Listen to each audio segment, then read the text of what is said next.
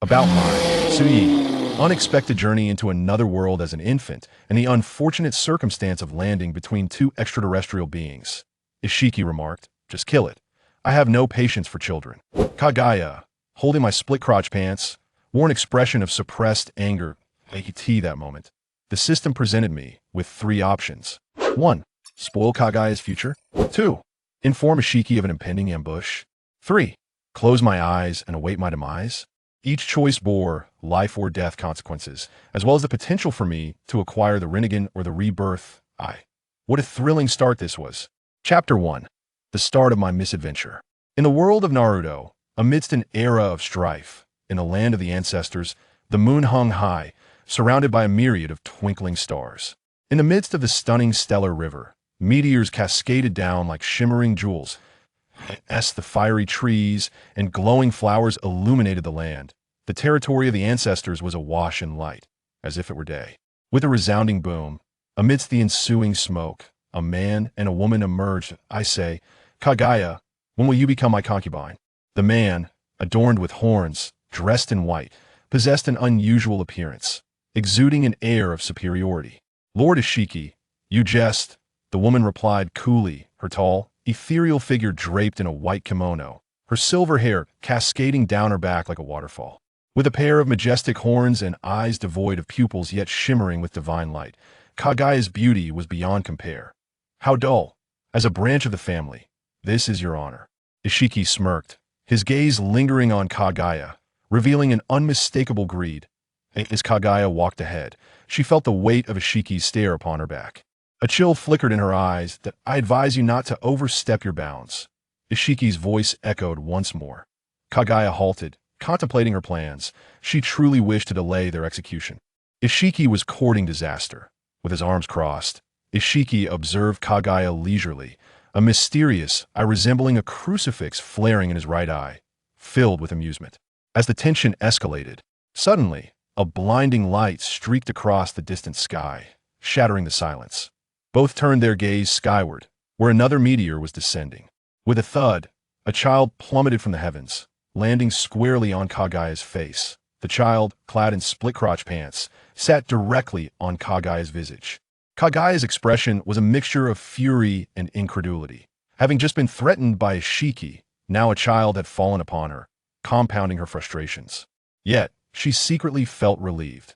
Had her plan been set in motion, she had been facing away from Isshiki, leaving her no opportunity.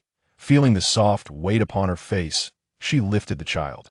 Suspended in midair, the child sheepishly scratched his head, then awkwardly waved at Kaguya, revealing a sincere, yet polite smile. "I assure you, this was an accident. Do you believe me?" Indeed, Suyi had traversed into another world, and it could be deemed the most ludicrous of journeys. What could be more exhilarating than crashing directly into the face of the ultimate antagonist of Naruto? This was truly a hellish beginning. As a transmigrator, thrust into the presence of a formidable boss without any minions to assist in my growth, was this truly acceptable? Surely, I should have been afforded some time to develop. At this moment, Suyi and Kaguya locked eyes, each peering into the depths of the other's gaze. Up close, Suyi gazed upon Kaguya's exquisite features. Yet there was no time for admiration. He felt a mix of exasperation and despair, questioning whether the scriptwriter had mistakenly handed him the wrong script. However, after regaining his composure, Suyi quickly began to assess his surroundings, weighing his advantages and disadvantages. The environment was utterly disastrous. It couldn't possibly be worse than this. His disadvantages were glaringly apparent. Defenseless and, unfortunate as it was, he had been reborn as an infant, a being of zero combat capability. His fate lay entirely in the hands of these two beings. Yet his advantage was that he appeared harmless, an unarmed infant. Could they truly bring themselves to harm a mere child? Killing it would be a pleasure. "I have no patience for brats," Isshiki declared with a raised brow and a cruel grin. Suyi thought. Well, there went his one advantage. This was utterly deranged that he nearly forgot that the Otsutsuki clan, with their lofty ideals and self-proclaimed divinity, bore no affection for human infants. In their eyes, the entirety of Earth was but their playground. At this juncture, Suyi had but one option left. He closed his eyes and took a deep breath. "System, manifest yourself. Grandpa, stop hiding." If my golden finger doesn't appear soon, the protagonist will perish, Suyi shouted fervently in his mind. Then, he shut his eyes, preparing to await his demise. What else could he do? No options remained. As an infant, what could he accomplish? The familiar Naruto storyline was utterly useless in the face of overwhelming power.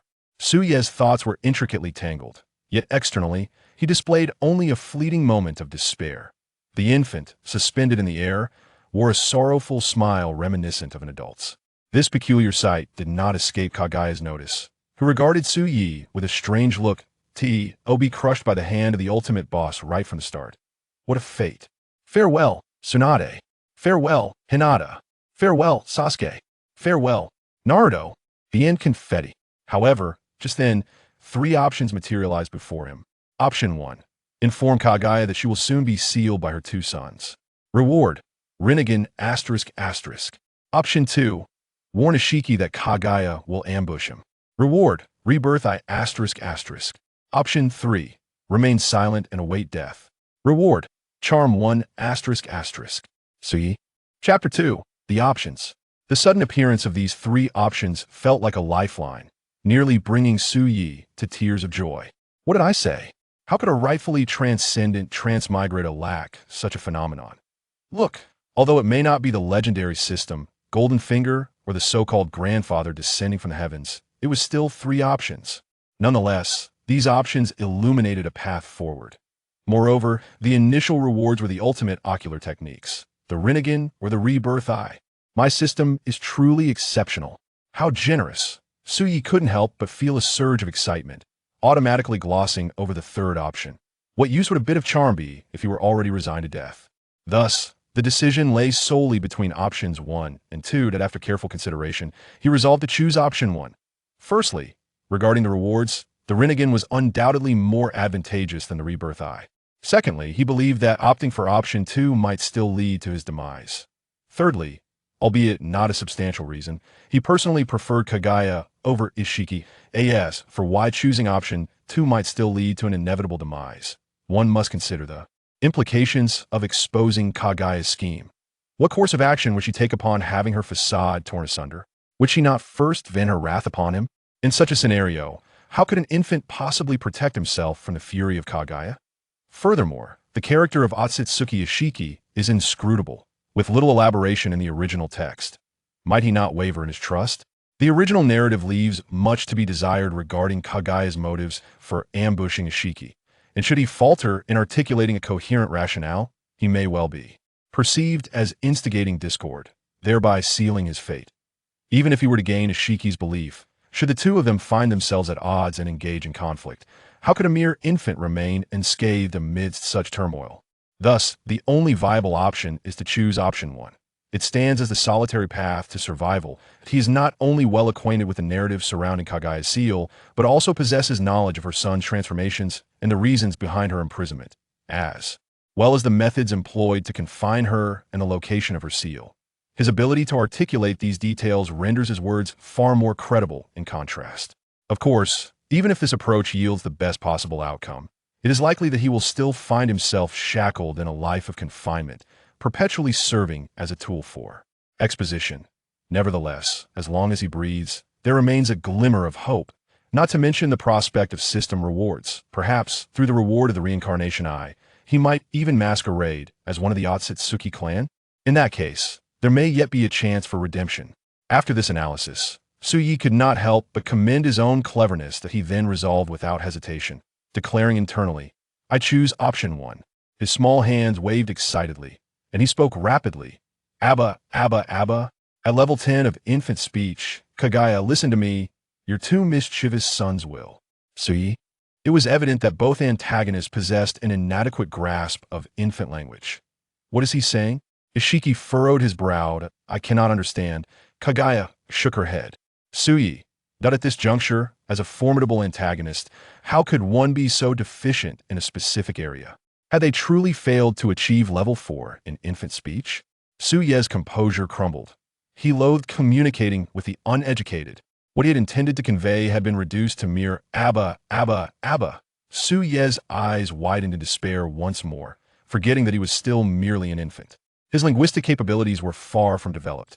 And in the world of Naruto, aside from Sasuke, Naruto himself could barely utter a word. This realization plunged Tsuyi deeper into despair. Subsequently, no matter how he attempted to express himself, he found himself unable to trigger option 1. What does this little brat wish to convey? His incessant babbling is unbearable, Isshiki remarked with a frown, clearly losing patience. Observing Kaguya's hesitation, he urged, end this swiftly. The pitiful life clinging to futile pleas and struggles is tiresome. Simultaneously, Isshiki approached Tsuyi, wielding a dark staff. At this moment, Tsuyi's heart was engulfed in despair. When the 3 options reminiscent of the system appeared, he had thought that his previous hellish beginnings were merely a jest of fate. Yet, upon their emergence, it seemed to carry the essence of a transmigrator's template. However, before he could revel in this notion, the jest came to a sudden halt, leaving him to confront the cold, harsh reality. An unavoidable death. Tsuyi could not help but close his eyes, unable to bear the sight of Kaguya's delicate visage any longer, fearing that his heart would grow even fonder. In what may have been a mere illusion, in the final moments of his closed eyes, he glimpsed an enigmatic smile upon Kaguya's rosy, tender lips. You have chosen option 3. Remain silent, close your eyes, and await death. Task completed. Reward. Charm 1. Chapter 3 was adopted by Kaguya. Tsuyi felt as if he had a terrible nightmare. In the dream, he somehow stumbled into the world of Naruto, and right from the start, he crashed straight into the face of the ultimate villain, Kaguya. He thought he was doomed for sure, yet 3 mysterious options popped up out of nowhere. He'd figured it was a turn of fortune after a streak of bad luck, but little did he know, those 3 options were just a cruel joke played on him by fate. How ridiculous! Though there seemed to be 3 choices, he couldn't actually pick any of them at all. Tsuyi jolted awake, soaked in cold sweat. Otsutsuki Isshiki's menacing grin still lingered vividly in his mind. Thank goodness it was just a dream. Still in a daze and disbelief, Tsuyi opened his eyes. A delicate chin, long silver hair, and ruddy lips were almost pressing against his face, with a faint fragrance blowing gently from her breath. Wait, why is such a beautiful woman so close to me? Who are you? Just waking up and still groggy. Tsuyi didn't react immediately. He was almost scared out of his wits by the beautiful woman right in front of him. Who is this stunning beauty? Why is she in my house? She looked somehow familiar. Tsuyi blinked, suspecting he was seeing things. He opened his eyes wide again. Dressed in white with white hair, she had an incomparably stunning face, and her eerie Byakugan with no pupils was staring at him strangely. Wait a minute. Could it be Kaguya? Tsuyi almost blurted out a curse. The dream I had earlier, could it be it wasn't a dream at all? Does that mean I survived? Then where is Otsutsuki Isshiki? After a brief moment of thought, Tsuyi figured it out. He had arrived just moments before Kaguya. Otsutsuki launched her sneak attack on Isshiki. Now that Kaguya was alone, it seemed she had succeeded. But what would she do with me? At that moment, the stunning Kaguya was looking at him with a weird expression. You seem to be in good spirits, she muttered to herself, not seeming to notice Tsuyi's stunned reaction. I really have you to thank this time. Kaguya's tense expression relaxed, and she let out a soft sigh. Her eyes swirled with complex emotions. 4 parts relief, 3 parts ease, and 1 part helplessness. Thank me? Tsuyi wondered. Could it be that my sudden appearance helped Kaguya take down Isshiki? He had a vague hunch, though he had no idea why. But if I did help her, she should spare my life, right? I'm finally free, aren't I? The moon hung bright in the sky, and the stars were sparse, with a gentle breeze blowing softly. A smile curled up Kaguya's beautiful lips, bold and unrestrained. At that moment, she seemed to cast off the disguise of being the ultimate villain and the chains of being a princess of the Otsutsuki clan, looking just like an ordinary young girl, calm and free-spirited, yet with a hint of helplessness. Kaguya looked both familiar and unfamiliar to Tsuyi, as if he were seeing her for the first time. On second thought, was she truly happy? She was Kaguya Otsutsuki, princess of the Otsutsuki clan, the wielder of the divine tree's fruit, and the goddess of the rabbit, ruling over countless subjects. No, those were all just appearances. If she had a choice, Tsuyi thought, she would rather be an ordinary person than be pushed by fate to become the final villain of Naruto. Tsuyi quietly let out a sigh of relief. Seeing that Kaguya was in a good mood, and thinking he might have helped her, he figured she wouldn't do anything to him. After all, she had just said she owed him a debt of gratitude. Surely she wouldn't be so heartless to someone who helped her, especially since he was just an adorable baby. Maybe he'd even get some mysterious reward. A light cough escaped him. You're hiding too many secrets. To eliminate future troubles, I'd better kill you. Kaguya's cold, casual voice rang out. Her pure white eyes, which had no pupils, shimmered slightly, giving no hint of her true emotions. Suyi was left speechless. Damn it. The Otsutsuki clan really has no good people. I can't believe I misjudged her. Just as Suyi was overwhelmed with grief and anger, 3 options appeared before his eyes again. Option 1. Tell Kaguya Otsutsuki that Otsutsuki Isshiki didn't truly die in exchange for your life. Reward: Rinnegan. Option 2. Cry loudly and throw a tantrum to beg for mercy. Reward: Tenseigan. Option 3. Use your charm. Offer a pure, innocent smile to awaken the love deep in Kaguya's heart. Reward: Charm 1. Not again. Is this really not a trick? At first glance, option 1 is definitely the one that gives me the best chance to survive. Prove my worth to save my life. But the problem is, I can't even speak. So this option is immediately out of the question.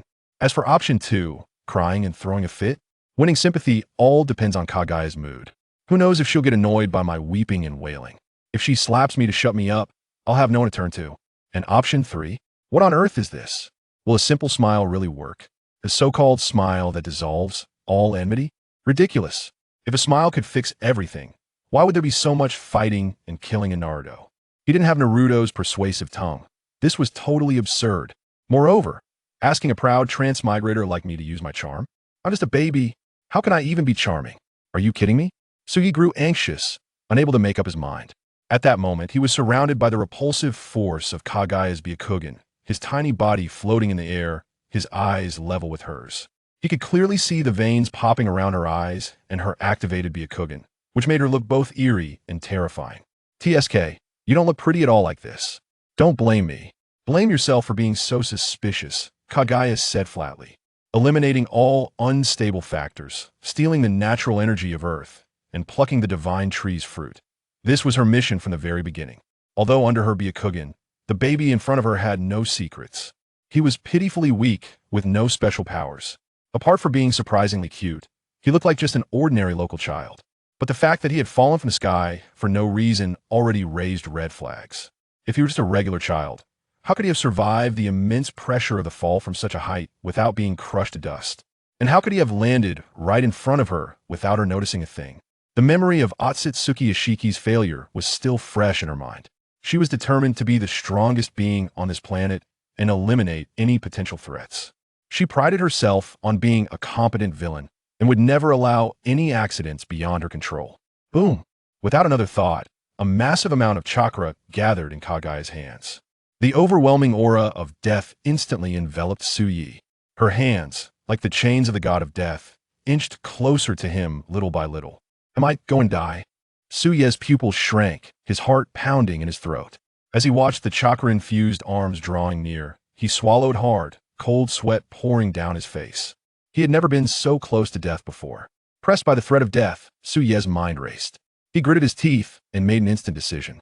He chose to goo-goo giggle. Suyi stretched out his tiny hands and clumsily opened his arms. Instead of cowering from Kaguya's deadly attack, he moved forward, as if he thought Kaguya was trying to hug him. Unreservedly, he opened his arms wide, waiting to embrace her. His chubby little mouth opened and closed, and he giggled happily, as if overjoyed that Kaguya was going to hold him. His big, innocent eyes sparkled with the pure innocence unique to children, radiating an inexplicable warmth and affection, filled with endless attachment to Kaguya.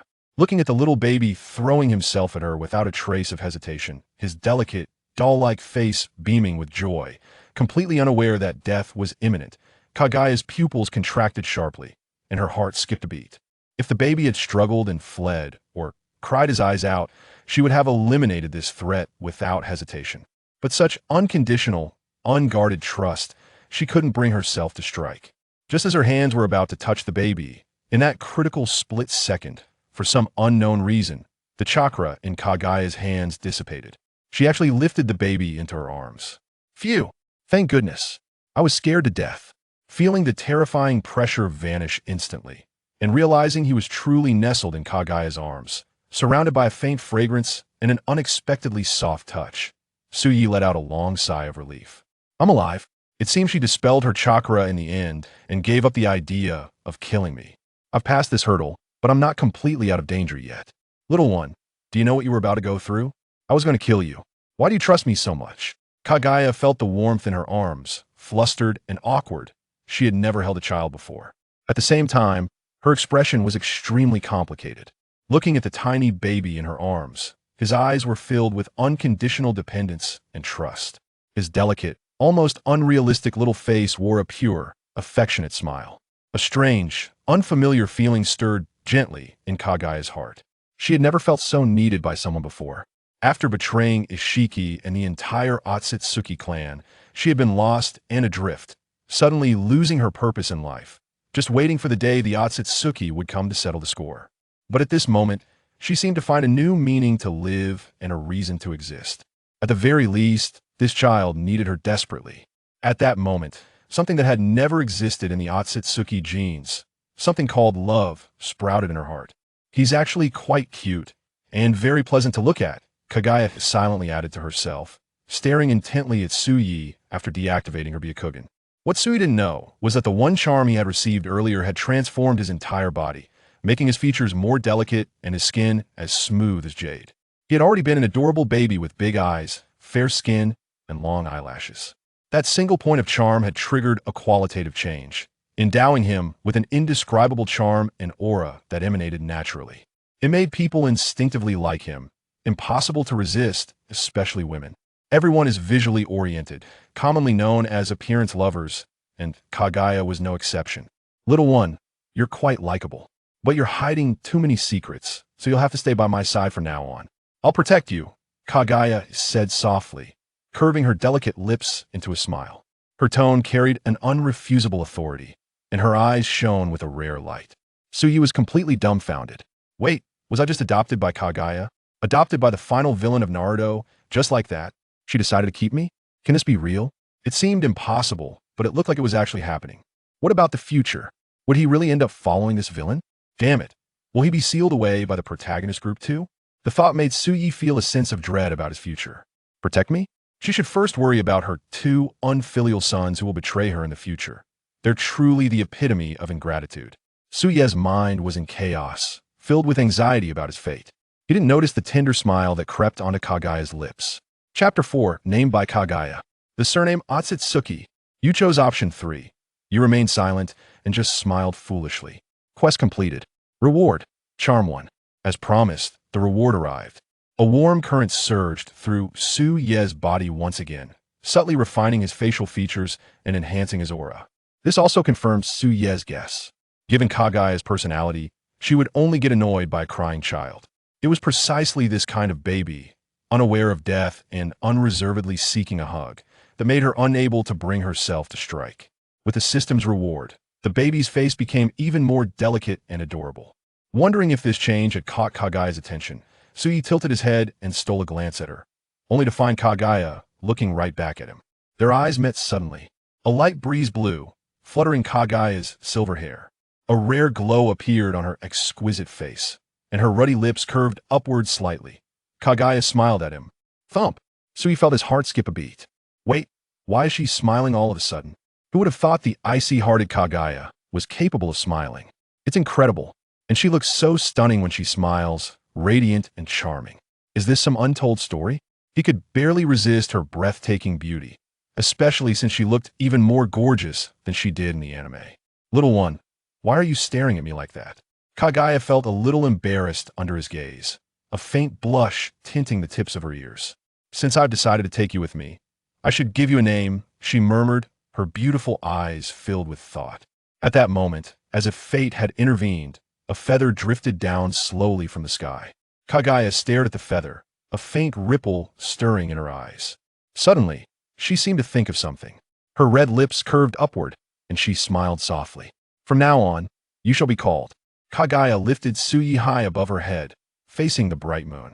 The moon hung perfectly in the sky, and a gentle breeze caressed them.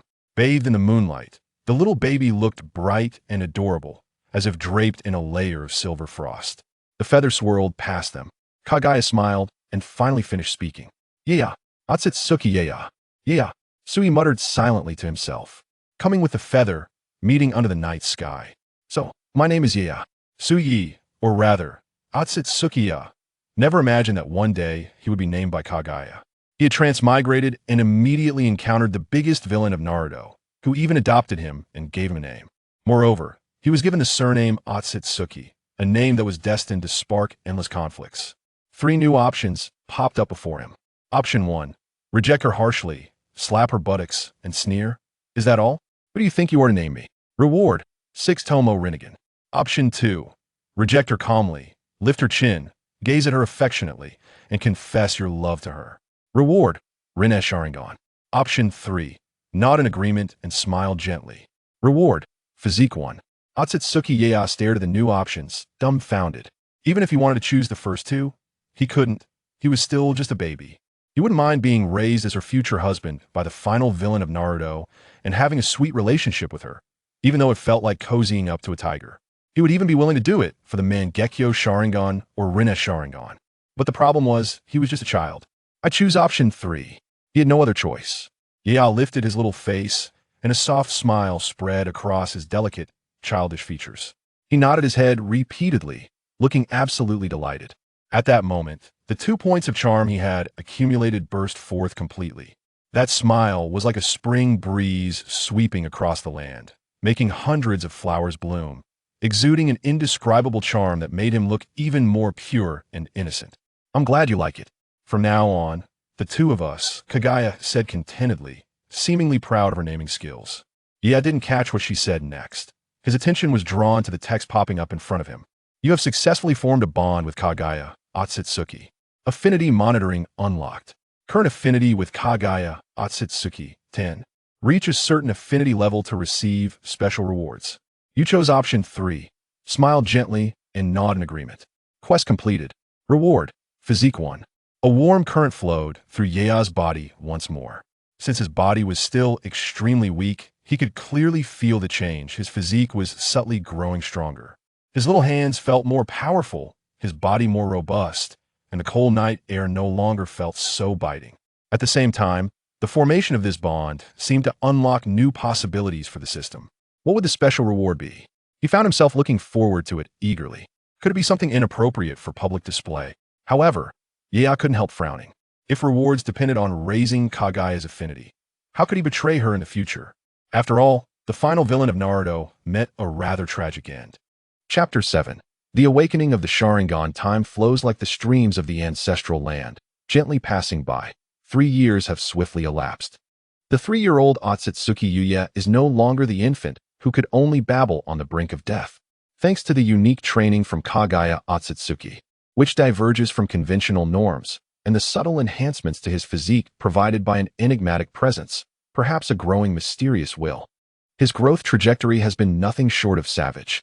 In the early morning, when the mist has yet to completely dissipate, in a remote and complex valley on the borders of the ancestral land, 2 figures, one large and one small, are engaged in activity. The smaller figure is none other than Yuya himself. He wears a simplified white shirt, hand-sewn by Kaguya, and his soft silver hair glimmers in the dim morning light. His cherubic face has shed most of its baby fat, revealing a delicate contour belonging to a child, especially his pair of bright, clear eyes that shine with a remarkable liveliness, occasionally flashing a cunning that belies his age. The larger figure is, of course, Kaguya Otsutsuki. She remains adorned in her iconic white kimono, her silver hair cascading down to her waist, her beauty strikingly cold and ethereal, as if time has come to a standstill around her. However, her once emotionless white eyes, which Yuya had often criticized, now occasionally reveal a faint warmth when gazing at the young boy. A clear, youthful voice shatters the serenity of the valley. With a small step, Yuya applies minimal force, yet the sturdy rock beneath him cracks open like a spider's web. His tiny body darts forward like an arrow released from a bow, effortlessly covering several meters, his movements fluid and agile, unlike that of an ordinary child. His target is a slab of granite, half his height. With no ostentatious techniques and devoid of chakra fluctuations, at least for now, as he still cannot control the energy that has naturally surged within him due to training. He relies solely on the strength he has honed over the past 3 years. Yuya's small fist, cutting through the air, lands squarely in the center of the rock. Boom. A muffled sound reverberates like a heavy drumbeat. The granite slab shatters upon impact, sending countless fragments flying and filling the air with dust. As the dust settles, only a pile of varying sized stones remains where the rock once stood. Yuya retracts his fist, blowing on it, though it doesn't hurt at all. His small face radiating with pride as he looks up at Kaguya a short distance away, calling out playfully, "Sister, how was that?" He refrains from calling her mother. At some point, perhaps after a nudge from the system's options, he playfully called her that, only to find her body stiffen and her ears blush slightly, which he found amusing. Or perhaps, deep down, he struggles to see this powerful yet occasionally bewildered woman, who once wished to kill him and later saved him, as a true mother. Thus, he stubbornly shifted his address from the childish mama to the more affectionate and somewhat mature sister. However, the main reason is that he certainly does not want to become Kurizetsu. Once a source of amusement, calling her mother now feels inadequate. He must match her status. Kaguya's gaze sweeps over the pile of rubble, the faint veins in her white eyes becoming visible as she swiftly analyzes the raw power and explosive technique behind that strike. From a fragile infant, akin to crystal, to a child capable of shaking steel and shattering boulders with mere physical strength, even she feels a twinge of astonishment. The potential within this little one exceeds the Otsutsuki clan's understanding of human growth. Not bad. Your point of force application was precise, and your lower body remained steady, preventing unnecessary energy dissipation. However, the momentary relaxation of your muscles after the explosion was not quick enough, resulting in wasted stamina. Kaguya's voice remains clear, like a mountain spring, her critique cutting to the heart of the matter, devoid of flattery, yet imbued with higher expectations. She approaches with graceful strides, her presence ethereal, landing soundlessly. Your next step must focus on refining control. Mastering the release of force at will is the true path. Also, have you attempted to sense the energy within you? This energy is Kaguya's temporary term for the unique essence that has emerged within Yuya due to the Otsutsuki training method, which is not purely the chakra of the Otsutsuki lineage. It resembles a blend of life energy and spiritual energy, yet seems to carry a hint of Yuya's own unique impurities, which Kaguya interprets as an unknown talent. Yuya scratches his silver hair, a hint of frustration evident. I can feel it. It's like a little mouse, warm and scurrying about. But it doesn't listen. Whenever I try to command it, it just hides away. This is his greatest dilemma.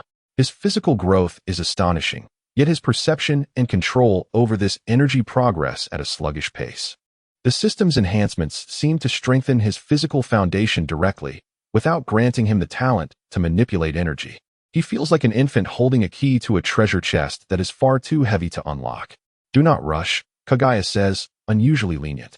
Mastering oneself is the cornerstone of all power. Today's training concludes. Let us head to the pure spring. Her gaze falls on Yuya, noticing the dust and sweat that have accumulated on him from the flying debris. Deep in this valley lies a natural spring fed by underground hot springs. Its water crystal clear and imbued with a gentle warmth. The surrounding rugged rocks form a natural barrier, creating their exclusive bathing haven. Yay, time for a bath, Yuya exclaims, his earlier frustrations instantly forgotten. He joyfully darts towards the spring, his movements quick and agile like a small beast. The surface of the spring shimmers with a light mist. Kaguya gently taps her fingers, causing a small section of the water to part, forming a comfortable little pool.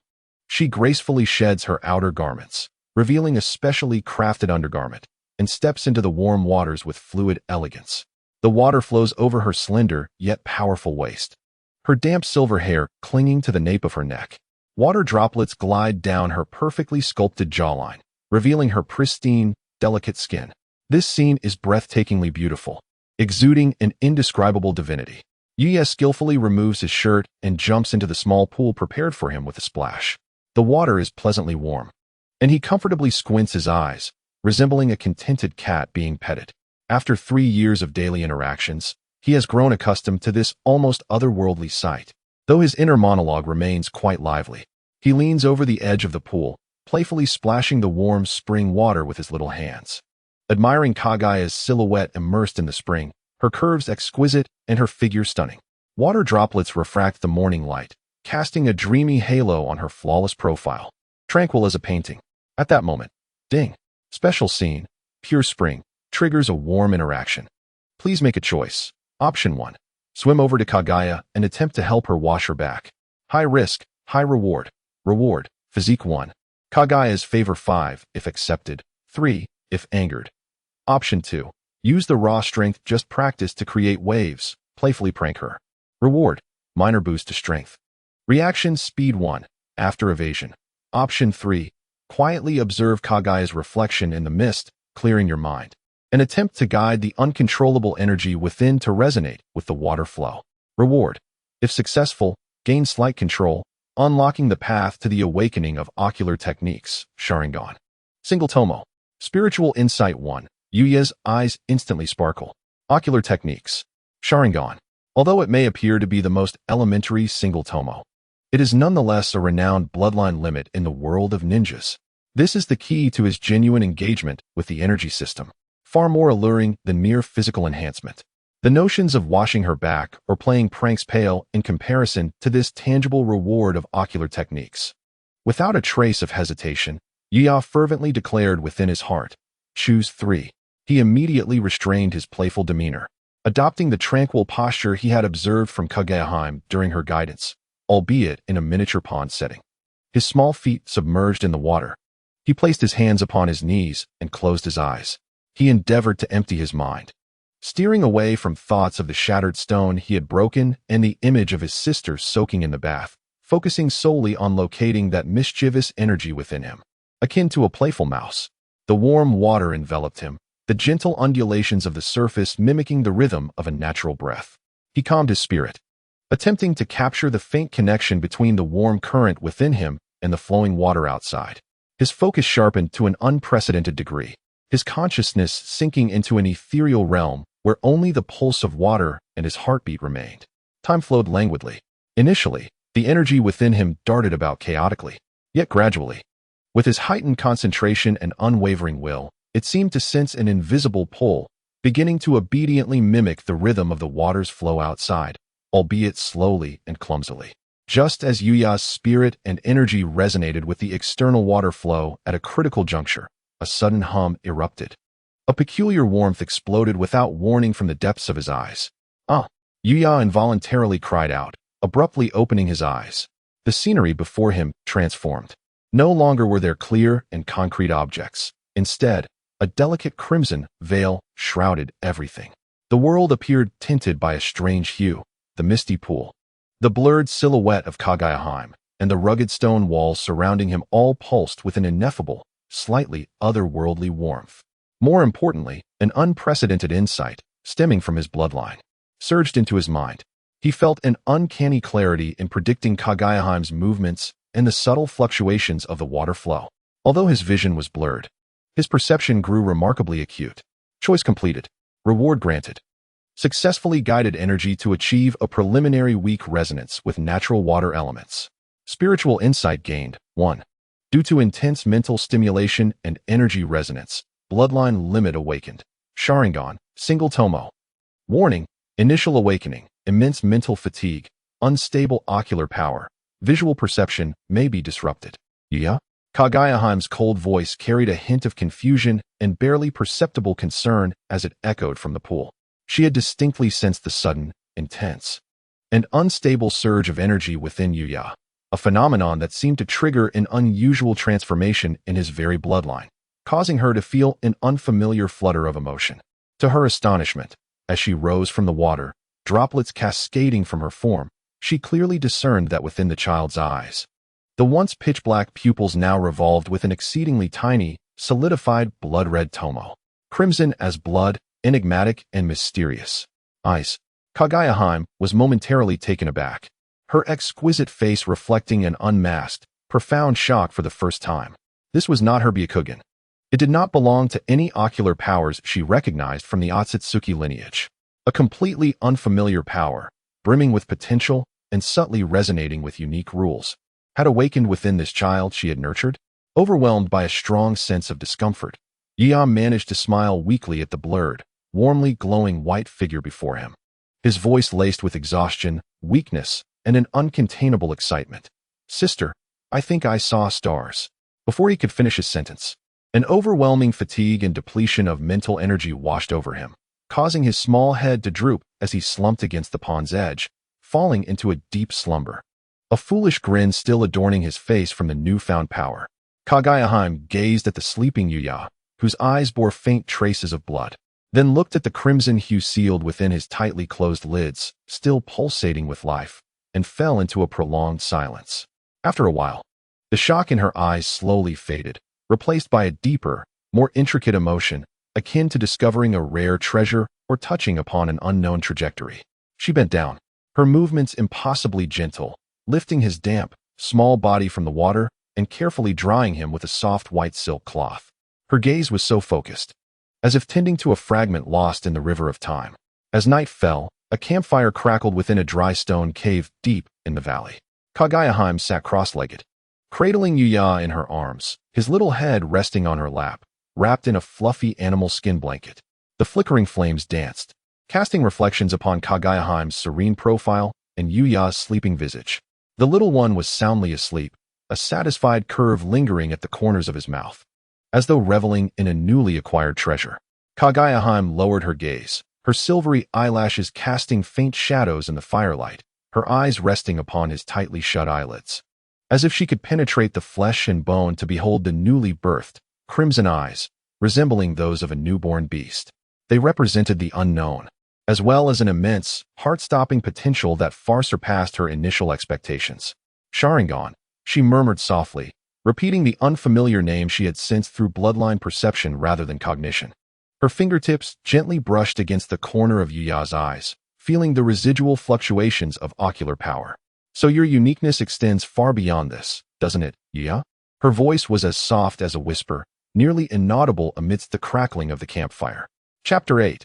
Kaguya admiration. The morning dew had yet to dry in the valley, while the embers of the campfire flickered with the last remnants of warmth within the cave. Yuya's long eyelashes fluttered a few times before he suddenly opened his eyes. The tearing pain he had experienced during his awakening the previous night had long faded, replaced by an unprecedented clarity. The world appeared to him as if wiped clean of dust. The layers of light and color, every speck of dust floating in the air, were strikingly distinct. He could even perceive the trajectory of water droplets slowly sliding down the leaves outside the cave.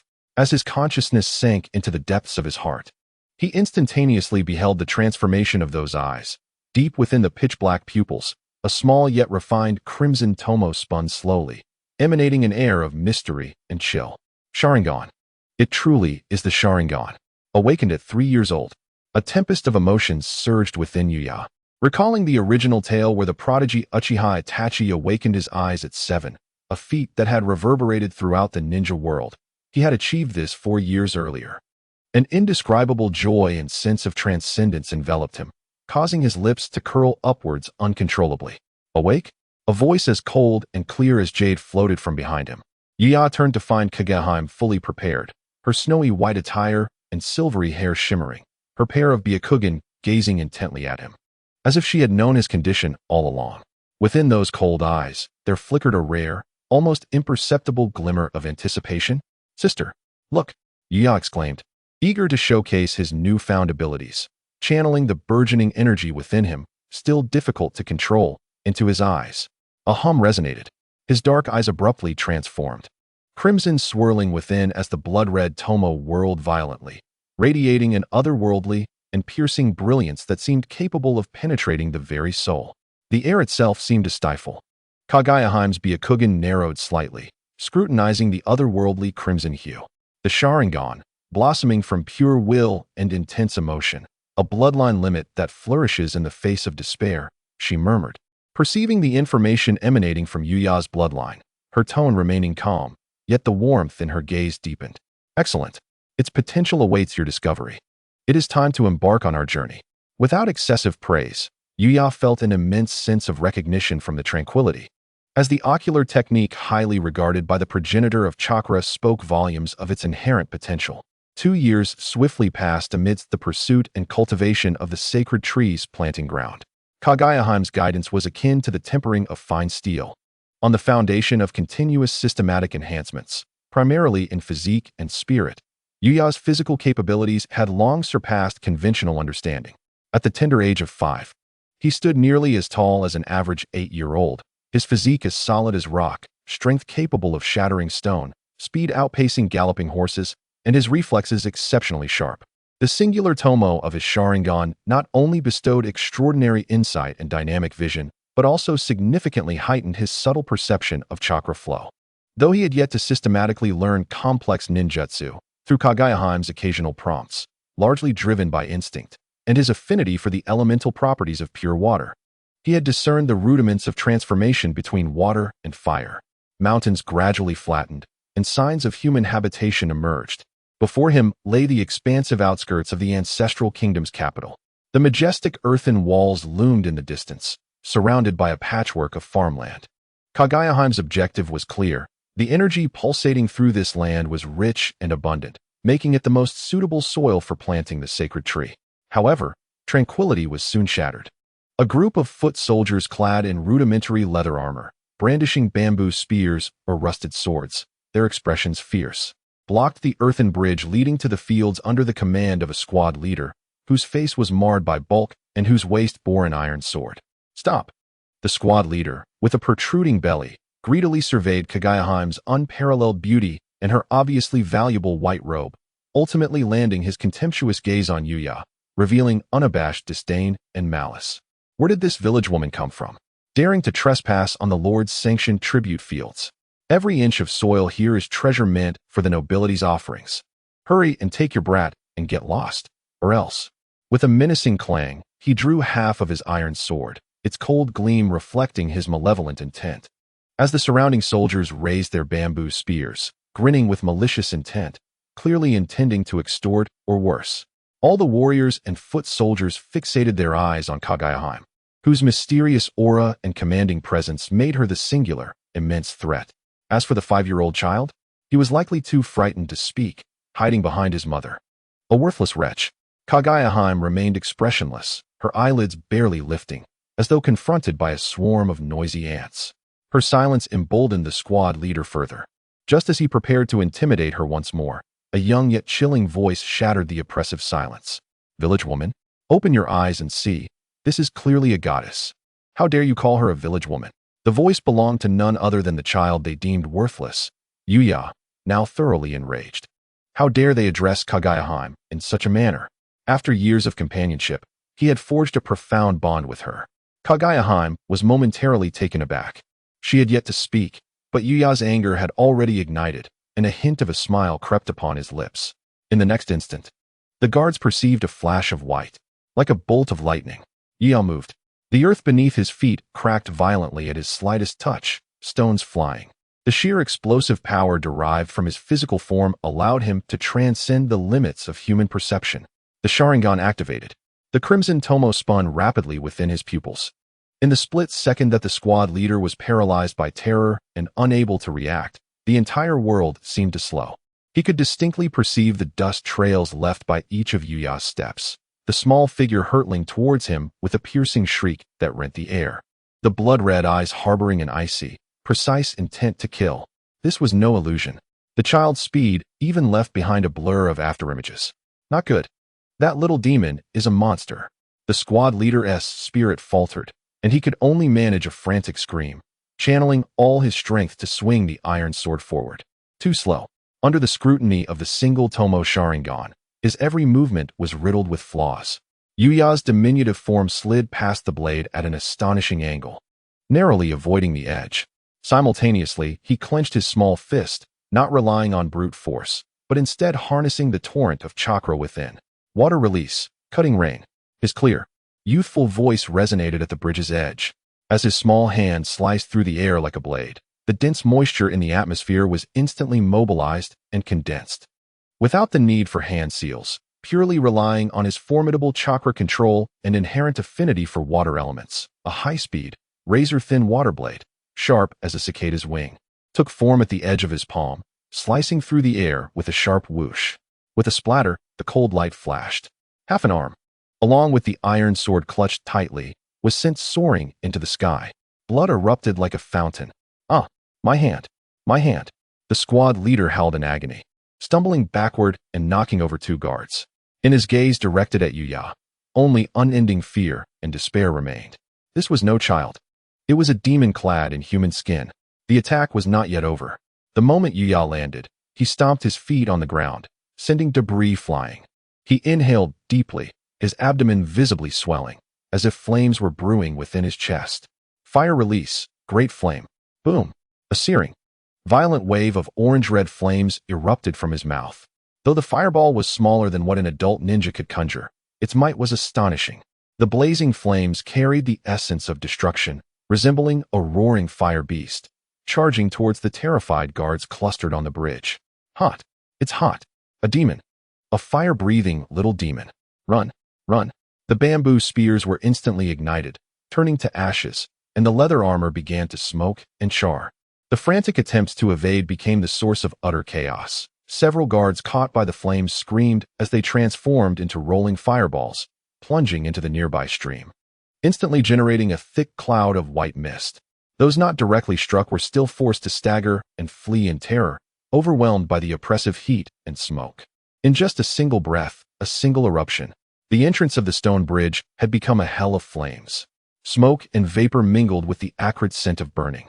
Wails echoed across the earthen bridge. The squad leader, with his severed arm, lay unconscious in a pool of blood, while the uninjured guards, utterly terrified, scrambled on all fours to escape, their eyes fixed on the white-haired, silver-robed child standing amidst the charred earth, as if gazing upon a malevolent specter emerging from the abyss. A monster. Truly a monster. Those eyes are blood-red. Eyes that devour. Run. Report to the Lord. A demon child has invaded. The cacophony of desperate shouts and terrified screams filled the air. What extortion! What oppression! Before absolute power and the specter of death, all became the greatest of jokes.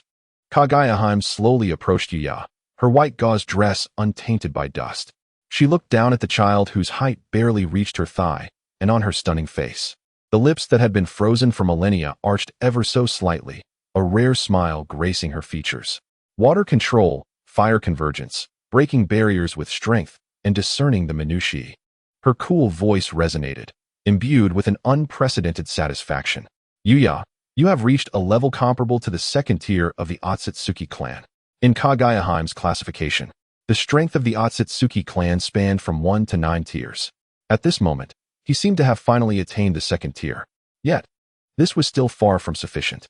Indeed, in Yuya's own assessment, he estimated that his current strength had reached the level of a jonin. Yuya closed his eyes, forcefully shutting down the Sharingan that intensely drained his mental and chakra reserves. After several heavy breaths, the flames within his chest gradually subsided. As he felt the relentless surge of power within him, reminiscent of the fluidity and mastery he exhibited during the battle. He compared it to the memories of the original text, a 5-year-old jonin, truly unparalleled in the ninja world. Kakashi Hatake, who became a chunin at 6 and developed the S-rank Jutsu Raikiri at 12. Kakashi could instantaneously defeat dozens of skilled, armed warriors with his taijutsu at 6. He could simultaneously perform 2 types of ninjutsu. He could precisely discern every flaw in his opponent during combat. And then there was Itachi Uchiha, who awakened his Sharingan at 7 and became a chunin at 10. At the same age of awakening, he had already eclipsed his opponents, who had 4 years of accumulated experience. At 5, Itachi might still be practicing shuriken throwing within his clan, while he was already slaughtering enemies on the battlefield. With the progenitor of chakra as his teacher, the bloodline of the Uchiha awakened at the starting point of the original text's so-called top geniuses. In front of this 5-year-old jonin, Yuya's youthful face was taut, striving to maintain a serious demeanor. Yet the surging pride and sense of superiority within him threatened to burst forth from his chest. Perhaps even his shadow was no longer visible. He gazed up at the ancestral city, bathed in the morning light, on the verge of welcoming a true deity. His eyes were sharp as blades. He had already left the first profound footprint on the thorny path to becoming the strongest. And this was merely the beginning. Indeed, let us plant the divine tree here. Thought Kaguya Otsutsuki. Chapter 9. The planting ground of the divine tree behind her, Otsutsuki Yuya boldly declared, "Let the world feel fear." Upon witnessing this, Kaguya gently tapped Yuya's head. "Little one, do not be so violent." Yuya winced in pain, covering his head, yet a cheerful grin soon spread across his lovely face. Leaving the clamor of the ancestral city behind, Kaguya followed the pulse originating from deep within their bloodline, cradling Yuya in her arms. her steps light yet laden with an indescribable gravity, heading towards a forbidden area heavily guarded outside the city. As they drew closer, the invisible yet overwhelming energy pulsating in the air became increasingly palpable. This was not the rhythm of nature, but rather a source of power from a higher dimension, imbued with a thirst and predatory nature. After traversing the last barrier of ancient dense forest, the scene before them suddenly opened up, causing Yuya's pupils to constrict. It was not the clearing or fertile soil he had imagined, but rather an expanse covered with bizarre dark red patterns. The earth resembled a gaping wound, and from the cracked fissures emerged not soil, but twisted, writhing dark red roots. These roots emitted a chilling light, greedily siphoning the life force from the ground beneath them. At the center of this area stood a young divine tree, not yet grown to overshadow the heavens, yet already emanating an aura that sent shivers through the soul. Its trunk was slender yet resilient like black iron, displaying an almost deep green hue, with sparse branches and tightly closed buds at the top. Yet the chakra waves it radiated were as profound as an abyss, heavily weighing upon the hearts of all living beings capable of sensing it. It stood there, as if an anomaly in this world, an anchor forcibly wedged deep into the earth. Indeed, it was not Kaguya who planted the divine tree. Her voice was low, tinged with a cold confirmation and a hint of fate's mockery. Long ago, it was already seeded by a singular entity. Yet now, I have finally followed the guidance of the divine tree and found this place. Little Yuya, this divine tree holds your power, Kaguya whispered, gazing at the colossal tree. Yuya too looked in awe at the magnificent structure. Different chakra fruits combined with the primordial life planet would possess varying energies. This chakra fruit in the ninja world was undoubtedly the most unique of all, yet Kaguya referred to it as the power of Yuya. For she sensed that the chakra within Yuya was far closer to the essence nurtured by this divine tree, including those eyes. Perhaps, Yuya murmured. This divine tree has grown to a certain extent. If left unchecked, this life planet will eventually be drained. I must remain here to halt its growth and directly bear fruit. From now on, this nation will be entrusted to you, Kaguya Otsutsuki stated simply. Her tone is natural, as if it were the most ordinary matter. Yet beside her, Yuya was left in shock. It was about stopping the tree's growth, not an endless cycle of plunder. It was about protection and prevention, not slaughter and invasion. Was this truly Kaguya? Hey, sister. Shouldn't we expedite the divine tree's growth so it can swiftly consume this life planet and yield powerful chakra fruits? Yuya feigned curiosity and innocence. Kaguya paused for a moment, her beautiful brows furrowing in distress. She then playfully punched Yuya's arm. What kind of spiteful thoughts are these for a child? Why must there be plunder? Kaguya felt a twinge of guilt, believing she had failed in her teachings. Yet Yuya was bewildered. Wait, who is the true villain here? Is this how a proper antagonist should speak? Despite his words, a subtle smile crept onto his lips. After 5 years of interaction, how could he not understand? He had already realized that Kaguya's nature, or rather, under Yuya's influence, she had begun to cherish this world. Upon reflection, even in the original text, it was not Kaguya who planted the divine tree, but rather a singular entity. She was merely a scapegoat. All she desired was to stop the tree and slow its growth. As for destroying the divine tree, Kaguya had never contemplated that, for it was the Tentail's true body, who possessed the capability to destroy such a being. Moreover, Kaguya herself had never consumed a chakra fruit. Yuya did not believe he could destroy this colossal entity either. I don't know, sister, Yuya said innocently, scratching his head. Kaguya smiled with a mix of affection and helplessness. Soon, Kaguya entered the interior of the divine tree. However, Yuya, not being a true member of the Otsutsuki clan, felt an unsettling sensation that his energy was being drawn away as he approached, prompting him to quickly retreat.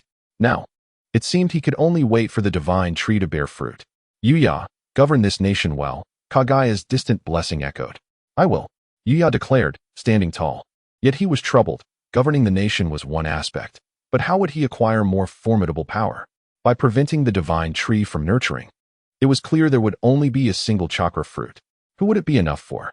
Even if Kaguya were to share half of the chakra fruit with him, it wasn't mere self-love, given Kaguya's affection for him.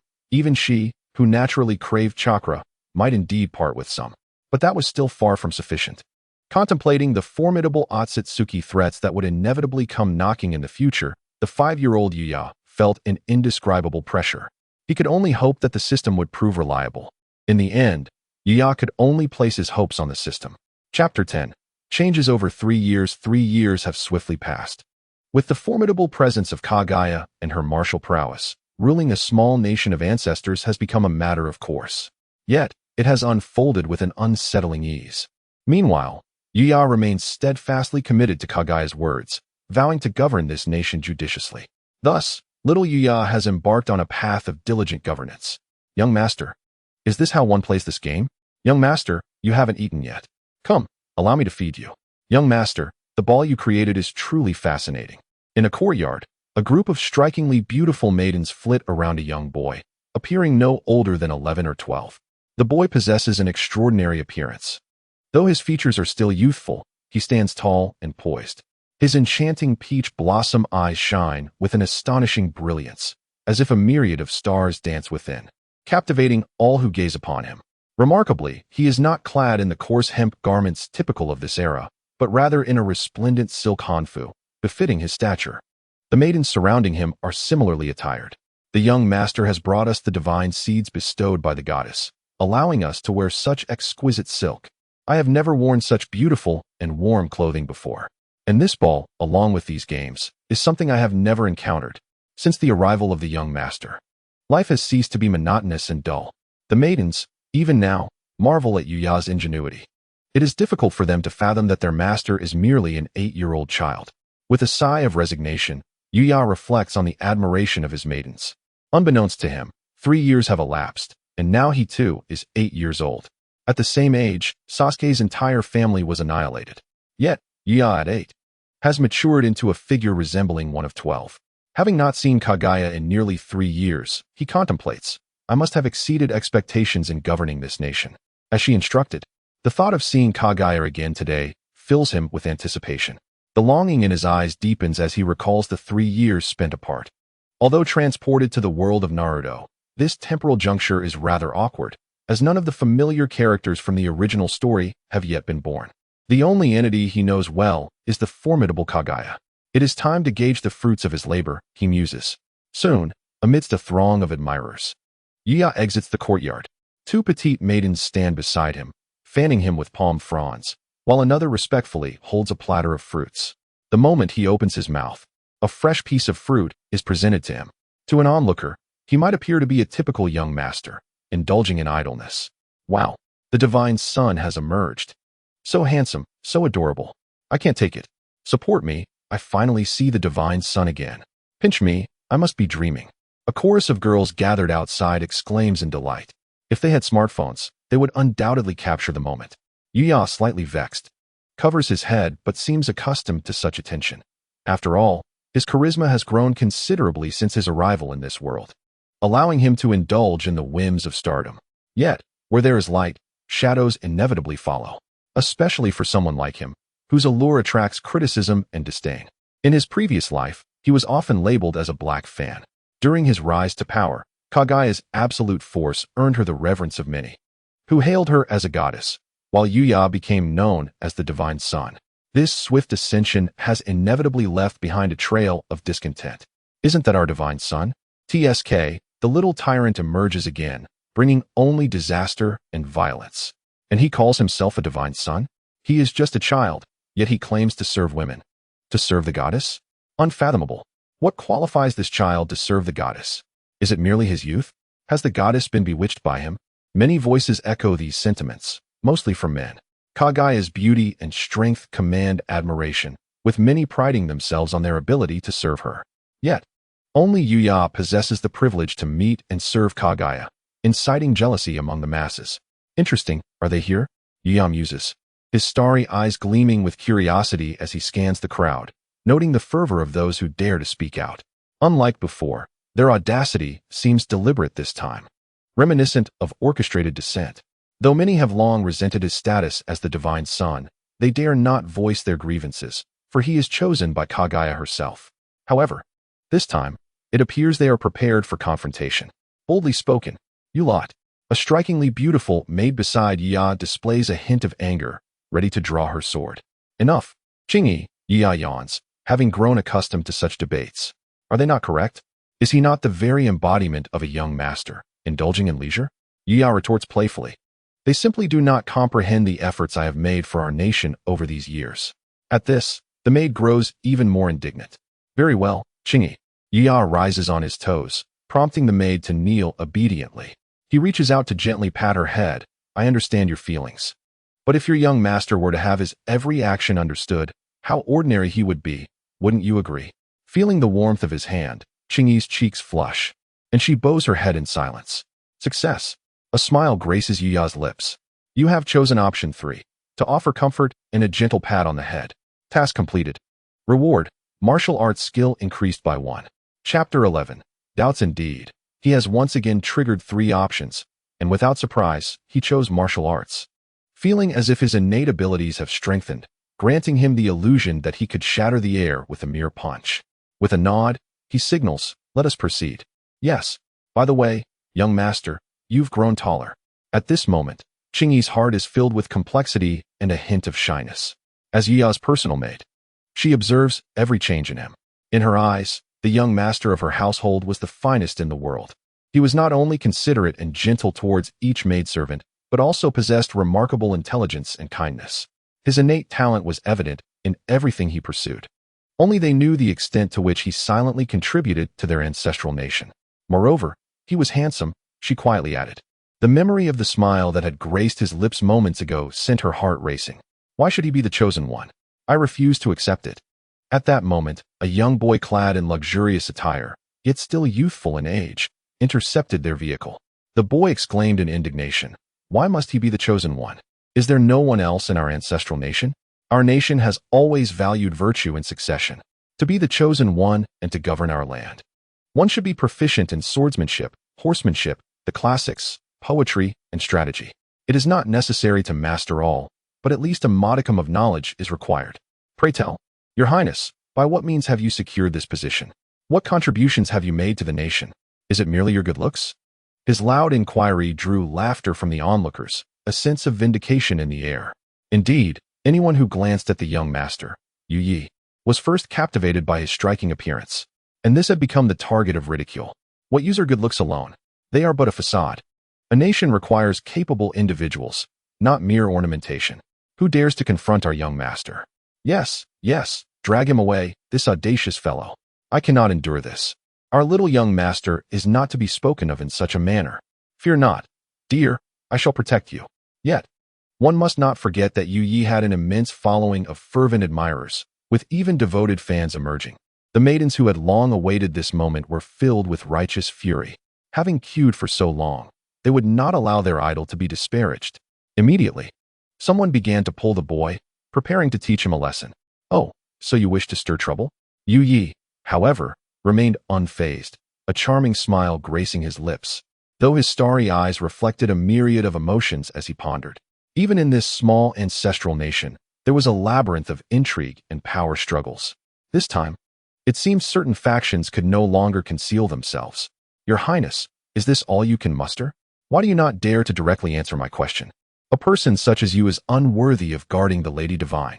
The boy, sensing the precariousness of his position, struggled once more and called out.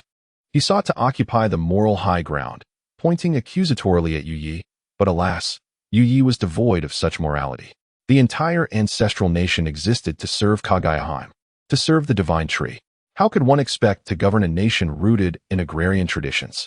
Should it transform into an industrial civilization? Laughable. You deem yourself worthy? You should convey that to Kaguya.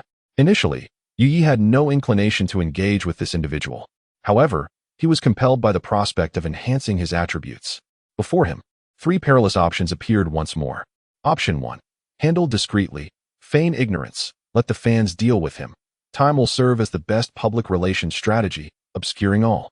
Reward. Strength 1. Option 2. Offer no explanation. Brute strength is the ultimate truth. Suppress him with overwhelming force.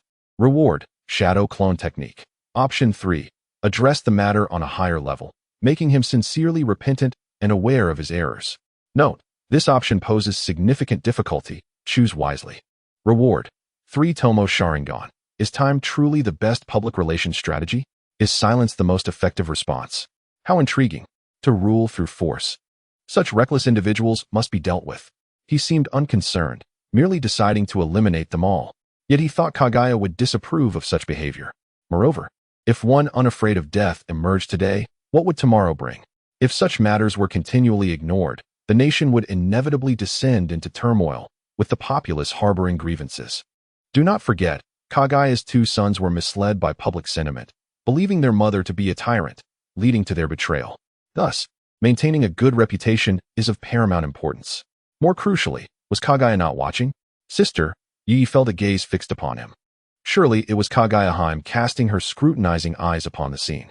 Concurrently, a gentle energy began to envelop Yi, filled with inquiry. It had been a long time since he had heard from her. Did she require his intervention? Was this communication through chakra? The words were imbued with a protective tone. Chapter 12. The transformation of the ancestral nation. Kindness is one thing, but Yi had his limits. No need, sister, I can handle this myself. Otsutsuki Yi offered a slight smile, relishing the comforting feeling of having familial support. He then raised an eyebrow, directing his attention towards the instigator in the distance. You, come here. Yi pointed with his delicate, pale finger at the boy, and a chorus of female fans immediately shrieked, releasing him. Humph. The boy shook his sleeves and adjusted his attire before stepping forward to stand before Yi. I ask, Your Highness, have I spoken incorrectly? He inquired, maintaining a balanced demeanor. Do you believe I am unworthy of this position? Yi asked with a hint of amusement. Worthiness is a matter of public perception. Huh. How delightful that worthiness is a matter of public perception. Yi laughed heartily, his exquisite features radiating joy. Ching-yi, please enlighten him. With that, Yi raised an eyebrow at the charming maid, signaling her to respond. Nonsense. With Yi's encouragement, Ching-yi stepped forward, her face alight with indignation. What our young master has done is beyond your comprehension. Oh, as far as I know, apart from wandering the mountains, indulging in song and dance, and living in debauchery, what else has His Highness accomplished? Forgive my ignorance, but I have not heard of any other deeds. I must inquire, from whence came the garment you wear? Ching-yi pointedly asked. Naturally, it was purchased from the Starry Night Pavilion, the boy replied without hesitation. When was the Starry Night Pavilion established? 3 years ago. Is there any precedent for selling fine silk at affordable prices to the common folk? There has been no such precedent. Now, silk is available throughout the ancestral nation, allowing everyone to wear fine clothing and no longer suffer the harshness of winter. Is this not a benevolent act? Indeed, it is a great kindness. The boy answered proudly and without a second thought. And those who have lost a father or son, or who possess disabilities, or are of lower status, can receive clothing free of charge from the Starry Night Pavilion, correct? Ching-yi continued. This time, the boy fell silent, for he was one who had lost his parents and wore garments that had indeed been obtained for free from the Starry Night Pavilion. Oh, you have touched upon my sore spot. Were it not for the Starry Night Pavilion, I would have no clothing even now. My attire, I acquired from the Starry Night Pavilion after injuring my leg last year. The fabric, oh my goodness, is of exceptional quality. The master of the Starry Night Pavilion is truly a benevolent soul, deeply considerate of us common folk. I long to meet the master of the Starry Night Pavilion. Surely, they must be an extraordinary benefactor after 10 lifetimes of virtue. As the inquiries from the young lady continued, murmurs arose among the crowd, clearly resonating with them. It is evident that the master of the Starry Night Pavilion holds significant esteem among the people, having ingrained themselves in their hearts. Let me inquire further. During last year's severe drought, when the barren land stretched for miles, and the people faced dire circumstances, what alleviated this grave suffering? The young lady pressed on. The sweetness of the potatoes remains vivid in my memory. Do you know which institution provided the donations? The Heavenly Feather Pavilion. The young boy responded, a glimmer of admiration in his eyes. This is a divine gift from the heavens, and the esteemed figure of the Heavenly Feather Pavilion willingly bestowed it upon the masses, rescuing the nation from peril. Such a profound grace. We shall eternally remember it. The boy offered a distant bow towards the sky, proclaiming loudly. Indeed, last year's drought was terrifying, but thankfully, the Heavenly Feather Pavilion distributed food. I have enshrined the plaque of the Heavenly Feather Pavilion. Without them, I would not be who I am today.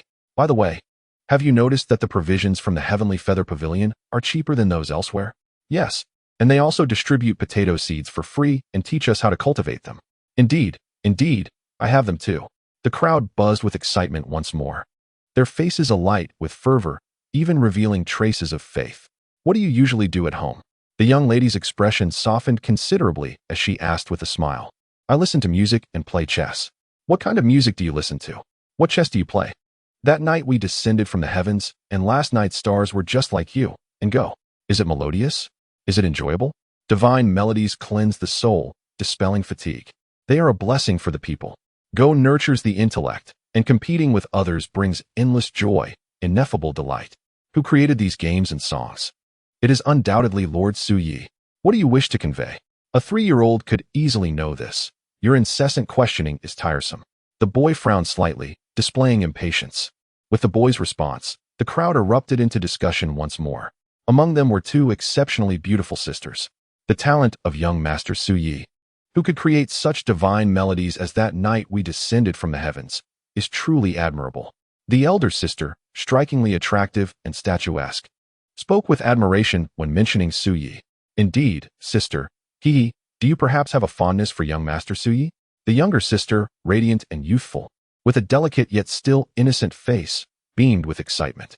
Do not speak foolishly. I was merely drawn here to see your prince. The elder sister replied with a hint of exasperation. Is not the divine son handsome? I do like him, sister. Why don't you join me in adoring the prince? The younger sister pouted cutely, tugging at her sister's hand in a playful manner. If his talent could match just half of young Master Su's, I might indulge your whim. The elder sister shook her head, her expression serene. Humph. You constantly mention young Master Su, but my divine son is not lacking in any regard. The younger sister pouted adorably, then turned her gaze towards Yu Yi with glistening eyes. Another pair of sisters in the crowd began their discussion. I truly wish to see that young Master Su. What kind of celestial talent must he possess to create such a masterpiece as last night's stars were just like you? A fair and graceful woman remarked softly. Perhaps he is an ugly monster? Her companion responded. Impossible. Anyone who could compose such a piece must possess extraordinary beauty and character. The girl shook her head lightly, her conviction unwavering. Yet, he cannot compare to my divine son. Another girl scoffed. What does beauty matter? You little girl. Would you not need to listen to his songs to fall asleep every night? Then I would be dreaming of my divine son while listening. The young girl retorted, cheeks puffed in annoyance. The crowd-esque discussions continued, predominantly among the young females. The melodies of young Master Su are particularly suited for quiet, solitary nights, allowing one's spirit to find tranquility and leaving one yearning for more. A young girl with a cherubic face appeared utterly enraptured. Young Master Su once referred to it as net suppression. As soon as the name Su Yi was uttered, every young girl's emotions ignited, reaching an exhilarating peak. If Yu Yi has captivated a significant portion of the kingdom's admirers due to his noble status and handsome visage, then young Master Su has won over the other half through sheer talent. Though they have yet to meet, in this era of limited entertainment, it is not surprising that all the young women are profoundly enchanted by the songs and chess prowess of young Master Su. They even formed a faction called the Unmatched Faction, taking a renowned phrase from a poem he once composed. Amongst the crowd, a gem like you, my lord, is unparalleled. Meanwhile, the admirers of the prince are more straightforward, simply calling themselves the Divine Son Faction, signifying their noble lineage. The two factions have always been at odds, each harboring disputes. The Unmatched Faction often mocks the Divine Son Faction for their superficial affection for mere appearances, while the Divine Son Faction retaliates by deriding the Unmatched Faction for their infatuation with a reclusive, ugly monster. Of course, there are some who fall through the cracks, being claimed by the two mysterious masters of the Starry Night Pavilion and Heavenly Feather Pavilion. Now, I must ask you, when did Lord Suyi first appear? The young lady inquired with amusement. 3 years ago, the boy answered without hesitation. When was the Heavenly Feather Pavilion established? 3 years ago.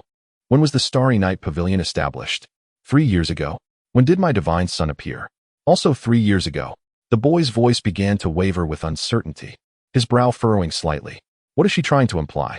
Have you never considered the connections between these events? Why, in a nation that has seen no change for hundreds of years, did my divine son arrive, leading to the simultaneous emergence of the Heavenly Feather Pavilion and the Starry Night Pavilion within 3 years? Furthermore, the appearance of the extraordinary Lord Suyi? Have you never pondered the links between Heavenly Feather, Starry Night, and Suyi? The boy began to perspire profusely, as if grasping something profoundly alarming. In truth, you have already formed a conjecture in your heart, have you not? Chapter 13. The melody dedicated to Kaguya. What are you trying to convey? The young lady shouted, concealing her own unease. What if I were to say that all three are, in fact, the same person? All are our divine son. The young lady's lips parted slightly as she uttered those words. No, that is impossible. The boy exclaimed loudly. How could these three esteemed individuals possibly be one and the same? Are they not the tyrant who only knows how to suppress with force? How could that be? Indeed, this is inconceivable. Such a celestial talent, such extraordinary gifts. How could they belong to the same individual? The girls cried out in unison. Clearly, the news sprung forth by the enigmatic figure clad in green has left many astonished and somewhat frantic. However, upon reflection, it seems that such occurrences are not entirely implausible. Indeed, their appearances coincided almost perfectly, and the moment one emerged, it catalyzed an unprecedented upheaval in our ancestral nation. If these three are but manifestations of a singular entity, then it indeed begins to make sense. In all the realm, it appears that only a divine child could accomplish such feats. How could there possibly be so many remarkable talents emerging in such a brief span? This is terrifying. A boon for our ancestral nation, a treasure bestowed upon us by the heavens. With the divine child among us, how could our nation not flourish? Is this truly the illustrious divine child? Some weep openly, while others sob in joy, and still others are struck to the core. The Starry Night Pavilion's establishments are scattered throughout our ancestral nation, significantly boosting the economy. The Heavenly Feather Pavilion has descended upon our land, bringing with it potatoes that have effectively eradicated the famine. The agricultural output of our nation has increased manifold. Suyi has released numerous albums and singles, creating an enriching world of Go, vastly enhancing our entertainment and spiritual realms. When these three elements converge, it is as if they are all manifestations of the divine child. The resulting impact is akin to that of a nuclear explosion. In the first year of the divine child's arrival in our ancestral nation, the Starry Night Pavilion was established, ensuring everyone had clothing. In the second year, the Heavenly Feather Pavilion was created, promoting potato cultivation, ensuring everyone had food. In the third year, the divine melodies of the night we descended from the heavens, and last night's stars were just like you were introduced, providing spiritual solace and rejuvenation to countless souls plagued by sleepless nights, igniting a vibrant spirit among our people. The contributions to our livelihood and the stability of our realm are monumental, with implications that will resonate through the ages. Thus, how could one dare to claim that my young master is unworthy of being this divine child? At this moment, Yu Yi appeared utterly bewildered. He had no idea he had become such a formidable figure. This figure in green possesses quite the eloquence. It is surprising. It has been decided, henceforth, you shall be our diplomat. I am skeptical. Do you have proof? The young man, deep down, was already convinced, yet he feigned resistance, engaging in one last desperate struggle. Do you recognize this? The figure in green slowly produced two items, a purple token and a white feather. This is the highest-ranking token of the Starry Night Pavilion. It is said that to behold this token is to behold the Pavilion Master, and the white feather from the Heavenly Feather Pavilion. It is also the highest token of that establishment. The crowd was utterly shocked. If this were so, it would at most confirm that the leaders of the Starry Night and Heavenly Feather Pavilions are indeed the Crown Prince. But what of Lord Suyi? How shall we prove that? The young man cried out in desperation. Oh, you wish for me to prove my identity?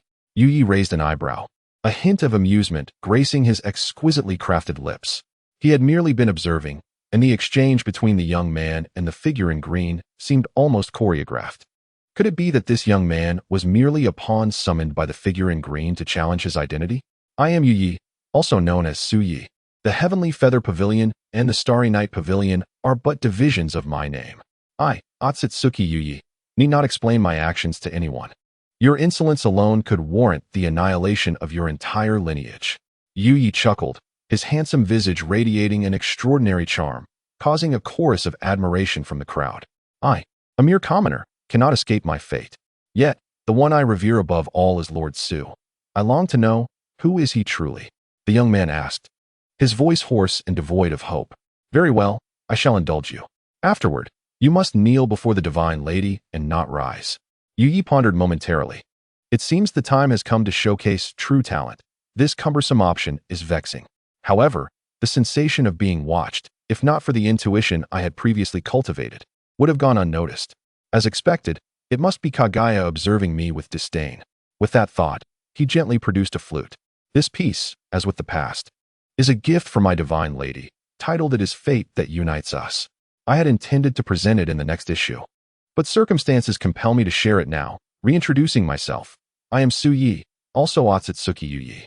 As the clear and melodious sounds began to resonate, Yu-yi's lips curled into a captivating smile, igniting an eruption of fervor among the audience, causing many to scream in adoration. He positioned the flute to his lips and began to play. The notes flowed gracefully, and as the melody began, silence enveloped the scene. As the piece reached its crescendo, listeners felt a warm breeze caressing them, as if they were walking through a gentle rain, or witnessing snowflakes dance delicately through the air, or finding themselves amidst ethereal clouds, transported to a realm of serenity. Everyone present was entranced by the enchanting melody, for music transcends all barriers and resonates within the soul, uniting people across nations. In that moment, the audience was enveloped in an exquisitely crafted ballad, nestled in a warm harbor, with gentle breezes and soft rains, and snowflakes falling gracefully, leaving them spellbound and unable to extricate themselves. How beautiful! It is truly exquisite. This melody could only exist in the heavens. How often can mortals be graced with such a sound? Oh, how marvelous! This song evokes memories of my first love, a reflection of my lost youth, causing some to weep uncontrollably. I recall the moment I met my beloved wife. Those were such blissful times. Others smiled wistfully, as if recalling their own joyful memories. The departed are gone, and time flows on. I should have let go long ago. Many felt a sense of relief and tranquility, experiencing an unprecedented calm. In this moment, witnessing the birth of such a divine melody, doubt vanished. Only the legendary Su-yi could create such a masterpiece and render everyone spellbound. In the crowd, a pair of sisters embraced, weeping. Sister, I was wrong about you. Oh, I told you our divine brother is the most exceptional person. Indeed, he is the finest in the world. I should have recognized his allures sooner. The elder sister lamented, clearly regretting not appreciating Yu-yi's brilliance earlier. Only drawn to him once he revealed his talents. What folly! Yes, sister, it is never too late to join me in admiration. Meanwhile, a strikingly beautiful woman observed with a knowing smile. Is it any surprise that he is the divine child? I always knew the man I admired would be extraordinary. How laughable that they presumed I only judged by appearances. She sighed, realizing the depth of her admiration. Who would dare claim we are merely superficial? A group of women devoted to the divine child wept openly. Evidently, as unwavering supporters of the divine child from beginning to end, they cannot escape the scrutiny of many. Yet they relentlessly forge ahead, harboring an almost imperceptible sense of pride. Their vision is undoubtedly correct. They are not mistaken. Simultaneously, a feeling of exultation arises within them. Within this brief span, numerous factions of the divine child and the unparalleled have directly reconciled.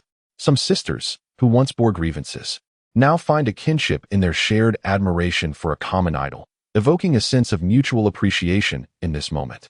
At this juncture, some have begun to contemplate that when these three identities converge, they all pertain to their illustrious divine child.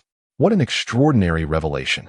Truly, she possesses a countenance akin to that of celestial beings and talents that transcend the ordinary. Such a prodigy, indeed, is their divine child. In an instant, tears brimmed in many eyes, filled with hope, as if they could suddenly envision the brilliant and resplendent future of their ancestral land. Otsutsuki Goddess, forever the divine. As the melody concluded, the audience remained entranced, unable to extricate themselves from the enchanting tune. Witnessing this, Yaa could not help but smile faintly. A year prior, he had accumulated an abundance of artistic talents. Among these, his musical prowess had reached its zenith.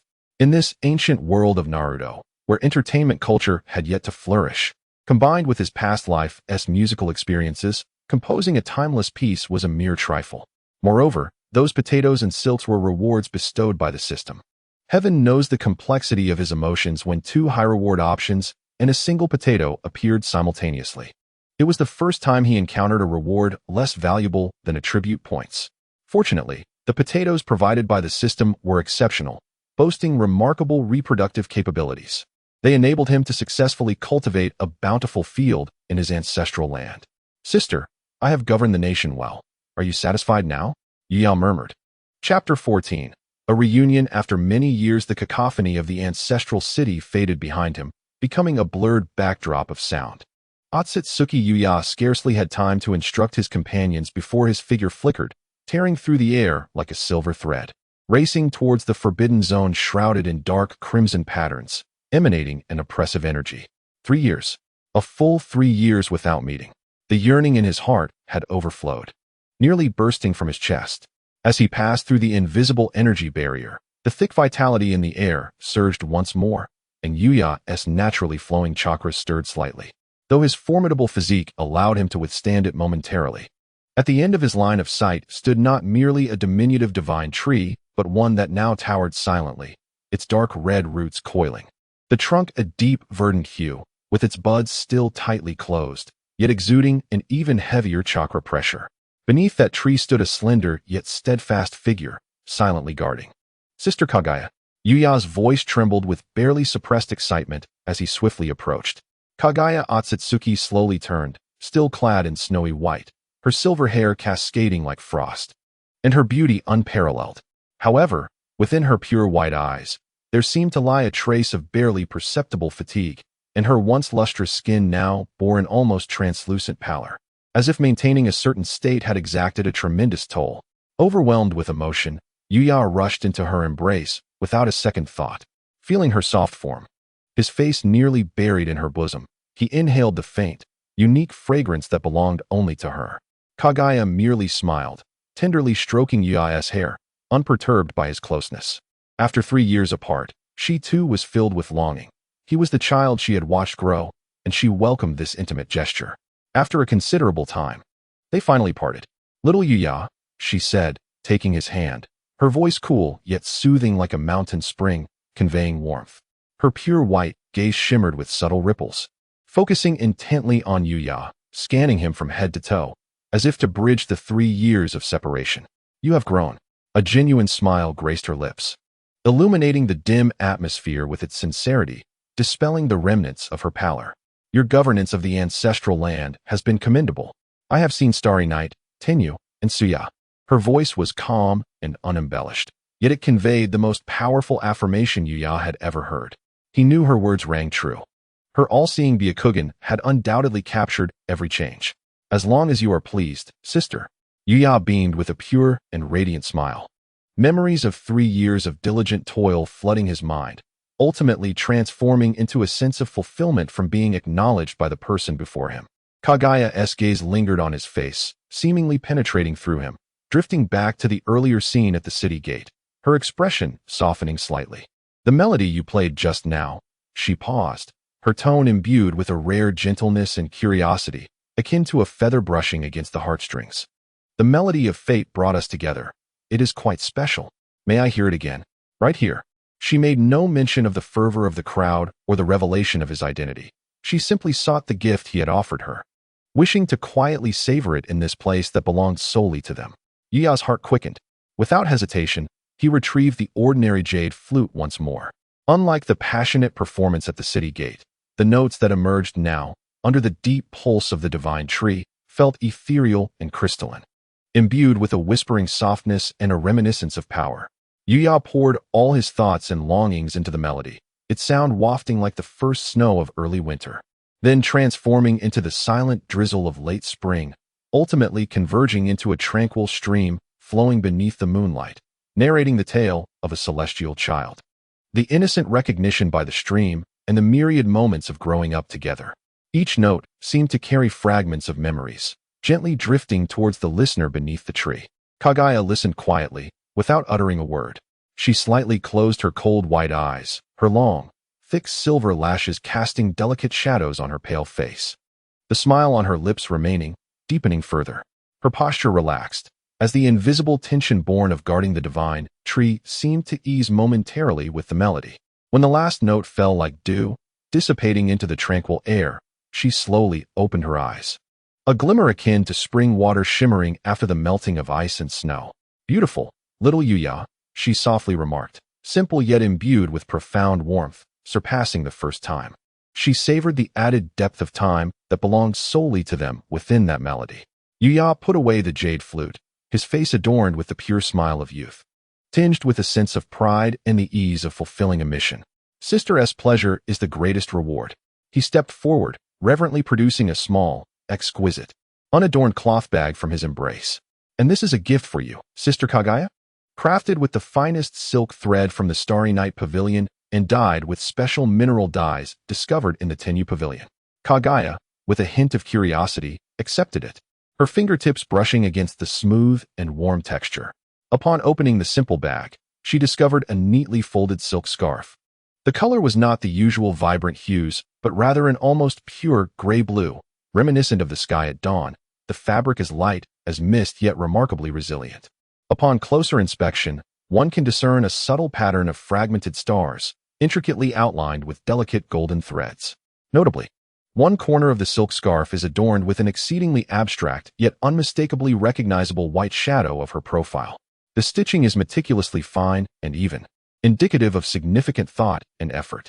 The roots of the divine tree draw energy, inevitably bringing with them a chill. This scarf not only provides warmth but also acts as a barrier against faint energy erosion, a design crafted personally by me for the likes of Chini and others. Yuya observed the slightly astonished expression on Kaguya's face, her eyes sparkling with a glimmer of anticipation as if presenting a treasure.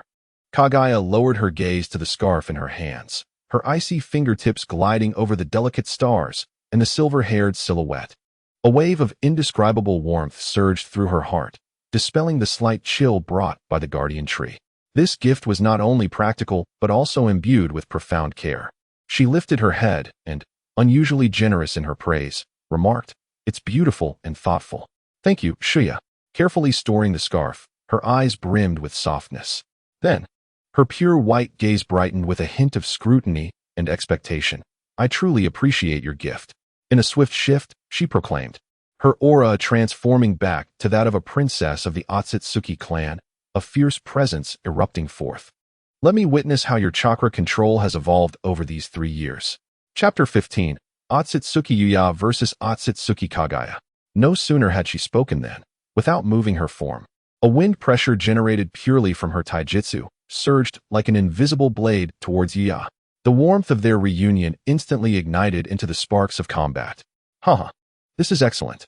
Yuya's spirit soared, his eyes sharpening with intensity. The Crimson Sharingan suddenly activated, enhanced by the system, its 3 tomo spinning rapidly. He required no hand signs. His hands danced as he unleashed, water release, 1,000 blades of raging torrent. A frenzied condensation of moisture filled the air and dozens of razor-sharp water blades, as thin as a cicada's wing and spinning at high speed, shot forth, meeting the wind pressure with precision, exploding into a shower of fine droplets. Fire release, flame vortex. He exhaled, and instead of a mere fireball, a blazing tornado of flames spiraled forth, roaring towards Kaguya. Kaguya's lips curled into a slight smile, her form swaying like a dream, seemingly unmoved yet perfectly evading every attack. She refrained from employing any intricate techniques, simply flicking her fingers to deftly extinguish the fiery tongues or lightly tapping the ground to disperse the incoming water blades with her invisible energy. She meticulously restrained her own power, maintaining a level slightly surpassing Yuya's but not overwhelming, akin to a masterful sparring partner, guiding Yuya to validate the insights gleaned over 3 years of rigorous training in this intense battle. Yuya grew increasingly absorbed in the fight. Water and fire, martial arts and ocular techniques, flowed seamlessly from his hands as he attempted to forcibly merge the 2 attributes during high-speed maneuvers. Although it resulted in violent clashes and explosions, it was exhilarating. Watch out. Earth release, rock spike. He even harnessed the energy of the surrounding soil, causing the ground to erupt with spikes. A flicker of genuine admiration flashed in Kaguya's eyes. She refrained from utilizing spatial or higher-order powers, her fair hand enveloped in a soft glow striking out, colliding with Yuya's chakra-coated fist. The air erupted. In the brief moment of suspended tension following their clash, a figure darted like a specter. Yuya, pushing himself to his utmost limit, attempted to flank Kaguya. Yet, he was swift, but her alabaster fingertips were swifter. As if she had anticipated his move, her cool touch lightly grazed his damp forehead. Time seemed to freeze. At that moment, the sun shone perfectly, Kaguya's face adorned with a gentle smile, her elongated fingers delicately touching Yuya's forehead. There was no force, only a contact that penetrated the soul, imbued with affection and a sense of restraint. Time felt as though it had come to a standstill. This scene mirrored the gentle touch Itachi placed on Sasuke's brow. All the swirling chakra, the erupting sparks of fire and mist, and the fierce energy instantly quelled. Yuya's movements froze. The tomo in his Sharingan gradually ceased spinning, his gaze fixed on the exquisite face just inches away, adorned with a mischievous smile. Indeed, his speed, strength, reflexes, and understanding of chakra and elemental manipulation had transcended the ordinary comprehension of a jonin. Kaguya retracted her hand. Her voice remained clear, though her breaths now carried a barely perceptible urgency. The toll of 3 years guarding the divine tree coupled with this non-overwhelming battle rendered her pallor more pronounced. Yet the satisfaction in her eyes was unmistakably vivid, like ripples spreading from a stone thrown into a lake, affirming that he had firmly stepped into the third tier of the Otsutsuki clan.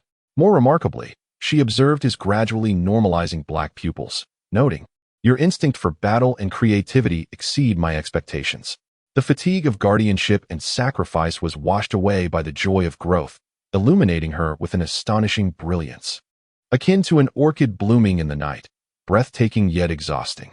She raised her somewhat weary hand, and above her pale palm, the space subtly warped, revealing a deep purple crystal the size of a walnut, shimmering with a restrained radiance. Unlike a mature chakra fruit that dazzled with vibrant light, this resembled a seed concentrated with the power of countless stars, weighty and exuding a pure, primordial aura, along with a faint connection to Kaguya herself. "Take it." Kaguya offered the small fruit to Yuya, her voice imbued with an irrefutable gentleness. "This is a source fruit condensed from the dissipated power of the divine tree, still unripe, yet containing the essence of the purest original chakra. Consume it, and it may serve as the cornerstone for your ascent to greater heights." Yuya stared in awe at the deep purple fruit resting in Kaguya's pale palm, his heart gripped by an invisible hand. This fruit was evidently a fragment of the divine trees, or rather, from the very source of power she safeguarded. Her fatigue deepened further. The weight of this gift far exceeded its material worth. His hand trembled as he reached out, his fingertips brushing the cool surface of the fruit. Feeling the immense energy contained within, as well as the heavy sacrifice and hope it represented, he gingerly accepted it, cradling it in his palm. The fruit emanated a warm, yet profoundly heavy luster. As the sun slowly dipped behind the distant mountains, the golden afterglow enveloped the cracked dark red earth. The verdant divine tree, and the two figures who had just faced off in combat, draping them in a soft golden hue. In silent accord, they moved to a patch of grass not entirely covered by the roots of the divine tree and sat down. Kaguya leaned against the trunk, closed her eyes, and tilted her head slightly back, as if absorbing the last warmth of the setting sun to restore her energy.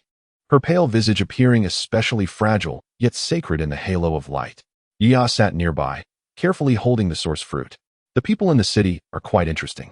That girl named Chini, she's not bad," Kaguya softly remarked, breaking the silence, her lips curving into a smile. Yuya chuckled bashfully. "Hee, they can be quite lively. All in good fun." He rambled on about amusing incidents from his 3 years of governance, sharing tales of bountiful potato harvests, the operations of the Starry Night Pavilion, the enthusiasm of the populace for music and chess, and even those awkward moments he faced due to his overwhelming charm. Kaguya listened quietly, occasionally responding with a soft a faint smile gracing her lips, and her pallor seemed to soften under the warm hues of the sunset and Yuya's chatter. She occasionally interjected a word or two. Though brief, her remarks always struck at the heart of the matter, revealing her silent vigilance. As dusk descended, the last remnants of daylight were on the verge of vanishing. The temperature in the sacred tree area plummeted slightly, and the palpable sense of energy being consumed intensified. Kaguya leaned against the trunk of the tree and slowly rose to her feet. "It is getting late. You should return," she said, her gaze fixed on Yuya, resting on the heavy source fruit in his hand, her expression calm yet profound. "Take the time to study it carefully. Remember, power is limitless. Do not lose sight of your true self." "Yes, I understand, sister," Yuya affirmed, gripping the fruit tightly and nodding earnestly. He stood up and cast a lingering glance at Kaguya, who stood solitary against the encroaching twilight. Her figure appeared increasingly delicate against the imposing backdrop of the sacred tree. and her pallid complexion was even more heart-wrenching in the dimming light. "Sister, take care of yourself," he said, encapsulating countless unspoken words into that one sentence. Kaguya inclined her head slightly, choosing not to elaborate further. She turned away, facing the still, silent giant of a tree, once again embodying that protective stance. Her back resolute and solitary, merging gradually with the tree itself. After Kaguya departed, Yuya returned to his chamber. Soon, with a tumult of emotions, he consumed the source fruit she had given him. Instantly, a surge of chakra enveloped his entire being. Chakra 10, Chakra 10, Chakra 10. The notification echoed intermittently in Yuya's mind. At the same time, he acquired a peculiar ability. Ding! Congratulations. You have prematurely obtained the bloodline limit ocular technique. Prophecy from the source fruit. Ding! Congratulations, you have prematurely obtained the bloodline limit ocular technique. Time. The three-tomo Sharingan in Yuya's eyes activated spontaneously, functioning with an eerie transformation into a kaleidoscope. However, it swiftly reverted. Yet, in that fleeting moment, Yuya seemed to possess a unique capability to glimpse both the past and the future. This was an extraordinary kaleidoscope that belonged solely to Otsutsuki Yuya. Before long, he envisioned a scene of the future. Kaguya appeared to be in peril, but the image flickered and vanished at Yuya's tender age of 8. He lacked the capacity to sustain the prophetic ocular technique's further development. Was this a gaze that could pierce through fate? Yuya mused quietly.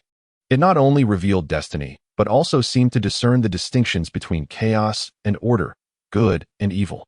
He subsequently closed his Sharingan, his eyes reflecting contemplation. Kaguya had been increasingly weary lately. Was she troubled by the impending arrival of the Otsutsuki?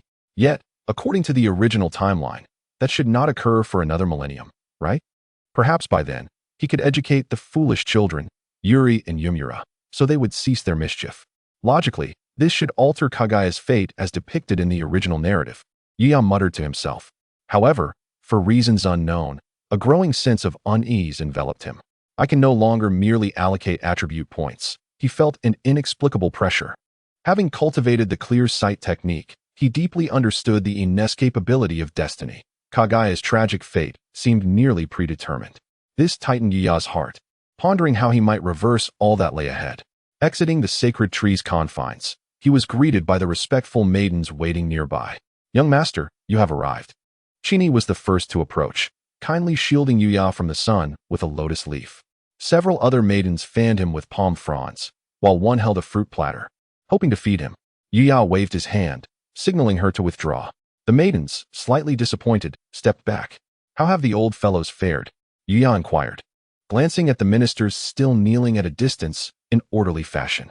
Previously, a group had offended Suya, and upon learning of Yuya's identity, their backers had come here to seek atonement. "They have remained kneeling all this time and have not left," Chini respectfully responded. It was summer, and the sun was mercilessly scorching. It was indeed remarkable that the elderly ministers could endure such a lengthy vigil. "Allow them to depart," Yuya gestured.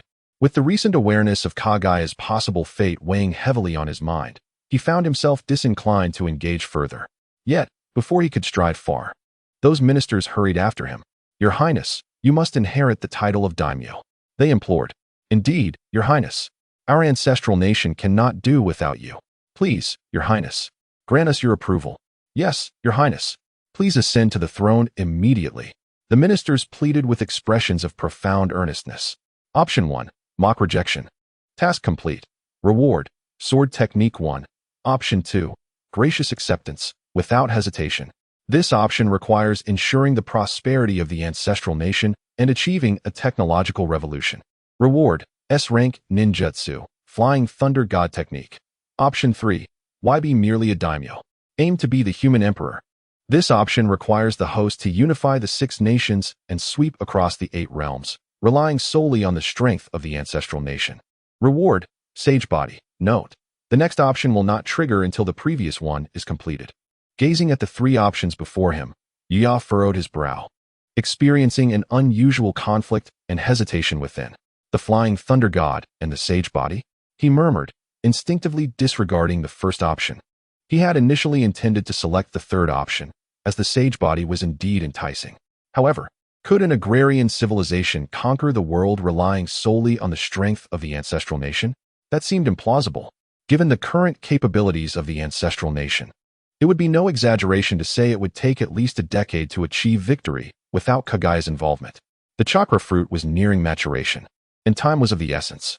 As for choosing the Flying Thunder God technique, achieving a technological revolution, once selected, would he not be unable to pursue other options until the breakthrough was accomplished?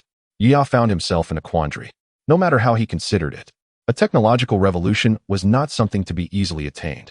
Both options 2 and 3 required time for completion, and until they were fulfilled, new options would remain inaccessible.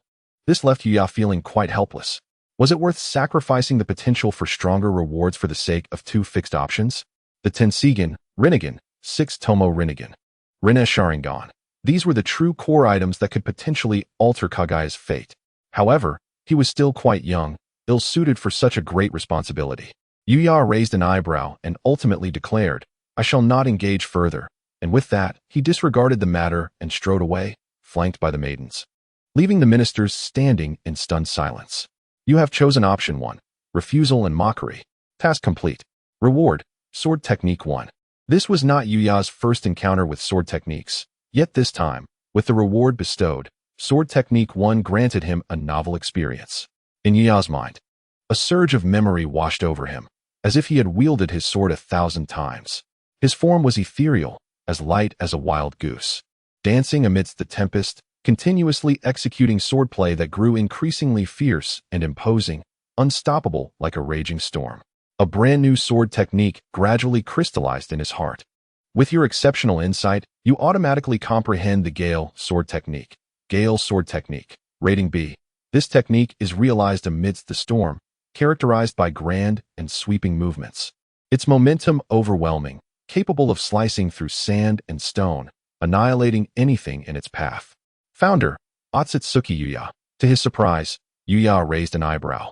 This was his first understanding of a sword technique. He had previously allocated attribute points to swordsmanship 6 times.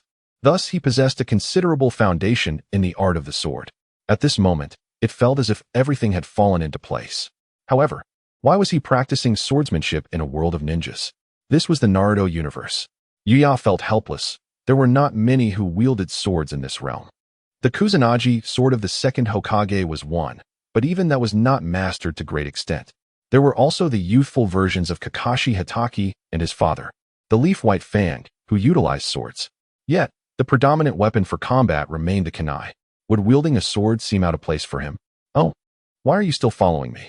Yuya raised an eyebrow, only then noticing that a minister had not departed. It was the chancellor.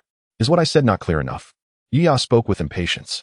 If he had not previously observed the chancellor with his Sharingan, he would not have discerned that this official exuded the purest aura, almost devoid of worldly impurities, indicating his integrity as a genuine good officer. Yuya was uncertain whether he should use him for sword practice. Your Highness, I have not come to request your ascension to the throne, the chancellor respectfully replied, lowering his gaze. Then for what purpose?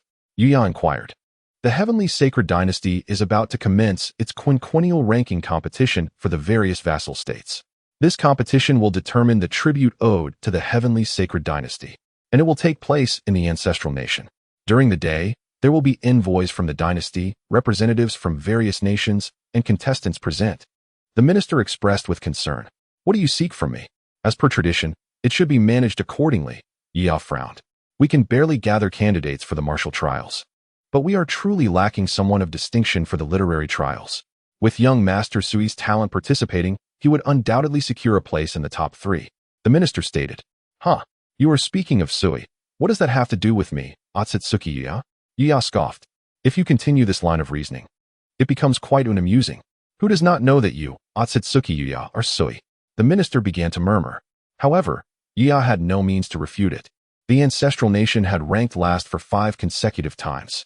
If they lost once more, they would be subject to territorial concessions and reparations, jeopardizing national strength. It's merely a trivial competition among natives. I am preoccupied with triggering options to level up. I have no inclination to concern myself with such matters. Just as Yuya was about to decline, the options appeared before him. Option 1. Stand with arms behind my back, embodying righteousness, as a divine child. I shall share the honor and disgrace of the ancestral nation and will certainly participate. Reward, Insight 1. Option 2. Play the fool. Don't ask. Just seek sui. Reward. Talent 1. Option 3. Burst into anger. I am merely 3 years old, and you want me to compete? What is your ulterior motive? Reward. Strength 1. Moreover, it was rumored that the reward for this competition was the legendary deep blue crystal, highly coveted by women. I believe only the divine women of great stature are worthy of this item. The Chancellor's voice resounded once more, though he had already lost hope. Chancellor, do not speak further. I agree. Well then, if your highness insists on refusing. The Chancellor's words faltered as he believed he had misheard. In the nation's time of crisis, I, the divine child, shall step forward to confront the adversaries from all sides, Yuya declared, standing with arms behind his back. As the handmaidens fanned him vigorously, clad in flowing garments, his exquisite and handsome face radiated righteousness. Your highness exhibits great virtue. The Chancellor felt a sense of emotion welling up in his nose. Deeply moved by Yuya's demeanor, he gazed at the youthful and handsome visage before him. A remarkable presence that brought tears to his eyes. The old minister expresses gratitude on behalf of the citizens of the ancestral nation. He unexpectedly knelt, bowing to Yuya. Master, you are amazing. Woo-woo, as expected of our master. The surrounding handmaidens were also deeply touched by the scene, their eyes glistening with tears. There is no need for excessive courtesy. This is what I ought to do. Yuya casually helped the minister to his feet, though his attention was elsewhere. You have chosen option 1. Stand with arms behind your back, embodying righteousness. Task completed. Reward. Insight 1. For Yuya, the talent from option 2 had been accrued countless times. It was no longer necessary to further augment it. The strength from option 3 had also been increased many times. It held no value for him. Only insight, which had surfaced twice in 3 years, was a rare and precious attribute point that could bring forth more surprises for Yuya. As the reward was granted, a warm current began to spread through Yuya's limbs, ultimately converging in his mind. In that moment, he felt a clarity enveloping the world, and flashes of profound understanding surged through his consciousness. More techniques for utilizing the Sharingan and deeper insights into the Gale Sword technique. Due to your exceptional insight, the consumption of using ocular techniques has decreased. Due to your exceptional insight, you have automatically comprehended the Sharingan technique Izanagi. To have grasped Izanagi? A glimmer of surprise flickered in Yuya's eyes. Izanagi was considered the ultimate ocular technique within the Naruto universe, capable of reversing the tide of battle at critical moments. In the instant of its activation, the caster's state could be recorded with the Sharingan, allowing any damage inflicted upon the caster, even death, to be physically restored to the recorded state within the technique's effective duration. The effective duration varies for each individual. It was akin to gaining an extra life, a pivotal skill for turning the tide in dire circumstances. Even Su Xian had not anticipated that he would awaken Izanagi. It also served as an additional means of survival. Yuya pondered, though it was somewhat regrettable that the Gale Sword technique had not leveled up. However, given that it was a newly comprehended skill, it was understandable as it still lacked foundational depth in swordsmanship. Yuya mused to himself, I wonder when I will unlock Susanoo? In his heart, he contemplated the matters concerning the so-called Heavenly Sacred Dynasty, a name so ostentatious that one might mistakenly believe they had wandered into a fantasy realm. In his leisure time, he had perused history, reflecting on the Tiansheng dynasty and the minuscule nation of Zhou, which paled in comparison to the 6 great nations of this continent. Zhou was merely a fraction of the size of a city from a past life, surrounded by the 12 minor nations such as Bai and Shui, all vassals of the Tiansheng dynasty. The prospect of unifying the 6 nations, given Zhou's limited resources, seemed an arduous task indeed.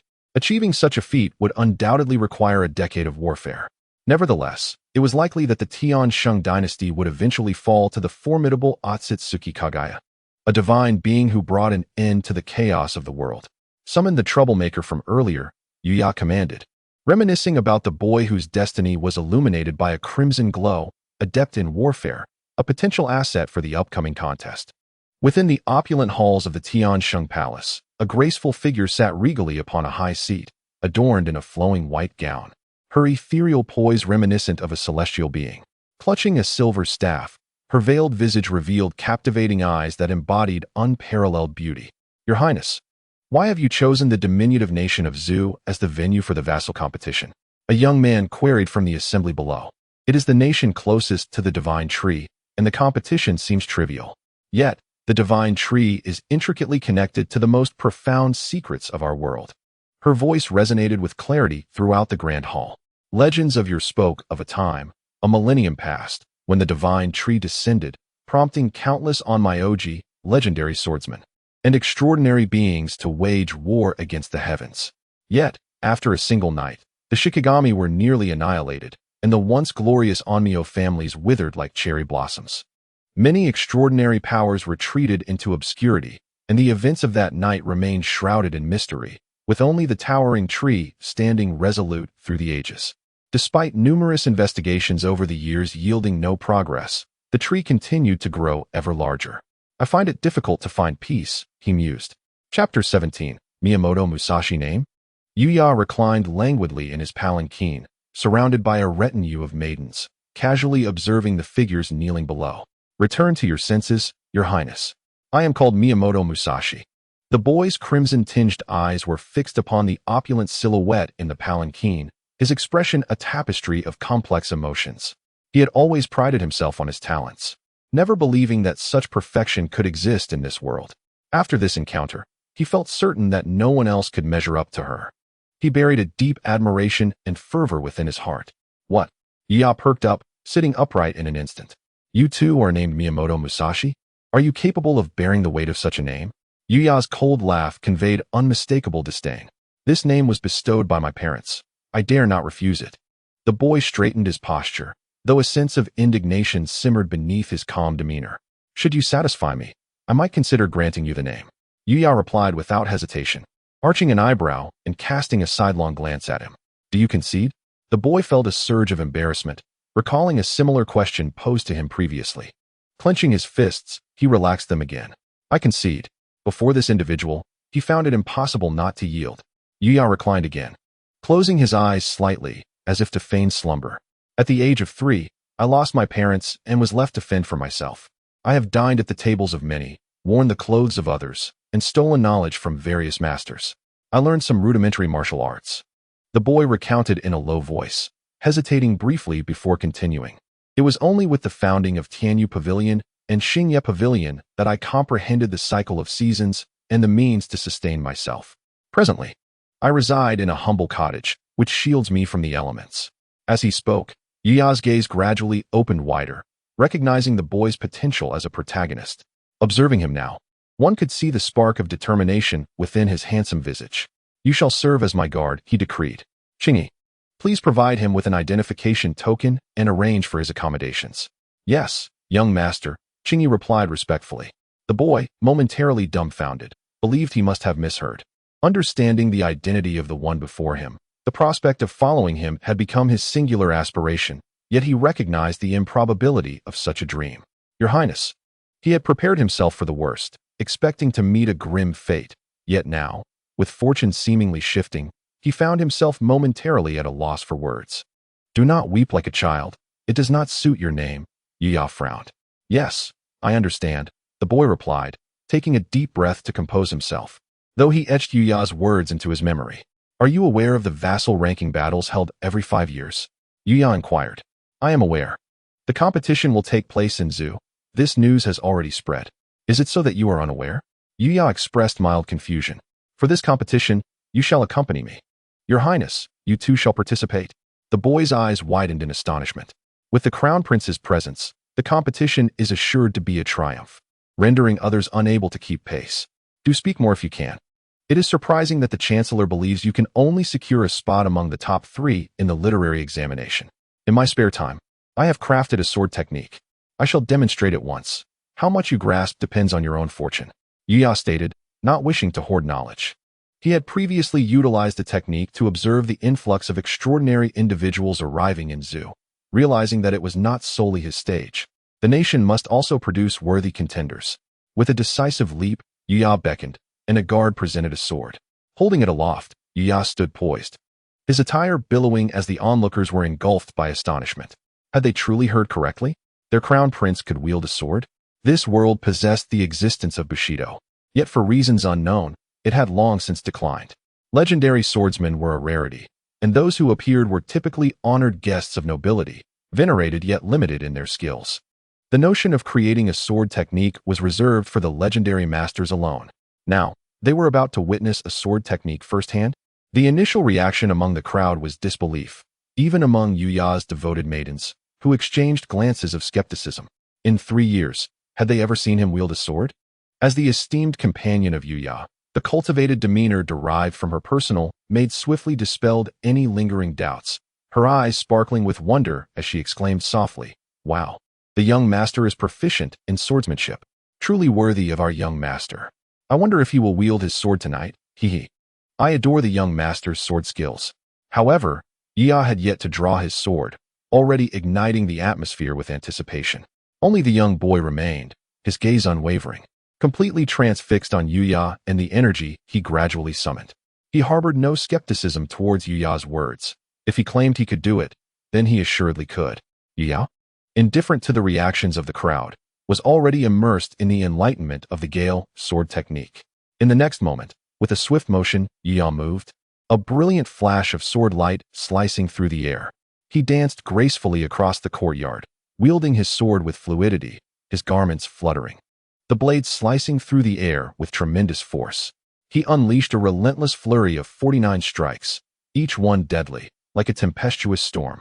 Just the gust of wind generated by his movements left the onlookers breathless and lightheaded. By the end of his performance, Yuya was drenched in sweat. This was his first time executing the technique in reality, yet it felt as though he had practiced it 1,000 times before, now enriched with newfound understanding.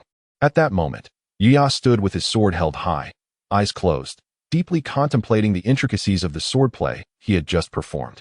The courtyard fell silent. The onlookers too astonished to utter a word, holding their breath as they beheld the ethereal figure before them. "Have you understood?" Yuya inquired as he opened his eyes. "I have," the boy surprisingly replied. While everyone else was engulfed in the oppressive aura of the Gale sword technique, he appeared entranced, completely absorbed in the experience, savoring every moment. Yuya, perplexed, thought, "You've memorized it already? What about my face? Could you truly be that prodigy of the sword, Miyamoto Musashi? With such remarkable talent? What about your second-rate skills? With diligent practice, I look forward to seeing you shine in future competitions. This is my first self-created sword technique. Do not let it fade away." His gaze flickered as he waved off the crowd. Once they departed, Yuya muttered to himself, "That boy is indeed a seed of swordsmanship, blessed with extraordinary fortune and remarkable talent. Yet perhaps fate is envious of such brilliance, hinting at a tragic fate. To become Miyamoto Musashi, mere talent is insufficient." Just then, he felt a familiar presence, his expression freezing in shock as he slowly turned around. "Sister Kaguya." Suddenly, the space rippled, and Kaguya Heim stepped forth, her stunning visage now devoid of emotion. "Your swordplay is commendable. Shall we test it?" Yuya was taken aback. "Have you unlocked the Rinnegan? How can you already wield space-time ninjutsu?" Chapter 18. Kaguya Heim. Time seemed to blur as Kaguya Heim stood beside him, a smirk playing on her lips. "Well done, Yuya. Let us see how you fare." Yuya was utterly speechless, contemplating a retreat to escape Kaguya Heim's grasp. Yet, astonishingly, she was now capable of using space-time ninjutsu. Option 1. Stand firm. With a confident smile, declare, "Even the celestial sword masters must bow before me. Can you withstand my blade?" Reward. A rank ninjutsu, Rinnegan. Option 2. Submit. Kneel on one knee, saying, "I dare not. I only wish to practice swordsmanship to better protect my mother." Reward. 1 strength. Option 3. Just do it. Bow respectfully, point your sword at Kaguya Heim, and boldly proclaim, "Please, bestow your teachings." Reward. S-rank ninjutsu, Raikiri. The system, as always, presented 3 choices. The frequency of options triggered in Kaguya Heim's presence was notably high, often leading to choices that would displease her, reducing her favor. However, this time, Yuya did not hesitate or dwell on it. The methods for practicing the Rinnegan and Raikiri were among the few clearly outlined in the original story, especially the Rinnegan, which he had watched Naruto master.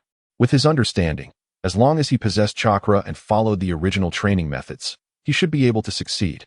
Given that these choices might irritate Kaguya Heim, they were hardly worth pursuing. Furthermore, Kaguya Heim exuded a chaotic aura, imbued with the essence of the divine tree, and a half-closed fissure appeared on her once smooth forehead. Yuya realized that when this fissure fully opened, the legendary Rinnegan would manifest. Yuya was unaware of the changes occurring within Kaguya, but there was no doubt that her connection to the divine tree had deepened and strengthened. Sister Kaguya, Yuya thought, perplexed by her sudden interest in him. Suddenly, in the blink of an eye, Kaguya was beside him, lifting him effortlessly. The world spun, and the next moment, they found themselves in Kaguya-Hime's private chamber. Undress, she commanded playfully. Yuya thought he had misheard. Please don't make me repeat myself. But sister, I'm not a child anymore. However, before he could finish his protest, his clothes were torn to shreds. Standing before Kaguya in the nude, he gasped and hurriedly covered himself. What's the matter? I've seen it all before, Kaguya scoffed, a hint of blush creeping onto her cheeks. As if realizing he had indeed grown, her gaze casually drifted downward. Sister, Yuya was a mix of embarrassment and anger. I've seen it before too, but never like this. Is this really necessary? I'm still a child. Enough. Close your eyes and sit cross-legged, Kaguya ordered imperiously. With no choice, Yuya complied. At that moment, Kaguya presence was overwhelmingly powerful, leaving him no room for defiance. Once Yuya obediently closed his eyes and settled down, Kaguya cold demeanor melted away, replaced by a complex and gentle expression, though a flicker of pain crossed her features. Her breathing became slightly labored, but was quickly suppressed as she settled cross-legged opposite Yuya.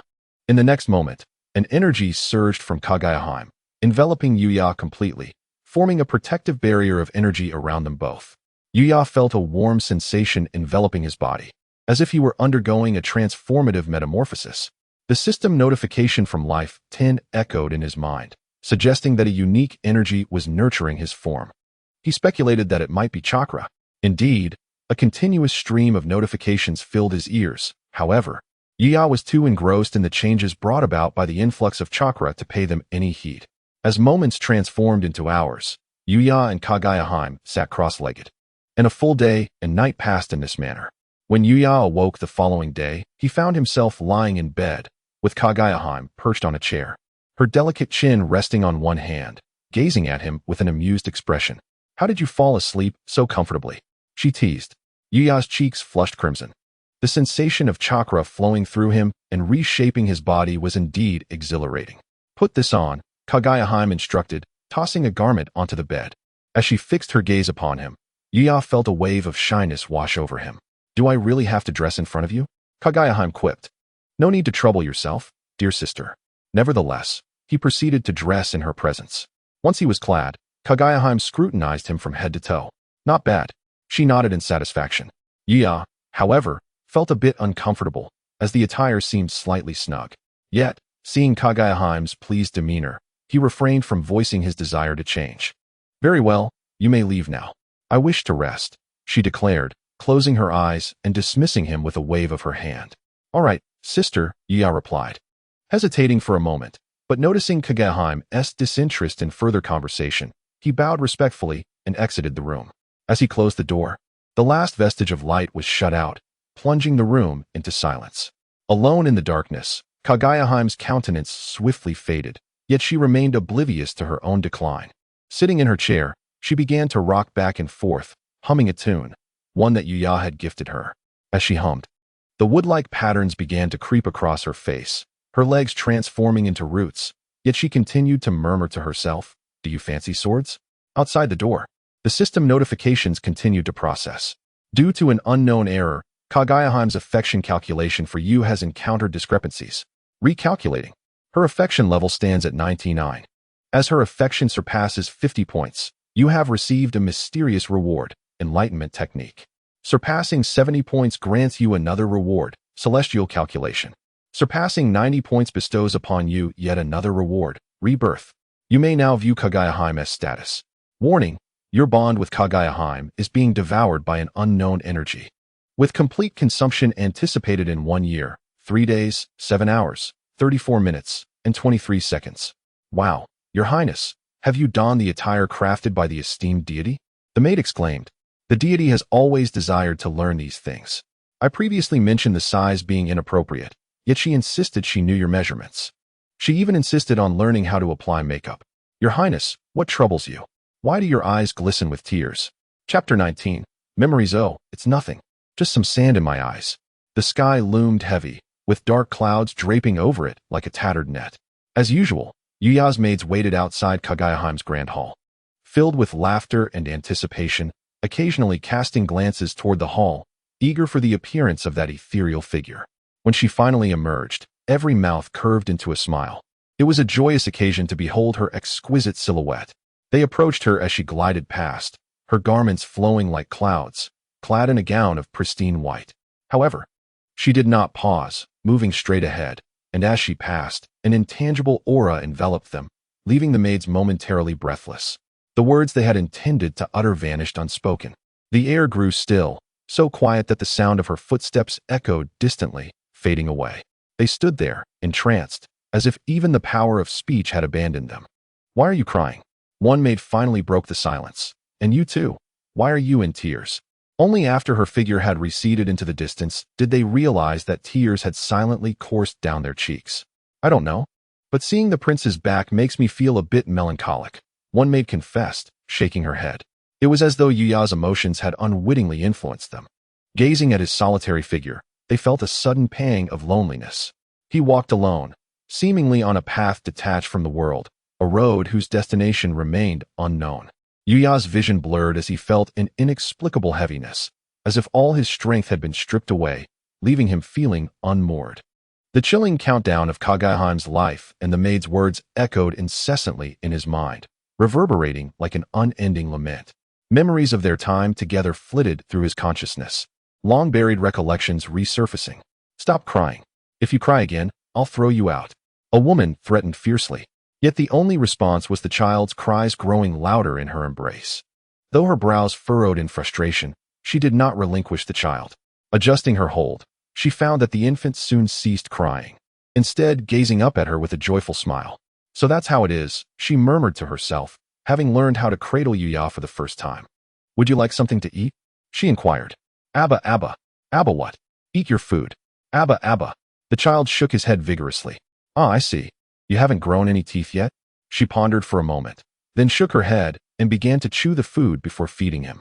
Thus, she fed Yuya for the first time in this manner. "Why are you still awake?" the woman asked impatiently. The night was deep, and the child was full of energy, his eyes wide open like copper bells, showing no signs of sleepiness. The woman reminisced about her own childhood.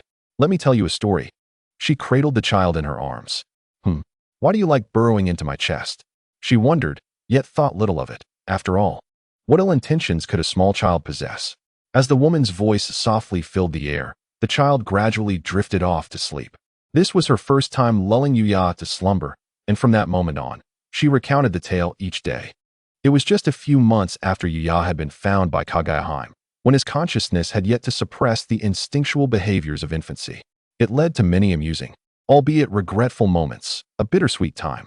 Now, reflecting on it, she realized how many details were overlooked. Yuya's vision began to blur, an acidic sensation filling his nose, as if something oppressive was accumulating in his heart. "Mother, I want that candied hawthorn." "All right, I will buy it for you." A mother and child passed by. "How strange. Why is there no noise from here?" the woman muttered softly. Before her stood a child who seemed to have grown significantly. Merely a few months had passed, yet he appeared nearly 3 or 4 years old. He had become increasingly handsome, exquisitely crafted, yet remarkably sensible, quietly holding her hand without fussing. "Wait for me here," the woman said.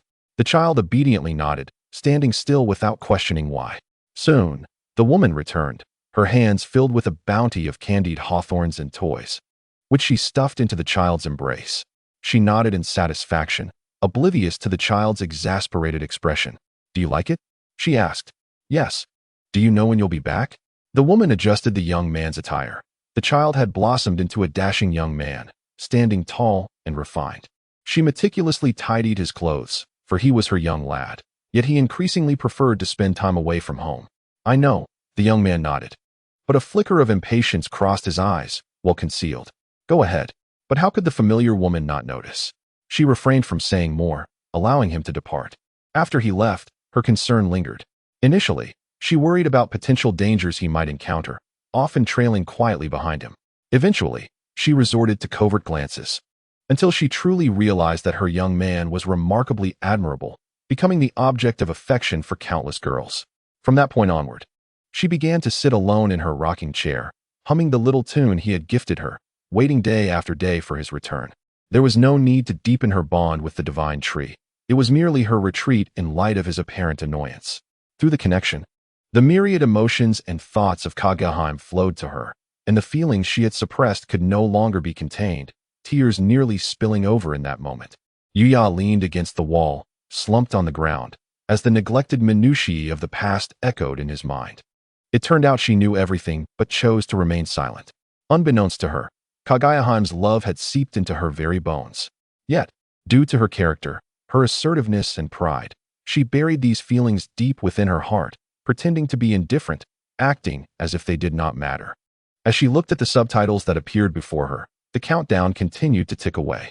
Warning, your bond with Kaguya is being eroded by an unknown energy. Time until complete erosion. 1 year, 105 days, 7 hours, 27 minutes, 17 seconds. Kaguya, how could I be without you? Yuya choked out, his voice hoarse. Emotions overwhelming him. Chapter 20. The calculation of destiny. Yuya dismissed everyone and locked himself in his room, leaning against the wall, sitting there for an entire day and night. When he was discovered the next day, his eyes were bloodshot. He lingered little and began to leave. First, he employed the Taiching Chi observation technique to assess Kaguya fortune, only to find that the purple aura cloud had diminished significantly, and the colorful bird bound to Kaguya fate was now in tatters, akin to a candle flickering in the wind, on the verge of shattering.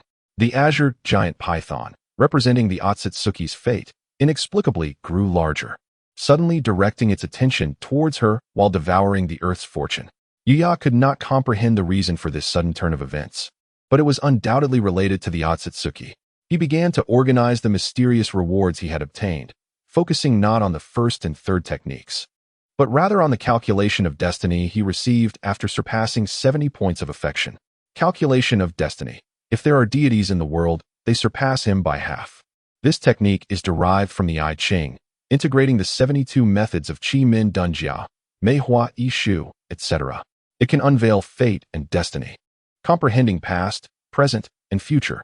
Destiny is hard to measure. The operation of this technique requires exceptional insight. Fate is hard to defy. Employing this technique will incur a degree of backlash. Destiny must not be revealed. The results of the calculations must not be disclosed to others. Gazing at the description of the calculation of destiny, Yuya's eyes darkened, instinctively ignoring certain side effects and repercussions, as he began to absorb the information it provided. Instantly, a torrent of obscure and intricate knowledge flooded his mind, causing his head to throb, yet he paid it no mind. After grasping the technique, he promptly settled into a meditative posture, initiating the calculation of the changes occurring with Kaguya, questioning why the manifestation of her shattered fate had shifted from 3 years to 1 year. He felt a surge of energy dissipate from his body. As the technique activated, his consciousness began to soar, seemingly transcending into another void, faintly connecting with a peculiar realm.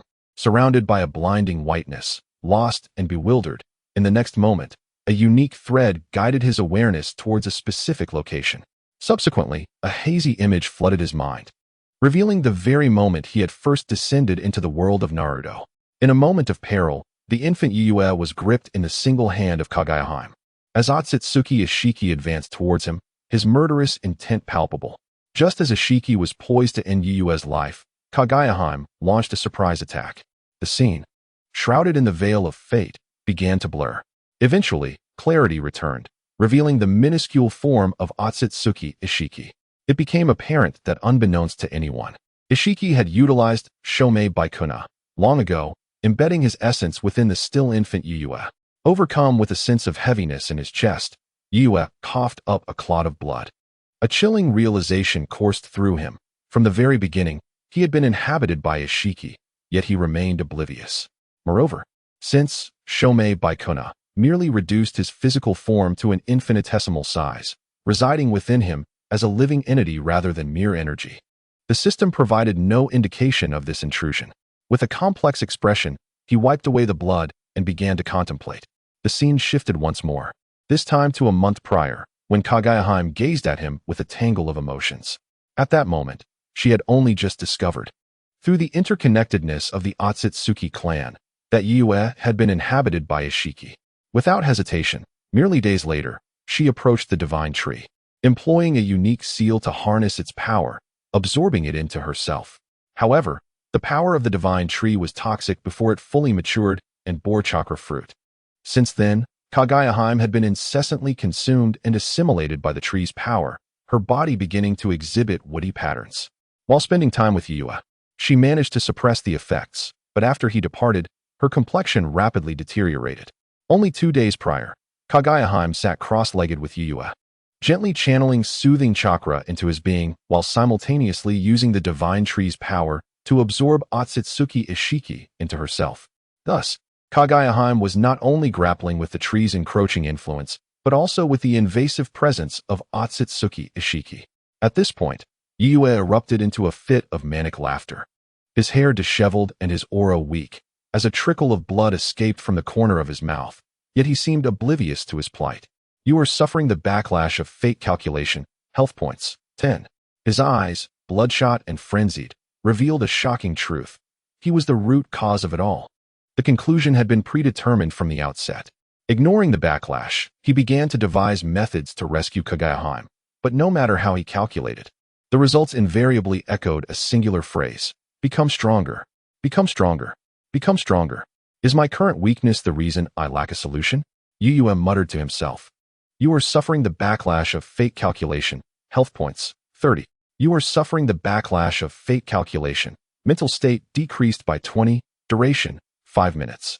The backlash of fate calculation surged once more, clouding his mind. As if losing his last bastion of support, his essence began to wither rapidly. Suddenly, he burst into laughter. How foolish you are. Even I, destined to perish, have been saved by you multiple times. Why meddle so much? Who asked you to save me? Ha! Do you regret picking me up back then? He had never considered that Kaguya clandestine efforts surpassed his wildest imagination. Ha! Yua continued to laugh, tears streaming down his face. Stumbling forward, he was unsure of his destination, yet dared not stop, fearing that stillness would drive him to madness. The backlash of fate calculation eroded his sanity, and an overwhelming sense of guilt threatened to consume him. He wandered aimlessly, causing his attendants and guards to furrow their brows, mistaking him for a madman infiltrating the palace. At this moment, Yua appeared drastically different, his hair unkempt and garbed in unfamiliar attire, a new outfit crafted by Kaguya. None recognized him as the once illustrious prince. As they approached to shoo him away, they were intercepted by a figure in green and a youthful guard, who chose to silently follow Yua, clearing a path without intruding. Can the prince truly be incapable of anything? They pondered, their expressions a mixture of complexity and sorrow as they beheld Yua's silhouette, a sight they had never witnessed before, a soul lost in despair, an emotion that defied his noble stature. Yet, he was Otsutsuki Yua, needing no one's aid, nor requiring anyone's pity or compassion. They chose to unconditionally trust him. As the effects of the backlash slightly lessened, Yua raised his gaze, only to realize he had unconsciously arrived at Kaguya's palace.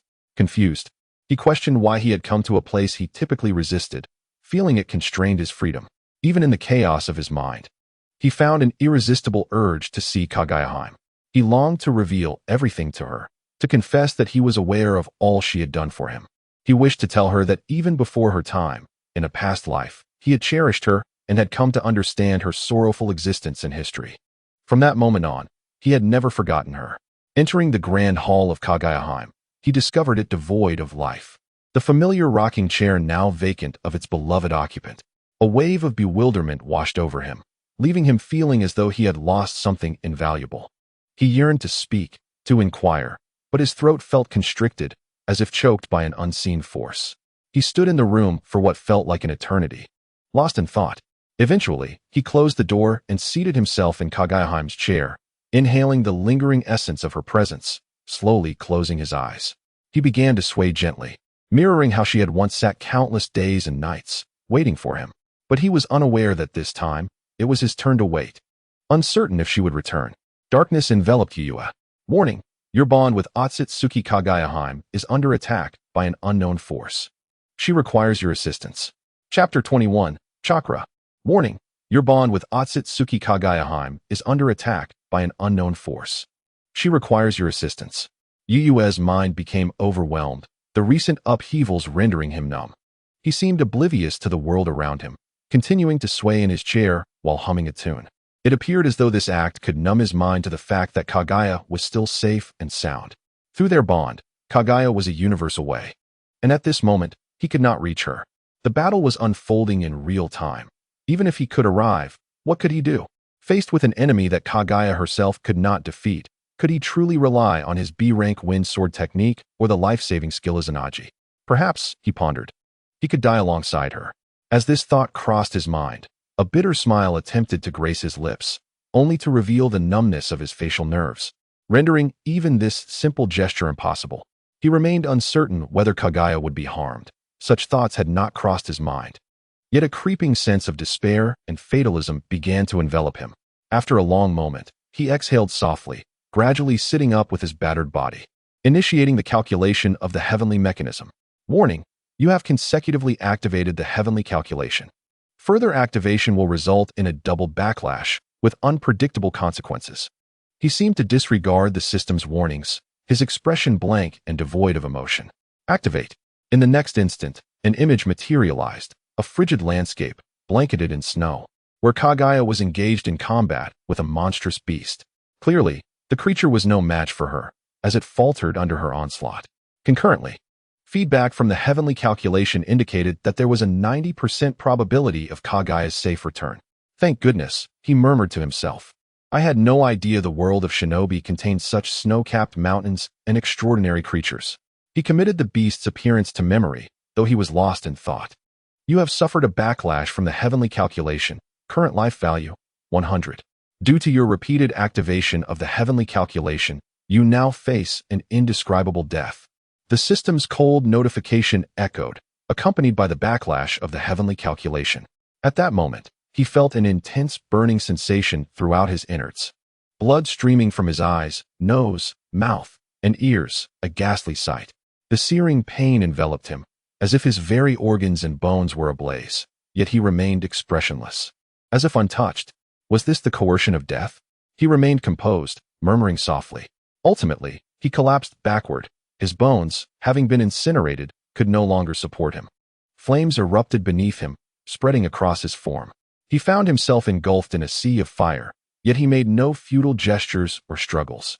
In truth, with his meridians severed and bones charred, he lacked the nerve to perform any action. He simply gazed at the ceiling, his gaze profound. Kaguya, he whispered.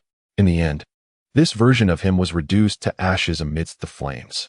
A ripple coursed through the space, resembling a fleeting illusion, as another version of him appeared seated in the rocking chair, gently swaying as if he had never changed. However, his eyes, now adorned with the crimson Sharingan, had somehow activated, the black three-tomo slowly rotating, a single tear of blood trailing down. Prior to engaging the heavenly calculation, he had activated his Izanagi, capturing his current state in time.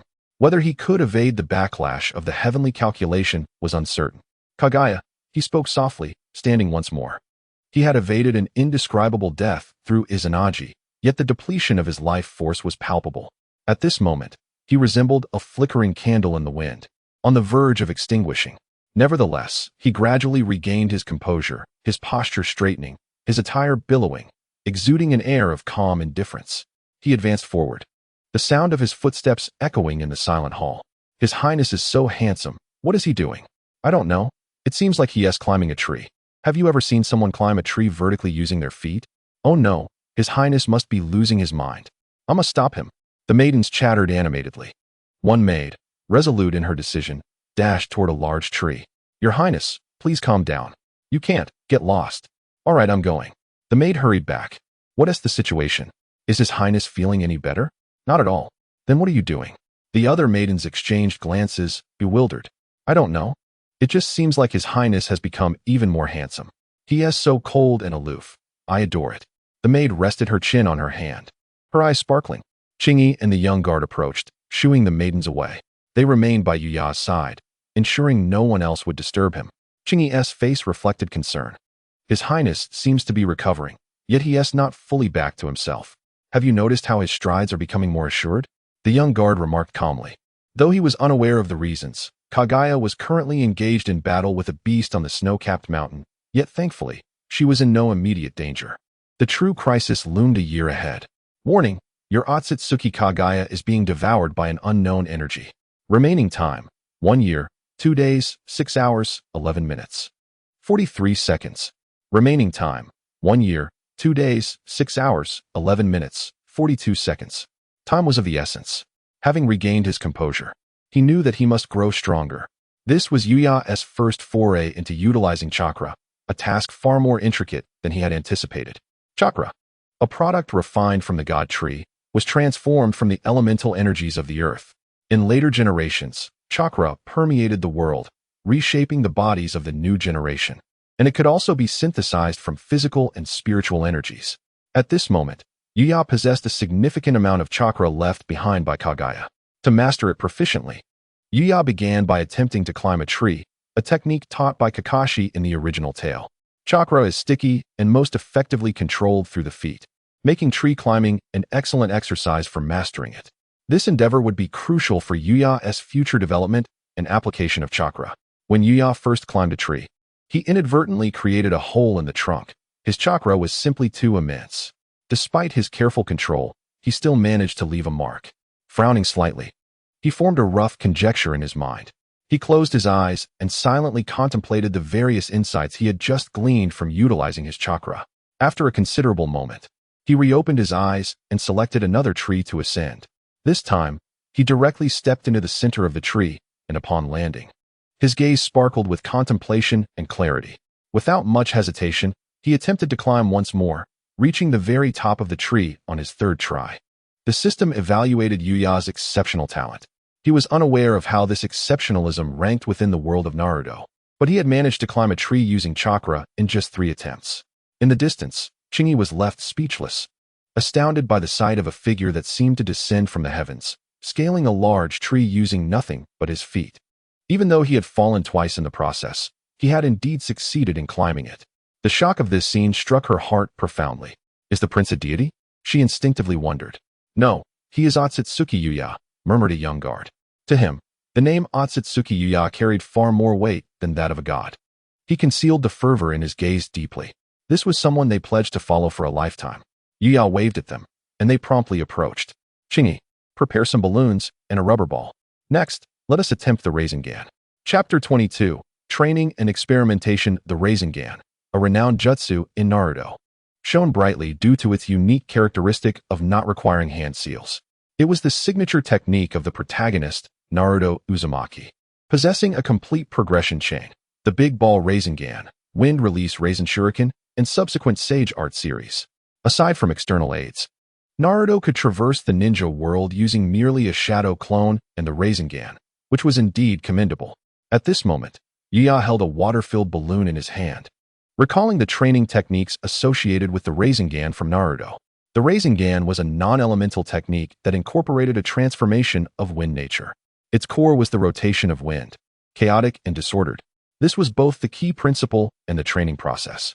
He needed to gather chakra in his hand, causing it to rotate continuously from different directions, ultimately intertwining and wrapping into a spherical form that remained intact. This required immense control over chakra, which was why he chose to practice climbing trees first.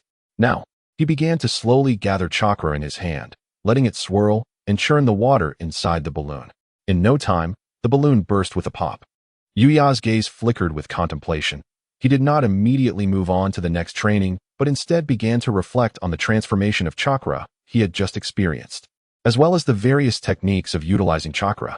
Rotation, he murmured, and with a glint of insight, he picked up another balloon.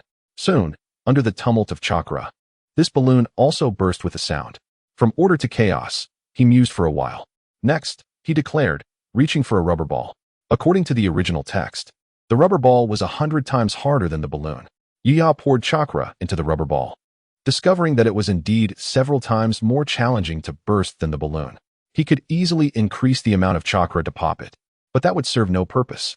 What he sought was the transformation of chakra, the density of its spherical form. Chaos, he whispered, gathering chakra in his hand and persistently experimenting. After a considerable time, the rubber ball finally burst. From order to chaos, conventional to chaotic. He seemed to grasp something profound and refrained from further attempts, closing his eyes to savor the sensation of chakra gathering in his hand. The next moment, He approached a tree, lifted his hand, and began to concentrate the azure chakra, allowing each strand to swirl and surge from different directions. It appeared chaotic, yet there was an underlying order, ultimately coalescing into a sphere. Due to your exceptional insight, you have automatically comprehended the A-ranked jutsu, Rinnegan. However, Yuya did not pause. The Rinnegan in his hand suddenly expanded several times, transforming into the big ball Rinnegan. Was he rejecting the big ball Rinnegan? Observing the absence of a system notification, Yuya pondered. Essentially, the Rinnegan and the big ball Rinnegan were merely variations of the same technique, differing only in the quantity of chakra involved. Although it was more challenging to maintain the high concentration and transformation of chakra, it did not signify a qualitative change. Waving his hand, he dissipated the big ball Rinnegan. He was not interested in testing its power. To him, it seemed rather mundane. If this scene were to fall under the gaze of the fourth Hokage, he might leap out of his coffin, even though he had yet to be born. In theory, once the Rinnegan was formed, it was incredibly difficult to disperse. Regardless of the point chosen for dissipation, the highly concentrated chakra would ultimately explode. To disperse it, one would need to use all the chaotic chakra simultaneously as a release point, restoring order. This is merely a setting. There is no need for profound inquiry into the training of the Rinnegan. This was several times more challenging than simply forming the Rinnegan. A person who had never encountered chakra could master its control and transformation to such an extent in a remarkably short time. This was nothing short of extraordinary. Yet, Yuya felt no ripples of emotion within. He was unaware of the extent to which he had advanced under the system's boost. It seemed that, in a certain sense, these abilities had become innate. To grow stronger, he sighed softly, refusing to linger any longer. He made his way to the training ground, where he would practice swordsmanship for the very first time. In the past 3 years, amidst his farming, he had indulged in a life of revelry and excess. Utterly lost in decadence. Living in ancient times, he held a noble status, surrounded by countless subordinates. In terms of luxury and debauchery, he surpassed anything from his previous life. Once, he believed he could simply lean on Kaguya's support, thinking that a little guidance upon his birth in Yuya village would easily alter her fate. But now, the woman who had always protected her faced an almost certain death because of him, without anyone to accompany her. How could he continue to accept her kindness with a clear conscience? What a fool I am. This time, it is I who will protect you. A few hours later, with a resounding boom, a brilliant beam of sword light flashed, and the arena was shattered into countless fragments. During your cultivation, you have mastered more techniques in bodily movement. Body technique, level 10. Due to your extraordinary comprehension, you have attained some insights while practicing the Gale Sword technique. The Gale Sword technique has been innovated by you and is currently being re-evaluated. Gale Sword technique. Rating A level. Standing amidst the ruins of the arena, Yuya was already drenched in sweat. In these few hours, he had not merely practiced the Gale Sword technique, while upgrading was certainly a pleasant surprise. His primary goal was to integrate the strength of his body. His physique had lain dormant for 3 years, possessing a formidable attribute panel, yet failing to unleash even a fraction of its potential. He was entirely unaware of his current strength and speed, making this moment his first genuine acquaintance with his own physical prowess.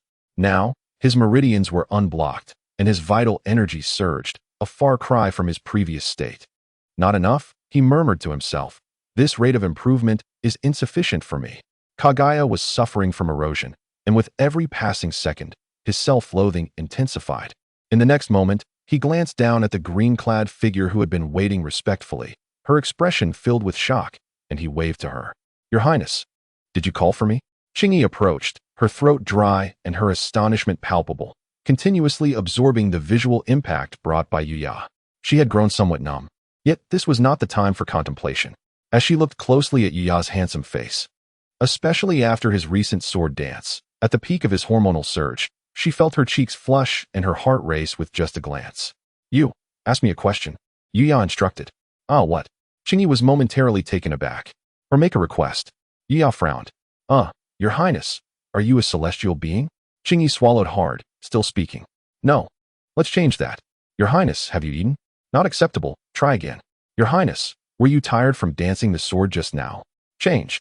"Your Highness, I like you." "Stop." Yuya had been frowning, while Chingy's face had turned as red as a small apple. What on earth? How embarrassing.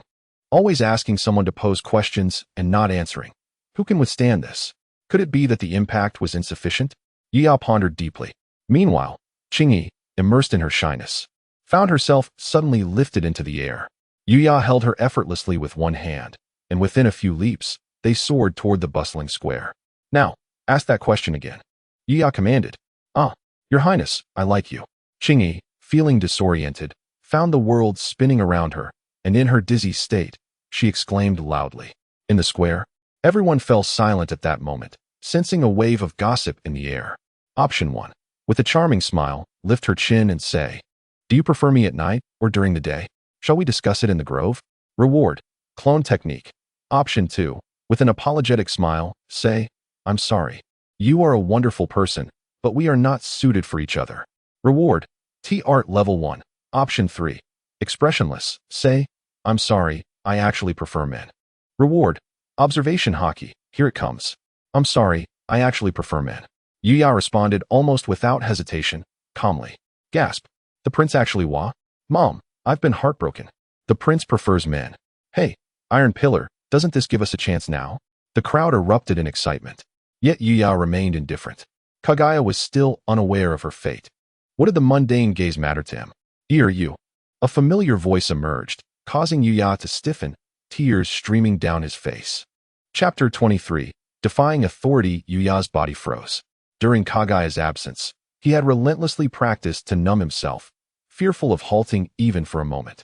He dreaded that the image of her would linger in his mind, burdened by concern for her, self-reproach for his own inadequacy, and the overwhelming pressure of Kaguya having only a year left.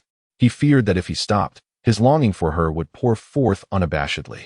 Although calculations suggested a 90% chance of her safe return, how could he truly feel at ease? He feared that after realizing all that Kaguya had done for him, after committing to relentless cultivation and strength, she might no longer be there. He feared that this farewell could be eternal, and the last image he had of parting with her was his dissatisfaction with the clothing he had made for her. But now, she had finally returned. The pent-up emotions erupted at that moment, a single tear falling as he heard that voice. "Your Highness," and countless innocent maidens shared in his tears, weeping uncontrollably upon learning this truth, as if a beautifully woven dream had abruptly shattered. A few even fainted on the spot. Qingyi was no exception, already reduced to a weeping mess. "Your Highness, I was wrong. I didn't know you preferred men." "Your Highness, why are you also crying? Is your beloved watching from below?" As Qingyi cried, she caught sight of a tear glistening down the princess' cheek. Her eyes, now red, flashed with a hint of jealousy as she scanned the men below. She wanted to see which fortunate man could earn the prince's affection. Blocking out the voices of the crowd, Yuya's mind was consumed by that voice, which had become his sole focus. Yet when he turned around, he found no trace of that familiar figure. As long as she was among the crowd, he could recognize her at a glance, but now, she was absent. Yet that voice remained, real and vivid. Suppressing his inner excitement, Yuya leapt into action, dashing toward the hall where Kaguya resided. Wow, the prince, he flew away? Heavens, the prince can actually fly? My goodness, I always said the prince was a celestial being. How could a mortal be so handsome? What a pity he prefers men. You chose option 3, expressionless, stating, "I'm sorry, I prefer men." Task completed. Reward. Observation Hockey. In his mind, insights about observation hockey flooded in. This technique, a divine skill from One Piece, offers various capabilities, not only allowing one to sense attacks and predict an opponent's next moves, but also to gauge the strength of living beings. Furthermore, with further development, one could perceive the emotions and thoughts of others, as well as the location and number of objects beyond one's immediate sight. These form the fundamental abilities of observation hockey, with its range and intensity varying from person to person. According to legend, when one masters the observation hockey to its utmost extent, they can foresee glimpses of the future. For Yuya, the combination of observation hockey and the Sharingan is akin to a divine martial art, enabling one to evade 99% of an opponent's attacks. Thus, upon witnessing this skill manifest, Yuya made his choice without hesitation. Even if this led to a collapse of his persona, what did it matter? He was not solely reliant on his appearance for sustenance. The Tianyu Starry Night Pavilion had long since acquired control over the local economy and food supply. Such rumors could not stir any significant waves. In fact, with just a wave of his hand, He could easily quell the discontent by rebranding his image. At this moment, his only concern was her. However, would she think that he was attracted to men? This thought flickered through Yuya's mind, bringing with it a tinge of anxiety. As he approached the grand hall of Kaguya, Yuya hesitated, feeling a sudden reluctance to step inside. He feared that upon entering, he would once again find the hall desolate, and that the echoes he had heard earlier were merely illusions born of longing. If he truly saw her, he would be at a loss for words. Should he confess that it was not men he desired, but her? After a moment's hesitation, he activated his observation haki, and upon sensing that familiar aura, his body involuntarily trembled. After a prolonged pause, he took a deep breath, steadying his expression, and entered as if nothing had changed. Once, he had felt an overwhelming urge to reveal everything to her. Yet, now that he had regained his composure, such thoughts had faded. He embodied the essence of stealth as he approached Kaguya, careful to show no signs of vulnerability. She remained seated as usual, seemingly unchanged, her silver hair cascading to the floor. The vertical eye on her forehead opened and closed more vigorously, revealing a hint of crimson light within. Her expression remained as cold and aloof as ever, but Yuya, observing closely, detected a profound fatigue hidden beneath her icy demeanor. She had grown stronger, her aura now a peculiar blend of the divine tree and another entirely foreign energy. Ah, Yuya returns, fond of the male aesthetic yet avoiding men. What brings you back? Kaguya remarked with a cold laugh, her tone playful yet tinged with irritation. He could clearly sense the annoyance lacing her words. It seemed she had indeed heard him. Upon truly laying eyes on Kaguya, Yuya's body quivered, though he masked it well. Option 1. Shake your head in regret and say, though the allure of men is enticing, a fine sword is hard to find. Reward, wind release, spiraling shuriken. Option 2. Lightly tousle your hair and humbly explain, Your Majesty, please forgive my foolishness. Many women admire me, but I merely sought to avoid complications, hence my desperate measures. Reward, stamina 1. Option 3. Flash a charming smile, defy hierarchy. Step closer. Lifting her chin as you say, what is this? You seem disappointed that I fancy men? Reward, sage body. This confounded system. While the spiraling shuriken could be grasped intuitively, the sage body was imperative. Kaguya-Hime's condition had evidently deteriorated. It was urgent that he grew stronger. The sage body must be his. With determination burning within, Yuya hesitated only for a moment before bursting into laughter. His features were sculpted with divine precision, embodying an otherworldly beauty. At that moment, his exquisite lips curled into a mischievous grin, radiating charm that could inspire infatuation and unsteady hearts. He remained silent in response to Kaguya-Hime's words, his starry eyes locked onto her as he advanced step by step. The hall was eerily quiet, save for the sound of his footsteps and Kaguya-Hime's slightly labored breathing. Clad in flowing garments, Yuya exuded an astonishing presence as he drew nearer. Kaguya-Hime instinctively recoiled, her surprise palpable, yet Yuya continued until he stood right before her. He lifted his exquisitely alluring face, gazing closely at her astonished beauty. Seizing the moment before she could react, he gently grasped her delicate chin. What is this, Your Majesty? You seem disappointed that I fancy men. Silence enveloped the hall, a heavy stillness settling in.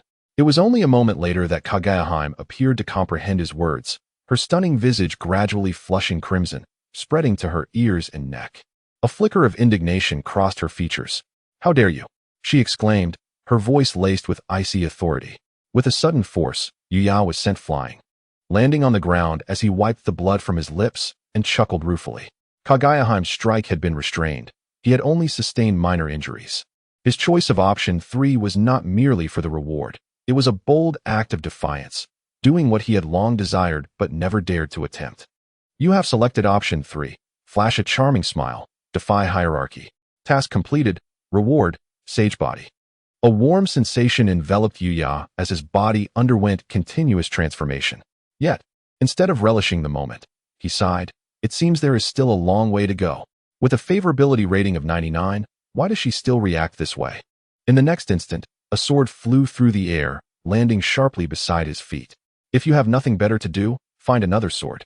If you dare to behave in such a manner again, you will regret it, Kaguya-Hime's cool voice echoed, though a hint of fluster was evident. Yuya furrowed his brow, examining the sword. Its blade shimmered with a silvery light, emanating an icy chill. Yet, he felt a sense of familiarity from its material. As he pondered, a vivid memory flashed in his mind. Kaguya battling a monstrous creature in an icy realm, where a piece of cold iron lay within the beast's lair. This sword was clearly forged from that cold iron combined with yin-yang release. Had it vanished to create this sword for him?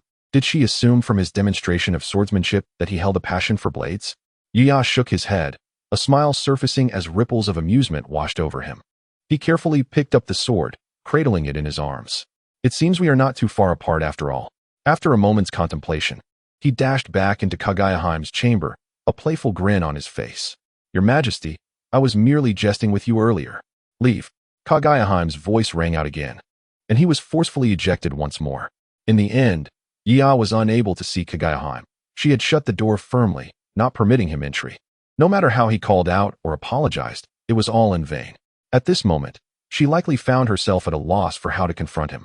Upon witnessing this, Yuya could only sigh, recognizing that this might be the consequence of acquiring the body of an immortal. After enduring so much to return, Kaguya had once again shut him out. However, this was not the moment for sentimental musings. The pressing concern was to enhance his strength.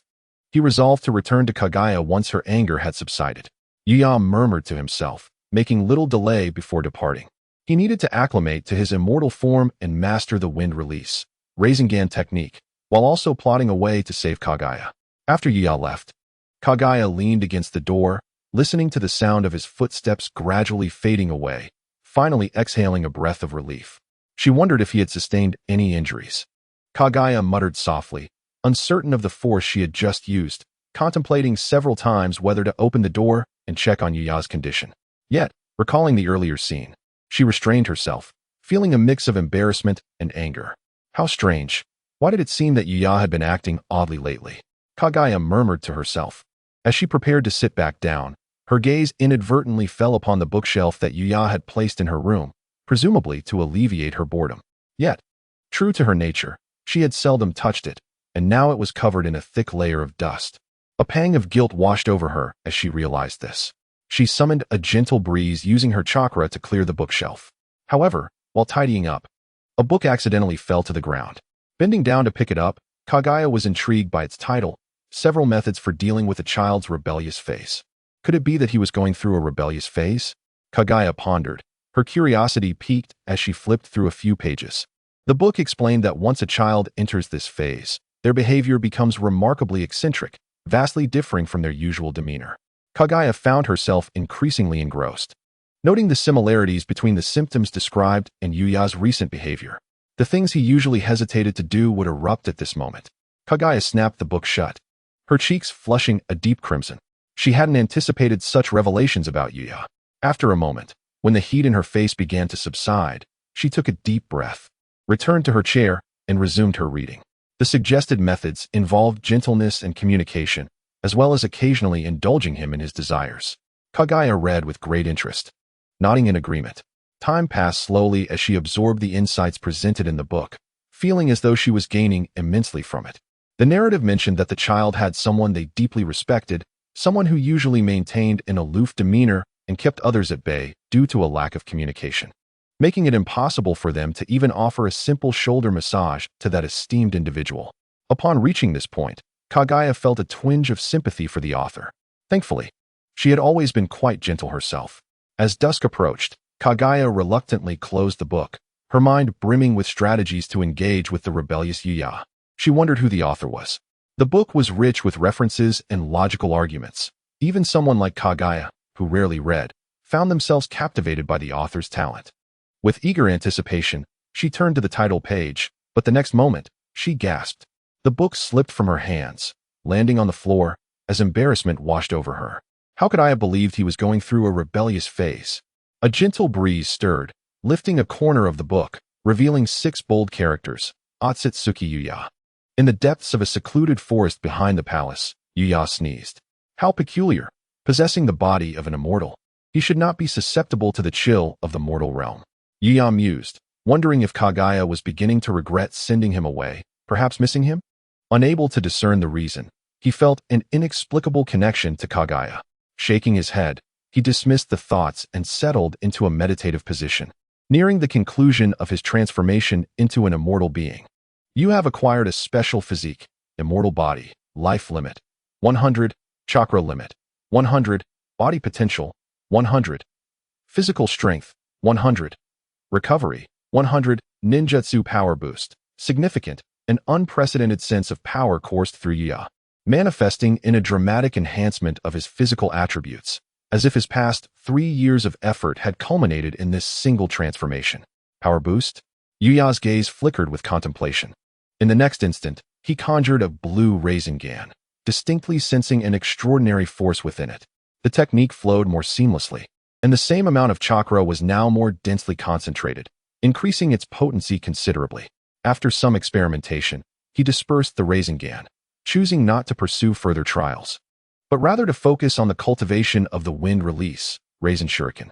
This technique involved altering the wind's nature and condensing chakra into the form of a shuriken, maximizing the wind's sharpness while compensating for the Rinnegan's inability to engage at range. Yuya sat cross-legged, his mind racing with thoughts of the wind's various characteristics, gentle breezes, fierce gales, and tempestuous storms, until, after half an hour, he reopened his eyes, a glimmer of understanding illuminating his gaze. He formed another Rinnegan, maintaining the core transformation while introducing the properties of wind around it, slowly shaping 4 enormous, sharp blades that gracefully circled the core. With his absolute control over chakra, he meticulously compressed and reshaped it until it gradually formed a swirling mass of wind. As the Raisen Shuriken solidified, a tempest followed in its wake, stirring dust and debris into a frenzied dance around him, accompanied by a razor-sharp sensation. It not only sliced through the surrounding environment, but also began to cut into Yuya's very muscles and skin. This was the adverse effect described in the original narrative. When the protagonist Naruto first used the Raisen Shuriken, it had devastated the hearts of 2 foes with a single strike. Its power was undeniable, yet it nearly rendered Naruto's own hand useless. However, with the resilience and recovery capabilities granted by his immortal form, Yuya found the side effects to be negligible. As the system's notification echoed, announcing his extraordinary comprehension of S-rank ninjutsu, wind release, spiral shuriken, Yuya remained undeterred. He refrained from hastily launching the spiraling shuriken. Instead, he held it aloft, lost in contemplation. The wind should be formless and ever-changing, he murmured. Moments later, the shuriken in his grasp transformed before his very eyes, morphing into a long, azure blade. Gripping it, he felt a keen sharpness that incessantly sliced into his palm, yet he remained oblivious to the pain. With a few casual flourishes, the blade emitted a blue wind blade akin to a sword's aura, effortlessly cleaving a massive tree in 2.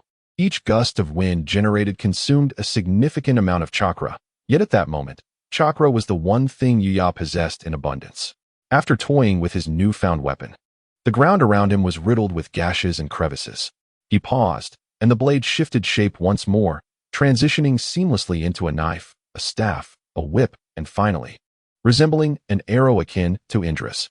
Drawing back the bowstring with finesse, he released an arrow imbued with wind attributes. In an instant, a powerful gale surged forth, kicking up dust and debris, leveling everything in its path, culminating in a collision with a distant hill. With a thunderous roar, the earth trembled, scattering countless birds in panic and eliciting the furious growls of wild beasts. Under the force of that arrow, the hill shattered spectacularly. In a heartbeat, it was as if a monkey had descended from the mountains and stones rained from the sky. Yuya, with an impassive expression, summoned a protective wind to shield him from the falling debris. A grand avenue, stretching several meters wide and extending far into the horizon, manifested along the trajectory of the arrow. Impressive, Yuya murmured, his brow furrowing slightly. But did the system not acknowledge these feats? Or was it merely documenting the known skills from his previous life? He shook his head, dismissing further thoughts. After all, he had merely altered forms. Now, could my strength deduce a method to save Kaguya? In the next moment, Yuya began to channel his heavenly calculations. Chapter 25. The Girl with the Strange Beast Seated Cross-Legged. Yuya delved into his calculations, this time yielding tangible results. He found himself once more in that blank, ethereal space, guided by an invisible thread toward a mysterious realm. A hazy image emerged before him, revealing a young girl. She appeared to be around 17 or 18 years of age, clad in peculiar attire. wielding a staff while cradling a small, exotic beast. Beyond this, no further information materialized. Yuya etched the girl's likeness into his memory before withdrawing from the heavenly calculations. You have suffered a backlash from the heavenly calculations, life points. 10. A considerable amount of time had elapsed since his last use of the heavenly calculations. As long as he did not recklessly employ it in succession, the backlash would not be overly severe. Furthermore, the strength of the individual conducting the calculations played a role.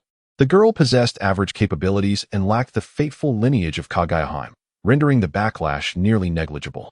Could the means to save Kaguya lie with that girl? Yao pondered deeply. It seemed his strength was still lacking, with the information obtained being somewhat scant. At least it is not as aimless as before, he mused. Feeling a significant weight lift from his heart, as twilight descended, he chose not to continue his training. Having just grasped the spiral shuriken and experimented with various transformations. Even with his remarkable intellect, he needed time to digest and consolidate his newfound knowledge. Haste would yield no success. In the next moment, a surge of wind attribute chakra erupted from Yuya, whipping up a tempest that lifted him into the air. It was astonishing to imagine that, without the repulsive force of the Rinnegan, he could soar solely on the wings of wind chakra. This required not only meticulous control over the chakra's volume, but also an absolute mastery over the transformation of wind chakra. The release of chakra had to be neither excessive nor insufficient, necessitating perfect stability. Additionally, he had to command the wind to swirl around him, directing it to his desired location, while also ensuring that his physique could withstand the interplay of wind and gravitational forces. Each passing second consumed vast amounts of chakra, and to fly merely through wind chakra was a feat only achievable by someone of Otsutsuki lineage. Clad in flowing robes, with an expression of detachment, Yuya soared gracefully through the skies, surveying the myriad mountains below. Even he could not suppress a surge of exhilaration. The direction of the palace came into view. He first flew toward the Starry Night Pavilion, unperturbed by the prospect of attracting attention. In his estimation, the likelihood of being noticed was less than 10%. As anticipated, from above, he appeared merely as a fleeting white dot. Though the crowd was bustling, each individual was preoccupied, rarely glancing skyward. Even if someone with sharp eyes inadvertently caught sight of him, they would soon doubt their own vision. What was that? They would wonder. Only to find the dot vanished upon closer inspection, shrugging it off as a figment of their imagination. Yuya arrived at the Starry Night Pavilion, where guards stood vigilant. His descent from the heavens naturally drew their attention. They gazed in disbelief at the figure descending like a celestial being. Upon recognizing their prince, the tension in the air intensified, and their gazes betrayed their fervent admiration, yet their discipline kept them silent. Your Highness, the guards greeted with customary deference. Indeed, Yuya nodded subtly, maintaining his calm demeanor as he entered the pavilion. Once he had moved on, the soldiers exchanged glances, whispering amongst themselves. Our lord just flew, right? The lord is destined to be unparalleled in this world. What significance is there in flying? True, but shouldn't we propose a change to that tiresome work schedule? Indeed, working 9 to 5 for 6 days a week is unbearable. Hush. If we are to suggest anything, we should approach Lord Hanyan. Such trivial matters should not trouble the Lord. However, I have heard that it was the Lord who established the work schedule known as 996, a guard whispered softly. The crowd fell into silence. Upon entering the main hall, a woman clad in red approached. She was tall and strikingly beautiful, her enchanting phoenix eyes sparkling with a hint of uncontainable joy at the sight of Yuyi. Simultaneously, a profound admiration and fervor welled within her, which she buried deep in her heart. She was the visible head of the Starry Night Pavilion, managing its daily operations and various affairs. The pavilion did not merely sell clothing. It also dealt in accessories and a variety of goods, engaging in trade with neighboring nations. However, it was the charitable endeavors within the ancestral land that garnered the most attention. Additionally, it maintained an intelligence network, with operatives widely dispersed across the ancestral territory. Yuyi walked directly to the high seat and sat down, while Hong Yun respectfully stood beside him. He gestured for her to present paper and ink, and then began to sketch the visage of the girl he was calculating, complete with her staff, exotic beast, and peculiar attire, all rendered with precision. He ordered 100,000 copies to be printed and distributed to his subordinates to locate her. Monitor the rankings of the vassal states and keep an eye on foreign populations, Yuyi commanded. Just as he was about to depart again, Hong Yun hesitated. biting her lip, clearly struggling to speak. I have already submitted the developmental roadmap and strategic planning for the next decade along with a series of marketing proposals to you. Is there an issue? Yu inquired. And no, your plans are highly successful. Everything has unfolded as you anticipated. The integration of market resources and technological optimization has reached preliminary completion, and the user base is continuously expanding. Moreover, this year's flagship product has received an overwhelmingly positive market response, with the Starry Night Pavilion's revenue increasing over tenfold this year. These modern operational insights and marketing strategies were imparted by Yu himself. In the past, he had even taken the time to conduct several lessons to ensure their understanding. Thus, both Hong Yun and Xing Yi, as well as other leaders under Yu revered him almost as a deity. At this moment, Hong Yun did not conceal her fervor for the man before her. Highlight the key points, Yu frowned. Recently, a messenger from the Heavenly Sacred Dynasty has shown great interest in our profit model and wishes to discuss it with you, Hong Yun replied. Decline the meeting. Yu scoffed. We shall negotiate as per the customary practices. Establishing a branch and granting franchise rights are acceptable. They provide the land and manpower, while we control the supply and methodology, keeping the initiative firmly in our hands. You are free to make your own decisions. To him, nothing was more crucial than finding the girl he had calculated. If not for that purpose, he would have had no motivation to come. Other matters could wait. The immediate priority was to locate this girl at any cost. Rising, Yu strode towards the door. Understood, Hong Yun respectfully bowed. Her gaze lingering on the image of the girl, a mix of fear and jealousy in her expression. Had they ever witnessed Yu express such determination to achieve something at all costs? As Yu reached the doorway, he paused and remarked, "Things have gone quite well in recent years." Hong Yun's eyes glistened with a hint of moisture. Exiting the Starry Night Pavilion, the guards along the path regarded him with deep respect, though they hesitated to speak, clearly reluctant to part ways. It seems these individuals are quite content with the 996 work benefits. Observing the guards' expressions, Yu nodded in satisfaction before drifting away. Lord, that work uniform. As they watched Yu ascend like a divine being, the guards exchanged glances, ultimately letting out a sigh, still unable to voice their thoughts. Arriving at the grand hall of Kaguya, Yu gazed at the tightly shut door, his heart racing. The anger should have subsided by now, he murmured. After a time, he mustered the courage to enter.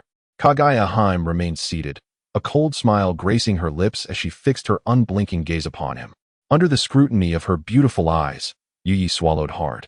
Momentarily flustered, Kaguya appraised him with a peculiar expression. Year, she hesitated, then seemingly resolved, commanded, "Come here and massage my legs." Yu nearly stumbled at her request. Chapter 26. Massage Year, come here and massage my legs. Kaguya voice was cool and somewhat stiff. This marked the first time she had asked Yu to perform such a task, and she pondered if her newfound gentleness would bridge the distance between them. However, from Yu's perspective, the scene was entirely different. Kaguya sat regally, her long legs crossed, her lips curling into a cold smile as she looked down at him with an air of indifference mixed with mockery, issuing her undeniable command. There was no choice. Kaguya demeanor was such that she exuded an inherent chill, her emotions rarely displayed. While she might perceive herself as gentle, others often viewed her as aloof. Her countenance as frigid as frost. Option 1. Obey, give her a thorough massage. Reward, 3 body technique. Option 2. Smile arrogantly, you command me? Are you instructing me on how to work? Reward, B-class ninjutsu, fire release, great fire annihilation. Option 3. With an evil grin, I'll go above and beyond, providing full service. Reward, S-class ninjutsu, Chidori stream. Yu swallowed hard, briefly scanning the system options before choosing to disregard them. Neither the Great Fire Annihilation nor Chidori stream held any use for him. He could easily create them himself, given time. The myriad of ninjutsu was merely various applications of chakra. However, foundational ninjutsu possessed a uniquely profound significance for him, allowing clearer insights into the essence of chakra. Thus, at this moment, massaging her legs was merely a means to an end for the system's reward. In the next instant, Yu approached Kaguya. As he drew near, her distinct, subtle fragrance wafted towards him, and her silvery hair danced in the breeze, presenting a breathtaking beauty. An aura of power emanated from her naturally. Yu slightly crouched, and Kaguya looked down at him, a hint of mockery playing on her lips. Silently, Yui hesitated for a moment before gently lifting one of her legs, carefully adjusting her skirt to reveal her smooth, delicate thigh. He then laid it in his embrace and began to apply gentle pressure. Upon contact with Kaguya Haim's skin, he distinctly felt her body quiver slightly. Kaguya's skin was exquisitely fair and delicate, her legs elegantly elongated. The pressure exerted by Yuya during the massage was perfectly calibrated, his techniques refined, with his innate understanding. Mastering the art of massage was no arduous task. After a while of working from head to toe, he lifted her jade-like feet, aligning them with himself. Kaguya's toes glowed with a rosy hue, crystal clear and translucent. Yuya gently pressed on the Yongquan acupoint, and in an instant, a soft hum escaped Kaguya's lips. Her cheeks flushed with a rosy glow. The soles of the feet harbored the most acupoints, making them the easiest to unblock meridians, enhancing microcirculation and alleviating overall stress, thus granting relaxation to both body and soul. At that moment, Kaguya was utterly fatigued. The divine tree gnawed at her will and corroded her body. With a looming threat residing within her, she likely had not contemplated survival since the moment she sat cross-legged with Yuya. Yet even so, she continued to feign indifference in his presence, willing to traverse great distances to the depths of the snowy mountains to forge a sword, all because she believed it would please him. This was her pride as the great Otsutsuki Kaguya, unwilling to reveal a semblance of her current decline. The long-standing suppression of the divine tree's power, coupled with her exhaustion, began to yield under Yuya's massage, causing her to softly hum in relaxation. Yuya remained undistracted, his mind devoid of extraneous thoughts. The salvation of Kaguya seemed a distant endeavor. He was unsure of how he could assist the woman before him, perhaps merely by following her lead. Whatever she said, he complied, acquiescing to her wishes. However, as he continued to knead, Yuya abruptly halted, realizing the once delicate texture beneath his hands had begun to feel rigid and coarse. To his astonishment, he observed that, unbeknownst to him, Kaguya's formerly pristine skin had become marred with bark-like patterns, creeping up her legs and continuing to spread. Yuya's expression grew complex as he looked up. Kaguya had unknowingly succumbed to a deep slumber. Her once exquisite face was now etched with green wrinkles akin to aged tree bark, rendering her appearance somewhat grotesque. Yet, Yuya felt no revulsion, only a pang of sorrow.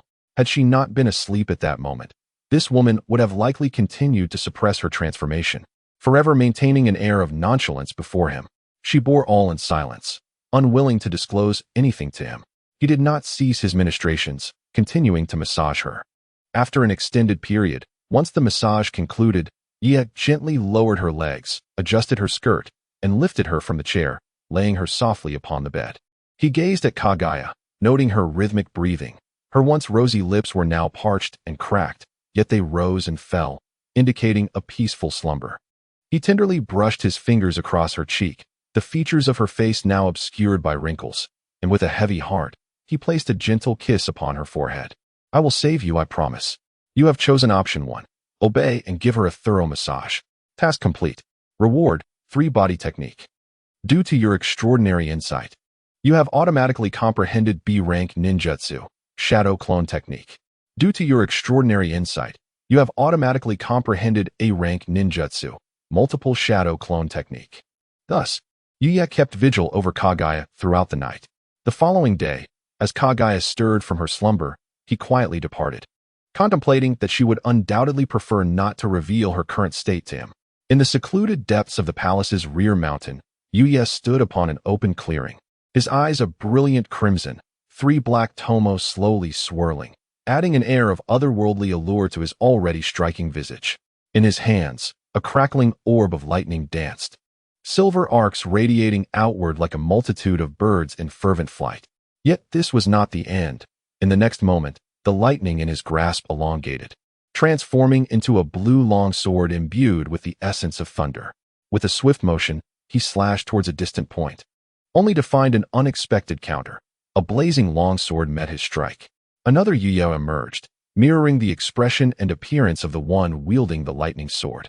Simultaneously, several Yuyis appeared throughout the forest, and one of them unleashed a torrent of fire, conjuring a massive fire dragon that surged towards the surrounding trees, igniting them in an instant. In the blink of an eye, a colossal wave, summoned by another Yuya, extinguished the raging inferno. The earth trembled, unleashing a torrent of mud and stones that quelled the surging waters. Meanwhile, multiple Yuis engaged in combat, seemingly honing their battle experience and refining their physical techniques. Due to your extraordinary insight, you have automatically comprehended A-rank ninjutsu, Chidori. Due to your extraordinary insight, you have automatically comprehended S-rank ninjutsu, Chidori stream. Due to your extraordinary insight, you have automatically comprehended A-rank ninjutsu, Earth release, Earth flow. Due to your extraordinary insight, you have automatically comprehended A-rank ninjutsu, Fire release, Fire dragon technique. Due to your extraordinary insight, during battle, physical technique level 5. While ninjutsu may lack excitement, the shadow clone technique held a certain intrigue.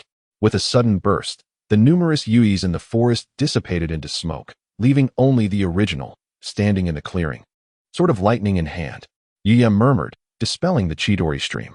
At that moment, the awareness and fatigue brought on by the shadow clones washed over him simultaneously. He closed his eyes to reflect. This fatigue posed no significant burden to his current constitution. As he opened his eyes again, clarity returned to his gaze.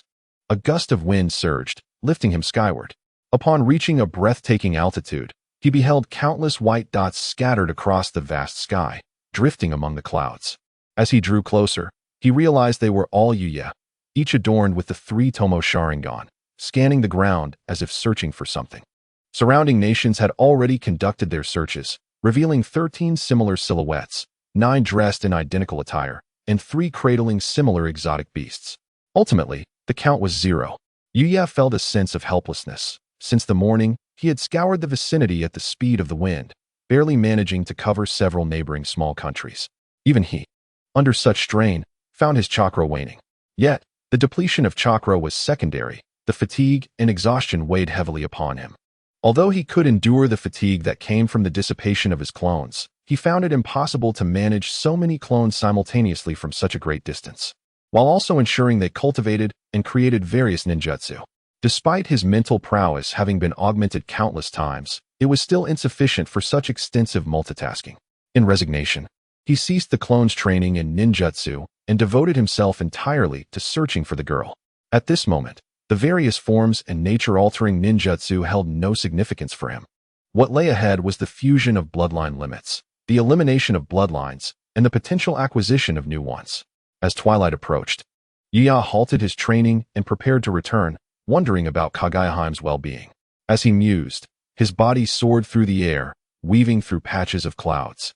And in the next instant, he landed before Kaguya's grand hall. The moment he entered, Kaguya approached him. "Accompany me on a shopping trip," she exclaimed. Yuya momentarily froze. Taken aback, it was the first time she, who typically shunned interaction with outsiders, had expressed a desire to venture outside. It was utterly astonishing. In his previous life, she would have certainly been classified as a reclusive introvert. "Did you not hear me?" Kaguya said with a cold smirk. "I heard you," Yuya replied, swallowing hard. "Does that mean this is a date?" His heart stirred with excitement. He had assumed that if Kaguya were to speculate about his behavior from the previous day, she might avoid him for a considerable time. Yet, it seemed she was ready to embrace a new side of herself. Perhaps she wished to experience a different lifestyle in this final year, or simply to spend more time with him. Realizing this, Yuya hesitated. "However, today happens to be the fireworks festival, and masks are required," he replied after a brief contemplation. "Is it really that troublesome?" Kaguya murmured, frowning. "Not at all. I shall retrieve one immediately," he said, vanishing from her sight in an instant using the body flicker technique. Has his control over chakra reached such a level? Kaguya pondered, a mix of relief and complexity flashing in her eyes. He should be able to protect himself now. She stood still for a moment, lost in thought. "Perhaps I should change into something else," she mused, glancing at her heavy sage attire, feeling it was out of place in this era, particularly in a nation thriving on cultural and entertainment development like Starry Night Pavilion. Yuya had previously suggested I wear something called AJK uniform. "My time is running short. I might as well indulge him," she whispered. In the next moment, the space rippled, and a dark portal appeared as she stepped through it. The body flicker technique was not akin to spatial ninjutsu. It was merely a rapid short-distance movement. Yuya simply vanished from her sight. Next, he soared high into the sky, arriving at the nearest Starry Night Pavilion branch. After revealing his identity, He selected the most exquisite mask under the astonished gaze of the branch manager and departed. Upon returning to the hall, he was momentarily stunned by the sight of Kaguya waiting elegantly. Her long silver hair danced in the wind, and she had donned a light, flowing white dress, which she nervously adjusted. A delicate blush graced her flawless face, revealing her shyness. The billowing white hem concealed her thighs, yet her slender legs, clad in white thigh-high stockings, were beautifully exposed. Instead of opting for the bolder JK attire Yuya had suggested, she chose a more demure dress. Yet she appeared as if she had stepped out of a manga, a vision of beauty. Indeed, she was. The white stockings paired with the pristine white fabric made Kaguya resemble a goddess under the moonlight, causing Yuya to swallow hard, overwhelmed by the striking visual before him. Option 1. Gaze into her eyes, express admiration for her beauty. Reward. Growth 1. Option 2. Nonchalantly pretend not to notice her change. Reward. Mental power 1. Option 3. Frown slightly, mock her, is that all? Reward. Would release. 3 options appeared before him, and Yuya merely glanced at them before moving on. Would release was merely one of the bloodline limits, while it could be deemed the strongest in the hands of the first Hokage. Its true strength lay in the combination with Sage Body, both of which he possessed. Would release would be his primary focus of research moving forward. Moreover, he had not accrued a growth attribute point in quite some time, and although he remained physically akin to a 14-year-old, his exquisite features and innate charm often led others to overlook his youthfulness. Most importantly, at that moment, he simply wanted to speak from the heart. Without hesitation, he approached Kaguya. "Your Majesty, you are becoming increasingly beautiful," he said, his eyes reflecting an appropriate sense of mesmerization. "How eloquent of you," Kaguya replied, her tone still cool, though her lips curved into a faint smile. "You have selected option 1. Compliment her beauty. Task completed. Reward. Growth 1. A warm sensation flowed through Yuya, though true growth would only manifest after he fell asleep. Having previously dismissed all attendants and guards, he was determined to enjoy this rare occasion without interruptions. Thus, when Yuya and Kaguya departed, they drew no attention. As they strolled through the illuminated streets, lanterns adorned every corner, and the throngs of masked revelers filled the thoroughfares. Yuya and Kaguya were, much like countless young couples, seemingly unremarkable as they stood upon the night streets, walking side by side. The gentle evening breeze tousled Kaguya silvery tresses, which danced gracefully in the air, brushing against Yuya's nose. Inhaling the familiar scent of the person beside him, Yuya felt an exquisite tranquility in the passage of time. After strolling for a short while, Kaguya suddenly halted, her gaze fixated on a luminous establishment, a shop named Rescue the Dolls. The decor exuded a youthful charm, with a row of dolls adorning the pink walls, accompanied by an array of peculiar machines within. "Your Majesty, that seems rather intriguing. Shall we take a look?" Yuya suggested tentatively. "Indeed," Kaguya replied with a barely perceptible nod, maintaining her poised demeanor. Upon entering the doll rescue shop, they were greeted by a sales attendant wearing a rabbit-eared mask. "Are you here to rescue some dolls as well?" Successfully rescuing a doll will not only refund your game tokens, but also reward you with a premium gift. It became apparent that the machines housed a multitude of adorable dolls, visible through their glass enclosures. Above, a claw hovered, while a lower escape hatch beckoned. It seemed that by maneuvering the claw to grasp a doll, one could facilitate its escape. As a reward, the rescuer would receive the doll itself. The imprisoned dolls were exquisitely crafted and irresistibly cute, prompting even Kaguya to steal a few extra glances. "Look, mother, those dolls are so pitiable trapped inside. Let us free them," a little girl exclaimed to the woman holding her hand. The woman, with a sigh of resignation, acquiesced. They proceeded to insert coins and attempt to grasp the dolls. Yet, no matter how the little girl maneuvered, the dolls eluded capture, often slipping from the claw's grasp just before success. Frustrated, the girl burst into tears. As more people attempted to rescue dolls, none succeeded, their expressions reflecting disappointment. Kaguya smirked disdainfully at the scene, while Yuya exchanged his tokens, encouraging Kaguya to give it a try. She shook her head, her desire battling with her reluctance to appear foolish. Seeing her hesitation, Yuya stepped forward to try his luck, but to no avail, despite his best efforts. He too failed to secure a doll. Kaguya expression grew serious at the sight. "Sister, could you help me rescue a doll?" The little girl approached Kaguya with hopeful eyes.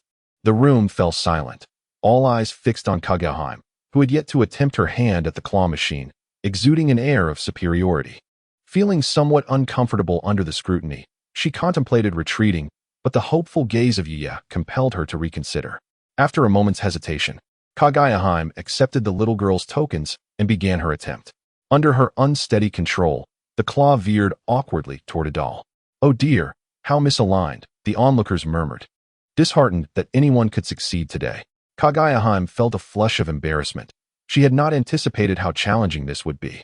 Were it not for Yuya's presence, she might have wished to vanish into thin air. Just as the crowd sighed collectively, the claw miraculously snagged the corner of a doll, lifting it precariously. Could it be? The audience held their breath, hope igniting in their hearts. The doll was drawn toward the escape hatch, and, at last, it was freed. "Yay! The doll is saved," the little girl cheered. "Sister, you're incredible. That escaping doll is yours." The girl retrieved the fallen doll from the escape hatch and placed it into Kaguya hands, her eyes sparkling with admiration. Kaguya, momentarily stunned by her success, felt the soft, plush texture of the doll and gazed at its charming face, momentarily lost in wonder. What girl could resist something so fluffy? Even Kaguya found herself enchanted. "Sister, you're amazing. Why not rescue a few more dolls?" the little girl urged, her eyes wide with admiration. "Indeed, Your Majesty, there are still a few tokens left. Why not give it another go?" Yuya added, his admiration evident. Kaguya, touched by their enthusiasm, nodded slightly. With one hand cradling the doll and the other manipulating the claw, she focused intently, her brows furrowing in concentration. In that moment, she appeared as an ordinary girl, exuding an uncharacteristic charm that melted Yuya's heart. "Wow, she's incredible. She's going for another." The little girl clapped in encouragement. The crowd watched in awe as Kaguya once more maneuvered the claw, which, despite its erratic path, managed to grasp yet another doll in a seemingly impossible feat. Could it be that we've encountered a rare master of doll catching? The spectators whispered excitedly. Kaguya, now cradling a second doll, felt a mix of embarrassment and exhilaration as the praises washed over her.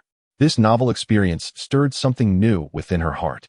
"Sister, you saved another doll," the little girl exclaimed, her admiration unabated. After a moment's contemplation, Kaguya handed the second doll to the little girl. "Thank you, sister." The girl beamed, her eyes crescent-shaped with joy. "Indeed, let us capture one for Ye," thought Kaguya. At that moment, she was already immersed in the exhilarating thrill of claw machines. With a deft control of the erratic claw, she reached for the plush toys. To the astonishment of the onlookers, she once again defied the laws of physics, successfully grasping another one. "Sister is truly the most skilled claw machine expert I've ever seen," exclaimed the little girl, clapping her hands in excitement.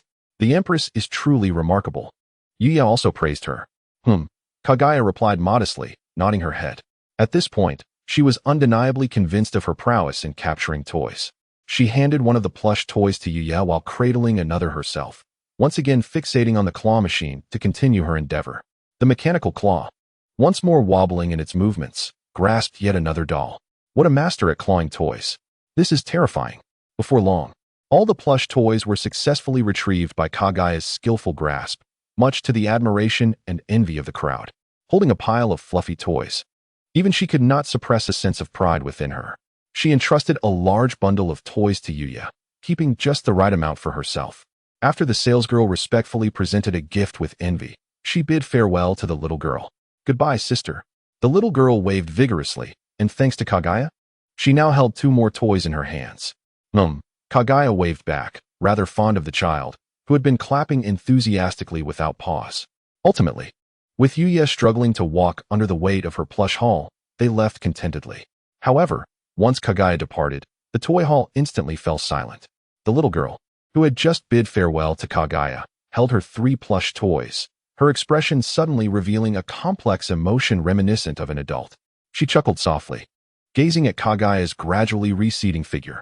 After a long moment, she murmured, "I'm sorry.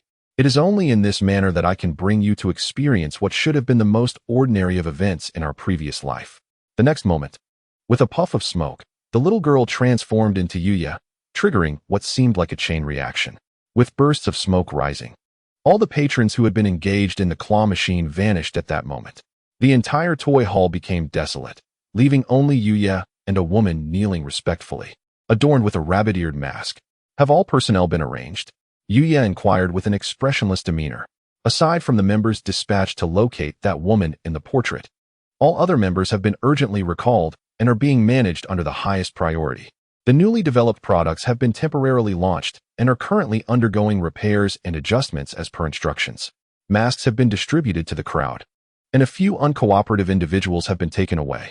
Most vendor agreements have been finalized, and those who refused have been acquired. The fireworks are ready.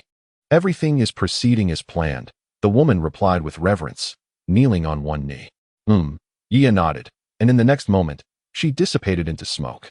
Today, such manifestations were numerous. There had never been a fireworks gala. It was merely a spectacle prepared solely for Kaguya. Chapter 29. Unfazed by Kaguya, humans were transformed from shadow clones. The machines had just been calibrated. How could Yuya possibly be unprepared for her first date with Kaguya? Long before Yuya sought that mask, he had meticulously planned everything using shadow clones. Given their unique identities, it was challenging not to draw attention, especially considering Kaguya's appearance and the evolving Rinnegan on her forehead. It was bound to attract unusual gazes and even panic, which Yuya could not tolerate. Thus, the so-called fireworks gala was orchestrated for tonight. Masks had already been distributed to the populace, allowing them to enjoy the benefits of the Tianyu Xingya Air Pavilion for free. With the pavilion's reputation and influence in the community, most people were naturally willing to comply.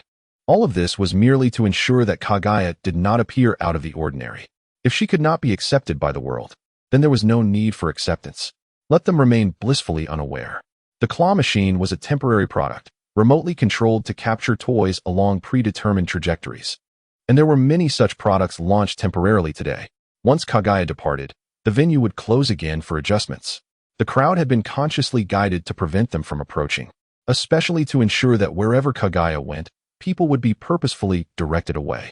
Throughout, Yuya had been utilizing observation haki to sense Kaguya's emotions and devise subsequent measures, thereby heightening the atmosphere to the utmost.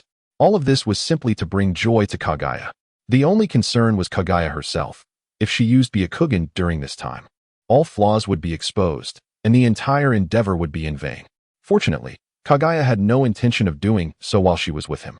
"Let me see the gift I received," Kaguya murmured, now cradling only a single plush toy, a charming little monster. The rest had already been sent home using her space-time ninjutsu. This brought a sense of relief to Yuya. "Oh, it's a ticket," Kaguya exclaimed, opening the small gift box to find 2 tickets to an attraction called Adventure House lying quietly within. "It seems to be right there," Yuya pointed ahead. Before them lay a colossal monster, coiled and ferocious, with a lengthy body extending into the unknown. Its gaping maw towered 2 to 3 meters high, and people were seen entering and exiting its mouth, as if it were consuming them one by one. How can there be such a massive monster here?"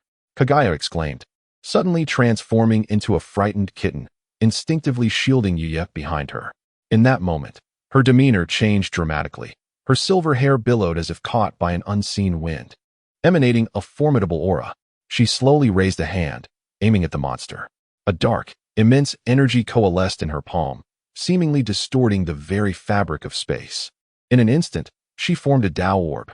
Stop! That's a fake." Yuya hurriedly intervened, taken aback by Kaguya's intense reaction. "A fake? Odd. I wondered why there was no trace of energy emanating from it," Kaguya murmured. "Moreover, it has been completely immobilized," Yuya added.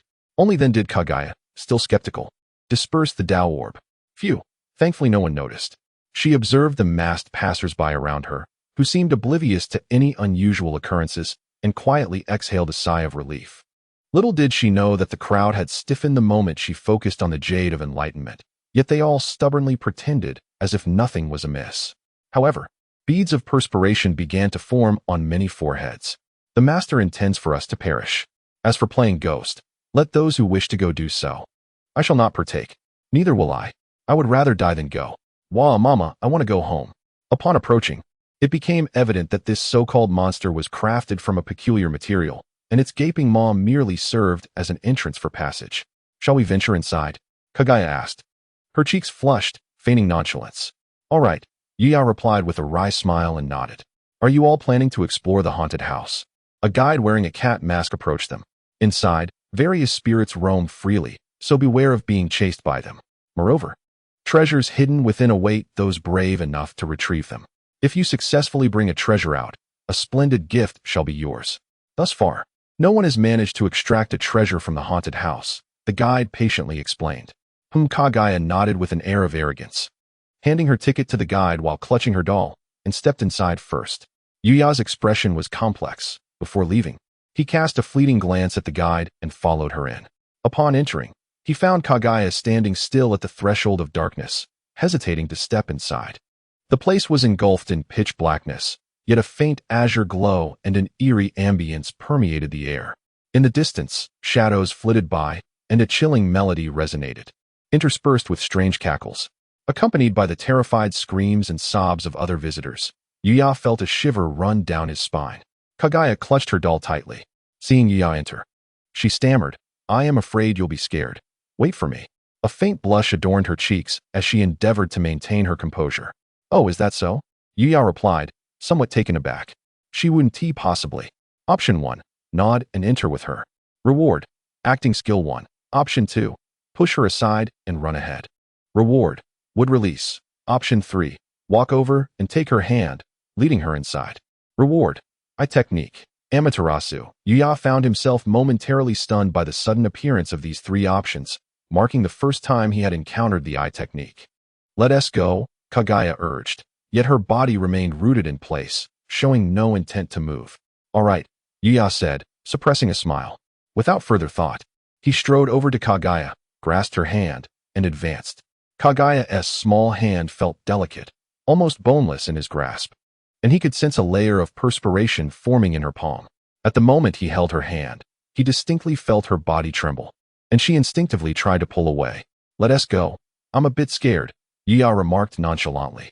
Kaguya, indeed, ceased trembling and allowed him to lead her. As they entered the haunted house, the darkness enveloped them.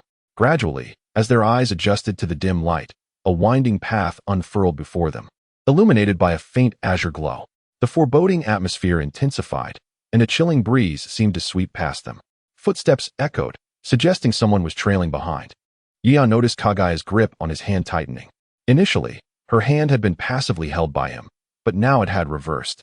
Suddenly, the background music shifted, transforming from a lively tune to a haunting and mournful melody. A ghostly visage emerged from the wall to their right, its hair disheveled, face pale, and features grotesquely twisted. "Give me back my life." An eerie voice emanated from the apparition, and Yuya felt his hand gripped tightly. Crack! The sound of bones snapping resonated through the air. Chapter 30. The Revelry of the Haunted House. You chose option 3, taking her hand and leading her inside. Task completed. Reward. Eye technique. Amaterasu. Yuya stiffened, pain radiating from his hand. Could Kaguya truly possess enough strength to fracture bones? That small hand was remarkably powerful. Was this the consequence of acquiring Amaterasu? Swallowing hard, he suppressed the instinctual urge to free himself from Kaguya's grip and, maintaining an air of calm, continued forward. Kaguya held her doll tightly and trailed behind him. Navigating through the winding path, the surroundings gradually brightened, and after some time, various grotesque faces erupted, but Kaguya seemed to grow slightly immune, gradually lowering her guard. Yet, the next moment, a bloodied hand suddenly burst from the ground, seizing Kaguya's leg. "Ah!" Kaguya screamed, unleashing a surge of chakra that obliterated the bloodied hand and shattered all the ghostly props around them. Kaguya leaped into Yuya's embrace, tightly shutting her eyes as her body trembled. On the other side of the wall, a woman in red collapsed in fear, lamenting, "Master, I have shed blood for the organization. I have toiled for it." Tears streamed down her cheeks. Countless staff members and various apparitions trembled in terror. From such a distance, "I feel as if I am near death. Mama, I want to go home." "Oh, Master, I merely enjoy working and sleeping in late. My sins are not deserving of death." Thankfully, it was all props. Who could withstand this? "If she comes again, let us just hand over the treasure. I think it's a good idea." At the moment Kaguya buried herself in his arms, Yuya felt his heartbeat slow slightly, as if the world had quieted. Her soft form pressed against him, a faint fragrance enveloping him. In that instant, her body trembled slightly, and Yuya hesitated, wanting to comfort her by patting her back and assuring her that everything was all right. Yet, his body felt paralyzed, preventing him from performing the simplest of gestures. All he could hear was the rhythm of his own heartbeat. After a while, Kaguya regained her composure, releasing Yuya, her cheeks adorned with a faint blush that was faintly visible even in the dim light. At the moment when Kaguya Haim released her grip, Yuya felt a fleeting sense of loss. She inwardly chastised herself for being so cowardly. Kaguya Haim instinctively activated her Byakugan, dispelling any fear. With a renewed sparkle in her eyes, she patted her chest and forced herself to calm down. Who exactly is afraid here? Yuya questioned. Kaguya Haim, clutching a doll in one hand, reached for Yuya's hand with the other. Come, I will lead you out. Her Byakugan glowed with confidence. All right, Yuya replied with a hint of amusement, nodding. Under Kaguya Haim's guidance, they navigated their way through effortlessly. Occasionally, she would stop suddenly, gripping Yuya's hand tightly, and only relaxed once a prop popped out, then continued onward. As they passed through the territory of a ghost, both Kaguya Haim and the apparition let out a simultaneous shriek. The ghost's bizarre appearance was unsettling, and despite having seen it with her Byakugan, the added colors and sounds heightened the fear. Kaguya Haim clung to Yuya's arm like a frightened girl, feeling the softness of his arm, overwhelmed by some unseen pressure. Even Yuya's delicate cheeks flushed slightly. After the ghost screamed and tossed something aside, it fled without looking back. Huh. Kaguya Haim tilted her head, momentarily dazed, then released Yuya's arm to pick up the object. This must be the ghost's treasure, she realized with a spark of excitement. As they continued, the ghosts they encountered screamed and dropped their props, fleeing without exception. Eventually, Kaguya Haim ceased to be afraid, transforming into a figure that chased after the ghosts while still holding Yuya's hand. Over here. Quickly, hand over the props. The haunted house resonated with various ghostly screams. One ghost stumbled forward, glancing back occasionally. Once it confirmed that no one was pursuing, it exhaled a sigh of relief. However, the next moment, Kaguya Haim leaped out, blocking its path. No, if I hand over the props again, the master will deduct my salary and bonus. The ghost internally wailed, just as it prepared to turn back. Yuya appeared casually from behind, casting a calm glance at it. Damn! The ghost's eyelids rolled back, and it fainted. Kaguya Haim waved her hand, using the universal attraction technique to draw the props from the unconscious ghost. The last one is collected, she declared, feeling a sense of pride amid the eerie background music. Chasing after the ghosts was exhilarating. She had entirely forgotten her initial nervousness. When Kaguya Haim and Yuya emerged hand in hand, she displayed all 6 props with a dismissive expression. They aren't scary at all, Yuya retorted. Who was it that jumped into its arms at the beginning? Ultimately, they departed with a beautiful gift, leaving behind the envious admiration of the staff. After Kaguya Haim left, a figure emerged from a hidden door in the haunted house.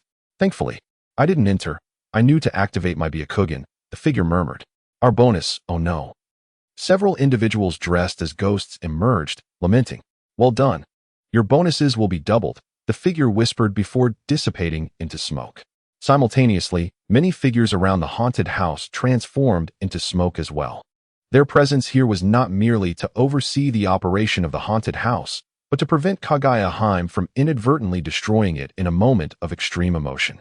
They were dispatched for emergency measures to manage any chaos, and fortunately, everything remained within the plan. After their adventure in the haunted house, Kaguya Haim seemed to embrace her freedom, her spirits soaring. Now, let us see where to go next, she said as she unwrapped an exquisitely packaged gift box. A hot pot buffet voucher? Kaguya Haim picked up the voucher, puzzled. What is this? It might be food, Yuya replied. Food? I'm not hungry right now. Are you, Yuya?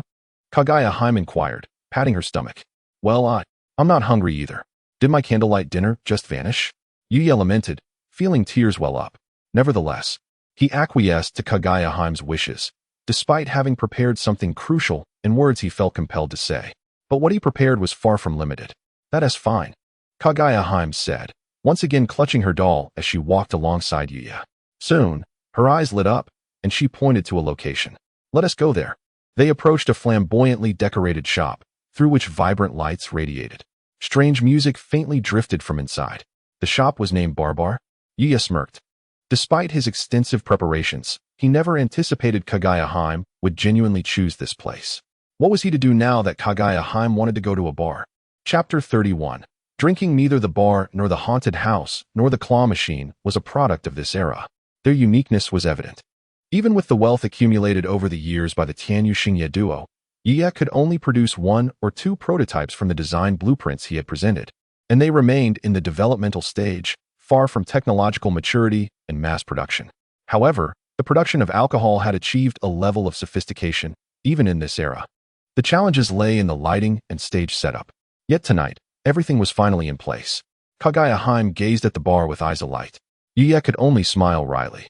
Although the bar had been hastily constructed, he never imagined Kaguya Heim would actually opt for this location. Inside the bar, there wasn't the typical nightclub atmosphere, but a true bar setting. In the center stood a stage for live music, with a control panel on the left and a bar stocked with liquor and a refrigerator against the wall on the right. A meticulously dressed bartender stood with a straight posture, resembling a butler from a European medieval estate. Kaguya stepped inside, the dim light casting shadows across her face, causing a fleeting moment of discomfort. Yuyuru anticipated that she might turn back, yet she boldly ventured deeper. The establishment was sparsely populated, the atmosphere not overly boisterous.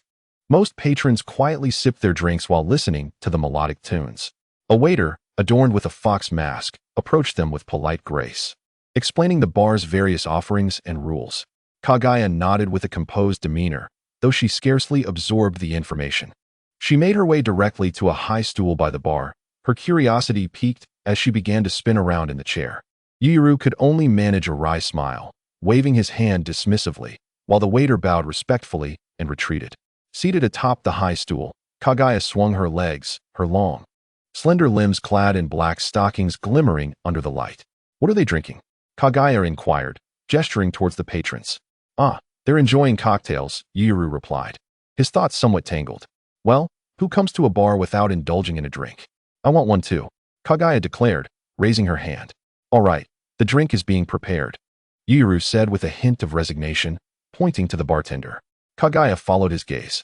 The bartender executed a dazzling array of movements, crafting cocktails with flair.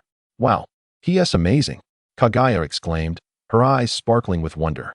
The bartender intensified his performance, and Kaguya suddenly murmured, "Why does this feel so familiar?"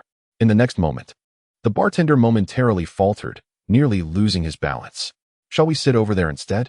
Yuyuru suggested, indicating a cozy booth. "No, I want to sit here," she insisted. It seemed she was quite taken with the high chair. Nevertheless, the conversation had successfully shifted. Yuyuru silently sighed in relief. Soon, the cocktails were ready, some mild concoctions glowing a brilliant blue in transparent highball glasses, rich with fruit and equipped with a straw. Kaguya gazed curiously at the drink set before her. Yuyuru shook his head with a chuckle and began to demonstrate how to drink, prompting Kaguya to mimic him. As her rosy lips touched the straw and she began to sip, her eyes lit up with delight. Before long, with rhythmic gulps, she finished the cocktail, releasing the straw to reveal a line of delicate teeth marks. "It seems even Kaguya cannot resist biting the straw," Yuyuru remarked. "I want more." Kaguya raised her hand. Another cocktail was promptly served. Though the drink was not strong, after finishing yet another, Kaguya's cheeks flushed slightly. "I want what they're having." She pointed at the other's drinks. "That one's not as good," Yuyuru replied with a wry smile, trying to dissuade her. "I want it." Kaguya pouted. With no choice left, Yuyuru fetched a bottle for her. Kaguya effortlessly popped the cap off with a flick of her power. Mimicking the others, she began to drink, the beer proving much stronger than the cocktails. The spiciness hit her palate, and she adorably stuck out her tongue, yet she persevered. In no time, she had drained the entire bottle. Just when Yuyuru thought Kaguya might have experienced the bitterness of beer and would stop, she suddenly exclaimed, "Not enough. Bring me more." "There's none left," Yuyuru said, concerned about her inebriation, forcing a smile. "Liar," Kaguya pouted. In the next instant, an unseen force drew forth a crate of beer, which Kaguya summoned with her powers. She seized a bottle and popped the cap, resuming her enthusiastic drinking. Yuyuru intended to intervene, but Kaguya leaned closer, wrapping her arm around his neck, half hanging off him. "Yuyuru, let us drink together," she said, her soft breath warming him. Her cheeks were adorned with a rosy hue, and a fragrant aroma mingled with the faint scent of alcohol enveloped her. She held the beer towards Yuyuru, saying, "All right." Yuyuru felt his heart flutter, his gaze locking onto her for a moment before he surrendered and joined her in drinking. "Yuyuru is wonderful," Kaguya giggled, playfully pinching his cheek. "You looked so adorable when you were little, always clinging to me," she reminisced, gesturing with her hands. You've grown more handsome. Yet you seem to be drifting away from me, she added, her voice slightly tipsy and tinged with a hint of sorrow. Yuyuru, will you not find me bothersome anymore? She finally pleaded. Of course not. I've never found you annoying, Yuyuru replied, his throat tightening. Hee, Kaguya laughed, her eyes crinkling in delight, radiating a captivating charm. She took another sip of her drink. Am I pretty, Yuyuru? Her exquisite face glowed under the lights. Absolutely, Yuyuru responded without hesitation. Then do you like me? Kaguya, now quite intoxicated, leaned onto the table. The words that followed morphed into a soft murmur, nearly lost amidst the surrounding music. Yet Yuyuru felt a tremor run through him, his throat constricting as he finally rasped out, I do. I have liked you since our past life. Yet, Kaguya, resting upon the table, could not hear his reply. It dissipated into the air like a whisper. This song is dreadful.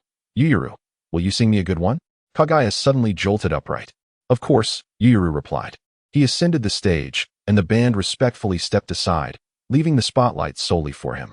The lights beamed down on Yuyuru as he gazed at the audience and began to sing softly. Rocking, 15 swings past the equinox, longing, grandmother, sweetly calling.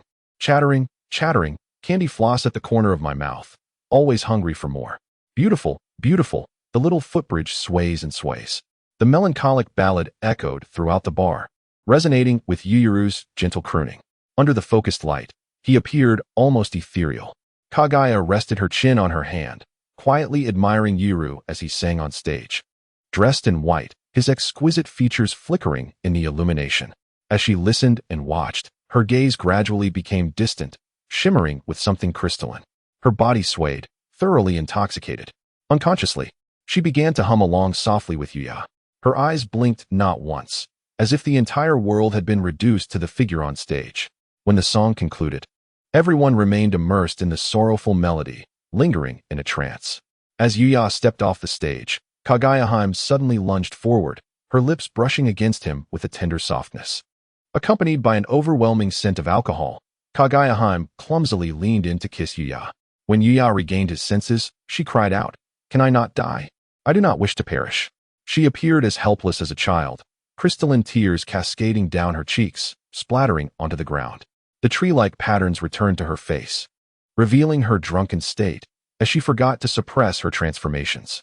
Her body trembled, an expression of sorrow and helplessness etched upon her features, as she rapidly withered away. In that moment, she resembled a decrepit old tree, her eyes pleading, her face etched with wrinkles.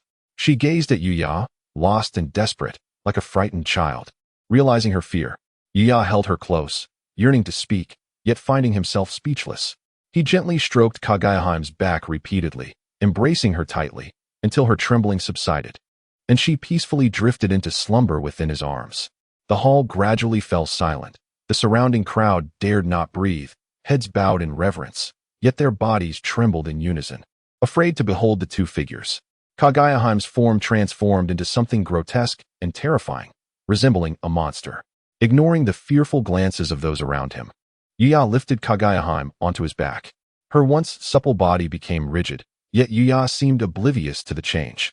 He traversed the hall, exited the bar, and wandered through the streets.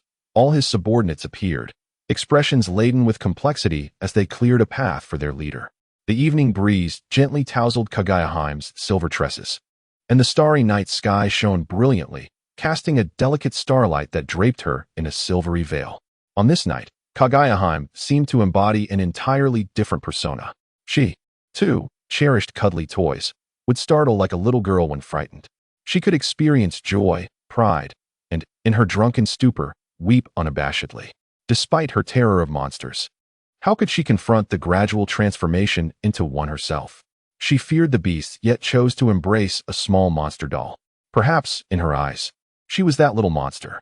These emotions had long been buried deep within her, never revealed to anyone, not even Yuya. Her joy, her pride, her sorrow, and helplessness. Beneath the formidable exterior of the Otsutsuki, she was merely an ordinary girl. She felt all the emotions that any common person would experience. As death loomed ever closer, she too was afraid. Yet, as an Otsutsuki, her identity, her strength, and the burdens she bore shackled her from expressing even a sliver of these feelings. Why then? Could she not simply be an ordinary girl? Yuya gazed at the vast, resplendent starry sky, his eyes tracing the winding path beneath him, yet no answers came forth. Some fates were preordained from the very beginning. She would find happiness in my world, much like tonight, he mused. Carrying Kaguya home, he arrived at the riverbank, where a boat awaited them. He gently placed her at the bow, allowing her to rest against his shoulder. As the boatman gently rowed, the vessel glided along the wide river, unobstructed by buildings, revealing the myriad lights of the ancestral homeland. The tranquil surface of the water rippled, reflecting the serene image of Kaguya nestled against Yuya's shoulder. Everything appeared as a beautiful tapestry of poetic imagery. Suddenly, a burst of fireworks ascended, exploding in the night sky, showering the heavens with vibrant colors that illuminated the dark expanse. The first cannon of the night resounded. More fireworks followed, each blossoming into the sky, their brilliance casting a radiant glow upon Kaguya face. As the stripes on her body began to fade, Kaguya sensed a gradual awakening. The dazzling fireworks filled the starry sky, scattering like countless fallen stars, a breathtaking spectacle of luminescence. So beautiful, Kaguya whispered softly against Yuya's shoulder. Chapter 33, Sage Mode, would release since that day. Kaguya never again expressed a desire to go out. That night, she vanished like a fleeting illusion, leaving even Yuya uncertain if that intoxicating kiss had been a mere figment. Her aura grew increasingly peculiar, her demeanor becoming ever colder. She seemed to revert to her former self, even more frigid than before, isolating herself within her abode, unseen by anyone. Yet, the terror of impending death loomed large, and any actions taken in response were not unwarranted. Warning, your bond with Kaguya is being eroded. Time remaining until complete erosion, 97 days, 13 hours, 21 minutes, 37 seconds. Time remaining until complete erosion, 97 days, 13 hours, 21 minutes, 36 seconds. The cold passage of time relentlessly ticked on, a constant reminder to Yuya of the urgency at hand. Meanwhile, the girl remained elusive, and with her absence came an intensifying sense of oppression and madness. He dispatched increasingly more personnel and clones to seek her out, even sacrificing more and more business in the process, resulting in a significant economic downturn for the second faction. But what did it matter? Apart from Kaguya, nothing else held importance for him. As Yuya split off clones to accompany Kaguya, he immersed himself in training. In the depths of the dense forest at the back of the ancestral homeland, Yuya sat cross-legged, having remained there for an extended period. At this moment, he entered a wondrous state, his mind completely liberated. In this instant, he seemed to immerse himself in another realm, where the sounds of the wind, rain, the stirring of the earth, and even the growth of trees resonated clearly in his ears.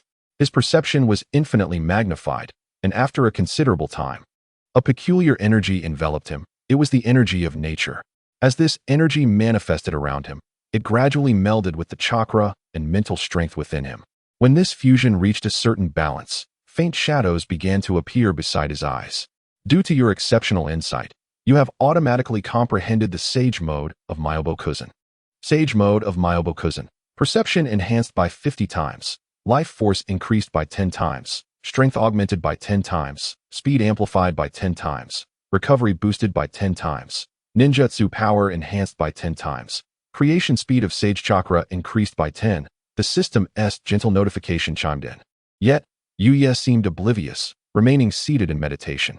The crimson shadows beneath his eyelids began to fade slowly until they vanished entirely, as he entered an even more extraordinary state of harmony with the natural world. In this moment, he appeared to completely dissolve into the surroundings, achieving a sublime unity with the elements. Simultaneously, an indescribable aura began to radiate from him, his demeanor ethereal and otherworldly, imbued with mystery as though he were not of this realm. Yet, upon closer reflection, it carried the weight and grandeur of nature, and the surrounding flora and fauna subtly drew closer, as if cheering for him. At this instant, he felt as though he had become the very epicenter of nature. With Yuya's profound understanding, he had maximized the utilization of natural energy. This exceeded the perfection of any sage mode described in the original texts, devoid of any repercussions akin to transforming into a stone frog. The next moment, Yuya opened his eyes, and they appeared to reflect mountains, lakes, and all of nature's wonders. only to retract into tranquility in an instant. Nevertheless, an enigmatic and timeless essence perpetually enveloped him as he stood atop the mountain peak, seemingly emerging from a distant epoch, emanating the profoundness of nature. Though devoid of shadows, did his aura and emotions still bear influence? Yuya murmured, his expression cold and detached. At this moment, he seemed to exist in a state of absolute rationality, gazing down upon everything with a divine perspective. He felt a disdain for life, an apparent disinterest in all things, akin to the coldness of nature itself. His obsessions appeared to dissipate in this instant. Kaguya-hime, he whispered, sensing an inner warmth that remained vibrant. He exhaled softly. Due to your exceptional insight, you have comprehended a new Sage Mode based on the Sage Mode of Myobo-Kuzan. Sage Mode. Perception enhanced by 100 times. All attributes increased to 100 times. Creation speed of Sage Chakra increased by 100. Was this an increase of tenfold compared to the original Sage Mode? Yuya murmured, this is truly terrifying. The ordinary Sage Mode merely offered a tenfold enhancement, yet he, astonishingly, received a 100-fold increase. However, he believed that Sage Mode should indeed manifest in such a manner. His Sage Mode was a synthesis derived from the three great Sage Modes of Myobo-Kuzan, Ryuchi Cave, and Surebone Forest, each harnessing their strengths to restore the most authentic form of Sage Mode, surpassing all expectations. When all attributes were amplified tenfold, it created an insurmountable chasm, making the Sage Modes of later generations appear more like incomplete remnants in comparison. Moreover, the most crucial aspect of Sage Mode was the speed at which Sage Chakra was produced, directly determining the capacity and sustainability of Sage techniques. Just observe the brevity of Naruto's Sage Mode. It is almost comically short, charging for 2 hours, yet only unleashing power for 5 minutes. He, however, need not worry about sustainability. Possessing a 100-fold production speed of Sage Chakra, the consumption could not keep pace with the recovery. It would not be an exaggeration to say that, should he desire, he could possess an endless supply of Sage Chakra, perpetually maintaining Sage Mode without interruption. In addition, his perception soared. In this unique state, Yuya realized that everything happening within a 10-mile radius resonated clearly within his awareness. Countless flowers, trees, and all of nature seemed to become his senses, subtly conveying their emotions to him. The next moment, he ceased this introspection, and the Sage Chakra he had generated surged forth.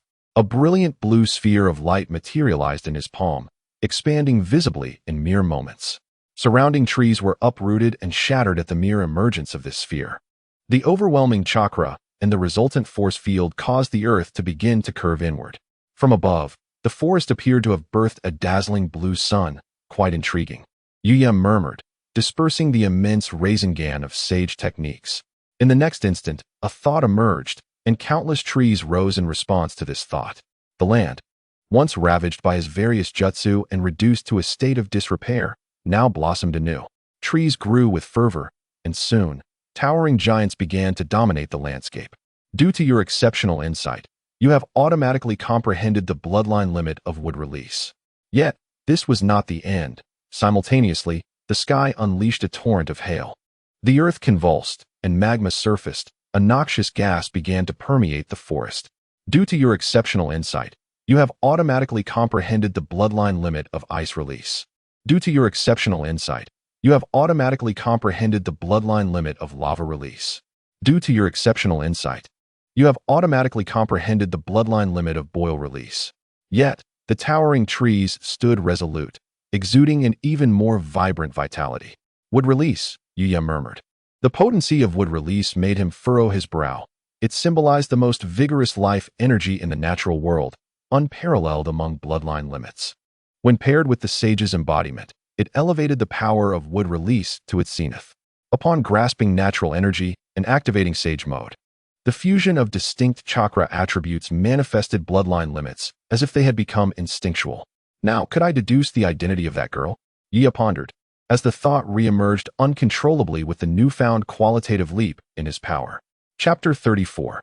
Traces. He maintained the amplification state of the Sage Mode, seated cross-legged, operating the heavenly calculation to deduce how to rescue Kaguya-hime. A vague image emerged. He once again slipped into that realm of nothingness, and this time, the same girl appeared. But behind her loomed a peculiar relic, and a book. The title of the book was inscribed in an odd script, one even Yuya could not recognize. Nevertheless, he etched every detail of the scene into his memory, and thus the vision concluded. You have suffered a backlash from the heavenly calculation. Life. 10. Could the purpose of finding this girl be to acquire this book? Does it contain the means to save Kaguya? Yuya furrowed his brow, undeterred, and continued his calculations, this time focusing on the girl's whereabouts. The indistinct image returned once more. In this vision, he found himself in an even more mysterious and eerie place, where the essence of elements was exceptionally pronounced, with figures floating in the air and bizarre creatures never before seen. Yuya was certain this was not any location on Earth. The geological and environmental characteristics did not match. Could it be an alternate dimension? Yuya frowned. If it were indeed an alternate dimension, he would need to master space-time ninjutsu to locate the weak points of this space and establish a connection. Yet, what purpose would that serve? By the time he learned the ninjutsu and sought it out, who knew how long it would take? And by then, Kaguya. Yuya felt an unprecedented heaviness in his heart, plummeting to the depths of despair. This should not be. The heavenly calculation could not provide me with such futile information, he murmured. Yet a chilling and terrifying aura began to emanate from him, and the world at that moment turned oppressive. As the surrounding flora seemed to mourn under Yuya's influence, he once again activated the heavenly calculation. He began to explore other avenues, such as methods to enter that alternate dimension, potential ways to save Kaguya, or means to obtain that book and access the relic. But all yielded the same result, as if he were ensnared in a vicious cycle. No, this cannot be right, Yuya whispered. Even under the absolute rationality of the sage mode, his heart began to experience tumultuous fluctuations. At that moment, another indistinct image emerged. He saw the girl, who had unexpectedly stepped out from that alternate dimension. The space rippled, and she arrived in the outside world, which was none other than Earth. Yuya's pupils contracted sharply, and he meticulously memorized the location of her appearance, along with every detail. He exited the heavenly calculation. You have suffered a backlash from the heavenly calculation. Life. 50. He had just pushed his calculations too far, but fortunately, it had not resulted in anything catastrophic. This minor backlash was inconsequential to him. With the restoration of his sage body and sage mode, the slight depletion of his aura quickly revitalized. Upon regaining his senses from the heavenly calculation, he noticed that the surrounding plants had begun to wither in large patches. Even the trees created using wood release began to show signs of fading vitality at that moment. Is the impact on nature truly this profound? Yuya murmured. Under sage mode, it seemed that even the slightest leak of his emotions could affect the natural world. A thought arises, flowers bloom and wither? Yuya began to comprehend. In the next instant, under his will, the once withered flowers and plants indeed regained their vitality. They flourished exuberantly, seemingly rejoicing. A flicker of thought passed through Yuya's mind, and he ceased further attempts.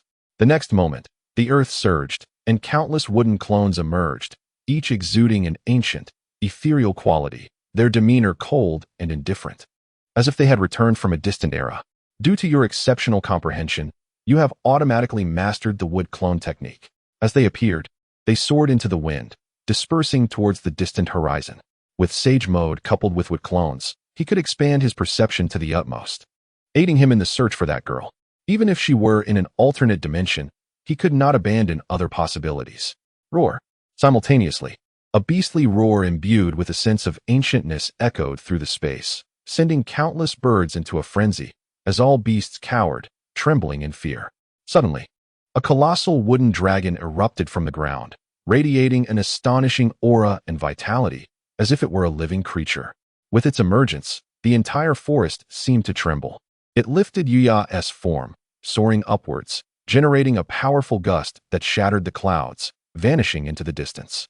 Due to your exceptional comprehension, you have automatically mastered the wood dragon technique. No longer lingering, Yuya rode the wooden dragon, hastening towards the direction where the girl was likely to appear. The dragon's form was far more suited for flight, providing comfort and stability. In the vast heights, shrouded in mist, the wooden dragon carried a figure, soaring through the clouds with remarkable speed. In no time, they had crossed the land of ancestors, propelling towards the location depicted in his calculations. As Yuya traversed past the nearby land of Marsh and the land of Pi, he came to a halt in a remote area. The wooden dragon began its descent. Here, it was desolate and densely wooded. The landing of the dragon went unnoticed by anyone. Yuya leapt from the dragon, floating in midair, as if strolling leisurely. He descended step by step, finally hovering 3 feet above the ground. This must be the place, Yuya murmured, beginning to close his eyes to sense the surroundings. Indeed, discovering the space here was relatively weak, with thick elemental fluctuations emanating from it. He began to wait quietly. However, he waited from afternoon until dusk, and there was no sign of movement in the space. Could it be that she does not appear during this time? Yuya frowned and activated the heavenly calculation to deduce the specific time of the girl's appearance. Yet, no matter how he calculated, the same image resurfaced, only indicating the afternoon. And now it was dusk, which meant she would almost certainly not appear today. Meanwhile, it seemed there was a change regarding Kaguya with the clones. After a moment of contemplation, he ultimately left one clone here to wait while his main body departed. Upon arriving at Kaguya's Grand Hall, he found the clone rejected at the entrance, weak and on the verge of collapse. Upon seeing him, the clone offered a wry smile, before dissipating into smoke. As a tide of memories surged forth, Kaguya found herself inexplicably overwhelmed by a sudden temper, leading to the wanton destruction of everything within the room. Yet, her energy gradually waned. Worried for her, Yuru's doppelganger rushed inside, only to provoke an even more intense emotional outburst from Kaguya, resulting in the doppelganger being expelled from the room. After absorbing the doppelganger's memories, Yuru stood in somber contemplation for an extended period before finally stepping inside. The surroundings were littered with shattered fragments. Bookshelves, tables, and chairs lay in ruin, all devastated by a formidable repulsive force. Kaguya sat on the floor, her hair disheveled, resembling a frightened child as she hugged her knees. Before her stood a mirror, now marred with cracks. Upon hearing a noise, she lifted her gaze. The gnarled patterns of the trees casting shadows across one half of her face, while the other remained unblemished. The broken mirror reflected her disheveled visage. And as she looked at Yuru, a radiant smile broke across her face. "Yuru, you've come. Let us play a game of chess," she exclaimed. Yuru felt a pang of emotion, yet, as if oblivious to the unusual atmosphere, he gently approached and lifted her from the ground. Chapter 35. Abe Kiyuki. The room lay in tatters, with various fragments strewn across the floor, an oppressive and peculiar aura permeating the air. There were remnants of Kaguya, the divine tree, and even that unfamiliar presence of the Otsutsuki. Like a child, Kaguya obediently allowed Yuru to lift her, wrapping her arms around his neck. Resting her head on his shoulder, instinctively covering half her face, the exposed side bearing a hint of trepidation. At least half of her body was rigid, her hand adorned with wood-like patterns that spread across her skin. Yuru was unsure of the inner strength that enabled him to carry Kaguya through the hall, each step feeling as heavy as if he were treading upon his own heart. He gently placed Kaguya on a chair, setting a small doll in her lap. "What would you like to play?" he inquired. "Go." Kaguya replied with a bright smile, clutching the doll. "Yuru, hasn't he played with me since you created these pieces?" Her eyes sparkled with tiny stars, as if to imprint his likeness in her memory. Her expression was natural, masking any sadness or sorrow, as if the wrinkles on her face had never existed, and the weight of despair had been lifted, reminiscent of that splendid night adorned with fireworks. Yuru's face was plastered with white slips, a punishment from Kaguya for losing, 1 slip for a loss, 2 for a victory. "Ah, a fair game indeed," Yuru conceded. After several rounds, Kaguya began to show signs of fatigue. Like a child, she opened her arms to Yuru, who stepped forward to lift her once more. Upon entering the room, he found it restored by the doppelganger, every item pristine and neatly arranged. Yuru laid Kaguya upon the bed, vigilantly watching over her as her eyelids fluttered and she gradually succumbed to slumber. Yet, her dreams were tumultuous, her face contorting with the struggles of a dark nightmare. Yuru gently patted her shoulder, soothing her restless spirit. Suddenly, a tremor coursed through Yuru's body as a fading memory from a doppelganger surfaced. This girl had found Abe Kiyuki. Following the passing of the former head of the Abe family, Abe Fumitsuki, she had ascended to the role of clan leader without any opposition, inheriting the family legacy as its sole heir. Indeed, she bore many responsibilities, serving as both leader and heir, a burdensome existence. Thankfully, she had her companion, Shiro, a celestial fox she had discovered amidst a winter's chill, who had remained by her side ever since.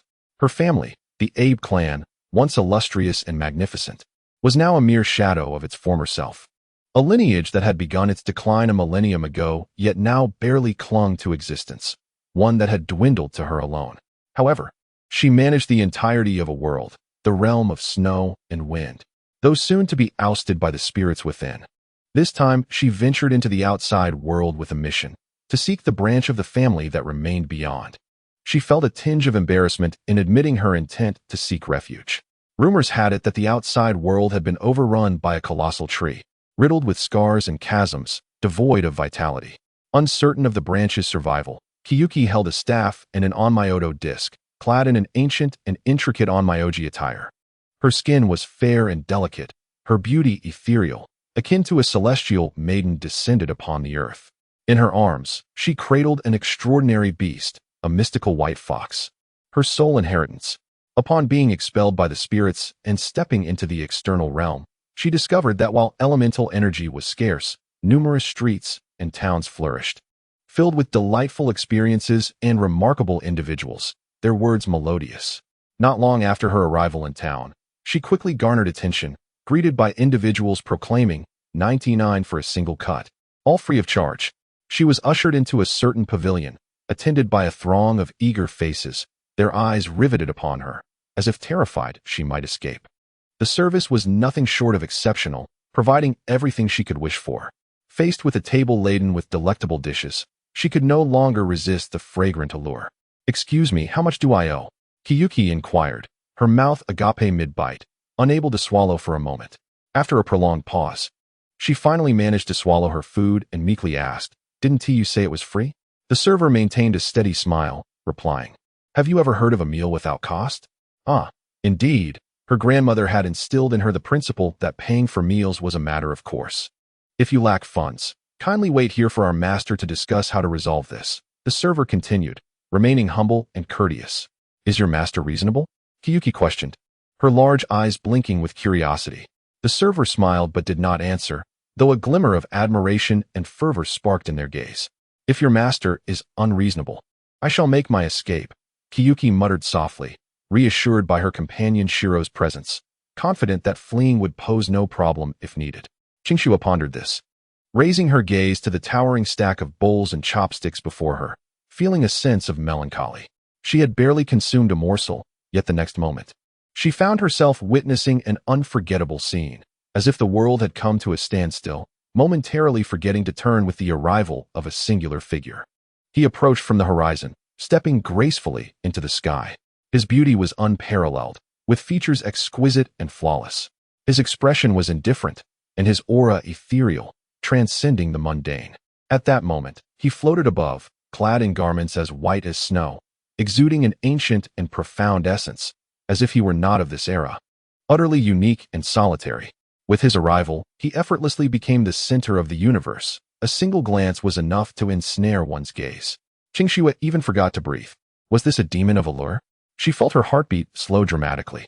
In the next instant, his star-like eyes swept over her, and as he gazed in her direction, she felt an involuntary shiver coursing through her body. The tranquility that had once dominated his eyes now shimmered with ripples of an indescribable emotion. He took a step forward and, in an instant, stood before her. "Here you are, after I searched the world for you. And you are indulging in a meal?" Chapter 36. The local extraordinary. Here you are. A sigh escaped him, laden with complexities that were difficult to articulate, yet he quickly regained his composure. "Do you have any idea how much this meal has cost you?" He gave a cursory glance at the table, seemingly grasping the situation, and asked calmly. "I will compensate you," Onbei Qingxue stammered, feeling completely overwhelmed by the man's imposing presence, erasing any thoughts of escape. "You have consumed ingredients transported from all corners of the world, many of which are nearly extinct. Additionally, there are fees for the venue, service, and the appeasement of exotic beasts. If you were to work off this debt, it would take approximately 43 years. Are you certain?" His tone remained unruffled. Yet beneath the calm, she could sense an undercurrent of urgency. Qingxue cast a glance at the nearby Xiaobai, who was now sprawled out, his belly round from overindulgence. It was undoubtedly Xiaobai's fault for eating too much. "What do you want from me?" Onbei Qingxue's resolve weakened. "Quite simple. I ask, you answer," he replied. He produced a painting depicting an unusual ancient ruin. Have you ever seen the structure in this painting? I have not. He did not elaborate further. And this one? This time, it was a book, inscribed with strange symbols. I do not recognize the characters. I have never seen them. Well then, are we settled? Qingxue hastily replied. You may not realize your predicament. He remained calm. Yet, Anbei Qingxue felt an inexplicable sense of dread, as if at any moment she might meet her demise. Your first question, your gaze faltered, your eyelids instinctively darted to the left front, your awareness paused for 0.5 seconds. Your second question, your left hand trembled. Your breath grew heavy, your awareness halted for 0.3 seconds. My patience is limited. His demeanor stayed placid, yet an unprecedented, overwhelming energy surged forth. And she felt like a fragile boat adrift in an endless sea. She had never encountered an aura so powerful and incredible, imbued with rich natural energy. In that moment, this ethereal man seemed like a favored child of nature. Among all the spirits she had encountered, none could compare. Perhaps only the depths of the wind and snow realm held something similar. What exactly is that ruin? He inquired once more. A crimson hue spreading in his eyes as the black three-tomo Sharingan began to swirl, accentuating his already striking features with an otherworldly allure. As the tomo spun, Qingxue found herself entranced. Oh! Beside her, the fox began to howl, its forepaws suddenly ignited with four blossoms of eerie purple flames. Yet in the next moment, he merely cast a detached glance at it, and the fox fell silent, its petite form trembling, letting out a whimper. That is the relic of my ancestor, Anbei Saimai. Qingxue murmured. Anbei Saimai's relic? Yia furrowed his brow. Is there a yin-yang master in this world? Is this a chaotic parallel universe? Or perhaps a prequel not recorded by Kishimoto? And this book? Yia pressed. That is my ancestor's journal, Qingxue replied, her eyes regaining a flicker of life.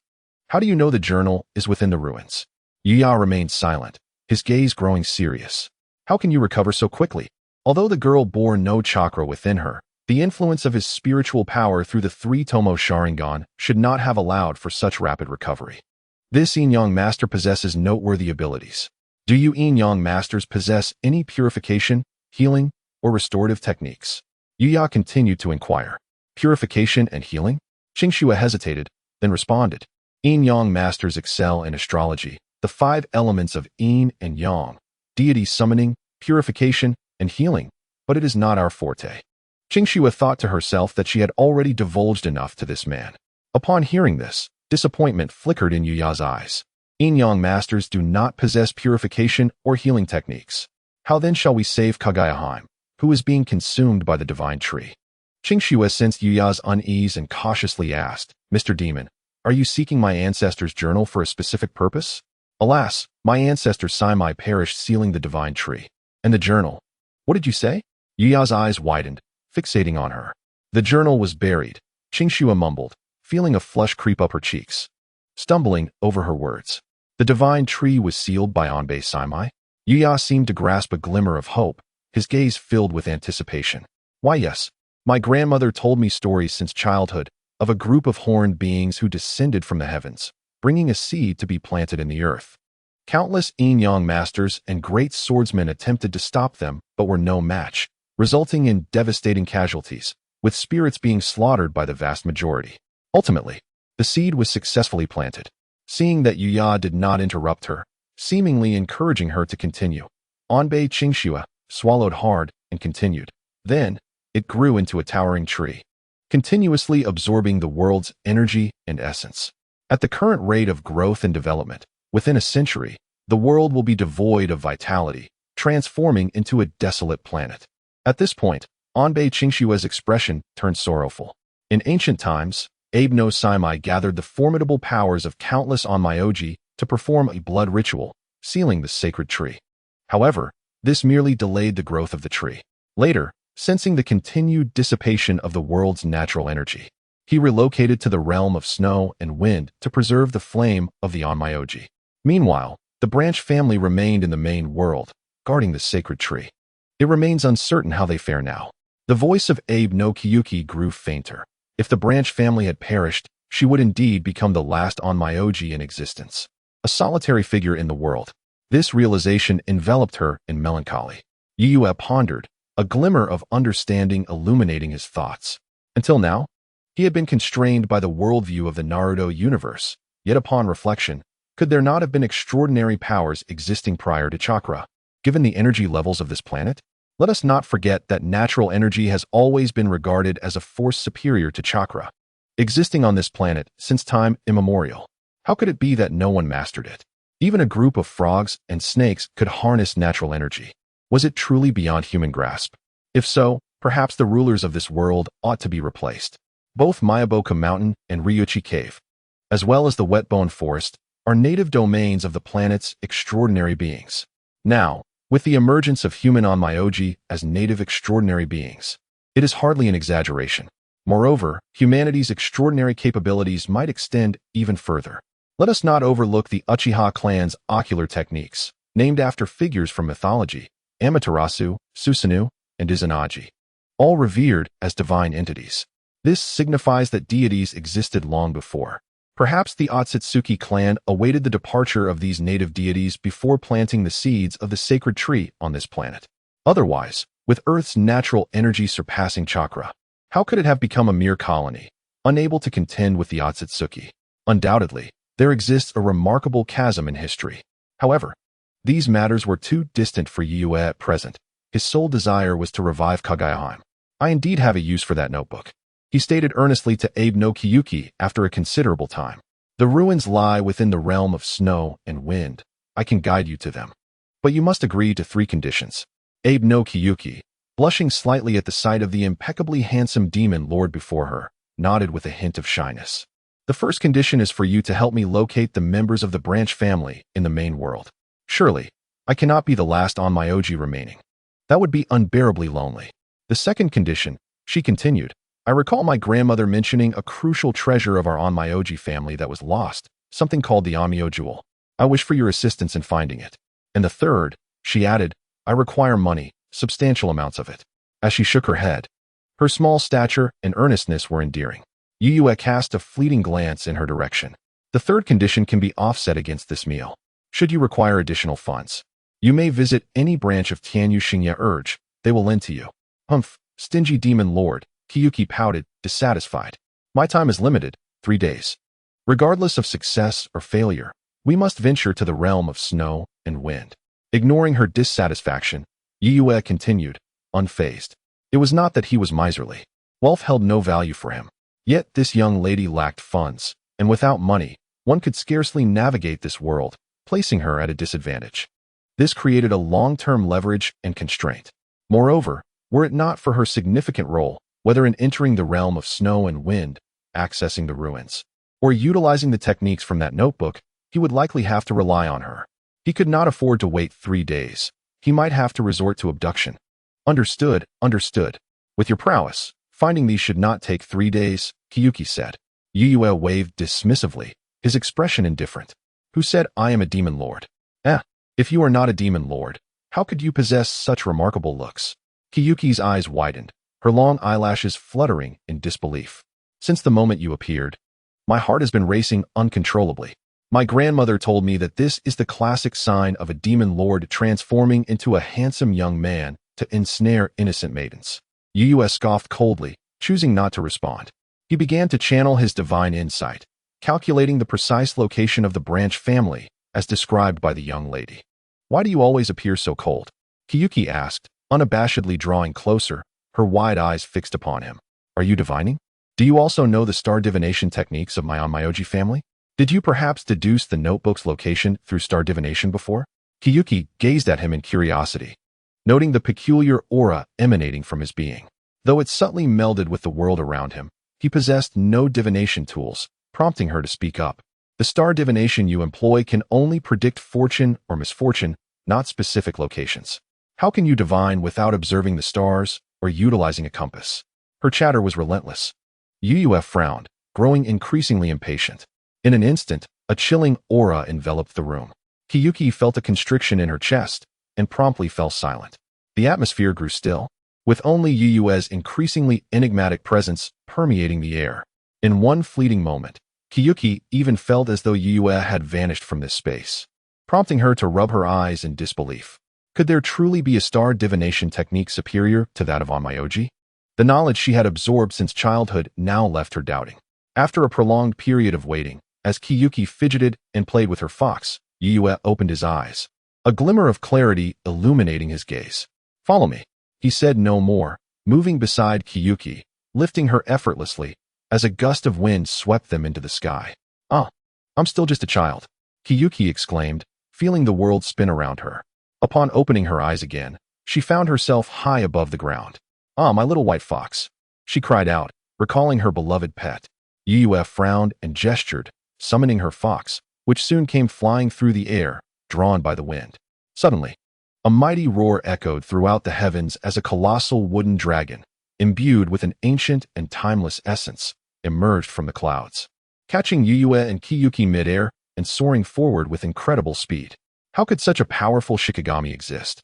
Kiyuki felt a numbness in her heart. How could this person take flight at will, possessing such a formidable Shikigami that seemed even more powerful than those in the realm of wind and snow? What has become of the succubi in this world? Kiyuki felt utterly disoriented. At that moment, she found herself perched upon the back of a dragon, surrounded by drifting white clouds. Despite the flight being remarkably smooth, with the wind shielded, she clutched the dragon's whiskers tightly, too afraid to glance down. Did this demon not feel fear standing at such a height? A wave of confusion washed over her, gazing at the figure standing atop the dragon's head. Ethereal and poised with hands clasped behind his back, he looked down as if observing the ephemeral beauty of nature, the interplay of wind, flowers, snow, and the gentle rolling of clouds, while taking in the vast mountains and rivers. Yet, there was an air of nonchalance about him. His gaze remained distant and indifferent, revealing an ineffable depth of thought. Aside from the fleeting complex glance he cast upon her upon their first meeting, he had not looked at her again, for reasons unknown. A surge of intricate emotions stirred within Kiyuki: shock, confusion, helplessness, and a sense of grievance. "This demon delights in maintaining an aloof demeanor," she muttered under her breath, unwilling to admit that the coldness she felt was due to his neglect. At that moment, Yuya was oblivious to the girl's tumultuous feelings, instead contemplating the three options that had appeared before him. Faced with Kiyuki's wish, you cannot help but feel disdain, and at this moment, you choose. Option 1. Rush to the Heavenly Saint Dynasty, seize the deep blue crystal, and abduct the dynasty's saintess. Reward: Flying Thunder God Technique. Option 2. Shine brilliantly in the vassal state ranking competition and obtain the deep blue crystal through proper means. Reward: Physical Strength 1. Option 3. During the transportation of the deep blue crystal, hijack it under a mysterious guise, reaping hidden rewards.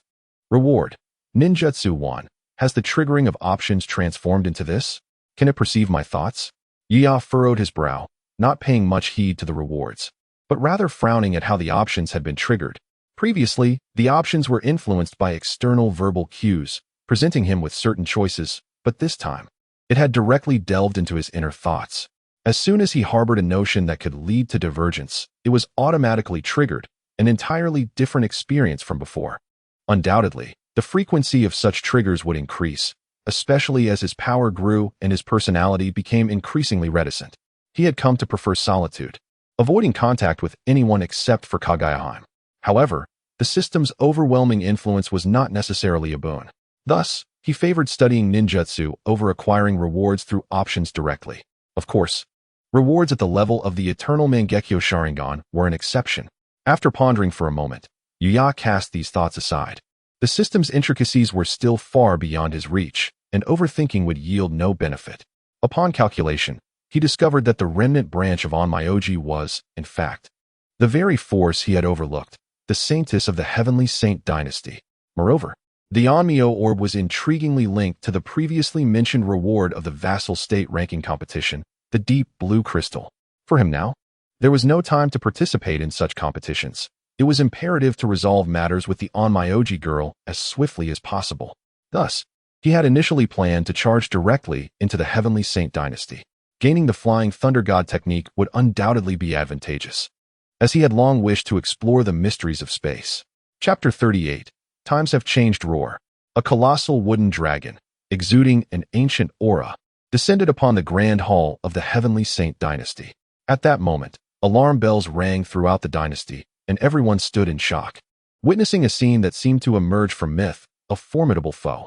Within the hall, a figure of ethereal grace occupied the main seat, veiled and with a blurred visage. Her beauty was undeniable even through her concealed features.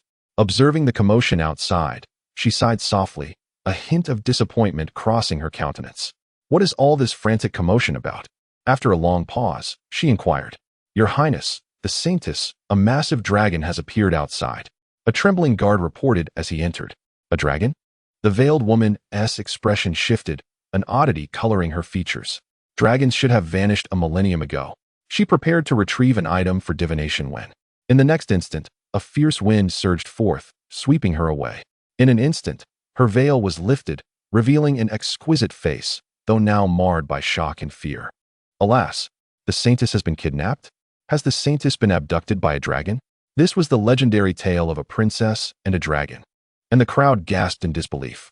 The wooden dragon had landed in the grand hall of the Heavenly Saint dynasty, leaving everyone at a loss for what to do. Countless guards rushed forward, having witnessed their Saintess being taken, yet they found themselves paralyzed by fear at the sight of the massive creature, their weapons trembling in hand. What is that? Is there someone on it? Following the direction in which the Saintess had vanished, someone exclaimed in astonishment, noticing not only the Saintess but also a figure standing atop the wooden dragon, clad in white, with an expression as indifferent as a deity. The sight of him sent shivers down their spines, invoking an instinctive reverence. They lowered their heads in panic, unwilling to meet his gaze. Why have you brought me here? Abe Kiyuki inquired curiously as they came to a halt in a palace. You shall soon find out, Yuya replied flatly, offering no further explanation. What an odd demon, Abe Kiyuki murmured softly. The next moment, the Saintess was swept up by the wind and floated towards them. My apologies for bringing you here in this manner. It is this woman who wishes to meet you, Yuya unexpectedly explained, his usually calm eyes betraying a hint of rippling emotion upon seeing the Saintess. As though he held her in respect, he gestured towards Abe Kiyuki, calmly passing the responsibility. I saw a woman floating towards me, gazing at me with a complex expression. Abe Kiyuki stammered, momentarily at a loss for words, her face flushed with embarrassment. You, I told you to take me to find the Branch family. Who told you to abduct someone directly? After a while, she finally exclaimed in frustration. Yuya could only express his helplessness. It was not his desire but rather the system's whim.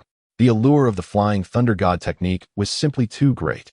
Yet, as he contemplated this, his expression grew complex as he regarded the Saintess. The Saintess took a moment to steady herself, still unable to believe the scene unfolding before her. She gazed at the wooden dragon beneath her feet, then glanced at the figure clad in white, Yu Yi, and the onmyoji dressed in Beiqing Shui. A flicker of astonishment shimmered in her beautiful eyes. You are an onmyoji? After a moment's pause, she finally inquired. Her voice was soft and melodious, imbued with an indescribable gentleness. Her bright, snow-like eyes regarded in Beiqing Shui with a complexity rooted in memories of the past. Indeed, like you, I am an onmyoji from the lineage of the snowy realm a millennium ago. And Beiqing Shui felt a tinge of bashfulness under the scrutiny, for she sensed a familiar aura emanating from the saintly figure before her, an elemental resonance akin to that of her grandmother. The sudden appearance of someone from her own clan ignited a joy in her eyes that she could not conceal. At last, she was no longer an isolated onmyoji. Perhaps you have mistaken me.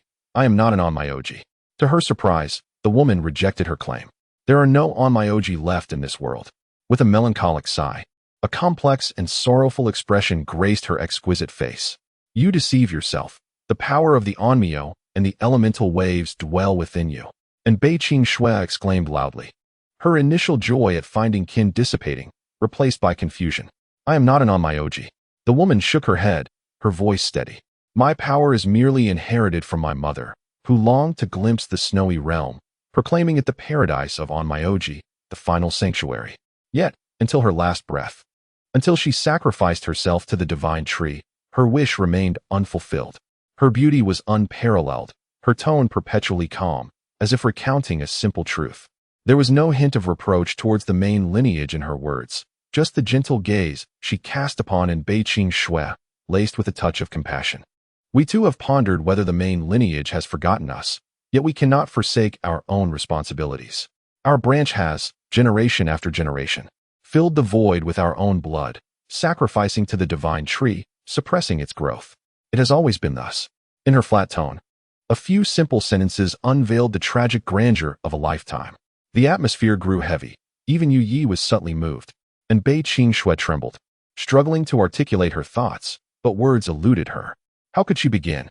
Should she apologize to the branch, or tell her that the realm, revered as a sanctuary by her ancestors, had been claimed by the Shikigami? She could not articulate it. She felt as if something was lodged in her chest, suffocating her. Then you, after a prolonged silence, and Bei Qingxue managed to croak out. She wished to say, but there is still you. I am not an Onmyoji. I am but a remnant soul. As if sensing her intent, the woman chuckled softly. Her features were exquisitely delicate, her beauty ethereal, her skin pristine and refined, with an elegance that was extraordinary. Her long hair danced with the wind, and a gentle smile lingered at the corners of her mouth, radiating a warmth that seemed to penetrate to her very core. Just standing there, she embodied unmatched grace. It was difficult to fathom that such a gentle woman still existed in this world.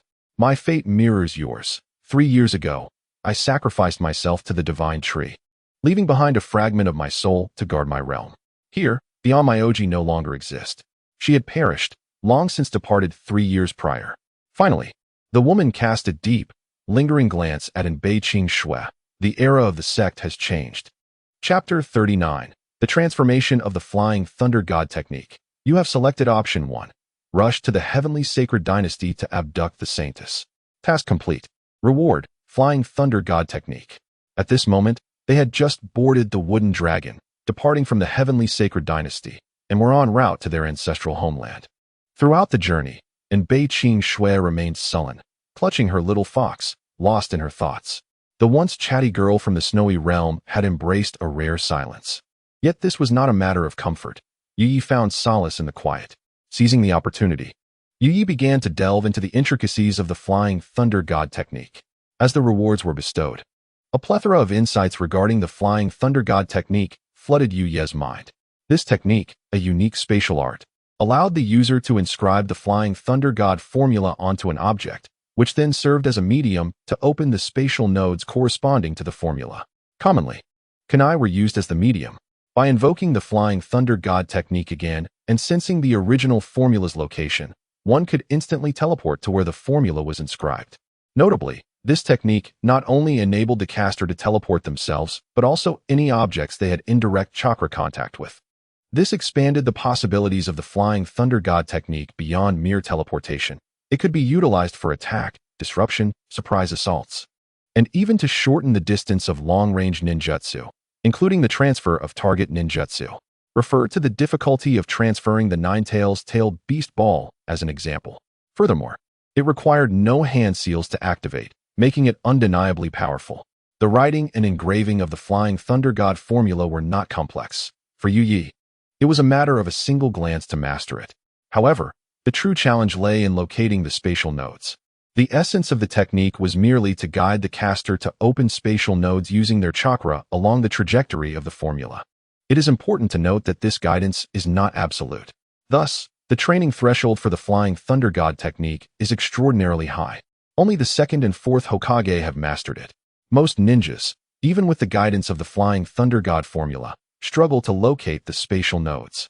This requires exceptional insight and a unique physique capable of resonating with spatial curvature to sense spatial nodes. Throughout the world of Naruto, many gifted ninjas exist: Madara, Hashirama, Orochimaru, Itachi, Shisui, and Kakashi before the age of 12, each possessing remarkable talent. Yet, only the 2nd and 4th Hokage can master the technique, as none other than these two possess the requisite ability to perceive space. Regrettably, Yu Yi did not possess such a physique. At this moment, trying to sense space felt akin to a blind man attempting to discern an elephant. He had the formula, yet could not activate it. With his precise understanding of chakra, he meticulously inscribed the Flying Thunder God formula, following its trajectory meticulously, yet still failed to perceive the location of the spatial nodes. At this moment, he felt an overwhelming urge to scold Leon. Without transforming his physique, merely granting him the Flying Thunder God Technique would prove utterly futile. It is worth noting that the 4th Hokage, Minato Namikaze, was able to master the Flying Thunder God Technique as a mere civilian, signifying that this ninjutsu is accessible to those who are capable of learning it. The true rarity lies not in the technique itself, but rather in the innate ability to perceive spatial dimensions. Therefore, simply providing him with a technique was nonsensical. Above the wooden dragon, Yuya sat cross-legged, his brow furrowed, a rare hint of unease surfacing in his breath, indicating his inner turmoil. He could hardly believe that he might be fated to remain unconnected to spatial ninjutsu. Throughout his journey of developing ninjutsu, he had encountered little resistance. How could he possibly falter with spatial techniques today? If he could not master the Flying Thunder God, he would be left to rely on the Sharingan, uncertain if he could even unlock spatial ninjutsu. Thus, his focus on the Flying Thunder God technique remained paramount. Suppressing a multitude of thoughts, Yuya resolved to delve into the intricacies of the Flying Thunder God technique. He had memorized its structure flawlessly, even capable of writing it backward with ease.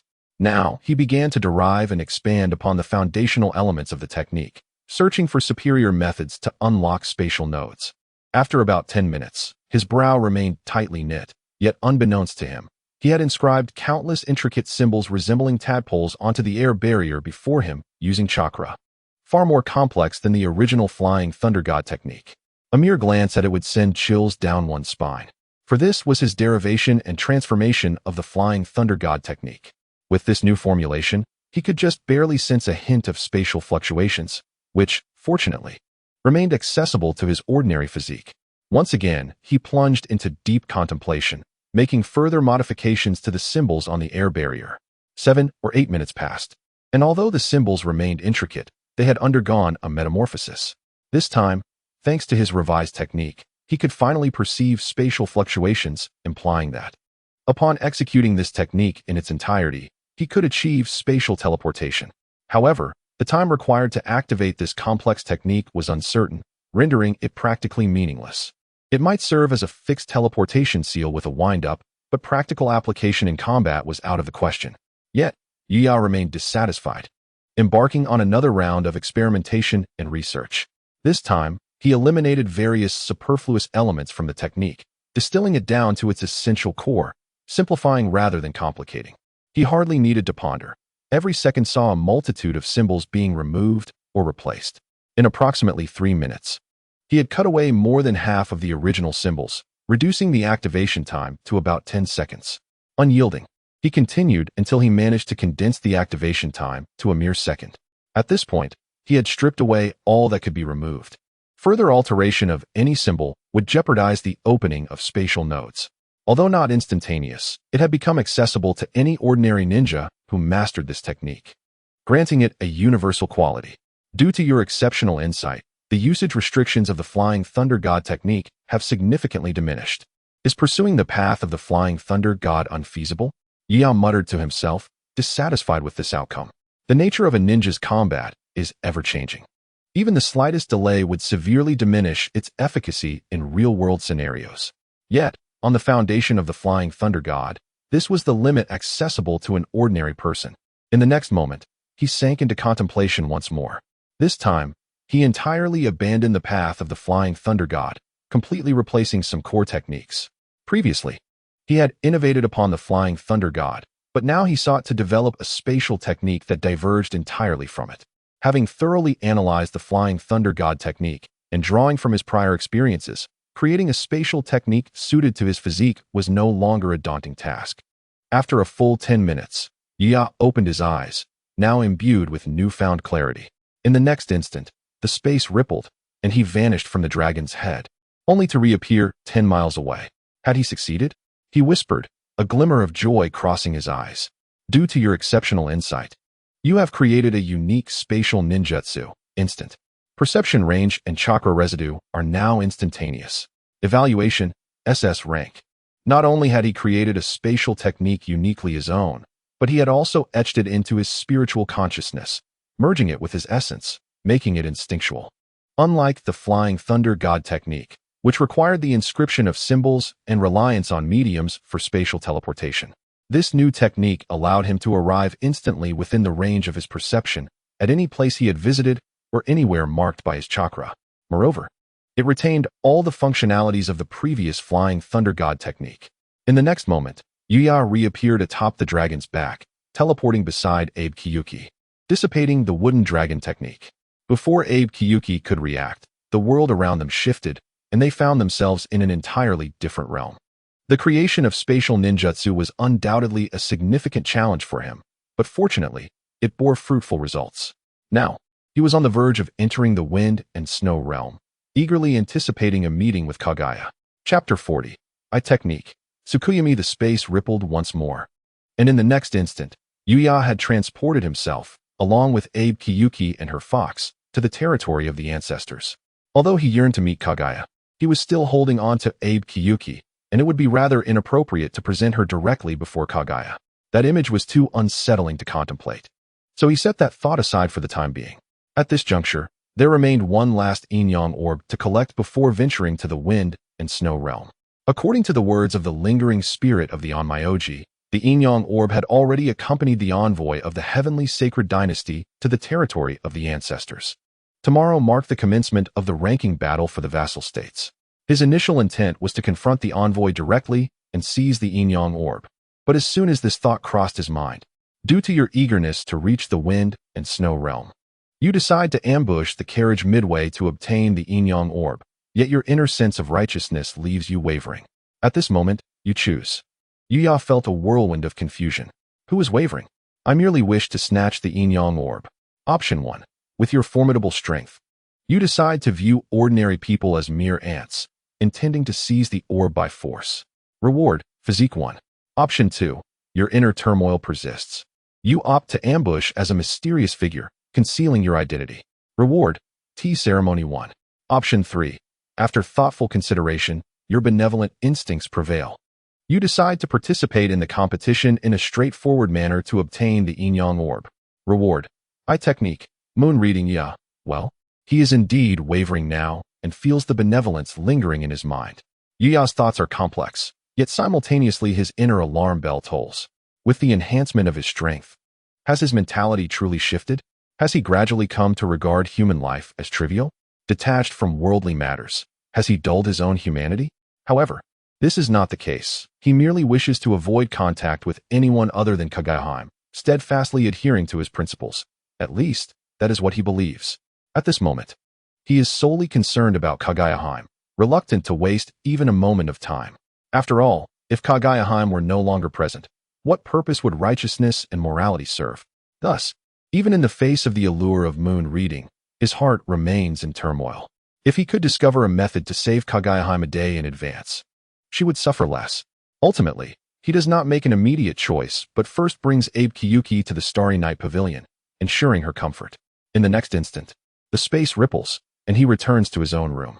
He begins to activate his celestial calculations, assessing the risks of his journey to the snowstorm realm and the possibilities of locating the notebook. After all, he has heard from Abe Kiyuki that the place is occupied by numerous powerful shikigami, and entering Abe no Saimai's ruins may present unforeseen dangers. After all, he is one of the most formidable Onmyoji in existence. He cannot afford to be careless. Seated in meditation, he opens his eyes after a considerable time, his expression more grave than ever. According to his calculations, the likelihood of his demise on this trip to the snowstorm realm is as high as 60%. The greatest peril arises from Abe no Saimai's ruins. This is still under the condition that he has mastered space ninjutsu, significantly enhancing his chances of survival. Logically, if he cannot defeat them, he should be able to escape, yet there remains a 60% chance of death. This indicates that the ruins are at least self-contained and sever the effects of space ninjutsu. Thankfully, it is not a full 100%. Yuya murmurs. If it were 100%, he would have no choice but to stay home and accompany Kaguya, contemplating alternate solutions. The risks of this journey are unpredictable. Perhaps he should spend more time with her. Coincidentally, acquiring moon reading could also bolster his strength, thereby increasing the likelihood of his safe return. Option 3. Ultimately, Yuya is still besieged by benevolence in his mind. Inside Kaguya's grand hall, that battle was fought amidst chaos, with the heavens darkened and the stars rearranged, shattering countless celestial bodies until no one dared to claim supremacy. At last, the mighty Emperor Makabaka stood invincible, ready to embark upon the ancient path of the stars. However, at that very moment, a colossal hand obscuring the sky reached out for him. Yuya, parched and dry-throated, instinctively lifts a cup of water. Kaguya listens intently, occasionally shaking her small head, her large eyes blinking with curiosity, adorned with long, fluttering eyelashes. And then, she inquires. And then, at the end of the ancient stellar path, there appeared a figure with ominous red hair. Yuya replies. Ah, Kaguya gasps, covering her small mouth in fear. Outside the Grand Hall, in the competition arena of the vassal states. In the first round of the literary examination, the first contest is painting. With only 1 minute remaining until the competition begins, a refined gentleman, clad in flowing white garments, appears on stage with an air of indifference. As he emerges, the world seems to fall silent. He picks up a brush and, with a few strokes, completes his masterpiece in the final minute, leaving without glancing at the ensuing evaluation process. The crowd, captivated by his exquisite appearance, only regains their senses after his departure. Upon viewing his artwork, a dazzling display of fireworks blossoms in the starry sky. A small boat gently rippling the lake's surface, with an unparalleled beauty of a woman resting quietly on the man's shoulder. In the distance, fireworks erupt, resembling countless fallen stars. Nearby, the silhouettes of the embracing couple in the lake reflect each other, creating a harmonious scene of poetic beauty. As they behold this painting, everyone is immersed in the exquisite artistry, lingering in its splendid ambience and unable to regain their composure. It is as if the fireworks, the lake, and the couple in the small boat come alive before their very eyes. None could have imagined that someone could create such an extraordinary piece within a mere minute. Who is that gentleman in white? Inside the Grand Hall, the youth cannot endure such humiliation. He cries out, 30 years in the East, 30 years in the West. Do not underestimate the youth who is impoverished. I have made a 3-year pact with that man. Yet he is unaware that the individual he challenges is a formidable warrior. They engage in a fierce battle of 300 rounds, and ultimately, the youth is saved by the woman in white from the man's ring, successfully escaping. As Yuya narrates with rhythm and emphasis, Kaguya's small face is filled with astonishment. A warrior capable of transforming into a horse is truly terrifying, she exclaims, rendered speechless by the revelation. Indeed, in the end, that youth successfully gathered 12 fiery red lotuses, becoming the renowned fire deity. His very words could ignite 1,000 miles in flames. Ah, who is mightier, the fire deity or Emperor Makabaka? Kaguya asks, shaking Yuya's arm with curiosity. Perhaps it is Emperor Makabaka, Yuya responds uncertainly. Outside the Grand Hall, the second round of the literary examination begins. Poetry and prose. Once again, in the final minute of the competition, the atmosphere is thick with anticipation. Everyone holds their breath, too afraid to make a sound. In unison, they await the appearance of the figure in white. Finally, he arrives as expected, still dressed in white, his expression aloof, as if oblivious to the world around him. He does not direct his gaze at anyone present, yet every eye follows his figure. In the eager eyes of the crowd, he writes, leaning against the precarious tower. The wind whispers softly, gazing into the depths of spring sorrow, darkening the horizon. In the fading light of grass and smoke, who can understand the longing of one who leans against the railing?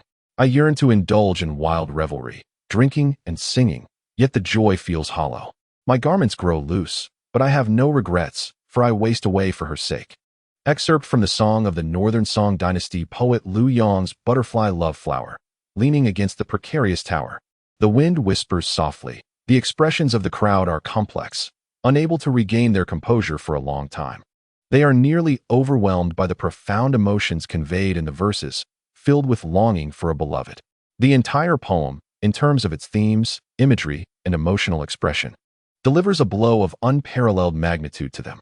Especially the line, "My garments grow loose, but I have no regrets, for I waste away for her sake," evokes a deep and enduring sentiment, uttering words of unwavering loyalty and affection.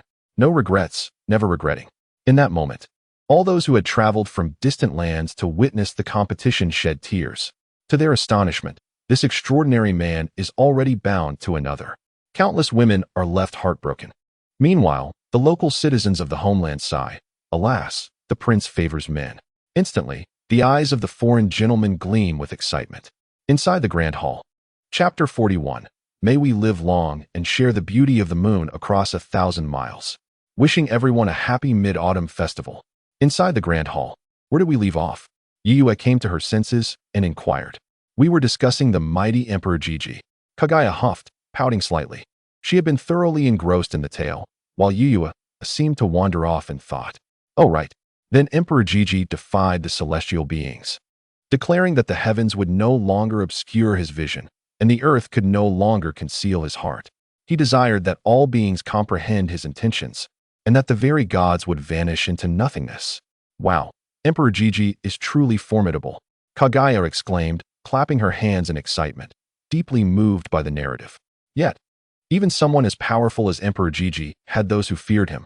At this juncture, Yue stood with his hands clasped behind his back, his expression shrouded in mystery. Oh, and who might that person be? A monk. A monk? Kaguya's eyes widened in disbelief. She never imagined that such a formidable figure as Emperor Gigi could be intimidated by a monk. Yue sighed softly, an enigmatic look on his face. Indeed, that monk is known as Jamozi, wielding the Six Meridians' divine sword, a master of extraordinary prowess. Kaguya was left speechless, utterly astonished. After sharing several brief tales, Yue successfully lulled her to sleep. Meanwhile, the competition among the vassal states had concluded, and without exception, Yue claimed the top position. With the Inyang pearl in hand, he departed amidst the reverent, yet slightly peculiar gazes of the crowd. Ah, they must be envious of me. You have chosen option 3. Participating in the competition in a conventional manner. Task complete. Reward. Eye technique. Moon reading. In an instant, a warm current surged within his eyes, embodying the power associated with the eye technique, moon reading. Simultaneously, under the influence of moon reading, his proficiency in illusion techniques saw a significant enhancement. His mind brimmed with newfound techniques for utilizing ocular power. Combining these insights with the experiences and realizations from acquiring Amaterasu, it felt as though he had finally shattered a barrier. Due to your extraordinary insight, while discerning the eye technique, moon reading, you have grasped certain illusion techniques. Illusion level 5. Due to your extraordinary insight, you have automatically comprehended the ultimate ocular technique of the kaleidoscope Sharingan, Susanoo. Must one master both ocular techniques to unlock Susanoo? Yue mused, aligning with the descriptions from the original narrative. With Susanoo, his power would undoubtedly undergo a qualitative transformation. This journey to the snowstorm realm would thus be significantly more promising. Without hesitation, he resolved to set forth for the snowstorm realm immediately. Casting a lingering glance at Kaguya, whose face was marred with deep lines resembling tree bark, he noted that even in her usual state, this was the case. More critically, her mind was being gradually eroded, threatening to reduce her to the mentality of a child. This transformation had intensified recently, and her nerves were on the brink of collapse. Even while listening to Yuu's stories, she clung to his arm for comfort, seeking relaxation. Kaguya suffered every moment, and he could no longer afford to wait. Finally, Yue leaned down and gently kissed her forehead. I will save you, he whispered, leaving a clone to accompany Kaguya. In the next moment, a ripple spread through the air as he prepared to seek Onbei Chinshu, embarking on his journey to the snowstorm realm. Uncertain of the dangers that lay ahead, he pressed on with unwavering resolve. However, after Yuu's departure, Kaguya seemed to sense something amiss, her brows furrowing even in her slumber, as if haunted by a nightmare. Yuu's clone gently patted her shoulder, attempting to soothe her troubled thoughts, but the situation did not improve. In Kaguya's spiritual consciousness, a voice echoed, Kaguya, the child you found is leaving with a stranger. Will you simply allow this to happen? What nonsense are you speaking? He is right beside me, Kaguya retorted loudly, though a hint of trepidation crept into her tone. Don't be foolish. He has long departed, merely leaving behind a mass of chakra to placate you. How pitiful it is that you are on the brink of death while he cavorts with another woman. Impossible. He would never leave me. He promised. Kaguya's voice trembled. Just look at yourself. Who could bear to remain with you? It would be better to surrender your body to me sooner. The voice sneered. Silence. Is it so? Open your Byakugan and see for yourself. Suddenly, Kaguya awakened with a start, sitting up in bed, drenched in sweat. Yuu's clone attempted to approach to offer comfort. But in the next moment, Kaguya's eyes bulged with veins pulsing beneath her skin as she glared at him. Indeed, it was merely a mass of chakra, Kaguya chuckled bitterly, her already lined face twisting into a more grotesque and terrifying expression. The words of Otsutsuki echoed in her ears, intertwining with memories of Yue as her mind, eroded by the divine tree, faltered in discerning what was real and what was illusion. The clone began to speak, but a tremendous repulsive force erupted, causing him to disintegrate into mist before her eyes. Kaguya's consciousness spiraled into chaos as the overwhelming force ravaged the room, plunging everything back into disarray. She found herself disheveled and contorted, shards of debris littering the floor. Uncertain of reality, she clung to one truth. Yue had vanished. She needed to find him. Where? She murmured, standing still for a long moment, her mind swirling in confusion. She even forgot her purpose. I must find Yue. She grasped her head, and after a while, she seemed to recall something, repeating her thoughts incessantly. Her body swayed as she began to walk forward like a specter. Yet halfway through, she stepped on a shattered mirror. Halting in her tracks, peering down, she stared blankly at her own reflection in the broken glass, confronted by a visage that was monstrous and terrifying. Lingering in her gaze for what felt like an eternity, Yue would not appreciate this appearance, she mused to herself. Ultimately, she summoned her strength, even extracting life force anew, stifling the corruption of the divine tree. Gradually, her features rejuvenated, returning to their exquisite and ethereal beauty. Yue, she whispered, a tear cascading down her cheek. Yue frowned as the clone stationed beside Kaguya dissipated. Memories flooded back, revealing her current state as dire. Anxiety gripped Yue, prompting him to return and check on her. Yet before him, the space rippled, and from a pitch-black void, Kaguya stepped forward, adorned in the attire from that fateful night of the fireworks festival, her cool, flowing dress billowing, and her silver hair dancing in the air. Her exquisite visage was restored once more, reminiscent of days gone by. Yet, devoid of even the faintest glimmer of vitality, a pallid essence enveloped her, rendering her akin to a delicate porcelain figurine, seemingly fragile enough to shatter at the slightest touch. Come back with me, Kaguya's voice emerged, somewhat hoarse, as she raised a trembling hand, seemingly reaching out to him, yet with utmost caution. Yuyuru felt a pang in his heart, the pain intensifying. What calamity had befallen her? What sacrifices had she endured to suppress all this, merely to seek him? He was on the verge of uttering a promise to return with her, to declare that he had never contemplated leaving, but in the next moment, those words lodged firmly in his throat, unable to escape. The entrance to the snowstorm realm is about to close permanently. Otsutsuki Kaguya has come to obstruct you. How can one reconcile the world's demands, neither disappointing the Buddha nor forsaking you? In matters of enduring pain and fleeting agony, what will you choose now? Option 1. Despite the myriad afflictions in the world, none can cure longing. Return with her, soothe her emotions. Reward, physical strength 1. Option 2. May we last long. Sharing the moonlight over 1,000 miles. Attempt to explain. Perhaps a satisfactory resolution awaits, yet it may also lead to an unfathomable abyss. Note, a mysterious guest may be eavesdropping. Reward, scorn. Option 3. Young man, do not look back, but press onward. The path to success is fraught with thorns. Your only course is to move forward. Reward. Rebirth. Come back with me. Kaguya's voice resonated once more, this time imbued with desperation. Chapter 42. The break. The snowstorm realm is about to close permanently. Remaining time, 9 minutes 37 seconds. The snowstorm realm is about to close permanently. Remaining time, 9 minutes 36 seconds. Only 10 minutes remained. Should he attempt to explain or forge ahead? What could he possibly articulate? How to convey that he merely sought a brief respite from monotony? Would she believe him in her current state? Would she desire to hear such reassurances? Or should he assert that he was engaged in vital matters? And what could possibly outweigh Kaguya's significance at this moment? Yuru contemplated a bitter smile. Yet silence enveloped him, rendering his expression numb. Kaguya resembled a fragile porcelain doll, shattering at the slightest contact. He yearned to rush to her, to reveal everything.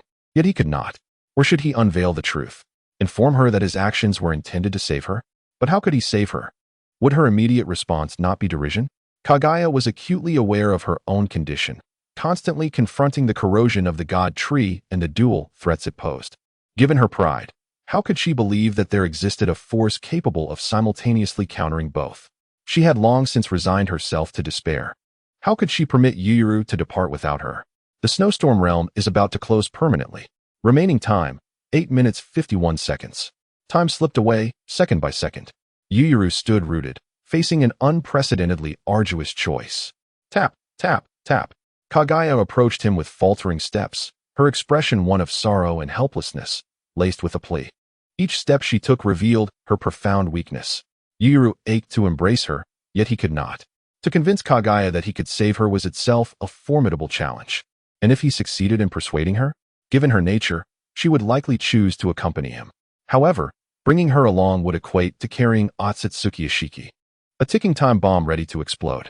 Yuyuru had calculated that if he took Kaguya with him, their chances of survival would dwindle to less than 30%. How could he bear to endanger Kaguya? The snowstorm realm is about to close.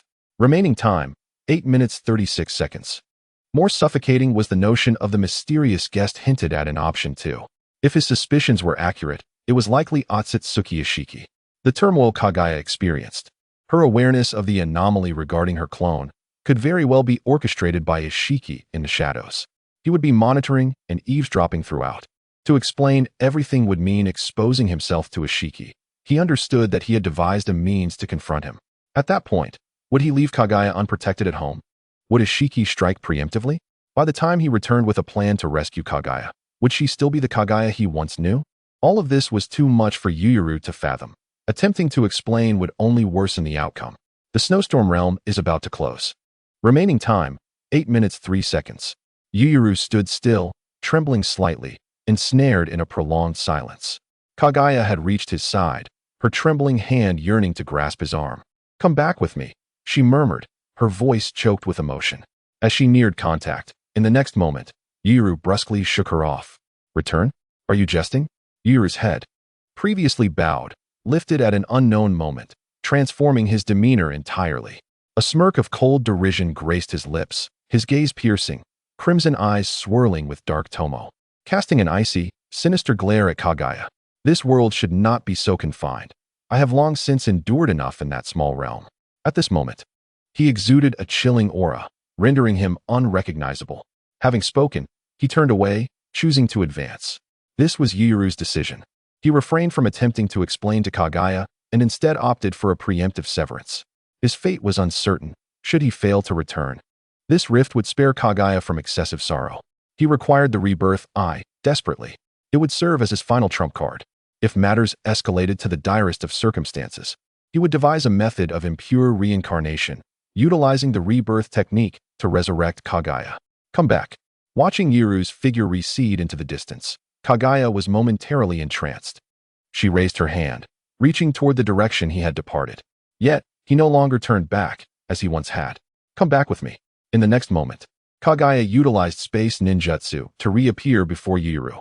As dusk approached, the murky sky pressed down ominously, creating an atmosphere thick with despair.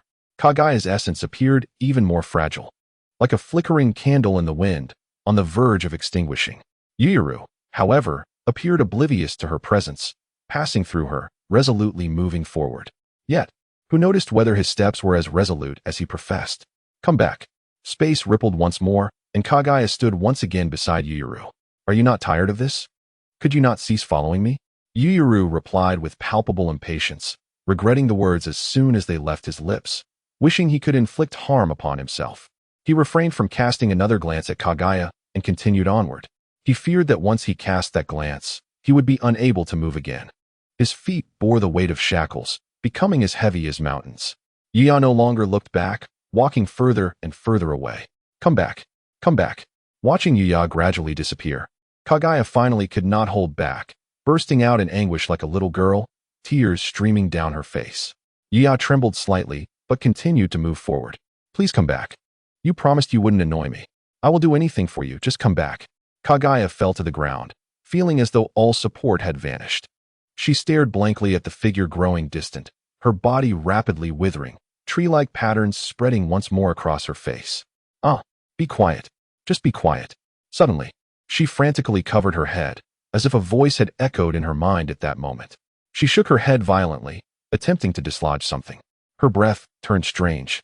And soon, an entirely unfamiliar aura filled her being. In the next instant, the space rippled again, and Kaguya stood before Yuya. "If you take another step, I will kill you."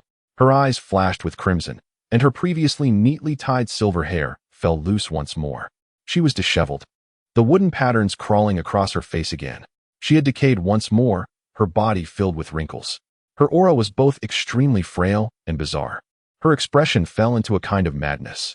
Yet, Yuya paid her threat no heed, continuing to advance. Her eyes flickered between clarity and murkiness. She covered her head again, shaking it. In the next moment, she observed Yuya still moving forward. A flash of red light crossed her eyes. Slowly, she raised a hand. A massive, dark chakra that seemed intent on obliterating everything surged within her palm, coalescing into a gigantic truth-seeking orb aimed at Yuya. The sky darkened, ominous clouds rolling in, heralding an apocalyptic scene. The enormous orb appeared to distort space and light, emanating a chilling and terrifying aura as it unhesitatingly hurtled toward Yuya. Kaguya, do you truly believe you are still my equal? Yuya laughed heartily. A colossal chakra erupted from him, instantly forming a gigantic chakra skeleton.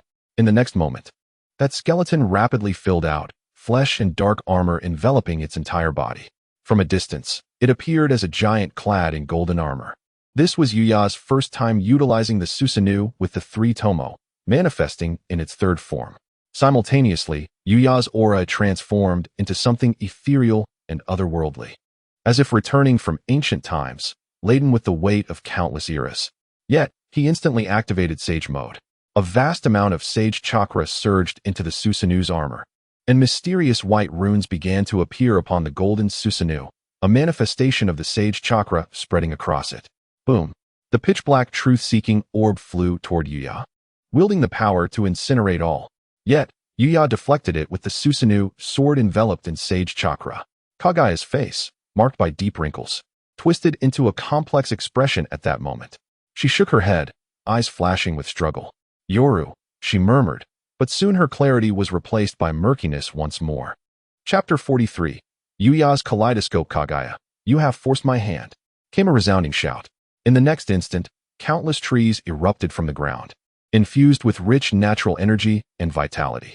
Towering giants shot up, instantly blotting out the sky and moon, as the terrain was rewritten into a dense forest. Simultaneously, wooden arms began to rise from the earth, infused with abundant Sage chakra, reaching for Kaguya. Roar, roar, roar. This was not the end. The sounds of beasts echoed through the forest as 9 wooden dragons lunged at Kaguya with open jaws. Yet, Yuya swiftly employed the Sage technique. Would release. Birth of the World Tree. Sage technique. Would release. All things in a bag. Sage technique. Would release. Dragon technique. In response, Kaguya let out a chilling laugh. The moment all the attacks were about to descend upon her, a dark void appeared, a crack forming in space. She intended to use the yellow springs to evade the assault, but suddenly realized that space seemed to be interfered with by some force, freezing in that instant. And in that moment, all the attacks converged. Realizing she could not evade, Kaguya felt a surge of panic. She had not anticipated that Yuya would strike so decisively, even distorting space itself. Natural energy seems to be insufficient, she mumbled. Super godly pull. 80 gods vacuum attack. In the next moment, Kaguya leaped into the sky, a tremendous repulsive force emanating from her, obliterating the wooden hands created by the all things in a bag technique. Simultaneously, the chakra-laden hands swung out, massive chakra-infused fists appearing in the air, targeting the wooden dragons. Each punch resonated with an oceanic wave of chakra, shaking the very fabric of space. After shattering several wooden dragons, the spatial blockade vanished, allowing Kaguya to swiftly employ the yellow springs to escape. However, the moment she fled the realm of the birth of the World Tree, she found that 2 massive, armored arms had already emerged from Yuya's colossal golden Susanoo, seemingly waiting for her arrival. The 2 Susanoo arms, under his control, drew back bowstrings. The golden arrows, enveloped in flames that devoured all life, shot forth.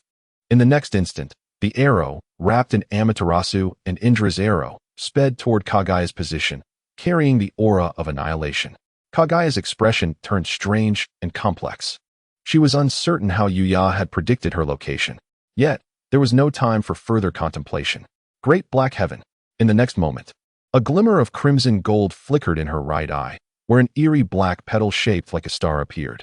A staggering chakra erupted, and a black cube emanating an extraordinarily ominous aura appeared in the sky, blocking the path of Indra's arrow. Boom! A tremendous explosion resounded, unleashing endless shockwaves that surged outward.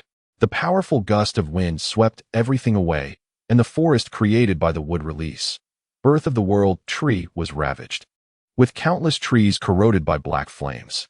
The trees, absorbing the emanating chakra, continue their relentless growth, while the black flames of Amaterasu burn as if they will never be extinguished. The two maintain a wondrous equilibrium.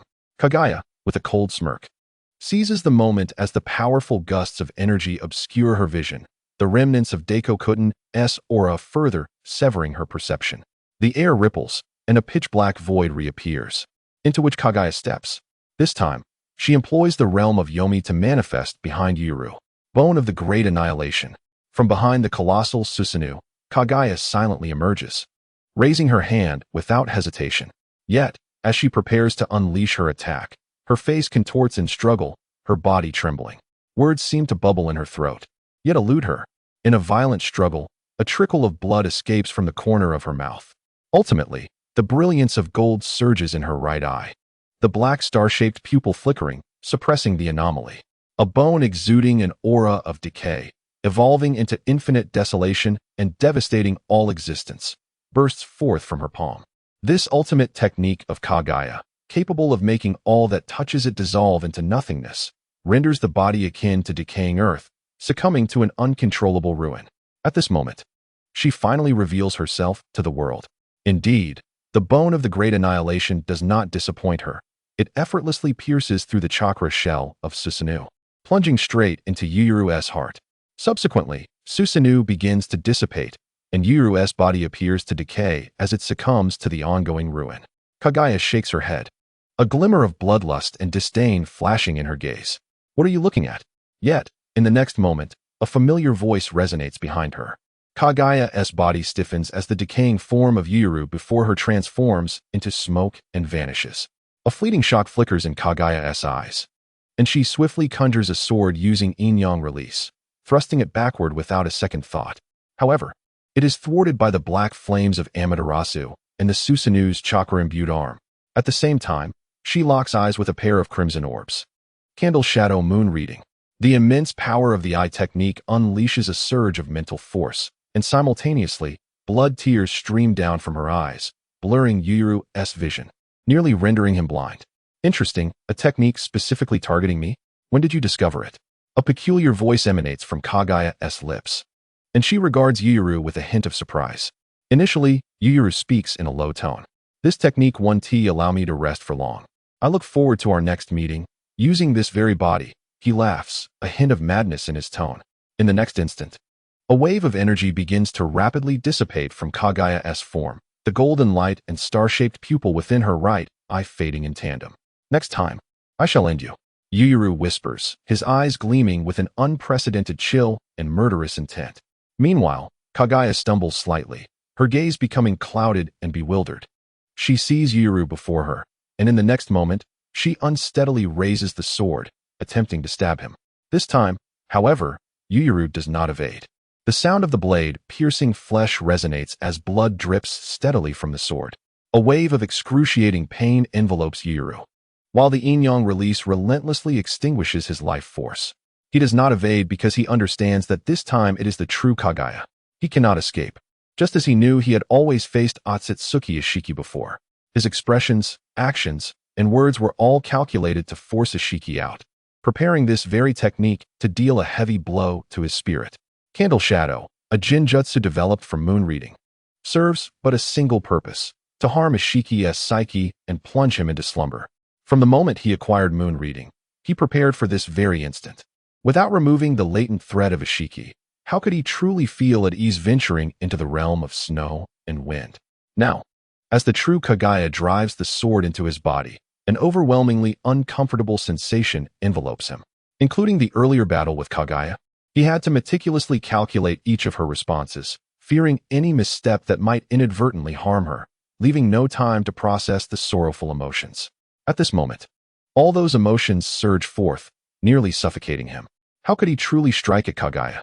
In the next moment, within Yuru's eyes, the black three-tomo begin to connect, bursting forth with brilliance, teeming with mystery, evolving life and oblivion, time and reincarnation, ultimately forming an extraordinarily alluring black six-pointed star pupil.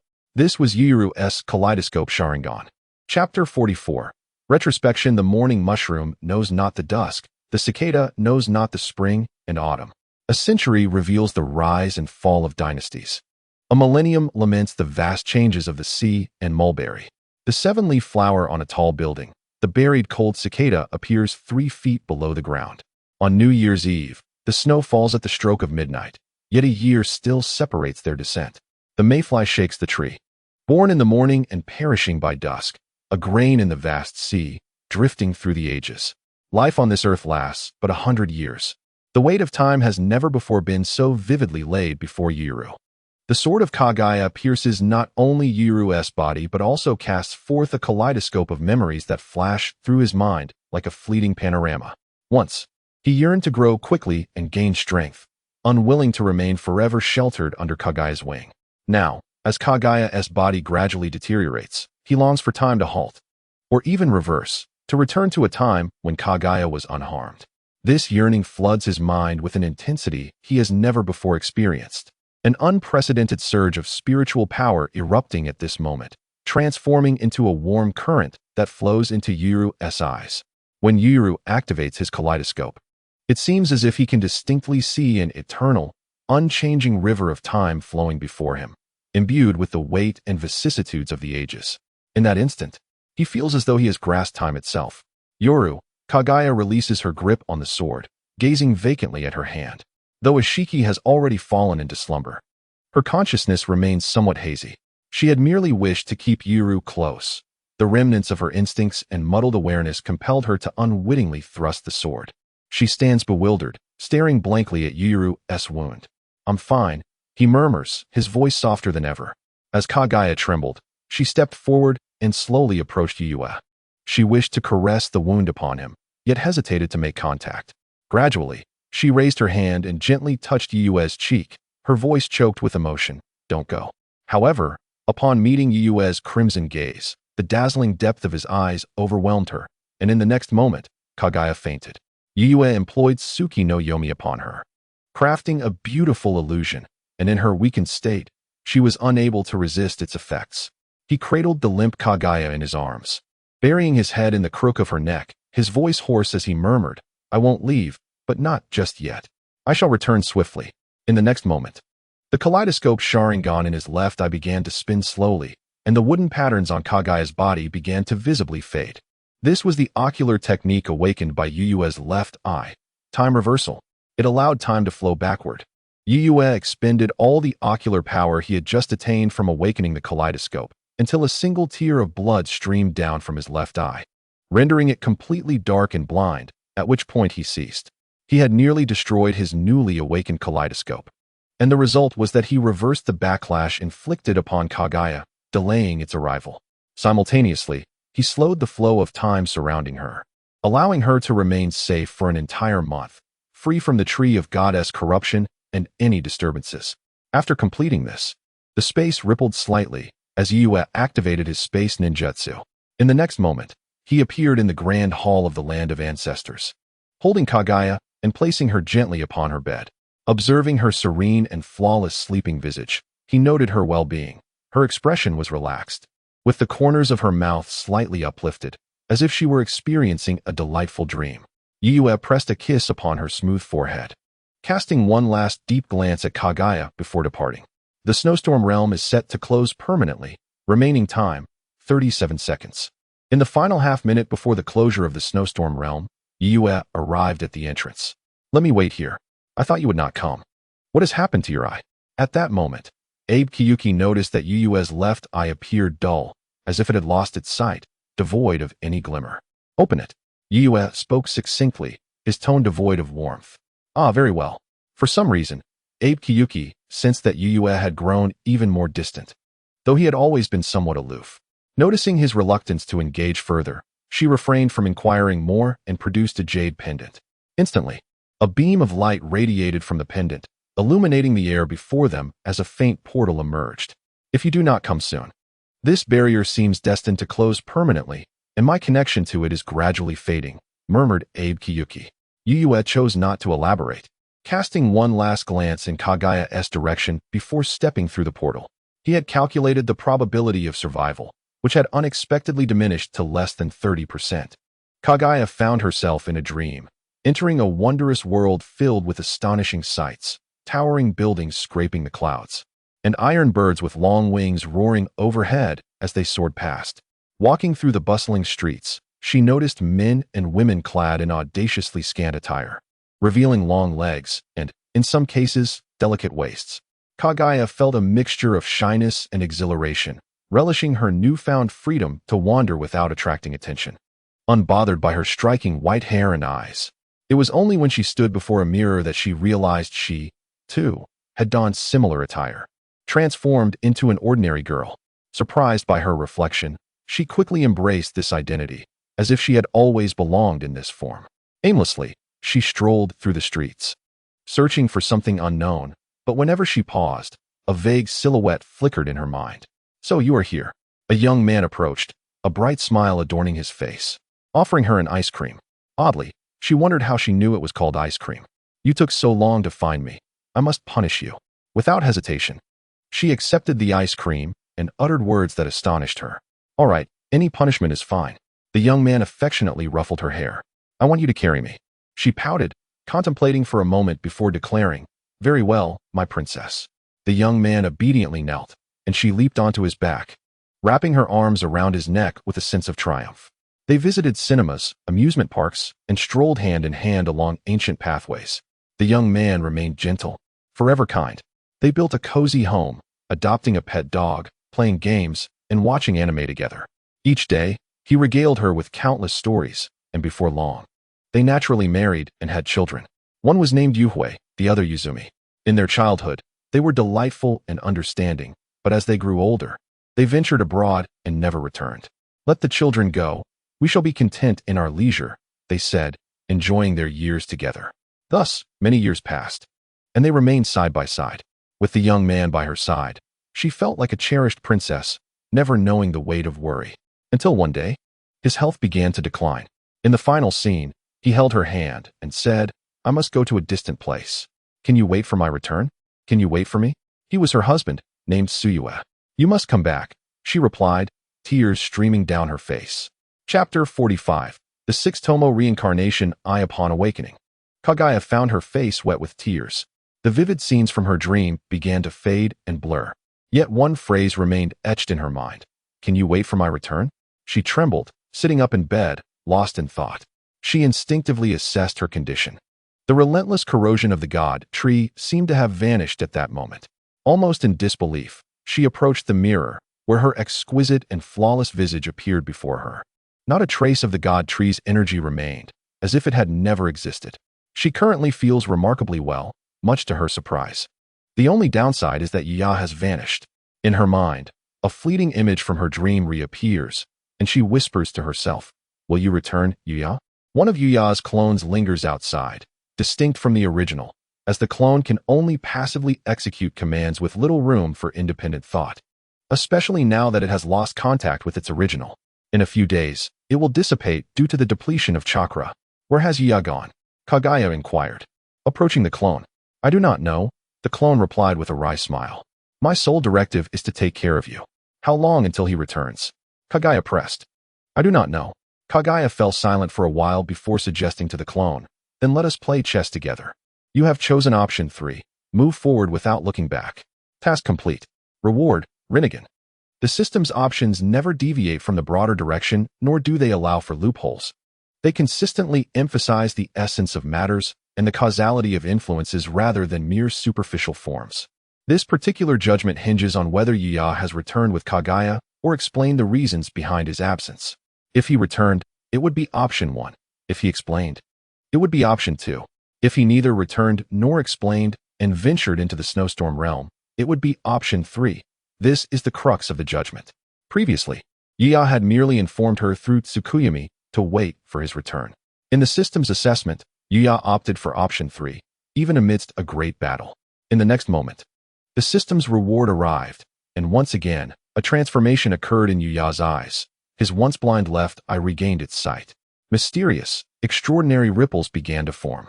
His vision sharpened exponentially, allowing him to see with unparalleled clarity, perceiving every minute detail from miles away. Yuya had long possessed the complete nature of Kaguya's chakra and the sage body, and upon awakening the kaleidoscope, he now acquired the Rinnegan. At that moment, it felt as if a transformation was ignited. Various powers amalgamated within Yuya under the influence of the Rinnegan. The ripples began to manifest Black Tomo, directly evolving into the 6th Tomo Rinnegan. Simultaneously, a golden sage robe enveloped him, and 12 truth-seeking balls materialized behind him, slowly rotating in a celestial dance, marking his entry into the 6 paths mode. Utilizing the repelling force of the Rinnegan, Yuya floated in the air like a deity, surveying this world with enhanced clarity, perceiving every nuance from miles away. This was an extraordinary space, devoid of sun, day and night cycles, or seasonal changes. The sky perpetually emanated a soft white glow. It was saturated with an abundance of natural energy, yet it felt distinctly different from that of the main world. Strangely, Yuya found he could not absorb this energy using Sage mode. The environment here was extreme. The natural energy was not blended but rather sharply delineated. Empowered by the 6 paths mode, his perception expanded once more, nearly enveloping half of the snowstorm realm. Countless mythical beasts, long extinct in the main world, appeared in this domain. Yet, at that moment, their movements and expressions were surprisingly uniform, as if they were cowering and trembling upon his arrival. Roar. At that moment, from the very center of the snowstorm realm, a beastly roar filled with ancient, profound echoes reverberated throughout the space. It seemed to sense Yuya's presence immediately, unleashing a peculiar roar. The initial tremors of the mythical beasts, once intimidated by Yuya's overwhelming aura, erupted into furious howls, as if awakened by a deep-rooted vendetta passed down through their bloodlines. Interesting, Yuya murmured, and in the next instant, ripples surged through the space, transporting him directly to the heart of the snowstorm realm. Here lay a marsh, where a mythical beast emerged, revealing itself to be a true dragon. Its aura was still youthful, suggesting it was not yet mature, yet a remarkable, powerful essence radiated from it, an essence that seemed to belong to a true dragon. This aura was not weaker than Yuya's current power. Considering that Yuya now possessed the 6 paths mode and had activated the 6th Tomo Rinnegan, his strength had reached a true 6 paths level. Yet this dragon appeared to be in its juvenile stage. How formidable would it become upon fully transforming? Yuya's expression grew complex as he gazed at the dragon, his eyes reflecting deep contemplation. The silver scales shimmered under the light, casting an ethereal glow, rendering the silver dragon extraordinarily majestic. It was the only mythical beast that detected Yuya's arrival from a distance and dared to roar at him. Though the youngest, it exhibited the most courage, as if its noble bloodline forbade it from submission. Its eyes sparkled with curiosity and alertness, clearly displeased by Yuya's intrusion into its territory. It could not yet articulate its thoughts, but its intentions were unmistakable. The silver dragon lacked chakra, preventing Yuya from manipulating it with the animal path of the Rinnegan. However, witnessing its imminent transformation into a dragon sparked a flicker of contemplation within him. In his previous life, he was born into a great kingdom and naturally held a fondness for dragons. Furthermore, this silver dragon was extraordinarily gifted, possessing a keen intellect. Yet the confines of the snowstorm realm were too small for it. The journey to becoming a dragon was uncertain. Even Yuya felt a twinge of regret. He recalled a skill acquired upon surpassing a 50-point affinity with Kaguya, known as the Enlightenment Technique. This technique could imbue creatures with intelligence, forge bonds, and assist in their transformation. Yuya had not utilized it before, believing he had not encountered a suitable candidate. Yet now, the thought emerged. Chapter 46. That would be too lonely. Yuya found it unsurprising that the world of Naruto housed dragon-like creatures. The narrative had already woven in numerous elements from Chinese culture. The golden horn and silver horn, Hinata's 8 trigrams, Yin-yang and 6 paths, and even the youthful vigor of Li wielding nunchaku. Wasn't he reminiscent of a world-class martial arts superstar? In a previous life, Yuya's profound affection for the anime Naruto stemmed not solely from its poignant narratives, but also from the absence of unequivocal villains within its realm, where most characters fervently pursue their ideals for the ultimate peace of the world, except for a certain malevolent figure, whose singular desire to reunite with his mother may not be deemed entirely wrong. Each character embodies a grand saga, filled with tumultuous emotions and tragic undertones. The themes of bonds and obsessions weave throughout the narrative, imbuing each character with depth and vitality. Furthermore, the infusion of elements from Chinese culture bestows a sense of historical gravitas, enriching the world building and elevating the work's stature. It is precisely these familiar and intimate factors that endear Yuya to the anime. From a realistic perspective upon entering this world, techniques such as the Wood Dragon technique, Fire Dragon Fireball, Water Dragon Bullet, and Earth Dragon Concealment technique are all inspired by the form of dragons, suggesting that the shadow of dragons must have graced this world long ago. Previous speculations hinted at astonishing discontinuities, now possibly linked to remnants of another era, heralding the emergence of the serpent dragon lineage. Yuya finds this notion entirely plausible, perhaps even singular. Should the silver dragon remain ensconced in the realm of snow and wind, it may never truly transform into a dragon. A complex expression crosses Yuya's face as he senses a wave of hostility and rejection emanating from the silver dragon, an aversion that transcends mere territorial infringement. Given the dragon's inherent strength, any lingering resistance would preclude the possibility of enlightenment. Contemplation flickers in Yuya's eyes as he feels a profound weight of time and experience envelop him, as if returning from a distant epoch. In that moment, his demeanor assumes a more detached quality. Indeed, upon entering Sage mode, the dragon's resistance diminishes significantly, though its inherent aversion remains unabated. Is it the chakra? Yuya furrows his brow and, in the next instant, begins to disperse the seeking ball, deactivating the Six Paths mode. A rich aura of nature begins to emanate from him, and all creatures sensing this essence respond with joy and a sense of kinship. The silver dragon, closest to him, is no exception, shedding its hostility and curiosity replacing it. Observing this, Yuya ponders briefly before gently floating over to the silver dragon, unleashing a surge of natural energy that further ignites a spark of affinity in the dragon's eyes. Slowly, he extends a hand towards the dragon's exquisitely formed head. The silver dragon offers no resistance, harboring no disdain for this human, nor sensing any danger. A strange brilliance flickers in Yuya's gaze as an enigmatic aura coalesces from his palm, reaching towards the central scales on the dragon's forehead. As Yuya's hand makes contact with the silver dragon's scales, ripples cascade outward, like waves upon water, expanding in concentric circles. The dragon's silver eyes ignite with vitality as an overwhelming presence begins to surge within it.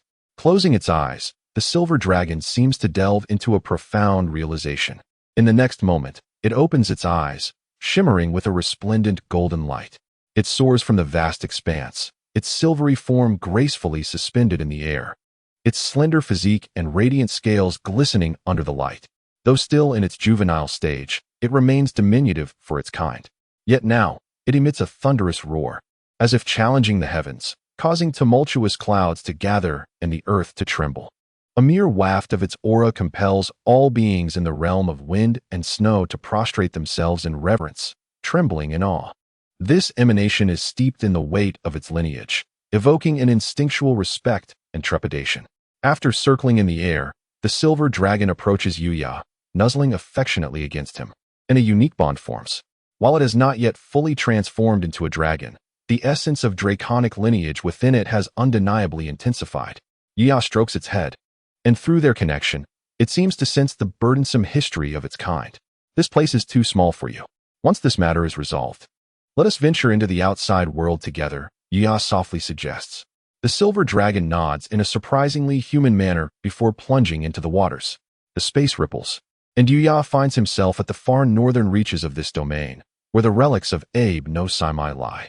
He attempts to penetrate his awareness into the site, only to discover it shrouded in a peculiar barrier, rendering him incapable of breaching its confines. This indicates that he cannot employ spatial ninjutsu to enter. With a sense of resignation, he next appears before Abe no Kiyuki, only to find her besieged by a horde of monstrous beasts. Her intricate and ancient onmyoji robes bear numerous claw marks, crimson blood seeping from the tattered fabric. Though her form is graceful and her beauty striking, she appears disheveled, hair cascading untidily, yet she steadfastly stands before a formidable beast. This is her fox, the celestial fox, now colossal yet lying on the ground, marred by grievous wounds. On the brink of death, the predatory beasts eye the resolute girl, poised to pounce at any moment. Upon Yuya's arrival, the beasts tremble in fear, exchanging anxious glances before scattering in a panic. In an instant, Yuya's eyes glimmer with a scarlet hue as he casts a mere glance at the fleeing beasts. The next moment, those who had barely started to flee ignite in black flames, which accompany them relentlessly. Some plunge into the water, others burrow into the earth, struggling in vain. Yet the fire seems eternally unquenchable. Ultimately, they are consumed in despair. Yuya descends to the ground, poised to speak, when Abe no Kiyuki, with reddened eyes, exclaims, "Where have you been?" Tears stream down her cheeks. She did not weep when her grandmother passed, nor when she was expelled by her Shikigami, nor when she learned that the onmyoji of this world were perishing one by one, leaving her alone. Yet now she cries. Her world is simple. Once shared with her grandmother, now with Shiro. She had ventured from this realm, yearning to find other onmyoji, only to fall into a trap that Yuya had nearly orchestrated, her seemingly innocuous wishes concealing her true desire to find her fellow practitioners. The Yin-Yang orb was merely a means to assist Yuya in unlocking the ruins. She babbled incessantly along the way, not out of annoyance, but rather due to her prolonged silence. The last individual who had shown her kindness had departed this world, leaving her with only a small fox to converse with. "Am I simply a tool to you? Do you treat me so callously?" she lamented. "Is this how all you outsiders behave, perched high above?" Abe Kiyuki tossed a bead and a small notebook before Yuya, turning to cradle the now diminutive, battered fox. Dragging her weary body, she staggered away, her legs wounded and her skin marred with scratches, blood trailing from her wounds as she moved. She was cast out from the realm of snow and wind by her Shikigami, already met with hostility upon entering this domain. Learning that the entrance to this realm would be eternally sealed meant she could neither unlock it nor escape, subjecting her once more to the endless threat of her Shikigami. Yet, she accompanied Yuya, only to have him abandon her upon arrival, leaving her in a dire situation almost instantly. Clutching the fox, she trudged forward, her frail form appearing forlorn against the wind. However, she uttered no further words. It was her last vestige of pride as the world's final onmyoji. The orb was a Yin-Yang orb. The girl's wish was simply a key to open the ruins. The black notebook bore the scrawled words of a strategy guide. Her handwriting clumsy, a result of having been taught by an elderly woman, with most of her skills acquired through self-study. Yuya found her a nuisance, contemplating bypassing her to enter the ruins alone, but she genuinely wished to assist him. She had stayed up all night crafting this notebook, hoping it would be of use to him, for he was the first person she had ever known. After the woman's departure, without a soul to speak to, her loneliness would be profound, despite having always been alone. Chapter 47. Yin-Yang Tomb. As Yuya watched Abe Kiyuki's unsteady figure recede into the distance, a myriad of emotions swirled within him. He found himself at a loss for words. Out of concern for Kaguya, he had indeed treated Abe Kiyuki as a mere tool. Yet he had never anticipated that she would be attacked by her Shikigami, a situation he had never desired. Now, with the exit of the snow and wind realm closed, allowing her to remain in her current state would undoubtedly lead to her demise. After a moment of hesitation, he approached her, channeling a surge of yang chakra into her and the fox. In an instant, the visible scars on their bodies began to fade. "What are you doing here?" "Leave me alone," Abe Kiyuki protested, her eyes slightly reddened. "I apologize. I was unaware that you would be attacked by your Shikigami," Yuya replied thoughtfully. "Did you think I could just rush over to you? You were moving so quickly." At this, Abe Kiyuki's frustration ignited. "How dare you? You used me to access the ruins and then abandoned me without a trace." She had intended to caution Yuya about a lurking serpent deep within the snow and wind realm. "I will remember your kindness. This time was my oversight. In the future, should anything arise, do not hesitate to seek my assistance," Yuya said earnestly. "Humph," Abe Kiyuki scoffed, turning her face away, refusing to meet his gaze. Nevertheless, her anger had dissipated considerably. After all, this was the longest sentence Yuya had ever spoken to her. With a sigh, Yuya refrained from saying more, summoning a shadow clone to ensure her safety before departing. Upon returning to the far north, Yuya hesitated for a moment before retrieving the strategy notebook written by Abe Kiyuki. Observing the crooked handwriting, he furrowed his brow. After some time, he put the notebook away, a flicker of complexity and contemplation crossing his gaze. He did not dwell on it further, instead producing the Yin-Yang orb and, utilizing repulsion, directed it toward an opening in the ruins' grand entrance.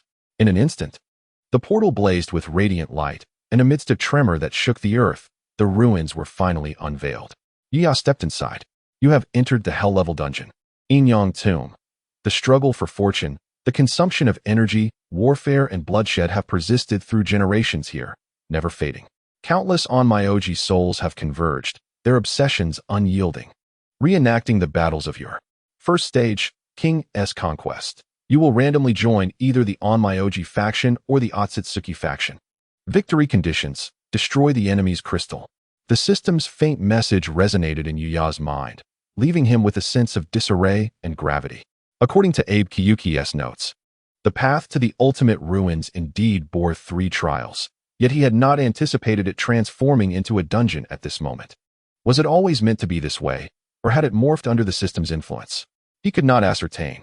Moreover, since the Inyang tomb was a manifestation of the Onmyoji's lingering souls, it indicated that the ultimate fate of the Onmyoji was one of tragic defeat.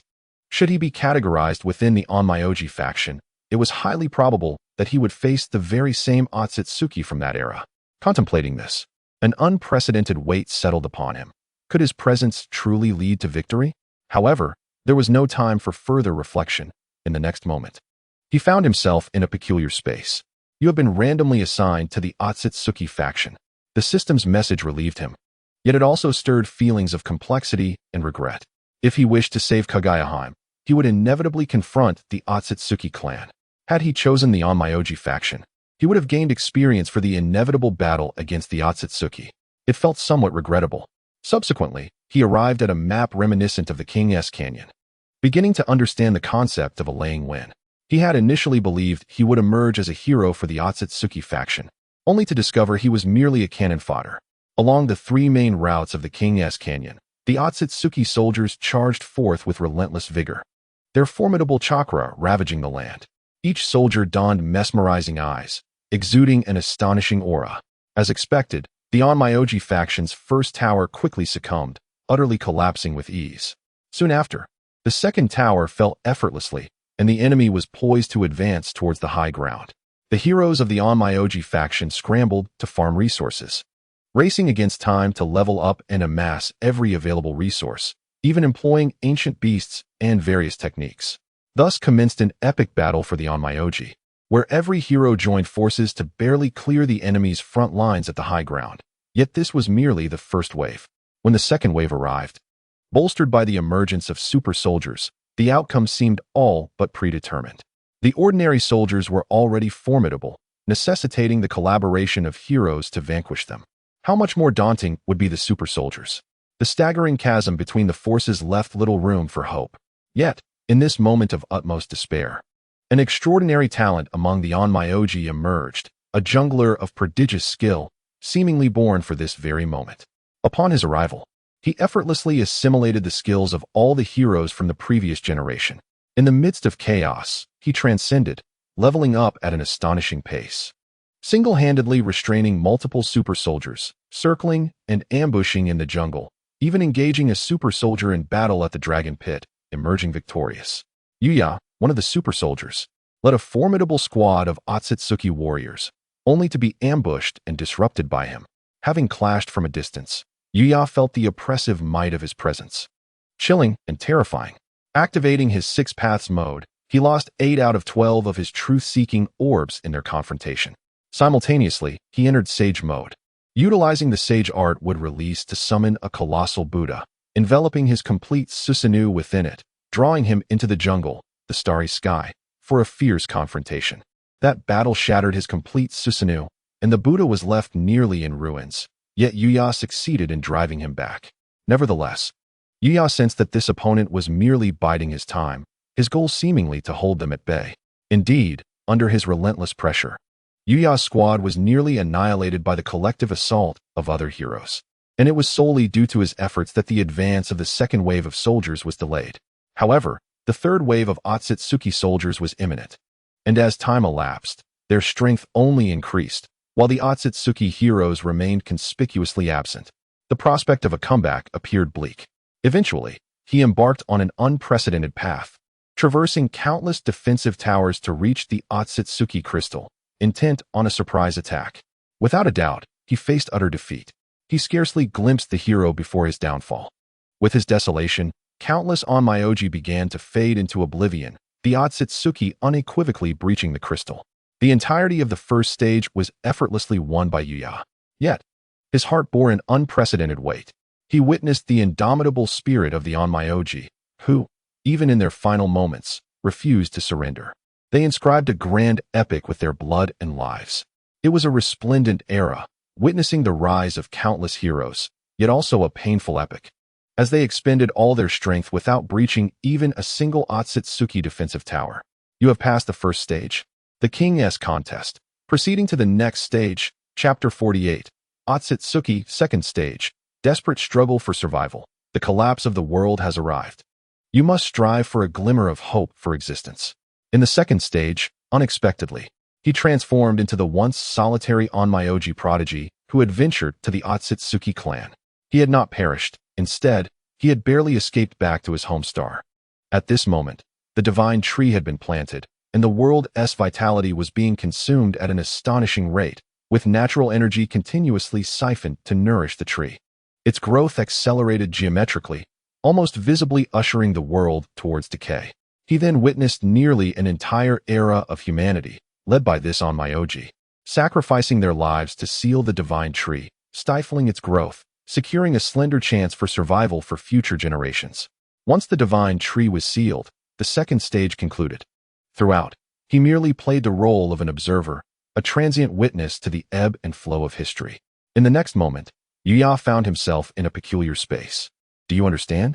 A voice, steeped in profound sorrow, echoed throughout the space. Yuya's body trembled. He would never forget that voice. It belonged to the genius from the first stage, who single-handedly thwarted the Otsutsuki's assault. It was also the very person he embodied in the second stage. Understood, Yuya rasped, his heart heavier than ever. Those so-called stages had always been genuine fragments of history, intertwined with the planet's struggle. The first stage, influenced by the system, presented itself in a game-like manner. The spirits of those who had perished in battle lingered, their obsessions unyielding, transforming into that ancient battlefield. The second stage was a chronicle of the planet's decline, where the extraordinary sacrificed themselves to seal the divine tree, restraining its growth. The world ought not to be so bereft. That clan had invaded thrice. The first incursion nearly extinguished all civilization.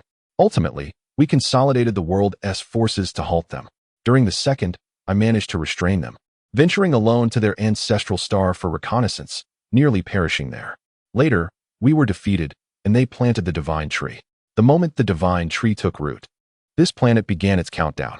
A figure materialized, exuding an ethereal aura, its form obscured by an ever-present mist, rendering it indistinct. Its voice was calm and detached, yet imbued with an inexorable desolation. Is the divine tree truly indestructible? Will it endlessly ravage, never ceasing? Yuya inquired. For this contradicted his understanding. According to this, there would be no subsequent Hokage. You underestimate that clan, the figure replied, casting a fleeting glance at him before waving a hand, releasing a surge of energy. An image materialized from the void, revealing countless desolate planets, each bearing a colossal divine tree rooted within. An advanced civilization, adept in colonization, traversed the stars, their worlds as plentiful as grains of sand by the river.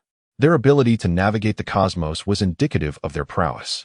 The Otsutsuki were indeed a divine wood deeply entrenched in the cosmic abyss, and the divine tree was the manifestation of their origins. Yuya fell silent.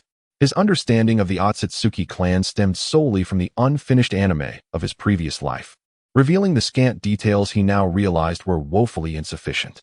According to the imagery presented in the first stage, the various forms of the Otsutsuki essentially equated to mere foot soldiers of their clan. Given their capability to traverse the stars, the clan's might was undeniably suffocating. After a prolonged silence, he finally asked, "Is there a way to break this? This is the glimmer of hope we have found." The figure turned, its eyes reflecting the weight of ages, fixed upon him. We once sacrificed everything to catalyze the divine tree's growth, hastening its fruition. The fruit shall mature a millennium from today. By consuming the chakra fruit, one can merge with the divine tree, thereby halting its growth. This is the sole method of breaking the cycle. However, the price to pay may be a perpetual influence from the divine tree, leading to a loss of self. A tempest surged within Yuya's heart, and in that moment, a figure emerged in his thoughts, Kaguya Otsutsuki. In the original narrative, She fused with the divine tree not merely to acquire power for self-preservation, but to halt the insatiable plunder of the tree. The essence of the divine tree and the chakra fruit have always been distinct entities. The sage of 6 paths extracted the chakra of the 10 tails from Kaguya, integrating it with himself. Yet, he ultimately perished. Some assert that his demise was due to the separation of the tailed beast chakra, but the original text distinctly states that he sensed his life nearing its end, prompting the division. Likewise, Madara absorbed the chakra of the 10 tails, but still met his demise at the hands of Kaguya's will. The Otsutsuki clan is not immortal. In the Boruto saga, both Kinshiki and Momoshiki faced death. Why, then, did Kaguya, who had her chakra extracted, not perish? Within the entire realm of Naruto, only Kaguya remains undying. For she is both the possessor of the chakra fruit and the essence of the divine tree. The chakra of the 10 tails can be transferred, yet the essence of the divine tree cannot. Once merged, it is irrevocably so. The chakra fruit begets the 10 tails Jinchuriki, while the essence of the divine tree birthed Kaguya. The original anime mentioned that upon acquiring her power, her character underwent a drastic transformation, becoming consumed by greed and desire. This chapter expands the worldview and aims to redeem Kaguya. Readers need not delve too deeply, as fan works often carry their own essence. Yet the stark truth is that she single-handedly averted the impending doom of the planet, though her will became obscured through assimilation with the divine tree. Strangely, this was sealed by her 2 children. It is no wonder that she exhibited no combat awareness. Even during the climactic battle, remaining under the influence of Black Zetsu, her consciousness had long since faded. Do you wish to proceed further? The 3rd trial was originally intended for the blessing of her kin, yet you are imbued with the essence of that very clan. Entering now may subject you to an onslaught from all the powers of an era, including myself. The strength derived from that lineage will be suppressed. The figure's tone remained indifferent, yet it served as a cautionary note. Yuya understood that the power to be suppressed referred to chakra. At this juncture, he grasped why he had previously calculated that his chances of survival were less than 30%. It was most likely due to this final 3rd trial. To proceed is to continue our unfinished battle, Yuya stated calmly. Having come this far, what reason is there to retreat? Behind him stood Kaguya, leaving him no avenue of retreat. The identity of the person before him was becoming increasingly evident. He had witnessed this individual rise from ruin, single-handedly confronting multiple Otsutsuki, and forging an unprecedented path, even daring to assault the Otsutsuki's home planet. He had led an era, granting this planet an additional millennium of life, and discovered a glimmer of hope. He was the most formidable Onmyoji in history, Abe no Saimai. Reflecting upon this, Yuya felt a tremor coursing through his body. A shiver of excitement. He had once fought against Isshiki through Kaguya's form, but was constrained. Now, he yearned for a battle that would allow him to validate his strength. Chapter 49. The Summoned Beast. What magnitude of power can be amassed from an entire era? Yuya had no prior concept, but now he understood what it meant to face a knight of 100 demons. This was the most arduous battle Yuya had fought to date. The Onmyoji had achieved an unparalleled communion with the spirits of nature. Countless spirits that should have perished, earthbound spirits, canines, and foxes, appeared in succession. He had long since lost count of how many he had felled. He relentlessly unleashed Shinra Tensei, blasting away the horde of demons that approached him. The complete form of Susanoo loomed like a golden giant, effortlessly cleaving through countless canines. Several earthbound spirits hovered in the air, poised to strike, only to be incinerated by the black flames of Amaterasu. 12 pursuit orbs evolved life and extinction, bringing down several shoujo. Ultimately, however, he was consumed by one of Abe no Saimai's Shikigami, the Tosaka. Yuya attempted to employ would release, advent of the tree world. Yet there was no chakra to absorb. Any ninjutsu here would be severely weakened, and Sage Mode could not be activated. At this moment, the only power he could wield effectively was his ocular technique. Yuya could not ascertain how much time had passed, perhaps a day, 2 days, or even a week or 2 weeks. Under the relentless assault of the Shikigami, he had lost all sense of time. It felt as though he had been battling eternally, continuously integrating his strength and honing his combat instincts to their utmost potential. He had manipulated Susanoo to the point of artistry, capable of transforming into various shapes or becoming localized. He had mastered the synergy between Yin-Yang release and Amaterasu, and the collaboration of Amaterasu with Susanoo. Yuya's sage body, with its remarkable regenerative capabilities, had sustained him thus far. Throughout his journey, he had scarcely encountered battles, yet now, amidst the Shikigami's myriad peculiar assaults, he constantly refined his skills, witnessing a continuous improvement in his combat techniques. Boom! Yuya swung the sword of Susanoo, imbued with the divine flames of Amaterasu. Simultaneously, he utilized Tsukuyomi to disrupt the connection between the Shikigami and Abe no Saimai. A powerful gust surged forth, ultimately piercing through the body of the Shikigami, slaying Abe no Saimai's 11th Shikigami, Kachin. In the next instant, the golden Susanoo began to fade, and Yuya's vision blurred. He was nearly devoid of the chakra needed to maintain Susanoo. At that moment, the entire space had been cleared by Yuya, leaving only Abe no Saimai and Yuya standing. You rely too heavily on the power of that clan. This is not a virtue, Abe no Saimai remarked coolly. Your talent is exceptional. If you survive, perhaps you could genuinely resolve the crisis posed by the Otsutsuki clan. Alas, Yuya remained silent, too weakened to utter a word. Abe no Saimai controlled the last Shikigami, slowly approaching. This was his most formidable guardian, the Goku, whose gaze was indifferent and frigid, showing no intention of holding back. He was but a remnant soul, compelled to execute commands. Yuya, expressionless, merely observed as the Shikigami drew near, sword raised, ready to strike. Yet in the next moment, its movements froze. Not only its thoughts, but its body, breath, essence, and even its very cells came to a standstill. In that instant, time seemed to entirely halt for him. Meanwhile, another Yuya emerged from the essence of Abe no Saimai, covering his right eye with one hand. The sword of Yin and Yang escaped, piercing through Abe no Saimai's back. In an instant, the vitality of Abe no Saimai began to wane. What transpired in that fleeting second? It was certainly not mere speed. Abe no Saimai appeared oblivious to his own wound, gazing instead at the newly appeared Yuya. No speed could possibly breach his defenses before Ryoha could react. Time, Yuya declared. This was the power derived from the kaleidoscope of his right eye.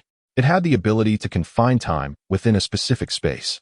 At long last, he had unveiled this trump card.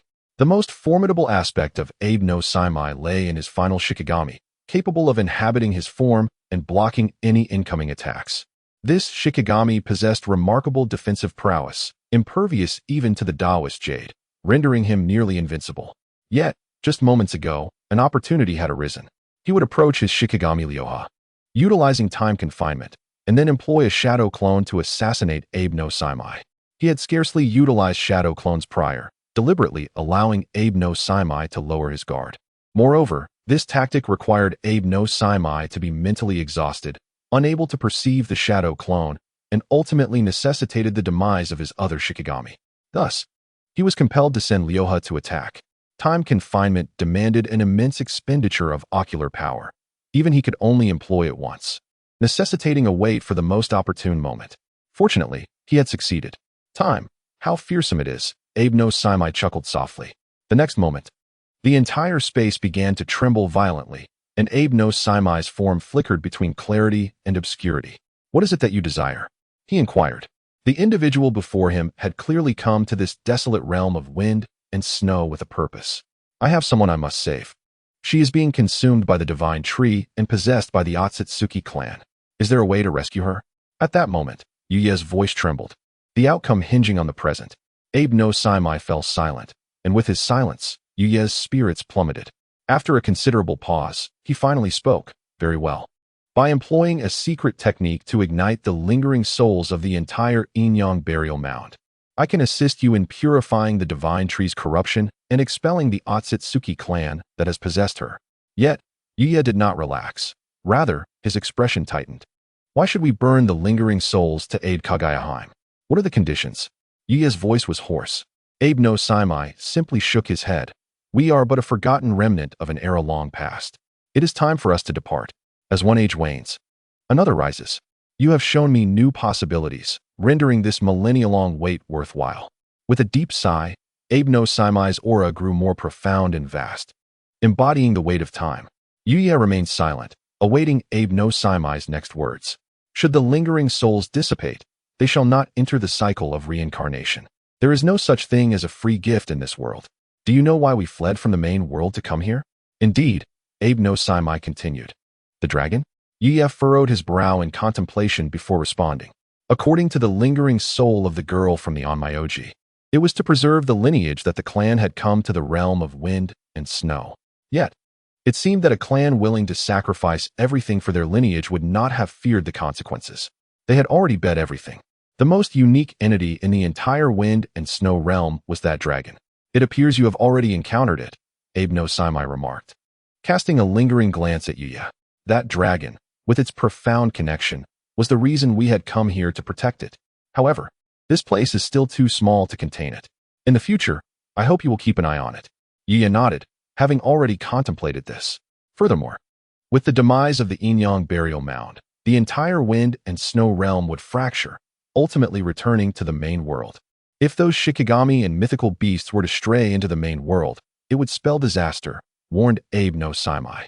I shall ensure their safety. Yuya replied after a moment's thought. After all, they were once our Shikigami and must not be slaughtered. Abe no Saimai nodded, choosing not to elaborate further. In the next moment, his figure began to fade. The lingering souls of the Inyang burial mound will flow into my notes. You may retrieve them. As Yuya grasped the notes, the Inyang burial mound inevitably began to tremble and fracture, the spatial confinement unraveling. Utilizing space ninjutsu, Yuya stepped into the outside world.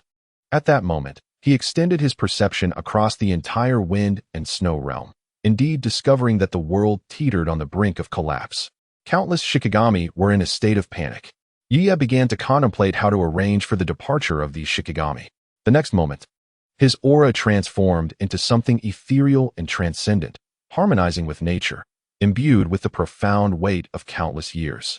Under the influence of his presence, all mythical beasts calmed their tumultuous emotions, no longer gripped by fear. At that moment, ripples arose, emanating from Yuya like waves, spreading throughout the entire wind and snow realm. All mythical beasts encountering the ripples saw the cruelty and bloodlust in their eyes fade away, replaced by a newfound vitality. This was Yuya employing the technique of enlightenment, simultaneously elevating the intelligence of all mythical beasts, thereby erasing much of their primal instincts and bloodthirsty tendencies. In that moment, all mythical beasts prostrated themselves before the figure hovering above, their eyes filled with profound fervor. They would regard this figure as a deity, etching it into their memories for eternity, and their reverence would flow through their bloodlines, passed down to future generations. Having accomplished this, Yuya felt it insufficient. He then transmitted the modified Flying Thunder God technique, a custom teleportation version, through the technique of enlightenment, instructing them that upon encountering suitable individuals, they could forge contracts and, at that time, be summoned and communicate through this technique. Thus, they could interact better with humanity. At that moment, a small toad hopped and hid beneath a stone. It was the closest to the technique of enlightenment among all mythical beasts, having reaped the most benefits, and it possessed the highest intelligence. It had even firmly lodged the Shen mode aura emanating from Yuya in its memory. Its eyes revealed no concealment of its fervor and admiration, a sentiment that would accompany it throughout its long life. In a similar manner, there existed a small serpent and a slug, which Yuya naturally observed. His eyes were indifferent yet tinged with a hint of melancholy. To speak candidly, he did not hold much hope for these extraordinary creatures. The chakra fruit was on the verge of ripening, and once the chakra scattered across the world, a significant upheaval would ensue. Most beings unable to adapt to chakra would perish, and the more powerful the beast, the harder it might be for them to survive and reproduce. Ironically, it was the smaller creatures that might endure until the end. For instance, a little frog. Yuya's expression remained impassive, clad in white garments as pure as snow, with eyes as profound as the ocean. Merely standing there, he rendered all things in the world dim and pale in comparison. He appeared as if he had returned from an ancient era, standing like a sovereign of the cosmos beneath the vast sky, surveying the realms. A transcendent aura radiated from him, enveloping the entire realm of wind and snow, overshadowing all the trembling beasts that lay prostrate before him. After a long silence, the thunder of the heavens echoed, and a soft sigh resonated throughout the world. From this moment forth, you shall be known as spirit beasts. Chapter 50. After Yuya's departure, a gentle sigh reverberated through the heavens, causing the world to tremble. In that instant, all extraordinary beasts bowed low, quaking with fear. Yet they would forever remember that majestic figure and revere his words as a sacred decree. Yuya said no more. The seed had already been sown, and all things would naturally follow their course. He departed, ripples blossoming in the space around him, and soon found himself beside Abe Kiyuki. It has been nearly 3 months. You have finally emerged, Abe Kiyuki remarked, a hint of concern lacing her tone. 3 months? Yuya furrowed his brow. While uncertain of how long he had lingered in the third realm, it could not have exceeded a month. It was highly likely that the Yin-Yang tomb not only severed spatial connections, but also altered the flow of time in relation to the outside world. If 3 months had indeed passed, the ocular technique he had imposed on Kaguya would have long since expired, leaving her vulnerable to the encroaching divine tree. However, at this moment, the exit to the realm of wind and snow had closed. Although it was in a state of decline, it would take at least another 6 months for it to slowly collapse and reopen. Yuya had no time to wait.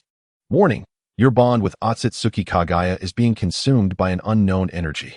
Time remaining, 9 days, 9 hours, 37 minutes, 43 seconds. Time remaining, 9 days, 9 hours, 37 minutes, 42 seconds. With less than 10 days remaining, Yuya's expression fluctuated between hope and despair. In the next moment, ripples surged through the space as a golden Susanoo armor towered above, positioning itself at the weakest point of the realm, prepared to forcibly breach the domain of wind and snow. 1 month after Yuya's departure, within the vast and desolate hall, Kaguya sat in her usual chair, humming a tune while cradling a doll. After Yuya's avatar dissipated, she had resumed this daily ritual, akin to the countless times she had awaited his return. Yet this time, Yuya had truly departed, and he would not return even at night. Days turned into weeks, and weeks into half a month. As the tree-like patterns began to creep across her body once more, she found herself at a loss. Just a little longer. You will return soon, she reassured herself. Yuya floated high in the sky, his senses sweeping across the heavens and the earth. In an instant, an overwhelming surge of chakra erupted from his being.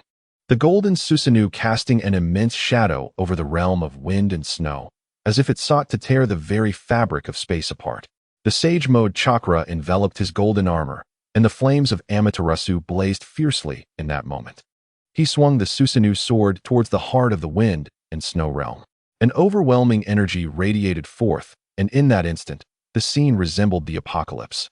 As the space quaked and endless ripples formed. Yet, just as swiftly, tranquility returned. Yuya's eyes were bloodshot, and he continued to strike at the fabric of reality with relentless fervor.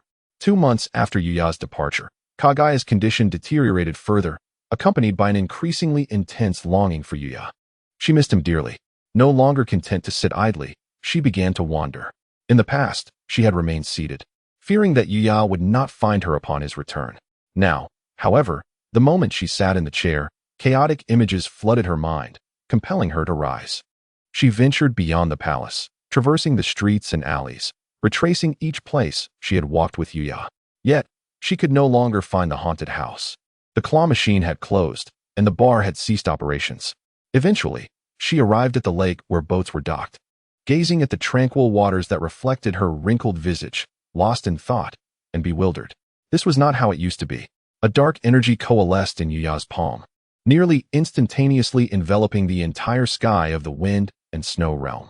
All extraordinary beasts trembled in terror, overwhelmed by the suffocating darkness. Even the silver serpent emerged from the marsh, emitting a confused roar. This is the expanding path to enlightenment. If he were to unleash it here, the entire realm of wind and snow would be obliterated.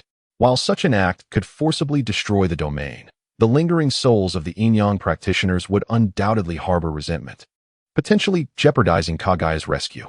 Naturally, Yuya would not resort to such measures. In the next moment, the expanding path began to compress, elongating into an exquisitely slender black sword. Yuya grasped the transformed sword of the expanding path and struck with a mighty blow against the realm of wind and snow, an awe-inspiring force cascading through the cosmos, intertwining vitality and annihilation as if to birth and obliterate worlds. In an instant, the scene mirrored the golden wheel of rebirth cleaving the moon in twain. This strike split the entire realm of wind and snow in half. 2.5 months after Yuya's departure, rumors began to circulate throughout the land of the ancestors. Even with the dual control of the Heavenly Feather and Starry Night pavilions, news of the Queen of the Ancestor Nation being a demoness spread like wildfire. Shouts for a crusade echoed throughout the land, though they were suppressed by the two pavilions and Yuya's guardian force. Yet Kaguya remained oblivious to these events. Her memory began to falter, her consciousness fading. She frequently forgot things and no longer ventured outside, fearing she would lose her way and be unable to return home. Leaving Yuya unable to find her, she locked herself once again in her room, often scribbling notes in a diary. As she wrote, she would suddenly become dazed, her eyes reflecting confusion. After a prolonged pause, she would bite the tip of her pen and continue her writing. Yuya wielded a sword born from the expanding Dao Gem, striking down at various regions of the Snowstorm Realm. In that moment, he endeavored to delineate the entirety of the Snowstorm Realm, causing it to fragment in advance. A small frog, closest to Yuya, trembled in fear as it beheld a streak of black light descending from the heavens. In an instant, it felt as if a colossal black curtain had fallen from the sky, partitioning the entire firmament.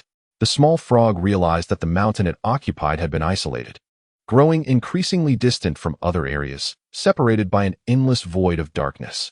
Perhaps by some stroke of fortune, it discovered that it had claimed the largest mountain peak, rich in natural energy. This scene unfolded across the entire Snowstorm Realm, where all the Isho lay prostrate, trembling in reverence towards the figure in the sky. This moment became etched in their very bones, and henceforth, they would commemorate this day as the day of creation. The silver dragon also ascended into the air, swirling around Yuya. The sky continued to unfurl black curtains, reenacting this world until Yuya had reduced the Snowstorm Realm to tatters. The essence of the main world finally sensed the change. If I were to leave, night would surely feel lonely, Kaguya murmured, sensing that her time was running short. And she wished to do something for Yuya one last time. On this day, she experienced a moment of clarity, as if a light had returned to her consciousness after a long absence. She floated to the skies, arriving before the divine tree, her formidable aura enveloping the realm. Ancient and decayed. No one knew precisely what transpired, but all who witnessed this scene became increasingly convinced that the land of the ancestors was home to Yuya. Soon after, the land of the ancestors was besieged by soldiers from various nations, with forces at their gates. The influence of the Tianyu and Xingye pavilions in the various nations left them no choice but to besiege, demanding the surrender of the Anu. At that moment, Kaguya lay in bed, cradling a doll, her eyes closed in a deep slumber, her consciousness having succumbed to a faint state, while trees slowly overtook her entire room. Chapter 51. Kaguya's Diary. Yuya encased the fragments of the Snowstorm Realm using space ninjutsu, merging them into the vast landscapes of the main world. After completing this, he arrived in the land of the ancestors, only to find it surrounded by soldiers from various nations. Furrowing his brow, Yuya summoned his chakra, enveloping them instantly.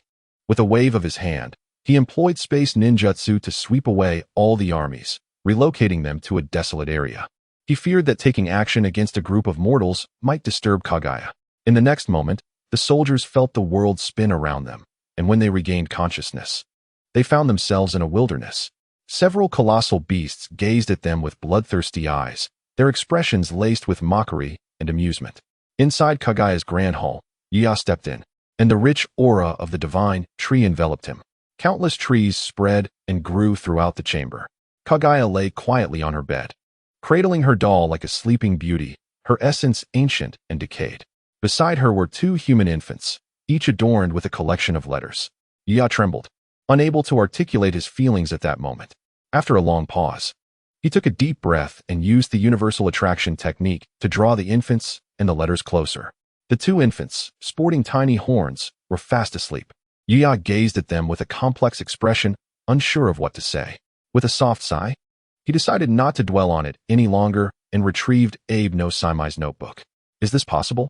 Yuya's voice trembled slightly. Time had elapsed, and he resolved to do his utmost. A swirl of white light emerged, transforming into Abe no Saimai, who sighed softly. Yuya instinctively clenched his fists. A near-manic thought surged within him. If Kaguya could not recover, he feared what actions he might take. He dared not contemplate it. Abe no Saimai regarded him with a complex expression, choosing not to elaborate further. He formed a complex series of hand seals, a unique energy emanating from him and flowing into the notebook. In an instant, a multitude of white light filled the room, akin to an eerie white fire, drifting towards the trees within. Under this white fire, countless trees began to recede, and ultimately, this energy began to envelop Kaguya. The wooden patterns upon her body visibly faded, yet her essence remained decayed. The white soul fire seemed to engage in a struggle against the power of the divine tree. Yuya exited the room. As he was a corporeal being of the living realm, remaining within would hinder the actions of the spirits. Outside the room, he forced himself to calm down, using the repulsive force of the Shinra Tensei to levitate the two infants. He then began to examine the stack of letters in his hands. The letters resembled Kaguya's diary, and as Yuya opened one, he found it inscribed with Kaguya's elegant handwriting. Today, my memories are becoming hazy. I seem to have forgotten many things. I am terrified of forgetting everything, ultimately even night, so I have decided to document it. Kaguya's diary lacked specific dates, resembling more of a collection of musings, as if she wrote whatever came to her mind. I am Otsutsuki Kaguya, hailing from a distant planet, a world filled with shackles and restraints. My life has long been predetermined, to guard the divine tree, and when the planet withers and becomes desolate, to gather chakra fruits for the higher Otsutsuki. This should be a perfectly normal existence, yet I have developed thoughts divergent from those of other Otsutsuki. I once questioned why a flourishing planet must be drained of its life. So many beings dying is indeed a tragedy, is it not? Later, I learned from Night that this emotion is called empathy, a sentiment that no Otsutsuki should possess. My kin believe I have become a corrupted Otsutsuki, awaiting a fate that would alter my existence, transforming me into a sacrifice for nurturing the divine tree. The first page ends abruptly here, as Kaguya seems to have forgotten something. Yuya breathed heavily, rendered speechless by the revelation. She was, after all, incredibly kind. I found a child and named him Yuya. He is strikingly beautiful and remarkably well-behaved. When I held him close, he would smile at me. In that moment, I truly felt that life was beautiful. Why must we bring destruction? Yet he grows so swiftly. Before I even realized it, he had already reached my height. As he matured, he began to distance himself from me. At times, I felt as though I had lost something precious. However, he was undeniably so small back then. The second letter concludes here, and Yuya's expression is complex as she turns to the next page. The aura of her kin begins to emanate from Year, and I comprehend the significance of this. I hardly hesitate before approaching the divine tree to commune and preemptively acquire its power, transferring the essence of my kin to myself. Yet, harnessing the divine tree's strength comes at a price. My body gradually decays and ages, but I cannot allow Year to discover this. I must suppress my changes, for my health is deteriorating, and I am uncertain how much longer I can endure. I ponder how to do something for Year and observe him practicing a sword technique, leading me to believe he must have an affinity for swords. Consequently, I ventured far afield to forge a sword for him, uncertain if he would appreciate it. Year and I spent time together, playing games and encountering an adorable little girl who continually praised me, eliciting a chuckle. We even ventured into a haunted house, which proved to be utterly unfrightening. Ultimately, we shared a drink. While the alcohol was rather unpalatable, bitter, and spicy, it induced a delightful haze that allowed me to momentarily forget my transformations. I cannot recall how much I consumed, but I believe I became slightly inebriated. Nevertheless, I remember Year singing a beautiful song for me. Upon awakening, I found myself leaning against Year's shoulder, captivated by the splendid fireworks above. However, I could no longer bear to have Year take me out, as I understood the exhaustion it caused him. Entertaining me required considerable energy, and given my prowess in games, it was inevitable that he would feel pressured. Writing this, Kaguya sketched a charming little doll, and Yuya's eyes brimmed with tears, yet she could not help but smile. I miss Year dearly. He has been gone for an extended period. I dreamt that I married someone who resembled Year, who asked me to wait for his return. But when would that be? My health is declining, and I fear I may not be able to wait for Year. I dread the thought of passing away and leaving him without care or companionship, envisioning his profound loneliness. I sought out the divine tree once more, and with its assistance, I utilized yin-yang techniques to create two children. Holding them felt akin to embracing the former Year, yet there was something different about them. Year is still more endearing. I hope they will look after Year in my absence, preventing him from feeling isolated. This comprises several complete pages of my letter, though many sections are fragmented, as if it took an eternity to articulate each thought. The subsequent parts are filled with disjointed phrases and illogical sequences, seemingly penned in a state of confusion. The letter bears many smudges and signs of moisture, suggesting I wept while writing. One page is filled with the word death, while another is saturated with night. I even drew a large tree, with a woman ensnared within its branches. The pages filled with death evoke an unimaginable despair in Yuya, akin to that of the woman in the drawing, who was bound by the Otsutsuki for her entire life and ultimately could not escape. Chapter 52. Yui. Village. Yuya stored the letter away and stood still, closing his eyes in silence for an extended duration. Time ticked by, akin to Yuya's spirit and soul plummeting into the abyss. The two children, Yuhi and Village, gradually awoke, feeling disoriented as they floated in the air. Upon waking, they began to wail. Quiet. We don't want to disturb Kaguya, Yuya frowned, whispering softly. Yet, the children paid no heed, only crying even more fervently. With no choice, Yuya picked them up. As expected, the children ceased their cries, gazing at him with wide, curious eyes. Yui's eyes bore mysterious ripples, a gift from the divine tree. A natural reincarnation eye. Yuya's expression became complicated. Once, he had embarked on an irreversible path to obtain the reincarnation eye to save Kaguya. Although he later obscured that memory with Tsukuyami and left Kaguya waiting for his return, if that moment was truly their final encounter, he would never forgive himself. Now, Yuhi had innately inherited everything. Village's eyes mirrored Kaguya's Byakugan, a legacy from the Otsutsuki, his hair a silvery hue reminiscent of Kaguya's. Both children possessed an extraordinary chakra. At that moment, Abe no Saimai floated in from another room. How is she? Yuya inquired, his voice hoarse. She has awakened, Abe no Saimai replied, his expression uncertain and peculiar. Yuya's previously eased heart sank once more. You should go in and see for yourself, Abe no Saimai sighed. Carrying Yuhi and Village, Yuya entered the room to find Kaguya seated on the bed. Her long silver hair cascaded gracefully over her shoulders, her figure slender and her features exquisite. The wood grain had vanished entirely from her body, and her essence had returned to normal, devoid of any lingering abnormalities. Yuya approached step by step, staring at her silhouette, filled with both apprehension and a joy akin to that of a survivor from calamity. He said nothing more, moving directly to embrace her. Only when he truly held her in his arms, feeling the warmth and softness of her form, did Yuya confirm the reality of this moment. Yet, Kaguya trembled slightly, and in the next instant, she pushed him away. Who are you? She asked, her eyes clouded with confusion. Yuya was taken aback, momentarily speechless. She had been consumed by the divine tree for too long, and many of her memories were lost. She has lost much of her memory due to the divine tree's corruption, Abe no Saimai floated over to explain. Will she recover? Yuya asked. It's hard to say. It depends on her fate, Abe no Saimai replied, his expression complex. The Otsutsuki clan has been expelled from her body, but he has managed to escape. You must remain vigilant. He won't escape. A cold glint of murderous intent flashed in Yuya's eyes. Abe no Saimai nodded, falling silent as he retreated into his notebook. Kaguya continued to gaze blankly at a fixed point, her eyes occasionally flickering with bewilderment. You raised me. Yuya hesitated before finally speaking. Kaguya turned to him, first looking at Yuya and then at herself, who was of a similar size. Nonsense, she dismissed, turning her head away to continue staring blankly ahead. Yuya was at a loss for how to explain everything. Should he tell her that he had allocated attribute points and grown too quickly? These two children.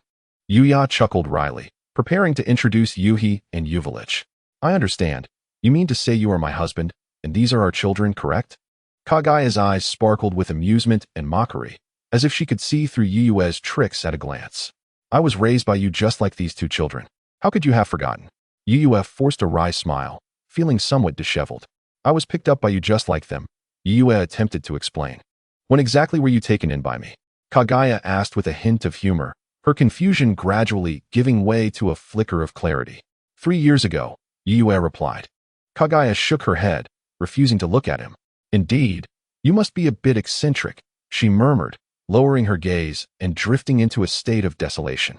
How could I wake up in a haze only to encounter someone so peculiar? She muttered softly. Yuya found himself at a loss for words. It seemed that no matter what he said, Kaguya would not believe him. Continuing the conversation might only lead her to think him a fool. Fortunately, the crisis surrounding her had been alleviated, and there was ample time ahead. Well, considering your handsome appearance, I might believe you are my husband, she remarked. Noticing that Yuya appeared preoccupied, Kaguya felt a twinge of annoyance without knowing why. She waved her hand dismissively and inquired, by the way, what is your name? After a moment's contemplation, she asked, "What do they call you?" "Otsutsuki Yuyue," he replied. This version of Kaguya was somewhat unfamiliar to Yuyue. She was still domineering as before. Yet there was an added air of grace, initiative, and nonchalance. "Yuyue," Kaguya echoed, softly savoring the name, her eyes clouded with confusion. For reasons unknown, it felt strangely familiar to her. After pondering for a while with no recollection, Kaguya shook her head, dismissing the thought. "That name is quite lovely. The one who bestowed it upon you must be a genius," she exclaimed, unabashed in her admiration. "Yuyue, right? So when do we get married?" Kaguya asked, her large eyes sparkling with curiosity. At that moment, she was convinced that this individual truly was her husband. How else could she explain the inexplicable familiarity she felt towards his presence, name, and appearance? Not to mention the initial embrace that had left her flushed and racing. If he were not someone she held dear, how could he have been by her side the moment she awoke? Kaguya couldn't help but commend her own cleverness. "We're not married," Yuyue stammered, feeling utterly flustered. "Huh, if we're not married, then how do we have children?" Kaguya's expression transformed into one of disbelief, and she regarded Yuyue with the scrutiny of someone eyeing a cat. "You don't intend to shirk your responsibilities, do you?" she asked, a note of caution in her voice. "I don't." Yuyue felt utterly bewildered. "That's good," Kaguya said, pouting slightly and exhaling a sigh of relief. "Yuyue, since you are my husband, take me out for some fun. It's far too dull here." Kaguya stretched languidly, revealing her smooth, delicate waist. "All right," Yuyue nodded, about to turn to make arrangements when he noticed Kaguya opening her arms towards him. "What are you standing there for? Embrace me," she commanded. "Ah, okay," Yuyue complied, lifting Kaguya into his arms. She wrapped her long legs around his waist like a sloth. "I feel as though I've slept for an eternity. I have no strength left," she murmured to herself. A pang of guilt washed over Yuyue as he carried Kaguya out of the room. Her head rested gently on his shoulder, and inhaling that familiar scent brought her an inexplicable sense of comfort. Yuyue resolved to take her to every place they had once visited together, believing she would gradually remember. Although he wished to shield her from unpleasant memories, how could they simply be forgotten after all they had shared? Meanwhile, the two small infants in the room exchanged glances, seemingly forgotten. As Yuyue led Kaguya through every location, her eyes occasionally flickered with contemplation and confusion. During this time, she clung to Yuyue like a child, never once descending from his arms. Yuyue could only sigh, grateful that there was plenty of time to take things slowly. In a desolate expanse, a ripple of energy surged through the air as if shattering the moment. A pitch-black hole appeared, and a figure fell from within. He was Otsutsuki Isshiki, weak and weary, bearing multiple injuries. Ever since the last encounter with Yuyue through Kaguya's body, he had yet to recover from the mental wounds sustained. Recently, he had been inexplicably attacked by a group of onmyoji spirits, compounding his injuries, and he had only just managed to escape. "Otsutsuki Yuyue," Isshiki seethed. He was unaware of the names of the onmyoji, so he directed his ire at Yuyue. Surely, those onmyoji were somehow connected to him. Kaguya had been the vessel he was on the verge of successfully inhabiting, yet this unexpected incident had thwarted his plans. Now, he had to find a secluded place to silently recover and seek a new vessel. Frustrated, he trudged forward, cursing Yuyue 100 times in his mind. However, in the next moment, a figure emerged before him, blocking his path. It seemed to drift from an ancient era, hovering 3 feet above the ground. Clad in white, the figure exuded an air of detachment, with a presence that felt timeless and profound. Otsutsuki Isshiki was taken aback. How could this person appear just as he was venting his frustrations? He turned to retreat, but another Yuyue had already blocked his way. Activating the 6 paths mode, golden sage robes billowed around him, while 12 orbs of power rotated slowly behind him. Life and oblivion intertwined. Suddenly, the ground trembled. To the left, a colossal 1,000-armed Buddha statue erupted from the earth, its massive form casting shadows across the land and emanating a chilling aura.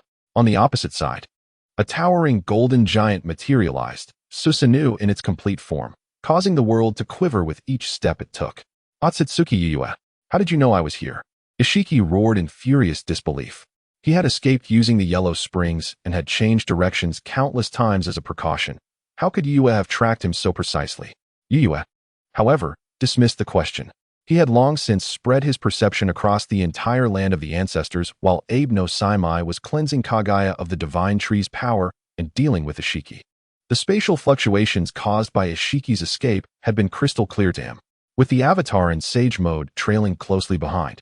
I remained acutely aware of the spatial fluctuations emanating around us.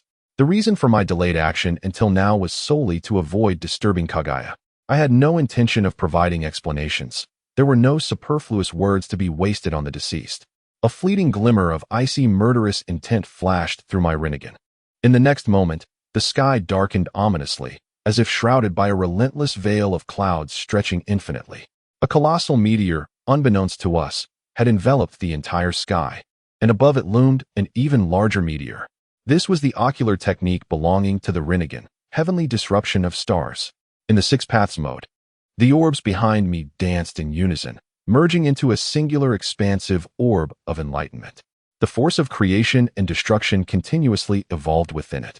Meanwhile, the complete Susanoo drew its bow, the black flames of Amaterasu clinging to the arrow, coalescing into the Indra's arrow. The wooden transformation manifested into a Buddha atop a mountain, obscuring the sky and moon, with countless arms moving in concert, simultaneously reaching out to seize the Otsutsuki. Otsutsuki's eyes widened in horror as an overwhelming sense of impending doom enveloped him. With such formidable assaults converging, his demise was inevitable. He sought to escape using the yellow springs, but the overwhelming chakra concentrated in this space had long since disrupted it, compounded by my spatial ninjutsu sealing the area. Desperate for a last stand, his right eye gleamed with a golden cross, peculiar tattoos spreading across his body. Yet, in the next instant, his movements faltered, his expression, actions, aura, and chakra flow all came to a complete standstill, as if time itself had been suspended. Although merely a fleeting moment, it rendered him incapable of seizing his final opportunity, and every attack descended upon him. No. Boom. The cataclysmic force erupted at that moment, unleashing a powerful shockwave that swept across the realms.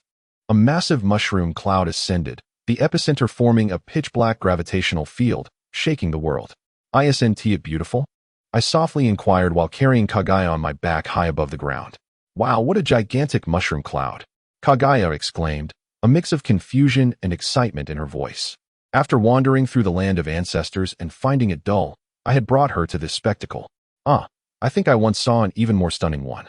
She pondered, her eyes reflecting a flicker of confusion and thought. I remember it being colorful. Is that so? I mused. In the next moment, the vast mushroom cloud transformed again, this time bursting into a kaleidoscope of colors. The cloud began to disperse, ultimately morphing into countless smaller mushroom clouds, each shimmering like a cascade of fireworks, illuminating the heavens and earth. How beautiful, Kaguya murmured, her eyes brimming with an indescribable enchantment.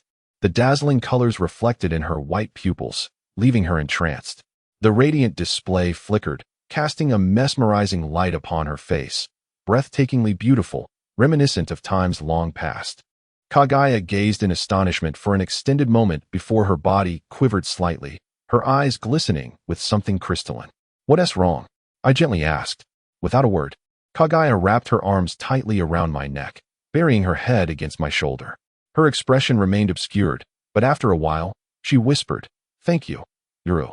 In that moment, my body trembled, a torrent of emotions welling up within me, words lodged in my throat. Unable to articulate my thoughts, my gaze drifted toward the horizon. There, the brilliance persisted, yet gradually dimmed as if all had settled into dust. An arrow waned, another rose, as time turned and the world faced an unprecedented transformation. In the minuscule land of ancestors, tales of a demoness emerged, reverberating through the world.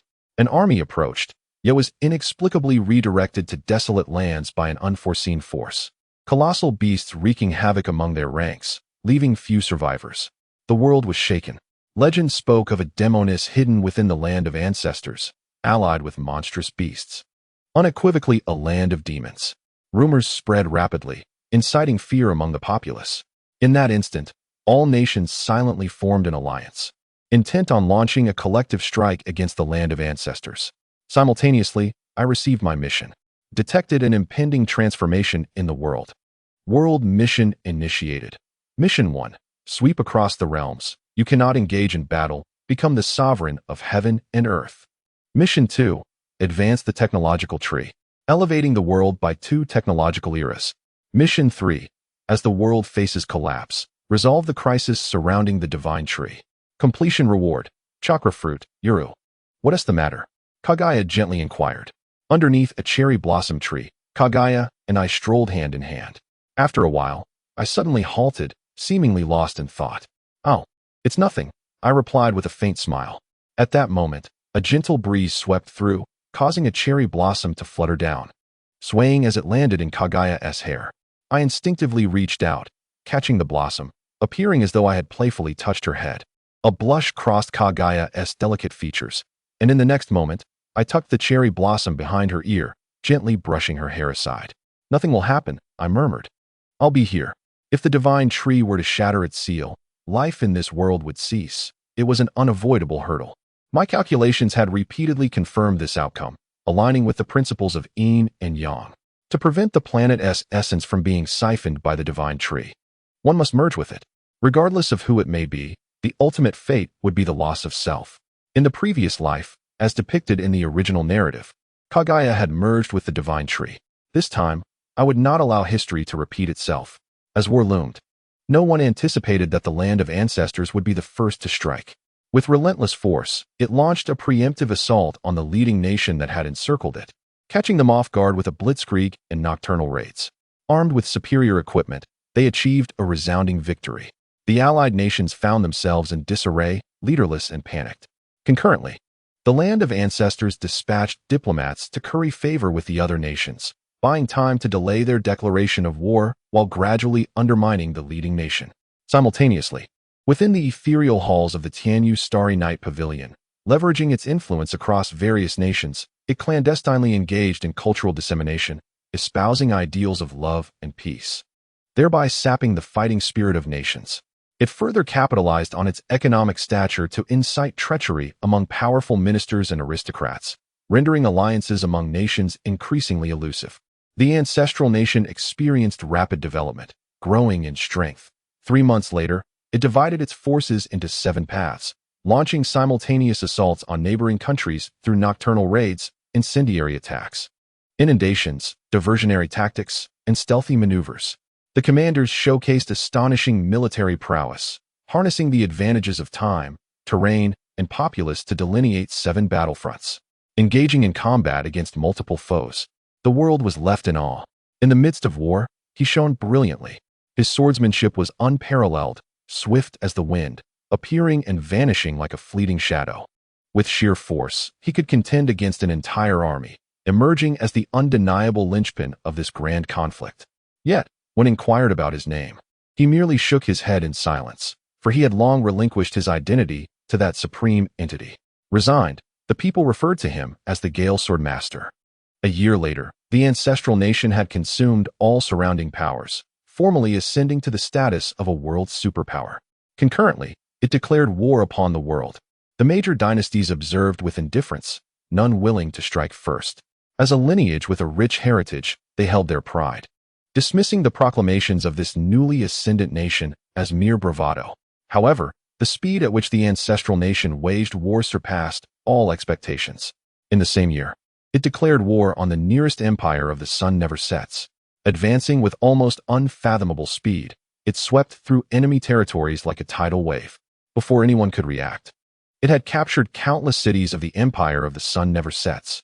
When the cavalry of the ancestral nation stormed the imperial palace, its commander brandished a peculiar mechanical device resembling the character for Factory, aiming its elongated muzzle at a defiant warrior. Times have changed, he softly uttered. Boom. In the next instant, a plume of white smoke erupted from the barrel, followed by a thunderous crack as the warrior fell in defeat. The weaponry of the ancestral nation had evolved. After the designs were conceived by Yue, technological breakthroughs naturally ensued, leading to the creation of firearms.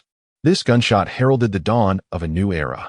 3 years later, amidst desolation where the ancestral nation bordered the Empire of America, a small boy, no more than 3 or 4 years old, covered his face in the back of a military carriage, his expression one of desolation. Yes, I suppose he has once again taken mother on some adventure, remarked another boy with silvery hair and white eyes. I always feel like we were picked up. The first boy grumbled, his brown hair and swirling eyes reflecting his discontent. Your Highness, the battle is imminent. If the situation turns dire, I will risk my life to escort you both to safety, cried a general from outside the carriage. At that moment, countless soldiers had already gathered, forming an imposing military formation, their morale soaring. From a distance, it appeared as if dark clouds were descending upon the city. Boom, boom, boom. The clarion call of war resounded, signaling the imminent onset of battle. As the two armies converged, the ancestral nation unleashed its cutting-edge technology, the mortar. Boom, boom, boom. The dark projectiles soared towards the Empire of America, exploding amidst the ranks of soldiers. The tremendous blast obliterated shields raised in defense, inflicting heavy casualties upon the enemy. Simultaneously, they unleashed a barrage of gunfire. The war had scarcely begun, yet it seemed to tilt in favor of the ancestral nation. Just then, from the Empire of America emerged several colossal beasts, revealing themselves with a formidable presence.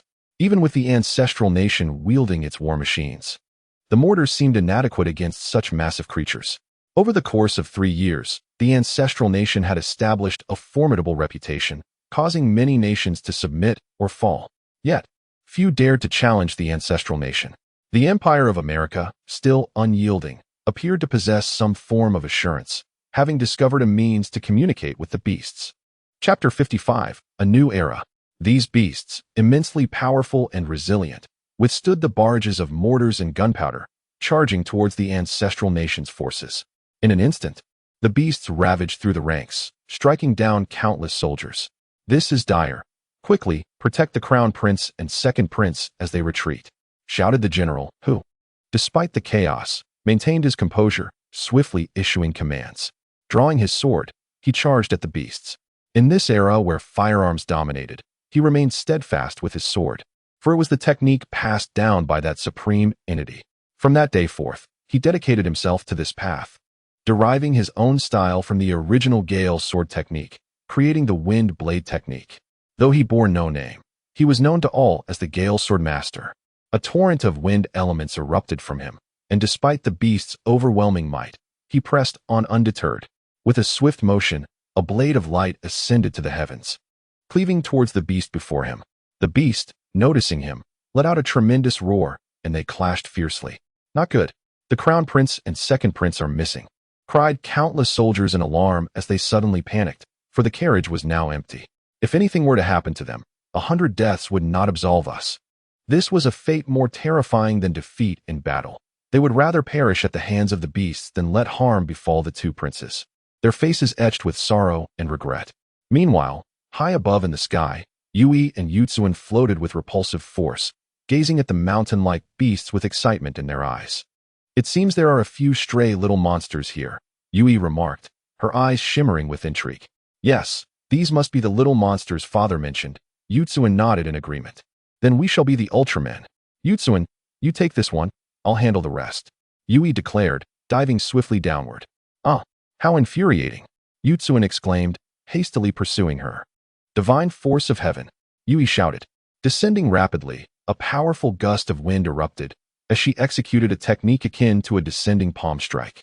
An unparalleled repulsive force unleashed, forcing the beast to the ground, the earth beneath collapsing into a circular depression.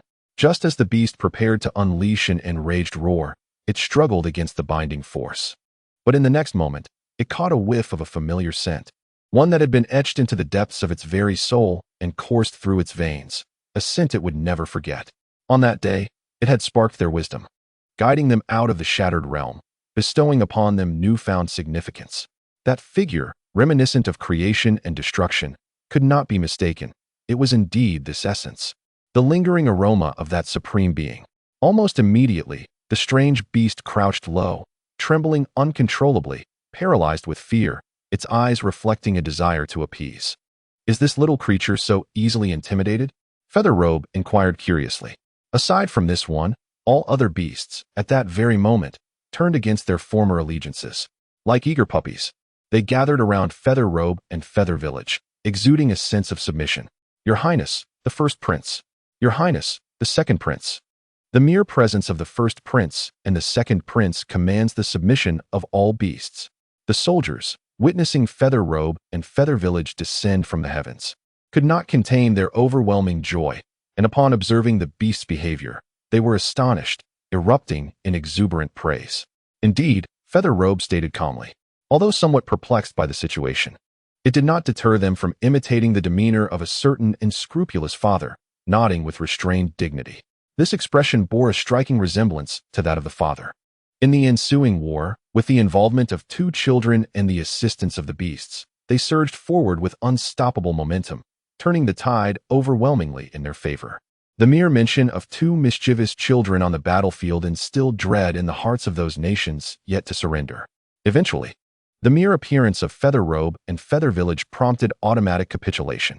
Swiftly, with the addition of Feather Robe and Feather Village, the chaos of war was quelled. The cavalry of the ancestor nation traversed every corner of the world, ushering in an era of true unification. An unprecedented superpower rose majestically in this realm. That year, Yuya ascended to the highest echelon, becoming the sovereign of the heavens and the earth, with nations flocking to pay their respects. He renamed the nation to Great Xia, elevating Kaguya to the status of the goddess of the dawn, and harnessed the collective strength of the nation to erect a statue in her honor. Yet simultaneously, the chakra fruit approached maturity, signaling that a crisis was looming once more. You seem to be burdened with many worries lately, Kaguya observed. Not at all. This world has ushered in a genuine era of peace and prosperity. What worries could I possibly have? Yuya gently brushed Kaguya's delicate nose, his voice tender. He then lifted her into his arms and placed her on the bed. Just as he prepared to rise, Kaguya wrapped her arms around his neck, gazing deeply into his eyes, seemingly hesitating to speak. What troubles you? Are you in the mood for a story today? Yuya asked, amused. After a moment's hesitation, Kaguya nodded. All right, Yuya replied, and in the next instant, a ripple spread through the air, transporting the 2 playful boys from the adjacent room to their current location. Your mother wishes to hear a story. Hurry up. Feather Robe and Feather Village exchanged bewildered glances, utterly perplexed. I used to tell you stories. But now it is your turn to honor your filial duties, Yuya stated nonchalantly. But you have only told it once. Feather Robe lamented. But we are only 3 years old. Feather Village exclaimed in despair. Yuya glanced at them. At such a young age, you are already disobedient? Feather Village and Feather Robe gulped nervously. They held a certain fear of Yuya. At that moment, they could only rack their brains to recall a story Yuya had told them previously. Once upon a time, there was a mountain, Feather Robe began, bracing himself. On that mountain, there was a temple, Feather Village chimed in. Once upon a time, there was a mountain, Feather Robe continued. Is that all you can say? Yuya frowned. But that is how you told it before. Feather Robe cried, tears welling in his eyes. Change the story. Yuya commanded. They stammered, struggling to concoct something new. Oh, Yuya, do not be too hard on them. They are still young, Kaguya laughed, her smile radiant. After ushering Feather Robe and Feather Village away, the room was once again left with only Yuya and Kaguya. They are no longer mere children. Yuya shook his head. If my strength remains at this level, how will I protect Kaguya should any misfortune befall me? Although Feather Robe and Feather Village were created from the power of the God Tree and the Otsutsuki clan, their growth was still far too slow compared to Yuya. At that moment, Yuya sensed a monumental shift in the world, a disturbance heralding the maturity of the chakra fruit. Chapter 56. The chakra fruit. A wave of invisible energy rippled gently outward. It was the essence of the chakra fruit. Kaguya did not perceive the energy fluctuations. The majority of her power had been distributed to Yuya, Feather Robe, and Feather Village, including the Rinnegan on her forehead, which had now closed. At this juncture, her perception was even inferior to that of Feather Robe and Feather Village. Yuya maintained a composed demeanor, lulling her into slumber before utilizing space ninjutsu to arrive at the site of the God Tree. Upon arrival, Yuya unexpectedly discovered a familiar face. This was the remnant soul of the last Inyoung master from the Tiansheng dynasty, the royal family saintess, accompanied by Abe Kiyuki. The saintess retained her unparalleled grace, yet her form seemed to emanate a subtle melancholy. The rapid unification of the ancestor nation was closely tied to the Tiansheng dynasty's inaction during its vulnerable period.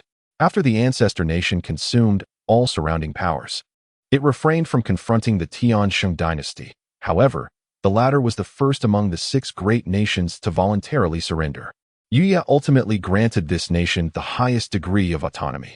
Since departing the Snowy Realm, Abe Kyuki had journeyed to the Tian Shung dynasty, remaining by the side of the Saintess's remnant soul, and they had now arrived together. Concurrently, Abe Saimai emerged from the notebook, his eyes reflecting the weight of time and decay, a complex expression directed at Yuya, as if he were witnessing something significant. Have you made up your mind? Do you wish to merge with the God Tree? This may lead to the loss of your own will, Abe Saimai inquired. Does it truly matter? You had already determined that I would walk this path the moment you first encountered me, Yuya replied coolly, a hint of derision evident in his tone. Originally, the choice should have been that woman who was consumed by the God Tree, Abe Saimai remarked ambiguously. But then you appeared, and it became clear that you were more suitable. Yuya scoffed. Realizing that Kaguya's journey down this path in her previous life was indeed intertwined with this group of yin-yang masters. As a child of destiny from a bygone era, Abe Saimai, in a certain sense, represented a fragment of this planet's will. It was this very influence that led Kaguya to fall in love with this world. Willingly merging with the God Tree, a self-rescue of the world's will, with Abe Saimai perhaps being the catalyst behind it all. For instance, could one covertly manipulate a few mortals to shower Kaguya with kindness? Perhaps later, fearing her potential for chaos, the worlds will begin to differentiate her powers, leading to her giving birth to offspring, which further influenced the inhabitants of the Feathered Robe village. Consequently, they sealed Kaguya on the moon. Meanwhile, the influence affecting the Frog Maru of the Feathered Robe village originates from the Wind and Snow realm. Is there not a possibility that Abe no Saimai lurks behind this? It is conceivable that at this moment, the worlds will shifted from Abe no Saimai to Frog Maru, thus granting Frog Maru the ability of prophecy. That woman is truly exceptional. She is of the Otsutsuki clan and possesses a natural resistance to the divine tree's assimilation. Abe no Saimai candidly remarked. You should consider yourself fortunate that you did not seek her out. Yuya merely cast a detached glance at him. After all, Abe no Saimai had saved Kaguya, and Yuya felt compelled to say little more. Nevertheless, his gaze harbored an unprecedented chill alongside a deeply concealed madness, causing even Abe no Saimai to be slightly taken aback. I am not in the wrong, he stated long after. No one is at fault, Yuya replied. Is Kaguya to blame? Why must she endure all of this? She saved this world, only to meet the fate of being sealed away. Yuya ceased his discourse, floating to the pinnacle of the divine tree. The chakra fruit emitted an increasingly tempting glow, its myriad colors shimmering, containing an immense power, the complete chakra of the 10 tails and the might of the Rinnegan. To merge with the divine tree requires not only consuming the chakra fruit, but also possessing a formidable will and physique capable of withstanding the power emanating from it. Otherwise, even an ordinary person would lose control in an instant, rendering any effort futile. Presently, only Yuya is capable of enduring all this, and he alone can do so. The power of Kaguya had already been partially transferred to the Feathered Robe village, which, being still in its infancy, had yet to fully mature. At this moment, only Yuya is able to inherit the divine tree's power and control it, halting its ceaseless plunder and growth. Yuya's circumstances are indeed exceptional.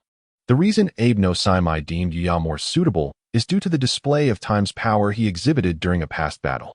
He can wield the eye technique of time to delay the divine tree's corrosion of his will, akin to Kakashi from the original narrative, who possesses an eternally open Mangekyo. However, the cost is exponentially greater. For Yuya, this means he would be nearly incapable of using his full strength in the future. This urgency to complete the world's task stems from his fear of being unable to protect Kaguya later. While the Feathered Robe village evidently cannot be relied upon due to its potential for betrayal.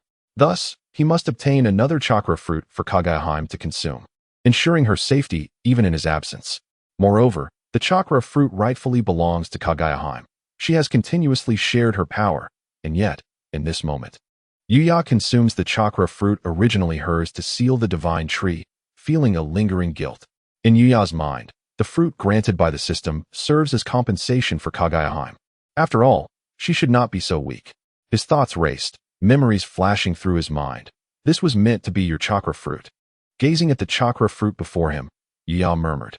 In his mind, he envisioned the powerful Kaguya, who ought to be invincible in this world. Once he receives the fruit bestowed by the system, he shall return it to you, he whispered. Resolutely, he seized the chakra fruit and swallowed it.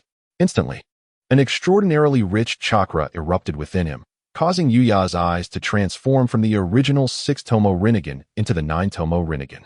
At that moment, 9 mysterious black tomo appeared in his eyes, radiating brilliantly, with rippling waves that seemed to embody the power of creation and annihilation. A mere glance would draw one into an abyss of surrender.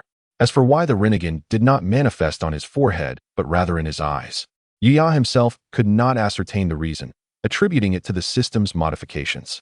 When the potent ocular power exceeds the capacity of the eyes, it would typically materialize on the forehead. However, prior to that, under the continuous enhancement of the system's attributes, Yuya managed to contain it.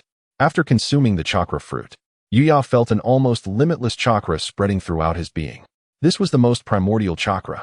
Simultaneously, a surge of information regarding the bloodline limit and its usage flowed naturally into him, awakening a deeper understanding within Yuya. Meanwhile, the seal on the divine tree began to crack.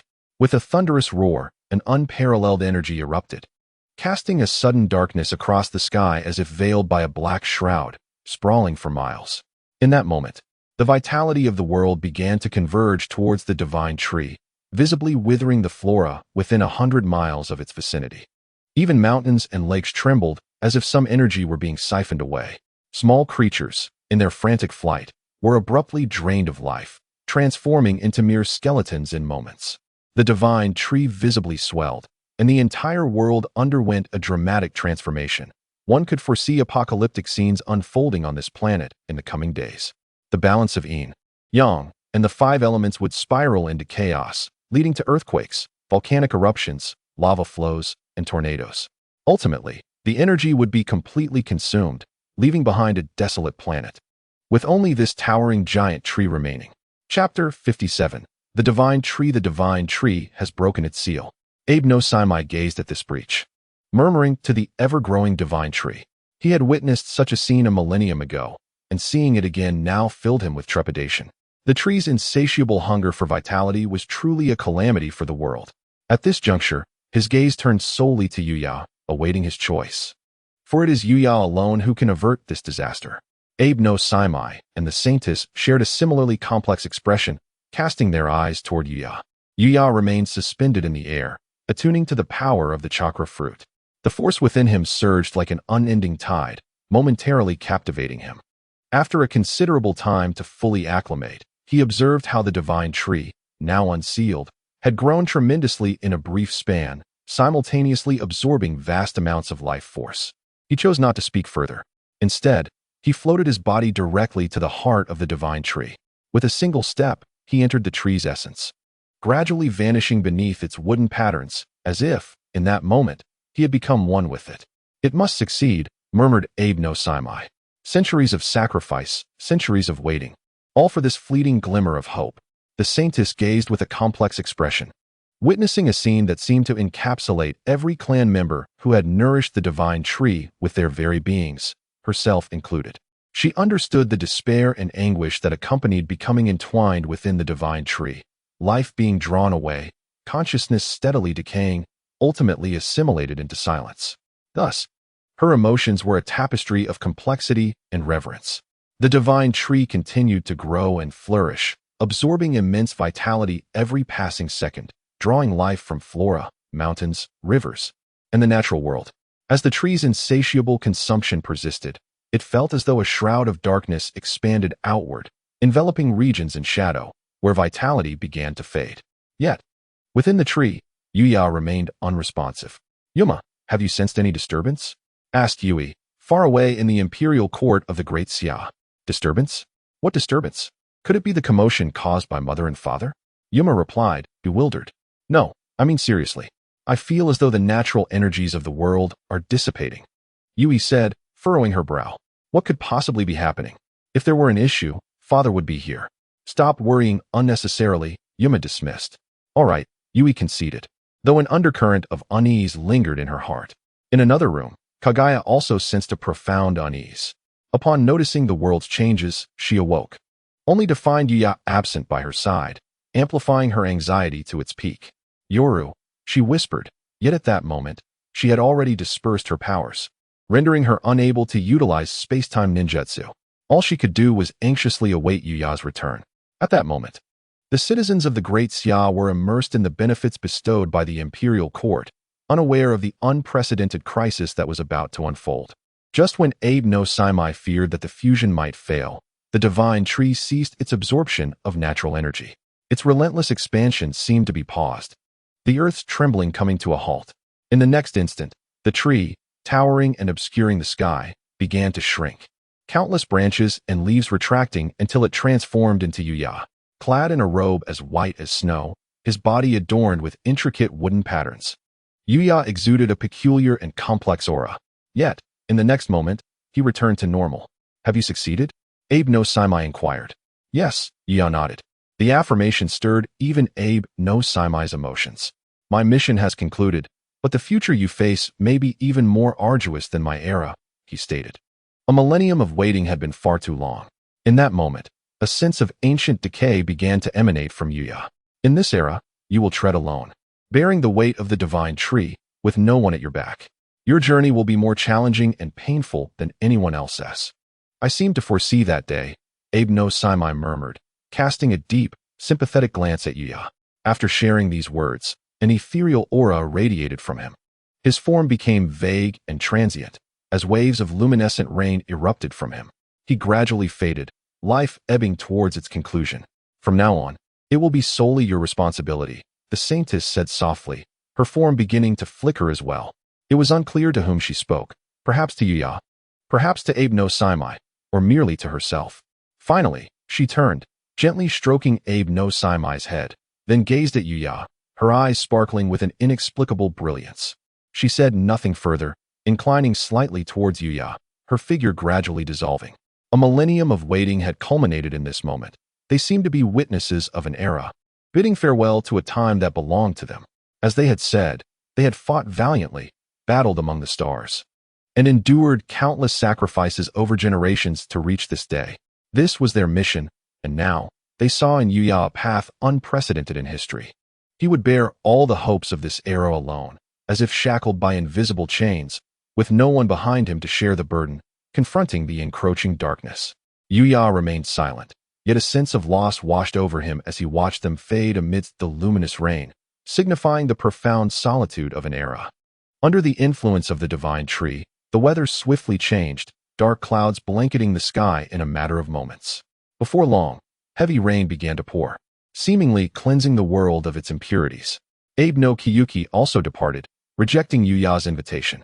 Alone, she embraced a small fox and ventured down a path beset by wind and snow. In the deluge, her form appeared somewhat fragile, yet her posture remained resolute. Indeed, she was utterly alone, compelled to continue her journey.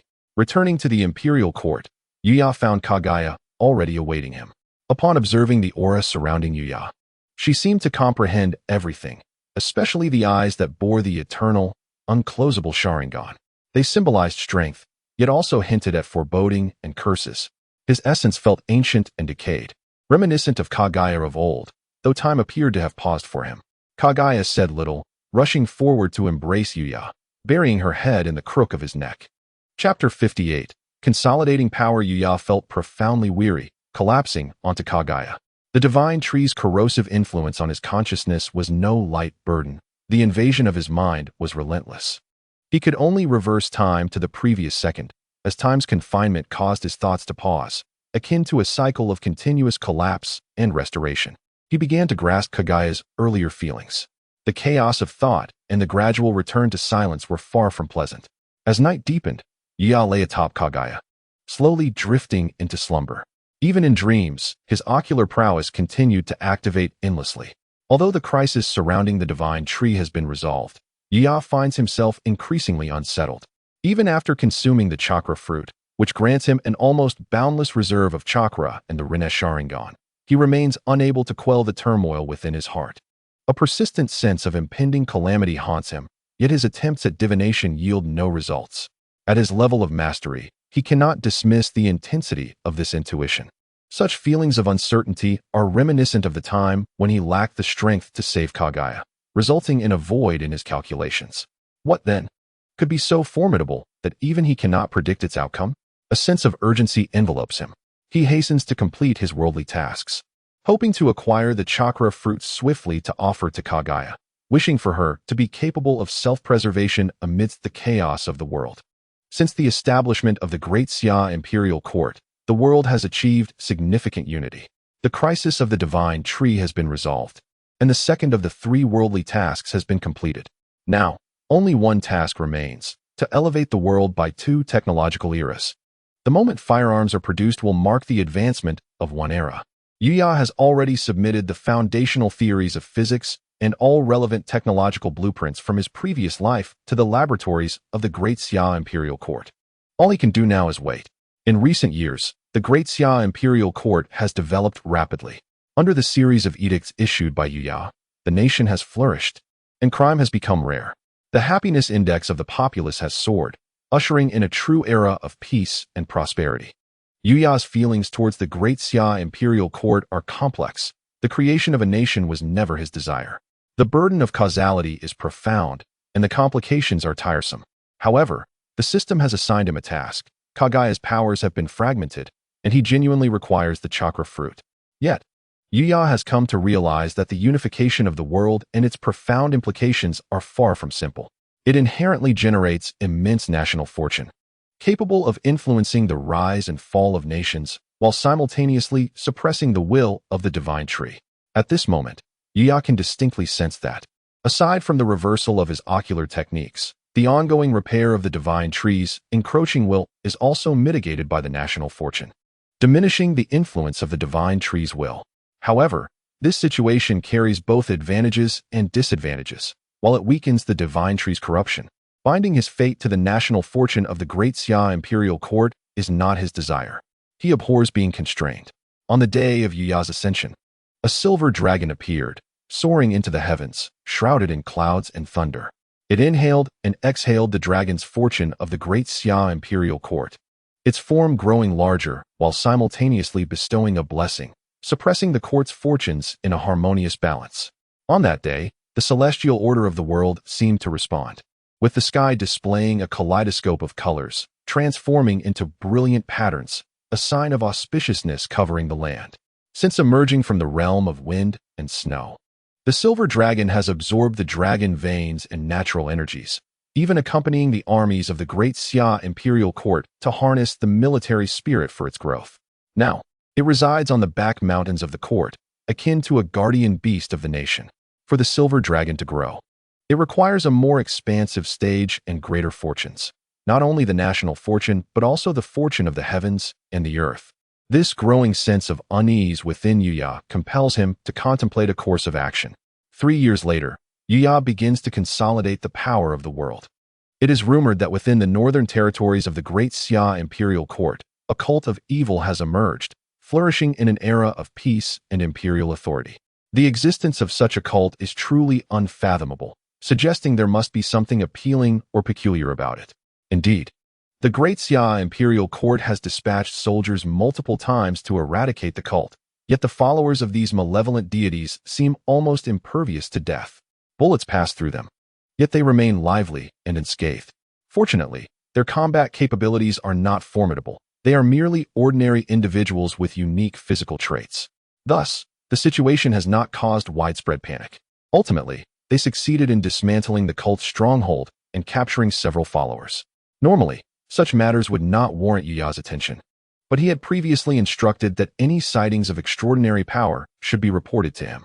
At this moment, within the resplendent hall, Yuya, clad in pristine white, appears aloof as he sits atop the main seat. Today, he has made a rare appearance in person, having sent a clone beforehand. He dislikes wearing yellow robes. To this day, he still dons the white garment crafted for him by Kaguya. This garment, imbued with spiritual consciousness, automatically shields him from the elements, cleanses itself, and evolves alongside his growth. Below him, the civil and military officials bow in reverence, too intimidated to meet his gaze.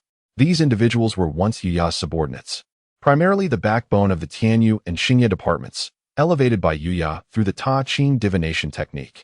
Each possesses an extraordinary fate intertwined with fortune and genuine talent. Under the absolute strength of Yuya, everything is as clear as a pattern in the palm of his hand, devoid of corrupt officials or palace intrigue. As Yuya's formidable aura continues to grow, merging with the divine tree and awakening the Rinnegan. His ethereal presence reaches its zenith. At this point, no one dares to gaze directly upon him, as though they are beholding the countenance of the heavens. Calmly, Yuya listens to his subordinates' reports. His attention peaked when the topic of the cult arises.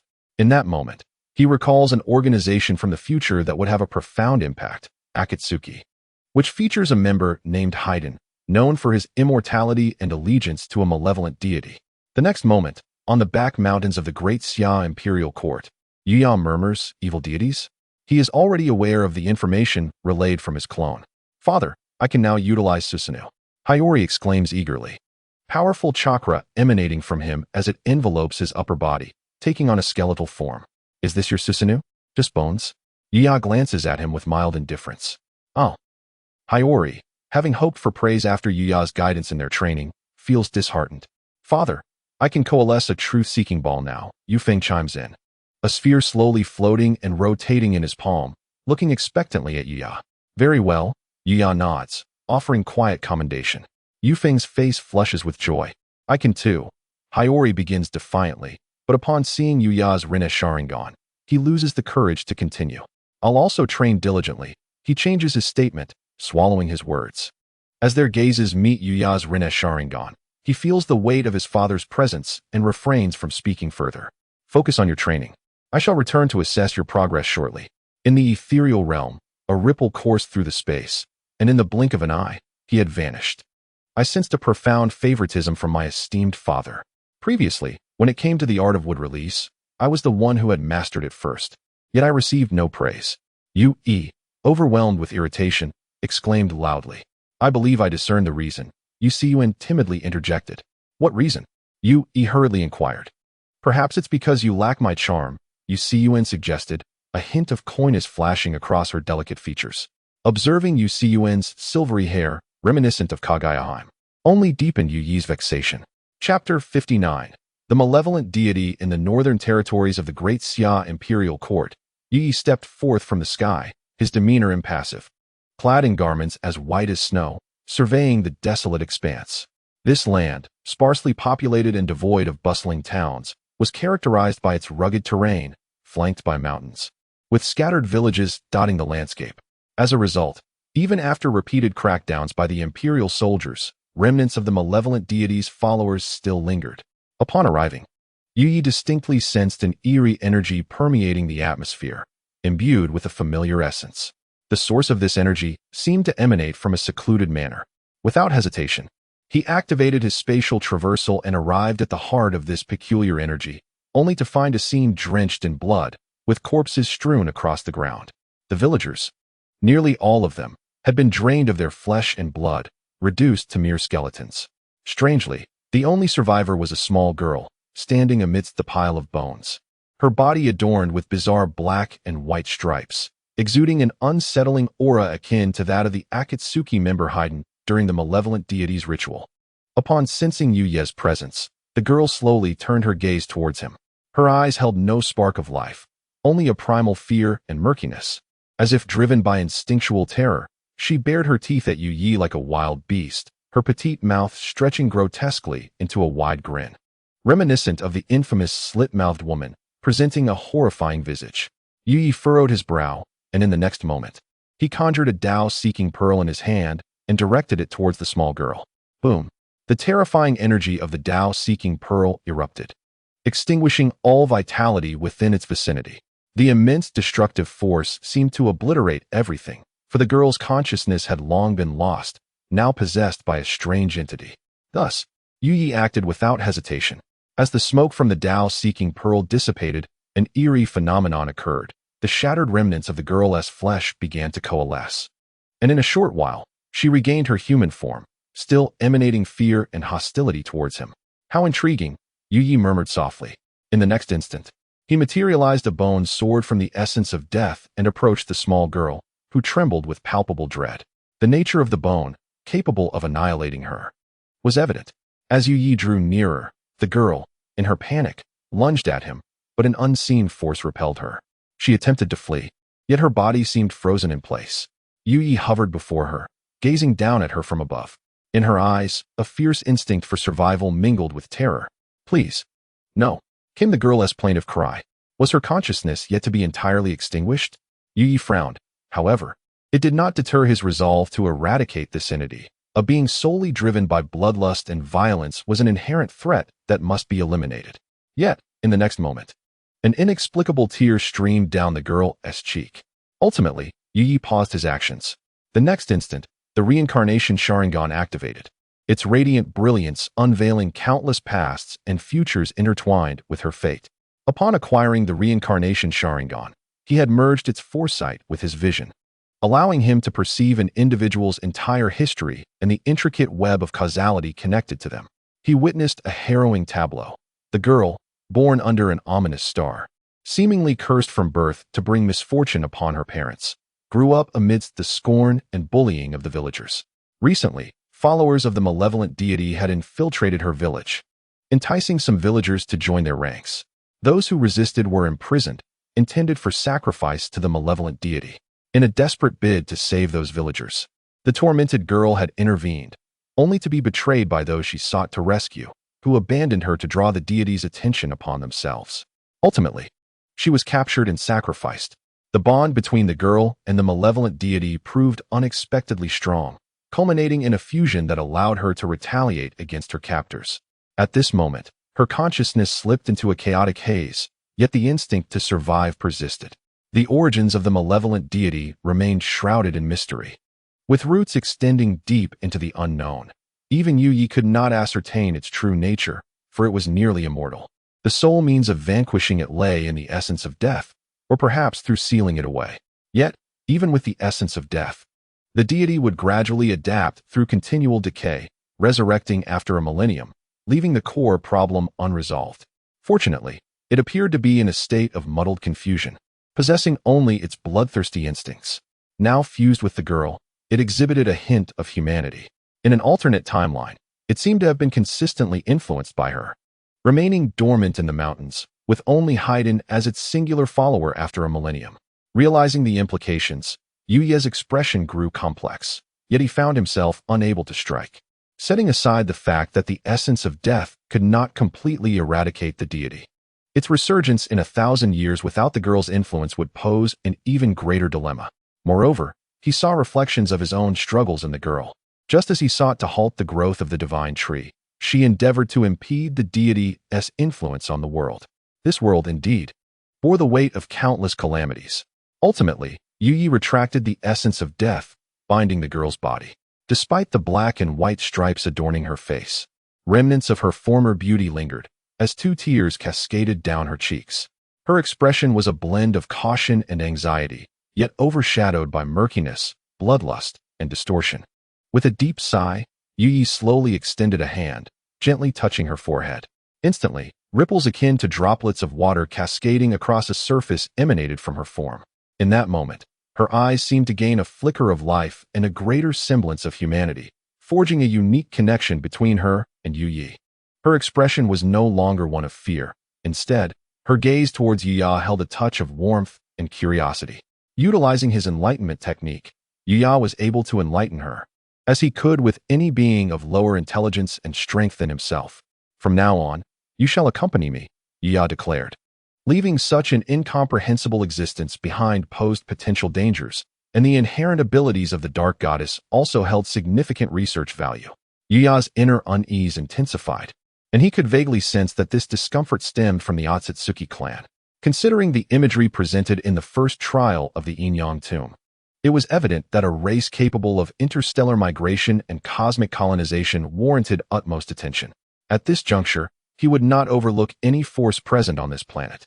Whether to suppress fate, hasten the growth of the dragon, or ensure that more capable individuals could emerge to fight in the future, he deemed it necessary. The little dark goddess nodded innocently, and in the next moment, her form began to fade, ultimately transforming into a shadow that melded into Yuya's own. Chapter 60. Another chakra fruit. 2 years later, Yuya discovered a lineage of priestesses in a certain region. This lineage was even older than the Onmyuji. In the film depicting Naruto's demise, a priestess named Cheyenne was mentioned, possessing the ability to foresee the future. As one of the few who admired Naruto, Yuya held a lasting impression of her. However, This lineage of priestesses seemed to symbolize calamity and misfortune, with dreams foretelling death. Through his Rinnegan, Yuya discovered that most of these priestesses had short lives. They wielded ancient sealing techniques and peculiar jutsu. If the Onmyuji excelled in harnessing natural energy and summoning spirits, the priestesses were even more adept at manipulating spiritual energy. Each possessed an extraordinary fate and formidable mental strength, seemingly favored by the will of the world. Ultimately, Yuya brought them to the imperial court, integrating them into the technological research department to expedite a technological metamorphosis. What sparks might arise from the fusion of the priestess era with modern physics? Yuya held great anticipation. As for the sealed malevolent spirit, Yuya raised his hand and annihilated it, unaware of which era's remnants it belonged to. In the film, it was rumored to possess the power to obliterate the world. Yet it was vanquished by Naruto, then still a Genin, with the Rinnegan. This clearly illustrated the exaggeration surrounding it, which Yuya found uninteresting. With the inclusion of the priestesses, they became engrossed in fascinating theories of physics, focusing intently on scientific research. The pace of the world's progress indeed accelerated significantly. 5 years later, the world finally embraced a technological transformation. The Great Xia Imperial Court was ablaze with light, its streets and alleys orderly and harmonious. Despite the population issue, towering skyscrapers were absent, preserving the ancient architectural style. Every household resembled a courtyard similar to those in Beijing. The world had undergone a remarkable transformation, exuding a blend of modern and ancient atmospheres. The world was evolving rapidly, yet retained a core of ancient thought and culture. For instance, the hierarchy remained orderly, with class distinctions firmly entrenched and imperial authority held supreme. Nevertheless, life drew closer to modernity, yet, despite the monumental changes in the environment, there was no birth of movements akin to the Enlightenment or cultural Renaissance. Under the auspices of fortune-telling techniques, there were no corrupt officials, the world was peaceful, and the nation thrived, with potential giants of thought being absorbed into the imperial court as subordinates. In this extraordinary realm, the extraordinary was sufficient to suppress all. There was even no need for extensive ideological indoctrination. The common folk instinctively understood that these changes stemmed from the court, the bestowal of that supreme existence. And they cherished it all. The only relatively troublesome aspect was the near-fanatical reverence and faith towards that supreme being, resembling a unification of imperial and divine authority. 2 years later, a floating city in the sky gradually ascended from the ground. This was inspired by the priestesses upon witnessing repulsion, leading to the formation of a magnetic levitation-like gravitational drive, with the core energy derived from Yuya's Rinnegan. This was considered the crystallization of the era's technological achievements. Beneath the imperial court lay a spatial teleportation array leading to the Sky City. However, only Yuya's most trusted subordinates were deemed worthy to ascend. Thus, it became a realm of seclusion. Yuya, along with Kaguya and Yui Yatsumura, resided atop this city, observing the ebb and flow of humanity and surveying all things within this world. At that moment, Yuya finally received the rewards for completing the world missions. Mission 1. Sweep through the 6 realms and 8 wildernesses without participating in battle, becoming the sovereign of heaven and earth. Mission accomplished. Mission 2. Develop the technological tree, elevating the world through 2 technological revolutions. Mission accomplished. Mission 3. Resolve the divine tree crisis. Mission accomplished. World mission completed. Reward, chakra fruit. Instantaneously, from a realm of void, a profound and far-reaching energy surged, coalescing in Yuya's hand to form a chakra fruit. Yuya's brows furrowed slightly. This was the first instance the system had materialized a physical object. He had just activated his Rinnegan to peer into the nature of this energy and even entered Sage mode to expand his perception. Yet he still could not ascertain its origin. The system's provenance was mysterious, and it could not possibly be a product of this world. Even with his prowess at the pinnacle of existence, he could not sense a trace of it. He had conducted multiple checks on himself, including deep within his soul, but found no anomalies. Shaking his head, Yuya chose not to dwell on it. Such matters would inevitably surface as his strength grew. At that moment, he held a purple chakra fruit in his hand. Chakra fruits come in various types, determined by a planet's energy level.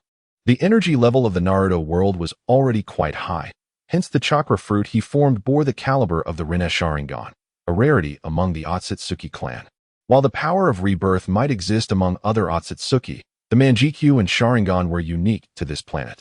Currently, the fruit in Yuya's hand was slightly lower in chakra quantity than a previously consumed fruit, yet its energy level was still significant. The former had been pitch black, while this one was a vibrant purple. Yuya handed the chakra fruit to Kaguya. After she consumed it, a peculiar energy began to envelop her entire being. Her Otsutsuki traits began to visibly fade, the horns atop her head gradually disappearing. Even her eyebrows regrew. At that moment, her skin appeared even more porcelain-like and delicate, translucent in its purity. Apart from her silver hair still dancing in the air, it accentuated her enchanting beauty, reminiscent of a celestial being under the moonlight.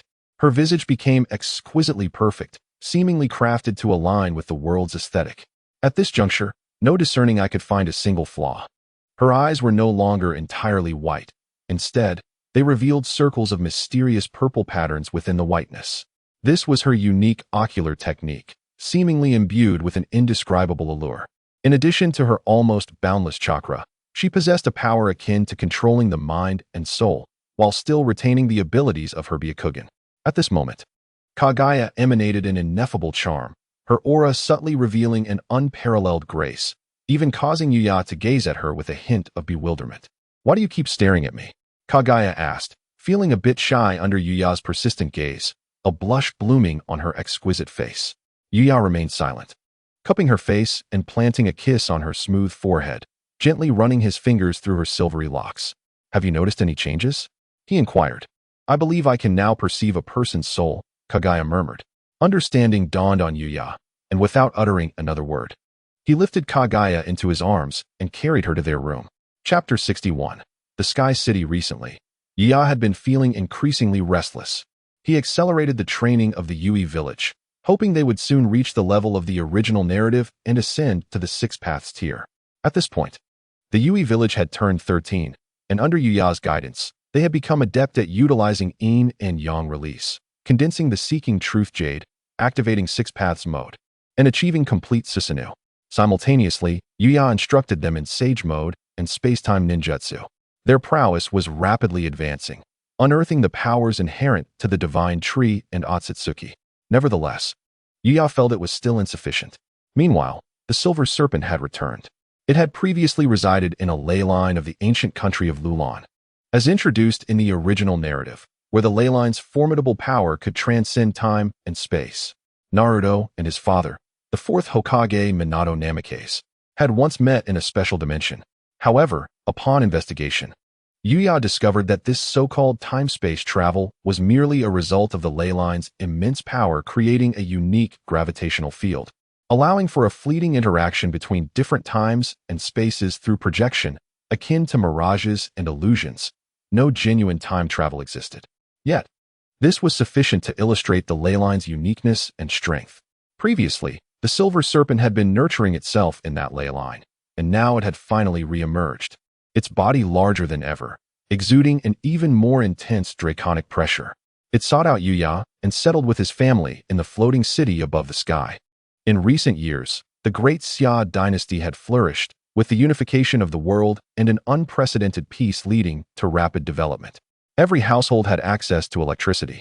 Steam engines and electric motors had long been developed in laboratories, though civilian implementation had yet to be realized. Now, televisions, telephones, speakers, and mobile phones began to emerge, while the streets saw the advent of vehicles as modes of transportation. As information gradually became more accessible, people grew increasingly fervent about that supreme existence. Their material needs were met, transforming into a pursuit of spiritual fulfillment. The rumored floating world in the clouds, revealing a misty glimpse, was the most breathtaking sight in existence. It stood high above, overlooking the earth and occasionally emanating cataclysmic energy waves, with shadows that spanned miles, swallowing clouds and exhaling mist. It was said to be the abode of the Great Xia Imperial Court's sovereign, the genesis of all civilization, the origin of technology, and the ultimate existence encompassing all creation. The floating castle above the world was revered as a sacred ground. Pilgrimages to the Sky City became an essential part of daily life. An entry into the Sky City was the ultimate aspiration. As the extraordinary manifested in the world, over time, the tales grew increasingly mythologized, and people lavishly praised its brilliance, referring to that radiant world as the Heavenly Court.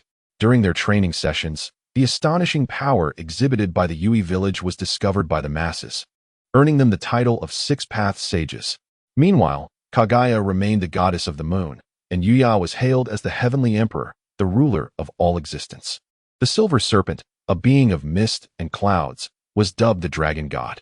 Yuya could only shake his head and chuckle at the titles bestowed upon him by the world. Although they had reached the pinnacle of this realm, they were still far from establishing the Heavenly Court. The burdens of fate they bore were profound, yet since the titles had spread, Yuya found it difficult to correct them. He would leave it be. Over the years, Yuya continuously explored the powers of the Rinnegan. Through diligent practice, he discovered that the Rinnegan was far more intricate than depicted in the original narrative. It originated from the Rinnegan and Sharingan, harboring the power of creation and destruction, containing within it the essence of all subsequent ocular techniques. With sufficient mental influence, one could wield any ocular technique presented in the original narrative. Later generations, due to diluted bloodlines, required mental stimulation to awaken the kaleidoscope and inherent singular abilities. As the source, the Rinnegan encompassed these as mere foundational powers. After mastering the Rinnegan, Yuya's strength had long surpassed that of Kaguya in the original tale. However, the unease that had recently accompanied him remained. Walking through the bustling streets of the Great Xia Imperial Court, the Yui village gazed at the surging crowds, their expressions complex. Due to Yuya's increasingly rigorous training in recent days, they had the rare opportunity to venture out and breathe. Though they were merely 13, they had already grown exceedingly tall. If not for their youthful faces, one could easily mistake them for adults. It must be said that the Otsutsuki clan matured rapidly. The Grand Imperial Court of the Great Xia has experienced over a decade of development, reaching the pinnacle of economic prosperity. The streets are bustling with life, teeming with people, and a harmonious ambience permeates the air, creating a vibrant atmosphere reminiscent of the warmth of human existence. However, at this moment, they find themselves unable to relish such beauty. Only upon entering the realm crafted by Yuya can one truly grasp the extent of Yuya's influence in this world. Everywhere, in the alleys and avenues, songs of homage to the Heavenly Emperor and the Celestial Court resound. Murals of the Heavenly Emperor adorn every high-rise and household, depicting a figure of unparalleled grace. Though his features remain indistinct and elusive, their hearts are burdened by a complex array of emotions, feeling an oppressive weight akin to a mountain, overshadowed by the indomitable presence of Yuya. Soon, their striking appearances and ethereal demeanor capture the attention of the crowd. Your Highness, your Second Highness. The people regard them with utmost reverence, bowing in acknowledgement. As the only individuals who frequently descend from the heavens, the populace is quite familiar with Yuya and Yu village. With a slight lift of their heads, they nod in acknowledgement, their melancholic spirits somewhat alleviated. It seems they still hold a cherished place within the Great Xia Imperial Court. Elder brother. A little girl came running towards them, her cheeks flushed and arms cradling a bouquet of flowers, gazing at Yuya with a mixture of admiration and shyness. This is for you. A smile graced Yuya's lips, illuminating his previously troubled countenance, as the burdens of his training seemed to dissipate, leaving him invigorated and straightening his posture. He couldn't resist casting a proud glance at Yu village. See, I have my own little admirer now. Clearing his throat, Yuya was about to effect a pretense of graciously accepting the flowers when the little girl performed a deep bow, exclaiming, "Please be sure to pass this on to the Heavenly Emperor." "Thank you." Then, with a bashful demeanor, she scampered away, leaving Yuya in a state of disarray amidst the gentle breeze. Though they often descend to the mortal realm, their status in the hearts of the people pales in comparison to that of the legendary Heavenly Emperor. Unable to contain his amusement, Yu village chuckled. Just as a throng of children approached, each bearing various gifts and calling out, "Second Highness, this is a cake I made myself. Please be sure to pass it on to the Heavenly Emperor." "Elder brother, this is a scarf I knitted myself. Please ensure it reaches the Heavenly Emperor. Could you ask the Heavenly Emperor for an autograph for me?" Before long, Yuya and Yu village found themselves inundated with an array of offerings. "What brings you here?" Just then, a melodious voice resonated from above, belonging to Yuya. Clad in flowing white garments, he floated gracefully in the air, his ethereal presence exuding an aura of otherworldliness. His exquisite features adorned with a hint of playful amusement, as if he were a celestial being descending to the mortal realm. His mesmerizing eyes, imbued with the power of the Rinnegan, spun slowly, the 9 black tomo radiating an astonishing brilliance. Curiously, his arrival did not incite any commotion. Upon glancing around, Yuya and Yu Village realized that this particular space had been sealed by Yuya's eye technique. If he were to appear directly, it would undoubtedly stir a tempest of excitement. A phenomenon he had experienced firsthand with fervent fans in the past. You both seemed quite beloved, Yuya remarked with a slight smirk, amusement dancing in his features. Yuya and Yu Village, still feeling somewhat vexed, were about to respond when he gestured for them to follow. In an instant, they were drawn upward by an unseen force, floating gracefully to stand before him. The Rinnegan's mysterious black tomo continued to spin, unleashing a powerful chakra accompanied by an astonishing visual prowess, causing the space around them to ripple as if even light itself were bending. Soon, a portal through time and space manifested before them. The recent unrest prompted Yuya to take Yuya and Yu Village to witness the frog residing in Myobokuzen. Chapter 62. Daily Life with Kaguya. Kaguya sat upon a cloud at the edge of the heavens, propping her chin on her hand as she awaited Yuya's return. The stratospheric clouds were pristine and unblemished, enveloped in a soft, ethereal haze. Due to the various enchantments surrounding the celestial court, no storm clouds or thunder existed.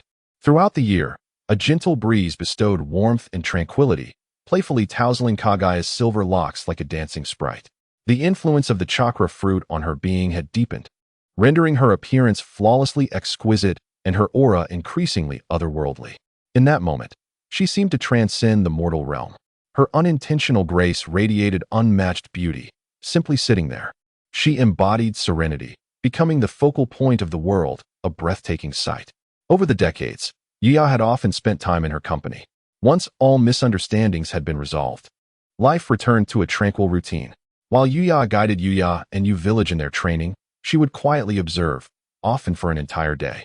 She and Yuya shared similar temperaments. It was unclear who influenced whom, as their personalities grew increasingly subdued and reticent. Their communication became more about shared expressions and gestures, akin to a melding of souls. At times, even a subtle furrow of the brow would reveal the other's thoughts, and over time, they developed an unspoken understanding. At that moment, intricate purple patterns shimmered in her eyes as she gazed into the distance, a gentle smile gracing her lips. Having consumed the chakra fruit, her vision expanded, allowing her to perceive any corner of the world with ease. At that moment, she beheld Yuya, Yu Village, and a frog. She watched them for quite some time. "Thank you. I understand now," she whispered softly, as if speaking to the air or perhaps to herself. A fleeting glimpse of melancholy passed through her eyes, but she skillfully concealed it. "What are you watching?" A figure suddenly appeared behind her, gently covering her eyes. "I was observing your clone and that little frog." Kaguya replied with a light laugh, as if she recognized the visitor. She made no effort to remove his hand from her eyes. "Is that so? Which do you find more interesting?" Yuya inquired, settling beside her on the cloud, his legs naturally aligning with hers as he enveloped her in his embrace, resting his head against her neck. "Naturally, I find myself more captivated by you." Kaguya gently leaned back, resting in the embrace of the person behind her.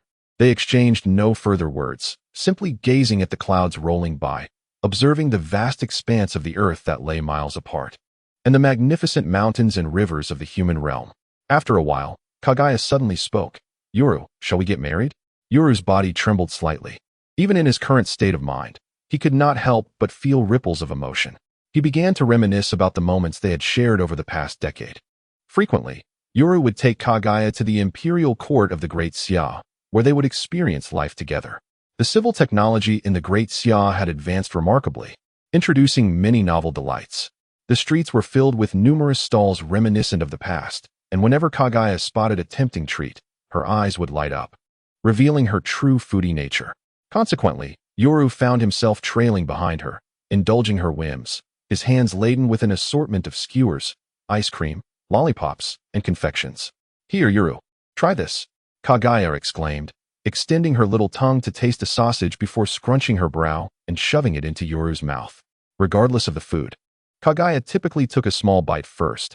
If she deemed it unpalatable, she would pass it to Yuru. She favored sweet, rich flavors, and while the sausage did not meet her standards, when Yuru relished it, she would snatch it back, exclaiming, "Why is it that you enjoy it so much?" She mumbled. Yet at times, Kaguya would unwittingly purchase durians dipped in mustard. A mere whiff would make her frown in disapproval, and she would hand it over to Yoru, who would relish it with exaggerated praise. To her surprise, despite its unappealing appearance, the taste was unexpectedly delightful. Kaguya, filled with skepticism, would take a bite herself, only to feel increasingly uncertain. By the time she forced herself to finish, she realized Yoru's amused smirk, recognizing that it was indeed dreadful. "Ah, Yoru, you've led me astray," Kaguya cried in exasperation, unleashing a torrent of playful fury towards Yoru, who would ultimately reverse time to restore everything to its original state. "But I truly enjoyed it." When Yoru sensed that Kaguya might genuinely be upset, perhaps beyond appeasement, he would gaze at her with deep affection, gradually leaning closer to brush the cream still lingering at the corner of her rosy lips with his fingers before tasting it himself. "Oh, you." Kaguya would blush, her cheeks turning as red as an apple. Flustered, yet her anger would dissipate significantly. Amusingly, the notion of being unappeasable was a mere illusion. Yet, compared to their shopping sprees, Kaguya held a greater fondness for games of chance, such as lotteries. She once coveted a doll that was not for sale, only obtainable through a draw, which only heightened her desire. It seemed that people often harbored a peculiar fondness and curiosity for things that were unattainable, and Kaguya was no exception. Even when a nearby shop offered an identical doll for purchase, she chose the lottery instead. To her delight, her random selection turned out to be a grand prize, and she won the coveted doll. In those moments, her joy was radiant, her expression one of triumph. However, after they departed, her hidden subordinates would calmly compensate the shopkeeper several times over for the doll. After all, converting all lottery tickets into grand prizes was no simple feat. When they ventured out, they naturally drew no attention. Yoru's activated eternal Manjikyu Sharingan constantly wove illusions, influencing those who gazed upon them, leading people to believe they were merely ordinary individuals, and they would forget the encounter shortly thereafter. Otherwise, given their ethereal grace and beauty, even if commoners were unaware of their true identities, they would undoubtedly be captivated, rendering any shopping excursion pointless. A girl with somewhat unusual spiritual sensitivity happened to glance at them in the crowd, and in an instant, her heart fluttered. They possessed an aura akin to celestial beings, their flawless visages beyond the reach of any beautiful words. The girl merely stole a glance before quickly diverting her gaze, too shy to look further. When confronted with something so exquisite, the initial emotion is often one of self-doubt, unable to meet their gaze. She had never encountered such a beautiful pair of individuals before. They seemed untouched by the mundane world, like a couple of divine origin, perfectly matched. The thought crossed her mind that such beauty might be sullied by the earthly realm. Yet she quickly chastised herself for such blasphemy against the divine. She aimlessly wandered the streets, occasionally pretending to be nonchalant while stealing glances at the couple, only to quickly lower her head. Once they had walked away, a sense of loss washed over her. Suddenly inspired, she reached for her pen to sketch them, only to find that her memories of their appearance were rapidly fading into obscurity. She sat there, pen in hand, momentarily at a loss, unable to capture their likeness. Kaguya also enjoyed playing video games. She recalled the first time she taught Kaguya to play on the once popular Famicom. They played Super Mario, where Kaguya awkwardly controlled Mario. When she encountered a mushroom monster, instead of evading it, she stumbled forward, inevitably meeting her demise. Kaguya would angrily toss the controller, exclaiming, "How could this happen?" Mario could surely befriend the mushroom monster. Yoru, recognizing the validity of her argument, promptly modified the game. Consequently, Mario was soon followed by a troop of mushrooms and various creatures, all racing to rescue the princess trapped by the evil dragon.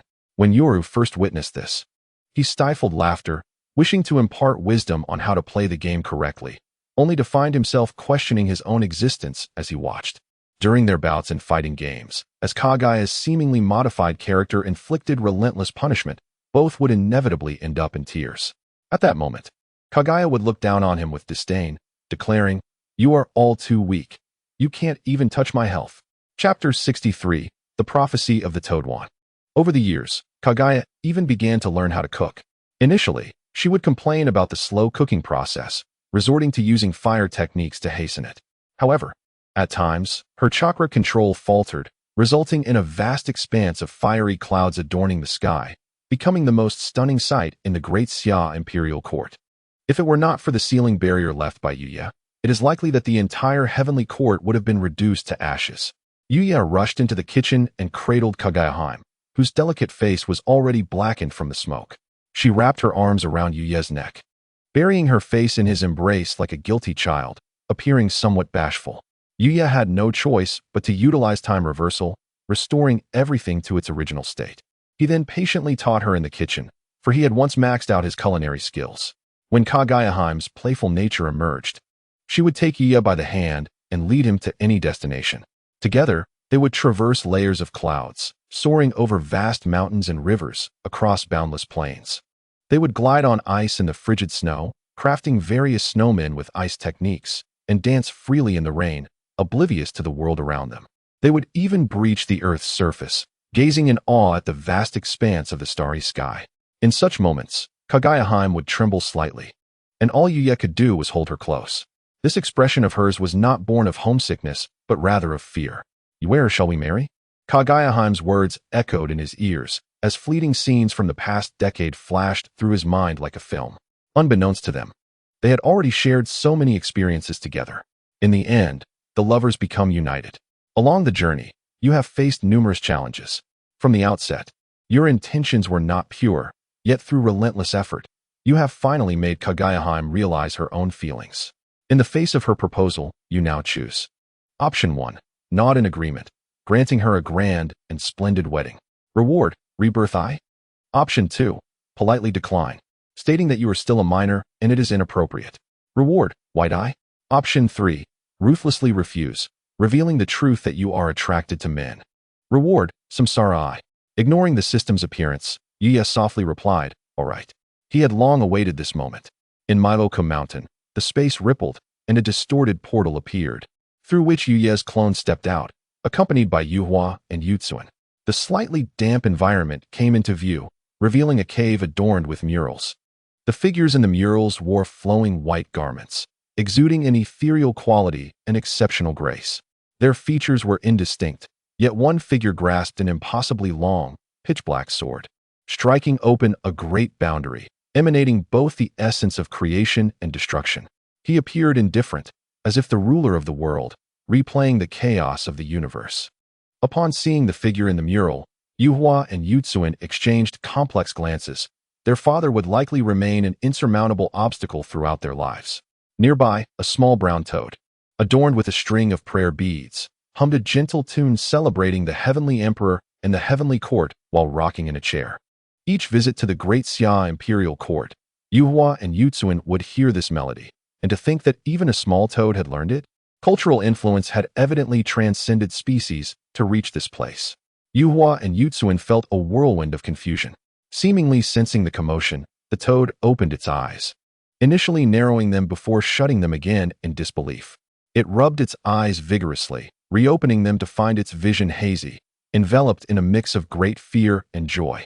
"Your Majesty, the Heavenly Emperor," the toad exclaimed, its voice trembling with emotion. The 10 years since their first encounter with the toad in the snowstorm realm had markedly increased its intelligence, and it was now capable of human speech. It hopped down from its chair, respectfully prostrating itself on the ground, its body trembling slightly.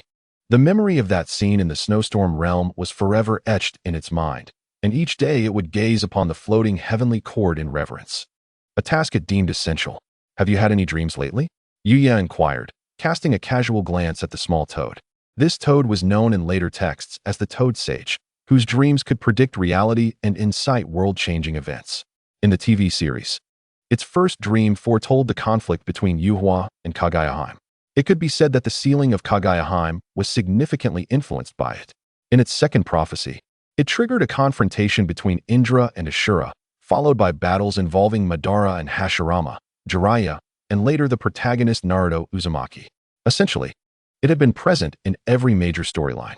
At this moment, Yuya utilized the Samsara Sharingan to peer into its past and future, discovering that the toad was beginning to attract the world's will and destiny, much like Abe no Seimai once had. However, Yuya's ability to discern the secrets of destiny was limited by his own strength, shrouded by the clouds of calamity, making it difficult to calculate anything. In contrast, the toad, favored by the world's will, stood outside the fray, capable of receiving warnings from the world, thus possessing a greater chance of dreaming something significant. Huh, dreaming? Not really. But I do often dream of your majesty's grandeur. The toad scratched its head, desperately trying to think, fearful of having displeased the heavenly emperor in some way. Is it rare that you still haven't awakened? Yuya mused. Perhaps the world's will had only recently begun to shift toward it. Thus it had yet to provide any forewarnings. You have mastered sage mode? Yuya inquired further, as the toad's aura gradually became ethereal, indicating it was beginning to merge with nature.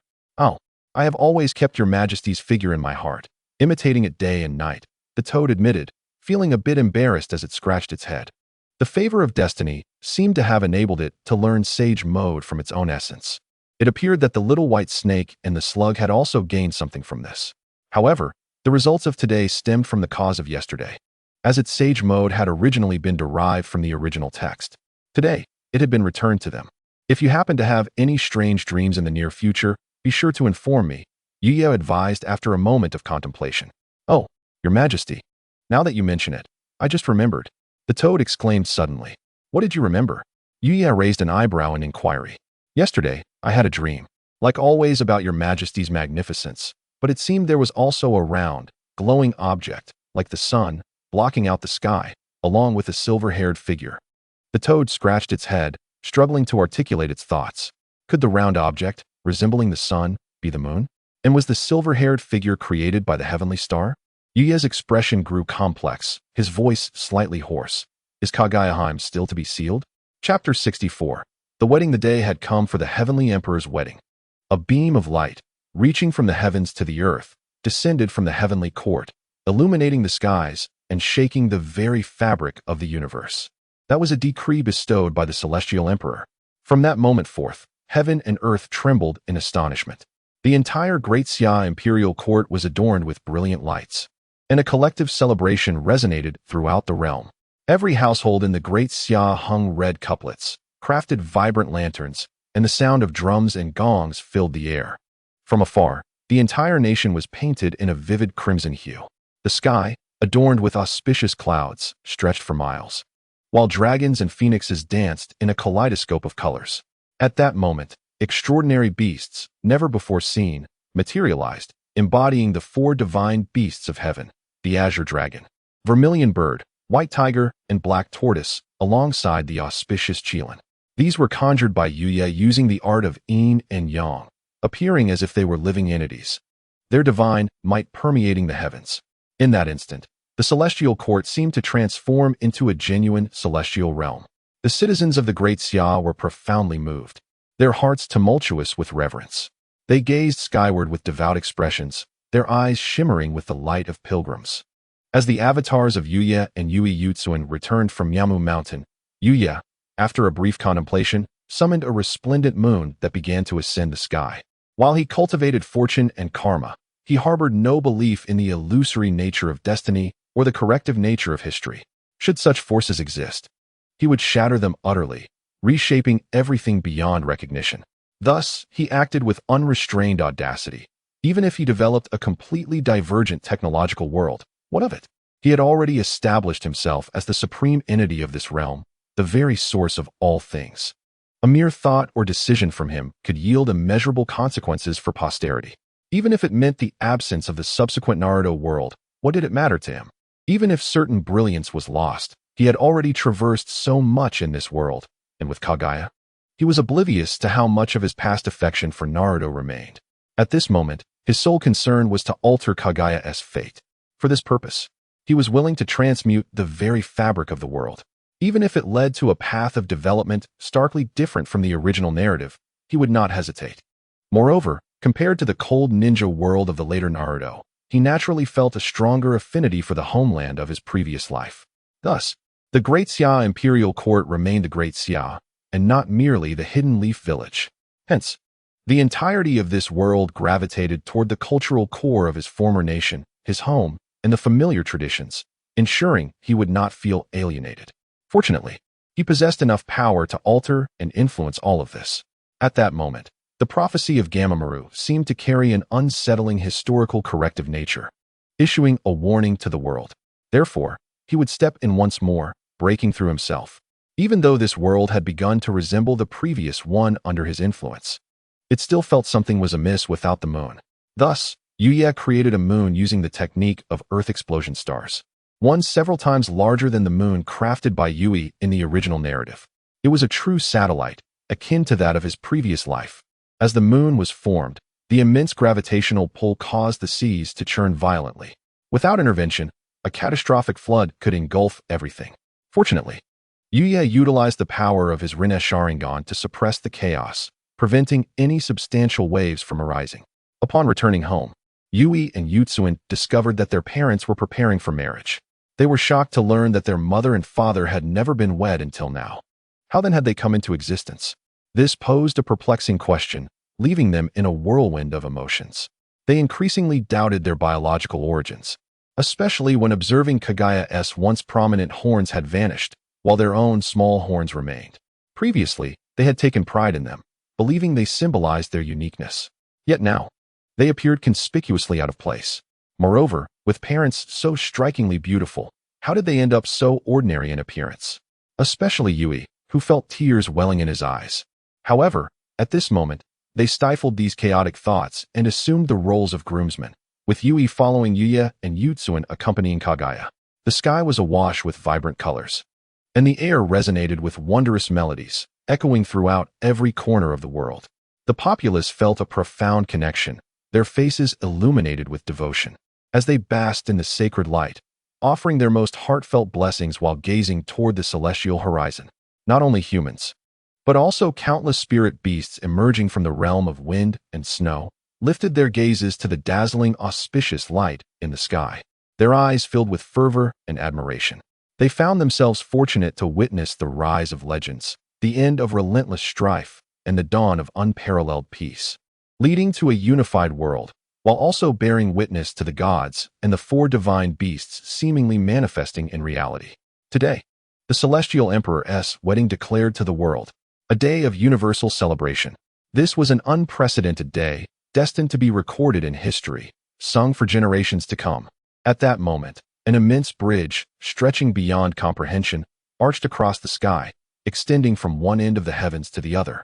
Yuya, clad in snow-white robes, appeared with an ethereal beauty, while Kaguya, like a celestial maiden under the moonlight, emerged from the opposite end, adorned in a pure white gown, radiating unparalleled grace.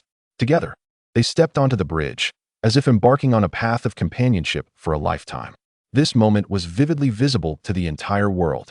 The citizens of the Great Xia, previously distanced from the heavens, could only gaze upon what resembled a magnificent bridge. Yet, Yuya employed his powers to project their moment across the celestial expanse. The scene on the bridge illuminated the entire realm, clearly visible to all. As Yuya and Kaguya stepped upon that bridge, the heavens resounded, sensing an ethereal phenomenon. Countless birds began to swirl around Kaguya, as if celebrating in joyous flight. The clouds in the sky shifted and glimmered, unveiling a series of scenes reminiscent of the moments shared between Yuya and Kaguya over the past decade. Flowers and trees swayed and bloomed, the winds softened, and the harmonious sounds of strings filled the air, composing a magnificent symphony of nature. At that moment, the world seemed to become a witness, resonating with empathy. The people, with faces of reverence, offered their most beautiful blessings, as if their hearts were moved. Amidst the throng, a young maiden, her eyes glistening with unshed tears, recalled the fleeting glimpse of two ethereal figures that once graced the crowd. On that day, they appeared as perfect beings, as if descended from the heavens, standing majestically at the pinnacle of existence. It is no wonder that apart from the legendary Heavenly Emperor and the Goddess of the Hair, who else could possess such breathtaking beauty and unparalleled grace? It turns out that even the Heavenly Emperor had once graced this mortal realm. As for the transformation of filial piety, it is essential to clarify that Yuyue's feelings have always remained pure. He possesses the soul and intellect of an adult, his character having long been forged. Kaguya merely cared for him for 3 years, and under the system's growth attributes, one could argue it was no more than a few months. An adult cannot develop feelings for someone they have only been cared for briefly, yet he has always held a fondness. Chapter 65. Chishi. Such scenes unfolded in the hearts of many. Countless women, their eyes brimming with tears, were primarily the native daughters of the ancestral land, yet all, without exception, chose to remain unmarried for life. The crown prince, a woman whispered softly, a glimpse of the heavenly emperor leads to a lifetime of longing. Even though he had become the sovereign of all realms, more exalted than ever, now an unreachable figure, the mere sight of his retreating silhouette had become an extravagant desire. But who could fathom that he was once their crown prince? Now, uttering that name from the past had become an act of rebellion. Nevertheless, within their hearts, they cautiously cherished that dream. After having witnessed the most stunning person in their lifetime, it became exceedingly difficult to love another. At that moment, as they beheld those two extraordinary figures slowly traversing the bridge, a flicker of enlightenment blossomed within them. They were indeed the most perfectly matched couple in this world. How could it not be them? It was as if they had matured overnight, their hands clasped to their chests, silently offering their most sincere blessings. Above, the celestial phenomenon grew more astonishing. The night had veiled the sky, and countless stars began to twinkle, revealing a breathtaking spectacle. The two figures, akin to celestial beings, appeared even more transcendent against the backdrop of the dazzling night sky. As they drew nearer, it felt as though it had become the most beautiful and eagerly anticipated event in existence. In a moment of profound connection, all the subjects of the Daxia imperial court silently lit sky lanterns, inscribed with blessings for the heavenly emperor and the goddess of the hair. Countless lanterns ascended gracefully, creating a spectacular scene viewed from above. Each flickering flame represented the most heartfelt wishes of the people. In that moment, the entire Daxia court and the world transformed into a resplendent tapestry, crafting a scene of unparalleled beauty. Simultaneously, a mighty roar reverberated through the heavens and the earth, shaking the very foundations of existence. It was an ancient and profound cry, imbued with nobility from the depths of the bloodline. This powerful call resonated within each individual, allowing them to feel the most beautiful blessings intertwined within its sound. As the roar echoed, a magnificent silver dragon emerged from the clouds, spiraling gracefully around the Magpie Bridge, its shimmering body reflecting the beauty of the bridge itself. At last, under the watchful gaze of the starry sky, amidst the rising lanterns and the silver dragon's majestic dance, they approached one another. A colossal moon rose majestically to the zenith of the heavens, appearing behind them. In this moment, they walked across the bridge, embraced by the starry sky, the silver dragon, and the flickering lights of countless homes, witnessed by the cosmos and blessed by the populace. They met and embraced. This day would forever be etched in memory. The brilliant starry sky, the radiant moon, the ascending lanterns, and the silver dragon's dance.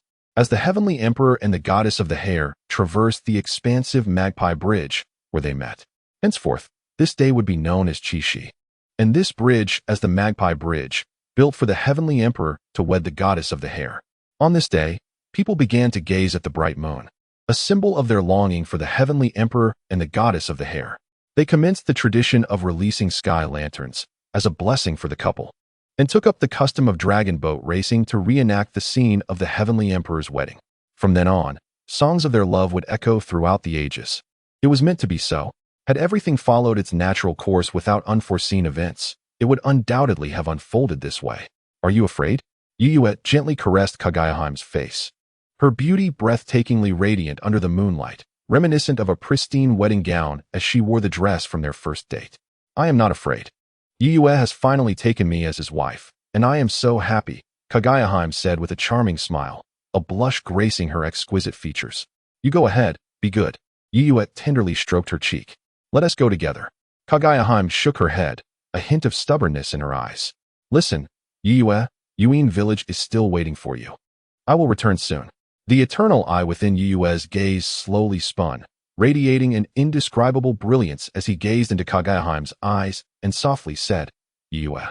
Kaguya's gaze began to flicker with a hint of daze. After a moment, she suddenly closed her eyes, leaned in, and wrapped her arms around Yuyue's neck, her soft, rosy lips brushing against his, leaving a gentle kiss. Feeling the softness of her lips, Yuyue closed his eyes, savoring the moment, and embraced Kaguya's trembling form, tasting her sweet kiss. After a long while, their lips parted. Kaguya gazed intently at Yuyue, her eyes filled with unspoken tenderness.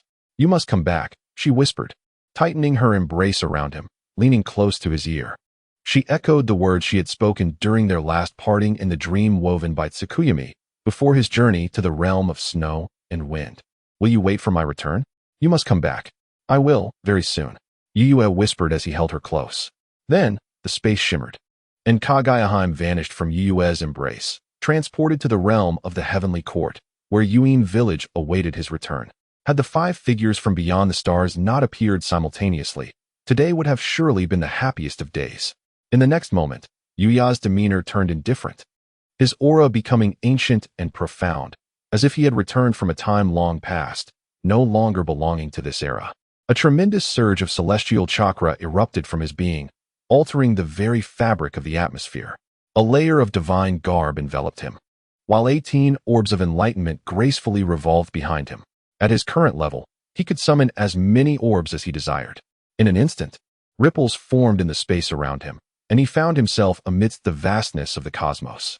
It would be remiss not to invite my maternal family to the Otsutsuki clan's wedding, a voice remarked softly. The figure, adorned in silver hair cascading to his waist and clad in celestial robes, bore a visage obscured and indistinct. Upon his forehead rested a brilliantly radiant vertical eye, swirling with enigmatic patterns. He emitted no discernible aura, appearing as an ordinary person, yet a mere hint of his presence could effortlessly pierce the heavens. I have been here for quite some time, observing your wedding festivities without imposing, he continued gently. My apologies, dear fans of Kaguya, but due to certain circumstances, Kaguya may have to bid you farewell temporarily, with a return anticipated around Chapter 80. If this prospect causes discomfort, feel free to skip these chapters, especially Chapter 70, which may be somewhat. Following this grand battle, the narrative will primarily focus on the events within the Naruto storyline. Chapter 66, Battle, you have chosen option 1. Nodding in agreement to grant her a splendid and resplendent wedding. Reward, Rebirth I. Upon successfully traversing the Bridge of Magpies with Kaguya and completing the wedding, the system's reward materialized. At that moment, warmth flooded Yuya's eyes as the once crimson Rinnegan merged with a radiant azure glow, amplifying his ocular power to an extraordinary degree. Thus, the 3 great ocular techniques from Naruto coalesced within him. Meanwhile, 5 towering figures appeared simultaneously in the celestial expanse. Their features were indistinct, yet each exuded an ethereal and formidable presence, reminiscent of an unfathomable ocean, deep and inscrutable. These 5 were not any members of the Otsutsuki clan familiar to Yuya from the original narrative. Their chakra and aura were of a realm far beyond the ordinary, marking them as the true elite of the Otsutsuki clan. With expressions of indifference, they donned ancient celestial robes, gazing down upon the world as deities. Their demeanor revealed no trace of arrogance or disdain. Rather, an innate nobility emanated from their very souls, a legacy passed down through generations, unchanging and instinctual, as if they were the sovereigns of the starry skies, observing the rise and fall of mortal affairs with a detached gaze, regarding all as mere ephemeral shadows. Each of them bore a vertical eye upon their foreheads, and beneath the scrutiny of the Rinnegan, their overwhelming chakra was suffocating. This indicated that each had consumed at least 1 chakra fruit, possibly more. Each possessed strength rivaling that of Kaguya from the original story, yet they appeared together as 5. Seeing your wedding, we chose not to intrude, the leader stated coolly. His words, though seemingly sophisticated and courteous, carried an air of condescension, as if the outcome had been predetermined, regarding Yuya with the detached gaze one might reserve for the deceased. This attitude surpassed mere disdain, embodying an arrogance of the highest order. You should consider yourself fortunate. You may live a while longer. Yuya merely cast a fleeting glance at him, his expression unchanging, choosing not to elaborate further. How intriguing. It has been a while since I encountered such an arrogant native, the figure mused, momentarily taken aback before bursting into laughter. The vertical eye upon his forehead seemed to shimmer with even greater brilliance due to his emotional fluctuation. The 4 figures beside him regarded Yuya with keen interest, soon reverting to their dismissive demeanor, as if they had heard the most amusing joke. Yet, after a brief pause, they returned to their former indifference, having conquered countless planets. They had likely heard similar boasts numerous times. Interesting native, let us enlighten you. We arrived on this planet months ago and infiltrated your so-called imperial court. Everything you have secretly arranged appears foolish and laughable in our eyes. Any struggle is a futile endeavor.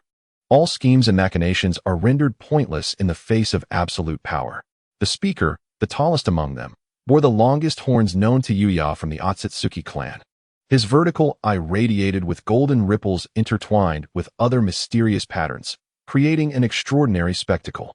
He grinned, unabashedly displaying his arrogance and audacity. Yuya maintained his impassive expression, betraying no emotion. The figure felt a twinge of disappointment. You seem unfazed. What do you find surprising? Is it your unmasked fear? You, who are usually paired, have now come as 5? Or perhaps your caution? 5 have arrived, yet you still delay, setting seals in this cosmic expanse? Or are you surprised by your clumsy disguise, as the truth of your arrival here dates back a year? Yuya's gaze remained tranquil, as unyielding as a deep well, seemingly incapable of stirring even the slightest ripple. In that instant, a flicker of astonishment passed through the 5 Otsutsuki clan members. Indeed, they had come at the behest of their ancestral court a year prior, having heard whispers that this planet was far from simple. Yet, the absurdity of 5 of them appearing together was the utmost irony. Constrained by the edicts of their ancestral court, they had seen the so-called heavenly court established and had thought it foolishly unaware of its insignificance. Yet it now appeared that this heavenly sovereign was far more complex than he seemed. At the very least, this individual had already discovered their presence. A weighty silence fell upon the 5. Long before the era of the Onmyoji, they had invaded this planet and suffered a humiliating defeat, a fact that explained their current assembly. We are merely here to reclaim what is rightfully ours, one of the figures declared, the same who had spoken earlier. His tone now stripped of condescension. Even as adversaries, the demeanor of the individual before him was enough to earn his respect. What is yours? What is ours? The chakra refined from the vitality of this planet has become yours? Yuya chuckled softly. The 5 fell silent, choosing not to continue this argument, for they were, after all, invaders. After a moment's hesitation, one inquired, knowing we have laid down our formations, do you still dare to act so boldly? Are you not afraid? His brow furrowed, a hint of confusion evident. It is you who should be afraid, Yuya sighed, his voice resonating with an almost hypnotic quality, echoing throughout the vastness of space. As the words fell, the entire space seemed to fall into a profound silence. The 5 Otsutsuki beings, poised to act, suddenly found their bodies stiffening simultaneously. They locked gazes with Yuya's exceptionally brilliant Rinnegan, its 9 black tomo shimmering with an endless azure light, radiating an extraordinary brilliance. In that moment, the overwhelming and terrifying ocular power erupted, imprisoning the very essence of the space they inhabited, rendering the 5 unable to move. From behind each of the 5 Otsutsuki, 5 figures emerged, their expressions indifferent, their auras ancient and timeless, as if they had traversed the rivers of time. Wielding swords forged from the essence of the collective killing bones, they simultaneously struck at the 5. Among them, 3 figures flickered and, employing an unknown method, broke free from the constraints of Yuya's ocular power, appearing at the far end of the space. Their foreheads bore vertical eyes pulsating with strange patterns, suggesting the use of some ocular technique. The remaining 2 were pierced through by the collective killing bones, as expected, their vitality collapsing in a continuous decay. Yet, they seemed oblivious to the impending arrival of death, their expressions grave as they remarked on the astonishing ocular power they faced, as their bodies began to turn to ashes. In the next moment, they slowly restored, appearing unharmed once more. Yuya had not anticipated that this strike would succeed. It was merely a test.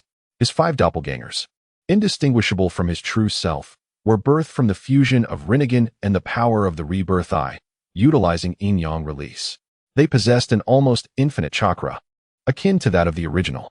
In that fleeting instant, he not only confined the space with his Rinnegan, but also ensnared their time with his temporal ocular technique. Yet they still evaded his grasp. He was not surprised. The Otsutsuki were never easy adversaries. The barrier laid by the 5 had long been discovered by Yuya, who, leveraging the power of his Rinnegan and his spatial ninjutsu, had quietly dismantled it. At this moment, a more ancient and indifferent aura emanated from Yuya. His golden sage attire billowed, rich natural energy erupting from him, while 18 true-seeking balls evolved behind him, embodying life and annihilation. The true battle was only just beginning. Chapter 67. The battlefield among the stars. The true battle had only just commenced. With a resounding boom, the confrontation was imminent. One individual waved his hand. And with the motion, an immense chakra surged forth, manifesting as a colossal hand that blotted out the heavens, descending from the starry expanse to grasp at one of the Yuya forms. That Yuya, however, swayed momentarily and vanished as if an illusion, only to reappear in the same spot, floating serenely, his expression unchanged, as though he had never disappeared, successfully evading the attack. This was a technique derived from the kaleidoscope of the Rinnegan, akin to a Beidou's intangibility, slipping into another dimension in an instant. Simultaneously, an immense truth-seeking ball coalesced in another's hand, the pitch-black energy warping the very fabric of space. This was the expanding truth-seeking ball. It surged towards the Yuya closest to it. Should Yuya evade this attack and it struck the planet, the ramifications would be unfathomable. Yuya's expression remained unchanged as a dazzling orb of golden light erupted from his hand, ultimately coalescing into an impossibly long golden sword. With apocalyptic force, he struck down upon the expanding truth-seeking ball. Golden Wheel Rebirth Explosion. This was the power of the Rebirth Eye, forming the ocular technique known as Golden Wheel Rebirth Explosion, colliding with the expanding truth-seeking ball in that moment. Boom.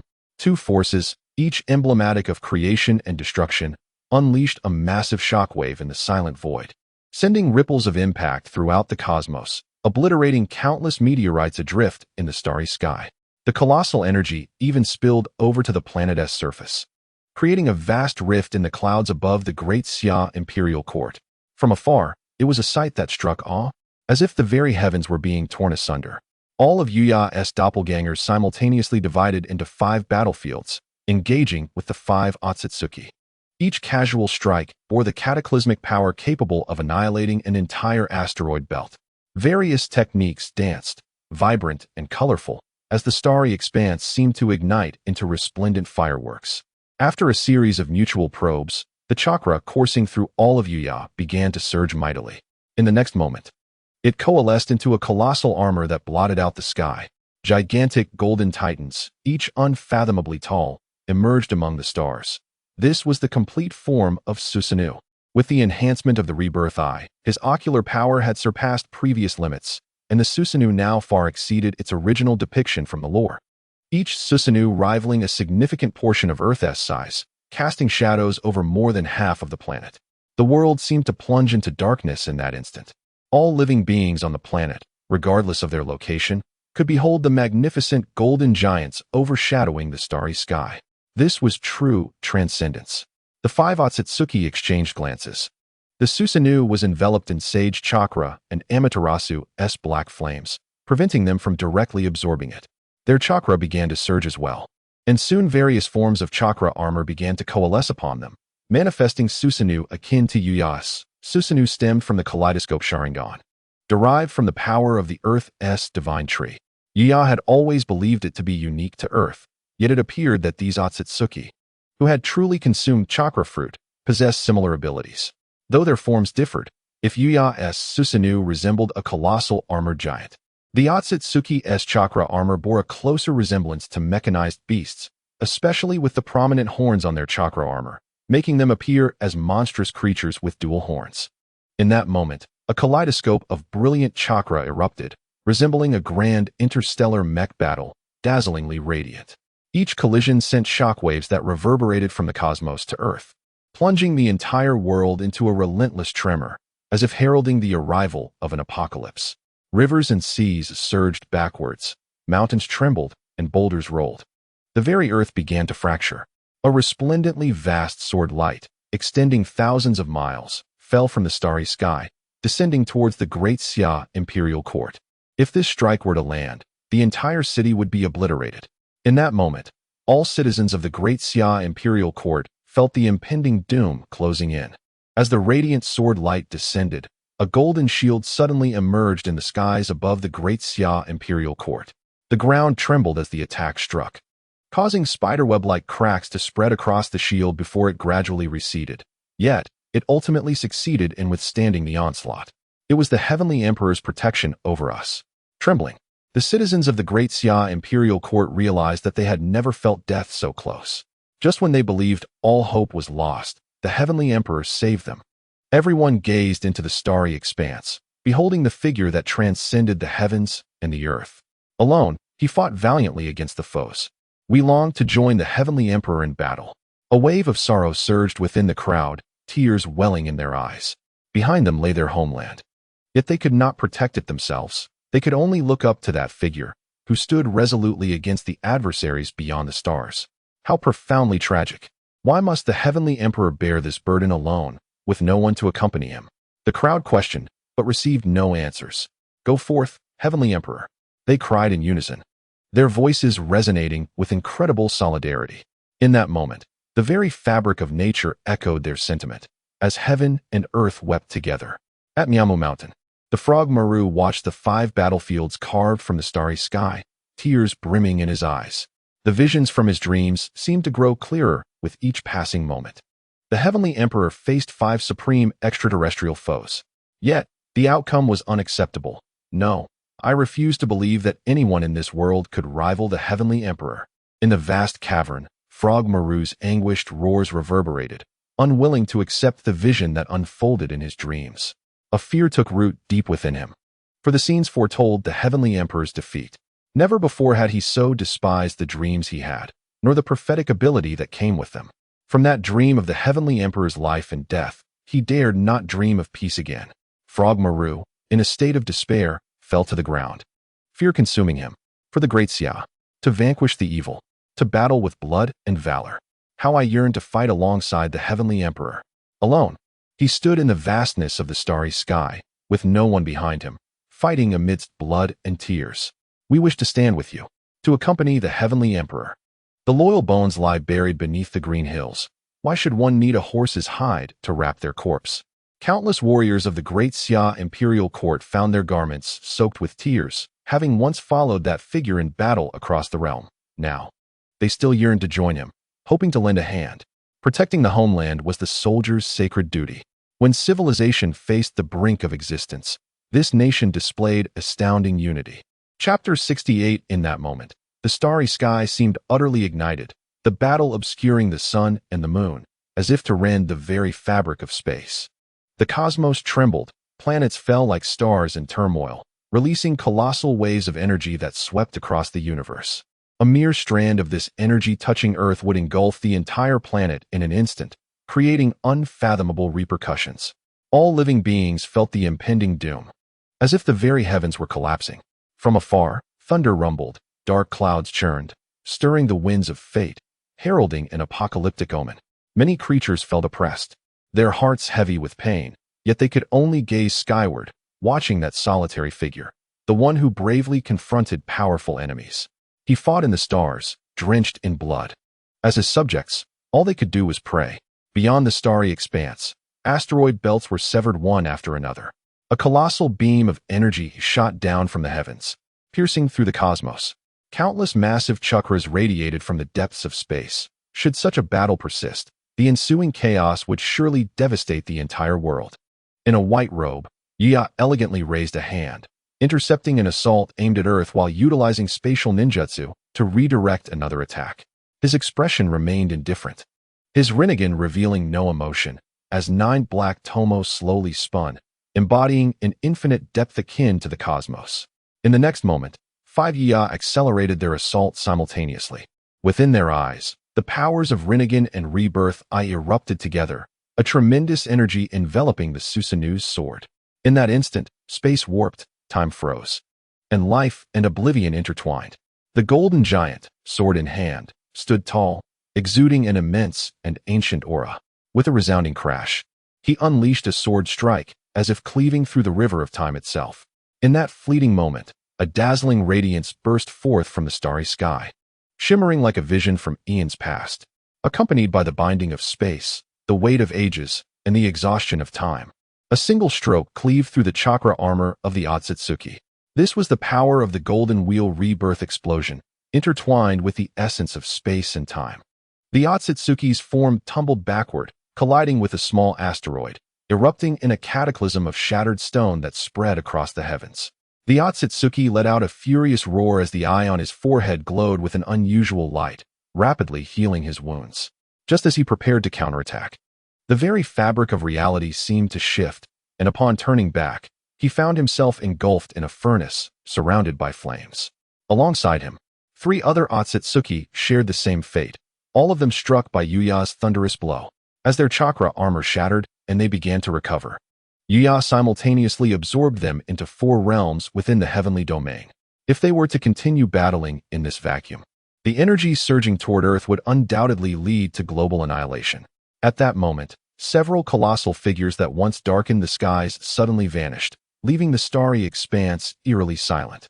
With only one Otsutsuki and Yuya remaining. "What have you done?" The Otsutsuki demanded furiously, his chakra armor in tatters, his breath weak. Yuya offered no reply. Instead, he took the initiative, engaging the enemy in fierce combat. They clashed, exchanging several powerful blows that resonated through the mountains and rivers. As they fought, Yuya's aura intensified, growing stronger with each strike. The Otsutsuki became increasingly alarmed. Boom! In the next moment, Yuya's golden sword, imbued with the flames of Amaterasu, unleashed a breathtaking sword light that swept across the ages. The starry sky trembled, as boundless sword energy formed a radiant golden pathway, shining ever brighter in the cosmos. With a resounding roar, Otsutsuki summoned an endless torrent of chakra before him, which instantly coalesced into a cerulean shield. This formidable shield towered above, spanning the cosmos, its intricate patterns sprawling across its surface, imbued with the weight of ages. In the next moment, a cataclysmic clash erupted as a blade of light struck the shield, flooding the celestial expanse with an overwhelming brilliance. Time itself seemed to still in that instant, as a colossal shockwave sent countless asteroids veering off their orbits, with meteors scattering and stars dimming in the aftermath. In a single strike, the galaxy lost its luster, and far away, the imperial court of the great Xia glimmered in white light. Otsutsuki gasped for breath, a flicker of fear evident in his eyes. Yet, in the next heartbeat, a figure emerged from behind him. "I already told you, the ones who should be fearful are you," Yuya stated, his expression inscrutable, followed by a sigh. In the blink of an eye, a sword infused with the power of time and space materialized in his grasp, the azure gleam of his Rinnegan radiating an indescribable brilliance. This was the pinnacle of his ocular prowess. An aura steeped in the infinite vicissitudes of time spread around him. With a swift thrust, Yuya unleashed a strike that seemed to cleave through the very fabric of time itself. Otsutsuki attempted to evade, to struggle, but time had already been suspended for him. Even the flow of his thoughts was halted. The blade pierced through him. His body began to age and decay incessantly, as if time had accelerated in that moment, making him feel as though he had lived an entire lifetime within a heartbeat. Wrinkles creased his once youthful visage, and in the blink of an eye, he appeared to be on the brink of death, vitality ebbing away. "You." His voice was hoarse as he gazed at Yuya, struggling to articulate his thoughts, but failing miserably. Yet, in the next instant, a semblance of amusement flickered across his face, and he erupted into boisterous laughter. "You have actually merged with the divine tree. Ha ha ha! Otsutsuki, how tragic you are," he proclaimed, a glint of satisfaction flashing in his eyes. As Yuya's countenance began to manifest the intricate patterns of wood grain, he remained stoic, saying nothing more as he withdrew his sword. Thus, Otsutsuki was reduced to ash by the sword of time. "The first," Yuya murmured, a hint of murkiness crossing his gaze. He chose not to elaborate further, shaking his head as the image of Kaguya floated in his mind, his eyes regaining their clarity as he suppressed the backlash of the divine tree. "They should be emerging soon," he muttered to himself. As a member of the Otsutsuki clan who had consumed the chakra fruit, they were naturally capable of escaping the constraints of the celestial realm. Previously, it was merely due to being provoked by a clone and entangled in a struggle that they had not chosen to exit immediately. Now, sensing the dissipating aura of one of their own, they would undoubtedly emerge. Yuya's gaze deepened, lost in thought. He began to wave his hand repeatedly, inscribing countless techniques in this space with his chakra. In Chapter 69, titled Nuclear Explosion, within the furnace space of the celestial realm, another Otsutsuki, entangled with Yuya's clone, visibly changed in expression as he sensed the vanishing presence of his comrade, signaling an impending crisis. Without hesitation, he launched an assault, pushing Yuya's clone back. In the next moment, mysterious patterns flashed across the eye on his forehead, rippling the fabric of space as he departed from this realm. "They're coming out," Yuya murmured, acutely aware of the spatial disturbances. Meanwhile, Deep within the earth where the Great Xia Imperial Court was located, a clandestine research base was issuing complex directives, with numerous priestesses and researchers bustling about. Suddenly, as if receiving orders, they solemnly approached the center of a machine and pressed a button. In the next moment, a massive launch pad began to emerge from the borders of the Great Xia Imperial Court, a complexly streamlined construct hurtling towards the sky. It was a nuclear bomb. It moved with incredible speed, but for the Otsutsuki clan, escaping using space ninjutsu was a trivial matter. However, as its potential energy peaked, a formation enveloped it, rendering it invisible. An Otsutsuki emerged from the space of the celestial realm, having already been affected by the technique Yuya inscribed. As he stepped out, a portal to a spatial tunnel opened directly before him. Instantly, an ominous, pitch-black object shot forth from the tunnel, hurtling towards him. His instincts screamed in warning, urging him to evade. Yet, the technique Yuya had preemptively set in place caused his movements to falter. In that moment, it was too late to escape. The newly emerged Otsutsuki's eyes widened in terror as he attempted to utter something. But before he could, the object struck him. Boom. A colossal mushroom cloud erupted from the void, illuminating the sky in a dazzling display. This was a nuclear reaction equivalent to millions of tons of TNT, generating a violent fusion reaction. At the heart of the explosion, temperatures soared to 1,000 times hotter than the core of the sun. An unending sea of flames spread forth, consuming everything in its path. The force of the explosion and the resulting shockwave obliterated all in its wake. While boundless nuclear radiation permeated the cosmos, Yuya had long since distanced himself, observing the center of the nuclear explosion with furrowed brows. Under the gaze of his Rinnegan, the myriad radioactive particles that suddenly appeared in the vacuum were vividly clear. The nuclear device had been the primary focus of the Great Xia Imperial Court's research over the past decade. Even with the Imperial Court's resources, it had taken 10 years to develop just one. This was a contingency prepared for the Otsutsuki clan. How could he not have been prepared? The results appeared promising. In the heart of the explosion, through the lens of his Rinnegan, the newly emerged Otsutsuki was left gasping for breath. The vertical eye on his forehead continued to emit strange light, attempting to sustain his life, yet it merely prolonged his existence by a thread. As his body succumbed to the invasive radiation, steadily extinguishing his vitality, Yuya stepped forward, chakra armor and sage chakra enveloping him to shield against the radioactive particles. He conjured a sword using Yin-Yang release to deliver the final blow. What is that? The Otsutsuki's voice was frail, laced with confusion. The power of technology, Yuya replied. Rare for him to elaborate. He then thrust the sword into the Otsutsuki's body, extinguishing his last vestige of life. The second, Yuya murmured, his gaze profound. The remaining 3 Otsutsuki, sensing the disappearance of 2 comrades, recognized that something was amiss and no longer lingered in the celestial space. In the next moment, they swiftly returned to the main world. Where did they go? Unaware of their companion's presence, their expressions shifted to one of gravity as they exchanged glances and inquired. They could scarcely believe that within such a brief span of time, Yuya had managed to eliminate 2 of their own. You may descend and inquire personally. Yuya replied with an expressionless demeanor, betraying no hint of emotion. He regarded them with the same indifferent gaze one might reserve for the deceased. Ah, I shall slay you, roared one of the Otsutsuki, his eyes ablaze with crimson, completely losing control of his emotions. In an instant, his form twisted and expanded, transforming into a monstrous creature that obscured the heavens, reminiscent of Kaguya's rabbit form in the original tale, undergoing a transformation akin to that of a tailed beast.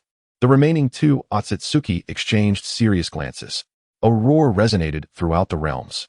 Suddenly, a colossal silver dragon, stretching endlessly, emerged from a spatial portal, exuding an aura of unparalleled might, steeped in the nobility of ancient bloodlines, imbued with a sense of grandeur and antiquity.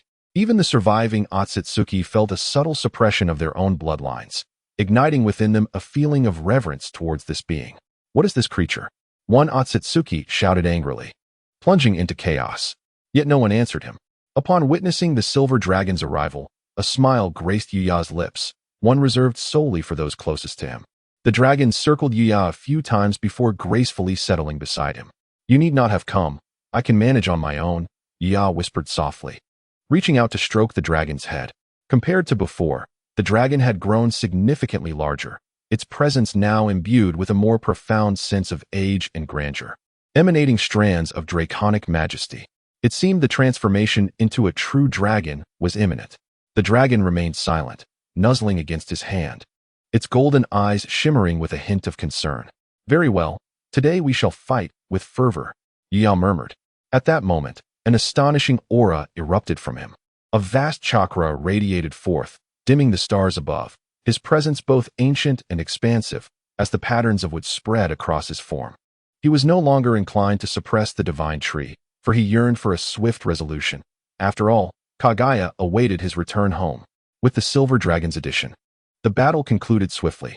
It engaged the tailed beast-transformed Otsutsuki alone, while Yuya faced two Otsutsuki single-handedly. At this moment, he unleashed his full arsenal, various ninjutsu, jinjutsu, space-time ninjutsu, and ocular techniques from the future, all converging in a spectacular display. Despite being outnumbered, he held his ground. As the battle reached its zenith, a colossal figure, resembling a great Buddha, appeared from the starry expanse, an embodiment of celestial art. Enhanced by the powers of the Rinnegan and the Rebirth Eye, this Buddha was extraordinarily massive, far surpassing the previous complete Susanoo. It spanned the cosmos, a titan enveloped in a formidable chakra armor. Indeed, the Susanoo enveloped Buddha with a menacing presence. It unleashed its final strike, arms thrashing in a divine crescendo. The cosmos fell silent, the climactic battle concluding in solitude. As the Susanoo Buddha's final blow descended, the remaining three Otsutsuki crumbled like candles in the wind, their vitality extinguished, their eyes dimming. The foremost Otsutsuki, disheveled and frenzied, suddenly laughed maniacally. "Huh, Otsutsuki-ya. Did you truly believe we were but 5? What of your wife? Your child? If you sense carefully, is she truly still in the space you created? Do you think your wedding went unscathed by us? That was merely a promise made to your wife by that being. And why did your wife suddenly wish to marry you? It was her final request." The laughter echoed ominously. "You thought we were merely 5? Your wife has long been captured." The Otsutsuki's eyes gleamed with madness. Yuya remained silent, yet his body trembled ever so slightly. Memories of the past days with Kaguya flooded his mind, revealing that his worries were not his alone. She too had been troubled. It was no wonder she had been distracted and had suddenly proposed marriage. Such a proactive move was uncharacteristic of her, even amidst such a great battle. Kaguya had not truly engaged, for she faced a far more perilous adversary. During this time, Yuya had been so overwhelmed by the news of their impending marriage that he had neglected numerous details. He had been haunted by a sense of impending doom, believing it to be merely the threat posed by these 5 Otsutsuki. Yet now, he pondered, could they alone instill such a sense of dread? Who else could it be that even one as proud as Kaguya felt compelled to resist? What dangers was Kaguya confronting alone? The silver dragon cast a worried glance at him, emitting soft sounds of concern, wanting to offer solace, yet lacking the means to do so. Yuya's body quivered. He struggled to maintain his composure, but found it an impossible task. "What did you say?" Yuya rasped, his gaze bloodshot. "Otsutsuki Yuya, your wife's life hangs by a thread. How pitiable you are." The Otsutsuki cackled, a bloodthirsty satisfaction gleaming in his eyes. Yet before he could utter another word, a sword imbued with the essence of time pierced through his body. At that moment, his form decayed and aged, the power of time extinguishing the last vestige of his life. With a look of defiance and a strange smile, he fell forever. Simultaneously, the other 2 Otsutsuki met the same fate, being slain by Yuya's clones. Only then did Yuya take a deep breath, uttering no further words. In the next instant, his Rinnegan activated, causing the space to ripple, and a pitch-black temporal portal appeared. He exchanged a glance with the silver dragon before stepping inside. This was a realm born of the Rinnegan, akin to a Beto's Kimui space, yet transformed by Yuya into what resembled an island. The sky was clear, with wispy clouds stretching infinitely. Before him lay towering peaks, ethereal and enchanting, reminiscent of a celestial paradise within an island. The boundless ocean stretches endlessly, illuminated by a soft, gentle light, causing the waves to ripple gracefully. Before the beach stands an imposing castle, seamlessly blending with its picturesque surroundings. This idyllic spot was intended for Yuya and Kaguya's honeymoon, a place they envisioned settling in should they choose to live in seclusion. However, at this moment, Yuya feels an unfamiliar presence lingering in the air, a reminder of a fierce battle that once took place here. As he approaches, He finds Yuhue and Yutsuen unconscious, their breaths shallow and bodies marred by numerous wounds. Drawing upon his light chakra, Yuya heals their injuries and rouses them, inquiring about the circumstances. They reveal that Kaguya has been abducted by a mysterious man. Despite their attempts to intervene, they were no match for him. Had Kaguya not halted his advance, they might have perished. "Father, can you bring mother back?" Yuhue chokes out, tears brimming with defiance in her eyes. Yutsuen remains silent, but his reddened gaze is resolute. Their expressions speak volumes. They wish to accompany him. Taking a deep breath, Yuya refrains from further words. Sensing a peculiar dissonance between the intricate details unfolding before him and the theft of his home. Rescuing Kaguya will not be an easy task. He must devise a comprehensive strategy. After a brief pause, 3 days later, Yuya, along with Yuhue, Yutsuen, the Silver Dragon, Abe Kiyuki, and other members of the Heavenly Court, storm into the ancestral home of the Otsutsuki clan. Utilizing foresight, he had long predicted the myriad details of their confrontation with the Otsutsuki, ultimately uniting with his companions to successfully rescue Kaguya. Yet, they now face relentless pursuit from the Otsutsuki clan. The clan mobilizes their members in a relentless chase to Earth, culminating in an unprecedented battle, a true clash of deities, unlike anything seen throughout history. Not only do the Heavenly Court members join the fray, but countless summoned beasts and human forces also unite against the common enemy. In the face of planetary annihilation, the world displays astonishing solidarity. Nevertheless, the outcome is grim. The surface of the Earth is ravaged, with numerous cities laid waste by the Otsutsuki. Vast continents collapse, reducing landmass by 3/4, and countless lives are lost, decimating the global population and eradicating the Daxia imperial court. In the face of overwhelming power, unity appears tragically feeble. The Silver Dragon, remarkable in its own right, exerts significant effort, battling multiple Otsutsuki warriors, but ultimately succumbs, gravely injured and lapsing into slumber. Yuhue and Yutsuen have matured, showcasing extraordinary prowess. Living up to the name of the Six Paths, the duo demonstrates formidable strength, instilling fear in the Otsutsuki, yet they remain outnumbered and are ultimately saved by their father. They bear numerous injuries and are now recuperating. Among humanity, there are also exceptional individuals. One such general from the Daxia imperial court, nameless and on the brink of death, comprehends the supreme swordsmanship in his final moments, slaying an Otsutsuki with his mortal form. This represents the last stand of the Daxia court. On that day, his sword shattered, and he knelt upon the ground, his vitality waning. Looking skyward, he implored, "Great Emperor of Heaven, may I reclaim my name?" That day, the heavens wept, seemingly mourning his fate. Abe Kiyuki absorbed the spirits of all past and present on Myoji, embodying the last of her kind, preserving her lineage's dignity. Following in the footsteps of her ancestors, she battled across the cosmos, clad in white, exuding an ethereal grace reminiscent of the legendary Abe no Saimai. Ultimately, she valiantly faced 2 high-ranking Otsutsuki, perishing in a torrent of blood and tears in Yuya's embrace. When he arrived, her limbs had already been severed. "Mr. Demon, could you perhaps smile, just once?" she murmured, attempting to reach out and caress Yuya's face, yet finding herself unable, her hand long gone. With her final breath, she softly spoke, her eyes sparkling like distant stars, reminiscent of the radiant moment Yuya first encountered her. Ultimately, she closed her eyes forever. Yuya remained silent, unable to muster a smile, truly unable to. As former acquaintances fell one by one in the chaos of war, an overwhelming sorrow welled within him. He could no longer find joy. That ability had long since vanished. The final confrontation loomed as the Otsutsuki clan launched an unprecedented offensive. The world lay desolate, life dwindling. With life fading, the heavens mourned, and a collective sadness enveloped the globe. Only Yuya and Kaguya retained the strength to fight. Yuya sought to send Kaguya away to any distant star, but she merely shook her head, holding his hand tightly. They exchanged no words as they braced themselves to face their formidable foe. The battle raged for days, and in the end, Kaguya sacrificed her very essence to protect Yuya, her soul extinguished. Even the power of the Rinnegan could not restore her. The Edo Tensei could not summon her back. On that fateful day, the heavens unleashed a torrential blood rain. As a colossal figure bled in the depths of the starry sky, the great Emperor of Heaven in anguish. His once black hair turned stark white. His body radiated with divine light, and he comprehended the ultimate path. The Otsutsuki invaders fell before him, nearly obliterated, and they fled back to their ancestral home, only to be pursued relentlessly by the emperor. Alone, he burned his life force, employing secret techniques, ultimately piercing through the entirety of the Otsutsuki clan. Yet, deep within the cosmos, a great terror arose.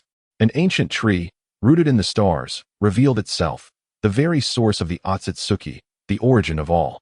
The emperor ultimately faltered. Defeated, a once mighty celestial sovereign now faced desolation, yet due to the immortal properties of the divine tree, he survived, ultimately sealed by the combined efforts of the Otsutsuki clan upon the moon. Awaiting him may be the gradual erosion of his consciousness, leading to assimilation and the loss of self. Thus, the war concluded, and the Otsutsuki clan faded into obscurity among the stars. They ceased their slaughter of Earth's remaining beings, abandoning all colonized planets, gripped by fear of the emperor's wrath. Their already dwindling population was decimated by 90%. Ultimately, they retreated to their ancestral home, clinging to life, vowing to remain hidden. As for Earth, its story is only just beginning. Chapter 71. The opening of the Hokage, the ninja world stands alone. A great war ensued, leaving the world in utter desolation, a profound melancholy enveloping all. The realm had plunged into an unprecedented abyss, and recovery would likely require a millennium. UE and U village survived, yet they felt as if they were living in a hellish existence. Once, a celestial realm floated above all beings. Now obliterated by the ravages of war, the world lay in ruins, and the familiar human realm lay equally shattered. At this moment, only the two of them remained, their hearts heavy with sorrow.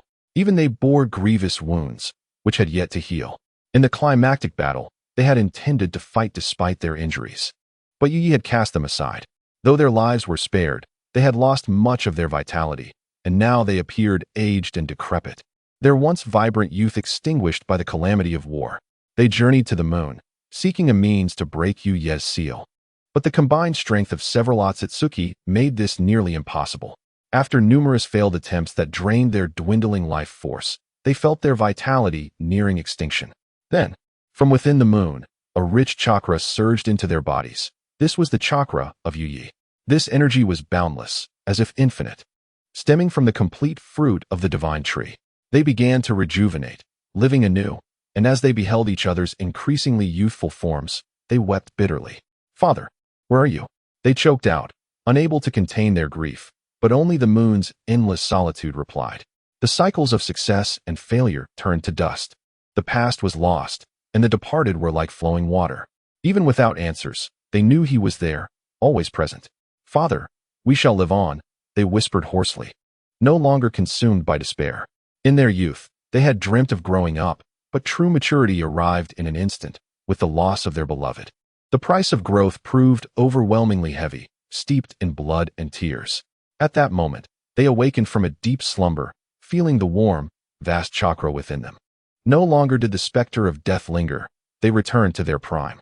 Kneeling upon the moon, they bowed 3 times, pledging to guard the realm for 3 days and nights. Yu Yi was the celestial emperor, the sovereign of all existence, and they vowed to protect the world in his stead. Yu Yi and Yu village commenced the restoration of the ravaged earth, traversing every corner of the realm, channeling their solar chakra to breathe life back into the land. The war had unleashed plagues and diseases, diminishing the vitality of humanity. Thus, they dispersed the chakra bestowed by Yu Yi to enhance the health of the people, ensuring their survival and propagation. As Yu Yi walked, the name of the 6 paths spread across the world. To further disseminate chakra, he established the ninja sect, heralding the dawn of the ninja world. Following their father's words, a century later, they began to marry and bear children. Yu Yi chose to strengthen the ninja sect and continue the dissemination of chakra, while Yu village opted to relocate back to the moon, steadfast in their guardianship of Yu Yi. Many years later, Yu Yi had 2 children named Indra and Ashura. Indra inherited Yu Yi's sage eye, while Ashura received the sage body, both imbued with the powers of Yu Yi and Kaguya. Each year, they would take Indra and Ashura to the moon to accompany the celestial emperor, helping them trace their lineage and recounting the story of the Great War. Though young, they were profoundly affected, especially upon hearing of how the celestial emperor ventured alone into the Otsutsuki's ancestral home, instilling fear in them to the point of retreat. They could hardly fathom such a resplendent era, nor the depths of its sorrow. Their hearts surged with emotion, yearning to return to that time and follow that legendary figure into the vastness of the stars. What of grandmother? They cautiously inquired. At this question, both Yu and Yu village fell silent, and the moon began to tremble. From that moment on, they dared not ask again. Years passed, and Indra and Ashura grew up, each inheriting their father's aspirations to unravel Yu's seal and expand the ninja sect, continuing the spread of chakra. Indra, a prodigy, dedicated himself to research, with the unsealing of Yu's seal as his singular ambition. In contrast, Ashura envisioned inheriting the ninja sect, promoting chakra, love, and peace. Indra, displaying remarkable wisdom from a young age, created 12 unique hand seals to better guide and utilize chakra as he realized ordinary people struggled to harness it. Yu saw hope in Indra for breaking Yu's seal and wished to pass the ninja sect to him, but Indra declined, expressing his sole desire for scientific pursuits. Ultimately entrusting it to Ashura. A deep disappointment mingled with relief filled Yu's heart. For him, unsealing Yu's seal remained paramount. Meanwhile, Yu's life was drawing to a close. Before he passed, he completely separated the chakra bestowed by Yu, dividing it into 9 parts due to its immense power, thus giving rise to the 9 tails. Yu returned to the moon, where he ultimately departed alongside Yu village. As they passed, a torrential rain fell upon the moon, seemingly bidding them farewell. Thus, an era faded into obscurity. Within the moon, Yu murmured, his consciousness fading, his eyes occasionally clouded with confusion. The seal of the moon could not confine him. If he wished to break free, he could do so at any moment. It was not a matter of ability, but of unwillingness. In a world devoid of Kaguya, what significance was there in escaping? He had never considered using infinite Tsukuyami. It was far too mundane. To him, the infinite illusion was riddled with flaws. It could deceive others, but not himself. With his state of mind, he did not need to lose himself in illusions to pass the days. More importantly, he feared losing control. At that moment, no one could stop him. He was, in essence, self-imprisoning. Yet, he was also waiting for time to erode him, for the divine tree to weaken his will, awaiting the glimmer of hope for future generations. Chapter 72. Indra and Ashura. After the passing of Yuhui from Yuhua village, both Indra and Ashura gathered on the moon to bid him farewell. They sat in solemnity for 3 months, honoring their promise to him. Before his departure, Yuhui had entrusted them with his 2 great wishes, to never again endure the brutality of war, which had wrought devastation and solitude upon the world, and to unlock the seal placed upon Yuya. As they spoke of these wishes, they beheld the profound emotions reflected in Yuhui's eyes as he gazed at the moon, feelings of respect, nostalgia, and complexity towards the heavenly Emperor Yuya. This only strengthened their resolve to shatter the seal of their grandfather. Indra devoted himself to the study of ninjutsu and various sealing techniques, immersing himself in the ancient texts left behind in the remnants of the heavenly palace. These writings contain the fruits of Yuya's research during the establishment of the heavenly court, documenting an array of ninjutsu including impure world reincarnation, corpse demon sealing, sage mode, and the original flying thunder god technique. Essentially, all the ninjutsu featured in the original texts had been recorded by Yuya, albeit in ancient Chinese characters. Thus, Indra embarked on a challenging journey to decode these texts. Meanwhile, Ashura sought ways to break the seal while fostering the growth of the ninja sect, advocating love and peace. It appeared they were both diligently pursuing their father's last wishes. However, they remained oblivious to the tragic fate that awaited them, a destiny entwined with a millennium of grievances, ignited by human conflict. Time, an unchanging constant, bears witness to the complexities of human nature. With the fall of the heavenly court and the disintegration of the great Xia imperial court, Yuhui's chakra dispersed throughout the world, gradually restoring it. As humanity's concerns for survival waned, the outbreak of war became inevitable. The remnants of humanity began to divide into 2 factions. Some sought to rebuild the great Xia imperial court, yearning to revive its former glory. They approached Indra and Ashura, hoping the 2 could restore the heavenly court and safeguard the realm. Indra, as Yuya's eldest grandson, was the most qualified to lead this endeavor. Yet, his singular focus on research left him disinterested. Thus, They turned to Ashura, who felt a sense of shame and declined their request, believing that no one, save for that singular figure, was worthy of the title of Heavenly Emperor, with both the most qualified individuals unwilling to assume the role of sovereign.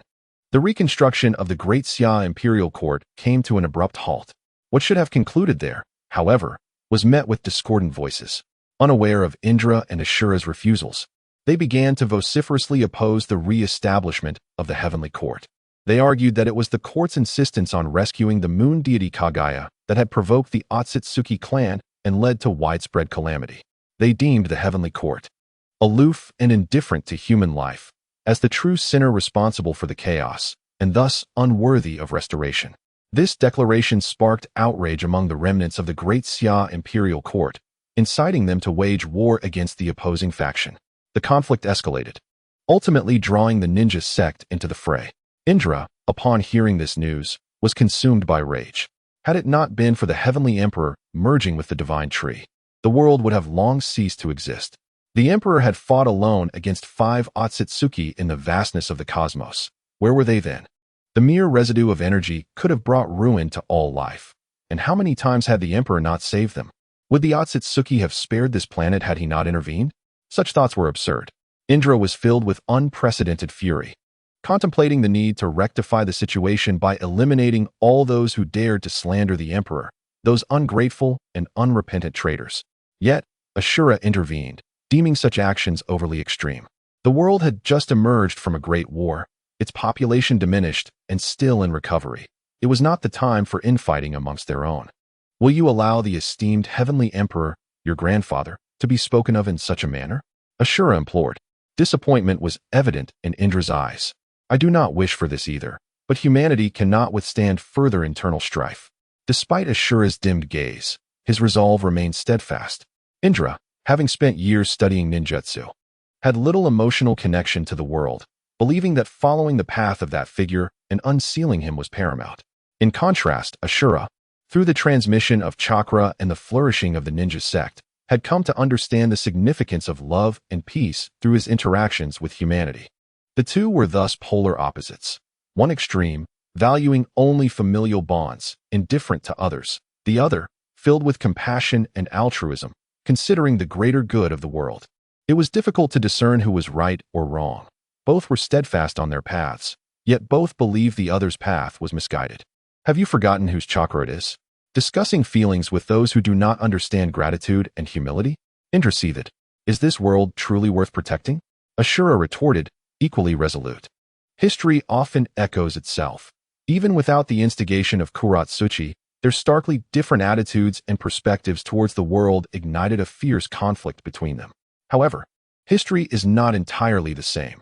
In this world where Yuya exists, the final outcome was a resounding victory for Indra. This is not difficult to comprehend. By this time, Indra had developed an unwavering goal, no longer fixated on mundane power or the title of the ninja sect leader. He trained with greater diligence than the original narrative depicted, enhancing his strength. Coupled with his innate talent and the occasional study of Yuya's writings, his perspective broadened and his intellect flourished, compensating for the original's depiction of his wavering resolve. In contrast, speaking of Ashura inevitably brings to mind a certain individual, a frog. Ever since the last dream where he witnessed the heavenly emperor's fate, the frog had been haunted by shadows. Even when he foresaw the impending conflict between Indra and Ashura that would alter the ninja world, he refrained from stepping forward to impart the sage mode to Ashura, as he had in the original narrative. Yet, the trajectory of fate is often similar. Ashura ultimately discovered Mayaboka Mountain, and as Yuya's descendant, the frog eventually taught him sage mode, albeit much later than in the original tale. He was not particularly skilled, and when the great battle arrived, it was evident that he could hardly be a match for Indra. At that moment, Indra glared with his crimson kaleidoscopic Sharingan, casting a disappointed glance at Ashura, who remained obstinately unyielding. Beneath him, the Nine-Tails snorted disdainfully. Chapter 73. The Uchiha and Senju clans. The Nine-Tails, having willingly come to aid Indra, represented the most substantial portion of the chakra derived from Yuya's essence. Naturally, it was entirely aligned with Indra's cause, for the majesty of the heavenly emperor was not to be disdained. In its time as Yuya's chakra, it had battled fierce enemies on the battlefield, and the memories etched in its very being stirred a tempest of emotions within it. How it longed to follow that figure once more. How could it tolerate such sacrilege against the Heavenly Emperor? Thus, with the Nine-Tails' wholehearted support, the complete Susanoo seamlessly collaborated with the Nine-Tails, achieving victory through overwhelming superiority. Even when Ashura ultimately invoked the transformation of the Buddha, he was no match for Indra. As the price of your failure, I shall take something from you, Indra declared. And then he departed. What he took was, of course, Ashura's cells. In the tomes left by Yuya, there were mentions of methods to attain the Rinnegan. At this juncture, he aspired to wholly inherit his father's power, thereby unlocking further possibilities to break the seals. After that battle, Indra found himself utterly disillusioned with the world. However, after venting his fury on Ashura, he gradually regained some semblance of reason. He abandoned the thought of punishing humanity, but ultimately severed ties with Ashura, taking with him a faction of disciples who shared similar ideals to those of the shinobi sect, and he established a new clan known as Uchiha. There, he devoted himself to his experiments. Meanwhile, Ashura, having been thoroughly beaten by his brother, contemplated his actions as he gazed up at the moon, murmuring to himself, "Did I err, Father, Heavenly Emperor? Perhaps this world is not worth protecting." Yet, he did not surrender. His heart still yearned to safeguard the peace that Yuya had painstakingly forged. Simultaneously, he did not abandon his quest to discover a means to unravel Yuya's seals, thus founding two clans. One, the Senju clan, dedicated to preserving the world created by the Heavenly Emperor and promoting love and peace. The other, the Uzumaki clan, focused on researching and ultimately breaking the Heavenly Emperor's seals. Except for their annual gatherings on the Chishi festival to commemorate the Heavenly Emperor and the Goddess of the Moon, as well as to honor Yiyu village, they had no further interactions. From that point on, the shinobi sect fragmented, gradually evolving into various major shinobi clans. Many years later, both Ashura and Indra had aged considerably, lacking the complete Otsutsuki bloodline, and their vitality was slowly decaying. Ultimately, Ashura passed away before his brother, and until his dying breath, Indra never forgave him. Indra was left alone in the world. By then, he had successfully cultivated Ashura's cells and awakened the Rinnegan. With the Rinnegan's aid, he was conducting one final experiment. Haha, I have found it. I have finally discovered how this sealing technique works. Indra, now feeble and aged, his body on the brink of decay, was nonetheless filled with exhilaration, tears glistening in his eyes. As his life drew to a close, he seemed to have deciphered the sealing techniques left by the Otsutsuki clan. Yet, Indra was too old. His body could not endure the journey to the moon to break the seal. In desperation, Indra ventured alone to the back of the Uchiha clan, inscribing the method to break the seal upon a stone tablet. He began with, "I am Indra, the grandson of the Heavenly Emperor. To break the seal, one must gather the chakra scattered across the world, while also possessing a bearer of the Rinnegan, using the outer path's golem. The chakra of the nine-tailed beasts must be recombined to form the 10 tails Jinchuriki, thus attaining power of the 6 paths. This chakra shall serve as the guide." After completing his writing, he remained uneasy and etched a formation upon the stone tablet, visible only to descendants possessing the kaleidoscopic Sharingan. He believed that collecting the chakra scattered among mortals would not be an easy task, at the very least. One would need the power to unlock the kaleidoscope to even approach it. Upon finishing, he sighed deeply, and in an instant, he was engulfed by widespread aging. His body had long since decayed, his chakra exhausted. For many years, he had clung to life solely by the strength of his will. Now that his desires had been fulfilled, his time was nearly up. Like a candle flickering in the wind, he tremulously completed his final arrangements, then walked alone to the courtyard, gazing dreamily at the high-hanging moon. Finally, he raised a jug of wine, mimicking his father's actions, toasting the moon with a heartfelt salute. "Raise a cup to the bright moon, and let shadows become 3. O Heavenly Emperor, if only I could have been born in your era, to accompany you and share in the battles that stained the stars with blood," he murmured. "I have achieved it, but I shall not witness the day of your complete revival." His vision grew blurred, the traces of life fading away from him. With the passing of Indra and Ashura, an era came to its definitive end. With their unmatched power suppressing the world, peace had briefly graced the land, yet their demise unleashed a long-suppressed fury. The majesty of the Heavenly Emperor was not to be disdained. The leaders of the Uchiha clan, as descendants of the Heavenly Emperor, sought to exact retribution upon mortals. Yet they were hindered by the Senju clan, who upheld love and peace.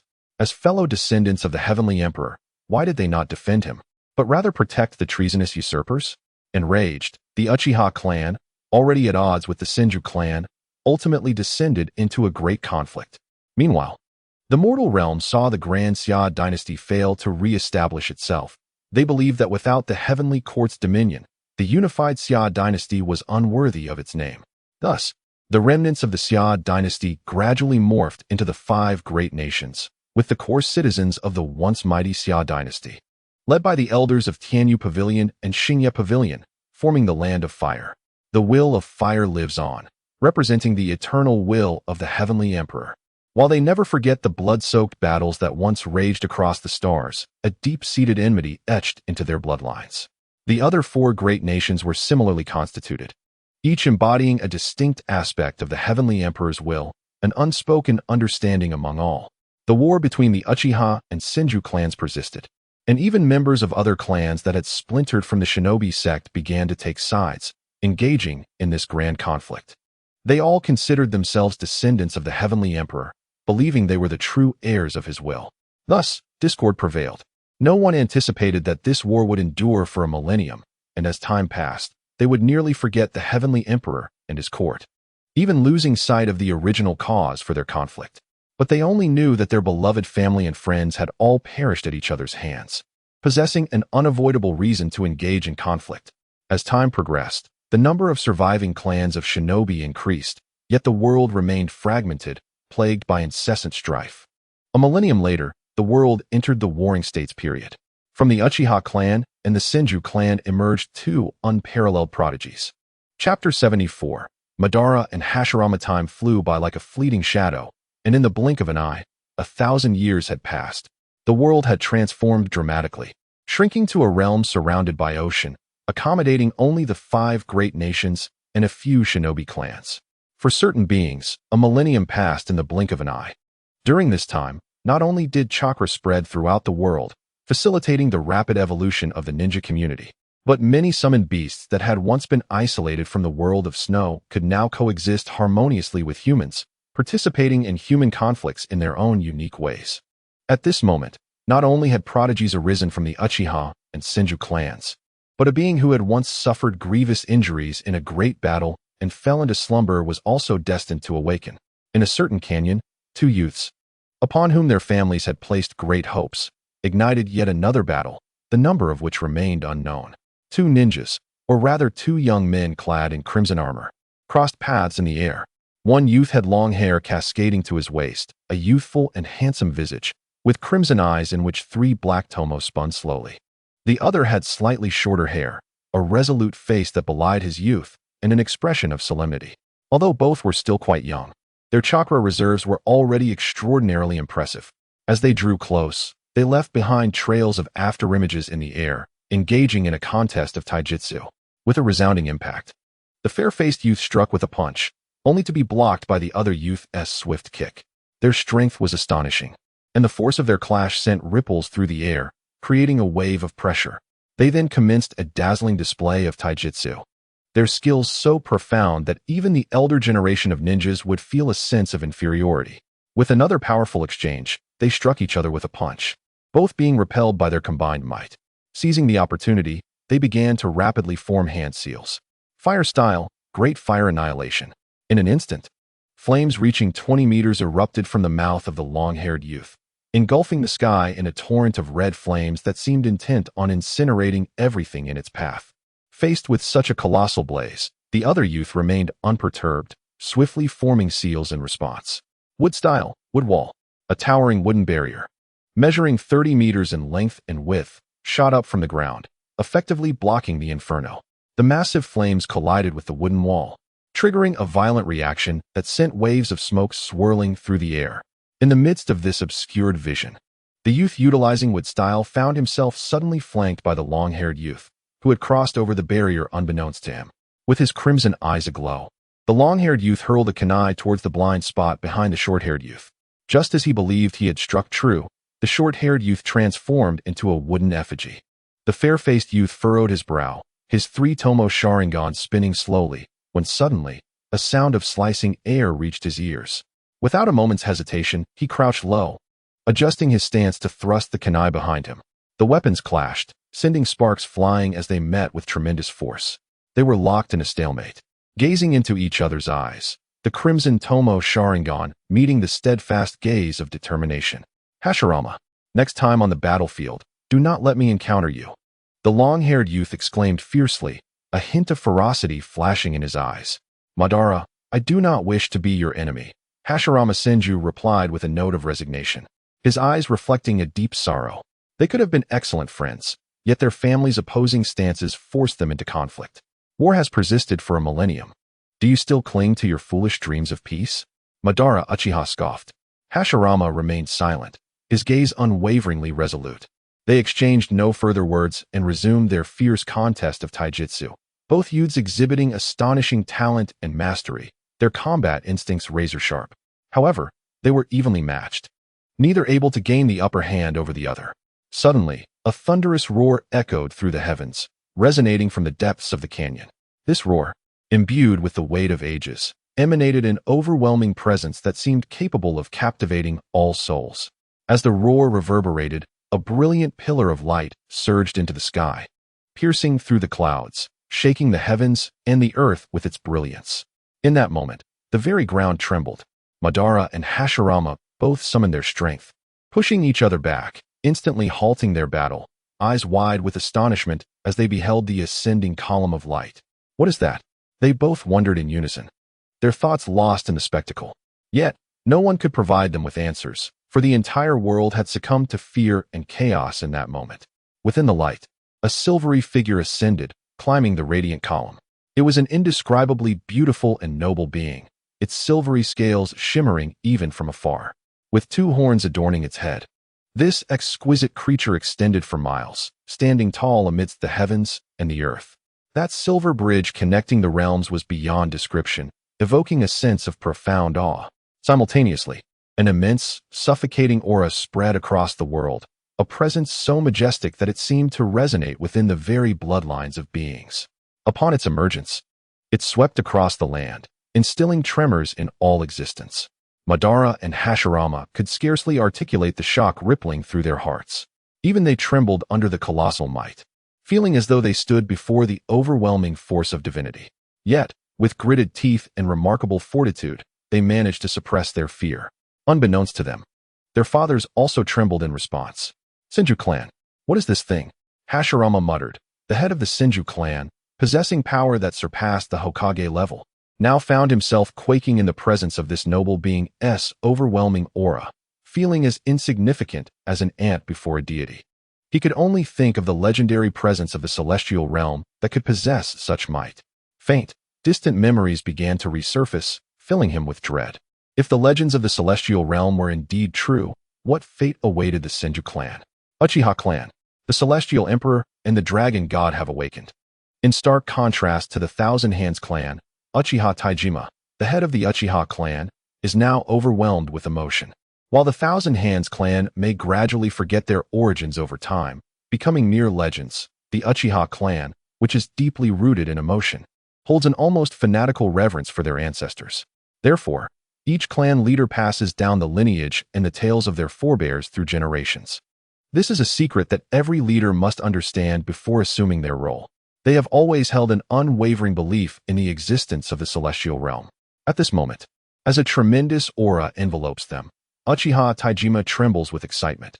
Apart from the former members of the celestial realm, it is unlikely that anyone else possesses such overwhelming power. Has the dragon god truly awakened? What of the celestial emperor? As a descendant of the celestial emperor, Uchiha Taijima often fantasizes about the glory of the celestial realm returning to rule the world, rather than the incessant conflicts of the present. With the revival of the silver dragon, the entire world is engulfed in a continuous tremor, each individual harboring their own ulterior motives. Yet, the long-standing wars have momentarily ceased. The silver dragon does not linger. It tears through the celestial firmament, soaring upward, breaking through the clouds to reach the moon. Its massive form begins to circle the moon, gradually wrapping around it, far larger than ever before. From a distance, it appears to be embracing the entire moon. A howl echoes, resonating with joy. mingled with compassion and longing. At that moment, a colossal hand materializes from the moon, gently caressing it. The silver dragon's body stops trembling, though its silver-slit eyes glisten with crystalline tears. A roar reverberates through the heavens and earth, echoing in the depths of the starry sky, lingering for ages. An unimaginable, formidable aura emanates, causing countless nebulae and asteroid belts to tremble. It does not tarry, casting a profound glance at the moon, imbued with an indescribable emotion. Its vast body ascends into the depths of the cosmos. It is the silver dragon. Having endured millennia, it has finally transformed into a dragon. Now, it sets forth to the ancestral home of the Otsutsuki clan, seeking retribution. Chapter 75. Kaguya's glimmer of hope regarding the silver dragon's transformation. Yuya expresses his congratulations. This former companion, after enduring the passage of 1,000 years, has finally undergone this metamorphosis. The nobility within its bloodline does not allow it to have suffered so greatly without reclaiming its honor. Now, it wishes to confront the Otsutsuki clan. But even upon successfully becoming a dragon, the ancient tree rooted in the cosmos within the Otsutsuki's ancestral home will prove to be a formidable adversary. Previously, even after Yuya had decimated 99% of them, there still remain over 100 members of the Otsutsuki who have consumed the complete chakra fruit, possessing powers akin to the Rinnegan. The Otsutsuki have already reached interstellar civilization. Even with a dwindling population, their numbers still exceed 1 million. However, the Otsutsuki hierarchy is strict, and most are merely commoners with weak chakra. Yet, there are over 1,000 who have fully consumed the chakra fruit, equivalent to thousands of Kaguya's strength from the original tale. Ideally, this number should have been greater, but the majority of the chakra fruits were sacrificed to that ancient tree, whose power is unfathomable.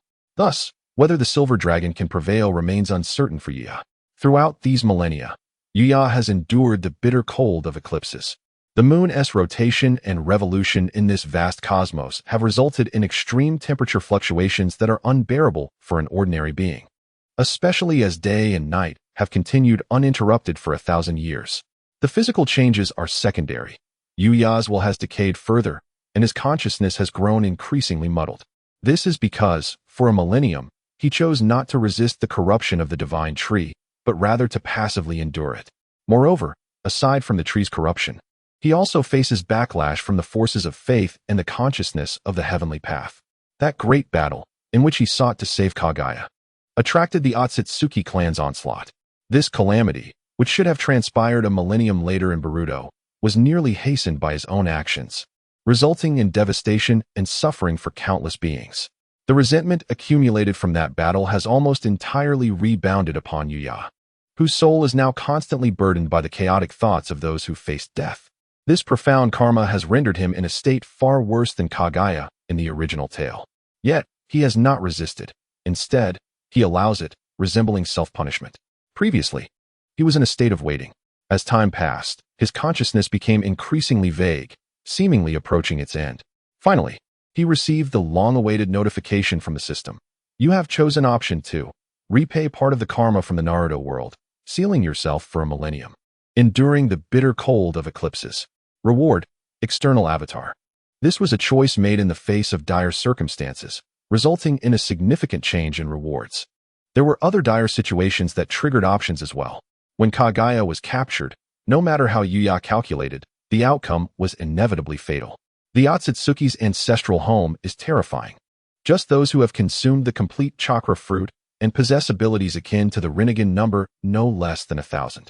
Even if most are scattered across other colonized planets, there are still hundreds remaining in the ancestral home. This means he would face no fewer than 100 individuals with strength comparable to Kaguya's in the original tale. For him, to rush into the ancestral home to rescue someone would be akin to a foolish dream. At that moment, the system's options materialized. Kaguya is facing a life-and-death crisis. At this moment, you choose option 1. You force yourself to calm down, fully aware of the Otsutsuki's strength, and choose to give up on rescuing Kaguya. While she is beautiful, the nation is even more alluring. Task completed. Reward, Scion bloodline. Option 2.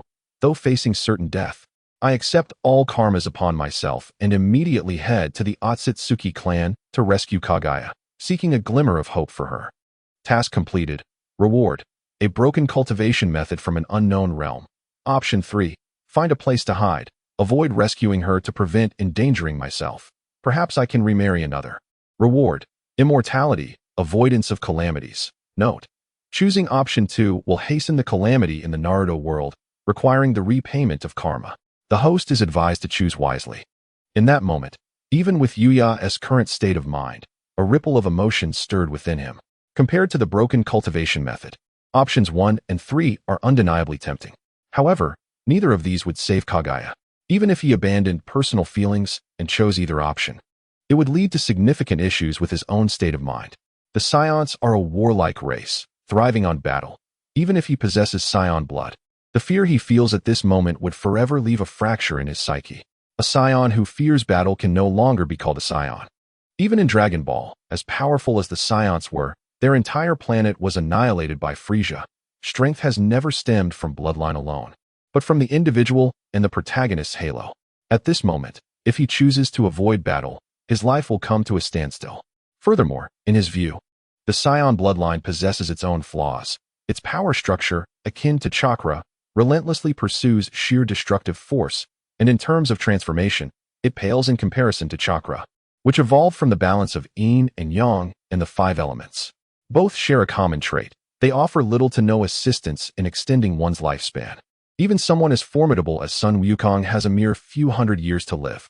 Neither can achieve immortality, thus failing to embody the Great Path. What is the Great Path? It is the unity of heaven and earth, impervious to the ravages of time, transcending the material realm. In simpler terms, both are systems of mortals, merely powerful mortals at that, lacking the pursuit of spiritual enlightenment and comprehension of the Great Path. As for the third option, it represents a path of survival, one that many, including immortals, aspire to achieve, evading calamities and attaining eternal life. Yet, this is not his desire. While he may evade calamities and achieve longevity, it does not mean that those around him can do the same. Such a life would be tragically dull. Therefore, even setting aside the factor of Kaguya, he would choose the second option based solely on the rewards. Even a fragmented cultivation method could pave a new path for him. This is his only chance to truly understand his essence, fate, and even the system, especially considering the influence of Kaguya, making his choice inevitable.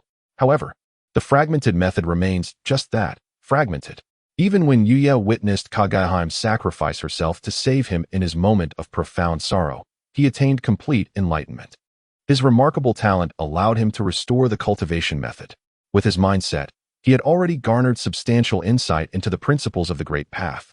Drawing from the creative and destructive forces embedded in the cycle of reincarnation within the Sharingan, as well as his understanding and application of natural energy and chakra, this unconscious accumulation of wisdom enabled him to break through barriers continuously. Thus, upon sudden enlightenment, his power experienced a qualitative leap. Had he relied solely on chakra as his power system, having consumed the chakra fruit, his strength would have reached its peak, with little room for growth. Every individual who consumed the chakra fruit would exhibit similar levels of power, differing only in their application of strength techniques. Yuya could not solely depend on chakra to defeat the Otsutsuki clan entirely. The true transformation of his strength stemmed from the powers of the cultivation system, allowing him to penetrate the ancestral domain of the Otsutsuki clan. However, he encountered the tree, the Otsutsuki, which had absorbed chakra fruits aggregated from countless planets, most of which had been sacrificed to that tree in the cosmos. It had long since absorbed immense vitality from various worlds, rendering it overwhelmingly powerful. Ultimately, even Yuya could not prevail. Even now, his wounds remain unhealed. Apart from the choice of cultivating during Kaguya's rescue, he later made a decision that granted him a glimmer of life for Kaguya. You chose option 3. Fight until the end and penetrate the ancestral domain of the Otsutsuki. Reward. A glimmer of life for Kaguya. Kaguya's soul had been shattered into fragments. However, under the system's influence, the heavenly Tao of the Naruto world managed to reassemble her residual soul, allowing her to undergo reincarnation. This is why techniques such as impure world reincarnation and the outer path cannot summon her, as her spirit is incomplete. Only the cultivation system can restore her soul. Thus, Yuya awaits, anticipating Kaguya's reincarnation and the resolution of karmic ties in the Naruto world. utilizing his external incarnation to rid himself of the tree's corruption. Now, having settled a portion of the karmic ties in the Naruto world, he has finally awaited. You chose option 2. Repay a portion of the karmic ties in the Naruto world, sealing yourself for a millennium. Enduring the hardships of solar eclipses and cold. Mission completed. Reward. External incarnation. Joining the cultivation system is meant to elucidate the protagonist's strength, distinguishing him from characters like the Silver Dragon, Yui, and the Six Paths Madara, while still centering around the Naruto storyline. Chapter 76. The beliefs of Madara and Hashirama as that colossal figure, piercing the heavens and tearing through the sky, departed from Earth. Madara and Hashirama snapped back to reality, realizing they were drenched in sweat. Is there truly such a powerful being in this world? Uchiha Madara murmured in a daze. Unknowingly, his fists had clenched tightly, revealing intense unwillingness. They were closest to the emergence of the Silver Dragon, facing the overwhelming celestial might emanating from it. For the first time in history, he felt suffocated merely by the aura of a being, unable to summon the courage to confront it. This was astonishing given his extreme arrogance. His body began to tremble slightly, confronted by that magnificent creation, a being of supreme bloodline. This was a natural instinctive fear, yet it also ignited a fierce battle spirit within him. What kind of being is this? I must find it. I absolutely must find it. He began to laugh wildly, masking his tremors and fears, yet his expression revealed unprecedented exhilaration. For the first time, he felt how small this world truly is. The infighting among ninjas seemed utterly laughable. An uncontrollable thought surged within him, to find that being and engage in battle, or at the very least, to have the courage to face it. Otherwise, the cowardice he displayed today would become a barrier in his heart, an insurmountable obstacle. Though he was merely 11 years old, in essence, he had been left with a childhood trauma. With such strength, peace should be within reach, right? Hashirama murmured to himself. Unlike Madara, who was left with shadows, his mindset remained remarkably composed. He had always understood that there must exist greater and more powerful creations in this world. Thus he maintained a proper reverence for life and nature, yearning for peace. Therefore, the sudden appearance of such a powerful being was not as unacceptable to him as it was to Madara. Yet, simultaneously, his gaze reflected longing and an unquenchable fighting spirit. If one could possess such unparalleled strength, they could end the chaos of conflict. Why not strive to reach the pinnacle of this world? Madara, let us strive together. We shall meet at the summit. Hashirama approached and extended his fist toward Madara. He gently raised the corners of his mouth, revealing a smile that shone with confidence and strength under the sunlight. Madara paused momentarily, although he was reluctant to admit it. If anyone were to accompany him to the absolute peak of this world and share the courage to confront that supreme being, it would undoubtedly be Hashirama. However, he quickly swatted Hashirama's hand away, turning his head defiantly. Who wants to meet you at the summit? I will surely ascend to the peak first.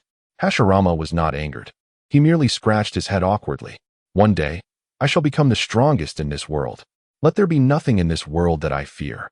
Ban suddenly exhaled forcefully, proclaiming loudly to the setting sun. He vented the pent-up frustration within him caused by the existence of the Silver Dragon. Hashirama was momentarily taken aback, then burst into laughter, mimicking his friend and shouting at the sunset. One day, I shall stand alongside Ban as the strongest in this world.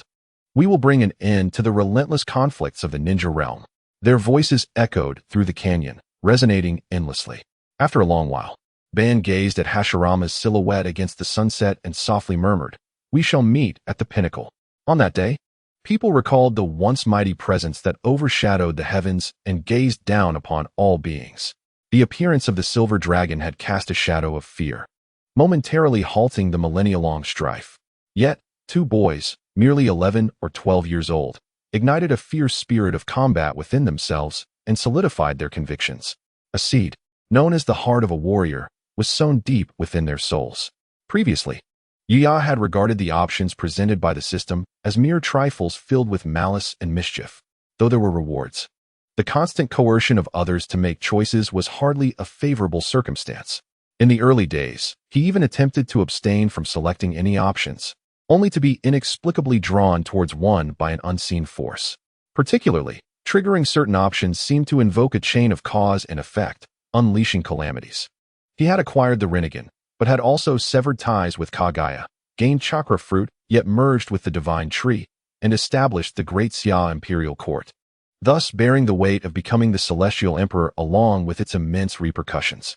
Now, he had obtained the transcendental cultivation method from the broken realm of Naruto, which had inadvertently precipitated a great disaster in the world of ninjas, leading to the collapse of continents and the suffering of billions. After sealing himself for a millennium, enduring the bitter cold of eclipses and the corrosion of the divine tree, Yuya's state of mind had long since transformed. This world holds no free gifts. Yuya never considered himself the protagonist of a light-hearted tale. His life had been fraught with hardship, and for every gain, there was a corresponding burden. For Yuya, the system's options represented both rewards and calamities.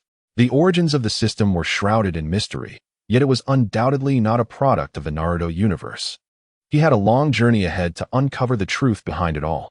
Fortunately, he had ample time to unravel these mysteries. 5 years had swiftly passed since the Silver Dragon ventured into the depths of the cosmos, and during those 5 years, the world had experienced a brief period of peace.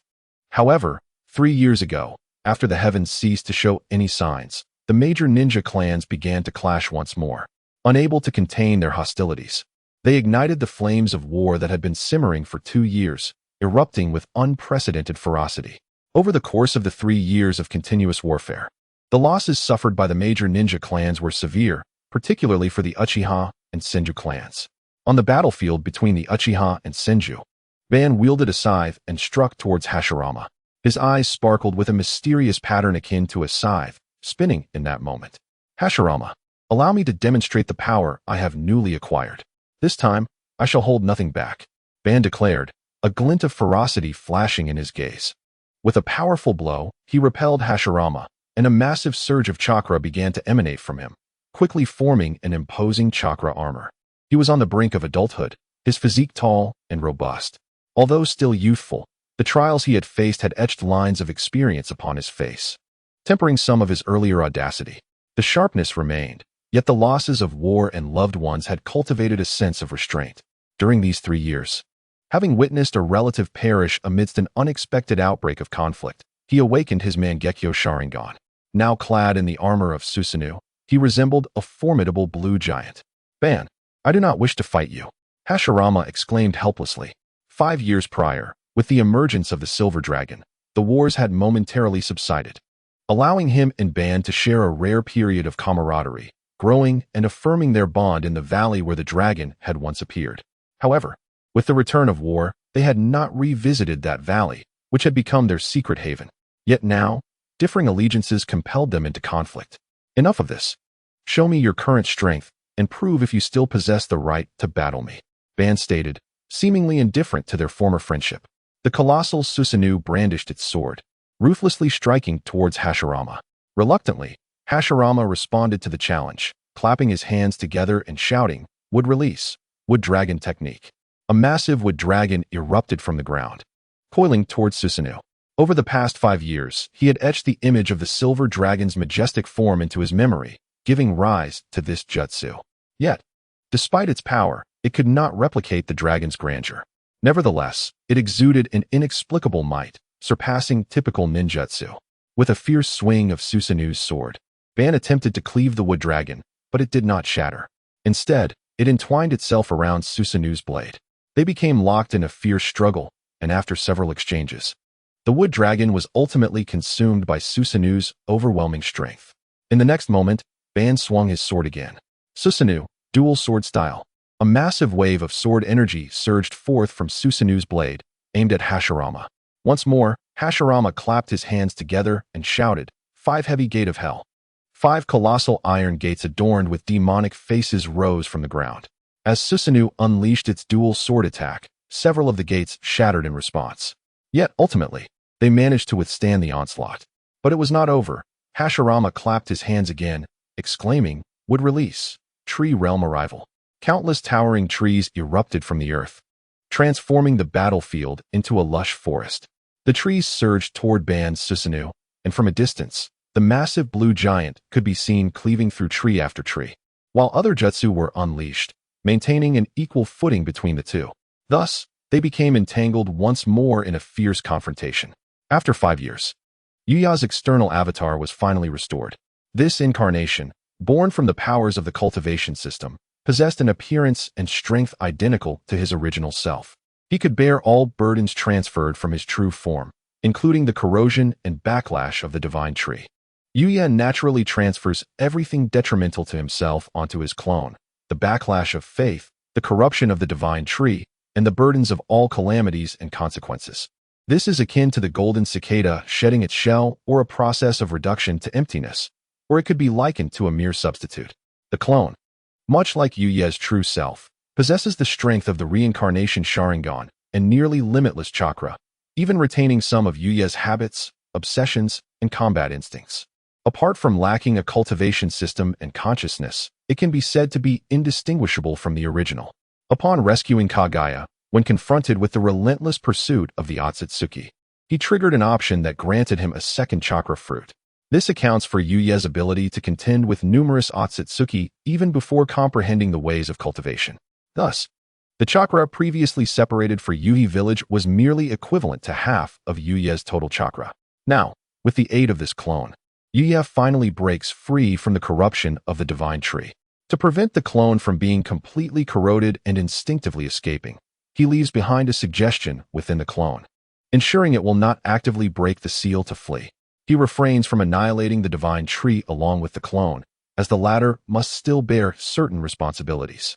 After accomplishing all this, he steps forth from the moon, entering the battlefield of Earth, where the Uchiha and Senju clans are engaged in combat. Madara and Hashirama furrow their brows, having ceased their struggle, as if sensing something amiss. They gaze at the sky, their expressions betraying confusion and bewilderment.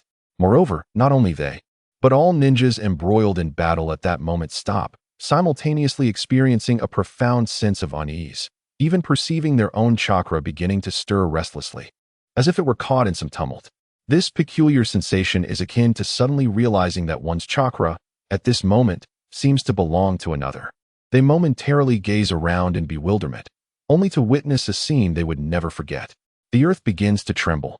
At the same time, not just in their locality, but across mountains, rivers, and vast plains, as well as the boundless oceans, the entire surface of the planet quakes in unison. It is as if some ancient primordial creature has suddenly emerged from the Earth's core, instigating a shift in the very crust. All ninjas feel a growing sense of dread, as the violent tremors beneath them evoke an apocalyptic foreboding. What is happening? Madara and Hashirama whisper, their formidable powers allowing them to perceive the world's transformation and the chaotic agitation within their own chakra. Before they can ponder further, a more terrifying phenomenon unfolds. The sky suddenly blazes with golden light, blinding all who gaze upon it, and this is merely the beginning. Before anyone can react, the world is engulfed in a cascade of extraordinary occurrences. Beyond the heavens, thunder rolls, reminiscent of a great cosmic symphony, as countless indistinct figures materialize in the sky, casting reflections across the vast universe. Furthermore, a majestic edifice, exhaling primordial purple mist and boundless chaos, hovers above all beings. From amidst these wonders, a silhouette emerges. With the appearance of this figure, the entire world falls into silence. It is beyond description, eluding even the most profound of words that attempt to encapsulate its grandeur. Clad in white robes with flowing white hair, the figure exudes an ethereal grace, transcending mortal bounds. A celestial being, their visage perpetually shrouded in mist, remains elusive. They rise above the heavens and the earth, their stature so imposing that the vast cosmos seems inadequate to contain them. Beneath their feet, a path of creation and destruction unfurls, as if they tread upon the river of time, their gaze profound and deep, harboring the mysteries of the stars and the sea. An aura of indescribable antiquity envelopes them, as if they have traversed the annals of time. Surrounding them, countless extraordinary phenomena accompany their presence. Numerous phantoms bow in reverence, ancestors of all living beings, subjects of the ancient Xia dynasty. Even the heavenly Tao seems to resonate, subtly acknowledging their emergence with congratulations. In that fleeting moment when all eyes behold this majestic figure, a singular term flashes in the minds of all: sovereign of heaven and earth, ruler of all. It is as if the supreme emperor, the ultimate sovereign who governs the cycle of creation and destruction, has manifested. Just a single glance is enough to induce a stinging pain in their eyes and a profound fear in their hearts, prompting everyone to avert their gaze in humility, unable to bear the sight of such magnificence. Simultaneously, an overwhelming aura, vast as the cosmos, begins to permeate the celestial expanse. What is this? Someone murmurs. A mere mortal who cannot fully comprehend the grandeur unfolding in the starry sky, yet at this moment, it stirs within them an ancient memory. Their eyes reflect profound confusion, emotions surging within, giving rise to an inexplicable sense of melancholy. Caught in this mysterious aura, they find themselves unexpectedly moved to tears, realizing they are recalling the divine ruler of the heavenly court. The long-forgotten tales passed down through generations seem to be true. As the sovereign's presence spreads, all hearts constrict, filled with trepidation. This is akin to the true manifestation of celestial might. In that moment, everyone instinctively kneels before the towering figure in the sky, as if joining the phantoms surrounding that supreme being, their ancestors, bowing in reverence. Not only humans, but countless spiritual beasts also participate. In comparison to the fleeting lives of humans, the lifespans of these beasts are undoubtedly far longer.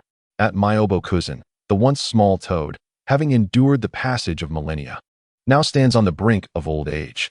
The astonishing force of time manifests vividly upon it, its body frail, relying on prolonged slumber to stave off the inevitable decay of life. Yet on this day, upon sensing the boundless aura, Gamamaru awakens from a long slumber, tears streaming down its aged face in an instant. This energy is urging me to rise. A wave of excitement, one that should never have surfaced in Gamamaru, courses through it, as it exclaims in disbelief, its body trembling, eyes filled with a mix of confusion, exhilaration, reverence, and a fear of loss. Its two subordinates, Shizune and Jiraiya, have never witnessed such a display from Gamamaru before, yet they assist in lifting it up.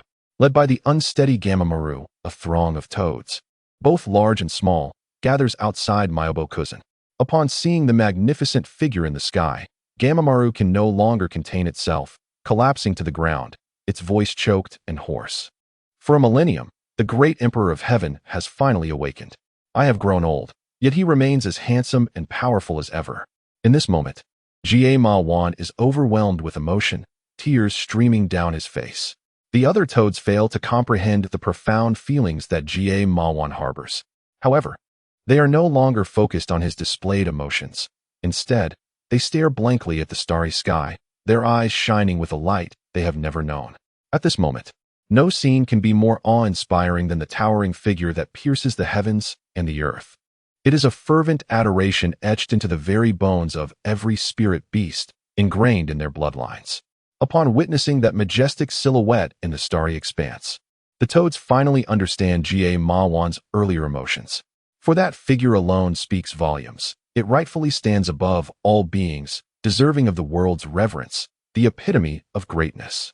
Beyond the misty mountain, even the white serpent sage of the dragon cave and the slug sage of the wetbone forest are moved to tears. On this day, all spirit beasts recall the epic of the Emperor of Heaven's creation and destruction, the division of the snow and wind realms. This fervent veneration has been passed down through generations, woven into their very essence. On this day, golden light envelopes the universe, and the heavenly court reemerges, prompting the people to reminisce about the days when the heavenly court reigned supreme over the world's fate. That figure is the true sovereign of heaven and earth, the Emperor of Heaven. Among the rare souls who do not kneel in reverence are perhaps Uchiha Madara and Senju Hashirama. One wields the Susanoo, while the other employs the wood release to sustain themselves in this moment. Uchiha Madara's kaleidoscope eyes fixate intently on that figure, revealing a grimace of resentment. Ultimately, blood spills from his eyes, and his Susanoo begins to fracture. The colossal Susanoo appears diminutive before that figure, akin to a mere grain of sand in the vast ocean. In his defiance, he kneels on one knee. Hashirama, too, mirrors this sentiment, yet despite their resistance, they both find themselves kneeling. What truly compels their submission is not merely their hearts, but the restless chakra coursing through them, along with the surging bloodlines. Before that figure, they experience a profound sense of returning to their origins, a sensation entirely distinct from facing the silver dragon. When confronted with the silver dragon, they could still muster a fighting spirit, but in the presence of this figure, their bloodlines and chakras seem to extinguish entirely. It is as though they are gazing upon their forebear, and it seems only fitting that he should reign over this world. Unbeknownst to them, not only Earth, but the entire solar system quakes in trepidation. Leaving the moon, Yuya traverses the vast cosmos, his consciousness extending to encompass the entire solar system, enveloping countless celestial bodies, yet he perceives only an endless desolation. The great battle of your primarily unfolded among the stars, annihilating even the rings of Saturn and shattering countless asteroid belts, rendering the solar system silent. The Earth, fortified by Yuya's formations, withstood nearly 90% of the damage. Otherwise, the land would not have merely sunk by 3/4. Yuya sighs deeply, having spent a millennium in seclusion, cultivating wisdom and suppressing his power. In this moment, his aura bursts forth without reservation, radiating the power of the celestial realm. The entire cosmos trembles in response to his sigh. After a millennium of self-imposed confinement, he has not stretched his limbs, fearing that even a mere fraction of his power might shatter the moon and attract the attention of the Otsutsuki clan and that ancient tree. What does it mean to endure a millennium of such desolation? Even Sun Wukong was sealed for only 500 years, a sorrow unimaginable to others. As he finally releases his pent-up power, the forces of the Naruto world begin to sense his awakening, accompanied by countless phenomena celebrating his resurgence. Simultaneously, he gazes upon the changed earth, his eyes reflecting a glimmer of nostalgia and longing. As this thought arises, countless scenes from his past memories manifest in the starry sky. Having attained enlightenment regarding the path of cultivation, his current realm surpasses the 6 paths level, reaching unprecedented heights. In Yuya's view, the pinnacle that the entire Naruto world can bear is the 6 paths level, synonymous with divine status. What constitutes the 6 paths level? It is the power derived from possessing a complete chakra fruit, akin to becoming the 10 tails Jinchuriki. In the original narrative, only Kaguya Otsutsuki truly achieved the 6 paths level. After sealing Kaguya, the disdainful Tsubayui, along with later figures like 6 paths Madara and 6 paths Obito, emerged as the 4 true 10 tails Jinchuriki, embodying the authentic 6 paths level. The classification of the 6 paths level has always sparked debate. Some have included Naruto and Sasuke in this category. Yet without attaining the complete 6 paths power, they merely qualify as quasi-6 paths level. Moreover, the 6 paths level exhibits variations in strength, differentiated by the completeness of the chakra fruit. Among the aforementioned 4 individuals of the 6 paths level, only Kaguya, having consumed the chakra fruit, truly reached the mid-tier of the 6 paths level. Subsequently, after distributing chakra to Tsubayui and the village, she fell to the early tier of the 6 paths level, akin to later figures like 6 paths Yui and 6 paths Madara. Among them, 6 paths Obito ranks as the weakest, having received a 10 tails chakra that lacks the essence of the 8 and 9 tails. He barely crosses the threshold into the 6 paths level. The quasi-6 paths level is rife with discrepancies, encompassing many individuals. The strongest among them was Tsubayui before sealing Kaguya, alongside Yin Power Sasuke and Yang Power Naruto. The next tier includes Rinnegan Madara, Indra, and Ashura. Those who have just entered the quasi-6 paths level include Eternal Mangekyo Sharingan Madara, Sage Mode Hashirama, 8 Gates Guy, and Double Kimui Kakashi, among others. In the previous Great Battle, the primary forces of the Otsutsuki clan were all mid-tier 6 paths level. Yuya's prior strength merely reached the mid-tier of the 6 paths level, yet his exceptional insight, the uniqueness of Sage Mode, and mastery of space-time ninjutsu and ocular techniques enabled him to exploit the Rinnegan to its utmost potential. Furthermore, he acquired the Rebirth Eye, rendering his ocular power and physicality superior to all the invading Otsutsuki. He approached the pinnacle of the 6 paths level. After consuming a second chakra fruit, he truly ascended to the zenith of the 6 paths level. However, chakra fruits cannot be consumed limitlessly. The quantity one can assimilate correlates with one's physique. Most members of the Otsutsuki clan can only consume 1 fruit. The most formidable members of the Otsutsuki clan, endowed with extraordinary talents, can consume 2 or even 3 chakra fruits. Yuya, although having consumed only 2, has mastered the utilization of power to an unparalleled extent, with combat experience and innate talent far surpassing all other Otsutsuki. He is capable of unleashing 200% of his inherent strength, rendering him unyielding even against the most gifted prodigies of the Otsutsuki lineage. The Otsutsuki who once captured Kaguya was a prodigy who had consumed 2 chakra fruits. Serving as the clan's junior leader, imbued with great expectations and the potential to consume a 3rd chakra fruit. He coveted the unique properties of the chakra fruit that Kaguya consumed, the purple chakra fruit rewarded by the system, embodying the power of the soul. Intending to sacrifice Kaguya to the god tree to refine the chakra fruit anew, preparing for his consumption of the 3rd fruit. In the entire Otsutsuki clan, only 3 individuals have consumed 3 chakra fruits, the 3 clan leaders. Ultimately, however, Yuya outmaneuvered them with his cunning strategies, successfully rescuing Kaguya, leading to the junior leader's failure. This junior leader later led the Otsutsuki clan in pursuit of vengeance, igniting the great calamity within the Naruto world. Yet, after Yuya consumed the 2nd chakra fruit, he ultimately succeeded in slaying the junior leader amidst a multitude, which provoked a nearly all-encompassing pursuit by the Otsutsuki. Following Kaguya demise, Yuya attained enlightenment in the art of immortality, finally breaking through to the sage level. The chasm between the 6 paths level and sage status is not merely one of distance. It transcends the very realm of the Naruto world, representing a pinnacle of power that is incompatible with this universe. Sage status embodies a complete understanding of the Great Path, while the 6 paths level is merely a transformation based on chakra fruit, lacking any genuine comprehension of the Great Path itself. His powers rely heavily on the ocular techniques of his eyes. Without these ocular techniques, his strength would diminish significantly, rendering his power structure singular and rare across the myriad worlds, incapable of being classified among the 3,000 great paths. To put it dramatically, such powers are derived from external sources. Eyes can be easily transplanted, and chakra can be freely plundered. An ordinary ninja can become a 10-tails Jinchuriki and attain 6 paths level almost instantaneously. Conversely, separating the 10 tails from within leads one back to mortality, making such powers easily stripped away and transferred, akin to a rootless weed. To put it plainly, without self-cultivation, these powers are ultimately not one's own. They stem from the ancient tree of the cosmos.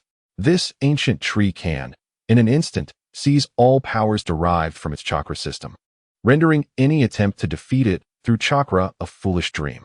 No matter how many 6 paths level beings confront it, they would merely serve as fodder, providing sustenance for its strength. Moreover, the cultivation of chakra effectively locks one's lifespan, offering no benefits. It can be said that the power derived from the chakra system reaches its zenith at the 6 paths level, and the path forward has been sealed by that ancient tree. To transcend the 6 paths level, chakra alone is insufficient. One must rely on the art of immortality to escape the confines of the Naruto system and ascend to sage status. Within the cosmos of the Naruto world, only Yuya, the ancient tree, and the silver dragon have attained sage status. Chapter 79. Completing the cycle of 6 paths, the silver dragon has deep roots in its heritage. Upon transforming into a dragon, it naturally becomes a sage.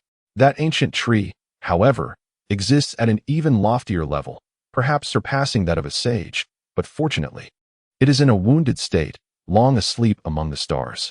Yuya suspects it may not be a product of this realm. It arrived here to enslave the Otsutsuki clan, developing its lineage to assist in plundering planetary life to restore its injuries. The true purpose of all chakra fruits is merely to serve as its medicine, utilizing the myriad life forces from countless celestial bodies to heal itself, while simultaneously plunging other life forms in the universe into chaos and conflict due to the chakra fruits. Who wouldn't desire such powers that require no cultivation and can elevate one to the skies in an instant? Over time, conflicts have arisen, fueled by the consumption of chakra fruits, leaving little room for the pursuit of the Great Path. While healing its injuries, it has also stifled all other cultivation systems, plunging the entire world into turmoil and nearly sealing off the future of the Naruto world. Even attaining the 6 paths level is merely sustenance for it. Henceforth, it poses little threat and can safely recuperate. This is also why, despite the immense natural energy within the Naruto world, the Otsutsuki clan, which does not utilize chakra, cannot match its power. The cultivation potential of the Naruto world has been largely sealed by chakra. Otherwise, the achievements of this world would be far greater. Even in its fragmented and dormant state, that ancient tree can lock down the developmental trajectory of an entire civilization. It would not be an exaggeration to say that its depths are unfathomable. Thus, Yuya harbors no confidence in the battle between the silver dragon and the fragmented ancient tree. He can sense, from the depths of the cosmos, a brilliant and vast energy fluctuation emanating, undoubtedly from the ancient tree and the silver dragon. Yet, he finds himself unable to lend assistance to the silver dragon at this moment, as he is almost trapped on this planet. Needing to repay the karmic debts of the Naruto world, he has sealed himself for a millennium, having only repaid a fraction, and to truly settle the debts, he must complete the cycle of 6 paths within the Naruto world.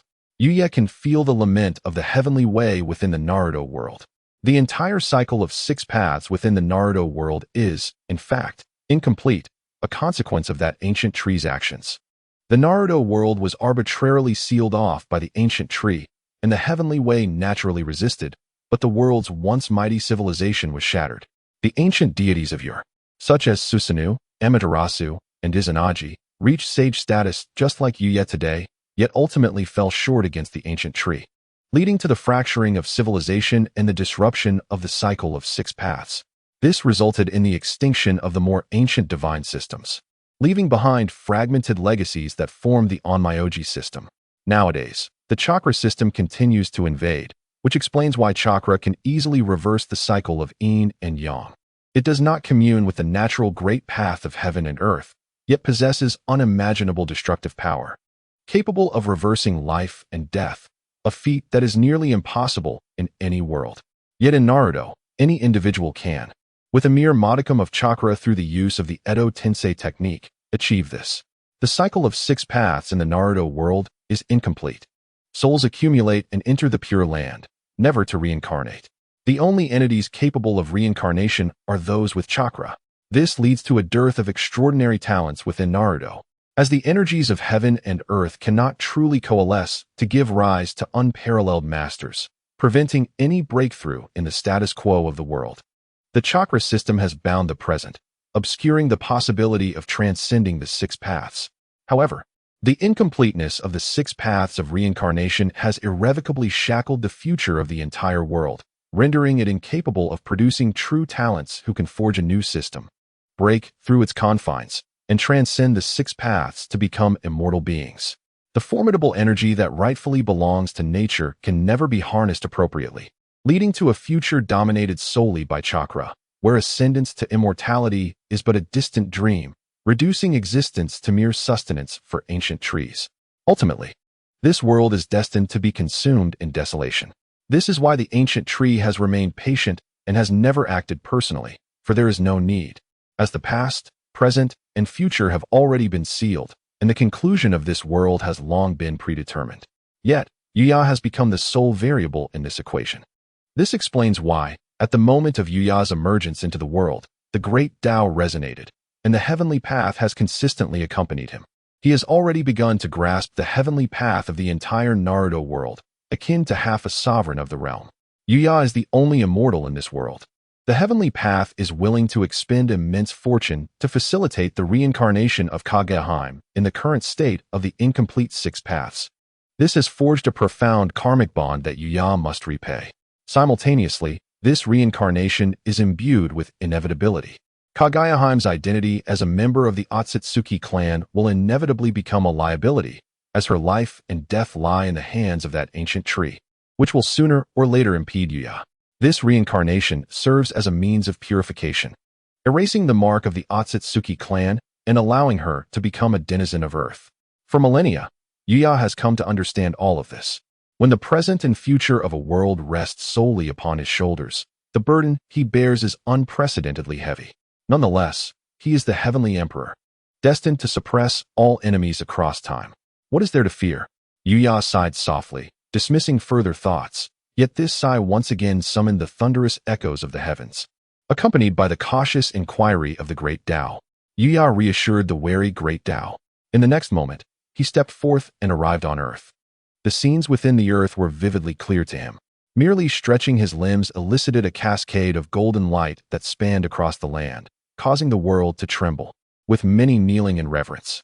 Having always been one to remain low-key, he naturally wished to avoid causing too much upheaval, fearing it might disrupt Kaguya's reincarnated form. However, at his level, Even a single thought could yield immeasurable repercussions for the world. He then restrained his aura and ascended to the clouds of earth. Gazing down upon the land he once knew with a mixture of sorrow and nostalgia. A millennium has passed, and this world has undergone a profound transformation. His former subordinates have long since claimed thrones and titles, and the imperial court of the Great Xia has crumbled. Once familiar faces have departed, and the power of time is astonishing in this moment. This world has become too small. In his previous life as the prince of the ancestors' nation, he had questioned how a world with 7 major dynasties and countless vassal states could devolve into the Naruto world, which consists of only a few villages. Now, he comprehends the reason. It has increasingly resembled the Naruto world of Yuya's past life, yet it no longer embodies the world he grew up in. Accompanied by Kaguya and the familiar Great Xia imperial court, what Yuya now perceives is an endless desolation and sense of estrangement. Below, countless subjects remain prostrate on the ground, performing kneeling rites. Even though Yuya has subdued his presence and dissipated the extraordinary phenomena, they still dare not rise. Many weep to the heavens, crying out, "Great Heavenly Emperor, please lead us back to the glory of your. Do not allow the chaos of the world to prevail. Great Heavenly Emperor, please put an end to this era of unending strife. Great Heavenly Emperor, you have finally returned." It seems the people have been stirred by long-forgotten memories, all proclaiming loudly in unison. The heavenly court has become a relic of the past. The future is for you to grasp. I implore you to act wisely. Yuya sighed softly. In the next moment, with a mere flick of his wrist, a wave of the Tao's essence unfolded, enveloping the entire world, erasing his existence from the hearts of the people. For Yuya, the conflicts within the ninja world are but trivial skirmishes. He has no interest in personally intervening. Moreover, had it not been for the chakra fruit, he would not have chosen to unify the world and establish the Great Xia imperial court, resolving worldly grievances while shouldering the burdens of karma, which could lead to backlash from faith, making the effort unworthy. As long as civilization is not on the verge of complete annihilation, he will refrain from taking action. He is currently preoccupied with awaiting Kaguya's reincarnated form while also seeking a way to complete the 6 paths of reincarnation and address the ancient tree. To complete the 6 paths of reincarnation, he must encounter a particular individual, or rather, a deity, the Shinigami summoned through the corpse demon technique in the original Naruto series. Once a peer of beings like Susanoo and Amaterasu, he is the only survivor from that era. Yuya is prepared to pay him a visit. Chapter 80. Taboo regarding the Shinigami. Yuya had previously interacted with him when researching the corpse demon technique. By harnessing the power of the reincarnation Sharingan, one can access the realm of the afterlife, a domain lower than the Pure Land. In the next instant, Yuya vanished from the clouds, heading towards the afterlife. After Yuya's disappearance, the entire world fell into panic. The resonant words of "I implore you to act wisely" echoed in every person's mind, reverberating in their hearts. Are we to be forsaken by the Great Heavenly Emperor? Great Heavenly Emperor, do not abandon us. Restore the world to its former glory. Great Heavenly Emperor, return to us. Countless individuals wept bitterly at that moment. Yet, in the next instant, their expressions turned increasingly bewildered and helpless. "Hey, why are you kneeling?" One person inquired of their companion. "Aren't you kneeling too? And why are you, a grown man, crying?" "Oh, as if you haven't cried," came the disdainful reply from the companion. That person touched the hot tears streaming down their cheek, feeling a sense of loss. It seemed as if something more noble than life itself had been forgotten in that moment. Concurrently, all memories of Yuya and the heavenly court began to fade from the minds of the people.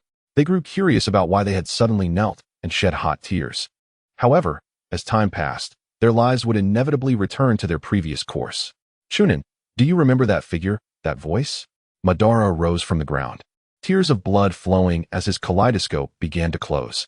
He looked at Chunin and asked, "I remember, but I feel I will soon forget," Chunin replied, his expression betraying confusion.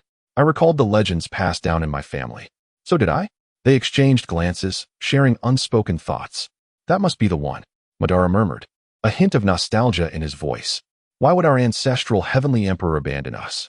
And he has no intention of re-establishing the heavenly court or ending the strife. Does he? Surely, the heavenly emperor can accomplish this." Chunin voiced his confusion regarding the heavenly emperor's presence, yet apparent disregard for the ongoing conflict. Are we to continue allowing our descendants to engage in endless disputes? Chunin, do you remember the last words of our ancestral lord? Madara suddenly inquired.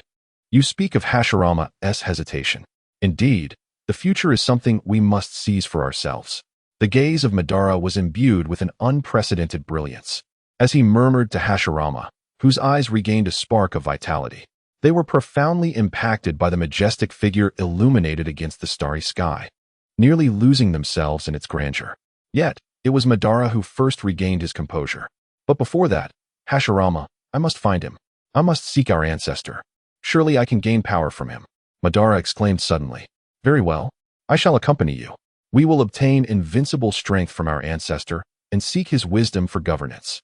Upon witnessing that awe-inspiring figure, they found themselves at a loss for words. Even the proud Uchiha Madara felt an insurmountable sensation, as if the fate of the world hinged upon a single thought of his.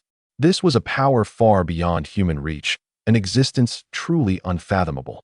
Yet, inexplicably, they felt that everything was entirely reasonable, as if that figure was destined to be unparalleled in this world.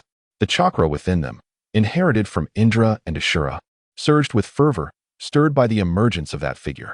It influenced their thoughts, even igniting a desire to follow that presence. As they solidified their resolve, they began to notice their memories fading, as if all traces of that existence were being erased at that moment, stirring a tempest within their hearts. Uchiha Cloud, do you know of the Heavenly Emperor? Madara inquired of his clansmen. No. Clan leader, what Heavenly Emperor? The clan members gazed back in confusion. It's nothing. You may leave, he replied. Hashirama and Madara exchanged glances, simultaneously picking up their pens, striving to record fragments of their ancestors' essence. However, midway through, they discovered that the words they wrote began to vanish. What a formidable power this is, they marveled. This scene, and the memories that began to blur, would become the deepest desires of their hearts. They would gradually forget everything about the Heavenly Emperor and their ancestor. Yet it felt as though they were perpetually searching for something. Yuya encountered the Grim Reaper in the realm of shadows during that great battle years ago. He was saved by the heavenly path and miraculously survived. Now, however, he had fallen from the sage level to the realm of six paths, his consciousness fragmented. At this moment, he resembled an embodiment of a certain principle, destined to repay the heavenly path's karmic debts.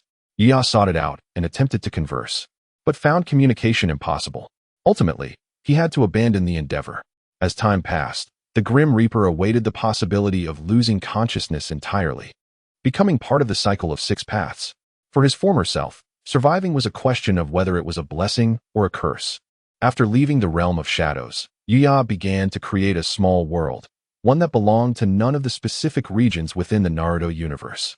It could simultaneously reflect any event occurring within that world and could suddenly manifest anywhere within its confines. It could be found by anyone, yet could just as easily elude those who traveled to the farthest corners of the earth. It existed in every part of the Naruto world, yet transcended it. Only those with extraordinary fate could hope to discover this place. Yuya began to meditate here, consolidating powers from the realm of cultivation and awaiting the reincarnation of Kaguya. After the brief descent of the Heavenly Emperor, the world was engulfed in continuous tremors and fear. The astonishing phenomena it triggered, along with the subsequently erased memories, ushered in a fleeting period of peace. The majority of people were oblivious to the erasure of their memories. Only a select few discerned the astonishing truth after mutual confirmation. They understood that something profoundly significant had been lost, yet when they desperately pondered, all that surfaced were dazzling lights, the resonance of the great path, and countless extraordinary phenomena, along with the image of that celestial figure. When they thought of this figure, a sharp pain would pierce their minds, accompanied by a name that involuntarily escaped their lips. Yet they could not articulate it. It was a name they should have known intimately, yet it eluded them, rendering that existence a taboo, truly unfathomable. What transpired on that day? The leaders of various clans began to tremble with fear. Such a taboo existence, if it desired to annihilate the world, could surely do so with but a thought. Within a year, the leaders of the major ninja clans were consumed by anxiety, retreating from the world. It was not until a year later that the strongest among them completely forgot the events of that day, marking the resurgence of conflict. Throughout that year, Madara and Hashirama traversed every corner of the world, fervently searching for that figure. Their ancestor remained elusive. and even a mere thought of that figure would cause a sharp pain in their minds. Yet, they did not relent. Rather, their resolve only strengthened. They were certain that once they beheld him, they would recognize him instantly. A year later, they had completely forgotten and mindlessly rejoined the war. Yet, deep within, they felt an unsettling emptiness, as if some vital task remained unfinished. 3 years later, the elder generation of ninjas perished in the ongoing conflict, and Madara and Hashirama ascended to the leadership of their clans, maturing amidst the strife. The powerful chakra inherited from Indra and Ashura awakened within them. Together, they swept through the major ninja clans with an almost invincible force. Thus began the era ruled by Madara and Hashirama. Due to their past camaraderie and the emptiness in Madara's heart, which seemed to yearn for something, he found the conflicts of the ninja world increasingly tedious. Ultimately, after much persuasion from Hashirama, he agreed to set aside his hatred and join him in ending the ceaseless turmoil. However, at that moment, Madara's beloved brother, Izuna, was suddenly slain by Hashirama's brother, Tobirama, plunging everything into disarray. The two erupted into an unprecedented battle, unexpectedly arriving at a peculiar place. Rest easy, everyone. The next chapter arrives tomorrow morning. Chapter 81. The Extraordinary Talent. Tobirama Senju. Speaking of Tobirama Senju, he had recently experienced a sudden surge in strength, as if a light bulb had gone off in his head, enabling him to develop forbidden jutsu.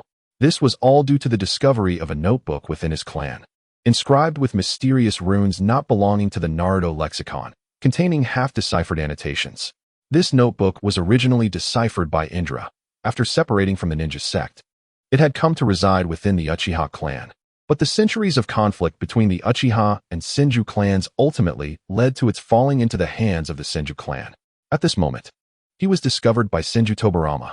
He expended immense mental energy to decipher the enigmatic script, which allowed him to master a particular ninjutsu, the Flying Thunder God technique. This enabled him to triumph over Uchiha Izuna. Initially, he harbored skepticism towards this notebook, as the recorded ninjutsu largely seemed fanciful. What was this corpse demon sealing technique? A jest, for how could a deity of death exist in this world? If such a deity did exist, how could a mortal possibly exert influence over a divine being? Furthermore, the concept of Edo Tensei was utterly ludicrous. The dead cannot return to life.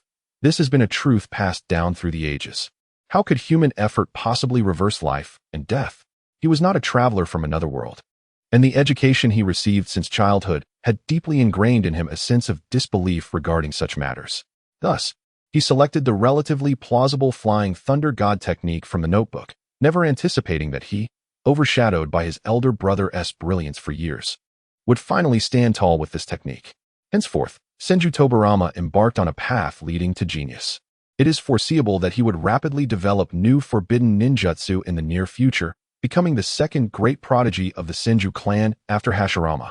His ego began to swell, which was why, even in the midst of his brother's fervent advocacy for peace, he dared to eliminate Uchiha Izuna. He felt that with this notebook inscribed with mysterious characters and various forbidden ninjutsu, he would soon become the new pillar of the Senju clan, surpassing his brother's genius. He yearned to prove himself. The mysterious script was, of course, Chinese characters. Even Yuya, who originally created these ninjutsu, faced considerable challenges, especially with the corpse demon sealing technique and Edo Tensei. These were birthed through the power of the Rinnegan. By utilizing the Rinnegan, he connected with the underworld and perceived the existence of the deity of death. He was unaware of the talents of future generations who could, in mortal form, discover the deity of death's existence and successfully harness its power. However, Yuya's approach was straightforward and forceful. After subduing the deity of death, he successfully utilized a predetermined seal as a medium to borrow its power. Edo Tensei, on the other hand, evolved from the power of creation and destruction within the Rinnegan. For Yuya, creating it proved to be quite troublesome. Nevertheless, these forbidden ninjutsu from the later parts of the original text could be released through alternative methods using the Rinnegan, significantly simplifying the process, leading Yuya to refrain from utilizing them further.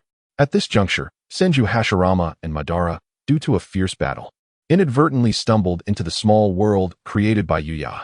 Upon entering, their chakra inexplicably stagnated, rendering them unable to use it. This was a peculiar region, entirely different from the geographical environment of their previous battle, as if they had entered another realm.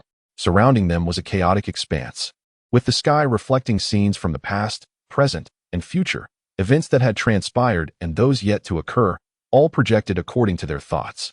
The atmosphere was thick with the essence of infinite paths, presenting countless phenomena. They felt as if the entire world revolved around this place, which appeared to be the center of all things. Yet, in an instant, all phenomena vanished, and the fragmented images in the chaotic sky began to fade. A sense of loss enveloped them, as if they had missed a significant opportunity. However, that fleeting glimpse had already granted them profound insights into their respective futures. Where were they? Hashirama and Madara were utterly astonished, unable to refrain from murmuring. Once all anomalies dissipated, the place transformed into the humble abode of a small thatched house. In front of the house lay a rock, upon which a figure sat cross-legged in midair. He seemed to merely sit there quietly, yet it appeared as though he occupied any space. Here, direction lost its significance, for no matter from which angle they viewed him, that figure remained directly before their eyes. As if he were the center of all directions. Clad in white garments with white hair, he possessed an exquisite and flawless visage. Even Hashirama and Madara, who had long since disregarded external appearances, found themselves stirred, even shaken. The Uchiha clan was known for their commendable genetic traits, yet they were eclipsed by this man. In terms of appearance, the most handsome man they had ever encountered paled in comparison. Never before had they contemplated that humanity could produce such an impeccably beautiful visage, which utterly redefined their understanding of beauty. They could only conclude that he was not of this world. More importantly was the ethereal, transcendent aura he exuded. Dressed in immaculate white, he seemed inherently apart from the mundane, a true celestial being gracing the mortal realm. His flowing white hair added an air of ancient wisdom and timelessness, leading them to feel that such a figure, once his feet touched the ground, would be sullied and desecrated by the mortal realm. He seemed to transcend time and space, utterly unique and independent. At this moment, that figure sat serenely with closed eyes, cross-legged in the air. Surrounding him was an ever-present aura of the great Tao, evolving into boundless rhythms. For any cultivator, a single glance could ensnare them in profound understanding. Yet, Hashirama and Madara gazed on in confusion. To their eyes, he exhibited no chakra fluctuations, appearing as an ordinary person, yet an invisible aura perpetually emanated from him. Though they could not comprehend it, they were deeply moved. This presence was 1,000 times more potent than the vastest chakra they had ever encountered. At that moment, they dared not even breathe, frightened of disturbing the meditative figure. In truth, even the desire to speak eluded them. Here, it seemed that the very ability to converse had been stripped away. They were unaware of how long they had waited, as if they had experienced the transition from dawn to dusk, or perhaps it was merely a fleeting instant. Here, time itself seemed to lose all meaning. Fortunately, the figure's eyes opened. The instant he did, thunder rumbled and lightning flashed, and the chaotic scenes of the world that had once manifested around them reappeared. Yet they dared not gaze too long. Indra and Ashura? Yuya opened his eyes, his expression calm as he looked at them, his gaze carrying an indescribable emotion. The moment he spoke, it was as though the voice of the Tao resonated in their ears, yet the words were incomprehensible to them. Yuya was not surprised by the arrival of Hashirama and Madara. They were, after all, the children of destiny in this era, and it was not unexpected for them to find their way here. Upon seeing them, remnants of the original storyline were rekindled in Yuya's mind, and he had anticipated that he would be moved. However, he found that, at this moment, his heart was devoid of even the slightest ripple, and it paled in comparison to the weight of his grandsons Indra and Ashura, whom he had never met. Yuya felt a sense of ennui as this world once again sank into silence. Ban and Hashirama hesitated to speak, sensing that their very lives teetered on the brink of the other's thoughts, leaving them in a state of trepidation. This presence was something far beyond their comprehension, or that of the world itself. They were unaware whether their arrival here was a stroke of fortune or misfortune. Nonetheless, the feeling of having their fate dictated by another was unsettling. Yet, there lingered an aura of warmth and familiarity emanating from that figure, soothing their turbulent emotions. Lost in contemplation, Yuya found himself at a loss when Ban and Hashirama intruded. Should he cast them out once more? After all, they were the children of destiny in this era. Their arrival here orchestrated by the will of the heavens, not an easy feat. Assisting them could repay some of the karmic debts of the Hokage's path. Besides, they were descendants, reincarnations of Indra and Ashura's chakra. After a moment of reflection, Yiya spoke. You may each express a single wish. Chapter 82. Konoha Village a Wish? Uchiha Ban trembled at the thought, and could not help but murmur aloud. Had it been anyone else who spoke such words, he would have deemed them arrogant, delusional, and extended an invitation to dance. Yet, before this presence, he felt no such inclination. The very utterance of that statement from his lips rendered everything so natural. If he claimed he could, then he indeed could. It seemed as though there existed nothing beyond his capabilities. Senior, I wish to resurrect Izuna, Ban declared first, his voice hoarse. Given his temperament, he could not suppress a tremor in his body. As a seasoned brotherly protector, his bond with his younger brother was profound. When he learned of Izuna's demise at Tobarama's hands, he was consumed by guilt, even spiraling into madness at one point. In truth, it was not the young boy from the Senju clan he despised most, but himself. In the theater of war, death was an omnipresent specter, and he had taken the lives of many from the Senju clan. For Ban, war was a game for the strong.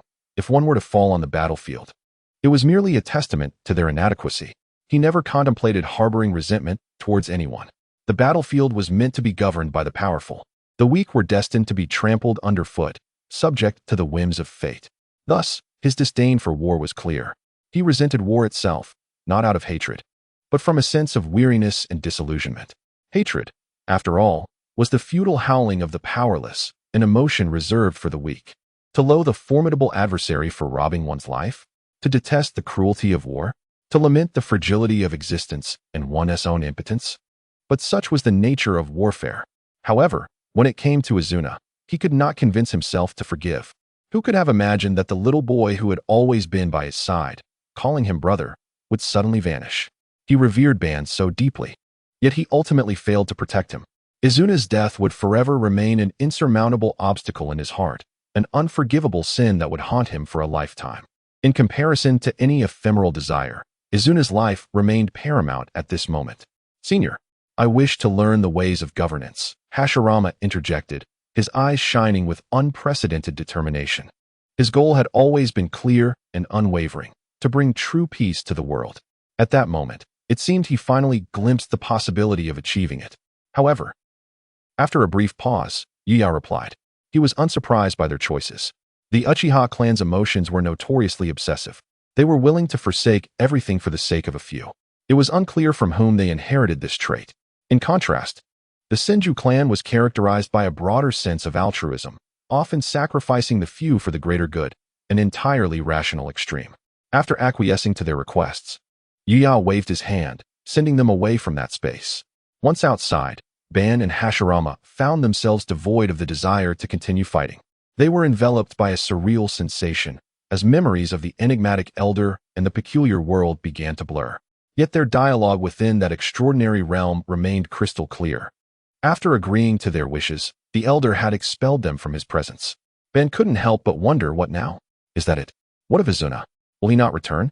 Was this the demeanor of a great being? A mere however, and then nothing? Yet before Ban could voice his thoughts, Yiya had already sent them forth. At that moment, Ban felt a profound sense of loss. He turned to Hashirama, seeking confirmation that what had transpired was not merely a dream. However, he found Hashirama lost in his own musings, muttering phrases such as socialism, reform, and opening up, and cultivating core values, with a look of revelation illuminating his face. Ban furrowed his brow, the air thick with an odd atmosphere as Hashirama continued to speak in an increasingly fervent and frenzied manner. Have you lost your mind? Ban exclaimed. Yet Hashirama paid him no heed. He seemed to be gradually spiraling into a state of exhilaration and madness, an occurrence most uncommon for Hashirama. Was he under a genjutsu? Ban frowned in contemplation, unable to resist activating his eternal Mangekyo Sharingan, but found Hashirama's chakra entirely normal. I understand now. It can be done this way. We must integrate and cultivate our core culture, fostering a sense of belonging and identity. Hashirama continued, oblivious to Ban's presence. He was immersed in his own world, drifting further into a singular direction. Wait. Ban observed Hashirama retreating into the distance, his expression growing increasingly grave, soon followed by a contemplative demeanor. He returned to the Uchiha clan, filled with a mixture of anxiety and anticipation. Upon seeing that familiar figure, he cried out, Brother, Izuna. Tears welled in his eyes. After promising them, Yuya could not renege. He imparted various modern philosophies and advanced theories of management to Hashirama. The extent of his mastery would depend on his political acumen. As for Izuna's body, it remained well preserved, and given the inherent flaws of the Six Paths reincarnation, reviving him would be a simple task. Regardless of whether it is through the direct manipulation of the Tao to resurrect from the very root with the power of the cultivation system, or utilizing the external Taoist techniques of the reincarnation to bring one back to life, both methods are well within reach. In fact, he possesses myriad ways to revive Uchiha Izuna, for within the fragmented cycle of reincarnation, life and death are whimsically controlled. However, his eyes have already been granted to Madara, resulting in blindness upon resurrection.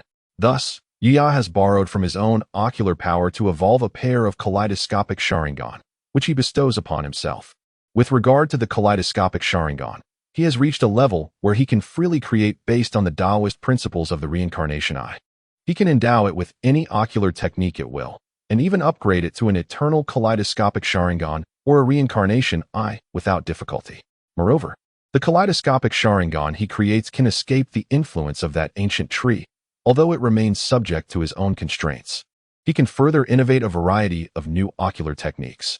In the context of the cultivation system, this equates to the creation of a unique divine ability, with chakra representing the ocular techniques, categorized as a bloodline limit. Having transcended the 6 realms to become a sage, these matters are now as transparent as the patterns in the palm of one's hand, with the various rules of creation and destruction laid bare. After Uchiha Izuna's successful resurrection, the Uchiha and Senju clans finally reached a truce. At this juncture, as Yuya imparted the essence of modern great philosophical works to Hashirama, he synthesized the fundamental national conditions of the ninja world, giving rise to a magnificent idea, that is to create a village that embodies compatibility and unity. With the will of fire and the essence of perpetual renewal at its cultural core, it aims to forge a village where the various ninja clans coexist in true harmony. Since it is situated in the land of fire, the village leader shall be called Hokage. Led by the Hokage, a council of advisors will oversee and adjudicate. In this place, all ninja clans shall stand equal, each possessing decision-making power within the village. As Yuya was in seclusion, he suddenly sensed this information, nearly causing him to spit blood in frustration. You have been given all this modern knowledge, yet you still cling to the old ways? Such is the corrective nature of history, Yuya pondered, his thoughts complex. To build a village? It is feasible, but the leader of the village must be me. Uchiha Madara raised an eyebrow, observing Hashirama animatedly discussing the bright future of the village. Hashirama found himself in a quandary. If the Uchiha clan were to assume leadership, would the Senju clan ever consent? I believe, for the sake of fairness, this should be collectively voted on. Do not speak to me of collective voting, Madara interjected dismissively. Let that senior decide who shall be Hokage. Madara's gaze was piercing. Nonsense. The glimpse of the future I witnessed in that strange place included a segment where I was not elected. Though I cannot fathom why the brilliant and mighty me would be overlooked, having foreknowledge of the future ensures I shall not partake in such elections. Present that senior and I know Hashirama cannot refuse. This will provide an opportunity for fair competition against him. Very well, Hashirama contemplated, reluctantly acquiescing. He held absolute faith in that taboo-like existence. Initially, he thought this was a matter for the ninjas alone and that such trivialities need not disturb that senior. However, since Madara brought it up, refusal was not an option. Such an existence perceives every thought and word, and to decline now would be an affront to him. Chapter 83. The Temporal Duel. This marked the second encounter between Madara and Hashirama with Yuya. The aura surrounding Yuya had grown even more extraordinary. Each meeting with this entity elicited an involuntary sense of awe in them, an indescribable sensation. It was as if everything paled in comparison to this figure. In his presence, all things seemed to fade into obscurity. There was an inexplicable familiarity emanating from him, stirring a tremor within their bloodlines and chakra. Even in their pride, they felt a desire to follow him. The intangible aura he radiated subtly influenced them, calming their emotions and inadvertently diminishing their inner desires and obsessions. Madara and Hashirama inhaled deeply, momentarily at a loss for words. In truth, they had only just conceived the idea of asking Yuya for assistance in appointing the Hokage when they were inexplicably summoned to this place. At that moment, Madara felt a twinge of regret. Was it truly appropriate to disturb this senior over such a trivial matter as selecting a Hokage? Before either could speak, Yuya stated, I am already aware of your thoughts. With a wave of his hand, an invisible portal materialized from the surrounding chaos. Step through that door. The one who overcomes the greatest challenges shall become Hokage. Yes, senior. Both Madara and Hashirama replied in unison, bowing before proceeding toward the portal. The gateway shimmered with boundless principles, emanating a kaleidoscope of colors and an array of mysterious phenomena. They were uncertain what awaited them beyond, but driven by trust in Yuya. They pressed forward. Once they were fully enveloped by the portal, Yuya's previously indifferent gaze flickered with complexity.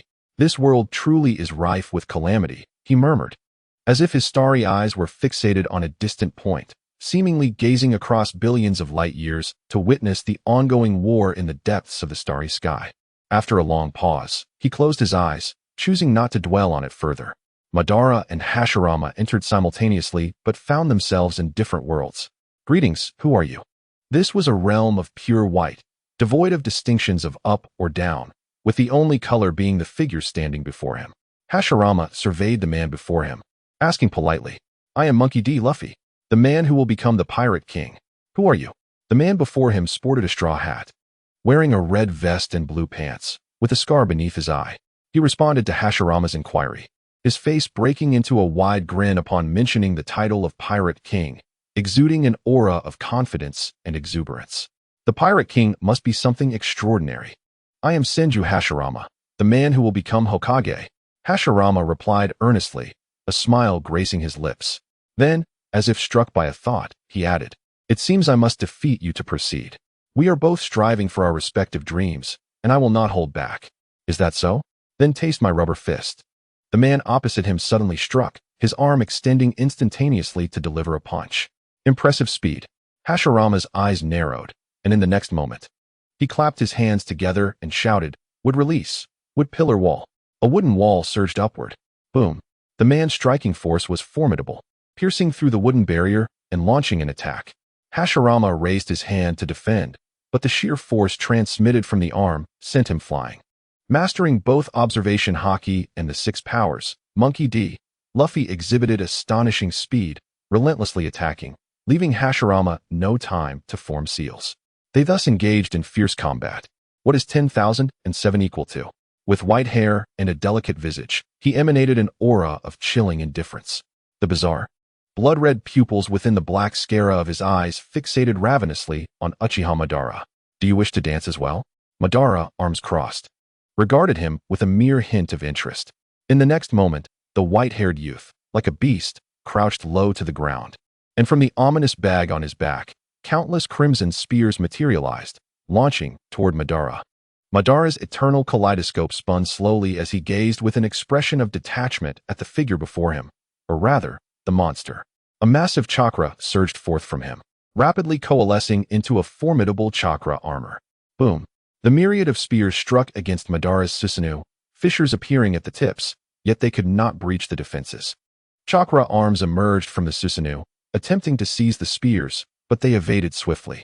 The fault lies not with me, but with this world. The white-haired youth chuckled hoarsely, his demeanor frenzied. More spears erupted from his ominous bag, charging at Uchiha Madara.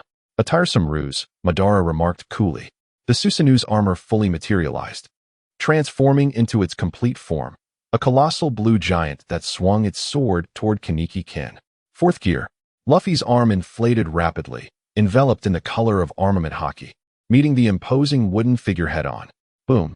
A powerful shockwave erupted, the two forces clashing in a moment of stalemate. With flesh and blood alone, Luffy matched the might of the wooden giant. You are strong. Without chakra, your physical prowess is remarkable. However, I must defeat Madara. Hashirama stood atop the wooden giant's shoulder, peering down at Luffy. In the next instant, he clapped his hands together and shouted, Wood release. Advent of the tree world. Wood release, the technique of the bag of trees. Instantly, countless trees erupted from the earth, sealing off all of Luffy's escape routes.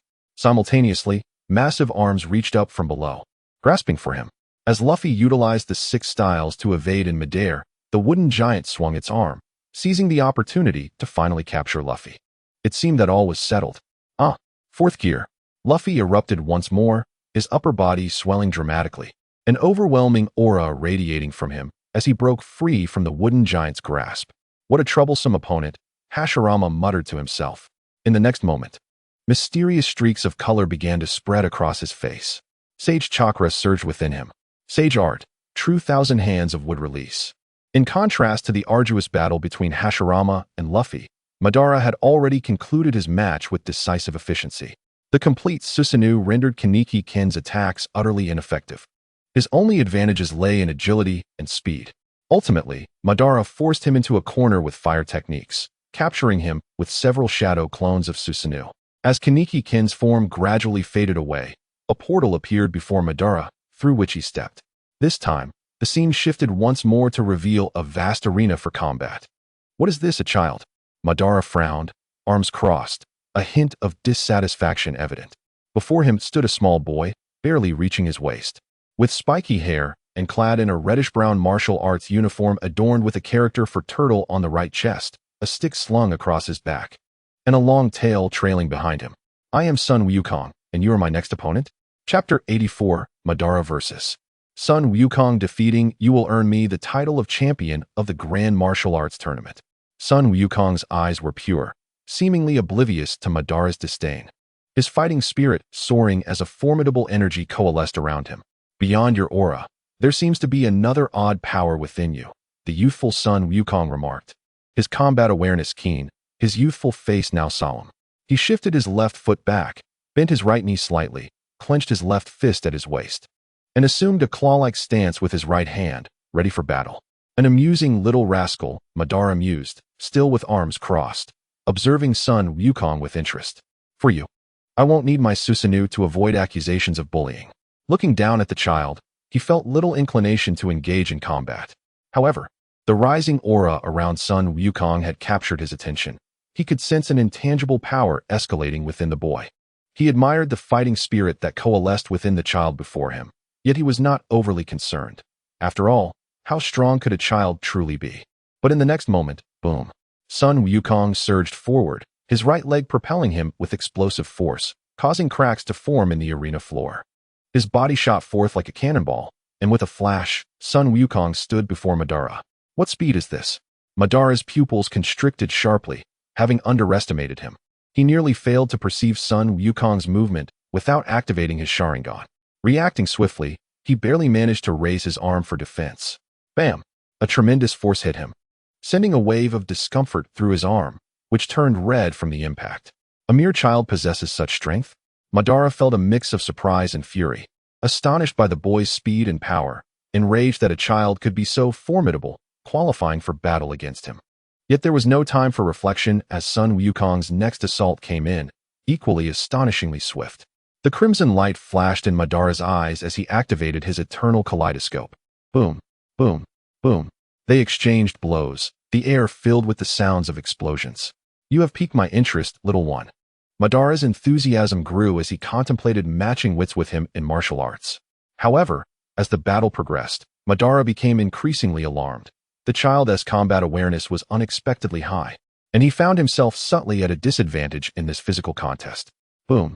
They collided once more, each propelled backward by the force of the impact. Do you wish to dance as well? Madara declared loudly. In an instant, he formed hand seals, producing multiple shadow clones, once again engaging Sun Wukong in combat. What an extraordinary combat talent. Madara's thoughts surged with turmoil. After introducing his shadow clones into the fray, he noticed that apart from an initial flurry of confusion, Sun Wukong was rapidly adapting, dissecting his movements, becoming increasingly familiar with the ninja's combat style, and swiftly evolving in combat. Madara, unwilling to concede that a child could best him in martial prowess, resolved to unleash his ninjutsu. Fire release, great fire annihilation. Fire release, great fireball jutsu. Fire release, fire dragon technique. In the next moment, Madara seized the opportunity and commenced his use of ninjutsu. 3 clones formed a triangle, unleashing their fire techniques from different directions, engulfing the entire arena in an endless sea of flames. Although Sun Wukong moved with remarkable speed, leaping into the sky, a colossal meteor created by a powerful arrow had already begun its descent. Kamehameha. A formidable energy coalesced in Sun Wukong's hands, waves of power radiating outward as he unleashed the Kamehameha to strike down the meteor. The prelude to this ninjutsu proved nearly futile against Sun Wukong's swiftness. Even when he finally found the right moment to cast his technique, it was deftly evaded by Sun Wukong. For a time, Uchiha Madara was rendered nearly helpless against him. "Little imp, you've compelled me to unveil my true strength," Madara declared, as immense chakra erupted from his form, swiftly coalescing into a chakra armor. Complete body Susanoo. Yet, within Madara's heart lay a bitter taste. The moment he summoned Susanoo, he knew he had already lost. Nevertheless, the battle was far from easy for Madara. As the confrontation progressed, Sun Wukong's combat prowess proved terrifyingly formidable. He was knocked down countless times, yet rose again, each time stronger than before. Whenever Madara believed he would not rise again, Sun Wukong defied those expectations. This tenacity was a vitality that even Hashirama could not possess, a veritable monster born for battle. Even Madara could not help but feel a sense of dread. At that moment, he was still but a child. How terrifying would he be if he were to grow? After the young Sun Wukong vanished, a portal appeared before Madara. However, he found himself disinclined to proceed any further. Following his battle with Sun Wukong, a heavy weight pressed upon him, particularly after Sun Wukong's final strike, which successfully shattered Susanoo. To Madara, this signified his defeat. Ultimately, he withdrew from the trial. Upon returning to that peculiar realm, Madara discovered that Hashirama had not yet emerged, so he began to wait in silence. His hope of victory utterly diminished. After half an hour, Hashirama finally appeared, his demeanor mirroring Madara's, somber, and his eyes dimmed. After a hard-fought victory over Monkey D. Luffy, he encountered a person named Xiao Yan, whose flames were so peculiar they surpassed even those of the Uchiha clan. Even his wood release could be incinerated, a truly astonishing feat. Hashirama now fully understood the feeling of being restrained by his own wood release. Ultimately, he unleashed all his techniques, employing shadow clones, various ninjutsu, and sage arts to entangle with Xiao Yan. Yet he could only stall for a brief moment before succumbing to defeat. In this contest, Madara emerged victorious.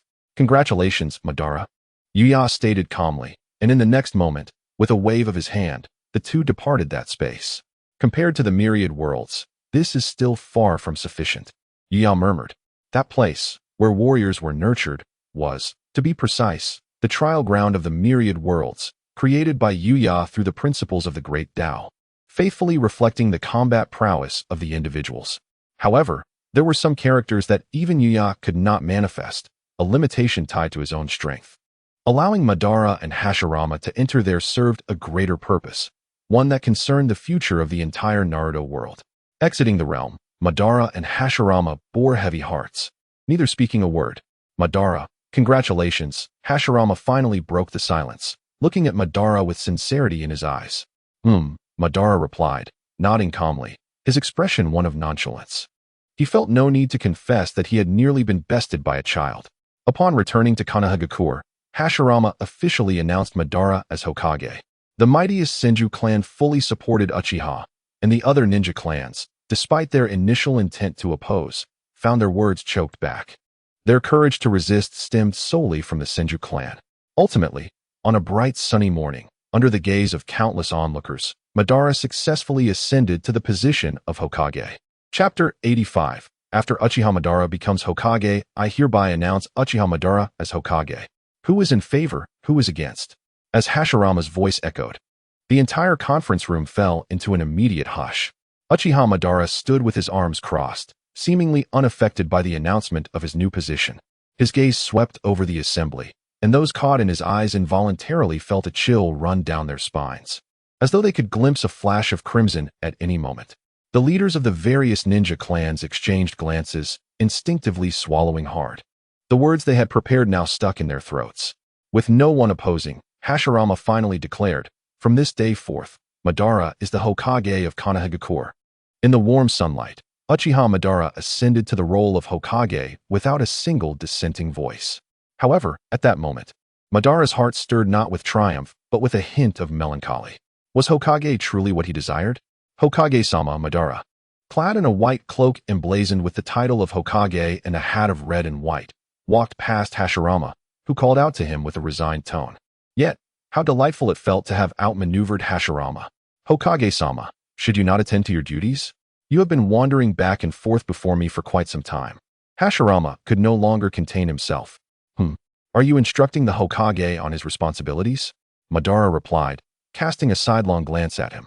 Hokage-sama, I would never presume, Hashirama stammered, his fists clenching and relaxing in a struggle.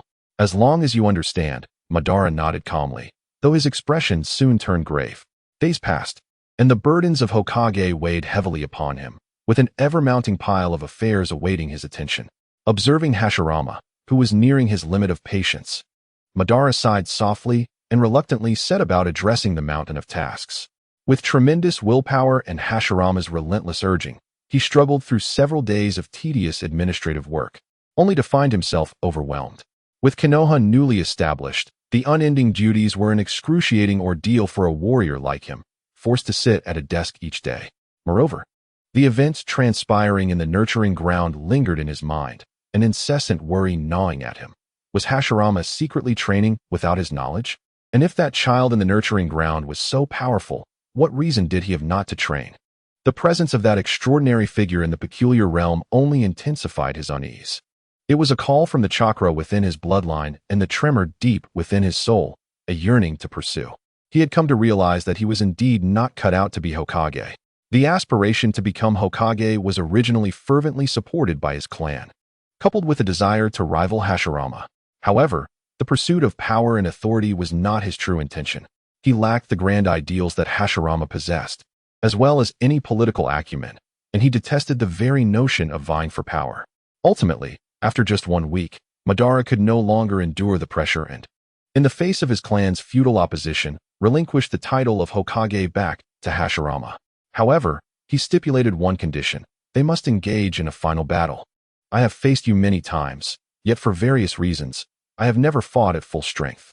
I can grant you the title of Hokage, and in light of Azuna's resurrection, I can also spare Tobirama, but this battle must be fought with all our might, regardless of life or death, Madara proclaimed, standing with his arms crossed atop the nine tails.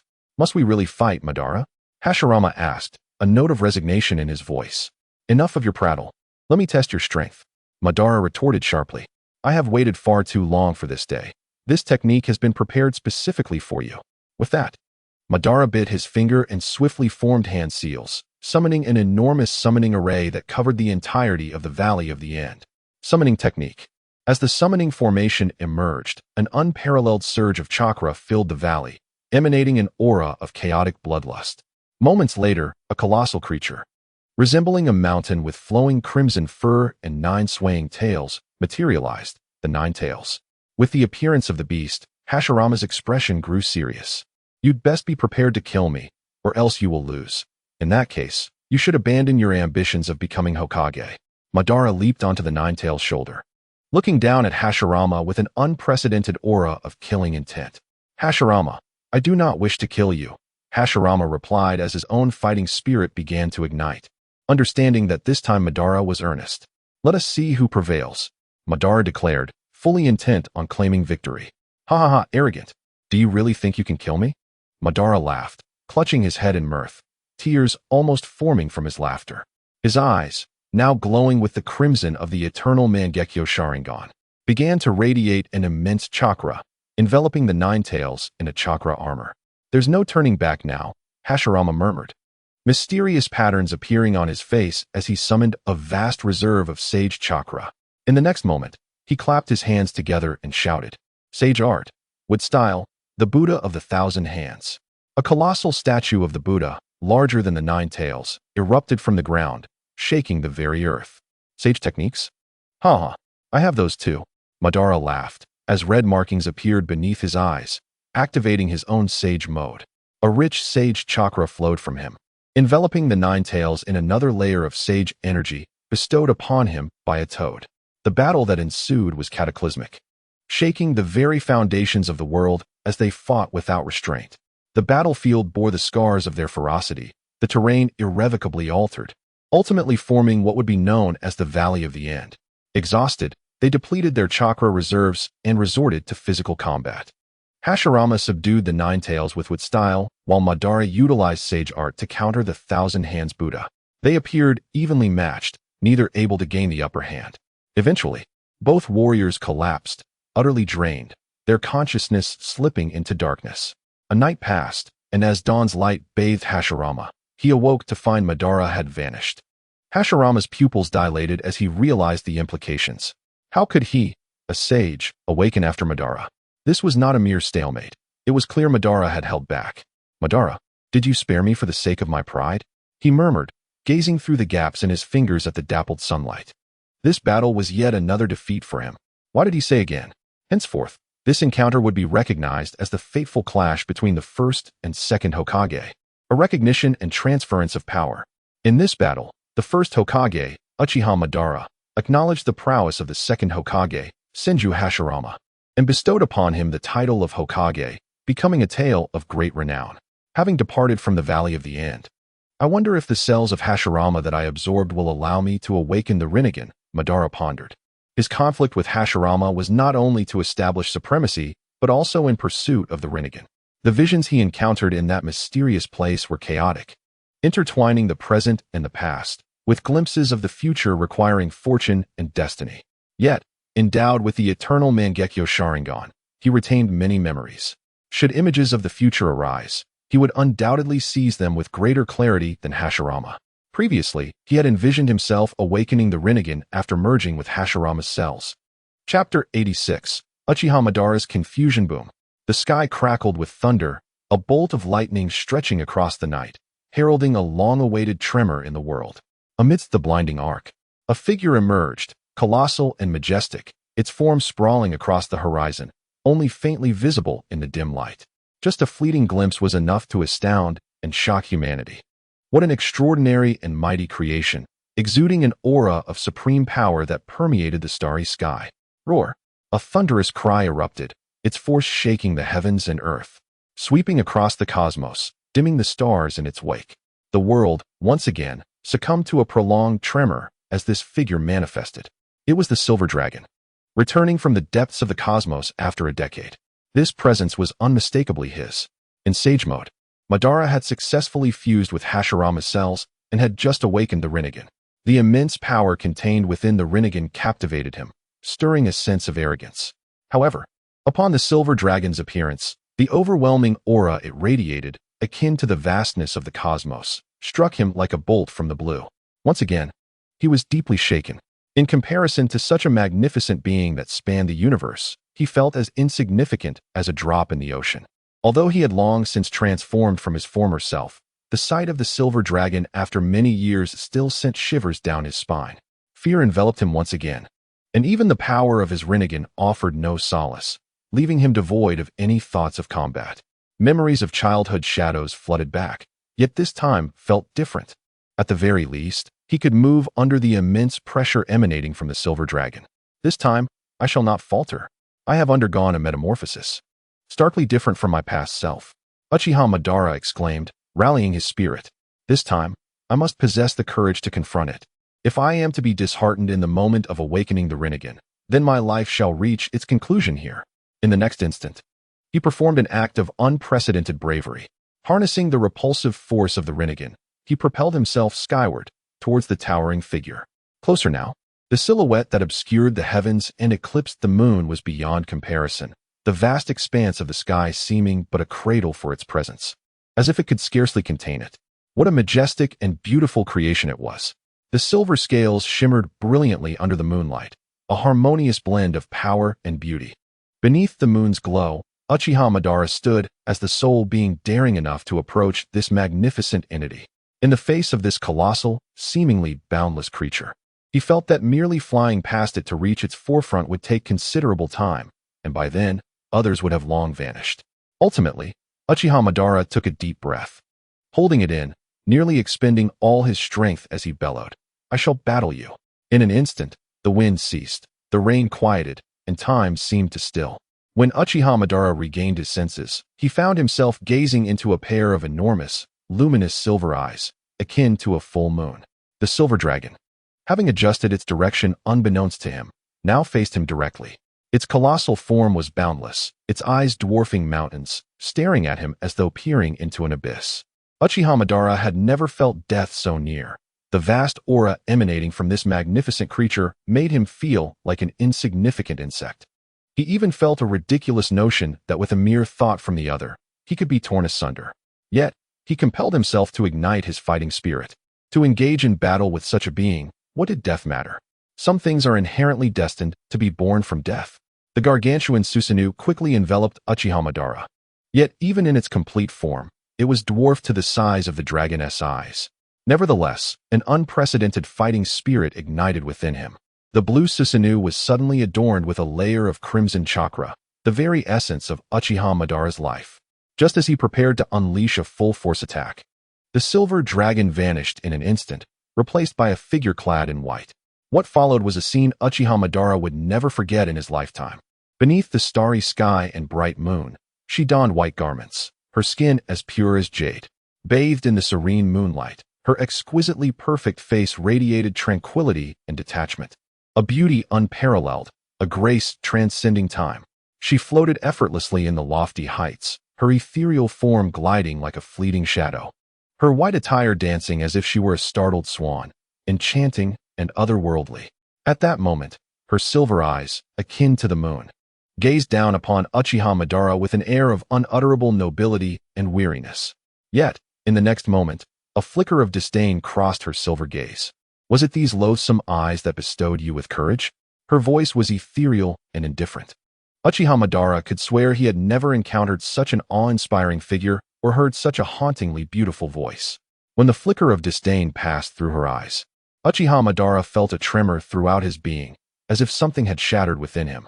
Without a discernible motion, the white-clad woman merely waved her hand, and the Susanoo, forged from the immense power of his Rinnegan, began to disintegrate inch by inch.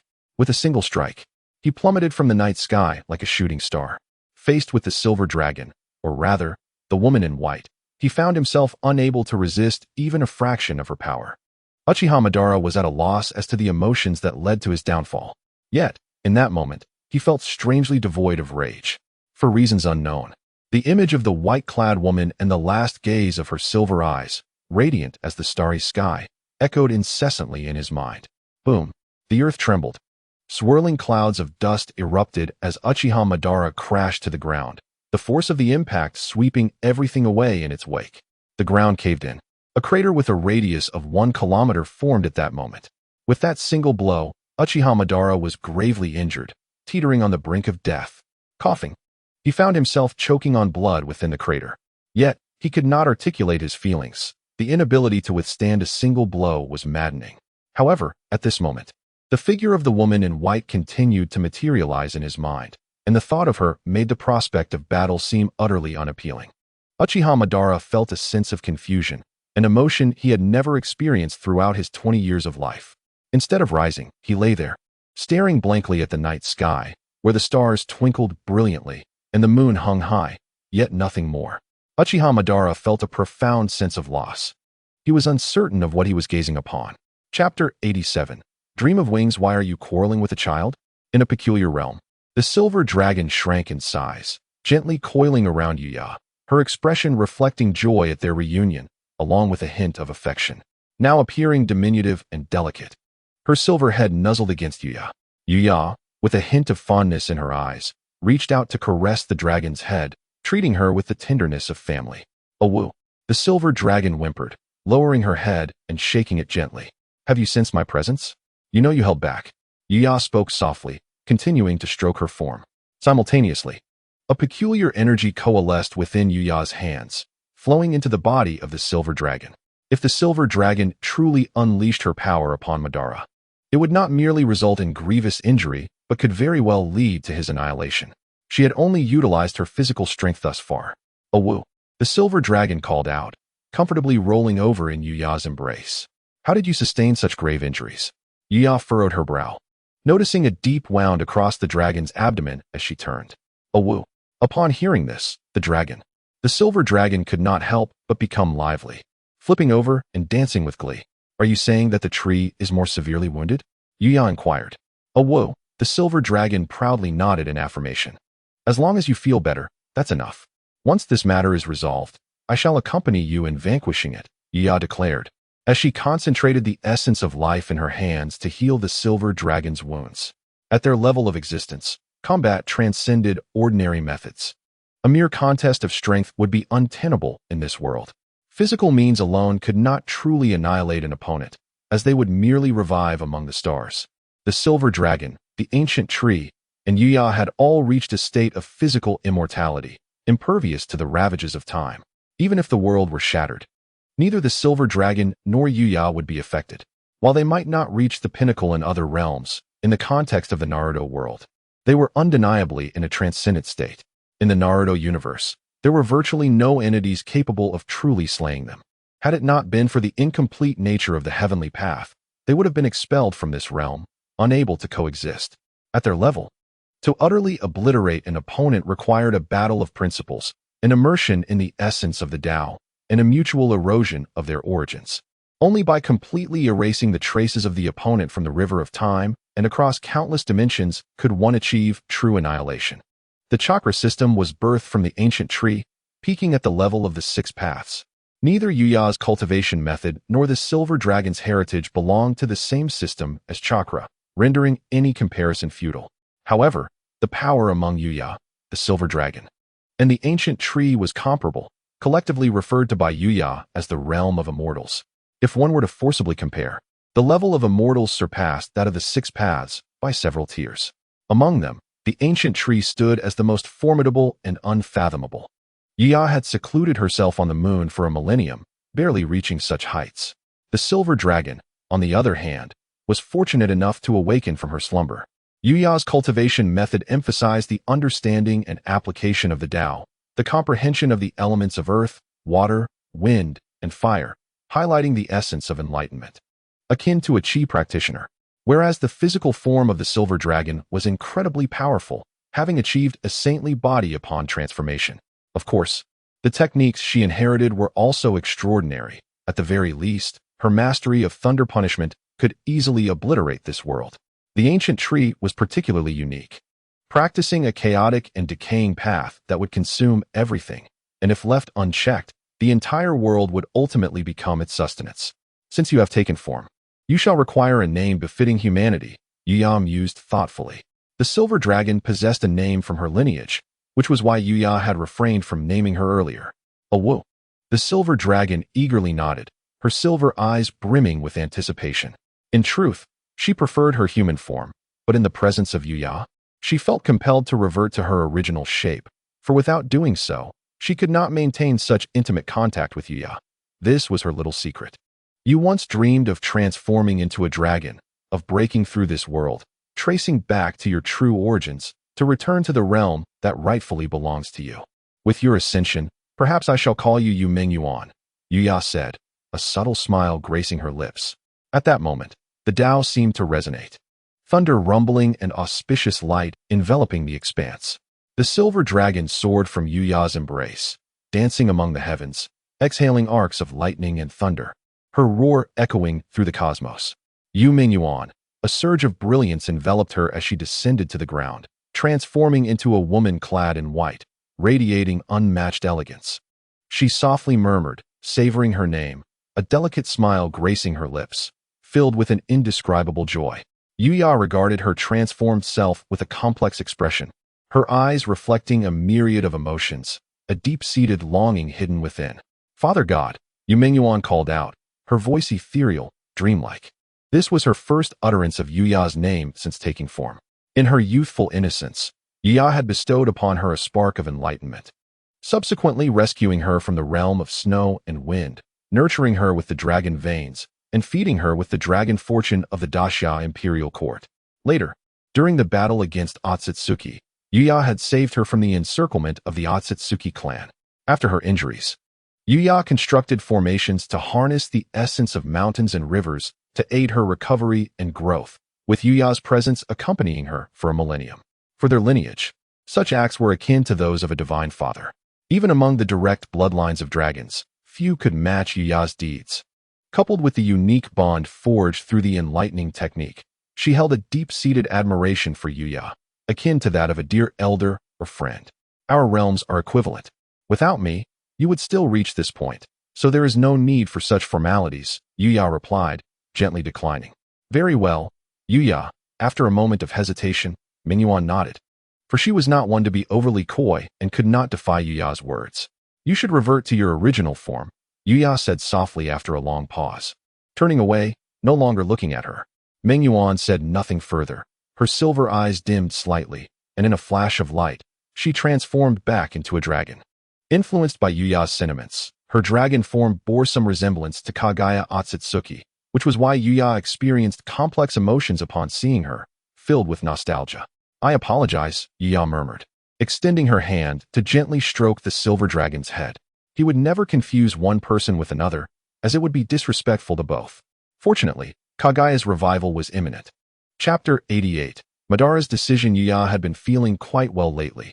The return of the silver dragon brought a semblance of excitement to this world. After a millennium apart, everything had changed. The era Yuya once inhabited had left no trace, and now only she and the silver dragon remained. With the silver dragon by her side, she gained a friend, making this long-awaited reunion less sorrowful. As Kaguya's reincarnation approached, Yuya's humanity began to resurface gradually. Cultivation was about transcending worldly desires and detaching from material pursuits. It was about stepping away from the mundane and achieving immortality. However, as one delved deeper into cultivation, humanity could slowly fade away. Growing accustomed to the cycles of life and death, the myriad facets of human existence dulled one's emotions, rendering them indifferent to the world. In the end, one could become heartless and devoid of passion, akin to the heavenly path, looking down upon all beings. This explained why, even upon encountering familiar figures from the Naruto world, her heart stirred not an ounce. Kaguya would serve as the sole balance between Yuya's divinity and humanity. 3 months had passed since Madara had declared war against the Silver Dragon by activating his Rinnegan. Until now, Uchiha Madara had remained silent, engulfed in prolonged contemplation. A person either erupts in silence or fades into it, and after 3 months of seclusion, Uchiha Madara finally unraveled his emotions. Uchiha Madara, after all, is Uchiha Madara. He would never succumb to despair for love nor linger for any woman. He swiftly adjusted his mindset, attributing his earlier peculiar emotions to the overwhelming strength of his adversary and the resultant feeling of being belittled. Though he could endure scorn, the crux of the matter lay in his inability to formulate a rebuttal. The disdain directed at him was justified, for he truly was a wastrel unable to withstand a single blow. Given his arrogant disposition and the hubris accompanying his newly awakened Rinnegan, such a harsh setback was intolerable. Experiencing odd emotions was, under the circumstances, entirely natural. Understanding the cause was the first step toward resolution. Uchiha Madara would not allow himself to be diminished by a single blow. He reignited his fighting spirit and ambition, his thirst for power once again enveloping him entirely. That night, the scorn and disdain reflected in the eyes of that woman lingered in his mind, overshadowing the joy brought by his awakened Rinnegan. His desire for strength was unprecedented. Although he had begun to grasp the power of the Rinnegan, it still paled in comparison to that woman's might. Failing to provoke any significant transformation, he began to strategize his next steps towards acquiring power. Should he seek to obtain an endless reservoir of chakra? Collect the 9-tailed beasts? What would it mean to become the 10-tails Jinchuriki? Yet, even with such endeavors, he remained no match for that woman. Various schemes for gaining strength flashed through his mind, only to be dismissed one by one. He could not find a more effective means to enhance his abilities. And this feeling of a path being irrevocably shut drove him to madness. It seemed that no matter what he did, he could never reach the level of that woman in white. Only by seeking guidance from that elder could he hope to surpass her, Madara murmured, as if he had resolved something within himself. After Uchiha Madara abdicated, it was under his recommendation that Hashirama successfully inherited the title of Hokage.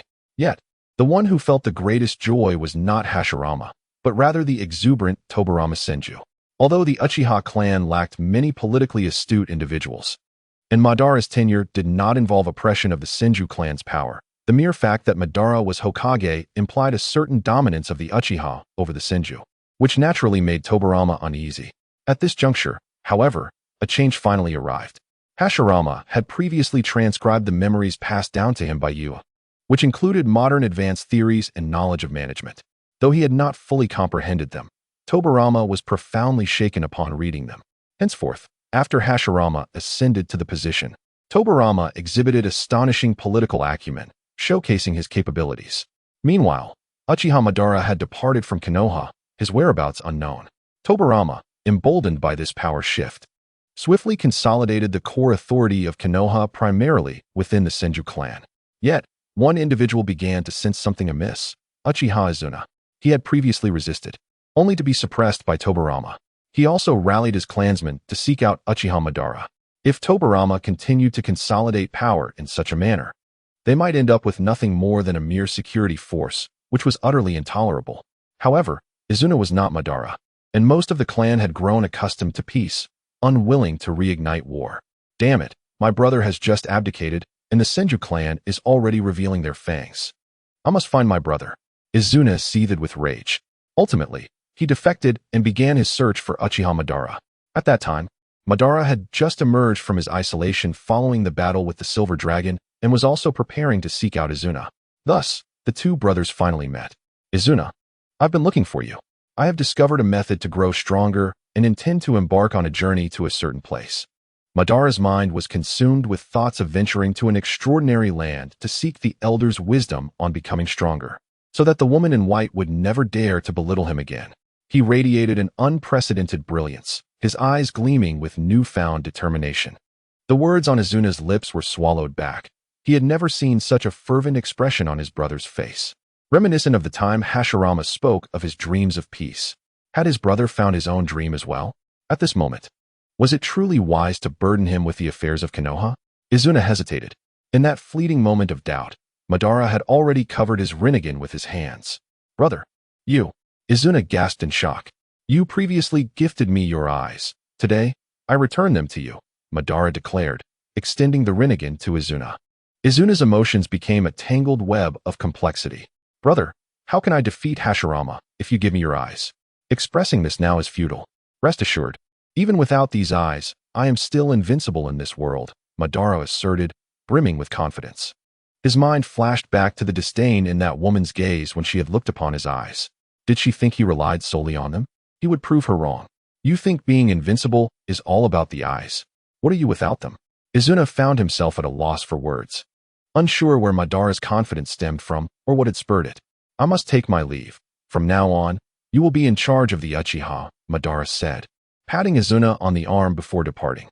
Such courage. He would actually forsake his own eyes. Yuyue descended from the sky, appearing before Madara, dressed in flowing white robes. He hovered gracefully, surveying Madara from a height. With a wave of his hand, Madara's eye sockets were restored with eyes anew. Elder, Uchiha Madara exclaimed, regaining his vision and bowing respectfully to the figure floating above. Although he could also cultivate a new pair of eyes using Hashirama's cells, it was evident that Yuyue was far swifter. At that moment, his astonishment deepened, solidifying his belief that he had made the right choice. Elder, I wish to follow you. I seek to gain strength from you, Madara declared, his emotions surging. Is this your reason for forsaking the Rinnegan? Yuyue inquired. After all, didn't you say that you could be strong without ocular techniques? Madara replied nonchalantly. Who told you I lack ocular techniques? Yuyue shot him an odd glance. In the next moment, his eyes were engulfed in crimson and 9 black.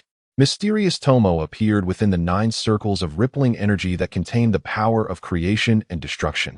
The ocular power of the Rinnegan had merged, resulting in 9 circles. The formidable power of the 9 Tomo Rinnegan, combined with the Rinne Sharingan, was unveiled at that instant. Am I not the progenitor of ocular techniques? Were you unaware? Yuyue, in a good mood with Kaguya's revival imminent, couldn't help but showcase his magnificent eyes to Madara. Uchiha Madara stood there, momentarily dumbfounded. Chapter 89, Cultivation Techniques. In my day, I too relied on ocular techniques to reach this point, Yuyue mused, a hint of nostalgia in his voice as he reminisced about the days when he first acquired the Sharingan. Elder, Madara was at a loss for words. Why didn't you mention it earlier? However, having already given my eyes, there is no possibility of reclaiming them. Since I have decided to cultivate alongside Yuyue, I must leave some power to protect the Uchiha. After all, I once owed Izuna a pair of eyes. Follow me in my training. It is a perilous journey. Are you prepared? Yuyue inquired. I am willing, Madara replied without hesitation. He had made his decision long ago when he removed his Rinnegan. Time holds no sway in cultivation. 100 years may pass in the blink of an eye. Upon returning, one may find that old friends have perished and the world has changed. Are you truly ready? Yuya asked again. I have made my decision, Madara said after a moment of contemplation. Very well, come with me. A portal of time and space materialized before Yuya, and he stepped through it. Madara hesitated briefly, gazing at the dark portal that seemed to devour everything, before taking one last look at this world and stepping inside. Yuya agreed to allow Madara to accompany him in his training, not only because Madara is the reincarnation of Indra's chakra, but also due to his genuine desire for enlightenment, a quality that most in the Naruto universe lack. Even Hashirama fought primarily for peace, driven by ideals, while others like Obito, Kakashi, and Itachi each had their own reasons for battle. But Madara, at this moment, displayed a pure pursuit of strength and contemplation of the future. He dared to forsake the Rinnegan, transcending the power hierarchy of the Naruto world, a feat that set him apart from the majority. Surely, some sentimentality played a part. After all, Madara's formidable presence is a rarity in many anime works. Fortunately, he was bold enough to confront the Silver Dragon, and in this world, he had not lost that trait. Aside from Madara, the only other character in Naruto possessing such a questing spirit, as Yuya understood, was Orochimaru, whose relentless pursuit of immortality was an obsession that permeated his being. As Madara stepped inside, he was met by a pair of silver eyes. The majestic form of the Silver Dragon loomed large, encompassing the entire strange realm, its presence overwhelming the chaotic skies around it. A vast aura, reminiscent of the starry night, descended upon Madara. An intense sense of life and death crisis washed over him. Cold sweat dripped from his brow. He realized the gravity of the situation. Unaware of the relationship between the Silver Dragon and Yuya, instinctively, his chakra and bloodline urged him to rush to Yuya's side to ensure his safety and hasten his escape. Yet, he found himself unable to move. Senior, it's dangerous, run. He wished to warn Yuya, but the words would not come. In that moment, his capacity to speak and act was entirely stripped away. He felt as though he were a solitary boat adrift in an endless ocean, easily overwhelmed by a single wave. It dawned on Uchiha Madara how absurd and laughable his previous audacity to confront such an entity had been. Whether as an 11-year-old with a 3-tomo Sharingan or a 21-year-old with a Rinnegan, facing this being had not changed him in the slightest. If the other party wished to end his life, there was no need for a thought. Unlike before, when the Silver Dragon's aura had been naturally emanating. This time it was directed at Madara, a stark contrast. Let's not frighten the young one, Yuya remarked with a hint of amusement, feeling somewhat helpless. It seemed he had unintentionally given Madara a harsh introduction. At that moment, the Silver Dragon obediently retracted its overwhelming presence, causing Madara to nearly collapse to the ground. With immense willpower, he managed to remain upright, yet turmoil surged within him. So, the senior and she were acquainted. How could they not know each other, given their status? Madara felt a twinge of melancholy and gained a newfound understanding. Simultaneously, he found it amusing that he had harbored thoughts of protecting Yuya. Such an existence hardly required protection from anyone. At that moment, a long-buried memory surfaced, one that Yuya had previously sealed away, erasing all traces of the celestial realm and the past. This memory now emerged vividly in Madara's mind. Legends passed down through generations, and the plaque worshipped in the Uchiha's sacred grove. It spoke of the ancient sovereign of heaven and earth, the ultimate being, the origin of chakra and technology, the source of all things. Each year on the Chishi festival, people would gaze at the moon, commemorating that supreme existence. On that day, the figure radiating brilliance across the night sky. Whether it was the chakra used by all or the materials for clothing, food, and architecture, this world was filled with traces left by the esteemed celestial emperor. Yet, all had forgotten. Meanwhile, the Silver Dragon had shrunk in size and was now flying toward Yuya. Yuya instinctively reached out to stroke her head. I trust you remember. This is my friend. Last time, you spoke out against her, a transgression that warranted your demise. Courage is commendable, but when the disparity in strength is so vast, such actions are tantamount to seeking death. Had she not sensed my presence beforehand, you would have been nothing but bones by now. Living is what holds value. Yuya calmly admonished. I, a humble descendant of the great dragon god, acknowledge my sins and deserve 1,000 deaths. Madara knelt, drenched in cold sweat. The trials ahead will be arduous. I hope your first lesson is to survive, Yuya said, gazing at him. I understand, Madara replied, lowering his head. Suddenly, a portal manifested amidst the surrounding chaos. The upcoming trials comprised 9 challenges: understanding the heart, perceiving the essence, attaining enlightenment, forging the body, and cultivating intention. To see one's true self and cleanse away superficiality. If you can overcome these trials, I shall impart to you the genuine path of cultivation, Yuya stated calmly. Yes. Madara bowed deeply, not hesitating, and stepped inside. The path to cultivation is not to be taken lightly. One misstep may lead one down a path of madness, beset by numerous calamities. The most crucial elements are temperament and comprehension. The former can easily lead one astray into malevolent paths, while the latter limits achievement. If Madara is unsuitable for this path, it would be better for him to continue honing his chakra. Although he may not transcend, he would still reign supreme within the Naruto world. Yuya's cultivation method is incomplete. The earlier sections are relatively intact, while the middle only contains an outline, with gaps present. The latter parts consist of mere fragments. The entire foundational cultivation levels stem from the system's complete sections, categorized as chi condensation, foundation establishment, core formation, nascent soul, spirit severing, deification, and path inquiry. This tier has been summarized by Yuya as the practice of refining essence into chi and refining chi into spirit. Through the insights gained from the Rinnegan and the rebirth regarding the Tao, he has fully transformed it into the realm of path inquiry. Previously, Yuya had wielded this realm to sweep through the entirety of the Otsutsuki. However, he was not a match for the ancient tree. The missing portions correspond to the primordial chaos and the process of refining the spirit and returning to the void. Although they exist as an outline, they lack detailed explanations. Over the course of a millennium, Yuya meticulously explored the outline, ultimately completing the realm of refining the spirit and returning to the void. Due to the incompleteness of the great Tao and the absence of heavenly tribulations, this world is graced with but a single cultivator, who alone harnesses the celestial energies.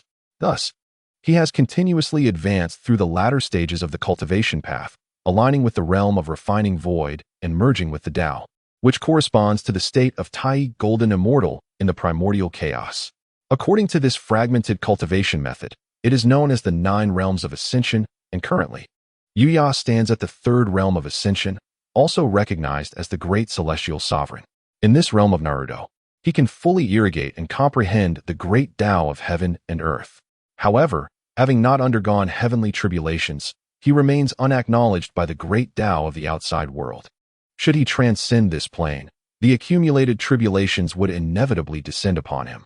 This realm corresponds to the Tai Golden Immortal in the primordial chaos, a mere step away from the great Luo. At that juncture, all time and space would exist in eternal freedom, all evils would be dispelled, and he would achieve true transcendence, existing beyond the annihilation of the cosmos. This state has been forged through the collective fortunes of the Naruto world over millennia, culminating in the existence of Yuya. Essentially, all the world's fortunes have been consumed by him, and even if the Naruto world were to restart its cultivation system, it would inevitably enter an age of decline, with no one else capable of attaining immortality.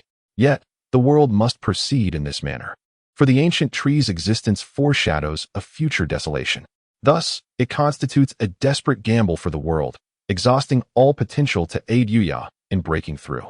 Consequently, Yuya owes a profound debt of karma to the world, which he must repay incrementally. This is the advantage of having but a single cultivator in the world during cultivation. The heavens and earth provide assistance, and the world's great Tao is at his disposal, as if aided by divine forces. Of course, this is also related to his extraordinary innate talent, which enables him to comprehend these fundamental principles. In any realm, to approach the great Luo within a millennium is a feat that echoes through the ages, a display of unparalleled genius.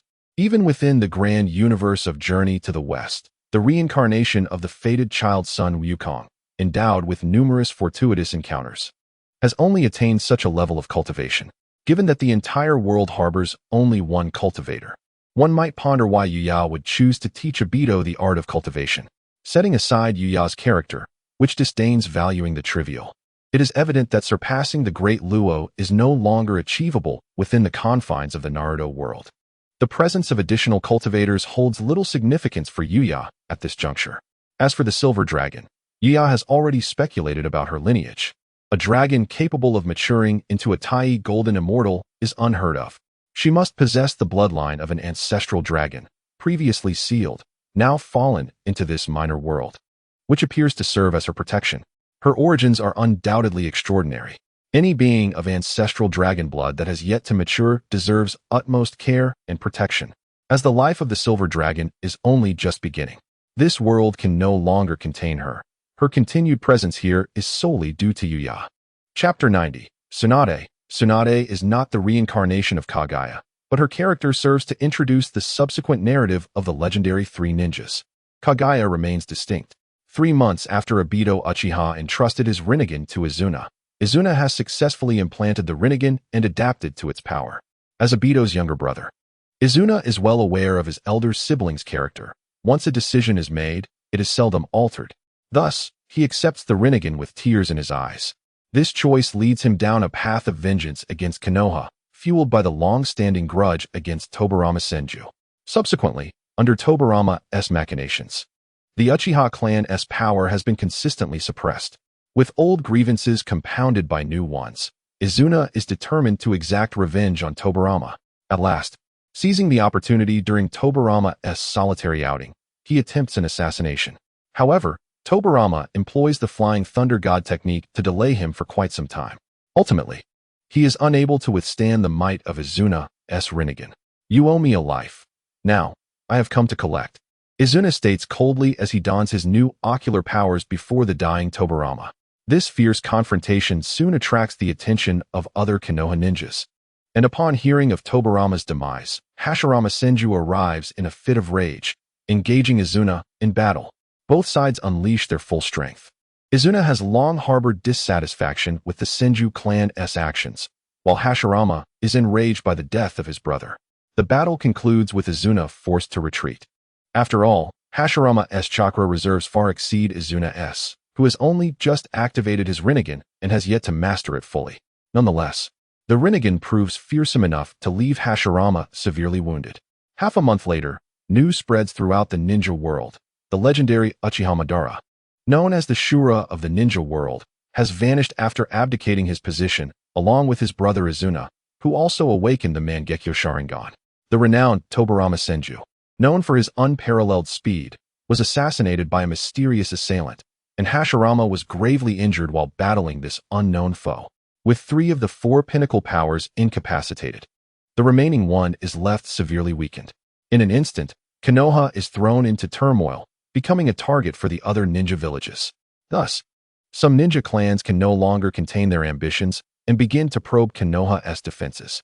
Once it is confirmed that the god of ninjas is gravely injured and the other pinnacle powers have disappeared, the various clans unhesitatingly declare war on Konoha. Thus, the First Ninja World War erupts.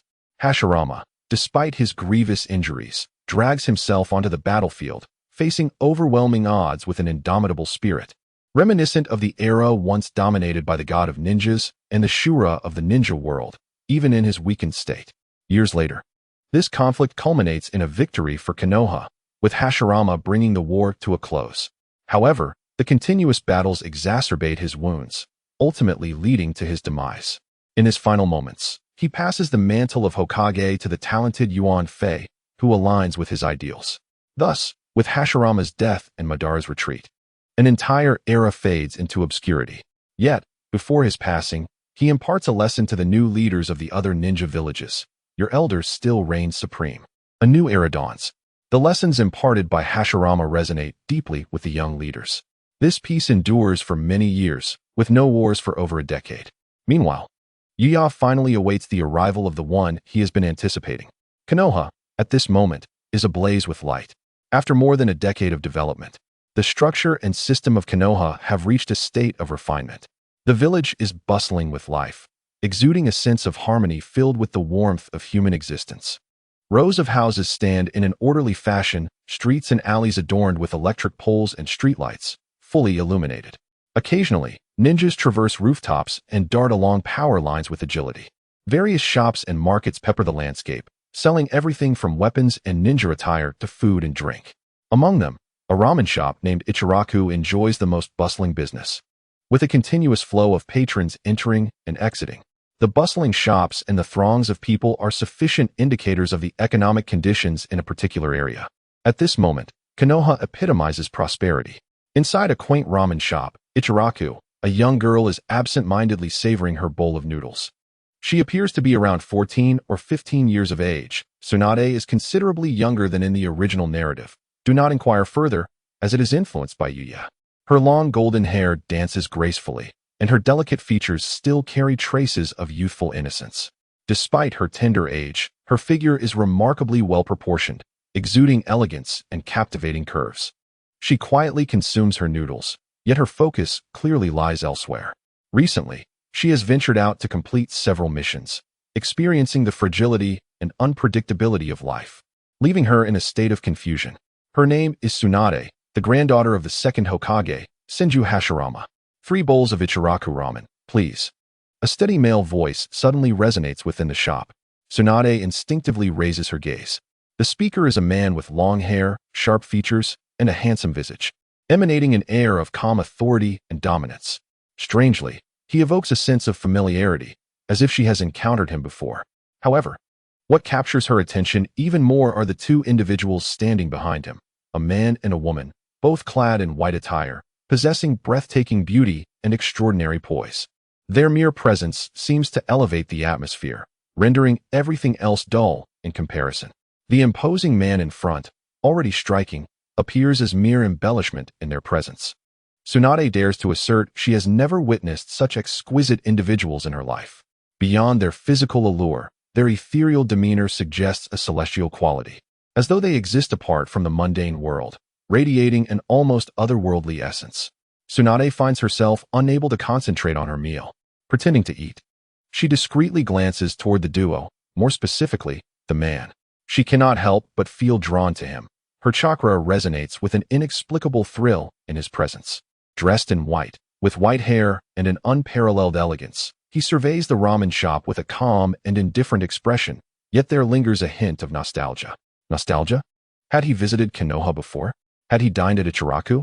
Why else would he exhibit such a sentiment? It is as if he is reminded of something familiar. Tsunade finds this perplexing but quickly dismisses it as a mere illusion. Such a figure, if he had indeed graced Konoha, would have caused quite a stir. She would have certainly been aware of it. Soon, as if sensing her gaze, the man turns his head and locks eyes with her. Tsunade finds herself at a loss for words, her heart momentarily slowing as she meets his deep, starry gaze. She hastily lowers her head, embarrassed, her heart racing. Yet, she cannot shake the feeling of intrigue. Holding her breath, she pretends to indulge in a large mouthful of ramen, still acutely aware of her pounding heart. Through the veil of her meal, she steals another glance at the man. He appears to be conversing with the earlier commanding figure, who listens intently, seemingly showing respect towards the white-haired man. Perhaps he is a subordinate. As the white-haired man speaks, his gaze drifts toward her, prompting the assertive man to look in her direction as well. Oh no, have they noticed her? Are they discussing her? Tsunade feels a wave of panic wash over her, and, attempting to regain composure, resumes eating ramen. She suddenly regrets not having applied makeup before leaving that morning. Yet, nothing more transpires. The trio continues to eat their ramen in serene silence. Tsunade feels a lingering sense of wistfulness, casually glancing at them once more. Watching the pair in white enjoying their meal seems to become a form of enjoyment in itself. Their flawless appearance and charisma transform into the most picturesque scene, as if they were a match made in heaven. For reasons unknown, Tsunade feels a pang of bittersweetness. At this tender age of youthful longing, encountering such a stunning man could have unforeseen implications for her future. Moreover, beside him stands an equally remarkable woman, stirring a whirlwind of emotions within her. Just then, the sound of footsteps approaches, noticeably directed toward her. Tsunade looks up to see the earlier imposing man standing before her table. A wave of disappointment washes over her. Little girl, should anyone dare to bully you in the future, just invoke my name, he declares with an air of authority, precisely as Tsunade had surmised about his character. Tsunade momentarily struggles to respond, feeling overwhelmed by the man's formidable presence, a sensation she has only experienced in the presence of her grandfather, the second Hokage. Yet, her attention instinctively drifts back to the white-haired man behind him. If this man is indeed the subordinate of the commanding figure, Could it be that he was summoned to protect her? Her thoughts spiral into a flurry of speculation. The white-haired man, noticing her gaze, offers a polite smile, his lips curving gently. This smile feels like a warm spring breeze, momentarily rendering Tsunade spellbound. Remember, I am Uchiha Madara, your grandfather, he states before she can fully collect herself. By the time she regains her composure, the trio has vanished, leaving only the echo of the commanding man's last words lingering in her ears. How rude. Tsunade furrows her brow. Although he is undoubtedly impressive, how can he be so discourteous? She wonders how such a remarkable individual could serve under someone so lacking in manners. Shaking her head, she chooses not to dwell on it further. Upon turning back, she discovers her bowl of noodles has grown cold. She had been so captivated by the inexplicable appearance of the three individuals that her meal took far longer than anticipated, primarily due to the enchanting white-clad man. Excuse me, did those three individuals happen to be from our Konoha? I don't recall having seen them before, Tsunade inquires of the shopkeeper at Ichiraku. Ah, Princess Tsunade. Which three individuals are you referring to? The owner responds politely, curiosity piqued. Tsunade gestures toward a corner where three empty bowls sit, steam still rising from the leftover broth. Those three who occupied that spot just now, she clarifies. Did anyone sit there before? I can't seem to recall, the shopkeeper squints, casting a doubtful glance in the direction she indicated. It's impossible. How could I forget such remarkable individuals? Tsunade had initially intended to comment on their looks, but opted for a more refined expression. Surely, anyone of such exceptional grace couldn't easily be forgotten. Perhaps I am simply too old to remember, the shopkeeper replies with a hint of resignation. Tsunade gazed at her youthful boss, her expression darkening. Princess Tsunade, why not inquire with others? The owner suggested. She turned her gaze towards the others, only to be met with a chorus of head shakes, each insisting they hadn't noticed anyone unusual in that spot. A tempest of emotions surged within her. It dawned on her that, despite the three figures entering and exiting, no one had detected their presence. Those three individuals were undoubtedly extraordinary. Her thoughts became a tangled web, the image of the man's final smile haunting her mind. In haste, Tsunade dashed outside, leaping towards the corners of walls, traversing alleys, and even climbing telephone poles in pursuit. Yet, after searching every nook and cranny, she found no trace of the three. Exhausted, she bent over, hands on her knees, panting heavily, a sense of loss washing over her. It struck her that this might have been her last encounter with that man, and yet she didn't even know his name. Gradually regaining her composure, she recalled the name of his subordinate, Uchiha Madara. Tsunade murmured, savoring the name as it grew increasingly familiar. Uchiha clan. Uchiha Madara? Her thoughts had been consumed by the man with white hair, and she had failed to realize that the domineering figure was part of the Uchiha clan. When had they produced such a powerful individual? His aura rivaled that of her grandfather. She spoke softly to herself, pausing as a sudden realization struck her, her pupils dilating in shock. She lifted her gaze towards the Hokage rock in the distance. There, on the colossal faces carved into the stone, the first visage was sharply defined, a handsome yet commanding face. Though the contours were blurred, it was unmistakably identical to that impolite man she had encountered. Her grandfather's dear friend, the first Hokage, Uchiha Madara. The magnitude of her astonishment left her momentarily speechless. Madara had been absent for so many years and was now back in Konoha. Instantly, she felt compelled to relay this news to her master, the third Hokage, Hiruzen Sarutobi. However, halfway through her sprint, she hesitated. It appeared that no one else had witnessed those three figures. Only she had seen them, yet they had vanished. Would anyone believe her if she spoke of this? If Madara wished to remain hidden, it was likely no one could find him. Madara, she murmured, contemplating the man who commanded such respect from him. Who was he truly? The girl spoke softly to herself, her eyes reflecting confusion, her mind filled with that enchanting smile. The evening breeze gently lifted her golden locks, seemingly stirring her thoughts, as a stray strand danced away, unaware of its destination. Madara, I must say, you look quite dashing atop the Hokage rock, Yaa teased. The reincarnation of Kaguya was soon to arrive, and even he felt a flutter of anxiety at the prospect of their reunion after millennia. He had to arrive early at her rebirth site. Meanwhile, he gazed at the iconic Hokage rock, filled with nostalgia. Why did it feel so oddly out of place to see Madara's face carved there? Child, and you have even become a Hokage? A curious voice chimed in, belonging to the ethereal silver dragon. Indeed, I served as Hokage for a month. Madara replied with a hint of resignation. He had always called others child, yet when the silver dragon addressed him thus, he felt no indignation. For the being was millennia his senior. At that moment, his thoughts drifted to Hashirama's granddaughter. Had it truly been so long that he hadn't realized how much she had grown? It was then that he grasped the meaning behind the saying that time is irrelevant to those who cultivate. Reborn, he found Hashirama had passed, yet his own appearance remained unchanged. Truly, everything had altered. Finally, he savored the Hokage's ramen, finding its flavor quite delightful. As the reincarnation of Kaguya approached, familiar faces began to surface in the Hokage's domain, and Yuya's humanity gradually resurfaced. He surveyed the area and spotted several characters from the original narrative, each exuding an aura of destiny. Several miles away, a cold youth engaged in a game with snakes, contemplating the truths of life and death. Nearby, a white-haired boy lingered outside a women's bathhouse, facing a moral quandary. A few months old was Minato Namikaze, while far away, Uchiha Fugaku, Mikoto, Hinata Hayashi, and Hinata Hizashi were present. Even distant, the Uzumaki clan's Kushina was born. The parents of the main characters had emerged, their existence woven into the fabric of time. Their destinies clear, yet the choice to delve into them remained. Madara, intrigued, cast a glance towards Minato and Kushina, but chose not to investigate the nature of their future entanglements. To possess omniscience would be dreadfully dull. Divine essence enveloped him, and as Kaguya's rebirth approached, it was not his desire. Lord Heavenly Emperor, it seems you were aware of Ichiraku ramen long before? Madara inquired curiously. Indeed, it was ages ago, Yuya replied, reflecting. Even 1,000 years prior, in a past life. I knew. The Heavenly Emperor knows all. It is only natural, Madara stated, not as flattery, but as a simple observation. This world still harbors much of your chakra, Yuya? The silver dragon added.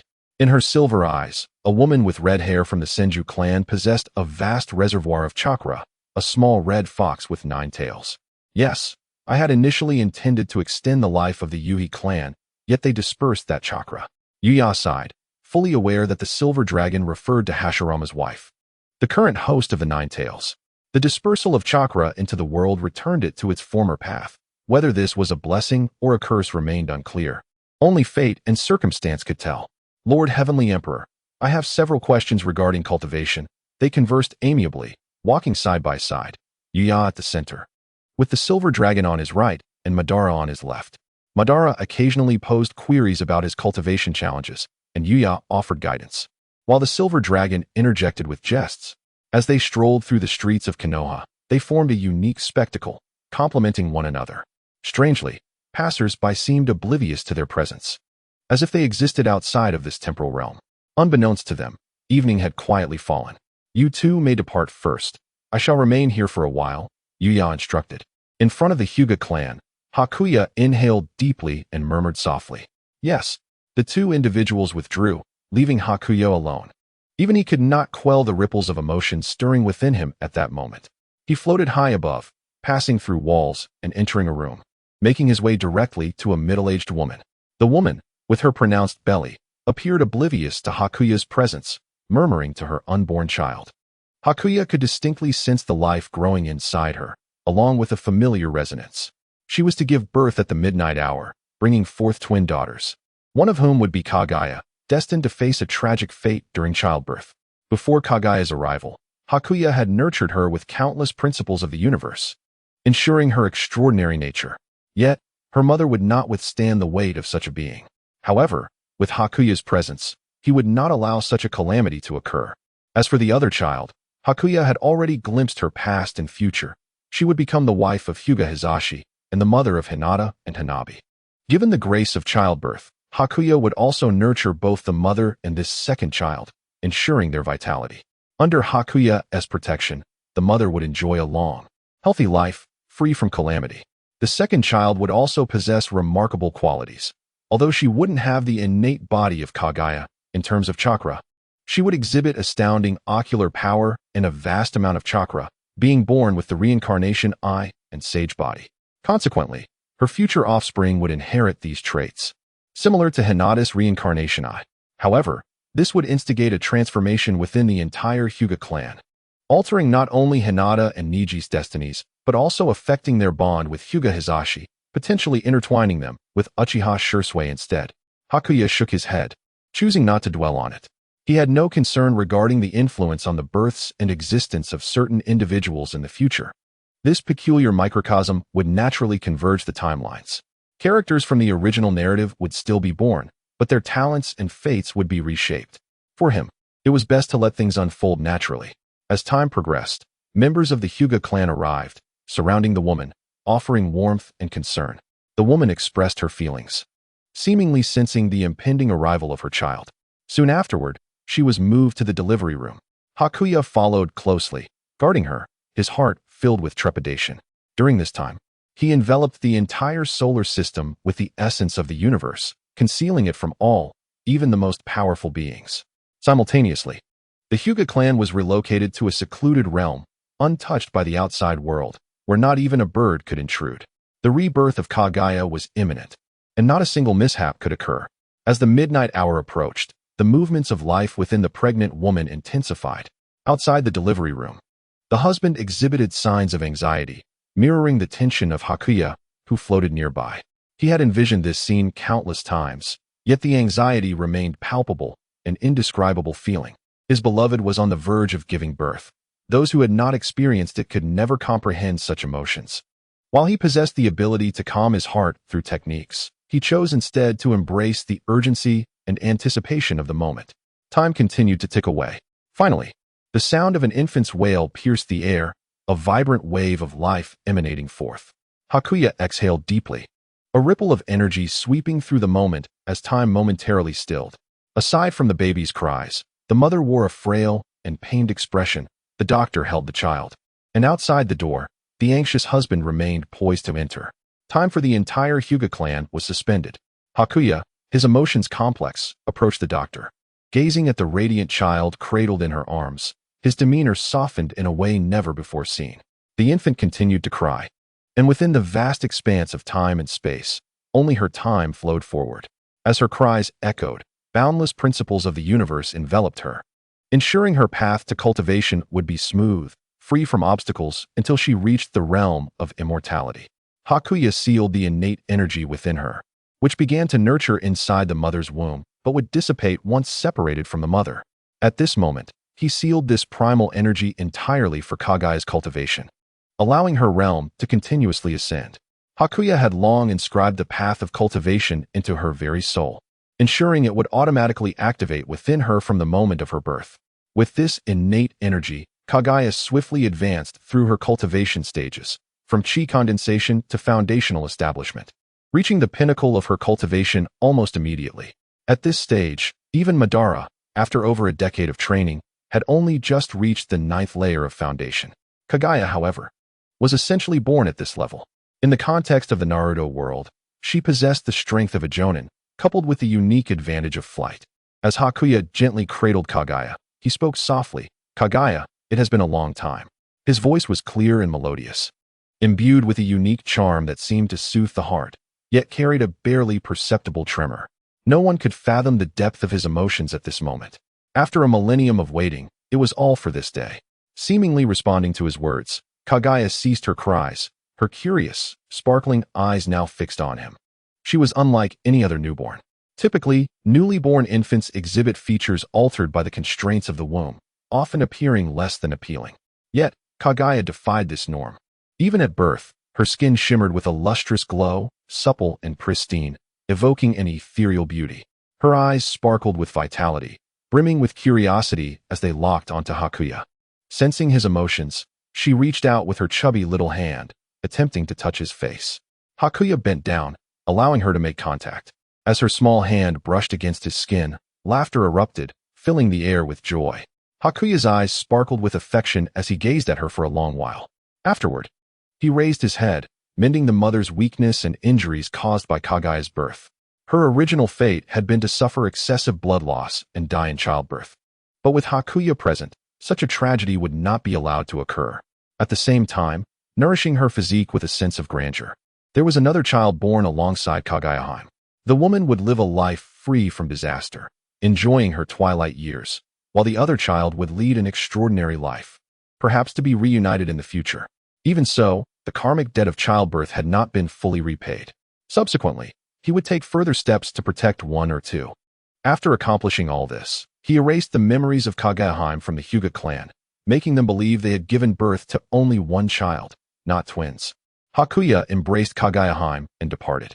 Chapter 93. Growth. Hakuya left the Hyuga clan with Kaguya in his arms. The silver dragon and Madara had long awaited outside, gazing at the child in Hakuya's embrace, as well as the unprecedented tenderness radiating from him. For a moment, they were taken aback. "My lord, is this your child?" Madara inquired, only to be swiftly silenced by a punch from the silver dragon. A noticeable bump appeared on Madara's head. "Where did this child come from?"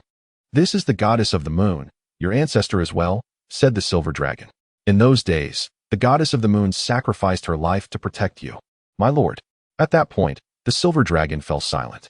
Had it not been for the goddess of the moon's life-for-life exchange, the lord would have ultimately exploded with power, and this world might have ceased to exist.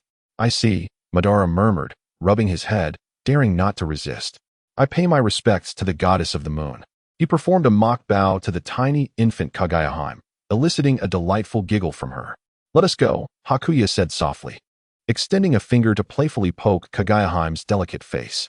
In that instant, his demeanor was imbued with an unparalleled gentleness, a stark contrast to his previous aloofness.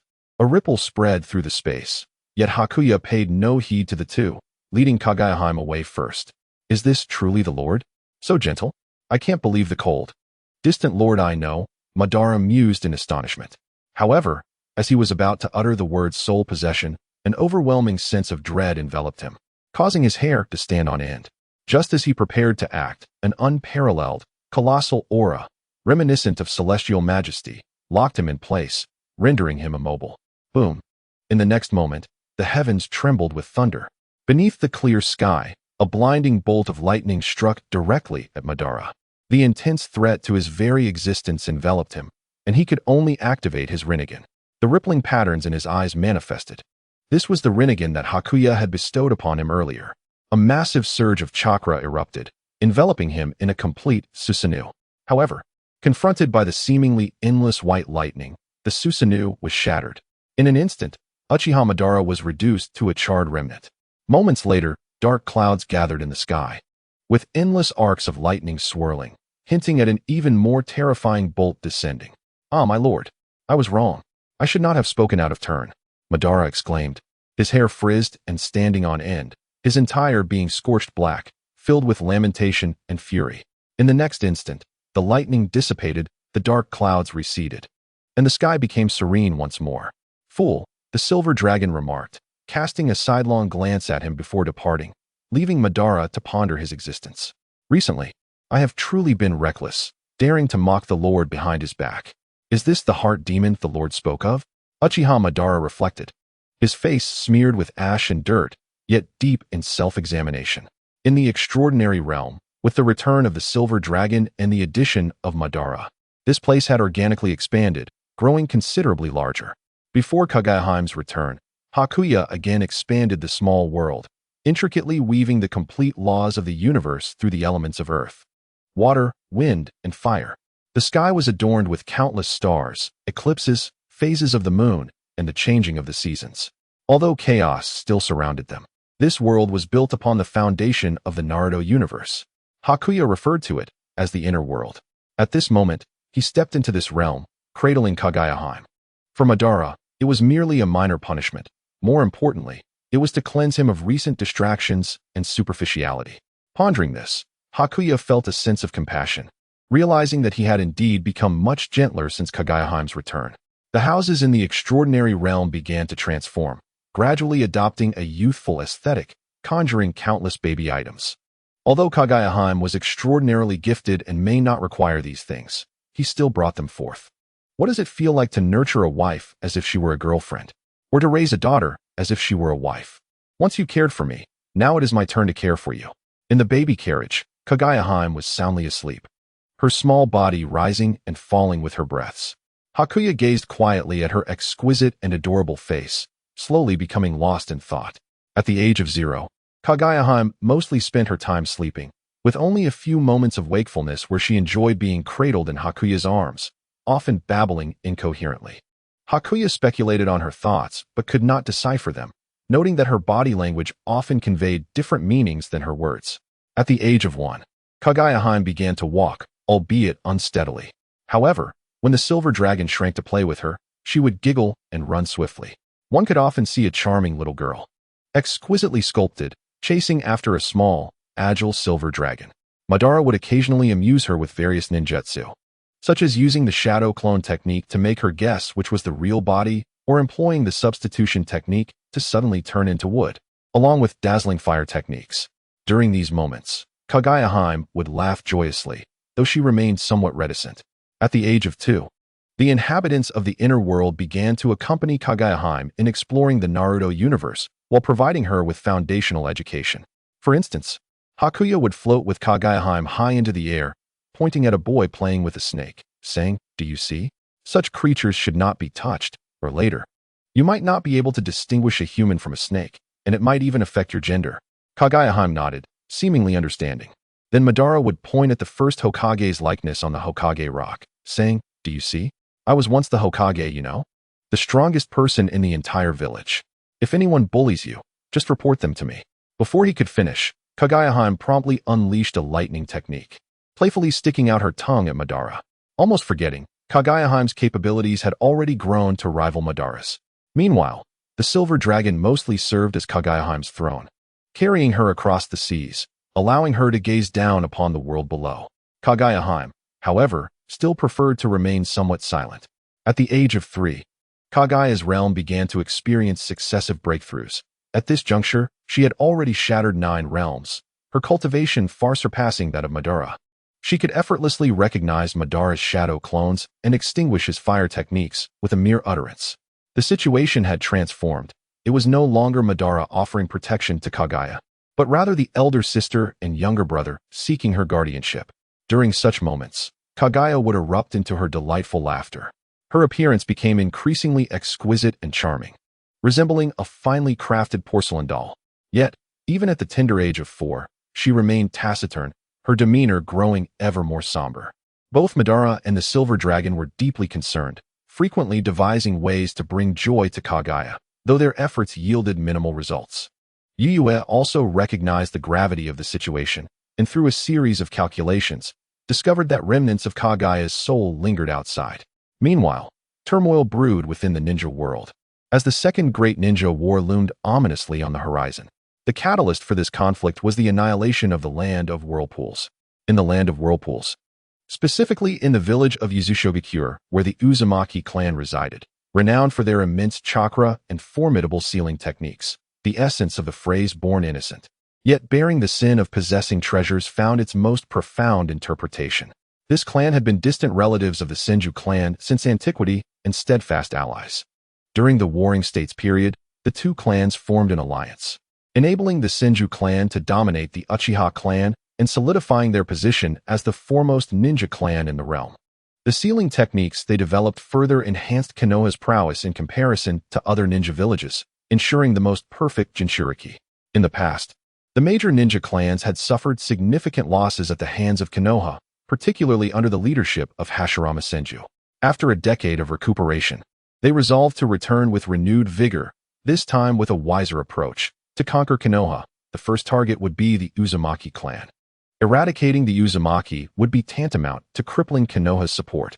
As the village of Yuzushogakyure was engulfed in flames and chaos, the 5 great ninja villages launched a meticulously planned assault on the Uzumaki clan. Indeed, during the past decade of peaceful development, not only had Konoha flourished, but various smaller nations had also risen rapidly, notably the Rain Country, a land perpetually shrouded in rain. The Rain Country's ascent was attributed to the emergence of a prodigious talent, Hanzo of the Salamander, who was heralded as possessing the potential of a second Hashirama. His presence propelled Amigakure towards the brink of becoming the 6th great ninja village, and due to its proximity to the Uzumaki clan, it joined the onslaught. Despite the Uzumaki clan's ancient barrier techniques, they could not withstand the overwhelming onslaught of diverse ninjutsu unleashed by the 5 great villages. At long last, the barriers crumbled. Before the enemy's advance, the Uzumaki clan had already organized the evacuation of the elderly, women, and children. The adult members of the clan took up arms to defend against the invaders, striving to carve a path for the new generation. Simultaneously, they dispatched messengers to Konoha, pleading for reinforcements, although whether they could hold out remained uncertain. What followed was a brutal baptism of war, with the fierce flames of conflict consuming the land. The destructive force of powerful ninjutsu from various nations annihilated the entire Uzumaki clan, leaving behind a landscape of ruins and desolation. At the borders of the land of whirlpools, an elderly man escorted a young girl in retreat. The elder, his visage marked by the passage of time, wore a sparse crown of gray and white hair with hints of red, still reminiscent of the Uzumaki lineage. However, his body was marred with numerous wounds, and he occasionally coughed up blood. The young girl, with vibrant red hair and appearing around 4 or 5 years of age, radiated an immense chakra and vitality. Now, facing the horrors of war for the first time, her once delicate and lively face was etched with anxiety. Her name was Kushina Uzumaki, the chosen next Jinchuriki of the Nine Tails, originally destined to be sent to Konoha upon reaching adulthood, but now forced to hasten that fate. The elder's injuries worsened, leaving trails of blood as he carried the girl onward. His life was approaching its limit, his body unable to endure further travel. At this pace, the enemy would soon be upon them. With a bitter smile, he paused. "My dear young lady, this old servant can accompany you no further. You must go on. Konoha's reinforcements are on their way." He gazed into Kushina's eyes, filled with affection and reluctance, his voice soft, warm, yet tinged with weariness. "Grandfather." The girl clutched the hem of his garment, her expression fraught with fear and helplessness. "Little Kushina, this is the reality of war. You must be strong and survive." The elder's scarred visage cracked a gentle smile, a blend of kindness and fierce determination. "Grandfather, please don't leave. I'm scared." Tears welled in her eyes, and she clung tightly to him, her cries echoing her distress. What a pitiful sight. "We, the descendants of the Heavenly Emperor, do not harbor weakness," the elder suddenly admonished, shaking off the girl's grasp. Though she continued to sob softly, upon hearing the mention of the Heavenly Emperor, her anxious demeanor gradually began to stabilize, her gaze growing resolute. The elder's eyes flickered with pain and guilt. He had never wished to chide her thus. However, suppressing his own reluctance, he sighed deeply. "Little Kushina, the world may have forgotten the name of the Heavenly Emperor, but we of the Uzumaki clan still remember. For us, is this not a blessing from the Heavenly Emperor? We must never forget, lest we tarnish his name." As he spoke, his face glowed with a sacred light, his eyes shining with an unprecedented brilliance, akin to that of a pilgrim. The young girl nodded. Though her understanding was limited, she wiped her tears with her small hand. "Little Kushina, let us play one last game." The elder's voice softened. "What kind of game, grandfather?" she asked, still somewhat tearful. "I will count down from 3 to 1. And you must run. No matter what happens, do not look back. Grandfather won't leave. As long as you keep running, I will find you, all right?" "Okay," the girl nodded, and with a small finger extended, they sealed their promise. As family members fell one by one around her, he was the last remaining companion from her childhood. "It's a promise," the elder smiled, intertwining his gnarled hand with her delicate fingers. "Little Kushina, do not look back, but run boldly forward." He gently released her small hand, pushing her forward. As he turned to face the approaching shadows, he began to count. 3. The little girl shivered, completely departing from the warmth of the old man. The raging wind swept in, and she no longer had the comforting embrace to shield her from the cold. With her back turned to the elder, her body began to tremble. She wished to weep, an instinct she could not contain at her tender age. Yet, she desperately covered her mouth, stifling any sounds of sorrow. "Run!" With the elder's commanding shout, the little girl began to sprint forward with all her might. She stumbled and faltered, her hurried pace causing her to trip over a stone by the roadside, falling to the ground. A large patch of crimson blossomed on her delicate, fair skin. Nevertheless, she quickly rose, refusing to linger, and continued her frantic dash. Tears streamed down her face as she ran, convinced that only by persistently moving forward would the elder return to her. This was the promise she held with him. Chapter 95. Vortex of cloud and sky. The old man, step by step, moved in stark contrast to the direction of the little girl. He faced the throngs of ninjas, formidable foes.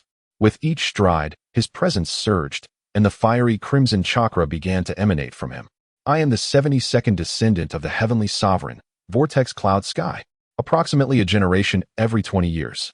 The ancient Azura, following his father's command to rescue his grandfather, never forgot those words. Generations of descendants have felt shame, as despite 72 generations of seclusion and diligent study, they have yet to unravel the mysteries. In the depths of the underworld, they could not bear to face their ancestors. The Vortex clan is the sole lineage with a clear heritage and ancestral worship, evidenced by their ancient and complete sealing techniques. At that moment, Vortex Cloud Sky proclaimed loudly, his form radiating brilliance, an invincible aura enveloping him. To have never witnessed the Heavenly Sovereign's unmatched prowess was indeed a profound regret. He sighed deeply. Then his voice rose once more. Today, I shall invoke the Heavenly Sovereign's secret technique to eradicate you vile beings. Vortex Cloud Sky laughed heartily, his power reaching its zenith. He executed the secret technique, utterly consuming his life force. In that instant, his aged visage rejuvenated, the wrinkles vanishing, and his stooped form straightened. His silvery hair turned vibrant once again. In that moment, he returned to his youthful glory, his appearance exquisite and unparalleled. The dense crowd of ninjas had now closed in around him. He uttered no more words. Instead, he smiled broadly and engaged in battle with the ninjas. Meanwhile, Vortex Kushina continued to run forward, undeterred by the sounds of combat behind her, never once glancing back. She firmly believed in the promise made by her great uncle, that if she kept running, he would return for her. Even after countless falls, her face smeared with dirt, flushed and marked with numerous scrapes, she pressed on. Vortex Cloud Sky, endowed with extraordinary talent, had once been the pride of the Vortex clan, entrusted with high hopes. However, after being defeated in battle by Uchiha Madara, he had refrained from combat ever since. The true reason lay in the year of Yuue's birth, an event that resonated throughout the heavens and left an indelible mark on his memory. The Vortex clan's deep-rooted traditions regarding the Heavenly Sovereign's legacy made it perilous to erase such memories completely, as it would jeopardize their heritage and impact the entire clan.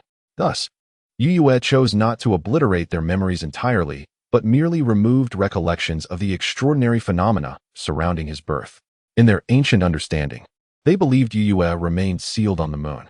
Yet, those few in the Vortex clan with exceptional talent still retained vague memories of certain fragments, which profoundly influenced him, leading him to withdraw from the world to focus on sealing techniques.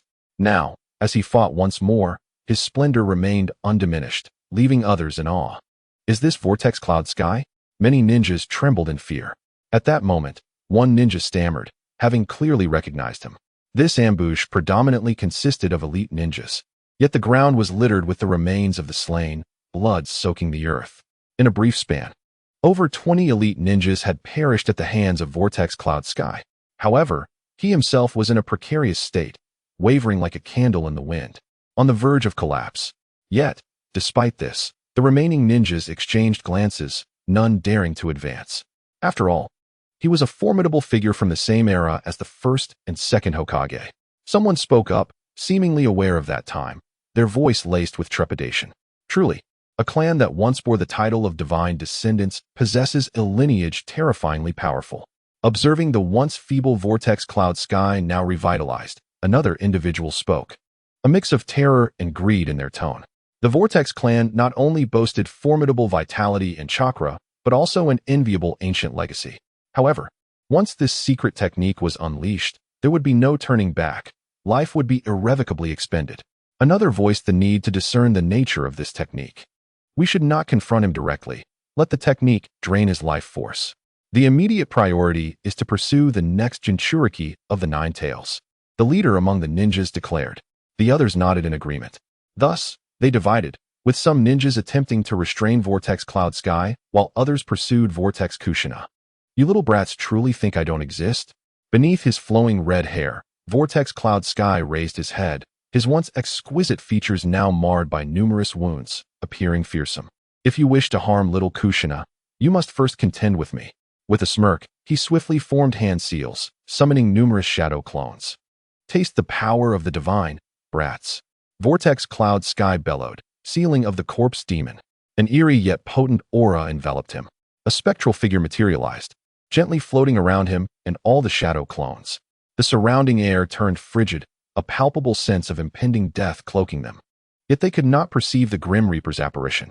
Thus, Vortex Cloud Sky commanded the many shadow clones imbued with the Grim Reaper's essence to launch an assault on the ninjas.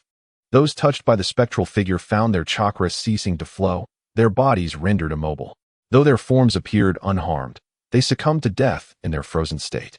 Even a mere specter of the Grim Reaper, who wielded some powers of the rules at the Six Paths level, was far beyond their capacity to resist. Their souls were inevitably consumed by the Grim Reaper. However, the numbers were overwhelming. The ninjas, filled with dread, scattered in all directions, distancing themselves from the clones. While several managed to break through, racing toward Kushina. The battle of the ninjas was fleeting, yet how far could the little girl run? As Kushina ran desperately, her movements were erratic, yet she had not yet escaped the watchful eyes of the ninjas. Uzumaki Yuntian felt a sense of foreboding. Help from Konoha was still delayed. What should Kushina do? Before long, Yuntian's chakra was depleted, and the specter of death faded away. Strangely, it did not claim his soul. But he could not afford to dwell on that. His body began to deteriorate rapidly. The peak of his strength had passed, and the backlash of the jutsu was imminent. One of the ninjas was now alarmingly close to Kushina, his kunai poised to strike. Sensing the encroaching danger, Kushina chose not to look back. Instead, she gritted her teeth and continued to run forward. Just as the attack was about to descend upon her, a sudden crack echoed, as if something had intercepted it. A bloodied, severed hand flew past Kushina's eyes. Her pupils constricted in recognition. It was the hand of her granduncle. Don't look back. Keep running. Yuntian's voice thundered from behind. A shudder coursed through Kushina's body, but she pressed on. Chapter 96. This is where Kushina continued her flight, her small frame appearing alarmingly fragile, as though a mere gust of wind could topple her. Her cheeks flushed crimson, marred by scratches that told tales of her struggle. The biting cold wind swept past, and dismembered limbs occasionally darted before her eyes. She dared not pause, tears mingling with snot as she wiped her small hands repeatedly across her face. The clamor of battle behind her gradually diminished, accompanied by the weakening breaths of the elderly man. She could clearly hear the clash of weapons and the heavy sounds of her granduncle's struggle. Each noise sent a tremor through her, tempting her to halt. Yet, his stern rebukes urged her to keep running until the air was rent by the sound of impending doom. Even as she sensed the danger approaching, she, at her tender age, had no means of evasion. She could only shut her eyes tightly and forge ahead. Several shurikens hurtled toward her diminutive form, glinting ominously under the cold, silent moonlight. The foreboding was palpable. Should these projectiles strike her, even with the resilience of the Uzumaki clan, she would not withstand them. But in the next instant, a figure broke through the chaos, enveloping Kushina in a protective embrace. The elderly man, despite his frail state, shielded her from the oncoming shurikens.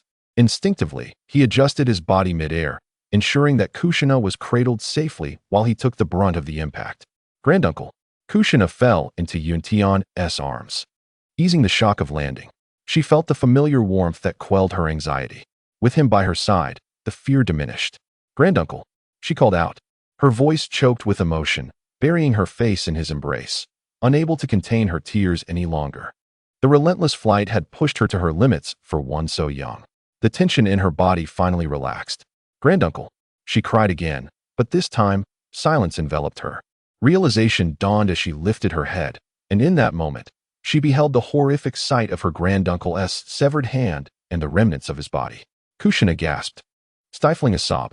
Her body trembled, pupils dilating as tears streamed through her fingers. The truth struck her. He had perished long before he had reached her. Though his body had succumbed to death, his instinctive will to protect her had endured. Yet, he had not lived long enough to call her name one last time or to stroke her hair with his calloused hand. Granduncle, please wake up. Don't sleep. Her eyes, filled with a haunting emptiness, instinctively shook his half-lifeless body. Granduncle, please wake up. I promise I'll be good. I won't play around anymore. Just come back, please. She wished to smile, yet it resulted in a grimace more sorrowful than tears. Her cheeks were streaked with weeping as memories flooded her mind. She seldom saw her parents. Her short life had been predominantly shared with her granduncle. Yet, his love for her was boundless. He would hold her hand and lead her through bustling streets, showering her with treats and toys, endlessly narrating tales of ancient traditions and celestial beings. He was the epitome of a beloved grandfather to her, the cornerstone of her brief existence. Liar. You promised you would return. I've been good. I kept running, so please come back. Kushina wailed, striking at her granduncle's growing cold body. In her anguish, she embraced him tightly, sobbing uncontrollably. The ninjas began to draw near, their brows furrowed in respect for the fallen elder. Even in his final moments, the indomitable spirit he displayed was enough to leave them in awe. Rather than being defeated by them, he had succumbed to the very jutsu that had returned him to his prime, ultimately consuming his life. Now, with the elder's demise, only the small girl remained.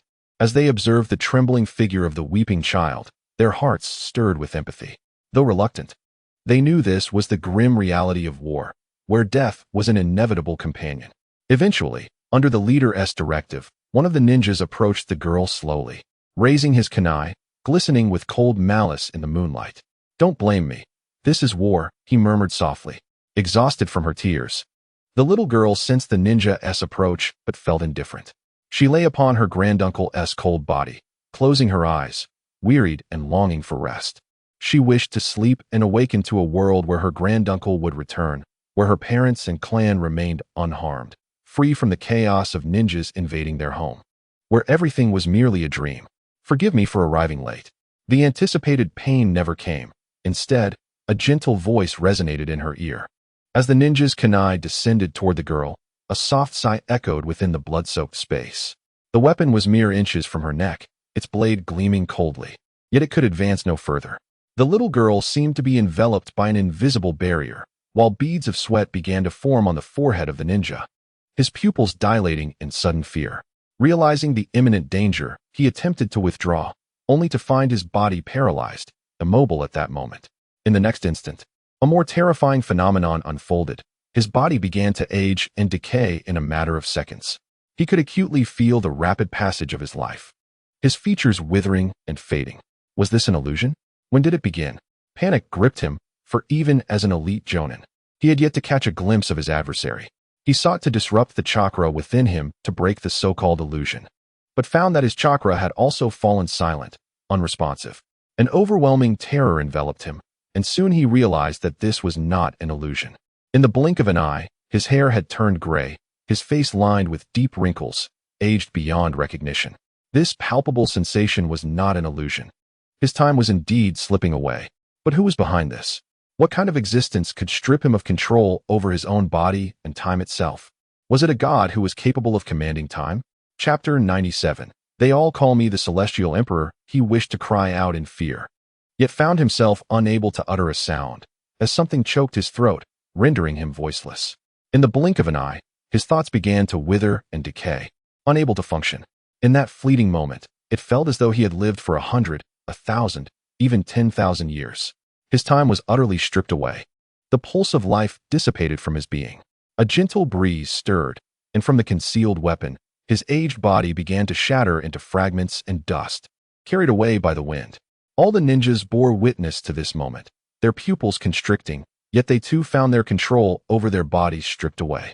The surviving ninjas, mostly elite jonin, with 3 of them being shadow-level powers, possessed formidable ninja skills. Almost instantly, they suspected they were ensnared in an illusion, attempting various methods to disrupt their chakra, only to discover that their chakra had stagnated, unable to move. What manner of illusion was this? So powerful. They had not even glimpsed the legendary kaleidoscope. Their fear mounted, yet they soon realized how ludicrous their thoughts were. A pitch-black door materialized in the air, and a figure stepped forth from within, garbed in pristine white, silver hair flowing like a celestial being. He possessed unparalleled beauty, radiating an aura that seemed to make him the very center of the universe. Although he emitted no discernible presence, it felt as if the entire cosmos bowed to him. The heavens themselves inclined in his direction. An indescribable aura surrounded him, as though he were the sovereign of all creation, the utmost pinnacle of existence. Every being trembled at his arrival. The moment they laid eyes upon him, it was as if everything fell into place. If this man desired to end their lives, would he even need a thought to do so? Forgive me for my tardiness. The man's voice, clear and melodious, resonated gently. Though softly spoken, it echoed in every ear like the sound of the Tao, soothing the hearts of the terrified, allowing them to forget their fear and merely gaze at this ethereal figure. Kushina trembled, the anticipated pain never arriving, replaced instead by a gentle voice whispering in her ear. She looked up, captivated by the extraordinarily handsome man before her. Her limited vocabulary at that moment could only conjure the word beautiful. Kushina remained silent, tears glistening in her eyes, simply staring at him, momentarily forgetting her sorrow. As a price for my tardiness, what do you desire? I can fulfill it, Yuya said, his expression complex as he regarded her. He had just lulled Kaguya to sleep in the inner world and sensed the changes occurring in the Naruto realm, realizing he had inadvertently arrived in the midst of the Second Great Ninja War. Along with this, he felt the residual essence of Kaguya's soul, a pang of guilt stirring within him. If this fragment of her soul were to reincarnate, he wondered how long he would have to wait yet again. However, even he did not anticipate that the soul would reincarnate alongside Kushina. I want my great-grandfather, Kushina murmured, biting her lips softly. Very well, Yuya replied gently, his voice resonating throughout the cosmos. As though his words held the power to manifest reality, in the next moment, an endless river of time surged forth from the void. Time began to flow backward, the scattered limbs of the Vortex clan members being reassembled, lights swirling as their forms coalesced, the pulse of life rekindling within them. While Yuya's thinning hair began to regrow, turning vibrant once more, his aged body restored to youth. He not only revived, but returned to his prime. Vortex Yintian, in a state of stupor, watched in disbelief at this wondrous spectacle, yet soon found himself unable to focus on his own transformation. Captivated instead by the figure hovering in the air, reminiscent of a deity, commanding reverence from all of creation. Memories surged within him, his body trembling as his eyes widened in astonishment, his expression filled with excitement. Yet Yuya's gaze did not fall upon him. He stood to the side, hesitant to speak. I also wish for my brother and sister, the deceased members of the Vortex clan, to be revived, Kushina stated, her heart racing at the sight of Yuntian's revival. She longed to leap into his embrace, but refrained, noticing his tense posture beside Yuya, which held her back. Little Kushina pondered for a moment, nervously fidgeting with her fingers as she softly spoke. Yuntian beside her stiffened, having guessed the identity of the being before them. Yet, to revive him and restore him to his youth was already a stroke of fortune. Now, to resurrect the entire Vortex clan, was this too much to ask? Would he truly grant such a request? After a long silence, amidst the tension of the two, Yuya replied softly, very well. In an instant, the heavens roared with thunder. The earth illuminated with brilliance, and countless figures emerged, all of whom had perished in the turmoil of the Vortex clan. They gazed in disbelief at their revived bodies, turning their eyes toward the celestial figure above them. Some of the elder members of the Vortex clan seemed to recall something and were suddenly moved to tears. I also wish for us to have new homes, far from the ravages of war, Kushina added. She recalled the buildings consumed by the flames of war and the harsh realities of conflict as recounted by her great-grandfather. She fervently wished for her clan, the Whirlpool, to be free from the torment of battle. This time, Yuya hesitated slightly, and with her uncertainty, Kushina began to feel anxious. Was she asking for too much? Being too greedy? All right, Yuya finally said. Kushina's tense emotions began to ease. However, in the next moment, her eyes began to glisten with unshed tears. Big brother, why are you so kind? Throughout my life, only my great-grandfather has treated me this well. Yuya smiled gently, floating closer to Kushina and ruffling her hair. Because your smile is beautiful, so you must smile often, he said softly. A faint ethereal shadow was drawn from the top of Kushina's head, revealing the lingering soul of Kaguya hidden within her. I understand now, big brother, Kushina giggled, feeling the warmth emanating from Yuya's hand. Oh, by the way, what is your name? She inquired. They all call me the Heavenly Emperor. Chapter 1. Extra feeding, not the main text. Thank you for your concern. I am currently hospitalized due to atrial fibrillation and will be under observation. I may not be able to update for a while, so I am sharing some past drafts for everyone to read as extras. I appreciate your ongoing support. I will finish this book. Kaguya held Yuya tightly as they followed the old woman through a winding path, feeling increasingly lost. Kaguya frowned. We're almost there, just ahead. The old woman reassured, seemingly perceptive to Kaguya's unease. Hey, is that a new arrival? Someone remarked, casting a strange look at Kaguya and grinning at the old woman. A few ruffians even whistled at her. Though Kaguya did not understand their intentions, her instincts told her it was impolite. Her expression turned icy, her brow furrowing deeper. Go play somewhere else. This is my new guest, the old woman retorted, sensing Kaguya's discomfort. The ruffians erupted in laughter, creating an extremely awkward atmosphere. Having just arrived on this planet, Kaguya was unsure how to respond to such behavior. She seemed to grasp it, but not entirely. After all, these individuals had not yet caused her any tangible harm. In her understanding, the concept of preparatory crime did not exist, and she was unaware of being provoked. If Yue were to awaken and witness Kaguya being bullied, it would surely cause a stir. However, Yue's current condition was dire. His energy was severely depleted, leading him to once again slip into unconsciousness. Meanwhile, Kaguya, holding the frail Yue, felt his weakness and lost interest in the others, hastening her steps alongside the old woman. Here we are, this is my home, the old woman finally announced, pointing to a modest dwelling. Upon hearing this, Kaguya let out a sigh of relief, her previously tense demeanor easing. Arriving at the indicated location, Kaguya found a simple home situated in a secluded alley. The old woman lived alone, and without hesitation, she began preparing a meal for the weak Yue.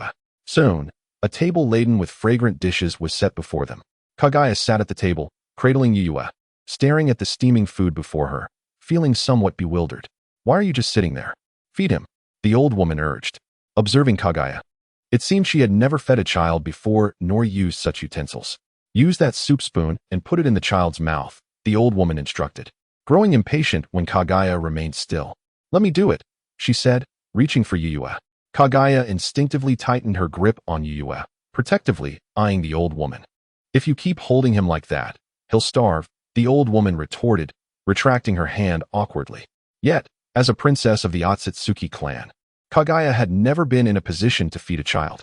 Ultimately, sensing Yue's condition, Kaguya bit her lip in hesitation, mimicking the old woman's actions, and clumsily lifted a spoonful of soup to Yue's lips. Children need coaxing. You must speak to him, the old woman advised. Kaguya complied, albeit with a somewhat stiff tone. Open your mouth. As the aroma of the food wafted around, Yue stirred awake, his gaze falling upon Kaguya, who carefully held a spoon of delicious food to his lips. Seeing Kaguya's beautiful, enlarged visage, her rosy lips gently exhaling steam, he felt an overwhelming sense of happiness, as if nothing else mattered in life. He obediently opened his mouth, chewing the food she offered. Being fed by Kaguya, the final boss of the Hokage, felt like the pinnacle of bliss. As Kaguya watched Yue's delicate face and his adorable pout as he took a big bite, an inexplicable sense of satisfaction and warmth blossomed within her. Look, this child belongs to you. This peculiar experience was extraordinary. At that moment, Kaguya felt a void in her heart filled by Yue. Her existence, which had been confined to the dark confines of the Otsutsuki's home planet since birth, waiting in vain to fulfill her destined purpose, suddenly found new meaning. With no time to ponder further, Kaguya took another spoonful, her movements becoming more fluid. Yue followed her cue, feeling as though he had no further desires in life. Thus, in the old woman's modest living room, a stunningly beautiful and ethereal woman was seen clumsily feeding a small infant in her arms. The old woman watched, her eyes misty as she beheld this heartwarming scene.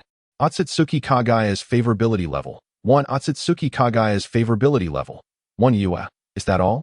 While enjoying Kaguya feeding him, Yue was momentarily startled by the sudden system notification. He felt a sense of absurdity, as if the final boss, Kaguya, had unwittingly initiated her own conquest of him. The small Yue's lips curled into a smile. He was aware that Kaguya was immersed in the joy of nurturing her own happiness, yet little did he realize that the true growth was within him. As the food was once again offered to Yue, he declined, saying, "You should eat too." Yue shook her small head, and, mimicking Kaguya's actions, blew on the spoon before bringing it to Kaguya's lips. Kaguya was momentarily taken aback by Yuya's adorable demeanor, but her heart soon warmed. Kaguya's affection level increased by 1. She softly murmured, following the spoon's path to partake in the meal herself. Before long, the two had finished their meal, sharing bites until their bowls were stacked high on the table, Kaguya's little belly slightly protruding. Meanwhile, Yuya was comfortably nestled in Kaguya's embrace. Though merely a woman and a child, their appetites were astonishing, eliciting admiration from the ant watching them. After the meal, the ant swiftly tidied up their space. Once she had arranged their accommodations, she stepped out to wash the dishes, leaving Kaguya to carry Yuya into the room.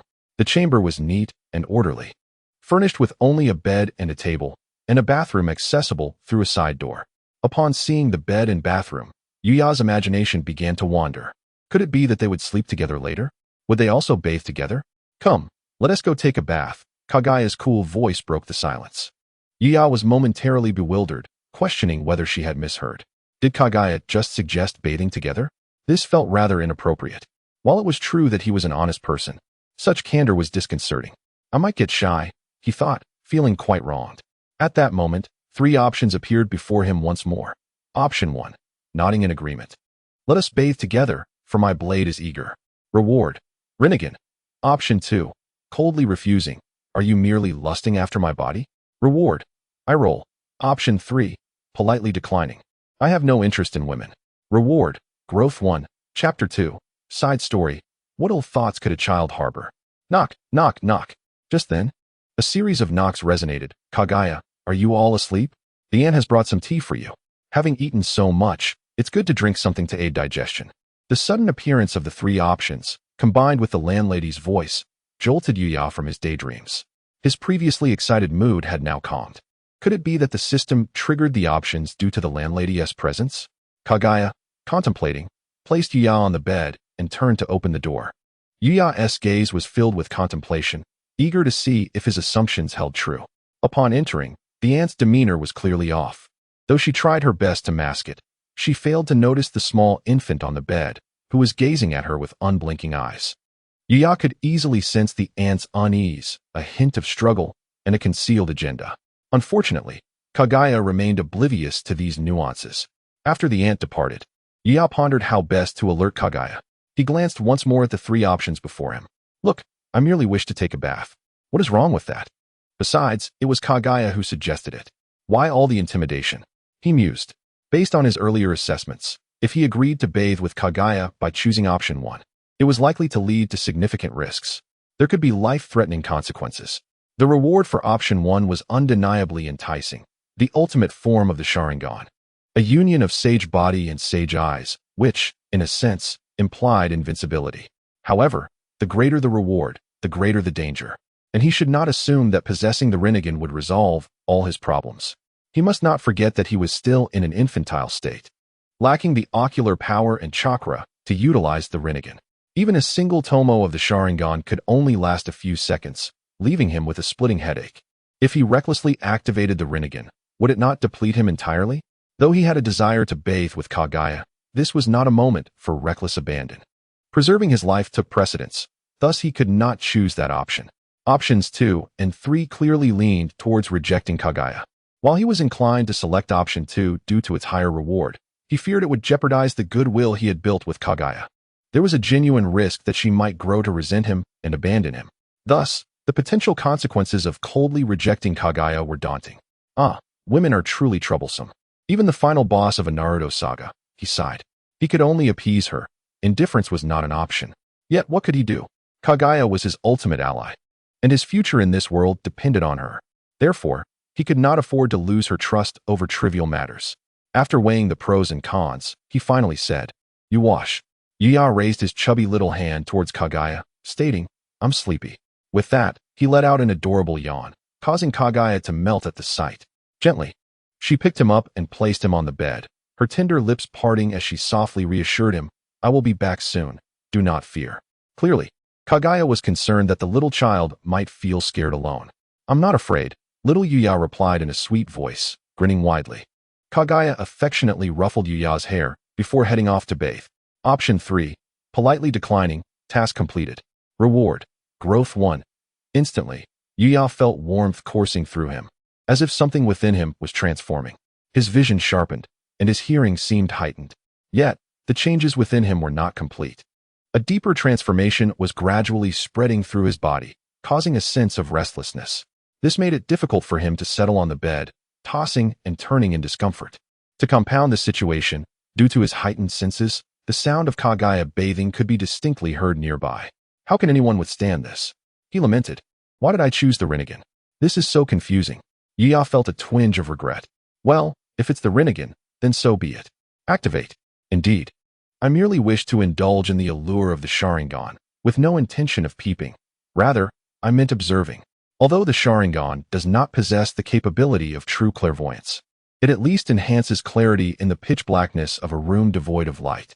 In an instant, Yuya's eyes transformed into a vivid crimson, with a singular black tomo beginning to rotate within. However, just as he prepared to casually survey his surroundings, casting a glance towards Kaguya, the Sharingan detected a shadow swiftly infiltrating the space, holding something and spraying it into the tea. What? Spraying something?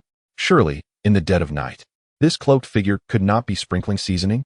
Moreover, it seems that in the realm of the Hokage, such condiments do not exist. My goodness, is this a robbery? Yuya immediately became alert. This figure moved with remarkable speed and skill, clearly trained in the art of stealth.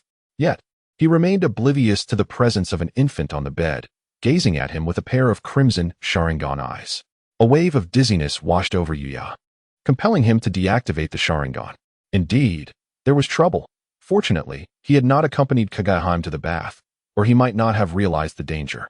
As the cloaked figure exited the room, muffled voices drifted in from outside. How's the dosage? Is it sufficient? Rest assured, it could fell a bull. This exquisite little girl is quite a prize. The higher-ups have instructed us not to touch her, and we must deliver her to the soup house. Could it be Shu? Quiet. A third voice interjected, that of a matronly woman. My child, fear not. Continue with your duties, and your child shall be returned to you. The goods you brought today are satisfactory. Keep up the good work. You're deceiving us. You promised this would be the last shipment. The matron's voice trembled. I will expose you. Enough. Silence. This was followed by the sounds of scuffling and muffled cries from the matron. Despite the distance, Yuya could hear it all too clearly, likely due to the way his body was changing. His thoughts were a tumult of confusion. While he understood that the matron was likely complicit, he never imagined she would play such a treacherous role, a sharp blade. If his memory served him correctly, the soup house in ancient Japan was akin to a brothel in China.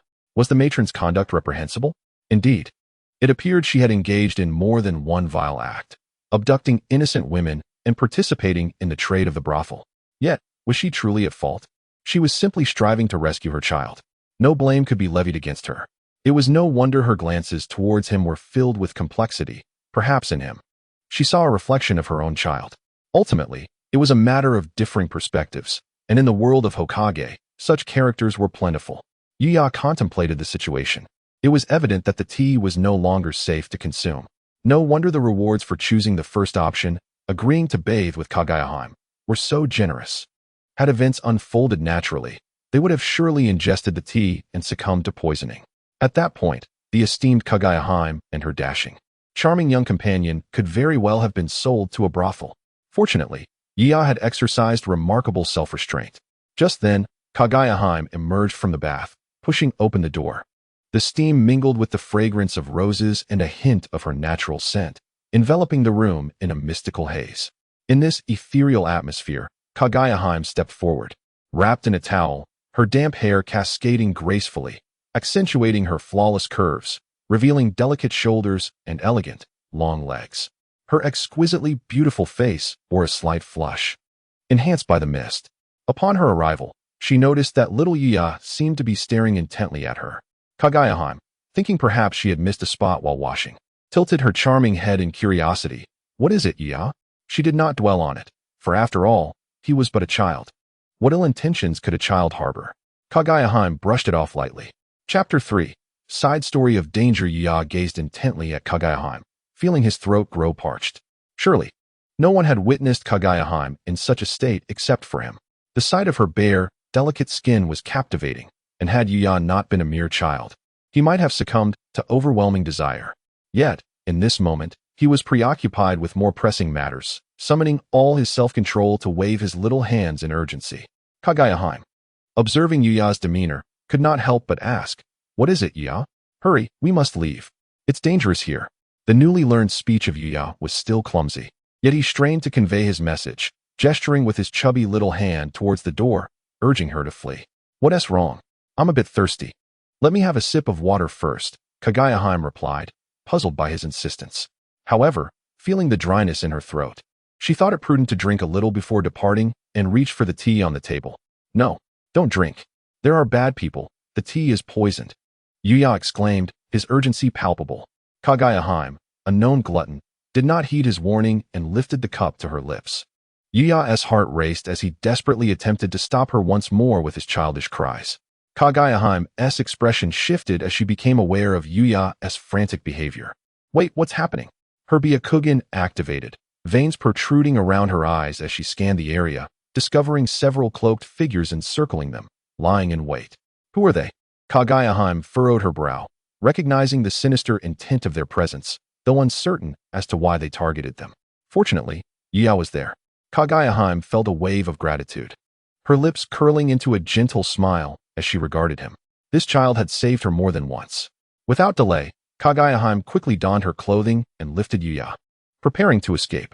Yet, she hesitated. That matron, Kaguya murmured, having seen through her Byakugan that the woman was being subdued by the cloaked figures.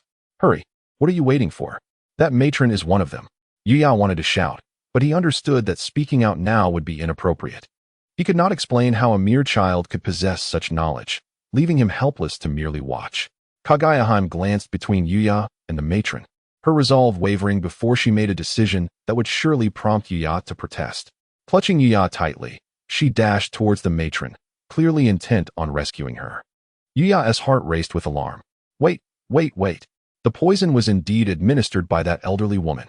Despite the delicious meals she prepared, one would think that even a foodie would have some restraint.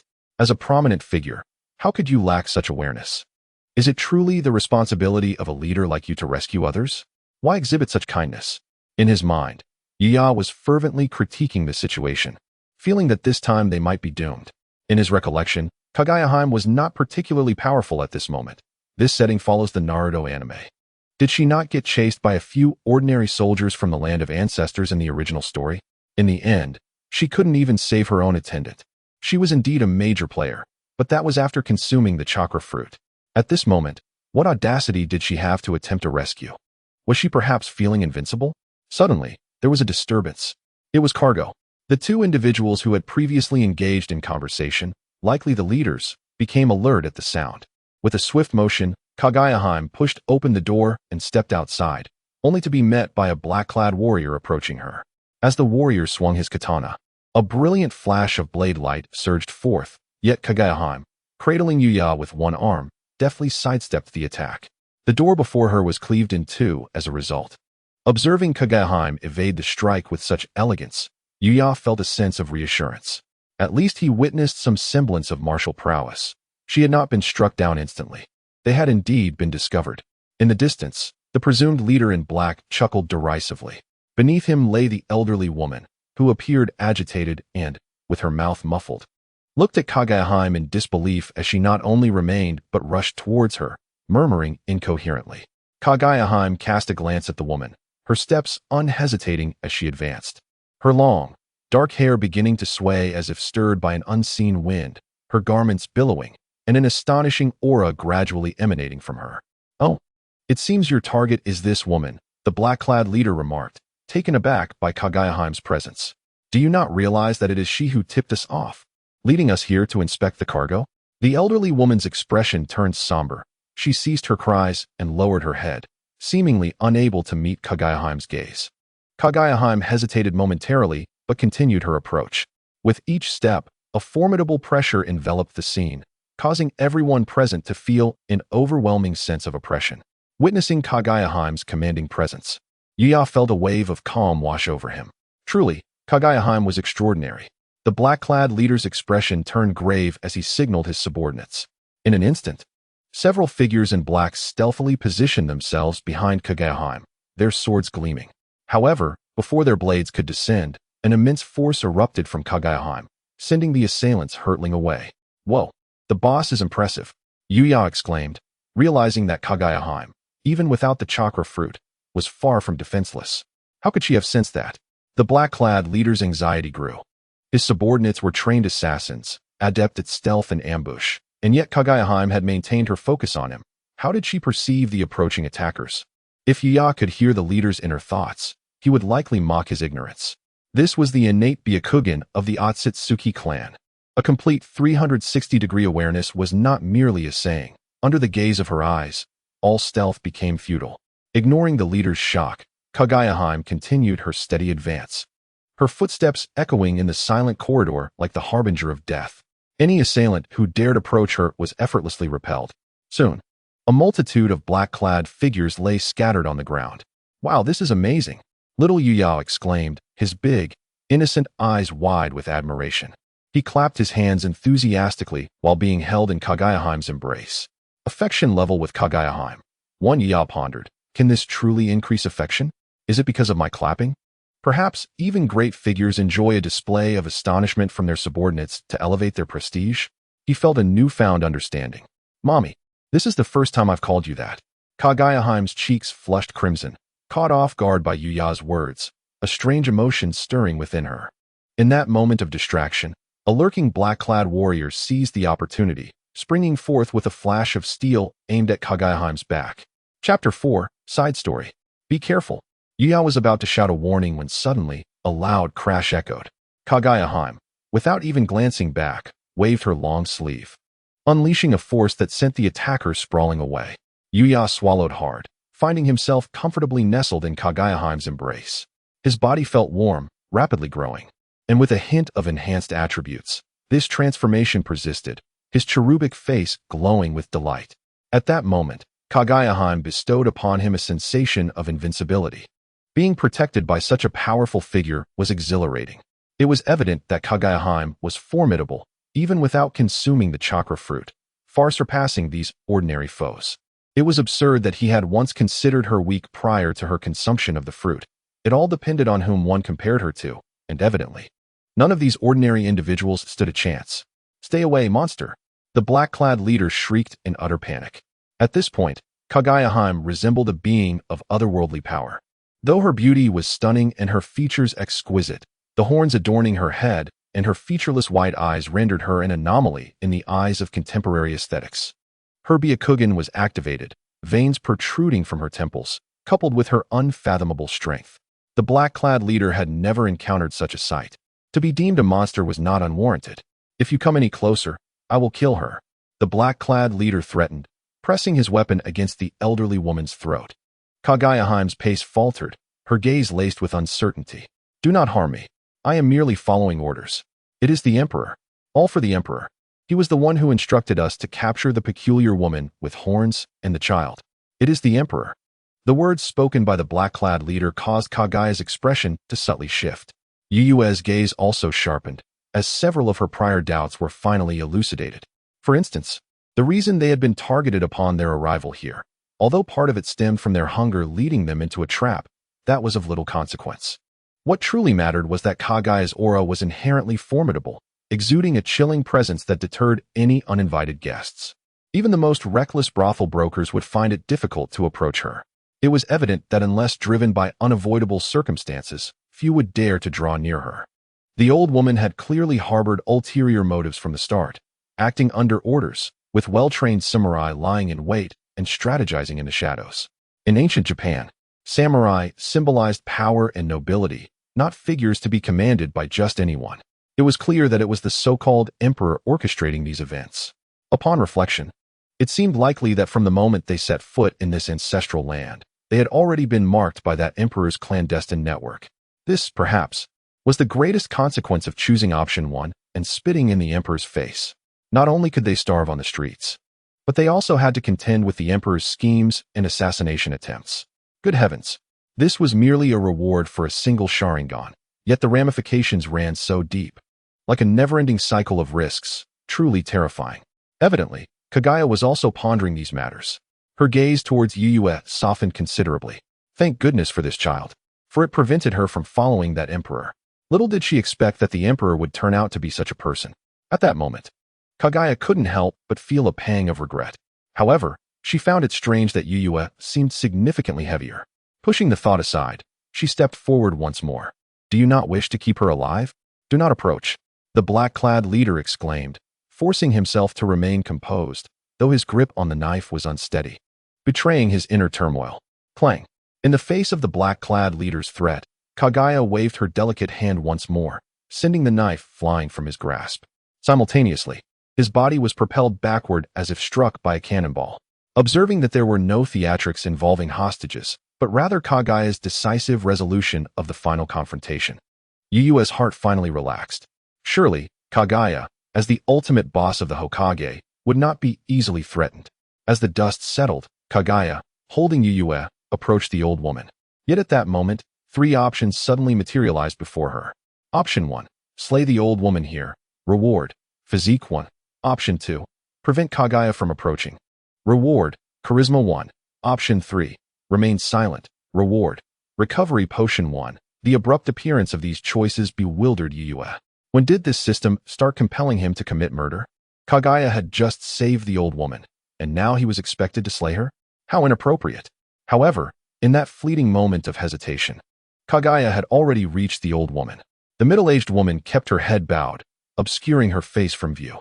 Kaguya was about to awkwardly offer some words of comfort when, bad people are coming. Yet her words ceased abruptly. Kaguya stared in shock at her own abdomen, where a searing pain accompanied by a tearing sensation caused her pupils to constrict. A silver dagger had been plunged into her flesh. Drip, drip, drip. Vivid red blood fell from the glistening blade, and the calloused hand gripping the wooden hilt belonged to the middle-aged woman, who suddenly released it. At that moment, Kaguya could finally see her face, twisted with terror and madness. You are a monster. A monster. Please do not kill me. The emperor said that if I kill you, I will get my child back. She stumbled backward, trembling and frantic. Kaguya's complexion turned a ghastly white. Her lips moved, but no sound emerged. She lacked the strength to ask why. After defeating the last foe, she had closed her Byakugan, her vigilance diminished, never anticipating such an outcome. She stared blankly at the retreating, quaking figure of the middle-aged woman, engulfed by an unbearable sensation of betrayal. I saved her, yet she sought to kill me? Chapter 5. The Redemption. The next chapter will follow. Thank you all for your ongoing concern. I am currently dealing with vascular issues and insufficient blood supply to my heart, and have been hospitalized recently, but I am feeling much better. Today, I attempted to write a bit, though my cognitive abilities seem diminished compared to before. If my writing is not as good as it once was, please forgive me. I will take my time. Tomorrow, I will strive to provide you with an update. This is an old draft unrelated to the main text. Feel free to peruse it. On the cold wooden floor, the black-clad figures lay strewn about, all in a state of unconsciousness. Even at this moment, Kaguya merely flicked her hand to send them flying, not taking their lives. This woman from a distant planet, naive yet kind, was cautiously exploring the world's rules. Even with her extraordinary power, she refrained from wreaking havoc. When hunger gnawed at her, she would gaze longingly at the bun shop. And when the owner extended a gesture of kindness by offering her a bun, she would quietly remember it. Yet this planet, which granted her freedom, was not without its darkness. Kaguya felt lost and helpless, her once clear and bright eyes now clouded with profound confusion and despondency. She had arrived too early, unable to fathom the depths of human emotion. Like a small ripple in the cold, dark tide, gently lapping against her heart, it was insignificant yet piercingly cold. She felt as though she stood on the brink of darkness, unable to see the path ahead, the pain in her abdomen intensifying. In a world where chakra fruits had yet to be shared, each bit of chakra was precious and fleeting, leaving her with little means of replenishment. Without consuming the chakra fruit, she had not acquired the nearly immortal physique it promised. At this moment, her body was exceedingly frail, the pain almost rendering her breathless. As the biting chill and agony threatened to engulf her like a swampy abyss, she suddenly felt a lightness in her arms. A diminutive figure picked up a weapon from the ground, seemingly fueled by an unknown strength, and hurled it forward. The silver blade danced through the air, glinting with a dazzling sheen, following a trajectory that appeared meticulously designed, precisely piercing the chest of a middle-aged woman who was running. With a sickening sound, it passed through her. The woman, in her frantic escape, suddenly found herself unable to move, and as the pain surged, she slowly lowered her head to witness the void where her chest once was, now replaced by a gruesome, bloody cavity. The belated agony threatened to tear her apart. Struggling to turn her body, she beheld a child, larger than she remembered, standing before Kaguya, panting heavily, his small frame rising and falling as if he had exhausted every ounce of his strength. What struck her most were the boy's crimson eyes, two black tomos slowly swirling within them. In her final moments, the woman's mind was overwhelmed by the image of those blood-red eyes, and amidst disbelief in the nightmare of those eyes, she collapsed into a pool of her own blood. Kaguya was momentarily stunned, gazing at the seemingly familiar figure before her. Just as she wished to inquire, her entire body felt as if it had lost all support and began to fall. Yet, at the moment of her impending descent, the anticipated pain of landing did not come. Instead, she was caught by the small figure, who held her remarkably steady. Kaguya's weight pressed heavily upon Yuya, the scent of her presence enveloping him. Her soft hair brushed against his nose, causing a slight tickle, but his mind was too occupied to notice such details. Despite possessing a physique slightly above average for his age, supporting an adult's weight was still a considerable challenge. Furthermore, the strength expended in casting the blade had drained most of his energy. Gritting his teeth, his legs trembled, relying solely on sheer will to sustain himself. At last, he cautiously laid Kaguya down upon his legs. She gazed at the somewhat familiar face before her, lost in thought. The child appeared to be around 3 or 4 years old, bearing an uncanny resemblance to Yuya, delicate and endearing, with fair, smooth skin now slightly flushed from exertion. Beads of sweat glistening on her forehead. Beneath her long lashes, her large, expressive eyes gazed at him with a complex mix of emotions, shimmering with unshed tears. "You mustn't be hurt. I'm so sorry," the little boy sobbed. Looking around, he noticed that the Yuya who should have been in his arms was nowhere to be seen. Kaguya extended her hand, yearning to caress Yuya's face. But as she reached halfway, her strength faltered and her hand fell limply. "I can't hold on," she whispered softly. "You won't be hurt," Yuya replied, his voice thick with emotion, grasping Kaguya's delicate hand and pressing it against his cheek. The cold blood continued to flow from her abdomen, and witnessing the crimson stream up close, he found himself overwhelmed by the fear and nausea that accompanied his first act of violence, all overshadowed by concern for the woman before him and a deep sense of guilt. He shouldn't have hesitated. He should have acted sooner. Just then, a system notification chimed. "You have chosen option 3, remaining silent. Task complete. Reward, healing potion X1. Caught off guard by the notification, Yuya momentarily forgot about it. Hurriedly retrieving a small red vial from his inventory, intending to offer it to Kaguya, whose lips had grown cold. "Drink this. It will help," he urged. Kaguya, however, merely stared at him, showing no inclination to open her mouth. "Am I a monster?"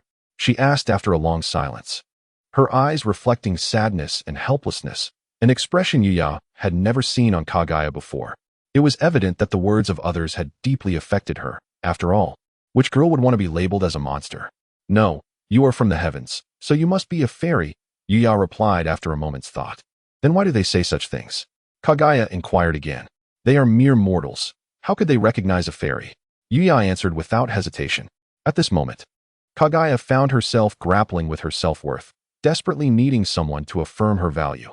It was understandable.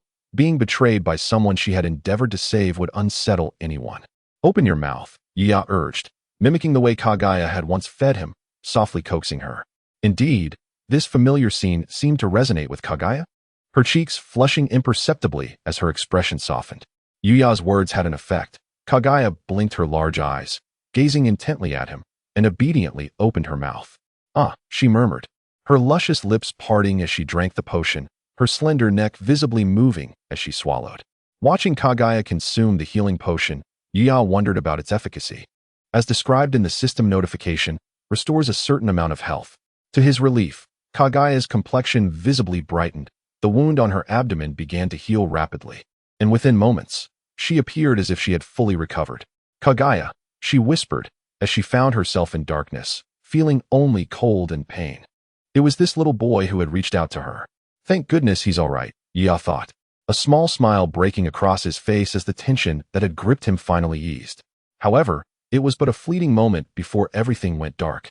The strain of forcibly activating his Sharingan, coupled with the stimulation of his 2-tomo and the growth attribute, had taken a significant toll on his physical strength. The cumulative after-effects finally manifested, and Yuya's taut nerves could no longer endure. He succumbed to unconsciousness. "Yuya! Yuya!" He faintly heard Kaguya's anxious cries. Simultaneously, he perceived a message materializing before him. "Your affinity with Kaguya has reached 40 points. Special reward issued. You have obtained a special reward, prognostication technique. Would you like to merge the prognostication technique with the existing system functionalities? Yes or no? Please select." Chapter 6. Side story. Truly, my own system is relentless. Even in unconsciousness, it demands I make a choice. I choose nothing. Yuya felt a surge of frustration. Ultimately, he obediently made his choice. And his consciousness fell into a complete abyss. Quick, chase them. This way. We cannot let them escape. The Emperor has promised great rewards if we succeed. Voices filled with urgency echoed around him, resembling a dream. Accompanied by a jarring sensation, Yuya felt as if he had slept for centuries. His eyes felt heavy, and the world remained shrouded in darkness. Yet his awareness gradually began to awaken amidst the haze.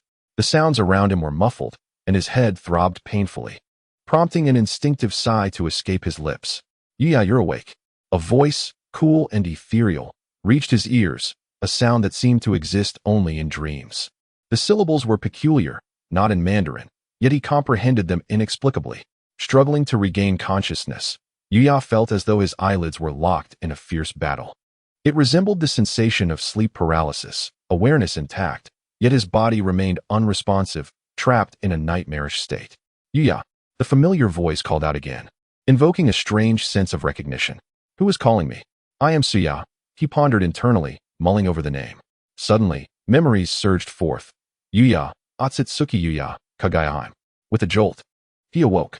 The surreal experience of the past 2 days, the myriad languages, cultural disparities, and the impending threat to his life swirled in his mind, all of which felt as bizarre as his previous life's experiences. Even now, a sense of unreality lingered. He longed for the day he would awaken in his familiar bed after 2 decades, surrounded by known faces, with access to the internet, smartphones, delectable meals, and games, except for Kaguya, of course. Yet, he also feared the possibility of waking once more in that monotonous bed, surrounded by indifferent people, without family, friends, the Sharingan, or anyone to feed him or shield him in times of peril. The thought of being without Kaguya was the most terrifying of all. The voice that reached his ears was undeniably real, prompting him to remind himself once more that he had truly crossed over. Is Kaguya all right? Is she safe? His last memory was of Kaguya being wounded by a woman's dagger. Overwhelmed with concern for her, he forced himself to awaken swiftly. As the light filtered in, he saw Kaguya cradling him in her arms. The faint fragrance that belonged to her enveloped him, and he could feel her chest heaving violently, an indication of their flight. Though the embrace was uncomfortable, the softness of her form provided some solace. Once his mind settled, he assessed his condition. The gnawing hunger in his stomach had eased somewhat, although he was unsure how Kaguya had managed to feed him during his unconsciousness. Fragmented memories surfaced, perhaps of porridge or crushed food being offered to him, accompanied by a cool, moist sensation that alleviated his hunger. However, now was not the time for such reflections. They were in dire straits, being pursued by warriors. Clearly, Kaguya was unskilled at concealing their tracks, which made their pursuit unsurprising. It seemed the emperor of the ancestral nation intended to sever ties completely. The emperor, Yuya murmured, his red Sharingan glimmering momentarily. The series of life and death crises they faced were all a result of that so-called emperor. The root of all their troubles stemmed from the choice made long ago. Yet he felt no regret. He could not bear to watch Kaguya fall into the jaws of the enemy, becoming a concubine for that so-called emperor. In Kaguya's embrace, he sensed her breathing had grown weak, a stark contrast to her earlier vigor against the middle-aged woman. Yuya speculated that without the chakra fruit in this world, Kaguya's own chakra could not be replenished. Each use diminished her strength. Was this why she appeared so vulnerable, reminiscent of her state in the original narrative? Until she consumed the chakra fruit? As the warriors closed in, Yuya urged, "Let us head left. That path is convoluted and may help us shake them off." He suppressed the pain, his clear eyes flashing red as he directed them toward a complex route he had learned about in geography. All right, Kaguya nodded, following his lead into the left path. Indeed, the tangled terrain and the cover of trees allowed them to evade the pursuers for a time. Split up and pursue. At a fork in the road, several cloaked figures exchanged glances and signaled one another, yet 3 warriors wielding katana discerned the right direction and continued their relentless chase. Kaguya, being merely a woman in a weakened state and carrying Yuya, was soon encircled by the 3 assailants. "Submit peacefully.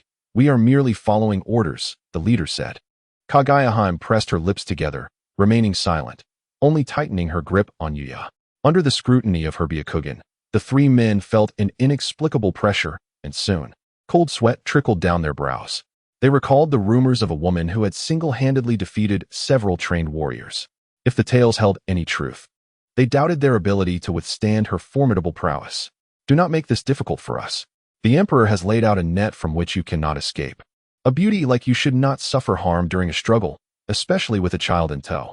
It would be wiser to yield and become the Emperor's concubine for the safety of you both, the black-clad leader continued, attempting to persuade them as they stalled for time. Ya, nestled in Kaguya's arms, stole a glance before softly speaking. Within his crimson Sharingan, two black tomo revolved slowly. Enhanced vision and dynamic capture revealed that the leader had glanced 4 times toward Kaguya's rear right, discreetly signaling 3 times. The implications clear. Break through to the left. The defenses there are weakest, Yuya urged again.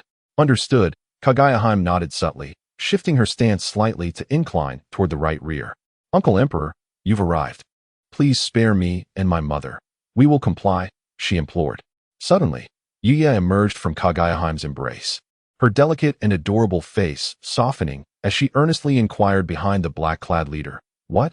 Has the sovereign arrived?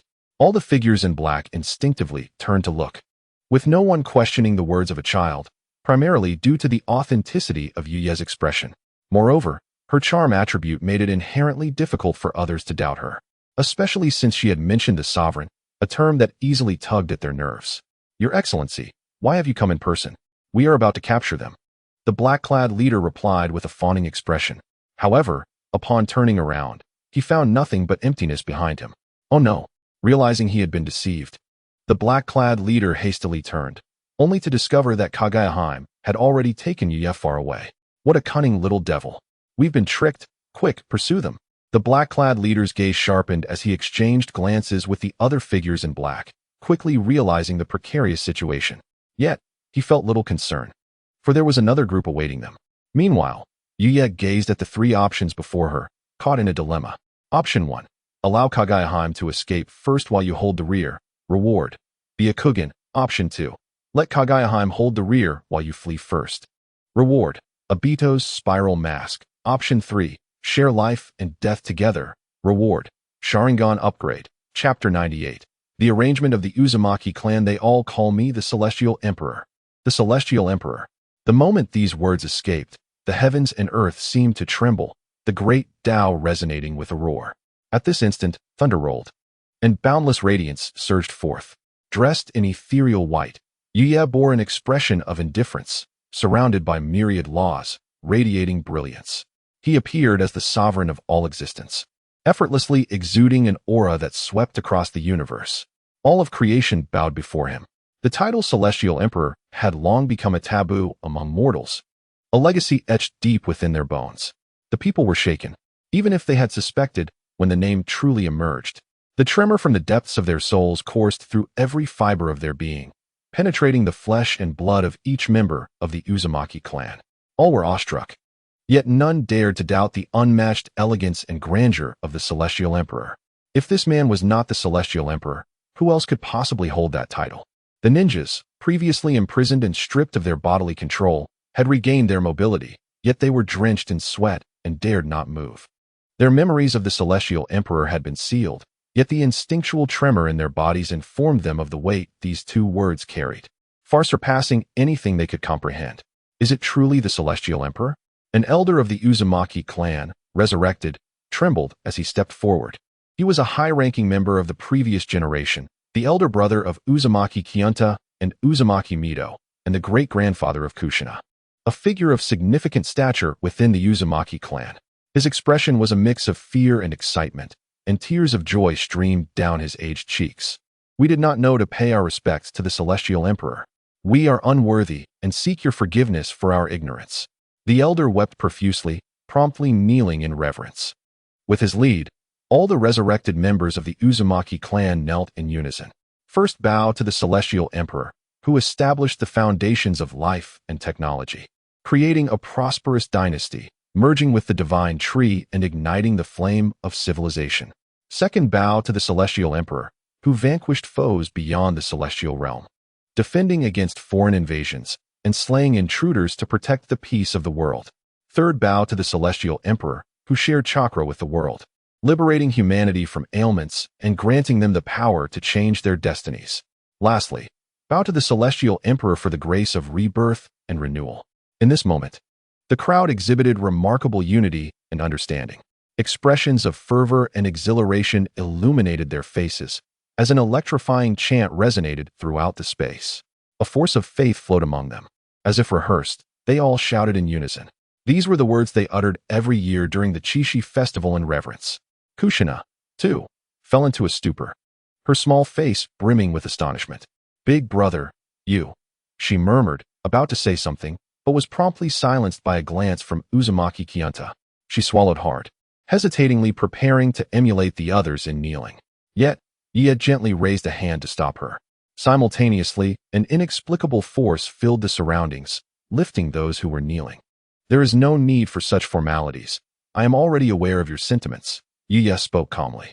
"For millennia, I have observed your adherence to ancestral teachings and your endeavors. I have seen all." He sighed softly, his eyes shimmering with an indescribable brilliance, revealing no trace of emotion. In this moment, the crowd felt a mix of apprehension, with some on the verge of tears and others bearing expressions of guilt. Although they had followed ancestral guidance and sought to unravel the seals after countless years, they had achieved little. Would their ancestor blame them for their lack of diligence? "You have done well," Ye finally remarked, a slight smile gracing his lips. In the next instant, an ethereal rhythm unfolded, and all those who had participated in the war began to heal, their wounds mending and severed limbs regrowing. Even the elderly, having crossed the threshold of age, felt a surge of vitality within them. As long-standing ailments were restored, their lifespans extended, and they regained their youthful vigor. As everyone sensed the changes within themselves, their hearts were shaken. "We thank the Celestial Emperor." They were about to bow again, but that invisible force prevented them from doing so. "I have returned today, reversing the balance of life and death, calling you back. Your mission must now come to an end. What plans do you hold for the future?" Yuya inquired. For a moment, the crowd exchanged glances, unsure of how to respond. Their eyes filled with profound confusion. With the burdens of their long-held missions lifted, what would they do next? After a prolonged silence, their gazes gradually firmed, as if they had made a resolution, and they replied in unison, "We are willing to follow the Celestial Emperor." Most members of the Uzumaki clan, weary of war, chose to seclude themselves. Yuya ultimately arranged for them to reside in the inner world. The existence of the Uzumaki clan would leave a lasting impact throughout the entire Naruto universe. Even in the original narrative, the few remaining individuals could stir the currents of the ninja world. Whether it be the successive Jinchuriki of the Nine Tails, the future Prince Naruto Uzumaki, or the likes of Nagato and Konan, all influenced the course of the world to varying degrees. Their unique constitution held significant sway within the ninja realm. Originally, Yuya had no intention of deliberately altering the fate of any clan. However, due to the presence of Uzumaki Kushina and the mission carried by this clan to aid in breaking his seal, Yuya was more than willing to reshape their destiny, offering them a new future. Although such an act would delay the completion of the 6 paths of reincarnation, soon, new opportunities would present themselves. A very small number of individuals, including Kushina, eventually migrated to Konoha. The only ones resurrected by Yuya were those from the Uzumaki clan who perished in the calamity, while those who had fled earlier were not among them. For instance, a woman from the Uzumaki clan, separated by thousands of miles, was saved by a medical ninja from the Land of Rain, who secretly brought her back to the Land of Rain to seek refuge. This woman, named Uzumaki Fuseo, cradled a child of several months, named Nagato. The Uzumaki clan was designated a specific area in the underworld for their habitation. Once settled, Yuya successfully integrated the remnants of Kaguya's soul into her main soul. Kaguya's condition markedly improved. Her eyes sparkled with vitality, and her demeanor became far more spirited than before. With the return of this fragment of her soul, her memories would gradually resurface as she aged. However, it seemed that this fragment also affected Kaguya's connection with Kushina, leading her to feel an inexplicable urge to venture outside. In desperation, Yuya accompanied her, and through this connection, she could find Kushina. Over time, they developed a budding friendship. When Kushina began attending the Konoha Ninja Academy, Kaguya insisted on joining as well. Thus, in the underworld, Yuya and the Silver Dragon transformed, preparing to head to the Konoha Ninja Academy for a fresh start. Upon Yuya's transformation into a strikingly exquisite silver-haired youth and his entry into the academy, he experienced a sense of déjà vu, reminiscent of a typical beginning for a traveler in another world. His motivations for this undertaking were not solely to accompany Kaguya. He was also awaiting an opportunity that lay therein. Chapter 99. Another traveler. Yuya had already altered everyone's memories from top to bottom, establishing records for himself and his companions within Konoha. The sudden arrival of Yuya, Kaguya, and the Silver Dragon as transfer students would not raise any suspicion among the populace. The trio, sharing similar hair colors and clad in white garments, entered Konoha as war orphans. In the collective consciousness, it was understood that they were brought back by none other than Konoha's current pinnacle of strength, the White Fang, Hatake Tsukumo, Kakashi's father. Previously, when the Uzumaki clan faced annihilation, Konoha had dispatched a team led by the White Fang to assist them. In the original timeline, even if Yuya had not intervened to save Kushina, she would ultimately have been rescued by the White Fang. In this iteration, some members of the Uzumaki clan and Kushina eventually encountered the White Fang, who brought them back. 2 years later, he returned with 3 war orphans, Yuya and his companions. Their identities were recorded as siblings, with Yuya as the elder brother, and Kaguya and the Silver Dragon as his 2 younger sisters. In the Hokage's office, the third Hokage, Sarutobi Hiruzen, in the prime of his life, with a pipe in his mouth, was perusing the documents laid before him. After a moment of contemplation, he rubbed his forehead and glanced at the strikingly beautiful children before him.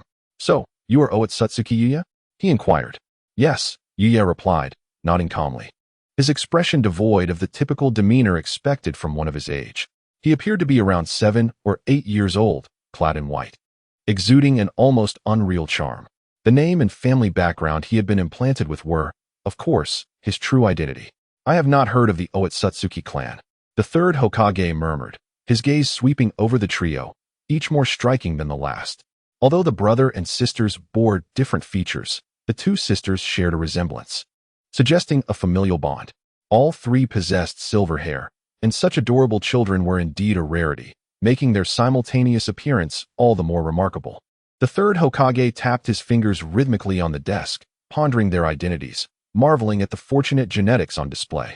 "Indeed, it is not a good habit to smoke," the elder brother interjected, casting a casual glance at him. The innocent words from a child caused the third Hokage to momentarily falter. "Cough, cough," he choked, suddenly coughing a few times. Meeting the calm gaze of the silver-haired youth, he inexplicably felt compelled to put away his pipe.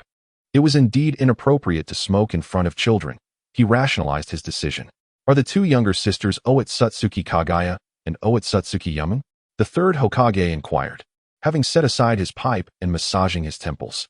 It appeared that the 2 younger sisters were not very inclined to engage in conversation, both yawning in boredom, while only the elder brother showed willingness to interact. "Yes," Yuya affirmed once more. The third Hokage fell into deep thought. Following the massacre of the Uzumaki clan, nations began to stir with ambition. Although the reason behind the sudden calm that followed the attack on the Uzumaki village remained unclear, it was evident that this rare peace had been disrupted. Should another war break out among the ninja world, Konoha would indeed require fresh blood and capable forces. However, in this sensitive moment, vigilance was necessary to guard against possible spies from other nations. Just then, Yuya cast a casual glance at him, and the third Hokage suddenly locked eyes with a pair of brilliant, star-like orbs. A surge of unfamiliar memories flooded his mind, memories of the Otsutsuki clan, a lineage once revered during the Warring States period by both the Senju and Uchiha clans. The exact nature of that reverence remained elusive, yet this clan's bloodline had gradually dwindled over time, leaving only these 3 children before him. As these memories swirled, a look of dazed wonder flickered in the third Hokage's eyes. "Hokage-sama, I can assure you that these 3 children are orphans I rescued from the chaos of war. Otherwise, they would have fallen victim to foreign ninja." Hatake Tsukumo, the White Fang, interjected, having patiently stood by. "Since Tsukumo has vouched for them, then welcome to Konoha." The third Hokage replied warmly, invigorated by the memories of the Otsutsuki clan that had resurfaced. If the legends proved true, these children were indeed worthy of careful nurturing. At that moment, as the third Hokage regarded Yuya and his siblings, his eyes sparkled with the same wonder one would reserve for a rare treasure. "Tsukumo, please help them acclimate to the environment of Konoha," They can complete their enrollment procedures for the Ninja Academy tomorrow. After departing from the Hokage building, Hatake Tsukumo led Yuya and his companions on a leisurely stroll through Konoha. At that moment, both Yuya and the Silver Dragon inexplicably halted, exchanging a glance brimming with an unspoken understanding. In a realm unseen by the masses, where brilliance radiates and even time and space are disturbed, the fluctuations of the laws of the universe are unprecedentedly intense. Yuya awaited the arrival of something significant. Inside a hospital room in Konoha, an electronic notification echoed in his ears. Congratulations, host, on successfully awakening. The female protagonist strategy system is binding. System binding successful. Activation in progress. Female protagonist strategy system activated successfully. I shall serve you diligently. Chao Outyin stirred from his slumber, slowly becoming aware of his surroundings. He found himself in a hospital room, enveloped by an unfamiliar environment. In the next moment, a torrent of memories surged forth, revealing the life of the original host. Also named Chao Outyin, an orphan of war, saved by the ninjas of Konoha amidst the chaos of conflict. Awakening from a deep slumber in a hospital, he absorbed the original host's memories and, upon understanding the circumstances, trembled slightly as he realized he had traversed into a world he had once known, the world of Naruto. As if that were not enough, he had just activated a system, truly a template for a protagonist. He sought to suppress his excitement and closed his eyes to scrutinize the system. After some exploration, he discovered it was the female protagonist strategy system. As the name suggests, it assisted the host in courting the female lead, issuing random tasks such as hand-holding, hugging, and kissing. Completing these tasks would yield corresponding rewards, while also monitoring the affection levels, basic information, and strength of the characters involved, thereby enhancing the host's chances of success. The rewards would vary based on the strength, charm, and narrative impact of the characters involved. The greater the strength and charm, the more significant the rewards. Seducing young maidens, I understand that it is not a simple endeavor. Chao Outyin chuckled mischievously, feeling invigorated. In his previous life, his occupation had been somewhat akin to this. Cornered by the police, he had believed he was facing certain death. Yet at the moment of capture, he had executed a last-ditch escape. For someone like him, being apprehended was akin to walking a path to destruction. In a moment of desperation, heaven had granted him another opportunity. He had thought if given a choice, he would embrace the role of a thorough villain, forget morality. For in his view, he was the greatest force in the universe. His past experiences had rendered him perceptive to the world. Everything could be discarded for his own sake. Now, reborn into this life, he vowed to paint the heavens with blood. At this moment, the only notable figures from the Naruto era seemed to be Kushina, Tsunade, Konan, and perhaps Rin. Obito, do you have my beloved Rin? In the hospital room of Konoha, Chao Outyin muttered to himself, his youthful visage adorned with an incongruous grin befitting one far older. And in the future, there is Hinata. Oh, and I cannot overlook Mikoto Uchiha, nor the mothers of Hinata and Hanabi, whose names escape me, yet they must surely be enchanting. In this era, I have decided, I shall become the father of the main cast. It would be a crime against nature not to. Visions of the female characters from the original narrative flashed through his mind, sending shivers of excitement through him. He had grown weary of his mundane existence over the past 2 decades. This time, endowed with the powers of reincarnation and a system at his disposal, he was undoubtedly the protagonist. How could he not embrace the future with fervor and dare to claim he had lived through this experience? Chao Outyin gazed at his youthful form, approximately 6 or 7 years old. Tomorrow marked the first day of Ninja Academy. He recalled the portrayal of Naruto's mother, the petite and adorable Kushina, and a wicked smile crept across his youthful face. Fear not, 4th Hokage. I shall care for your wife, while you dutifully offer yourself to the Shinigami. Only 1 chapter updated today. I did my best. Chapter 100. Welcome to the Naruto world. High above Konoha Hospital, amidst the vast cosmos, lay an expanse of nothingness. Yu Yi and Silver Dragon, clad in radiant white, emanated an unparalleled elegance. Their forms reached the heavens, and even a mere breath from them could give rise to countless miniature worlds, only to dissolve back into the void. The visible laws of the universe, with their imposing chains of order, swirled around them, illustrating the birth and demise of worlds, warping the fabric of reality. As they traversed the celestial plane, their true forms emerged in this void. To venture recklessly into the Naruto world would spell catastrophe for this small universe. Those wandering the streets of Konoha were merely their avatars, observing from the heavens. Their gazes pierced through the vastness of space and time, focusing on the hospital where a child was speaking to himself in a peculiar manner. His spirit was strange, not belonging to this realm, marked by traces of the Tao, resonating with a similar aura as Yuya's. Silver Dragon, taken aback, spoke. Indeed, such individuals are referred to as traversers in that world. Yuyi nodded, his expression serene. A traverser? Silver Dragon mused, then continued to speak to himself. You can understand them as travelers across parallel dimensions. The surrounding Tao evolves, revealing images from different parallel universes, depicting traversers intercepted by the endless chaos of the cosmos. Yuyi explained, travelers across time and space? Fascinating.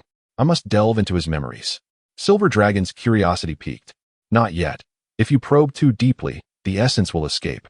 Yuyi cautioned. Very well, Silver Dragon replied, somewhat disheartened. They must be allowed to collapse on their own, to reap the consequences of their actions. Only then will the essence remain, Yuyi stated. At that time, this essence can be utilized to restore the heavenly order of the Naruto world. Why is he so agitated at this moment? Silver Dragon inquired, observing the boy's unhealthy smile. In Silver Dragon's view, it was evident that within the boy dwelled the soul of an adult, tainted by the murkiness of the mundane world, indicating his soul had grown dark. Likely a remnant of a nefarious past. Perhaps he believes he has become a protagonist, a chosen one. Yuyi replied, fully aware of the mindset of traversers. Having once walked a similar path himself. In the endless chaos of the cosmos, across myriad realms, countless traversers existed, some virtuous, others vile, some powerful, others weak. Most golden fingers were manifestations of the evolution of the laws of the universe, with all origins potentially stemming from the Daoic essence of the primordial cosmic treasures. Those who attain enlightenment are inherently accompanied by the rhythm of the Tao, traversing the path as if aided by divine forces. However, should one fail to utilize a metaphorical golden finger to forge their own way, their accomplishments will ultimately remain limited, unable to transcend the confines of their existence. Moreover, certain golden fingers resemble the remnants of powerful beings rendered void. Relying on such so-called golden fingers can disrupt the causal chain, drawing from the very essence of the world. Yet the inevitable outcome is an inescapable fate of possession. Presently, this individual, Chu Outyin, possesses a golden finger that embodies the principles of yin and yang, albeit merely fragments of a shattered Tao. Consequently, it serves as a mere echo of the Tao's rhythm. Furthermore, the manifestations he can evoke are solely products of the world of Naruto. Yet, since this strand of Tao rhythm originates from the external realm, it does not belong to the Naruto universe, instead offering profound sustenance to it. However, capturing the Tao rhythm is a formidable challenge, especially when dealing with remnants of such grand principles. A single misstep could lead it to vanish into the void. The optimal strategy is to utterly shatter the host's resolve.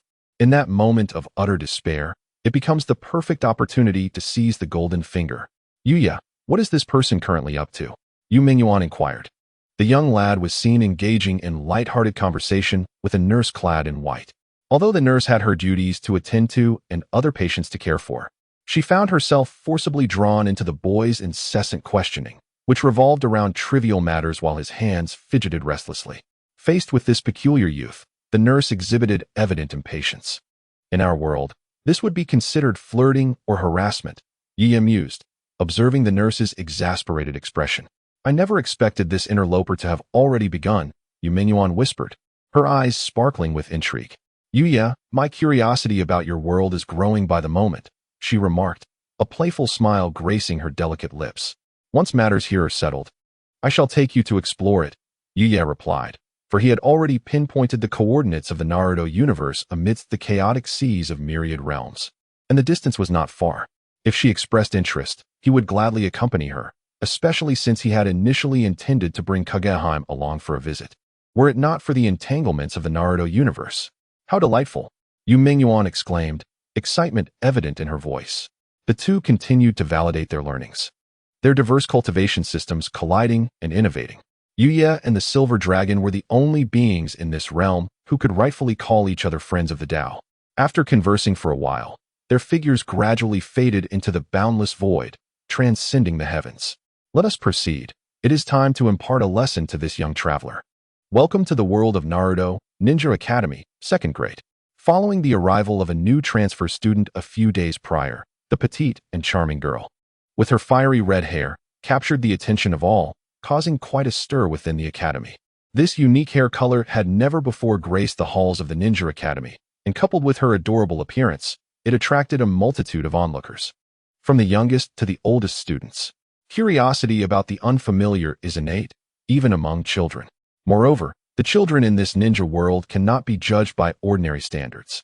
This is a realm infused with chakra, where years of exposure to its essence have endowed the children with strength, speed, reflexes, and physiques comparable to ordinary adults. The knowledge imparted at the Ninja Academy extends beyond mere literacy. It encompasses reconnaissance, counter-reconnaissance, and various assassination techniques. Thus, children raised in such an environment are undoubtedly far more precocious than their ordinary counterparts. At this moment, even the 6 or 7-year-olds in the 2nd grade had formed their own small groups and circles, spontaneously excluding outsiders. The newcomer with red hair naturally became the target of their disdain. Over the course of a few days, the little girl, with an exceptionally gentle disposition, smiled at everyone. Yet, human nature tends to exploit the meek. Her amiable temperament was perceived as harmless, only serving to exacerbate the bullying she endured. It is unclear who initiated it, but isolation and ridicule began to circulate within the class. Whispers that the vibrant red was a cursed hue. The girl's situation deteriorated further. 3 boys, accustomed to bullying, conspired the previous evening after school, vowing to torment the red-haired girl the following day. The allure of her striking hair was too tempting to resist. Little did they know, today would be a day they would never forget. Chapter 101. Minato Namikaze. The morning classroom atmosphere was filled with a cacophony of noise, even in the Ninja Academy, where students recited the ninja codes and various theoretical knowledge aloud. The 2nd grade classroom was no exception. All right, everyone, please pause. The teacher, a man in his 20s or 30s, of ordinary appearance yet with a warm smile, clapped his hands, instantly garnering the students' attention. The previously raucous classroom quieted considerably. We have a new student joining our class. Let us extend a warm welcome, he announced, leading the applause that followed, albeit half-heartedly from the students. Another new student? We just had that red-haired witch. I wonder what this one will be, murmured a boy seated in the back row, a buzz cut adorning his head, an earring glinting from his ear. His name was Sato Shinichi, and he lay sprawled on his desk, yawning in boredom. Who knows? Maybe it's another weirdo with strange hair, his desk mate chuckled. Despite being of similar age, his robust physique suggested he could easily pass for 11 or 12. I hope they bring some amusement to our lives, another student chimed in, casually whistling. These 3 were known for their penchant for bullying Kushina. Their parents were elite ninjas, giving them a significant background in a school predominantly filled with war orphans. And they were well aware of who to provoke and who to avoid, as advised by their parents. In this class, they had long since gathered information and had not heard from their parents about whom to avoid provoking. The only exception was the red-haired girl, who had been warned by her parents not to be trifled with. However, the 3 of them were accustomed to being arrogant and domineering in class, and they could hardly accept such a warning. Compared to their peers, they matured earlier, but their rebellious phase also arrived sooner. In this school, there were numerous students from prestigious families, and the constant refrain of what one could or could not do had worn them thin. Thus, when they spotted a seemingly easy target in the form of a fragile girl, they could not let the opportunity pass. They reasoned that for their age, as long as they did not go too far, it would be fine.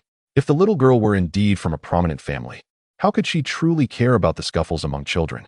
Moreover, they were not worried about trouble because they had an older brother protecting them, a true upperclassman bully from the Uchiha clan.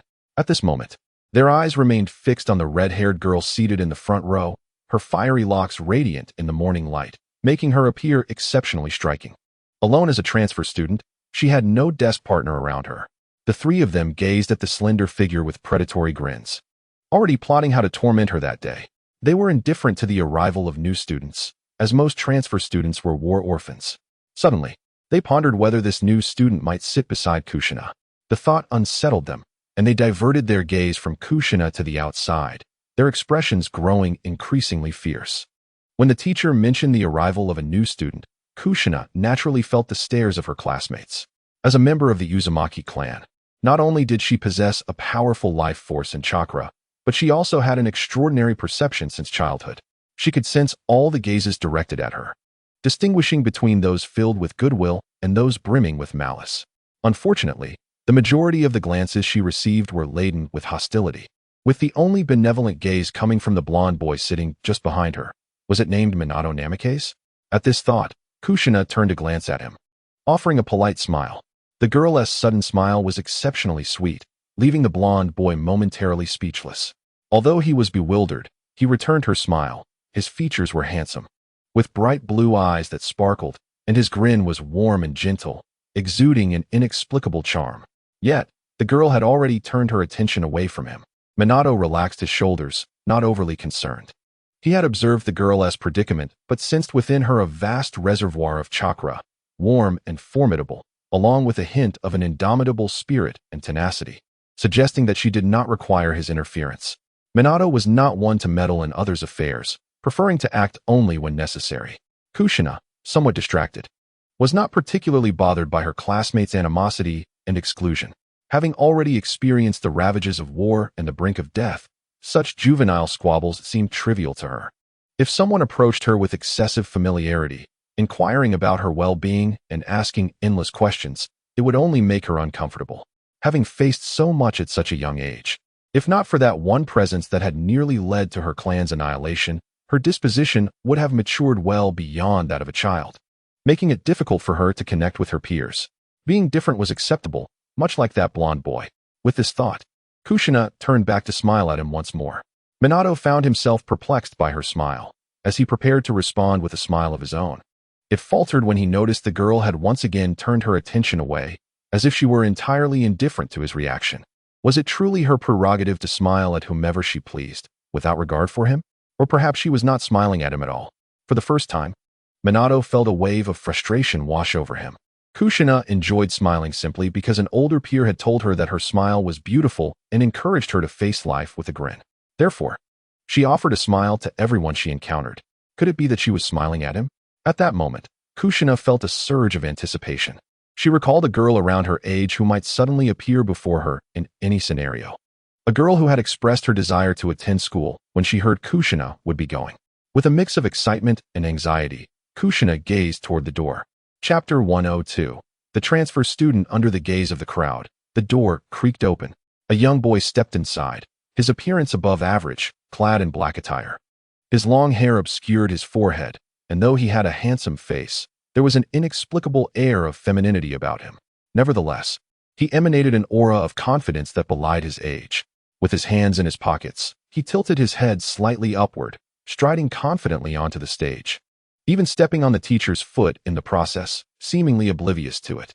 The teacher, visibly annoyed, noticed the boy's actions but had no room to move further aside, almost pressed against the wall, never expecting the boy to step on him. However, the teacher shrugged it off, assuming the child was merely careless or had poor eyesight. The boy appeared somewhat arrogant, a faint smile playing on his lips as if he were the center of the universe. Though not unattractive, only Minato could rival him in the class. Yet, unlike Minato's gentle demeanor, this boy gave off an odd vibe. Upon seeing him, Kushina frowned slightly, not just due to her simple disappointment that he was not the person she had been waiting for, but more so from an instinctual aversion. She could not quite place why she disliked him. Shaking her head, she suppressed her feelings of disappointment and turned her gaze away. "My name is Chu Outyin," he announced. "Though you may find it unfamiliar now, in the future, it will resonate throughout the ninja world. You will feel genuine joy in your lives simply because you share a classroom with me." With one hand in his pocket and the other tousling his hair, he smirked at the audience from a 45-degree angle, attempting to introduce himself with what he believed to be an impressive flair. This gesture was a modified version of the iconic entrance scene in anime, meant to elicit squeals from the girls. However, after a long wait, the room fell silent. Everyone stared at him with a mix of confusion and incredulity. A few scattered whispers broke the stillness. "Who is this guy? He is so full of himself. With that expression, I can't help but want to give him a good punch. Is his surname really Chu? Does such a surname even exist in Konoha?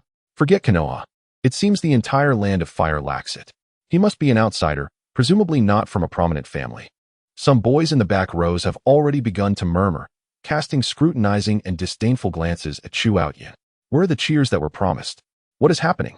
Observing the outcome of his self-introduction, which appears to be heading in the opposite direction, he is taken aback by the absence of the anticipated excited shrieks from the girls and the jealous reactions from the boys. Even with his mature disposition, he feels a twinge of embarrassment. It seems that the girls in the Naruto universe are rather reserved. This predicament must be attributed to his insufficient charm. After all, his charm rating is merely 6, just slightly above average. This only reinforces his desire to quickly engage with the narrative characters, enabling him to enhance his attributes.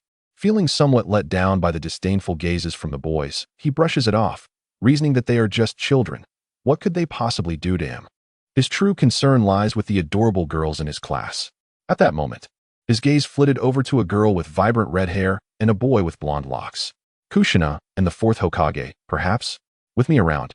What does the fourth have to worry about? Your wife will be under my wing. Chu Outyin initially cast a disdainful glance at Minato before his eyes ignited with fervor at the sight of Kushina. Here comes the little firecracker, he thought, his enthusiasm igniting. Simultaneously, both Kushina and Minato furrowed their brows. As perceptive ninjas, they were acutely aware of the boys' unmasked hostility. They exchanged puzzled looks, maintaining their composure while discreetly keeping an eye on him. Outyin, huh? It's commendable for a young man to have dreams. Good for him. But he should find a seat. Mr. Yamaguchi, known for his amiable nature, noticed the sudden dip in class atmosphere and, disregarding the boys' earlier rudeness, sought to lighten the mood. Chu Outyin nonchalantly nodded at a 45-degree angle and let out a soft huff. A disinterested hum was his response to the teacher's words, and without a glance back, he made his way towards the podium. Even someone as patient as Yamaguchi couldn't help but snap the chalk in his hand in frustration. That brat. His expression is so disdainful, arrogant, he's asking for it. Outyin's gaze burned with intensity as he approached Kushina's desk, adopting a posture he believed to be both suave and polite while casually flipping his hair. Ahem, may I sit here? He spoke with an earnest expression, deliberately lowering his voice. According to the information from the system, Kushina had just transferred and was currently facing rejection from her classmates. Sitting beside her at this moment would pave the way for a budding romance, laying a solid foundation for future affection. Securing her favor should be a near certainty. How many sweet campus love stories begin with sitting next to a classmate? With this advantage, he need not fear being overshadowed by the fourth Hokage. Get lost, the girl retorted sharply, her voice resolute. A surge of powerful chakra emanated from her, causing Outyin to momentarily choke. Stunned by the girl's imposing presence, he realized the formidable energy he had encountered was likely chakra. He was also taken aback by her attitude. Wait a minute, this isn't how the script goes. My charm rating is 6, not -6. Why does she seem so averse to me? Outyin felt a swirl of confusion as he pondered where things had gone awry. This was his first encounter with her. He shouldn't have provoked her. Perhaps it was merely a coincidence that she was in a bad mood today, or maybe her personality was simply like this. Hence the nickname Little Firecracker? And that sudden chill in the air, was that unusual energy chakra? After contemplating for a while without clarity, Outyin shook his head. The overwhelming chakra emanating from Kushina had enveloped him, plunging him into an icy abyss. In his previous life, as an ordinary troublemaker, he had never experienced such a sensation. Even now, he felt a lingering trepidation. Yet, his heart burned with excitement, for he would soon be able to cultivate chakra, granting him this extraordinary power. No longer would he be an ordinary person, and he had the system to assist him. With this thought, he suppressed the discomfort caused by Kushina's powerful aura. This woman better not let me win her over. I'll show her what a rogue truly is. A cold glimmer flickered in Outyin's eyes, though he expertly concealed it. In his previous life, he had faced numerous challenges, yet here he was, thwarted by a young girl. What should he do now? Remaining seated could very well provoke Kushina's disdain or escalate into a conflict. However, leaving would mean losing the opportunity to sit beside her. Damn it. He and T anticipated that the chance to sit together would vanish before it even began. After a moment of hesitation, Outyin forced a well-timed smile. I'm sorry. It seems you're not in the best of moods. I didn't realize someone might be sitting next to you. I just noticed you were alone and wanted to. My apologies for the intrusion. He awkwardly scratched the back of his head, appearing flustered, while a blush crept onto his cheeks. Embodying the essence of a sensitive and considerate young man, his embarrassment palpable. Kushina's expression softened slightly. Well, I'm just not used to sitting with others. She replied softly, providing an explanation for her earlier rudeness. Finally lifting her gaze, she studied the boy before her, his delicate features tinged with a hint of femininity. Aoyin's face flushed once more, as if he had been suddenly caught in the gaze of his crush. Kushina found it peculiar. He seemed rather polite. Could her perception have been mistaken? Or perhaps the earlier hostility hadn't originated from him? Shaking her head, she dismissed the thought. While she no longer felt as hostile towards him, she certainly wasn't inclined to smile at him. Forgive me, senpai. It appears I cannot smile at everyone. After some contemplation, Kushina resignedly said, All right, you can sit here. If she were truly as rude as she initially seemed, that wouldn't reflect well on her. Surely, her senpai wouldn't appreciate such behavior. This was actually a spot reserved for Hikari. I wonder when she will arrive. Thank you, Chu Aoyin exclaimed, somewhat surprised that the situation had taken an unexpected turn. Indeed, she is merely a young girl. However, it is fortunate that he allocated part of the initial attribute points granted by the system to his acting skills rather than solely on appearance. Originally, his looks rated only 3 points. To woo a girl, one must possess not only charm but also acting skills, attractiveness, and even eloquence. In the end, Chu Aoyin successfully became the deskmate of Joshinai. Throughout the lesson, he sat obediently in his seat, feigning earnestness while resisting the urge to steal glances at Joshinai's profile. Even a fleeting glimpse left him breathless. Where in reality could one find such an adorable girl? Just a few glances ignited a smoldering desire within him. Yet, he understood that haste would not yield fruitful results. Now was not the time to strike up a conversation. After all, there was still ample time ahead. Ding ding ding. The bell rang, signaling the end of class. Surprisingly, the bell at the Ninja Academy was uniformly synchronized nationwide. At last, the lesson was over, and Chu Aoyin began to contemplate opportunities to approach Joshinai. Having refrained from speaking to her during the entire class, he felt a mounting impatience. He had spent the lesson devising strategies to win over Joshinai. He recalled that in the original story, the fourth Hokage captured her heart largely through acts of heroism. While this method may be cliched, it has proven effective time and again. Could he not emulate this strategy? At that moment, he carelessly cast his gaze towards Joshinai and noticed that she had left her desk and was walking out into the corridor. Chu Aoyin instinctively rose, pretending to stretch his legs, while discreetly trailing behind her, hoping for an opportunity to approach Joshinai. Indeed, fortune favors those who are prepared and observant. He spotted 3 boys following closely behind Joshinai, subtly encircling her. One of them had already reached out and tugged at her hair. Here it comes. Chu Aoyin felt a surge of excitement. He was all too familiar with this scene.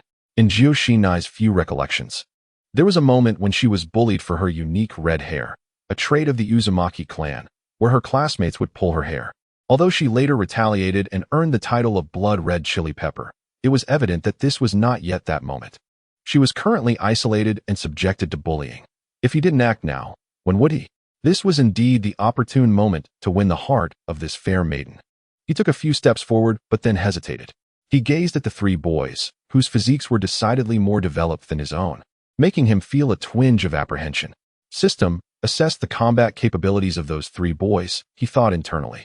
After all, battles among ninja children were no trifling matter. Fists and feet could fly in an instant. Name, Sato Shinichi. Age, 7. Combat power, 17. Evaluation, an easy target. No different from ordinary individuals. Name, Yamaguchi Akiko. Age, 6. Combat power, 15. Evaluation, an easy target. No different from ordinary individuals. Name, Takahashi Miki. Age, 6. Combat power, 13. Evaluation, an easy target. No different from ordinary individuals. Name, Uzumaki Joshinai. Age, 6. Combat power, 2050. Evaluation, slightly knowledgeable, distinct from the ordinary. Reminder, do not attempt to provoke her. She is a feisty little cat. What the hell? Chu Aoyin nearly buckled at the knees upon seeing the information displayed before him, especially concerning Joshinai. Her base combat power was already 20, with a monstrous potential power of 50 indicated. This was a level of strength beyond his reach. In the system's combat power ratings, a score of 10 equated to that of an average individual. As for himself, name, Chu Aoyin. Age, 6. Combat power, 5. Evaluation, not rated. A weakling with a combat power of 5, as fragile as a child. Damn, I was a child to begin with. This was after he had allocated an attribute point to physique. Otherwise, his combat power would have been practically 0. The children in this world of ninjas were all rather extraordinary. At 6 or 7 years old, they were already more formidable than he had been in his previous life. This, he realized, was the difference that chakra training made in developing one's physique. If he were to engage without having refined his chakra, it would be tantamount to self-sabotage. What should he do now? If he didn't intervene, Jyoshinai would soon unleash her power and put them on the ground. He would miss the opportunity to be the hero who saved her. If he did intervene, he might end up beaten to a pulp. As for the main trio making their appearance in the next chapter, the narrative will largely unfold from Chu Aoyin's perspective until his character exits. Chapter 7. Side Story, Obito's Mask of the Uzumaki. Today, I was sent for yet another examination, blood tests and tubes again, so I only managed to write one more chapter. I appreciate your understanding. Meanwhile, the lurking black-clad warriors, prepared for an ambush, swiftly closed in without hesitation. With a swift motion, the leader brandished his katana, aiming it at Kaguya's back. However, he soon realized that his blade could not penetrate. It was as though an invisible barrier had formed around Kaguya. Simultaneously, a force pushed him back. Thud, thud, thud. The leader of the black-clad warriors was knocked back 2 or 3 steps. Indeed, something was amiss. A tempest surged within the leader's heart. Despite not having made contact, he was repelled by an inexplicable supernatural force, a power so uncanny it instilled fear. Unbeknownst to him, Yuya sensed a troubling situation. Kaguya's ocular powers visibly weakened. Previously, she could effortlessly send someone flying with a mere flick of her wrist. Now, she could only manage to push them back a few steps. This rapid decline in her strength was alarming, a stark contrast to her former self. Could it be that the life energy she granted me is the cause? Yuya pondered, sensing a force within him steadily nurturing his body, replenishing his energy. The swift decline in Kaguya's power and his own revival were likely connected to this energy. At that moment, 2 warriors, one on each side, wielded their katana, their silver blades gleaming with a dazzling light as they swung them towards Kaguya. Her Byakugan narrowed, one hand protecting Yuya in her arms while the other waved dismissively. A force erupted, sending both warriors flying. Watch out, behind you. Before they could breathe a sigh of relief, Yuya, with his Sharingan, sharply detected another warrior attacking from behind and couldn't help but call out a warning. With Yuya's prompt, Kaguya instinctively tilted her body slightly to evade the attack. Subsequently, under the dynamic visual capture of Yuya's Sharingan, the movements of the warriors became crystal clear. Move left. Strike low, dodge right, 3 o'clock direction.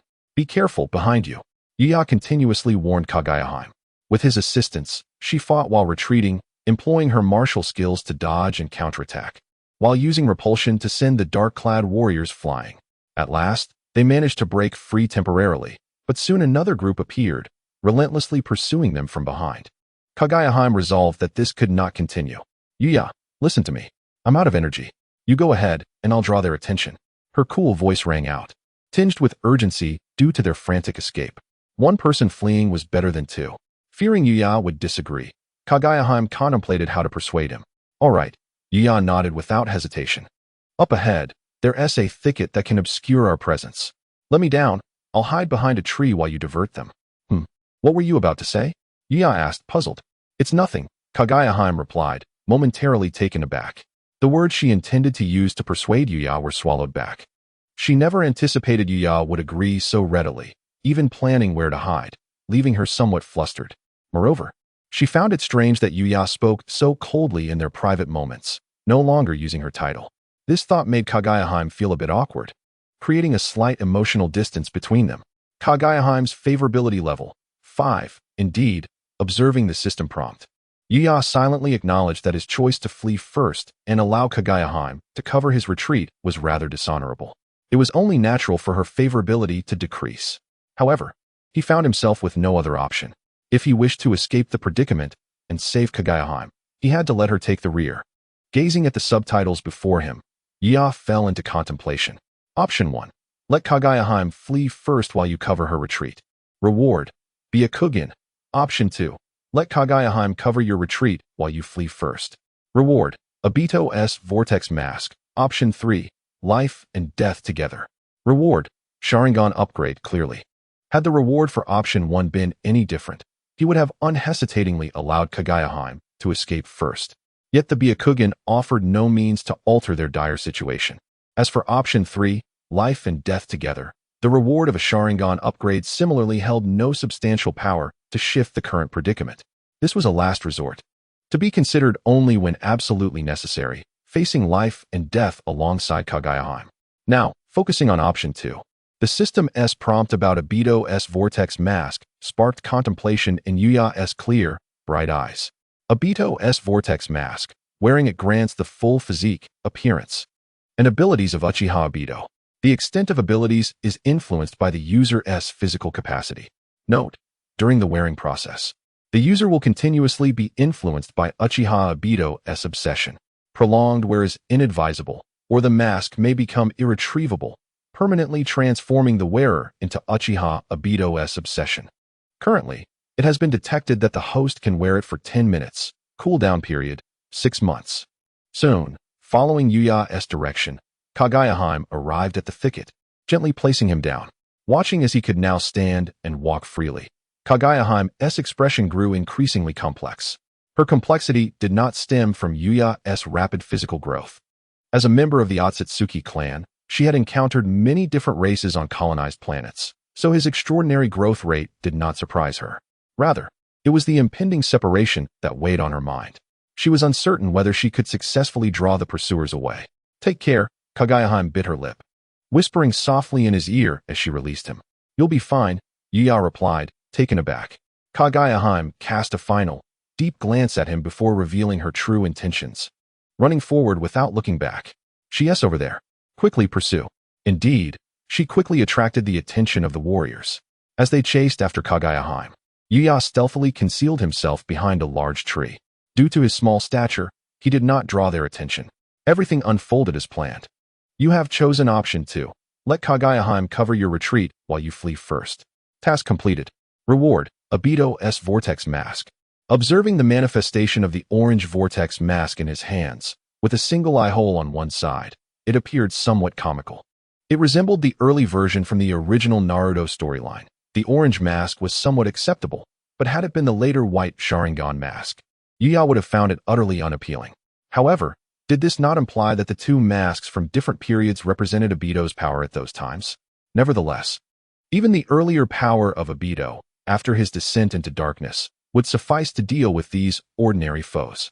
10 minutes?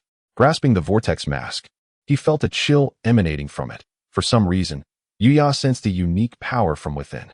He gazed in the direction Kaguya had departed, his resolve gradually solidifying. It would be enough. Chapter 105. I am her husband. After weighing the options, Chu Aoyan ultimately hesitated. No, this wasn't hesitation, it was from the heart.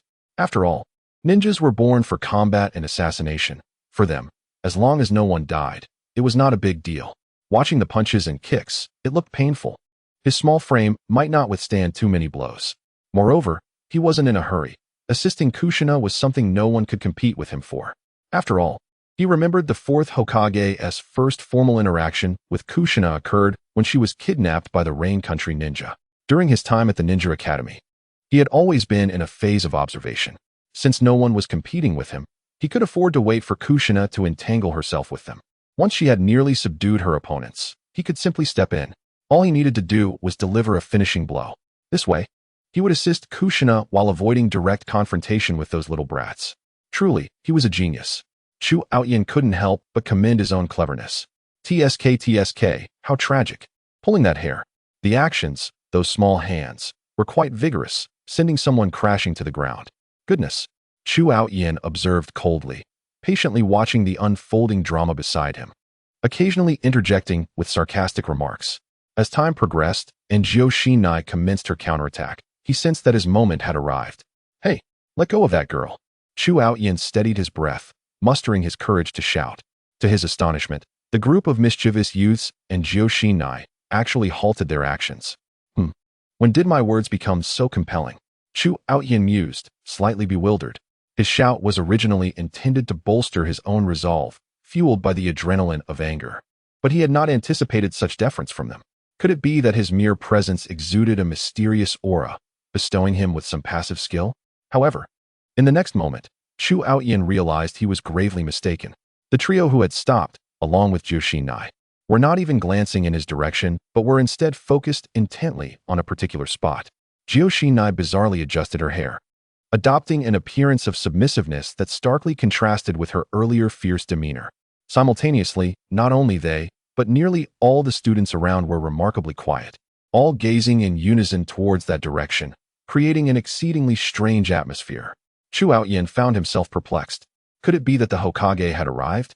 Yet, even if the Hokage were present, it hardly warranted such a spectacle. It felt as if everyone was participating in a silent homage. With little time to ponder, Chu Aoyan instinctively followed their gaze. At that instant, his body trembled. The sensation he experienced in that moment eclipsed all the experiences of his past life combined. Chu Aoyan found it impossible to articulate his feelings. If he had to describe them, it could only be summed up as, wow, can a person actually look like that?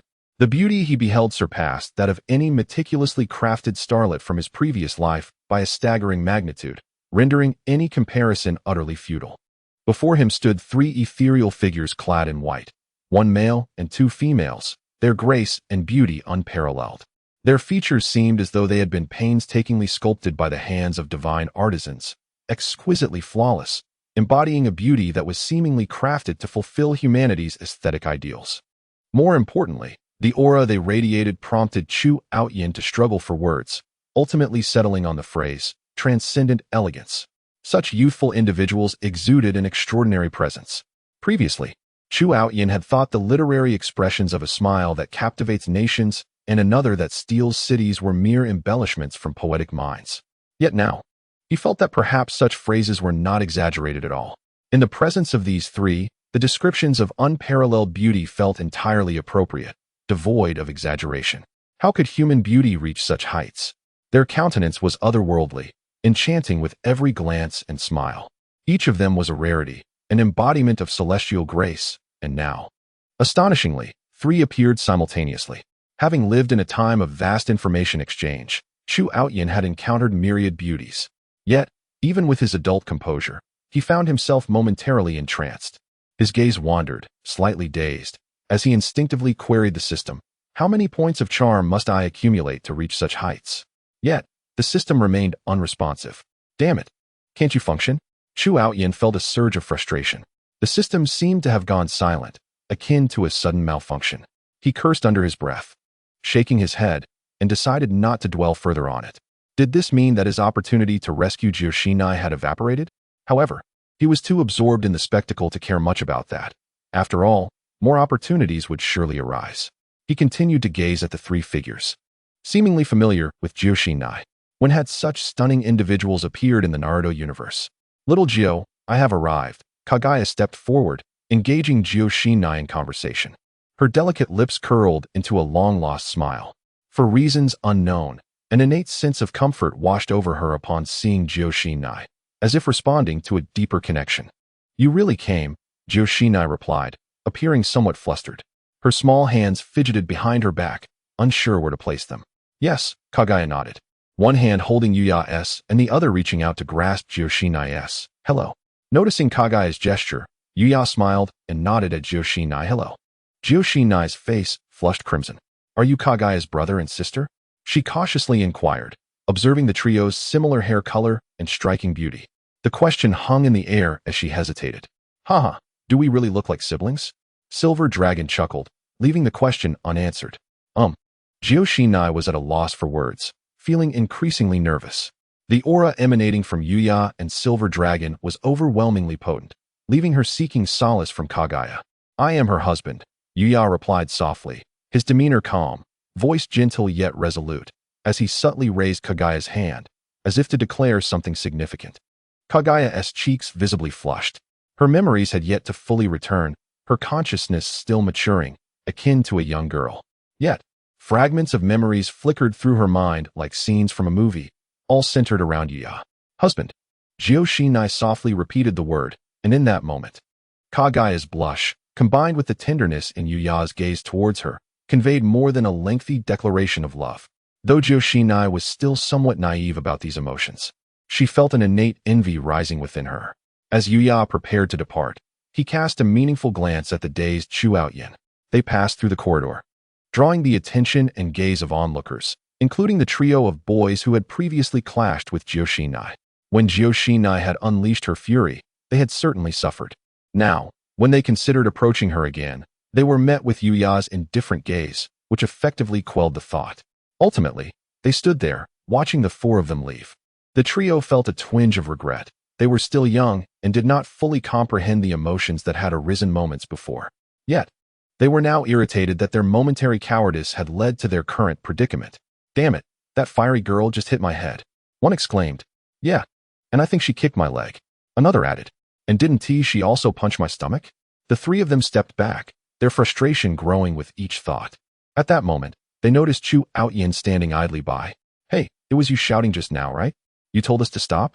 You've got guts. Three figures sneered as they surrounded Chu Outyin, their heights towering over him. In the midst of pondering the identities of these three individuals from the original narrative, he was abruptly engulfed in darkness as a force struck his shoulder, toppling his frail frame. Dazed, he stammered. Who are you? What do you want? Feigning ignorance, he thought.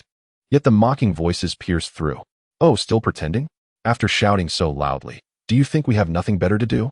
One of them taunted, delivering a powerful kick to his abdomen, causing him to expel the bitterness within. You think you can echo through the ninja world? Who do you think you are? You can't even muster a shred of chakra at 6 years old. It's evident you're just a commoner. They assailed him with fists and feet, each blow accompanied by derisive jeers. All the resentment he had felt from Kushina and the fear he had faced against Yuya was unleashed upon him. Bystanders observed with cold indifference, including a Chunin instructor clad in a green vest who watched from a distance, hesitating multiple times before ultimately choosing not to intervene. After all, this student had poor judgment, having stepped on his foot that morning. More importantly, the path of a ninja was fraught with peril. The journey to becoming a ninja was never without bloodshed. It was a road paved with war and violence. Given the escalating tensions among nations, the specter of a second war loomed, and these children would soon be sent to the battlefield. Experiencing such hardships early on might serve them well. With a heavy sigh, the Chunin instructor turned away, attributing the incident to the boys' lack of foresight. As the bell rang for the second period, the trio finally ceased their assault. Commoners like you shouldn't even dream of being ninjas. You lack the courage to resist. Pathetic. Don't let us see you after school again, trash. They mocked Chu Outyin one last time before gradually departing. Are we going to kill him? One questioned. He's just a commoner. He might even be an orphan. If he dies, so be it. They walked away, leaving Chu Outyin bruised and disoriented. The image of Naruto as a child, similarly battered, flickered through his mind. At that time, he had merely observed as an onlooker, feeling little. But now, experiencing the pain firsthand was unbearable. His entire being felt as though it were falling apart. His insides bleeding, as if he were on the brink of death. These young bullies were merciless. As his consciousness began to wane, he found himself too pained to summon even anger. He suddenly recalled that Naruto survived such injuries due to the nine tails within him and the resilience of the Uzumaki clan. Their recovery and physical capabilities were beyond that of ordinary people. But here he was, frail and malnourished, devoid of any chakra. Surely, he wouldn't perish from such an assault, would he? Doctor, help me, he murmured weakly, his voice barely a whisper. Yet, it grew fainter, unable to call out. Damn it, shouldn't the ninjas have noticed this commotion by now? Where is everyone? Is Konoha mocking me? If he were to die here, it would be a laughable fate, not at the hands of the Second War, the tailed beasts, or the destruction of Konoha, but rather in the very training grounds of a ninja school. This was the perilous world of ninjas? Chu Outyin felt too exhausted to voice his frustrations as the pain and fear enveloped him. A fierce desire to survive ignited within him. I cannot die. There are still so many women from the Hokage who have yet to meet me. I am the chosen one. I have a system. I cannot perish. In that moment, he could only utter this plea within his mind, calling upon his golden finger. Detecting the host's life is in peril. Would you like to randomly deduct a random attribute point for healing? One chance remaining for the day. The system's cold, electronic voice resonated. I have to deduct an attribute point? Chu Outyin was momentarily taken aback, but he had no choice but to comply. Successfully deducted 1 point from appearance. Initiating healing. In the next instant, a warm sensation coursed through Chu Outyin's body, permeating his limbs and rapidly mending his injuries. His condition improved swiftly, and his awareness gradually returned. Though he appeared to lack chakra, he was merely an ordinary child, not a spy from another nation. In the shadows of the ninja school, several figures clad in black, wearing tanuki masks, observed the fallen Chu Outyin. Nearby, a few instructors were present, assisting with the introductions. They had been watching him for some time. Every ninja joining Konoha underwent rigorous scrutiny, not only to assess their qualifications, but also requiring a senior ninja to vouch for them. During the initial week, they had darkly tracked and observed him. For the subsequent 3 years, the school would regularly report on his status, looking for any signs of abnormality while also conducting assessments of his capabilities. His qualifications were evaluated based on temperament, combat talent, physicality, and chakra levels. Currently, his preliminary assessment rated him as AC, not far from the lowest E level. In truth, he was not qualified for ninja training, but a highly esteemed elite jonin had vouched for him, Orochimaru, the apprentice of the third Hokage. Hence, an exception was made for his enrollment. The 3 individuals who had attacked him were rated as Super S level, with a shadow-level powerhouse, Konoha's White Fang, providing a guarantee. No longer under the purview of the Dark Faction. All right, let's prepare for rescue. After all, he's a child of great importance to Orochimaru.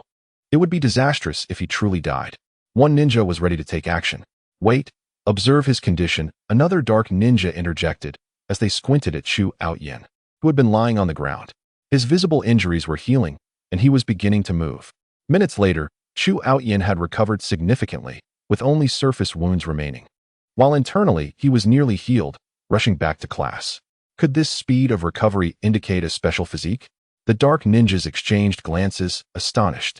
They had just witnessed him on the verge of death, and considering the force and speed of the blows from the 3 assailants, along with Chu Outyin's physical endurance, his injuries should have been severe enough to induce a protective state of unconsciousness. At this moment, it appears that it is necessary to reassess his qualifications and simultaneously elevate the level of surveillance over him. The report must be completed today, with a copy prepared for Orochimaru. The Umbu ninjas exchanged information, nodding in mutual confirmation before vanishing like shadows. The data is to be submitted to the Hokage's direct ninja archive. Ordinarily, only the Hokage and the Human Resources Department possess the authority to investigate. However, Orochimaru, being a direct guarantor and a disciple of the Hokage, naturally enjoys numerous privileges. Even if a copy were not to be provided to Orochimaru, it would bear little significance. For among these individuals, some are already affiliated with him. Chapter 107, Kaguya? Which Kaguya? Systems, or entities like Dao Yuan, are mere derivatives of the great principles and lack inherent consciousness. Their existence relies entirely on the host. Their operational mechanisms dictate that they typically passively accept information relayed by the host, subsequently responding accordingly. Unless the host's safety is threatened or it pertains to its own situation, it will not proactively convey information. Clearly, the surveillance by a few carbon-based life forms does not pose a danger, thereby failing to trigger its defensive mechanisms. Moreover, if all conceivable dangers were eliminated, what purpose would the host serve? Some systems, however, inform the host of potential crises and possible predicaments. Such systems are not purely of the great principles evolution. They are more akin to products created by the Tao, selecting hosts as vessels for cultivating and transforming causality, serving as means to reduce to nothingness. Chu Outyin is fortunate. The system he possesses harbors no conspiratorial designs, being merely a pure opportunity of the great principle. Yet, he is also unfortunate. His life has not been meticulously arranged. It still harbors uncertainty and the risk of downfall. Unbeknownst to him, he has already attracted the attention of multiple parties. As Chu Outyin pushed open the classroom door, all eyes turned towards him, causing his face to flush. Scenes of being pummeled flashed through his mind, as if he were an audience member in a performance. Outyin, being late on your first day of class is not a good sign. Please return to your seat, remarked the middle-ranking teacher in a green vest, casting a meaningful glance at him. What happened to your face? Did you get into a fight? The teacher casually inquired. Now that your eyesight is restored, how come nobody intervened during the fight? Outyin's heart burned with frustration, but he inhaled deeply, suppressing his feelings. He sensed that the earlier scene had captured many watchers, yet none had stepped in to halt it, which spoke volumes. This was still ostensibly the tranquil and amicable Hidden Leaf Village. Yet the environment within the small ninja school was brutally harsh. A few youngsters had delivered him a harsh lesson, forcing him to temper his demeanor. The lofty feelings of having just acquired the system, along with his sense of superiority, had nearly vanished. He acknowledged that he had previously felt as if he were in a dream, experiencing anxiety over everything and perceiving it as unreal. Later, he merely treated it as a solo game, his mindset inflated to its maximum. Upon regaining his senses, he realized the harsh reality of the ninja world. A slight misstep could lead to dire consequences. While he possessed advantages beyond the imagination of others due to his system, he was still merely a 6-year-old child. Powerless without strength, he needed to bide his time. "I fell and hurt myself," he hesitated before saying. He instinctively touched the injuries on his face, his gaze evasive, cautious, and replete with trepidation, resembling a frightened and helpless child. He chose not to report the incident. If those youngsters faced punishment, he might incur even more terrifying retribution. Thus, he opted to play it soft, maintaining a stable facade while seeking to charm the girls. By the time they regained their composure, he would have transformed significantly. This was the correct approach. The middle-ranking teacher sighed softly, feeling a pang of sympathy. After all, he was still a child. "Next time, if you see a fight, please intervene promptly," he advised, regarding Outyin with a hint of compassion. "It's all right. You may return to your seat." "Thank you, teacher," Outyin replied, bowing politely. A stark contrast to his previous arrogance and rudeness. This was the immediate effect of having endured a beating. One could hardly deny its efficacy. "You've learned to be wise," remarked Yuru and Yinlong, exchanging amused glances as they observed Outyin's cautious demeanor. For them, this was merely a game to pass the time, reliving school life and accompanying Kaguya's growth in a different form, all while preparing to complete the cycle of reincarnation. Outyin entered the classroom and returned to his seat, only to discover that his new deskmate, Kushina, had vacated her spot. Turning around, he found that she had moved to another location, engaging in lively conversation with 3 new students. Was he granted only a one-class experience as Kushina's deskmate? The blows kept coming. Outyin felt darkness engulf him, nearly fainting. The misfortunes of the day had piled up excessively. His attempt at heroically rescuing a beauty had resulted in his own embarrassment. Anger gnawed at him, intertwined with jealousy. Yet, he felt utterly helpless. To grow stronger, he must find a way to cultivate a romantic relationship. He had initially believed this would be a simple endeavor. Yet he now faced repeated obstacles on the path to conquest. Having just recovered from his injuries, coupled with a slight decrease in his appeal, life had become intolerable. At present, he was merely at an average level. Attempting to pursue someone like Kushina seemed like a delusion. Moreover, that fellow had returned to the class. Lost in thought, Outyin turned his gaze once more towards Yuru, who was seated amidst a throng of beauty, smiling warmly as he conversed with them. To his right sat Kaguya. To his left Yinlong, and further right was Kushina. Yuru, the sole male among them, appeared entirely at ease, exuding an ethereal charm that placed him above all others. It seemed only natural for him to occupy that position. When the disparity is vast, envy fails to arise. Even Outyin had to concede that the sight offered a breathtaking beauty, a stunning glimpse that left him awestruck. At that moment, the entire class seemed distracted, their attention drifting towards Yuru. Outyin was consumed by jealousy, his thoughts spiraling. Who is the real protagonist here? Clearly, I am the one who has traversed worlds. Endowed with a system. Why must I feel so stifled? His mind raced with various thoughts and strategies, only to dismiss each one in turn. Chu Outyin had to concede that with the presence of the sole male among the newly transferred students, his chances of pursuing Jiu Xian Nai had significantly diminished. He could only redirect his focus towards the ordinary girls around him, beginning to accumulate his attributes. As he surveyed the female students in his class, he found himself paying particular attention to a few whom he had previously overlooked. However, he soon realized that all eyes were subtly drawn to Yu Yi, which left him feeling quite despondent. Was there truly no hope with the ordinary girls in his class? Should he set his sights beyond? Perhaps on those who had not encountered Yu Yi? Frustration gnawed at him as he half-heartedly listened to the lesson, his mind consumed with thoughts about the identities of Yu Yi and the others. He scribbled notes and sketches, pondering the sudden appearance of these new students. Who were they? They seemed to belong to the same era as Jiu Xian Nai, and given their striking appearances, he found it hard to believe they had not been mentioned in the original narrative. In Naruto, The only character with silver-white hair he strongly remembered was Kakashi from the Hitaki clan. He was determined to discover their names. Cursed be the moment he was incapacitated and missed their self-introductions.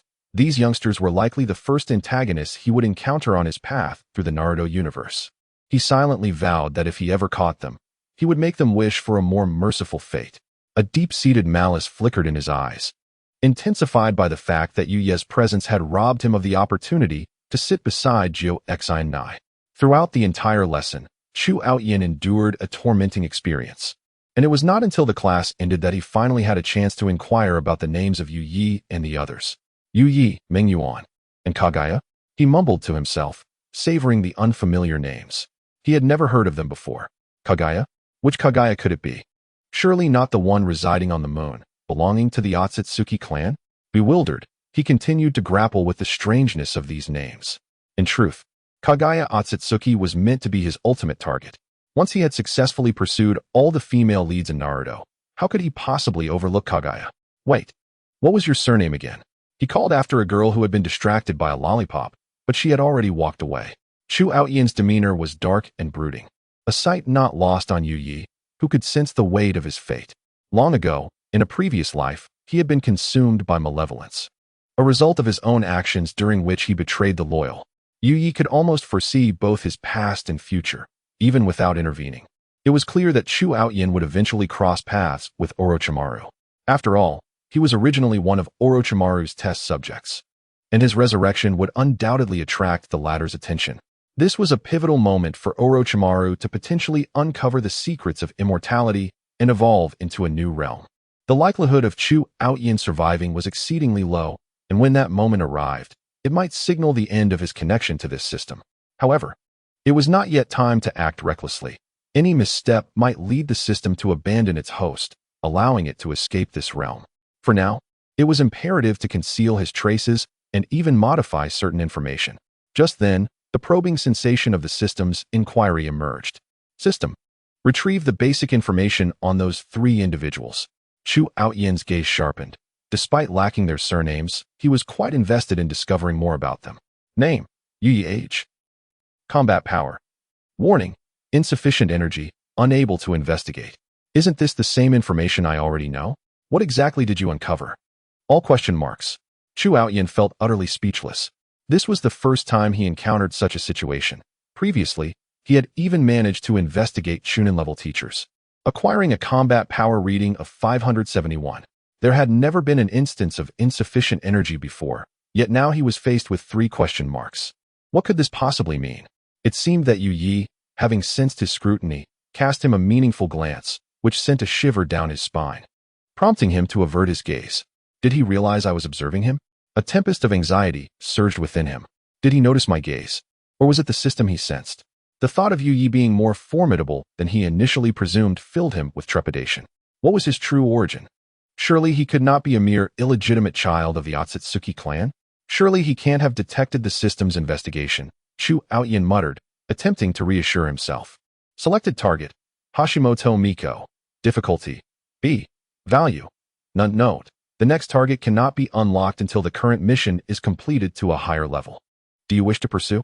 A faint overlay of text appeared before him, indicating that Hashimoto Miko was the lowest difficulty target he had encountered after surveying the class. Chu Aoyan was uncertain about the criteria for determining difficulty, but he presumed it related to the target's personality traits and his own charm attributes. However, since the arrival of the new student Yu Yi, the difficulty of pursuing the girls in his class had skyrocketed. The lowest difficulty had escalated to AB rating, while all others had uniformly risen to A. This singular presence had catapulted Chu Aoyan's romantic endeavors into a realm of excruciating challenge. Previously, aside from Xi, most of the other girls had been rated C or E. This suggested that girls of this age were rather gullible. As for the value of a target, this directly influenced the rewards obtained upon completing a pursuit. The higher the value, the greater the rewards. Factors affecting this parameter likely included the target's charm, family background, status, strength, and their impact on the narrative. In this class, apart from Xi and Nai, the majority of the girls held little to no value, with only a few charming and well-off girls possessing low values.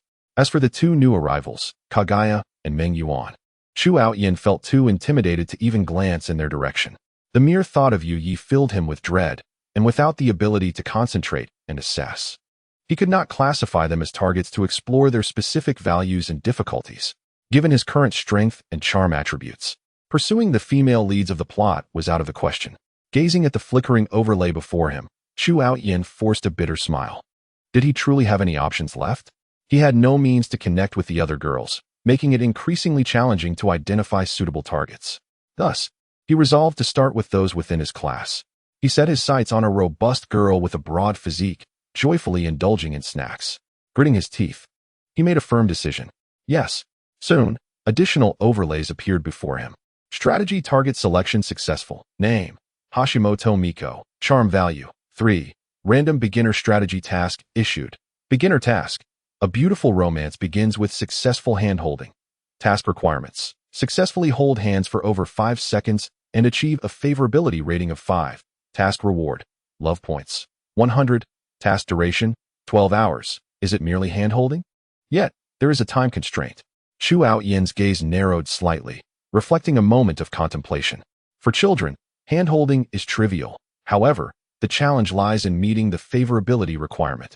Love points can be redeemed in the marketplace for virtually anything, including wealth, basic attribute points, chakra, and any jutsu or jinjutsu from the Naruto universe.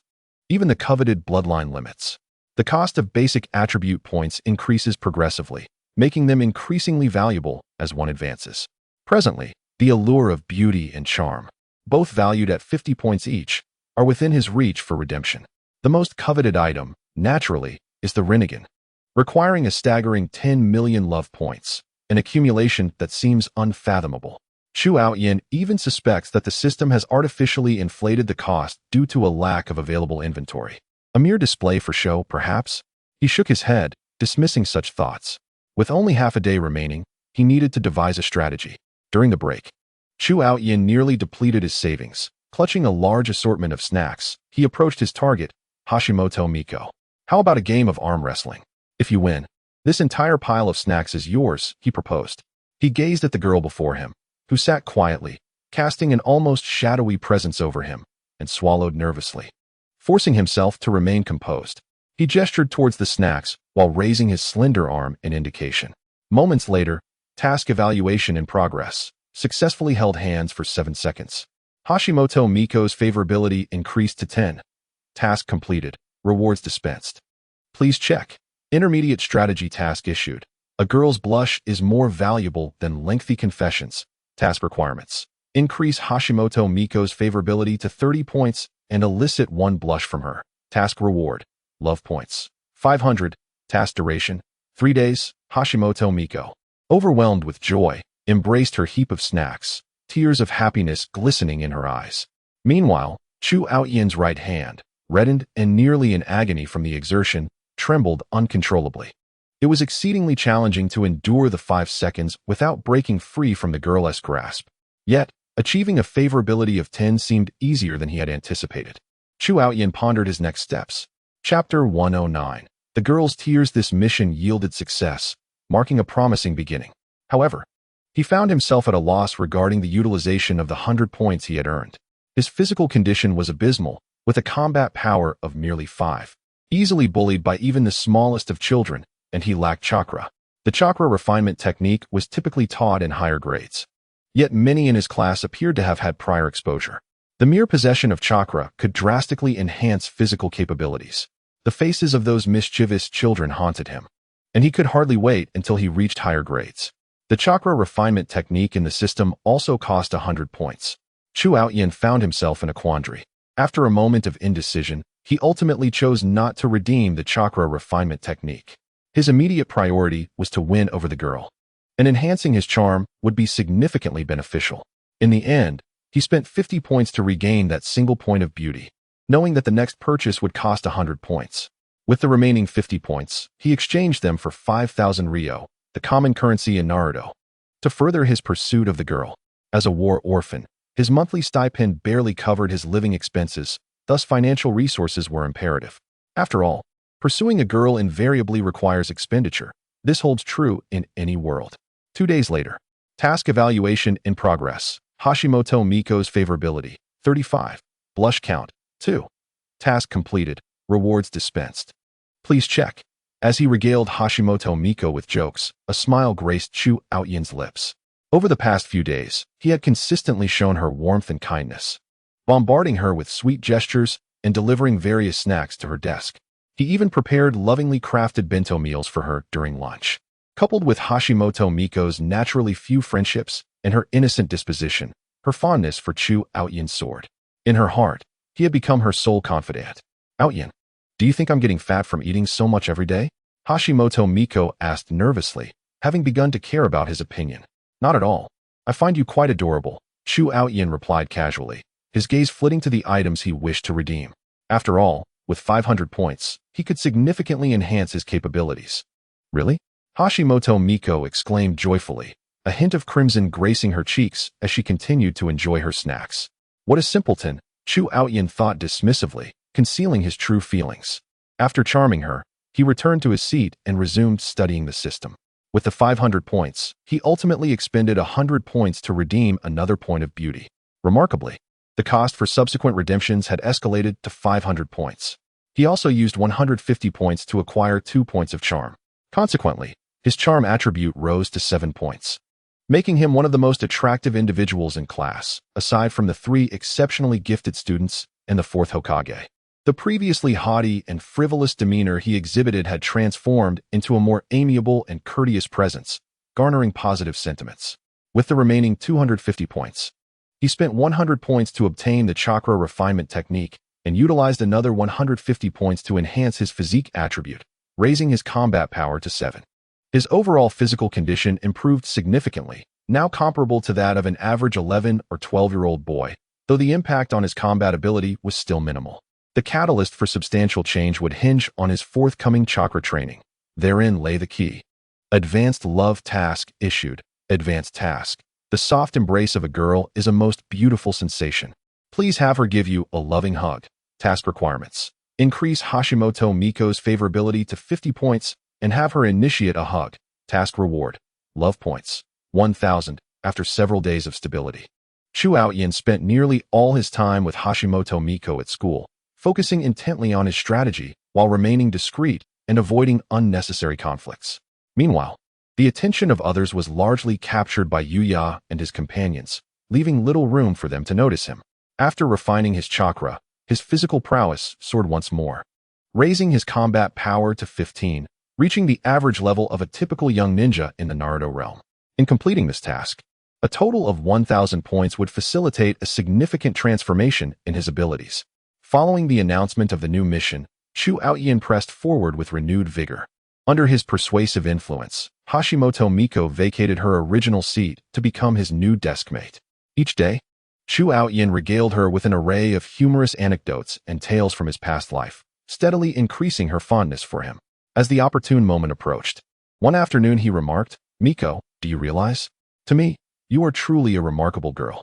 Chu Aoyin eloquently delivered a heartfelt monologue, meticulously crafted with 1,000 words of affectionate flattery. On that sun-drenched afternoon, he gazed deeply into her eyes, his face illuminated by the warm rays, casting a golden hue over his increasingly handsome features.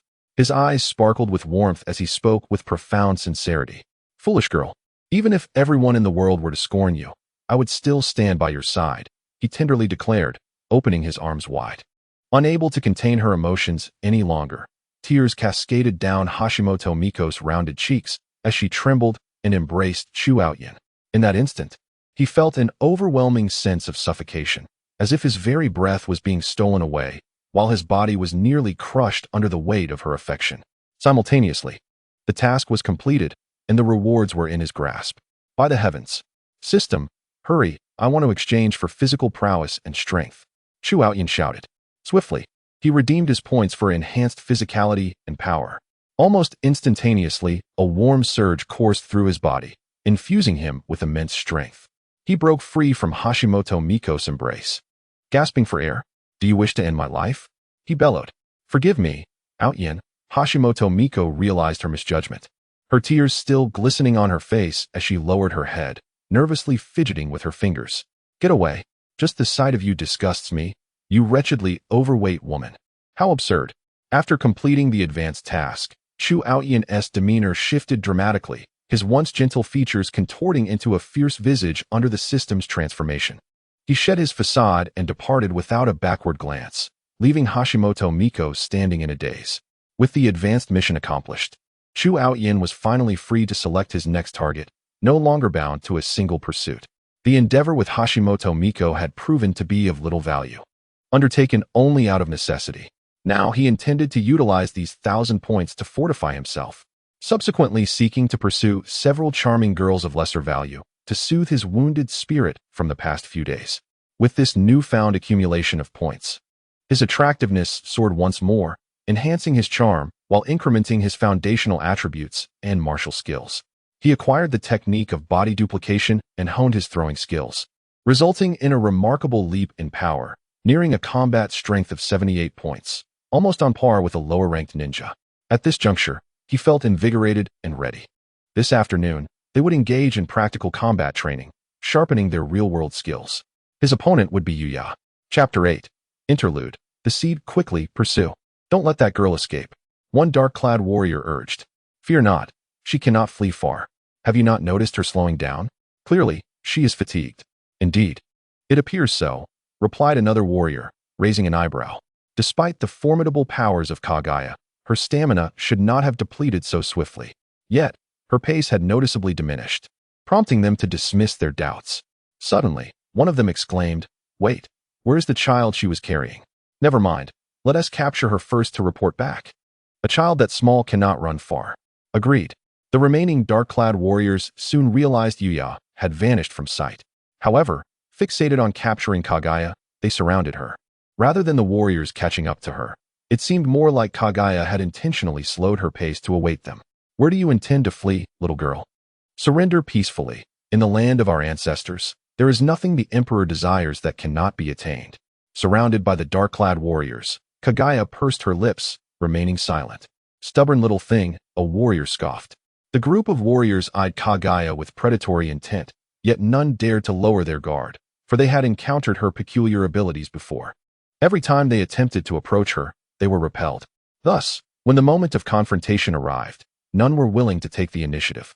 Little Knight must have gone far by now, Kaguya murmured as she assessed her captors. The moment she donned the swirling mask, Yuya's form began to undergo a rapid transformation, as if her flesh were being reconstituted. She rapidly ascended in stature, along with her features, vitality, and limbs, evolving into a completely different person in a mere instant. Simultaneously, a peculiar energy began to surge within her, and if Yuya's suspicions were correct, it was chakra. Concurrently, a garment began to materialize upon her, a black cloak adorned with red clouds, reminiscent of the Akatsuki organization from the world of Naruto. In a fleeting moment, she transformed from Yuya into Uchiha Obito. However, at that instant, a voice softly echoed within her heart. Lin. With the utterance of that name, Yuya felt a jolt coursing through her, as if struck by lightning, causing her heart to skip a beat. It was a tremor stemming from the very essence of Uchiha Obito's being.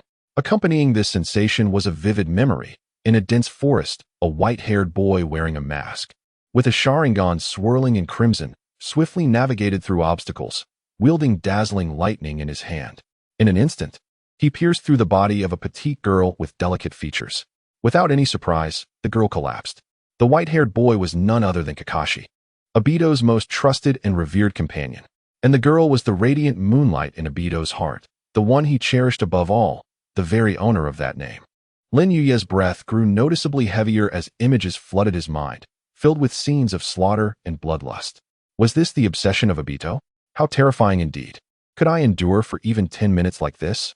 Beads of sweat formed on Yuya's forehead, and as more fragments of obsession and chaotic thoughts surged through his mind, his eyes fluctuated between murky and lucid. At this moment, not to mention 10 minutes, even 3 minutes seemed like a daunting challenge.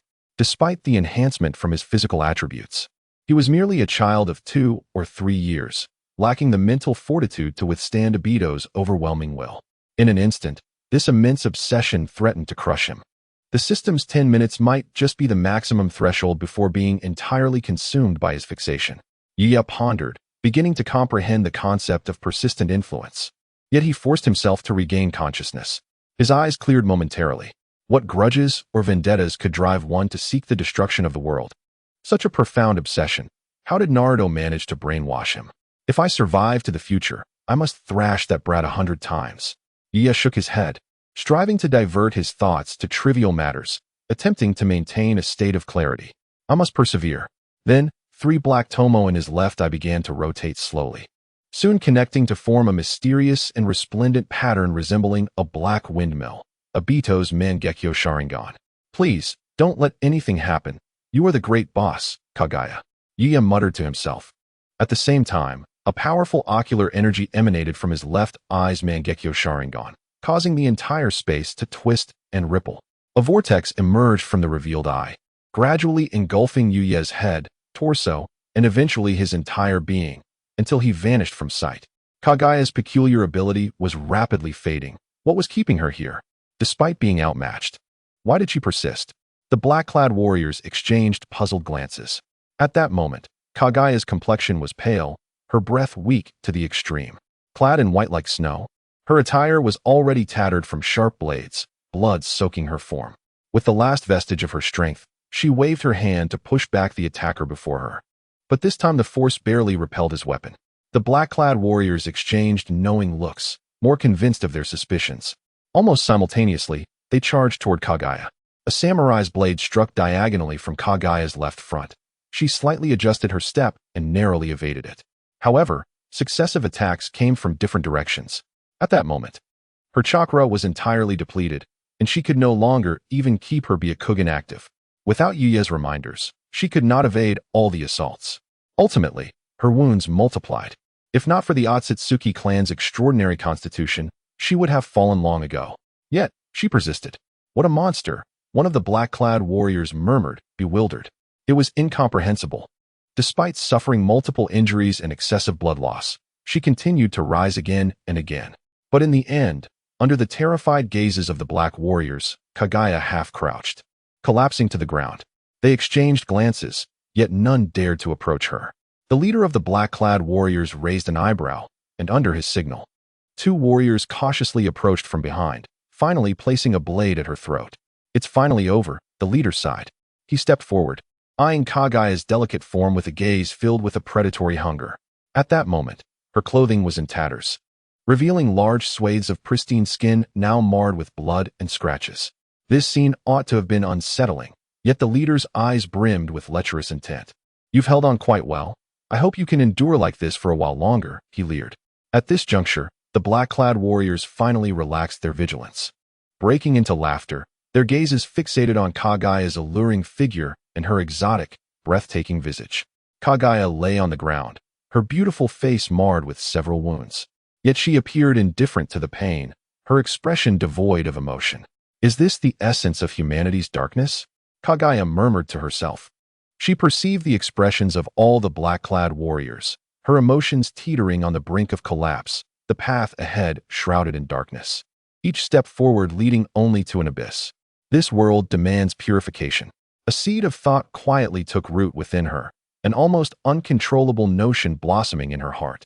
Yet, amidst this thought, another figure lingered, Yuya. Her pale lips parted slightly as she whispered, he must have gone far away. Chapter 110. Your system is impressive in the next match. Otsutsuki Yuya faced off against Chu Aoyan. The Chunin instructor held a white form in hand and, glancing at it, announced, now, please have the 2 students step forward. As his words echoed, a hush fell over the crowd. All those who had been secretly observing Yuya now quieted, attentively watching his figure. Dressed in white, he stood out distinctly among the throng, almost becoming the focal point of the entire event simply by his presence. Even Chu Aoyan had to concede that this was a being he could never surpass, no matter how much he enhanced his own appearance. Yet, at this moment, his attention was elsewhere. Wait, what is his name? Chu Aoyan exclaimed, panic etched on his face. Toothpick, you don't even know who young Master Yuya is? Kato Shinichi chuckled, the leader of the trio who had previously beaten Chu Aoyan. He had been awestruck by Yuya's appearance and had secretly speculated about his identity. Weaving a narrative filled with personal heroism, perhaps a scion from a hidden noble family or an exchange student from a royal lineage. He had even inquired with his father, who had remained cryptic, further solidifying his suspicions. It was undeniable that Yuya's presence was simply too striking to ignore. The juxtaposition of youthful malice and pure admiration often engenders an odd rivalry. Show some respect when you speak to me, Chu Outyin shouted, his face flushed with indignation, anger coursing through him. This nickname struck a nerve, as he was now on the verge of reaching the rank of a lower ninja and was no longer intimidated by these individuals. He had once considered confronting them, but fear of the repercussions from their families restrained him. Ultimately, he chose to endure. It seems that Toothpick has become quite bold lately. Yet, Kato Shinichi dismissed him entirely, mocking him instead. The moniker Toothpick was derived from observing Chu Outyin's frail physique. Enough. You two be quiet. Kato Shinichi, it's not your turn to fight yet. Step back, the Chunin instructor interjected. Both complied, but Kato Shinichi secretly gestured a throat-slitting motion towards Chu Outyin, a smirk curling his lips, laden with derision. Taking a deep breath, Chu Outyin suppressed his growing anger. Yuya, Chu Outyin, engage in the doomsday seal and commence battle, announced the Chunin instructor. Chu Outyin had exchanged 12 types of sealing techniques with the system, so he could certainly form the doomsday seal. However, his attention was elsewhere, fixated on a figure clad in white, standing out like a crane among chickens. As he formed the doomsday seal, he discreetly observed this ethereal being, who maintained an expression of calm indifference, as if nothing could penetrate his serene demeanor. This was not arrogance, but rather an innate quality that evoked respect rather than disdain from those around him, as if he were simply meant to exist in such a manner. Even Chu Outyin, with his sense of superiority as a time traveler, felt a pang of admiration and envy. It seemed as if he were apart from this world, yet he effortlessly captivated everyone's gaze. System, initiate reconnaissance. In the next moment, Chu Outyin forced down his myriad thoughts and mentally commanded. Prior to battle, one must gather intelligence on their opponent. Knowing oneself and one's adversary is the key to triumph. Having completed a high-level strategy task, he had upgraded his reconnaissance skill in the system shop. This time, he believed there would be no failure in gathering information. Indeed, the upgraded reconnaissance skill did not disappoint. Unlike before, where he encountered only question marks, he now received substantial data. The section detailing combat power displayed a notable change. According to the system's rating, a combat power of 100 classified 1 as a Jinin, 500 as a Chunin, and 1000 as a Jonin. Elite Jonin were rated at 5,000, while the leap to the Kaguya level was immense, with a threshold of 10,000. In the world of Naruto, the legendary 6 Paths level was estimated to be around 100,000 or more. Chu Outyin speculated that Yuya's combat power was likely around 100, perhaps stronger, but not by a significant margin, considering that Kakashi was merely a Jinin at age 6. Next, Chu Outyin began to examine Yuya's data. A smirk crept onto his lips, pleased with the advantage he had gained before combat. However, that smile soon faltered, transforming into a serious expression, then gradually shifting to one of shock and disbelief, followed by a sigh of relief. The combat power section had been fluctuating wildly, initially rising from 1 to 100, which Chu Outyin found reasonable. However, the numbers began to escalate rapidly, now surpassing 100,000. Yes, it had reached 8 digits and continued to climb. System, have you made an error? This is my first time using the newly upgraded reconnaissance skill. It hasn't even warmed up yet. How could you possibly provide me with incorrect data? Can I return this? The combat power section had soared past 10 million, showing no signs of abating. This was clearly indicative of a malfunction within the system. Initially, he suspected it was an old trick being played on him, nearly causing a heart attack. But reflecting on it now, the highest combat power in Naruto should max out at 100,000. Yet, factors affecting the individual before him was nearing 20 million and still parameter climbing, or likely included the target's charm, family. Chu Outyin shook his head, attempting to confirm his background missions by directing the reconnaissance skill towards another newcomer, Yuan. As anticipated, the data mirrored his previous findings, with combat power continually rising, quickly breaching the million mark and reaching into the tens of millions. What kind of broken system is this? My points. Chu Outyin lamented, tears welling up in his eyes, and then began to speculate about the identity of the person before him. Are you of the Otsutsuki clan? He tentatively inquired, aware that this surname held significant weight within the Naruto universe. The entire narrative of this world could be said to have been shaped by this clan, encompassing the wars of the ninja world, the essence of chakra, and the bloodlines of various clans. all stemming from this family's internal struggles. I am Otsutsuki Yuya, he replied flatly, devoid of any visible emotion. Otsutsuki, Chu Outyin murmured in shock, realizing he truly encountered one of them. Could he be from the lineage associated with the moon? But he lacks the Byakugan and horns. It must be a coincidence, perhaps merely a case of shared names, he speculated internally, repeatedly dismissing his thoughts. Stop guessing. You are indeed in the presence of the Otsutsuki you envision, Yuya remarked with a hint of amusement, his smile momentarily radiant, eclipsing all else in its brilliance. In the next instant, his eyes transformed to a brilliant white, shimmering with a mysterious blue light, quickly shifting into the Rinnegan, then into a crimson hue, revealing 9 black tomo that materialized within. 9 circles of enigmatic ripples emerged in his gaze, morphing once more into the Rinne Sharingan. An overwhelming terror surged within Chu Outyin, a fear he could scarcely articulate. He felt as though his breath had been stolen away. You just glimpsed a multitude of my information, did you not? A voice echoed in his ear. At that moment, time itself seemed to freeze. The world around him fell silent, with everyone's movements and expressions halted, as if the universe had been paused.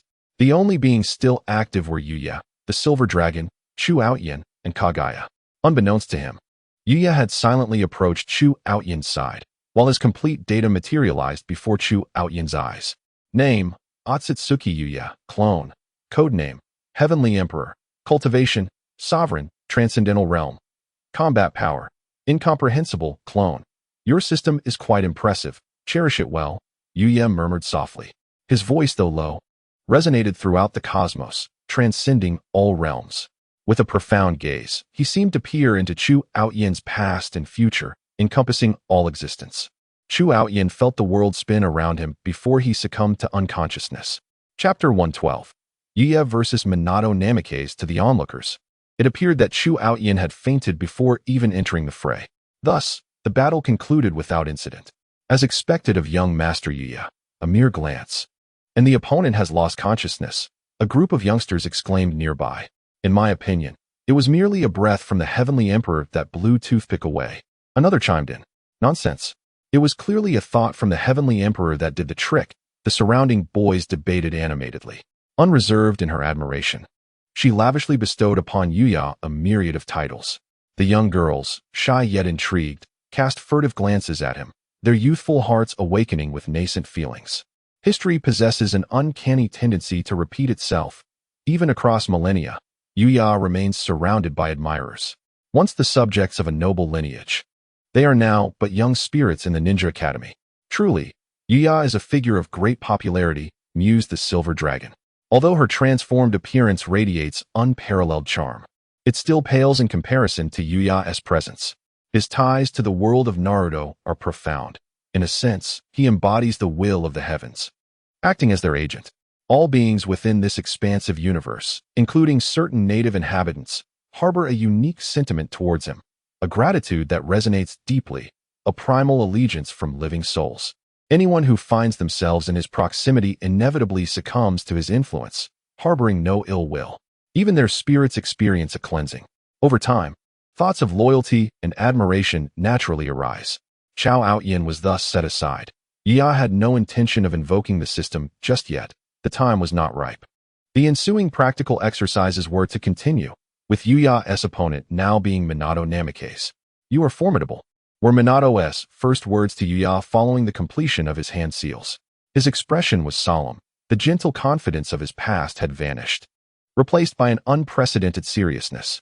I cannot ascertain if I can defeat you, but I shall give it my all, Minato declared earnestly. He had always exuded sunny confidence, never having encountered anyone among his peers whom he genuinely respected or admired. His gaze had always been directed toward the older generation of ninjas, such as the 3 disciples of the 3rd Hokage, Jiraiya, and others. He had never considered himself an ordinary child. However, everything transformed upon Yuya's arrival. Yuya was the first person who, merely by standing there, instilled in him the thought of insurmountable defeat. Even without sensing Yuya's chakra or any trace of his aura, the mere notion of opposing him sent a clear signal through Minato's chakra, body, and essence. Defeat was inevitable. Your courage is commendable, Yuya remarked with an expression devoid of emotion. The future 4th Hokage still bore a hint of naivety. Yet, he stood with a serious demeanor, radiating warmth and brilliance. His golden hair shimmered under the sunlight, evoking a sense of familiarity and an inexplicable charisma. The aura of leadership began to emerge. After Yuya joined the class, a group of admirers naturally gravitated toward him, almost all inclined to follow his lead.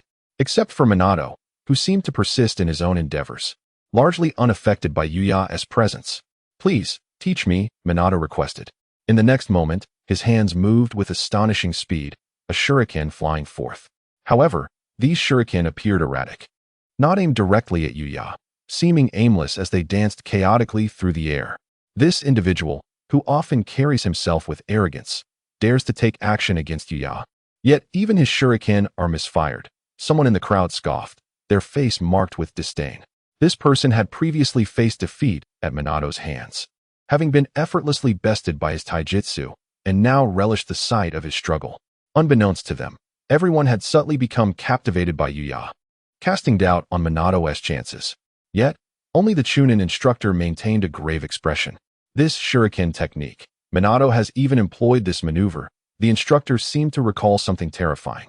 His demeanor grew serious, yet when he glanced at Yuya, clad in white and exuding calmness, a dawning realization crossed his face. There's no way I can underestimate this child. As expected, the erratically flying shuriken found their mark not on a target, but instead collided in midair, redirecting their trajectories toward Yuya. Simultaneously, Minato began to rapidly form hand seals. The shuriken multiplied from 1 to 2, then from 2 to 4, quickly enveloping Yuya in a flurry of flying shuriken. With this shadow clone technique of shuriken, Minato proved himself no less capable than a Chunin. The onlookers were left speechless. This was no longer a battle comprehensible to their level. It belonged to true ninjas. Such a concealed technique in shuriken throwing. "This boy knows how to play his cards close to his chest," someone in the crowd murmured, as all present felt a wave of anxiety for Yuya.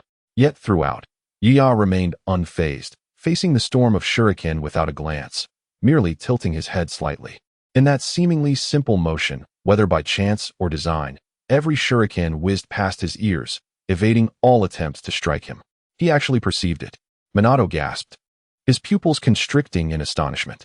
What had appeared to be a 360-degree attack seemed to seal off all his positions. Yet he alone understood that remaining stationary was the only means to counter that technique. However, a typical person's instinct would be to evade upon witnessing such a barrage of shuriken, and any slight movement would lead them directly into Minato's trap. Even a single step would invite a comprehensive assault from the shuriken, rendering escape utterly impossible. Moreover, as the third shuriken passed by, one had to execute that exact head tilt, not a moment too early nor late, but precisely at that instant. After evading that shuriken, one must immediately return to a neutral position, devoid of any extraneous movement. This demanded immense bodily control, a feat beyond the capability of ordinary individuals to differentiate between the genuine and the false amidst such a flurry. Thus, this maneuver was, in essence, nearly unsolvable. At his age, for Minato to wield such a technique was nothing short of extraordinary. It was far beyond what children at the Ninja Academy could conceive and execute. Even for Chunin and Jonin, the only recourse was to withstand it through chakra or ninjutsu. Yet Yuya had evidently seen through it all. Were it not for the clarity and brightness of Yuya's gaze, indistinguishable from that of an ordinary person, Minato might have suspected him to be of the Uchiha clan. "Impressive shuriken skills," Yuya remarked. However, there was no time for contemplation, as an abrupt sound erupted from behind Minato Namake's. Instantly, his hair stood on end. He reacted swiftly, throwing his shuriken without a second thought towards the source of the sound. Yet, his attack met only emptiness. A sense of foreboding washed over him. But there was no time to adjust his posture. At that moment, any further movement was futile. He swiftly formed hand seals, and with a puff of smoke, he transformed into a wooden replica. Just as he was about to exhale in relief, having executed that series of responses which required utmost concentration, a voice echoed behind him. "Where are you looking?" He froze, realizing that his substitution technique had placed him in a position where Yuya had somehow anticipated his every move. "I have lost," Minato said bitterly. At his age, the chakra within him was nearly depleted, and he understood that the gap between him and Yuya was likely immense. Was that an illusion? He asked after a long silence, recalling that he had not seen Yuya perform any seals after throwing the shuriken, yet a voice had still emerged from behind him. Acting on instinct, he had attacked backward, only to fall into Yuya's trap. It seemed as though every one of his actions had been meticulously calculated by Yuya. If that were true, it was indeed terrifying. Perhaps, Yuya replied, not denying it. In the next moment, Yuya transformed into smoke, revealing that he had merely employed shadow clones. The real Yuya stood undisturbed at the original location, never having moved since the beginning, aside from a slight tilt of his head. Minato realized that he had not even forced Yuya to take a single step. Bored, Yuya shook his head and departed, his white robes billowing as he returned to the side of Kaguya and the silver dragon. The crowd naturally parted, and in that moment, a chilling silence enveloped the area. Even the Chunin instructor had forgotten to announce the conclusion of the match. Neither Minato's impressive display nor Yuya's counteractions, nor even their hand-sealing movements, were clear to anyone. The Chunin instructor felt a flush of embarrassment, realizing that if he faced the youth in white, he too would struggle to move even a single step. Reflecting inwardly, he recognized his lack of confidence. Is this the difference? Minato murmured, watching Yuya's retreating figure, a profound sense of loss swelling within him. They were merely peers, yet the disparity felt insurmountable. If he could discern the gap, he would still have a target to strive for. However, the problem lay in the fact that the distance was so vast that he could not even perceive it, leaving him uncertain of how to begin his efforts. At that moment, his age was still too tender, and his resolve had yet to solidify. He lowered his head, experiencing defeat for the very first time in his life. You need not belittle yourself. At your age, you are already stronger than the majority. The only opponent you must conquer is yourself. A crystalline, melodious voice suddenly resonated. The source of the voice was unknown, as if it came from the heavens or the depths of his heart, possessing a unique power to soothe Minato's troubled spirit. He shuddered, momentarily taken aback, and raised his head, unaware of who had spoken, while those around him seemed oblivious, as though it were a voice meant solely for him. By instinct, he turned his gaze in a certain direction and spotted a figure among the crowd, standing out like a crane among chickens, dressed in flowing white. The individual was breathtakingly beautiful, exuding an unparalleled elegance that made them the center of attention. Seemingly aware of his gaze, the figure turned to meet his eyes. From a distance, their gaze sparkled like a vast starry sky. The corners of their exquisitely sculpted lips curled into a gentle smile, as if saying nothing yet conveying everything. That smile bore encouragement. Minato's heart fluttered. At that moment, something profound flowed within him. Is the true battle against myself? He whispered, no longer feeling despondent. His eyes regained their clarity and brilliance, radiating with newfound confidence and brilliance. Jiraiya, what is your perspective? In a shadowy high-rise overlooking the training grounds, 3 figures observed the students engaged in practical combat exercises. Among them, a stunningly beautiful woman with an alluring figure spoke up. That boy named Minato is quite impressive. He exhibits the flair of my own youthful days.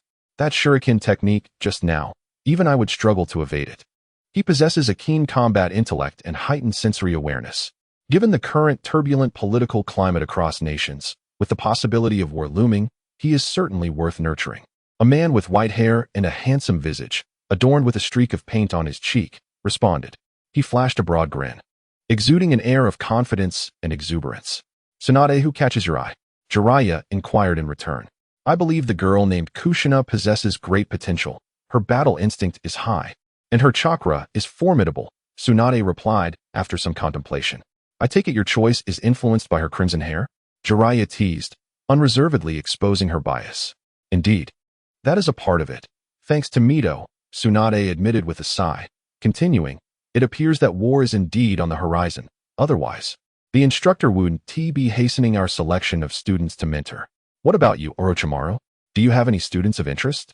Tsunade turned to their other companion, a strikingly handsome man with a cold demeanor, whose presence seemed to chill the air around him. Not at the moment, Orochimaru replied flatly, though his eyes revealed an inscrutable depth. He had come to observe his experimental subject, the resurrected child named Chu Outyin, to ascertain his combat prowess. Reports indicated that Chu Outyin's chakra was already comparable to that of a genin, and he had swiftly improved his shuriken throwing technique while seemingly mastering the substitution technique. Orochimaru had made a special trip for this, but ended up feeling rather disappointed as he was met with an unanticipated obstacle. Why not take a look at my brother? Shinshu? Trust me, he will emerge as an exceptional ninja, Tsunade interjected confidently. Guiding her own brother felt somewhat inappropriate, yet she believed that Orochimaru was more reliable than Jiraiya, who was perpetually preoccupied with his own indulgences. Upon hearing her enthusiastic recommendation, Orochimaru fell silent, contemplating. The bloodline of the Thousand Hands possesses research value, particularly since he is Tsunade's younger brother. Orochimaru replied, contemplating the matter. They continued their discussion, touching upon various topics, including potential candidates, but whether intentionally or not. They conspicuously avoided mentioning one individual. After a considerable pause, someone suddenly posed a question. Do you think you could make him move even a single step? No names were uttered, yet they all understood to whom it referred, the future legendary Sannin, leaving them momentarily speechless. Chapter 114. The Transformation of the Nine Tails. To be candid, I find this child inscrutable, Jiraiya remarked first. Regarding this child, the three fell into a unified silence, instinctively wishing to disregard him. For even they felt an inexplicable pressure in the presence of that individual, one that instilled a ridiculous notion that perhaps they could not compel him to move even a fraction. Yet, he was undeniably still so young. You should not have witnessed his hand signs, or perhaps he never performed any at all. Jiraiya, unusually serious, began a detailed analysis. Undoubtedly, he possessed an extraordinary insight, able to discern the singular flaw amidst the multitude of shurikens soaring through the air, showcasing his prodigious talent. This indicated that, in that fleeting moment, he could perceive the newly generated trajectories of countless shuriken colliding. As Jiraiya reached this point, Tsunade interjected. Or perhaps, from the moment of impact, he anticipated the trajectory of each shuriken, responding with flawless precision. The instinctual panic and disarray that afflict most in the face of danger seemed utterly absent in him. His impeccable sidestep, coupled with his control over his body and reaction time, was nothing short of terrifying, were he not a living being. I might suspect he was a machine. Orochimaru continued, licking his lips, his brown eyes revealing a rare blend of fear and exhilaration. His combat intuition is extraordinary, and his sensory awareness is remarkable. His mastery over his body is nothing less than astonishing. Yuyuru truly is an exhilarating presence. Orochimaru's demeanor suggested a kind of madness, one that his companions had now grown accustomed to. Furthermore, I wonder if you have noticed his demeanor, his unwavering calmness, devoid of any hint of panic in his eyes. Jiraiya continued. Despite employing the simplest of illusions and a shadow clone, even the chakra he utilized was merely what one would expect from a child of his age. Yet, paradoxically, he wielded that limited chakra to its utmost potential, leaving no room for waste. His understanding and application of chakra surpassed that of anyone else, transforming his battles into a form of art and enjoyment. Tsunade added, more importantly, it seemed as if he had already calculated his opponent's next move, rendering a battle that had not yet begun to feel as though it had already concluded. In the face of Yuyuru, the three let out deep sighs. Despite their own considerable talents, honed under esteemed mentorship, they felt a sense of inadequacy when confronted by the mere 6-year-old Yuyuru. So, who among you is interested in taking that boy as a disciple? Tsunade jested lightly. Take such a genius or prodigy as a disciple. What a jest. My teacher once suggested it, but he declined every time. Such an opportunity could scarcely fall to us, Jiraiya shrugged, indicating that he and his companions were unlikely candidates. Perhaps only someone of my grandfather's or the first Hokage's caliber could have the privilege to teach him, Tsunade added, momentarily recalling a fleeting glimpse from years past, when she was still a minor, of a figure that seemed to be a celestial being clad in white. Following that moment, she had frantically searched for him, even leveraging her connections, but to no avail. It was as if those three had vanished without a trace. She questioned whether she had truly seen the first Hokage or if it had merely been an illusion. Yet, at this moment, she inexplicably perceived the shadow of that bygone figure in the child named Yuru. The first and second Hokage likely wouldn't be able to teach him either, Orochimaru remarked, his eyes glinting with an unfathomable meaning. Who could? Jiraiya interjected, unable to contain himself. I could, came Orochimaru's reply. Orochimaru, you haven't been drinking today, have you? This is quite unusual, Jiraiya chuckled. Orochimaru said nothing, though excitement flickered in his eyes. At that moment, the practical training on the field finally concluded, and the children began to depart. As they left, the striking figure in white, standing head and shoulders above the rest, paused momentarily, and cast a meaningful glance in their direction. In that instant, all three felt a shiver run down their spines, drenched in sweat. Did he truly sense us? They had thought they had sufficiently overestimated him, but to their astonishment, a tempest brewed within their hearts. Orochimaru's body trembled, realizing that glance was directed squarely at him. How terrifying! Jiraiya and Tsunade murmured to each other, their eyes betraying a complex mixture of emotions. The impact on them was not insignificant, and they soon shook their heads, deciding to move on. Only Orochimaru remained rooted in place, watching the figure recede into the distance, unable to suppress his excitement. I have sifted through historical texts, piecing together the fragments of that lost ancient history. Could you be the Lord of the Celestial Emperor? Following that practical exercise, Minato Namikaze appeared to take a particular liking to Yuru, harboring a sense of reverence and unique emotions, and began to seek his guidance on ninjutsu. Yuru generously imparted his knowledge, as he recognized the potential in this future fourth Hokage. Thus, Minato joined Yuru's circle, which included Kaguya Hime, the Silver Dragon, Minato, and Kushina, forming a most enchanting sight within the Ninja Academy. Under Yuru's tutelage, Minato rapidly progressed, gaining earlier exposure to the Flying Thunder God technique than in the original narrative, with Yuru even teaching him an improved version. Simultaneously, Kushina was not left behind. She had already harnessed the most substantial portion of chakra from the Nine Tails that Yuru had once separated. Under Yuru's instruction, the Nine Tails truly became Kushina's strength. Yearning to return to Yuru's side, finding the ninja world too tedious and the hearts of its inhabitants too chaotic. After millennia of waiting, it finally witnessed the return of its father figure, and in that moment, it prostrated itself, longing to once again be at Yuru's side. Yuru, feeling helpless, realized that the nine-tailed beasts had been created through yin-yang release by the original Yuru. After a millennium, this chakra had evolved beyond mere physical form, now possessing its own independent consciousness and thought. This chakra had become redundant for Yuru. He hoped for them to break free and truly become living beings. However, unable to resist the Nine-Tails' plea, he ultimately promised to allow it to protect Kushina for a century, after which it could return to his side. Yuyue has transcended its inherent shortcomings. For instance, the tailed beasts are naturally suppressed by the ocular prowess of the Uchiha clan, as their power originates from the God Tree, which in turn derives from Yuyue, rendering them vulnerable. The imprint of submission and fear embedded in their genes towards Yuyue means that even the descendants of Yuyue, such as the Uchiha clan and sage bodies, can easily dominate them. Now, however, Yuyue has severed the genetic imprint within its body, rendering it immune to suppression by the Rinnegan, except by Yuyue itself. Furthermore, it has endowed Yuyue with the ability to seamlessly transition between the physical and spiritual forms of yin-yang release, making it impervious to any sealing techniques. This marks the true essence and power that belongs to it alone. When gathered, it becomes a fox. When dispersed, it transforms into chakra. The mundane forces and methods have ceased to have any effect on it, as Yuyue has significantly enhanced its epic nature.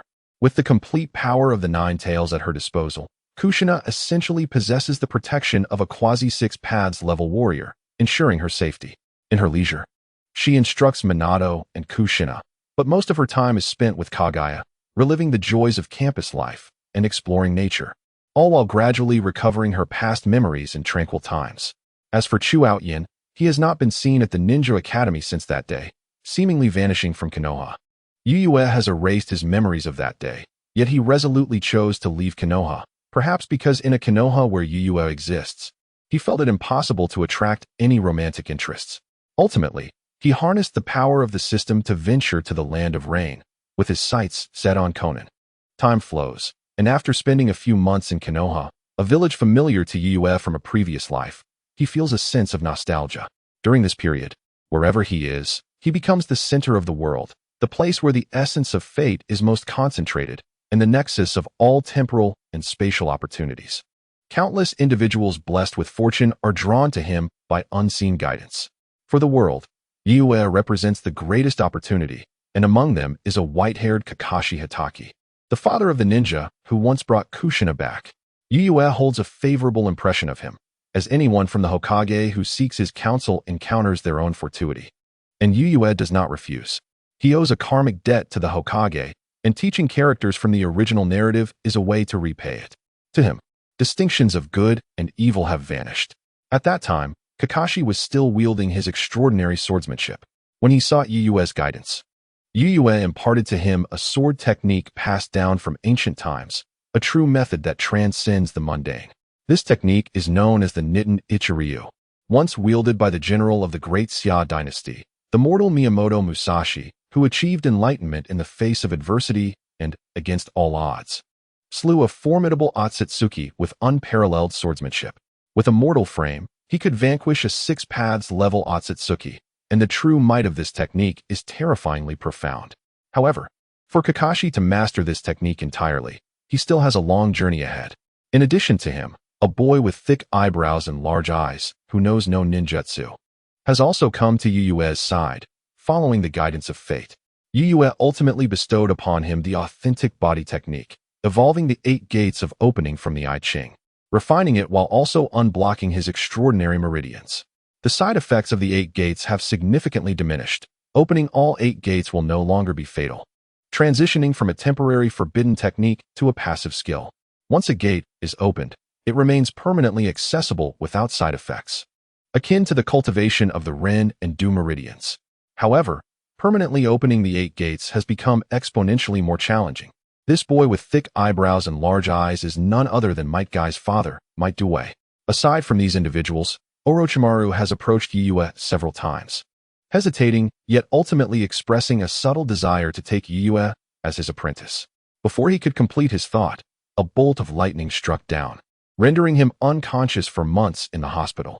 Upon his discharge, he frequently sought Yuyue again, this time to discuss philosophical topics such as the meaning of life and the fragility of humanity. Yuyue, without further ado, infused the renowned works of Socrates into his mind. As time swiftly passes, 2 years later, the clarion call of the Second Great Ninja War finally sounds. In the past, when various nations united to obliterate the Uzumaki clan, Yuyue intervened once to save them. However, that act instilled a lingering fear in the nations, deterring them from initiating war for years. After many years, the memory of that fleeting moment, witnessed by ninja who spoke of it in awe, began to fade. The supreme deities of ancient times, the rulers of heaven and earth, awakened and gazed upon this world. When news of this resurgence spread, nations trembled in fear. Yet, as the allied forces comprised of ninjas from various countries dispersed, their numbers dwindled, and many surviving ninjas perished due to various reasons over time. Ultimately, the world began to forget or question the reality of that day. Eventually, the land of rain and the land of wind could no longer endure, reigniting the flames of war.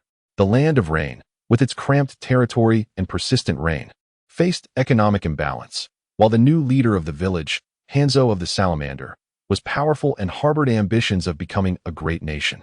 Meanwhile, Suna of the Land of Wind, long affected by desert storms and harsh geography, envied the fertile lands of Konoha.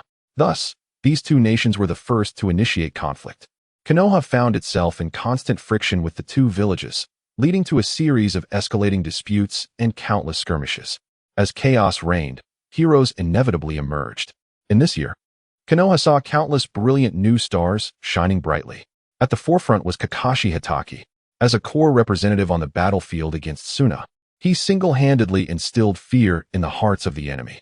During wartime, he executed numerous assassination missions, implementing decapitation plans that decimated the enemy ranks, garnering a 100 mission success rate and becoming renowned worldwide.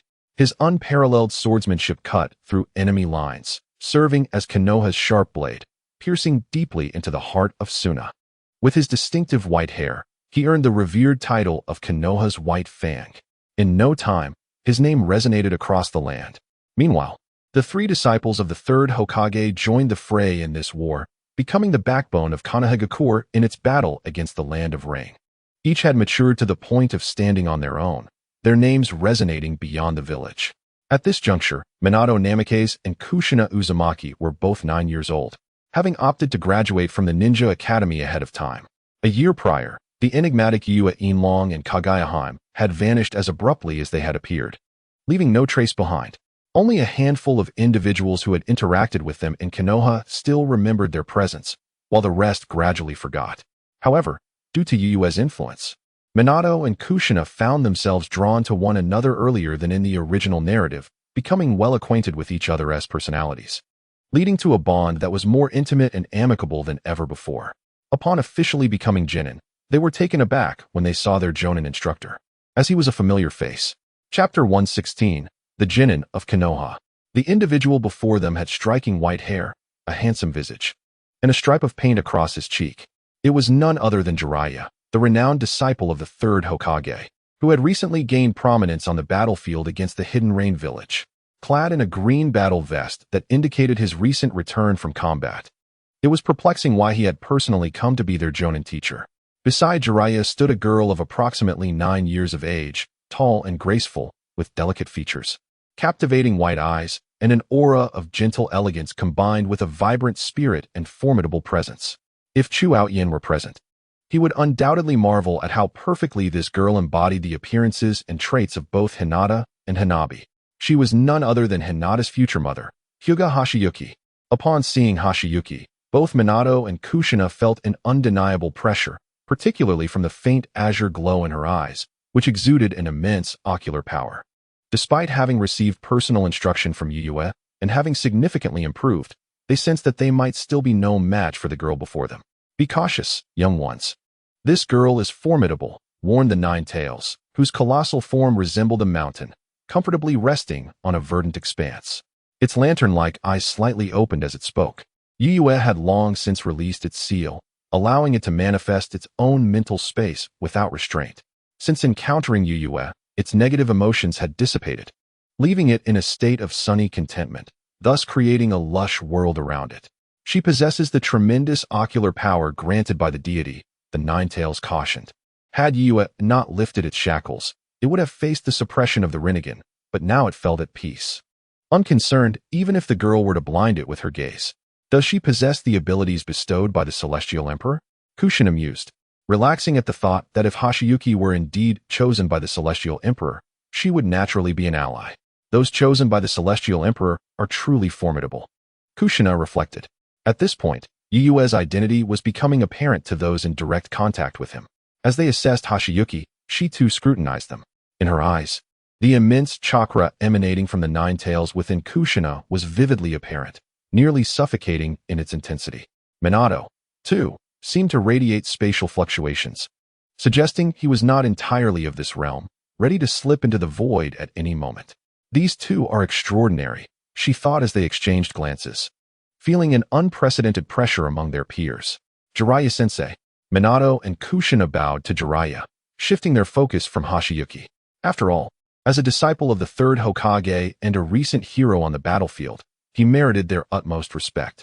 Congratulations on officially becoming ninjas. From now on, I will guide your training, Jiraiya proclaimed, hands on his hips, flashing a confident smile that belied the harshness he had encountered on the battlefield. This is Hinata Hashiyuki, your senior by a year. Meet Minato Namikaze and Kushina Uzumaki. Jiraiya introduced them to each other. Hello, senior. Minato and Kushina greeted Hashiyuki politely. Greetings. Hashiyuki replied with a slight nod, her demeanor somewhat aloof. Minato and Kushina exchanged knowing glances, having developed a tacit understanding that their senior seemed rather difficult to approach. Haha, that's just how Hashiyuki is. You'll get used to her, Jiraiya chuckled, scratching his head. Though you three have been tutored by that esteemed individual, I hesitate to call you my disciples. However, I can certainly accept you calling me teacher, he continued, his expression growing serious when speaking of the esteemed one. They understood the necessity of reverence for the one who had guided Jiraiya in his youth. He had traversed to the mystic Mount Mayaboku, where he encountered a plethora of murals depicting toads of all ages, all devoted followers of that being. His first lesson, there was a forced immersion in history, which revealed the extraordinary power of that era. He had provided sustenance and shelter to those suffering from famine, enlightened the ignorant with the torch of civilization, and unified warring factions into a peaceful era. He had ventured alone into the vastness of the cosmos to repel formidable foes, ensuring the emergence of technology and the dissemination of chakra. He was the source of all existence, the divine creator of summoning beasts. The accounts of his grand achievements were countless, and even 3 days and nights would not suffice to recount them all. He was the sovereign of heaven and earth, the true celestial emperor. During that history lesson on Mount Mayaboku, Jiraiya had felt an exhilarating surge of emotion, deeply moved by the gravity of the tales. It was no wonder the toads were so fervently devoted to such a monumental figure. Yes, teacher. The three of them nodded in agreement, not daring to oppose. However, before we proceed, I must first test your abilities to see if you are worthy of his teachings, Jiraiya stated with uncommon solemnity, producing a string of bells. Within the time it takes for a stick of incense to burn, if you can seize these bells from me, I shall acknowledge your strength. The three individuals exchanged a serious glance, their expressions gradually shifting to one of earnestness. After all, each of them had received personal instruction from Yuya, and none wished to tarnish his esteemed reputation. Teacher Jiraiya, are you truly serious? The kind-hearted Kushina inquired. Absolutely, Jiraiya affirmed, as his words echoed in the air. An immense surge of crimson chakra erupted from within Kushina, swiftly enveloping her and forming a chakra cloak. Simultaneously, four chakra tails materialized behind her, a clear indication of her transformation into a tailed beast. At merely 9 years of age, she activated the four-tailed mode, the utmost limit her physical prowess could sustain. Any further would corrupt her body and consciousness, a consequence of the overwhelming chakra's innate assault on her being, rather than an influence exerted by the nine tails. In Hyuga Hashizuki's white eyes, a glimmer of azure light flickered brilliantly. Under the vast power of her Rinnegan, her form began to levitate, her black hair billowing around her, as she gazed down upon the earth like a deity. Meanwhile, Minato Namake's entire being began to shimmer, existing in a realm between reality and illusion, as spatial fluctuations emanated from him. Is this truly the caliber of a mere Chunin from Konoha? Jiraiya mused in disbelief. The overwhelming might of the trio could hardly be believed to be that of mere children. We must not underestimate these youngsters, he murmured. Now let us commence. With that, Kushina launched the first attack, her tailed beast transformation granting her remarkable speed and strength. Like a ferocious beast, she landed on all fours, her figure a blur of crimson as she advanced upon Jiraiya, striking at him with swift ferocity. Youthful exuberance indeed, Jiraiya remarked, shaking his head. The assault met him but transformed into a puff of smoke, revealing it to be a shadow clone. Minato had already appeared from behind the dissipating clone, having vanished from sight at the moment Jiraiya uttered the word begin, slipping into the void. Upon realizing that the Jiraiya before him was merely a clone, he chose not to strike. Kushina, sensing the shift in the situation, began to utilize the unique aura of her tailed beast transformation to locate Jiraiya. In contrast, Hyuga Hashizuki flew straight towards a specific direction, having already discerned the ruse of Jiraiya's shadow clone with her Rinnegan.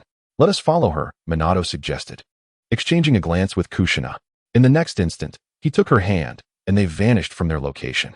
Hashizuki soared into a dense forest, raising her delicate hand towards a grand tree. Universal pull. A tremendous force emanated from her hand, uprooting countless leaves and the great tree itself, revealing a white figure hidden within. Jiraiya, who had been concealing himself behind the tree, was caught off guard. Discovered, he thought, his expression a complex mix of emotions. He had employed a special concealment technique passed down from Mayaboku Mountain, which even the perceptive Minato should have been unable to detect. Yet, before her gaze, it seemed nothing could remain hidden. However, Jiraiya remained composed. In the next moment, he swiftly formed hand seals, summoning a thick mist that transformed him into a wooden replica. Fire style, Fire Dragon Flame Bullet. Jiraiya's voice resonated from behind Hashizuki, and she felt an intense heat surging towards her. Without hesitation, she raised a hand, and once more, an extraordinary pull emanated from her, instantly drawing in the numerous fireballs into her palm. She can absorb chakra. Jiraiya gasped in astonishment. At that moment, spatial fluctuations rippled behind Jiraiya as Minato, accompanied by the four-tailed Kushina, materialized. Jiraiya, suspended in midair, found himself caught between two formidable opponents. There's no choice left, he whispered, quickly forming hand seals while biting his thumb and pressing it to the ground. Summoning technique. A deluge of chakra surged forth, enveloping the surroundings in a massive cloud of smoke, from which emerged a colossal toad, akin to a mountain. Young Jiraiya, what summons me? Have you found the Lord of Heaven? The toad inquired, its crimson form adorned with enigmatic black runes, a pipe clutched in its mouth, speaking in human tongue. Cough. Toad boss, we're close to finding him. These youngsters have had direct contact with the Lord of Heaven, Jiraiya explained. As Toad Boss, a fervent admirer of the young generation's divine power, had once agreed to assist Jiraiya in locating the deity, he was eager to fulfill this promise. Oh, is that so? Now you've piqued my interest, Toad Boss said, its vast sage chakra swirling around it, its enormous eyes glancing keenly at Minato and Kushina. Children, quickly divulge any information about the Lord of Heaven, it declared, releasing a puff of smoke. Are you dreaming? Hashiguchi scoffed, disdain evident in her demeanor as she floated gracefully in the air, exuding an ethereal beauty. In the next instant, the power of her Rinnegan erupted, and to Toad Boss's surprise, the image of her Rinnegan appeared in its eyes, only to vanish moments later. Toad Boss, now sweating profusely, realized how close it had come to being ensnared by her powers. This truly excites me. It is indeed the power gifted by the Lord of Heaven. It trembled, a mix of fear and exhilaration coursing through it. Alas, too young. Had this child been a tad older, I would have truly been in peril today, it lamented. Young Jiraiya, prepare for battle. Toad Boss's expression turned serious, for Hashiguchi's display had undeniably instilled a sense of respect within it, erasing any previous underestimation. Truly, the one chosen by the Lord of Heaven deserves recognition. With a leap, Jiraiya landed atop Toad Boss's back. This child can absorb ninjutsu. Let us see if they can absorb a combined technique, he declared. Understood. In the next moment, Jiraiya rapidly formed hand seals, and Toad Boss's massive form contracted. Fire style, Toad Oil Flame Bullet. Instantly, flames erupted from Jiraiya's mouth, while Toad Boss unleashed scorching hot oil from its mouth. The two forces converged, resulting in a chemical reaction that amplified the flames exponentially, igniting a fierce blaze intensified by the oil, leading to an explosive outcome. Hinata Hashiguchi furrowed her brow, realizing that she could not withstand the overwhelming flames. With her current ocular power, it was impossible to absorb such an immense inferno all at once.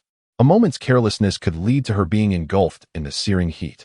The force of the flames also rendered her unable to employ her substitution technique to evade the attack. The only option for Hinata Hashiguchi was to soar high into the air. However, the vast expanse of fire still posed a threat to her. Jiraiya, as expected, had pushed her into a dire predicament upon making his move. How infuriating. I'm only 9 years old. Bullying a child is utterly shameless, Hinata Hashiguchi exclaimed, leaving Jiraiya momentarily dumbfounded. It seemed he could not press too hard. His intention had merely been to foster their teamwork and ignite their potential. Gama-chan, prepare for rescue, Jiraiya instructed, realizing that if Hinata Hashiguchi could not evade the flames, he would have to intervene. He could not allow any harm to befall her. In the next moment, gritting her teeth, Hinata Hashiguchi ascended further, raising her palm downward, Shinra Tensei. A tremendous repulsive force surged forth, propelling her upward with increased velocity. Yet even so, a portion of the flames threatened to envelop her. There was no choice. She had to resort to her ultimate technique. With the power of the King Wheel Rebirth, she could cleave through the flames, ensuring her safety. However, her current chakra reserves would only suffice for this single use, after which she would be rendered incapable of combat, a fate she dreaded. Ultimately, she was still far too young. Yet, just as the vast chakra was about to coalesce in her hand, a sudden ripple in space occurred.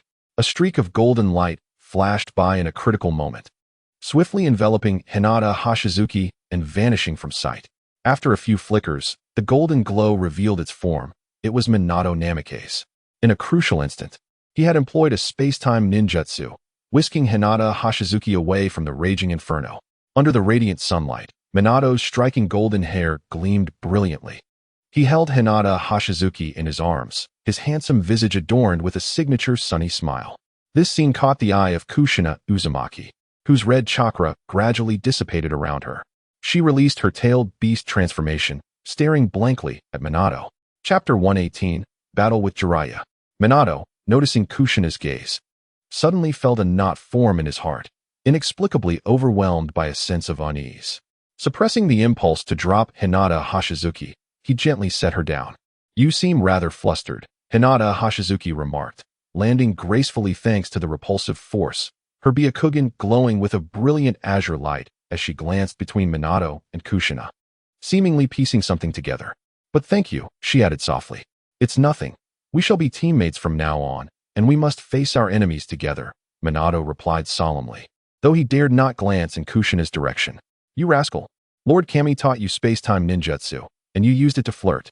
Meanwhile, Kushina clenched her fists, her face radiating indignation. "Kurama, lend me your strength later," she stated within her mental space. "No problem. You seem quite tense," Hinata Hashizuki observed, casting a peculiar look at her.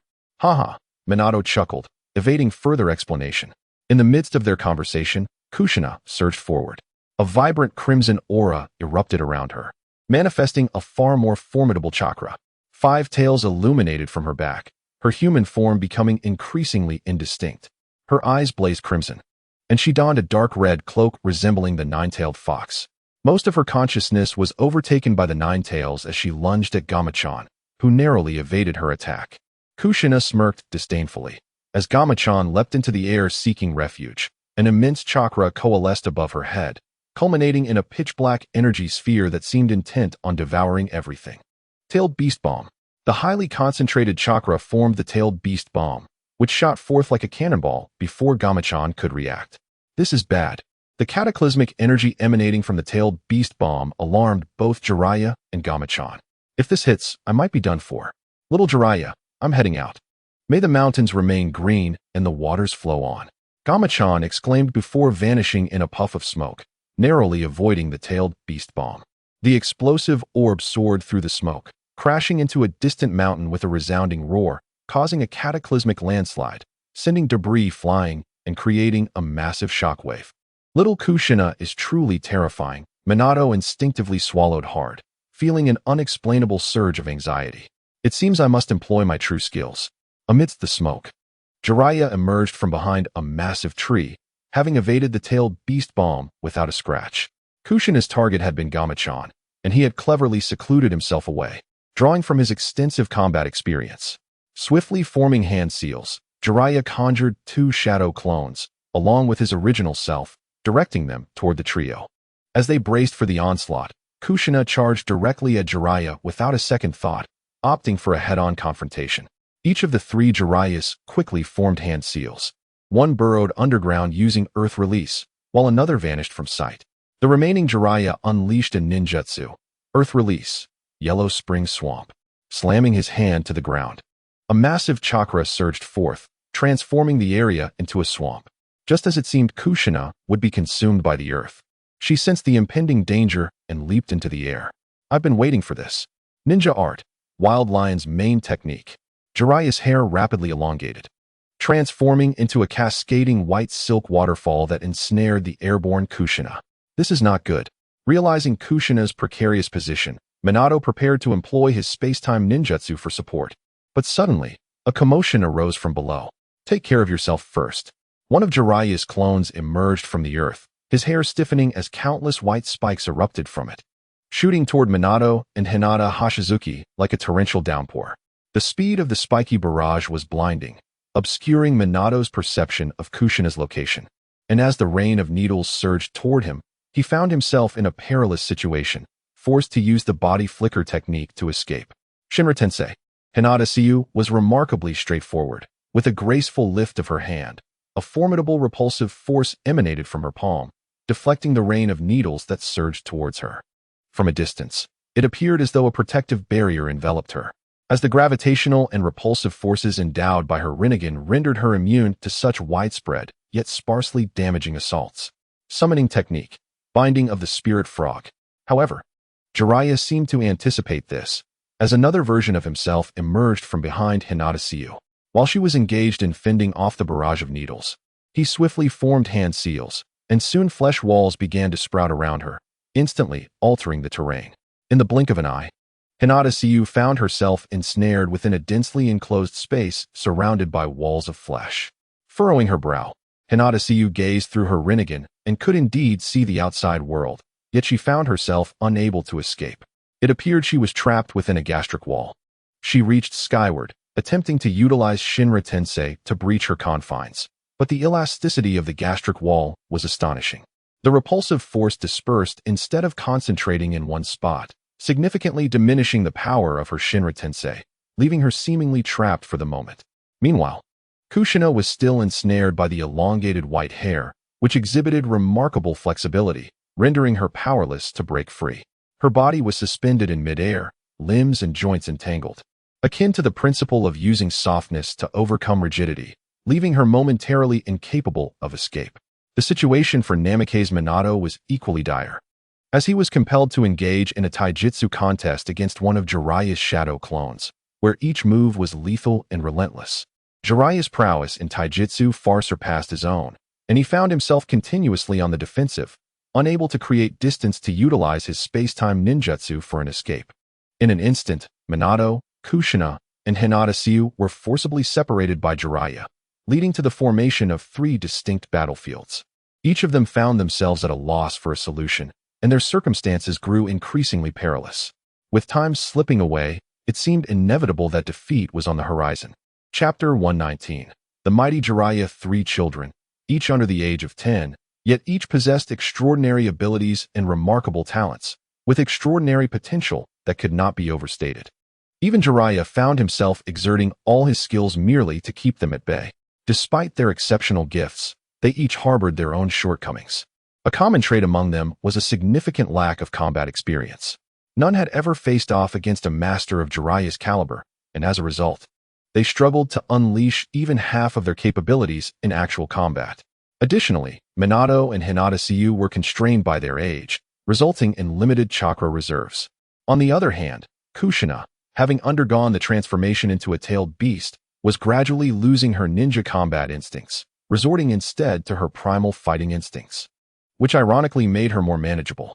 Just as Jiraiya contemplated his next move, a tremendous explosion of chakra erupted. Kushina, in a fit of power, unleashed an overwhelming surge of crimson chakra that shot skyward, her tail multiplying into 6, and the chakra cloak began to manifest veins. The white hair that had ensnared her was violently shattered by this immense chakra.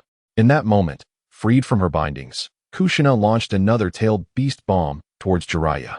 He hastily employed the body replacement technique to evade, yet as he reappeared, the 6-tailed Kushina was already upon him, striking with a claw. Jiraiya hurriedly formed hand seals for the technique, ninja art, needle jizo. Instantly, countless strands of white hair sprouted and enveloped him. The claws of the fox tore into the white hair, creating sparks as they struck. The instinctive ferocity of the 6-tailed Kushina drove her to attack relentlessly, her claws rending the hair defenses, which threatened to collapse. Jiraiya, left with no choice, performed another set of hand seals, summoning a colossal frog that descended from the heavens, aiming to crush Kushina. However, with her enhanced strength and speed, she effortlessly evaded, climbing up the giant frog's body, her claws tearing through its flesh. Before the summoned frog could utter a word, it dissipated into smoke. Seizing this opportunity, Jiraiya managed to distance himself from Kushina's onslaught. Observing Kushina's transformation nearing the 9-tailed form, Jiraiya's expression shifted to one of solemnity and gravity. Summoning technique. Summoning technique. Summoning technique. He invoked the summoning thrice, calling forth 3 massive figures that obscured the sky. Indeed, the 3 brothers of Mount Myaboku were summoned simultaneously. Jiraiya, it seems you've stirred quite a bit of trouble, rumbled a voice amidst the smoke. Yes, Wenta. It appears our meeting has come sooner than expected, Jiraiya replied. As the figures materialized, one large brown toad carried a katana, a deep red toad wielded a trident, and a blue toad bore 2 swords upon its back. They represented the mightiest of the younger generation of Mount Myaboku, now summoned to the fray. Little Jiraiya, the green mountains remain unchanged, yet the waters flow swiftly, remarked the brown toad. It seems you've attracted quite a predicament. That chakra belongs to the 9-tailed beast, which once belonged to the great Lord of Heaven, Wenta observed sharply, discerning the source of Kushina's newfound power. Indeed, Jiraiya acknowledged with a nod. You understand the significance of the Lord of Heaven to us. We would not dare to oppose his chakra unless it was absolutely necessary, Wenta replied solemnly, his brown eyes narrowing as he regarded Jiraiya. Understood. It is said that the Lord of Heaven summoned me to assess them, Jiraiya admitted with a bittersweet smile. Recounting the circumstances, as previously mentioned, all those burdened with fate are subconsciously drawn to Yuya's presence. I, too, am among them. Having encountered Yuya even before the likes of Konoha's White Fang, Might Guy, and Orochimaru. I see, Wenta nodded in understanding. Since they are favored by the Lord of Heaven, we must approach this with utmost seriousness. The three brothers from Mount Mayaboku adopted expressions of solemnity, just as Kushina unleashed a barrage of tailed beast bombs toward them. Thus, the three summoned beasts clashed with the tailed beast-empowered Kushina in fierce combat. On the other side, Minato, Namikaze, and Jiraiya were engaged in an ongoing contest of taijutsu. With each skirmish, Minato's prowess in physical combat steadily improved, his skills honed to perfection through relentless practice and battlefield experience. More importantly, Jiraiya continuously imparted techniques and strategies to Minato, fostering his growth. Eventually, Minato detected a slight opening in Jiraiya's defense. With a clash of kunai, sparks flew as their weapons met. Minato, though lacking the brute strength of Jiraiya, was nearly sent flying by a powerful strike. Seizing the momentum, he leaped back, finally finding the opportunity to employ his space-time ninjutsu, instantly appearing behind Jiraiya, chakra swirling robustly in his hand.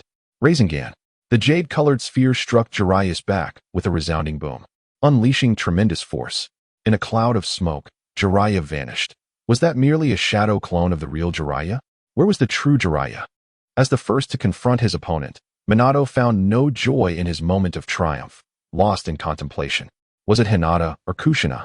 The image of Kushina, with her vibrant red hair dancing in the wind and her innocent charm, flooded his mind. The thought of Kushina filled him with deep concern. After 3 years of companionship, every glance, smile, and word exchanged had etched themselves into his memory, and he realized that the mere thought of her unsettled his heart.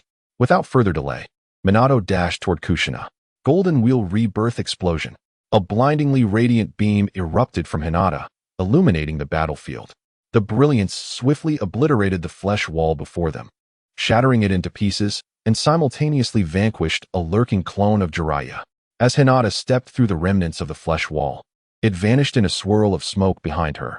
Hovering in the air, she surveyed her surroundings, her Byakugan revealing a vivid scene. Kushina, alone, battling the three great toads and the real Jiraiya. Without hesitation, Hinata soared toward the confrontation. On the other side, Minato also arrived. In that moment, the three reunited, prepared to confront the true Jiraiya. Chapter 119. In the trio confronted Jiraiya's original form in a battle far surpassing the level of mere genin. Their formidable presence shook the heavens, and every movement resonated like an earthquake. They were the most powerful summoning beasts, descendants of the legendary Gamamaru, who had once beheld the unparalleled majesty of the heavenly emperor and attained enlightenment, mastering sage mode. This knowledge had been passed down through generations, allowing them to wield yin-yang creation and natural energy. The three toads inherently possessed sage chakra, capable of resisting tailed beasts. Yet, at this moment, they found themselves fatigued. Facing the might of the strongest of the nine-tailed beasts, the Nine Tails, Kushina, in her tailed beast form, exhibited greater agility than the complete Nine Tails. Simple ninjutsu could not touch her. Even if they could, they would not breach her fox-like defenses. Any tailed beast bomb she conjured inspired dread in the three great summoned beasts, as its power was capable of cataclysmic destruction. Fortunately, Kushina was now operating purely on instinct, and with Jiraiya and the three summoned beasts occasionally employing combination techniques, they managed to hold their ground for the time being. However, with the arrival of Hinata and Minato, the tide of battle swiftly turned. Hinata's Byakugan, imbued with the power of the heavenly emperor, exerted a natural suppression over the summoned beasts. This dominance was inscribed in their very bloodlines and genes. With Hinata's ocular prowess suppressing them, the three summoned beasts found themselves hindered, unable to execute even basic ninjutsu. Meanwhile, Minato, elusive as a shadow, darted toward Jiraiya, intermittently using Rinnegan to disrupt his coordination with the toads. The battle escalated to a fever pitch. Tailed Beast Bomb. A massive sphere of chakra coalesced above the seventh-tailed Kushina, and as the dark chakra gathered, Wanta and the others prepared to flee. Although the tailed beast bomb possessed immense power, its lengthy casting time made it conspicuously obvious, rendering it easier to evade. This was perhaps its only flaw. However, this time, as Wanta leaped high to avoid the impending attack, Hinata unleashed Shinra Tensei. Rising high into the air, she waved her hand, unleashing a tremendous repulsive force that sent Wanta crashing back down, landing squarely in the path of the tailed beast bomb. Oh no, the mountains remain green, and the rivers flow long, little Jiraiya. But before he could finish his words, Wanta disintegrated into smoke. Yet the chaos was not over. The tailed beast bombs surged through the smoke, and in the next instant, 3 kunai inscribed with space-time techniques were hurled by Minato, forming a triangular array. The tailed beast bomb plunged into the array, swallowed whole, and vanishing without a trace. Moments later, the dark sphere re-emerged behind Wanta, bearing cataclysmic force as it surged toward him. Wanta's eyes widened. There was no time to evade. Jiraiya, I cannot assist you any longer. Next time, it's those freaks. Take care of yourself. Boom. With that, Wanta too vanished into smoke. The remaining toad, Kong, gazed upon the trio that seemed to embody divine power. Tail beast Kushina, with her 7 flailing tails and immense chakra, stirred the heavens, her casual breath capable of claiming lives. The thickness of her fox-like armor rendered it nearly impenetrable. With the most effective sealing techniques failing against the Nine Tails, in a sense, the Nine Tails had become an invincible entity beneath the Sage of 6 Paths. The world lacked the means to restrain her. Hinata, draped in ethereal white, floated above, resembling a deity. No secret could escape her gaze. And the pressure from her Byakugan was unyielding. The last being Kong wished to face was she. Minato's space-time ninjutsu proved elusive. He became the connective thread among the 3, able to traverse any space to provide support, enhancing their cooperative efforts to unprecedented levels. The synergy between his space-time techniques and Kushina's tailed beast bombs felt divinely orchestrated. At that moment, it was as if he had become Kushina's second pair of eyes, guiding her strikes with pinpoint accuracy. Minato's strategic acumen complemented Kushina's instinctual prowess, amplifying their combined threat manifold. Before arriving, you had told me that they were merely a few newly appointed genin, and I almost believed you. Jiraiya, you have deceived me most terribly. The expression on the toad's face was one of sorrow and desolation, as if it had just endured a painful betrayal, deeply affected. Boom. In the next moment, it too transformed into smoke and vanished. There was no choice. It was left with only him. These 3 individuals were fearsome, each exuding an aura of menace. It was merely a pitiful and helpless little toad beneath the glorious radiance of the great Lord of Heaven. What could it possibly do? And those 3 formidable beings, whose faces bore the innocence of children not yet 10 years old, observed as Jiraiya's last summoned beast dissipated, finally letting out a sigh of relief.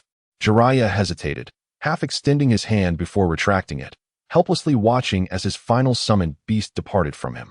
His chakra reserves were nearly depleted, not to mention summoning a creature of Wanta's caliber. He scarcely had enough energy left for even basic ninjutsu. Don't come any closer. At this moment, Jiraiya, seeing the 3 figures gradually encroaching upon him, abruptly clutched his shoulders and exclaimed. The 3 figures froze momentarily, taken aback by Jiraiya's expression and momentarily at a loss for words. Observing their speechless demeanor, Jiraiya adopted a slightly more serious countenance, producing a pocket watch from his possession. After glancing at the time, he declared, Ahem, the incense has burned out. Although you have lost, I shall begrudgingly acknowledge your prowess. With his hands on his hips, Jiraiya laughed heartily, feigning a reluctant concession. But don't celebrate too soon, Jiraiya-sensei. If I recall correctly, the rules of the trial state that seizing the bells constitutes victory, said Minato Namikaze, wearing a gentle smile. The grin on Jiraiya's lips abruptly faltered. Indeed, seizing the bells counts as victory, but the bells are as Jiraiya spoke. He reached for his waist, only to find it empty. A flicker of bewilderment and panic crossed his face as he began to search his entire being. The bells are right here, Jiraiya-sensei. No need to look further. With a cheerful demeanor, Minato produced a string of bells, their brightness glimmering in the light, illuminating not only the bells but also the 3 not-so-tall children, who, in that instant, radiated an extraordinary presence. Chapter 120. Awaiting the arrival of autumn on the 8th of September. When did these 3 little rascals? Jiraiya pondered, somewhat astonished.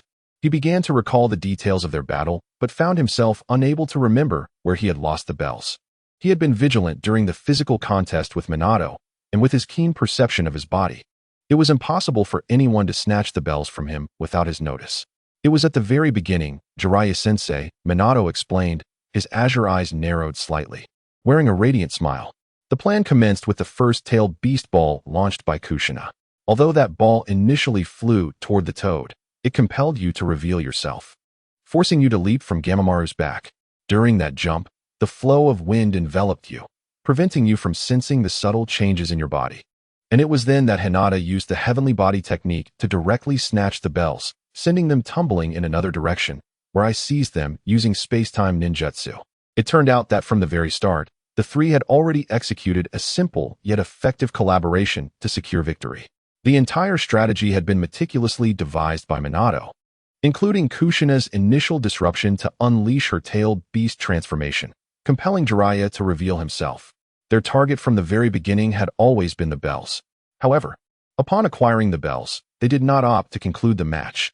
Instead, they chose to continue battling Jiraiya, for what they lacked most at that moment was combat experience. A seasoned opponent like Jiraiya, with his formidable strength and wealth of battle experience, was indeed a rare find. Rather than merely testing them, it was a mutual examination between teacher and students, as they sought to validate their own abilities. Eventually, when Jiraiya delineated the battlefield, they were compelled to employ all their skills just to avoid defeat. It was only at this moment that they truly comprehended Jiraiya's capabilities. His extensive battle experience and formidable strength marked him as a truly versatile ninja worthy of their respect. Truly, the youth are formidable. Jiraiya could not help but exclaim in admiration upon hearing Minato's account. Indeed, Jiraiya-sensei is the truly powerful one, possessing rich combat experience and a mastery of chakra that far surpasses our own, Minato remarked. Yes, it seems Jiraiya-sensei's strength is likely even greater than this, Kushina added, having reverted from her tailed beast form to her normal state. Having received the Nine Tails aid, she was also fortunate that the chakra she drew upon was willingly given, free from the negative emotions that had plagued Naruto. At this moment, Kushina, through her connection to the Nine Tails, sensed an even greater energy within Jiraiya. According to the Nine Tails, that energy originates from nature. If the teacher were to harness that power, even with our combined efforts, we would likely be no match for him, Hinata remarked. Her Byakugan having detected that Jiraiya had yet to utilize his Sage Chakra, a form of chakra beyond her ability to absorb. Haha, indeed, your teacher is quite impressive. How could I unleash my full strength against my own students? Jiraiya chuckled, feeling a touch bashful at their flattering remarks. Nevertheless, your recent performances were commendable, especially you, Minato. You displayed a true ninja's intellect. Jiraiya first praised. Then his expression turned serious as he began to impart wisdom. However, you must have realized that alone. None of you could triumph over me. Whether it be little Kushina with her vast chakra, the gifted Hinata, or Minato. This brings me to the first lesson I wish to teach you today: teamwork. Observing the serious expressions on their faces, Jiraiya felt assured that his words had resonated with them. He could not help but feel a sense of pride. After all, earning the recognition of three outstanding students was truly a fulfilling accomplishment. After pondering for a moment, he continued, "Yet, despite your formidable talents, you have yet to harness even a tenth of your potential. In the forthcoming 3 months, I shall guide you in truly unearthing your innate talents, honing your combat skills, and simultaneously comprehending the essence of your ninja path. Soon, you shall find yourselves on the battlefield." Upon mentioning the battlefield, Jiraiya's expression grew somewhat somber. It is indeed a harsh reality that children fresh from the Ninja Academy must confront the battlefield. Congratulations on your graduation from school and your induction as ninjas. Throughout these 3 months, Jiraiya devoted himself wholeheartedly to teaching. He was akin to a vast encyclopedia, while the three of you eagerly absorbed his knowledge. Jiraiya was proficient in a myriad of ninjutsu and adept at discerning which techniques to employ in various scenarios, encapsulating the invaluable combat experience that only arises from the crucible of life and death. Yet, he held nothing back, imparting his wisdom to the trio, undoubtedly accelerating their growth. Simultaneously, tailored training sessions were designed according to their individual talents, and with each passing day, their prowess soared to new heights. Uzumaki Kushina became increasingly adept in wielding the power of the Nine Tails. Hinata Hiyori made further advancements in her rebirth eye, and Minato Namikaze grew increasingly proficient in spatial ninjutsu, seamlessly integrating it with various conventional techniques to navigate diverse situations. Their collaborative efforts flourished, and their teamwork strengthened, rendering them capable of standing on their own, comparable to seasoned jonin. When united, they could even hold their ground against shadow-level adversaries. On this day, Jiraiya gazed upon the trio, who had transformed remarkably, his eyes reflecting pride. "Your growth has surpassed my expectations. Within conventional ninjutsu, I find I have little left to teach you. Your talents are extraordinary. Yet it is crucial that you do not squander them, nor should you become overly reliant upon them. The path ahead must be traversed by your own efforts, Jiraiya declared, his demeanor brimming with encouragement. Thank you, Teacher Jiraiya. The three bowed in gratitude. There is no need for such formalities, as we part ways. The Lord of the Heavens has a message for you.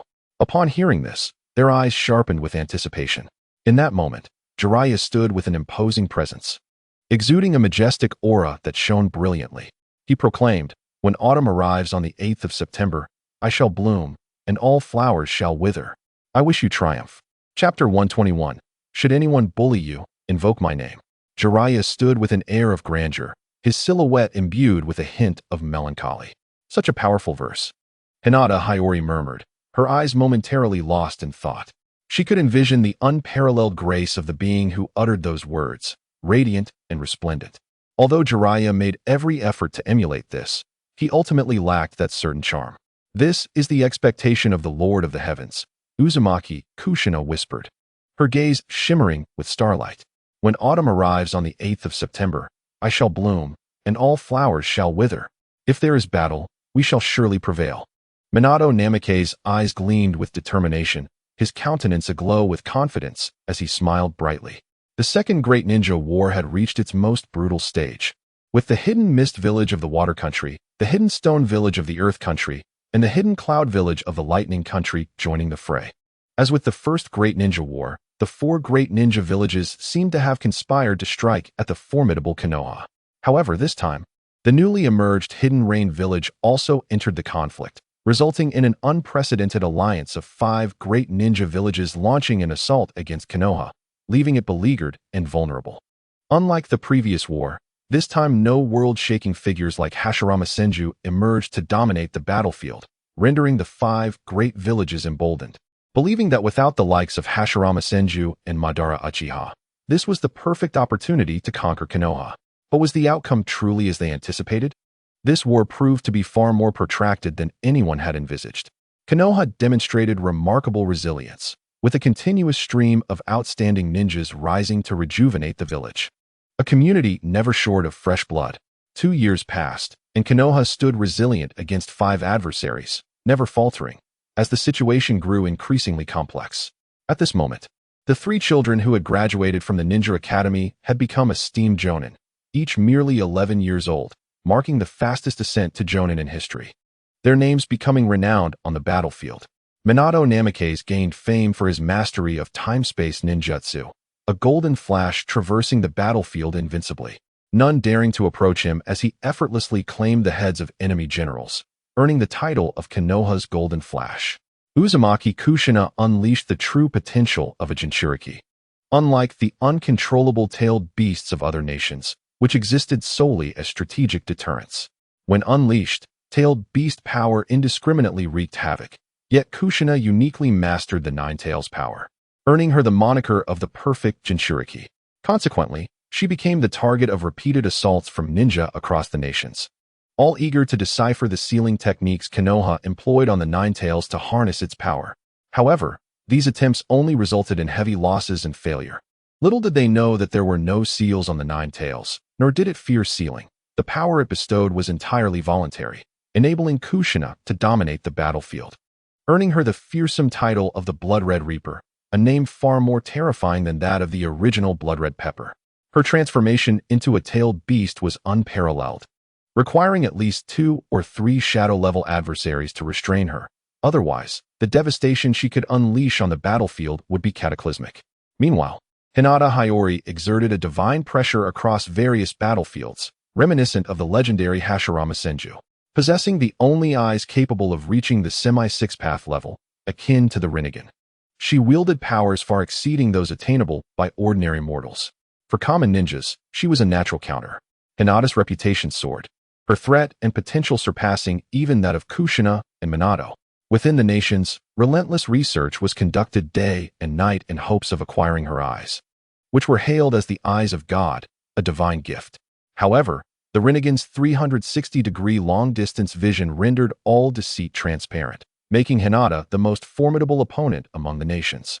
At this juncture, on the battlefield of the Rain Country, Jiraiya, overshadowed by the prowess of his 3 students, found himself facing his own challenges. He, along with his two companions, Tsunade and Orochimaru, found themselves ensnared by the Rain Village's machinations, face to face with its leader, Hanzo of the Salamander. This grand battle shook the heavens and the earth, as Hanzo's prowess once again astonished the onlookers. Truly, he was the most exceptional genius in the history of the Land of Rain, revered as a demigod. Even when the three joined forces, they found themselves at a disadvantage, their efforts proving futile. In a last-ditch attempt, they unleashed all their techniques. Yet even as their chakra waned, they could not prevail. How formidable the youth of today! At that moment, Hanzo stood atop his summoning beast, the salamander, gazing down upon Jiraiya and his companions with an air of superiority. A significant portion of Hanzo's strength stemmed from the salamander, a companion since his childhood. This ancient creature was colossal, far larger than even the Nine Tails. Embodying a timeless aura that harkened back to an era when it coexisted with the Sage of Six Paths. Regrettably, it remained largely mute, its immense power overshadowed by its limited intelligence.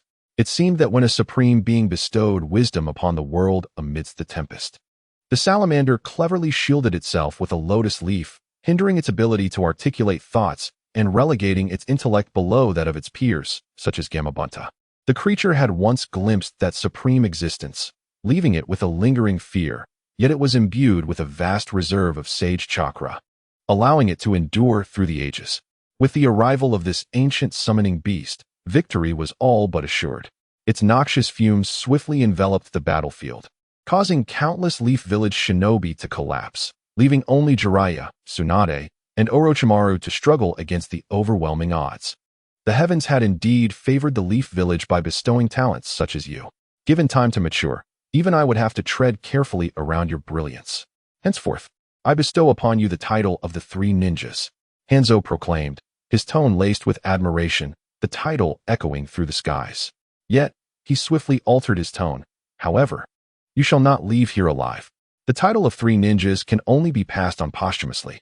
As his words fell, an oppressive aura descended upon the trio, causing them to break into a cold sweat. Unlike the original tale, Hanzo had no intention of allowing their escape, despite the Land of Rain's dire need for talent. Relying solely on his own strength, the iron-willed ninjas were seasoned warriors, and the notion of persuading them to join was but a fool's errand. Even if they did acquiesce, it would diminish their own worth, leading to a devaluation of their self-esteem. Why would they choose such a path? Allowing them to depart would merely invite future peril. It seemed their fate was sealed here today. The trio exchanged bitter smiles, feeling a wave of helplessness and resignation. Yet, on the battlefield, who truly escapes death? From the moment they stepped into the fray, they had prepared themselves mentally for this outcome. At this critical juncture, a flurry of thoughts assailed Jiraiya. He recalled his three students, their rising renown filling him with pride, rendering the journey worthwhile. Orochimaru contemplated his cursed seals and experimental subjects, uncertain if death now would preclude his resurrection. Life, inherently fleeting and fragile, might only find solace in a noble demise upon the battlefield, perhaps alleviating his obsession with immortality. Tsunade's thoughts were the most intricate. Memories cascaded through her mind like a fleeting carousel. She remembered the companionship of her grandfather in her youth and the emergence of a new generation of heroes from the Leaf Village. It seemed that at every turn, the village birthed champions, her grandfather in his time, and now, these young ninjas. Yet her recollections paused on a striking figure in white, a vision that had marked her life. And the first Hokage, Uchiha Madara, came to her mind. If anyone ever bullies you, invoke my name. The powerful words echoed in her memory as if spoken yesterday. Suddenly, Tsunade bit her lip and, almost instinctively, called out that name. Grandpa Madara, I've been bullied. Come out quickly. Chapter 122. The Great Calamity in the Upper Echelons of the Hokage World. In an unknown realm amidst boundless chaos, a majestic figure sat cross-legged in the void. His true form was colossal, spanning the heavens and the earth, accompanied by immense chains of laws that articulated the principles of existence. 3,000 thunder tribulations entwined around him, each capable of obliterating worlds, embodying the supreme force of creation and annihilation. This figure, bathed in radiant lightning, shone brilliantly. In destruction, he was reborn. With each bolt of thunder, he shed the trappings of the mundane, his flesh and spirit gradually becoming flawless. He was undergoing a thunder tribulation while simultaneously completing himself in the void, striving for true perfection. At a certain moment, this figure opened his eyes, and in that instant, an infinite brilliance surged forth. His gaze traversed through time and space, crossing the ancient and the modern, sweeping across myriad realms until it settled upon a distant location. After a prolonged silence, he seemed to perceive something, releasing a soft sigh. This sigh resonated throughout the cosmos, causing countless beings to tremble. Under his watchful eye, a far-off realm from the Hokage world faced an unimaginable invasion by external forces. There stood an awe-inspiring and incomprehensible hall, vast and towering, stretching across the chaos. Surrounding it were the essences of numerous worlds, suffused with the light of the Great Path, engulfing endless chaos. Wherever it passed, countless dimensions shattered, consumed and absorbed by its presence. It devoured the laws and pathways of existence, recklessly altering the fabric of reality, leading the realm into utter chaos. Preserving but a singular timeline, continuously siphoning its essence until the world was ensnared in a cycle of reincarnation, draining it of all value. At this moment, it had consumed yet another realm, causing that world's timeline to constrict, spiraling deeper into reincarnation. It had crushed and conquered countless dimensions, steadily advancing towards the Hokage world. In comparison to this grand hall, the Hokage world appeared as a mere grain of sand in the vast ocean. Yuyuru, the great calamity approaches. In the void, another voice emerged, causing the infinite expanse of time to tremble once more. It was the Silver Dragon. Indeed, this world is beset by calamities. Yuyuru's true self sighed, his expression unusually complex. As he sighed, myriad paths began to fall silent, mourning for him. Let us first address this impending threat. At the distant edge of time, a divine tree rooted deep within the starry expanse awaited. Otsutsuki, Madara, someone seeks you. At this moment in the world of Naruto, Yaa was instructing Kaguya in her training. 3 years prior, he had accompanied Princess Kaguya around Konoha for a while before returning to this place. For Kaguya, the foundational education and the utilization of chakra at the Ninja Academy were unnecessary. In this world, apart from Yuya, no one else could guide her. When it came to chakra, none understood it better than Yuya. Now, after 3 years of growth, Kaguya's strength had surged, placing her on par with her original self after consuming the chakra fruit. In the land of Naruto, there was no longer any presence that could threaten her. This was despite her sporadic training sessions, as she mostly preferred to play rather than train. "What's wrong, Yuya?" Kaguya inquired, her beautiful eyes gazing up at him. Although her physical body was merely 11 years old, it was rapidly maturing, appearing akin to a girl of 15 or 16. Her exquisitely beautiful face was unlike any other in the mortal realm, exuding an ethereal aura that made her presence simply breathtaking. She could distinctly sense that Yuya had momentarily lost his focus. "Nothing, my little fool," Yuya said, affectionately ruffling her delicate nose. "Would you be interested in exploring another world?" He suddenly proposed. This time, the enemy was unprecedented, and Yuya was uncertain whether he could withstand the impending challenge. Fortunately, that realm would only operate according to its own rules, presenting a viable opportunity. However, should circumstances prove dire, he was prepared to send Kaguya away. Yet, he himself could not leave, as he was too deeply intertwined with the fate of the Naruto world. Despite his current strength, which allowed him to effortlessly create countless small worlds with a mere thought, those worlds, while similar, could never replicate the essence of Naruto. Newly forged realms differed significantly from established ones. "Wherever you go, I shall follow," Kaguya replied, her silver eyes shimmering with a hint of longing. Recently, a multitude of past memories had been surfacing in her mind. "Very well," Yuya responded softly. "Madara, an old acquaintance seeks you," echoed a voice in the peculiar realm that Yuya had created. Within, Uchiha Madara was engaged in training, having just triumphed over an adversary from another dimension, someone known as Whitebeard. As this voice resonated throughout the space, Madara's long-standing bottleneck began to show signs of loosening, akin to the sound of the Tao. "Your Excellency." The Heavenly Emperor, Madara respectfully bowed, suppressing the tumult of emotions within him as he knelt on one knee. Simultaneously, a vision emerged in the air, depicting the battlefield in the Naruto world where Konoha was clashing with the Land of Rain, with the legendary Sannin surrounded by Hanzo of the Salamander. "An old acquaintance?" Madara mused, puzzled. As his thoughts began to coalesce, the image magnified, focusing on a golden-haired woman kneeling in agony from a deadly poison. Alongside the vision, a voice echoed within Madara's heart. "Grandpa Madara, I've been bullied. Please come quickly." Images flashed in Madara's mind, and he suddenly understood. "Is this Hashirama's granddaughter?" he exclaimed, astonished. Time in the realm of cultivation knows no bounds. The little girl of yesteryears has grown so much. Yet, it seemed she had encountered peril. His expression hardened, and an astonishing aura erupted from him. It appears that the ninja world has forgotten the name of Uchiha Madara after all these years. "Your Excellency, this is Hashirama's granddaughter. She seems to be in danger. Allow me to intervene," Madara declared vehemently, recalling past events.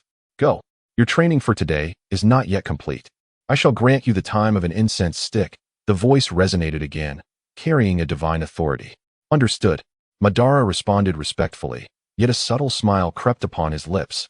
A mix of intrigue and a chilling intent for vengeance. A portal transcending time and space illuminated before him. On the battlefield of the Land of Rain, Hanzo of the Salamander looked down with indifference upon the kneeling masses. "This is the fate of the weak. They lack the right to survive. Your deaths lie within my grasp. Take one last look at this world. It is the greatest mercy I can bestow upon you," Hanzo proclaimed, his tone godlike. "Grandpa Madara, where are you? Come and defeat the villains," Tsunade exclaimed through gritted teeth. Chapter 123. Do you refer to him as a demigod? Madara? Which Madara? Is he Tsunade's grandfather? Does Konoha even have such a person? Jiraiya pondered, confused about whom Tsunade was describing. Fool. The only Madara in this era is one of four. A newly born child from the Yamada clan, an elder of the Sarutobi clan who has long since passed. And one, a woman, Orochimaru interjected, casting a disapproving glance at Jiraiya. He, with his remarkable memory, was akin to a walking encyclopedia, demonstrating his vast knowledge, albeit with some oddities. Though I believe none of them could be the grandfather Tsunade speaks of, Orochimaru added, shrugging in resignation. Wait, isn't there still one more?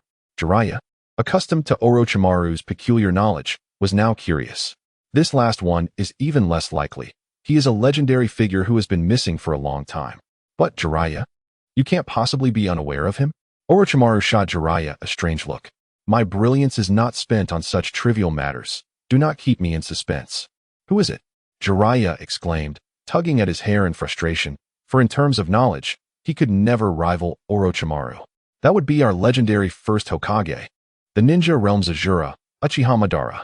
Do not dare call yourself a Konoha citizen henceforth, Orochimaru admonished, shaking his head as if Jiraiya were beyond redemption. Yet, as if struck by a thought, he murmured, however, it is said that after relinquishing his title to the second Hokage, the first Hokage vanished without a trace. Upon hearing Orochimaru name the last figure, Jiraiya suddenly grasped the situation but quickly sighed deeply. Given the relationship between the first and second Hokage, one could indeed say he is Tsunade's grandfather, albeit a long-lost legend. It seems we are hopeless, he lamented, and Orochimaru fell silent. While Tsunade felt a wave of despondence wash over her. Are you still engaging in futile prayers? No one can save you today, Hanzo taunted with a cold laugh. Simultaneously, he leaped down from the back of the mountain pepper fish, grasping the scythe in his hand, and charged towards the three, with Tsunade being the first target. At that moment, the trio was utterly exhausted, their chakra depleted, their bodies invaded by toxins that had permeated their internal organs and limbs. They were so incapacitated that they could hardly move, let alone fight. As the grim scythe drew closer to Tsunade, it seemed like death was imminent, blood would spill, and corpses would be severed. Orochimaru and Jiraiya both displayed profound rage and frustration. It was only when faced with the specter of death that one truly loathed their own impotence and insignificance. Jiraiya felt a deep resentment within himself, vexed that he had not mastered Sage Mode thoroughly, which left him feeling so powerless in this dire moment. Conversely, Orochimaru contemplated that if they could escape this calamity, he would diligently study poisons in the future, aiming to become an expert in toxicology, thus eliminating any fatal shortcomings. Until now, he had primarily focused on the pursuit of immortality, neglecting the study of toxins. Meanwhile, Tsunade, witnessing the scythe approaching with an icy glint, yearned to move, to struggle, yet found herself utterly incapable. The terror of impending death gripped her heart. After all, she was merely a woman, despite her formidable prowess. She had borne far too much for one of her age. In that fleeting moment, she reflected on many things, the fleeting glimpse of a man in white and Uchiha Madara. Her heart was a tumult of emotions. What am I truly waiting for? Perhaps it was merely a dream. Grandfather Madara had long departed with my grandfather to another realm. Maybe it was just an illusion. No one would come to save me. Tsunade murmured, ultimately finding a semblance of solace. The battlefield was unbearably exhausting. With companions falling day after day, was it finally her turn? Yet, to die on the battlefield seemed almost acceptable. Tsunade closed her eyes, awaiting the arrival of death. Soon, the anticipated pain would come.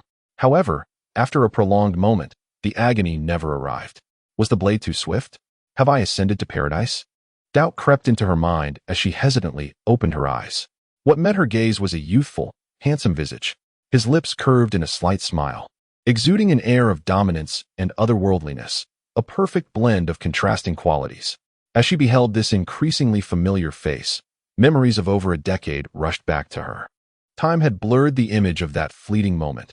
The years had etched clear marks upon her, transforming her from a youthful girl into a capable woman. Yet, the tears still glimmered in her eyes. In contrast, Uchiha Madara seemed untouched by the passage of time, retaining his unparalleled and formidable presence, as if he were still the same as before. Girl, why do you still cry like you always have? Madara chuckled lightly. Grandfather Madara. Tsunade stammered in disbelief, her eyes reddening. During the time of reconciliation between Hashirama and Madara, Hashirama often brought his beloved granddaughter to show off before Madara.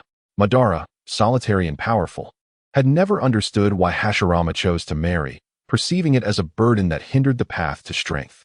Yet, upon meeting little Tsunade, he began to comprehend and felt a tinge of envy. The adorable girl, upon their first encounter, exhibited no fear or anxiety. Instead, she climbed atop his head, laughing joyously. His initial annoyance faded upon hearing her innocent laughter, replaced by an unfamiliar warmth, an emotion born of familial affection and companionship, a new purpose to protect. Even someone as formidable as Uchiha Madara felt a pang of longing. In that moment, he realized that while he had not engaged in further contests with Hashirama, he felt as though Hashirama had utterly triumphed. All right, girl, stop crying. Grandfather Madara will take you to deal with someone. Madara spoke softly, his words echoing throughout the space. It was only then that Tsunade noticed the oppressive silence that enveloped the scene. The ninjas of the Land of Rain lay prostrated, overwhelmed by Madara's immense aura, struggling to breathe. The only one still standing was Hanzo, who had taken refuge behind the mountain pepper fish, drenched in sweat, his expression filled with terror. Trembling as if faced with a great horror, desperately trying to hold himself together. Madara's eyes glinted with disdain. The ripples emanating from his Rinnegan radiated brilliant light. To deal with you, I shall utilize chakra. In the next moment, a chilling and formidable chakra surged from his being. A purple chakra armor swiftly enveloped him, forming a colossal figure, larger than the mountain pepper fish, a true titan. A purple Susanoo with 3 heads and 6 arms, towering and awe-inspiring. He gently lifted Tsunade into the air with his universal pull, placing her upon the shoulder of the Susanoo, reminiscent of her childhood. At that moment, Madara looked down upon Hanzo from a position of superiority. The 6-path level Susanoo was a magnificent sight, obscuring the sky and moon. Madara smirked, his expression teasing. Isn't it you who calls yourself a demigod? Chapter 124. The destruction of the demigod. What is this overwhelming pressure? Hanzo of the salamander was drenched in sweat, gazing at the towering figure that seemed to eclipse the heavens. A vast shadow loomed over him, making even the thought of escape seem like a luxury. In that instant, he recalled a legend from the Warring States period. If one encounters a blue giant that blots out the sky and the moon, do not look back. Run as far as you can, for that is a realm beyond mortal comprehension, the power of the divine. At that moment, all Hanzo could feel was sheer terror. After decades of cultivation, an ethereal aura enveloped Madara, combined with an innate oppressive force, leaving everyone feeling reverent, almost breathless. At this moment, Madara, having fully comprehended the Rinnegan and mastered the art of cultivation, wielded a Susanoo far superior to the complete form. This was a 6-path level Susanoo. Has the ninja world become this pitiful? Now, even the most wretched dare to call themselves gods. Madara crossed his arms, exuding an overwhelming pressure that dominated the scene.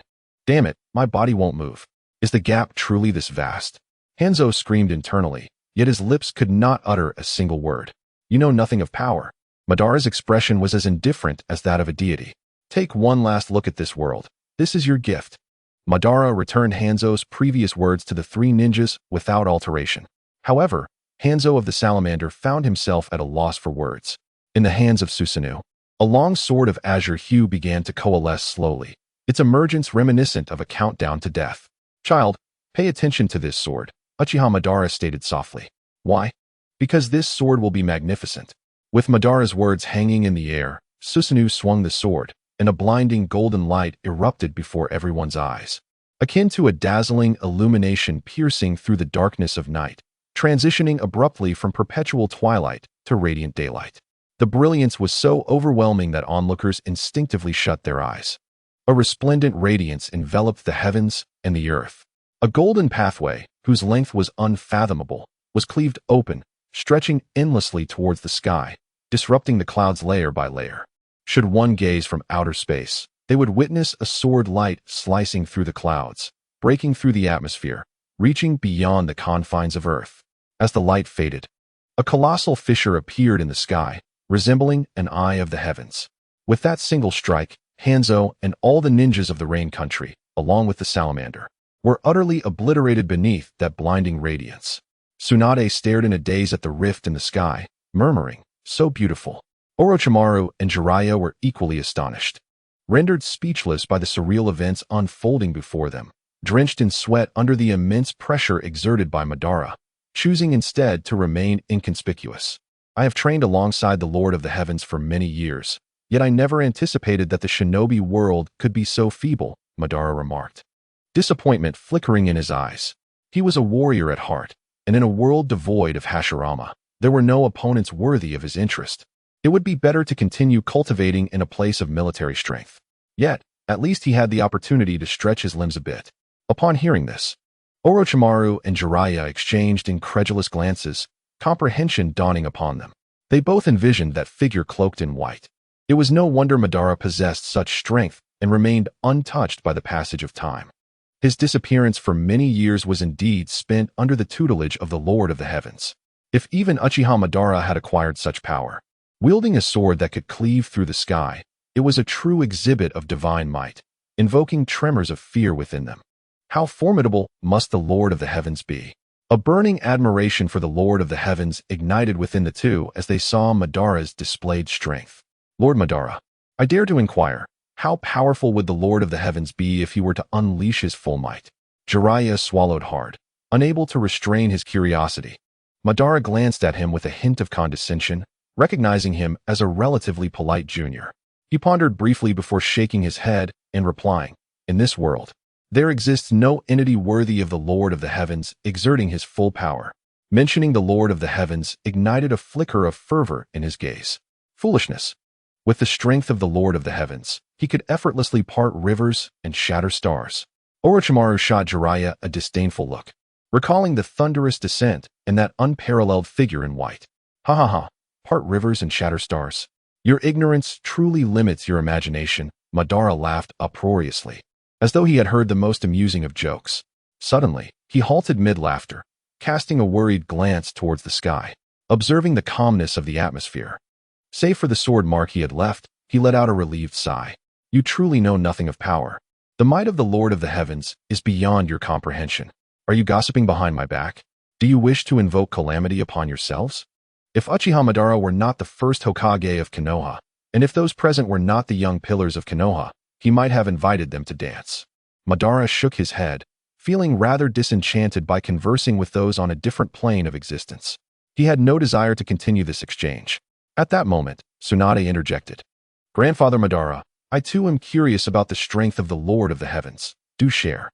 Her tone, imbued with curiosity, bore a hint of playful pleading as she recalled that extraordinary figure. Madara cast her a reluctant glance, but ultimately decided to indulge the granddaughter of Hashirama. After all, it was but a conversation, and the Lord of the Heavens would likely not take offense. For Hashirama's sake, I shall satiate your foolish curiosity, he said with a touch of resignation. Everyone leaned in, eager to listen. I have never witnessed the Lord of the Heavens unleash his full power. Even I could not withstand a mere sword strike from him. Madara began, using himself as a simple example, though he withheld the truth of how he had once been struck down by the Lord's lightning. Even the esteemed first Hokage could not endure a casual strike from the Lord of the Heavens. Jiraiya exclaimed, his astonishment palpable. The breathtaking sword strike that had cleaved the heavens only moments earlier had showcased Madara's divine strength. Yet even he could not withstand a single blow from the Lord of the Heavens. How could the Lord be so powerful? Tsunade gasped, her hand instinctively covering her rosy lips. Orochimaru, equally astonished, hissed softly, lost in thought as he pondered the implications. Indeed, even someone as formidable as I am no match for the Lord of the Heavens, Madara stated gravely, subconsciously rubbing his nose. He had never considered himself a boastful person. Yet now he found himself reflecting on his past encounter with the Lord of the Heavens. I was fortunate to exchange a blow with the Lord of the Heavens once. That day, the skies darkened, the stars dimmed, and chaos reigned. Ultimately, I was compelled to push the Lord into a defensive stance. Does that not count? I was indeed struck by the Lord's lightning. Madara's expression grew solemn as he recounted his battle with the Lord of the Heavens, and the others listened intently, captivated. Tsunade's eyes sparkled with excitement. In that moment, the sky darkened abruptly, a storm brewing ominously, and the air crackled with electricity. Madara felt a foreboding sense of impending doom. Lord of the Heavens, I was wrong. Please, do not strike me down before my juniors.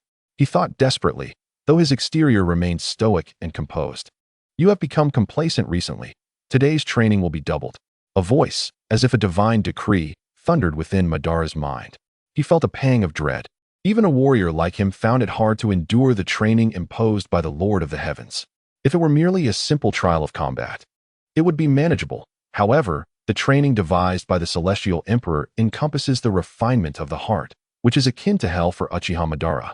Fortunately, the dark clouds in the sky have dispersed, and the anticipated lightning strike has not descended. In the world of Hokage, amidst the chaos, Yuya is feeding Kaguya, his actions momentarily pausing. He had intended to leave the opportunity for a grand display to Uchiha Madara, only to be surprised when Madara began speaking of himself. Yuya shook his head, realizing that the path of cultivation may ruin this child. Yuya, what is it? Kaguya inquired curiously, tilting her small head. It's nothing. Just open your mouth, Yuya gently replied. Kaguya obediently opened her mouth, biting onto the spoon. Ahem, let us not dwell on this matter. Uchiha Madara suppressed the tumult of emotions within him and refrained from mentioning the battle with the Celestial Emperor again, fearing that discussing it might lead to dire consequences. You all need to understand. If the Celestial Emperor were to wield his sword, the very fabric of time and space would tremble, the stars would dim. He could sever the cycle of life and death, transcend the ages, and recreate the cosmos from chaos. Uchiha Madara spoke with fervor. Such immense power is the true dominion over creation and annihilation. To him, there are no secrets left in this world. This was the lifelong pursuit to which he devoted himself. The three Sannin could scarcely articulate their astonishment. The thought of a sword that could cut through the ages and the chaos of the universe was beyond their comprehension. Their ignorance confined their imagination, making it impossible to fathom such formidable power.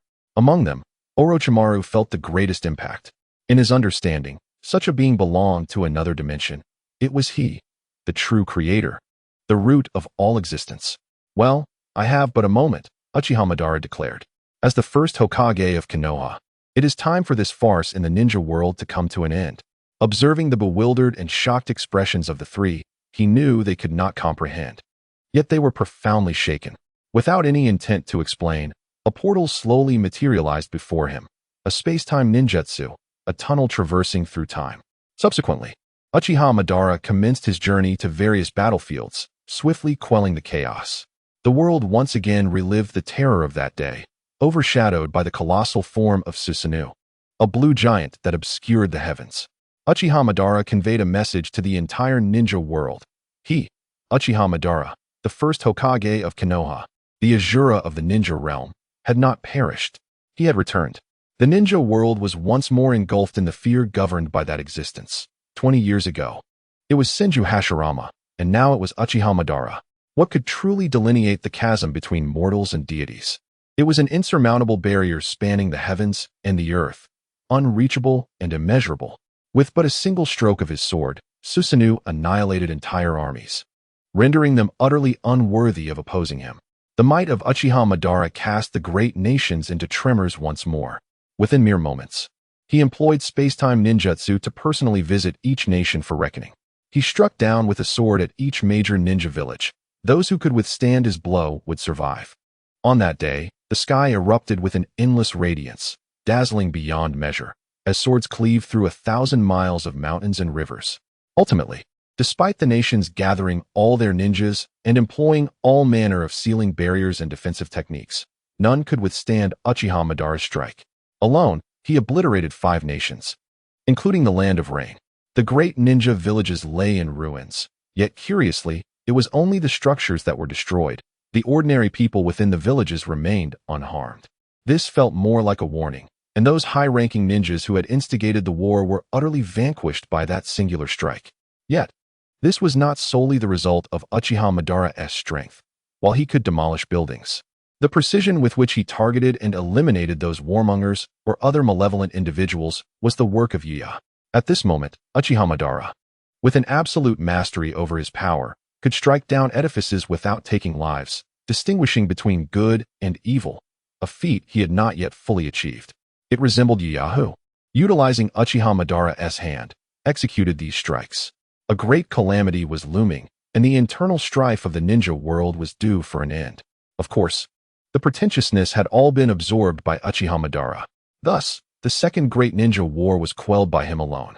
This day would be etched into history. On that day, as the world faced the reckoning from Konoha's first Hokage, Uchiha Madara, one man, obliterated 5 nations in the blink of an eye. Strangely, he had only destroyed the buildings and the wicked, sparing the ordinary ninjas. It was as if a divine being had descended with the power of judgment, instilling dread in the hearts of many. It turned out that the first Hokage of Konoha had not died. He had always been present. He watched over the world and judged the sins and evils of mankind. He possessed the power to annihilate the world, but chose merely to issue a warning. Some claim that during the years Uchiha Madara, the first Hokage of Konoha, vanished, he served the divine, becoming a messenger and assistant of the gods on earth. Yet, whether the true creator of all things exists remains a question. Only a few are unwavering in their belief, while the majority, having had their memories erased, feel a sense of confusion. Undoubtedly, Uchiha Madara now possessed an authority that surpassed all, akin to that of a deity. And on that fleeting day, Uchiha Madara vanished once more, leaving no trace of his whereabouts. His sudden disappearance mirrored his sudden emergence. Those who had encountered him noted his eternal youth and beauty, as time had not marked him in the slightest, and he had gained even more unparalleled strength. People became increasingly convinced that he had been summoned back by the divine, returning to the heavenly realm, or perhaps he continued to observe the sins and evils of the world. When chaos once again enveloped the land, he would reappear as the messenger of the gods, cleansing the filth and superficiality of the world. Chapter 126. The end of the Second Great Ninja War. Thus, the Second Great Ninja War concluded. The swiftness of its end left everyone in disbelief. Just as Madara had said, it resembled a farcical conclusion without ailment. All who had experienced the turmoil of war felt as if they had awoken from a deep slumber. There lingered an unreal sensation, as who could have expected that years of conflict could be quelled by a single man wielding a sword. Only when the endless scar in the sky became a tangible reality did people begin to dimly realize that the war had seemingly come to an end. Apart from the few strikes delivered by Uchiha Madara, how many more heroes would emerge in Konoha over the years? The legendary 3 ninjas of Konoha, the White Fang of Konoha, the Golden Flash, the Blood-Red Death God, and the Moon of the Starry Sky, Hinata Siu. They shine as the most resplendent new stars of Konoha. Particularly the last 3 youngsters, despite their tender years, possess an unprecedented brilliance that captivates all. These 3 are under the watchful eyes of the entire ninja world, with everyone eager to witness how far they can ultimately go. Undoubtedly, their era may have only just begun. In the crucible of war, heroes emerge. Some rise in glory, while others are left heartbroken, their aspirations shattered. Yet, is there any war devoid of suffering? The leader of the Rain Country, Hanzo of the Salamander, fell, taking with him countless elite shinobi. The strength of the entire ninja village plummeted, and the vigor of the past was but a distant memory. The high-ranking ninjas of various nations faced devastating losses at the hands of Uchiha Obito, with the 4 Kages being the first to fall. The second Kazakage, the second Reikage, the second Tsuchikage, and the third Mizukage all met their demise at the hands of Uchiha Obito, leaving a trail of devastation. In the Wind Country, a youth named Sasori lost his parents during the conflict, slain by the combined forces of Kakashi Hitaki and the White Fang of Konoha. Moreover, at the onset of the war, a child from the Uzumaki clan named Nagato also lost his parents, victims of the chaos between Konoha and the Rain Country. Over the course of several years of turmoil, countless orphans emerged from the ashes of war. How many lost their parents in the turmoil? How many families were torn asunder? The pain of war lingered in the ninja world, yet true peace has never been attained. Only in that distant era, when the Celestial Emperor still ruled over humanity. Years have passed, and the child who lost his parents, Nagato, has grown up. With a handsome visage and long red hair that obscures his eyes. His expression remains a mystery. Having personally experienced the ravages of war, he wanders a tumultuous world, plagued by uncertainty, fostering a somewhat reclusive personality. Fortunately, he is not alone. He is accompanied by three steadfast friends, Konan, Yahiko, and Cho-Outyin. All are orphans of war, their ages comparable, having forged their bond amidst the chaos. Nagato first met Konan and Yahiko, and later welcomed Cho-Outyin into their circle. Together, they resemble a flickering candle in the dark, illuminating Nagato's remaining days and reminding him that warmth still exists in this world. However, of late, Nagato has felt a sense of unease. For the once inseparable group has recently become embroiled in conflict. The discord arose between Cho-Outyin and Konan, as Konan harbors an inexplicable aversion toward Cho-Outyin, vehemently opposing his inclusion in their circle. Yet, ultimately, it was through Yahiko's acquiescence that Cho-Outyin was allowed to join. He is neither an overly enthusiastic individual nor one to dismiss others outright. His silence speaks volumes. As Konan puts it, he is somewhat slow to warm up. The rift between Cho-Outyin and Konan escalated into a quarrel, and once again, he remained mute, taking no sides.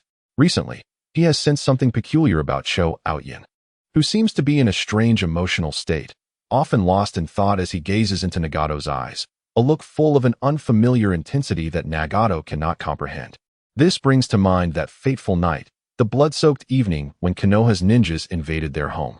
The haunting memory of his parents being slain by Konoha ninja remains vividly etched in his mind. That terrifying night, which birthed his hatred, also revealed a shadowy figure, a man wearing a spiral mask, whispering something in his ear, followed by a chilling sensation that enveloped his eyes. He then fell unconscious, awakening with a newfound vision, one that granted him clarity beyond measure and an extraordinary energy that often made him feel as if he could soar. He frequently gazes into the water's reflection, observing his own eyes, which shimmer with a mysterious brilliance amidst the rippling surface. Yet, this fixation brings him no joy. Instead, it fills him with dread. His eyes possess an uncanny allure that seems to drain his very essence. Attempts to close his eyes have proven futile. Nonetheless, possessing this unique vision has its advantages, allowing him to perceive Cho-Outyin's peculiarities with clarity. However, he dismisses the notion of any ill intent from Cho-Outyin. He admires the beauty of his own eyes, but cannot fathom the idea of harming Cho-Outyin, who has always been so handsome, gentle, and graceful. The root of their discord lies in Konan's belief that they should seek a powerful ninja as a mentor, while Cho-Outyin argues that engaging with ninjas is fraught with danger. Ultimately, Yahiko sides with Konan, asserting that mentorship from a ninja is essential for survival in the tumultuous ninja world, a means to realize their dream of a peaceful world devoid of war. With two in agreement and one in silence, they collectively decide to seek a mentor. On that very day, the sky suddenly blazed with a brilliance akin to daylight, a dazzling light illuminating the heavens. A sword cleaved through the sky, its energy spanning 2,000 miles. Though they could not comprehend it, they felt an exhilarating thrill. Coincidentally, that location was not far from them. Instinctively, they set forth toward the source of the radiant light. Chapter 127. The elegant Cho-Outyin at this moment, the handsome, graceful, and gentle Cho-Outyin has never faced such misfortune.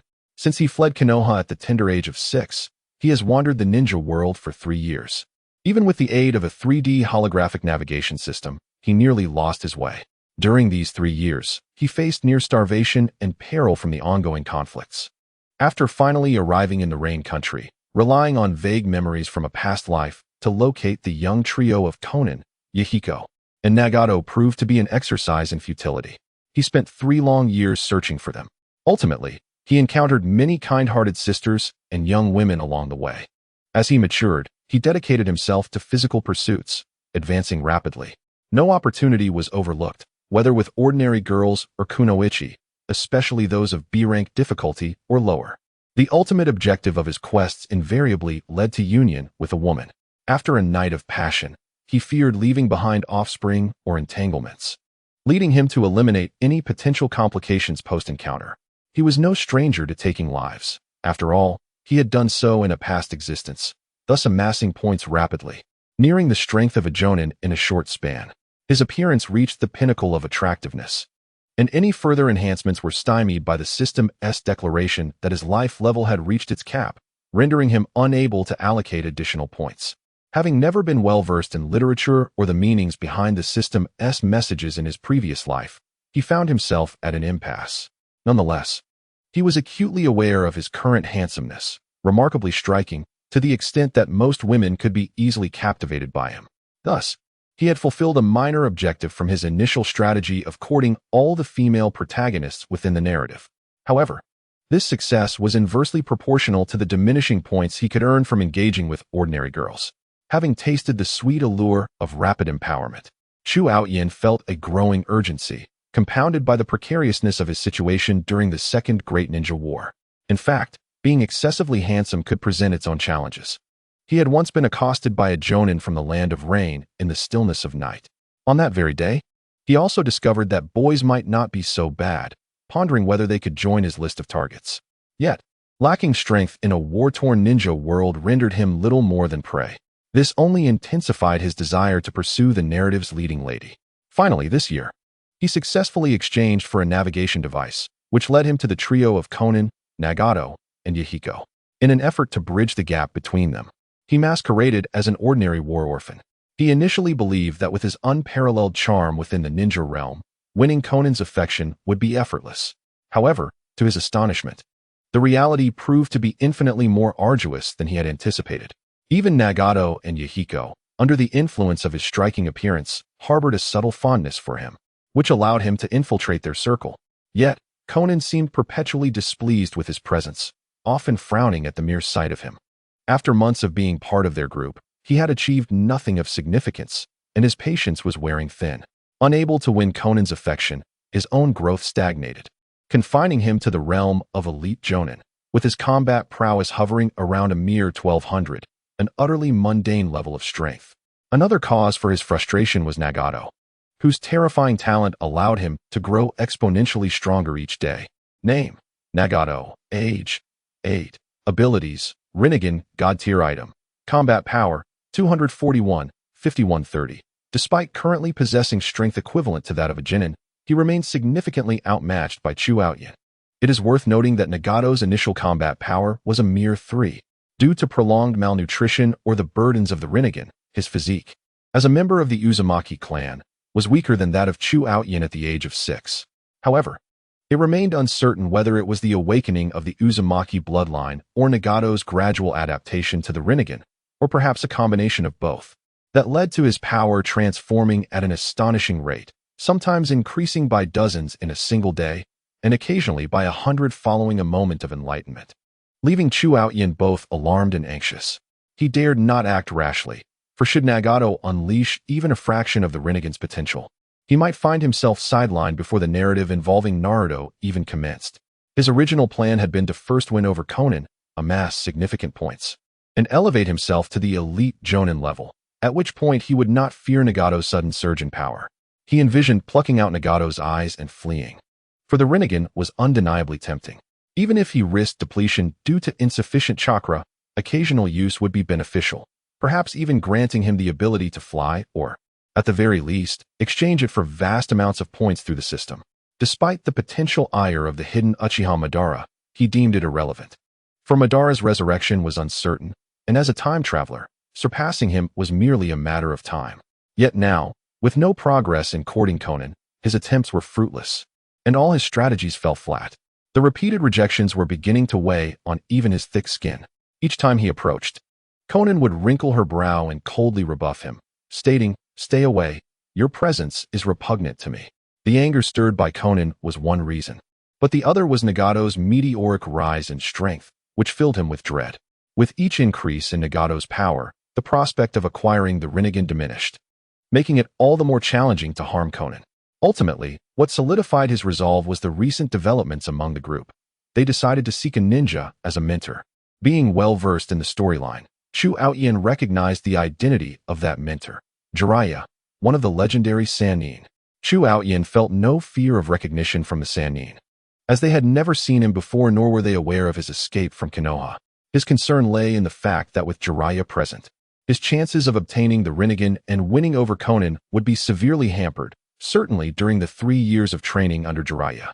After those 3 years, the trio's strength would be unrecognizable, and Nagato's would soar to new heights, rendering Chu Aoyan's ambitions of acquiring the Rinnegan and pursuing Conan nothing more than a fanciful dream.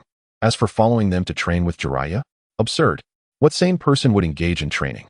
His abilities had almost entirely stemmed from system enhancements. In his previous life, he would sit when he could and lie down when he could sit. As a seasoned procrastinator, the notion of training was utterly impossible for him. He had once attempted to train but found himself utterly inept. The moment he tried to channel chakra, he experienced blockages. Aside from the jutsu exchanged through the system, he struggled to perform any other techniques, even with the hand signs. He had even tried climbing a tree using the method Kakashi taught Naruto and Sasuke. But after a month of fruitless effort, he gave up, having fallen too many times. In contrast, Naruto and Sasuke had accomplished the task in just 7 days. By comparison, he felt utterly worthless. Fortunately, he had the system to rely on, charm the ladies, and await his own empowerment. Wasn't he that enough? Thus, it was clear that even if he were to train under Jiraiya, his strength would remain stagnant. Now, as the group sought out Jiraiya, the legendary Sannin could appear at any moment. Time was of the essence. He could no longer afford to delay. He resolved to bypass all obstacles and complete the ultimate task of winning over Conan, earning whatever points he could, and then seizing Nagato's Rinnegan to make his escape. Chapter 128. The formation of Akatsuki since his arrival in this world. Chu Aoyan had not diligently studied the history of Konoha and was unaware that the original Hokage had been replaced by Uchiha Madara. He also did not know that the magnificent light he had heard of emanated from Madara himself. Alone, he relied on the system to grow stronger amidst the chaos of the ninja world, lacking any personal intelligence network.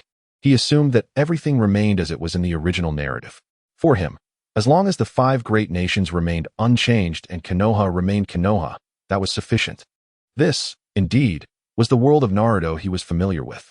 With only vague memories to guide him, he remained oblivious to the fact that even in the original tale, Madara had not perished after handing the Rinnegan to Nagato, even if he lived until the Third Great War.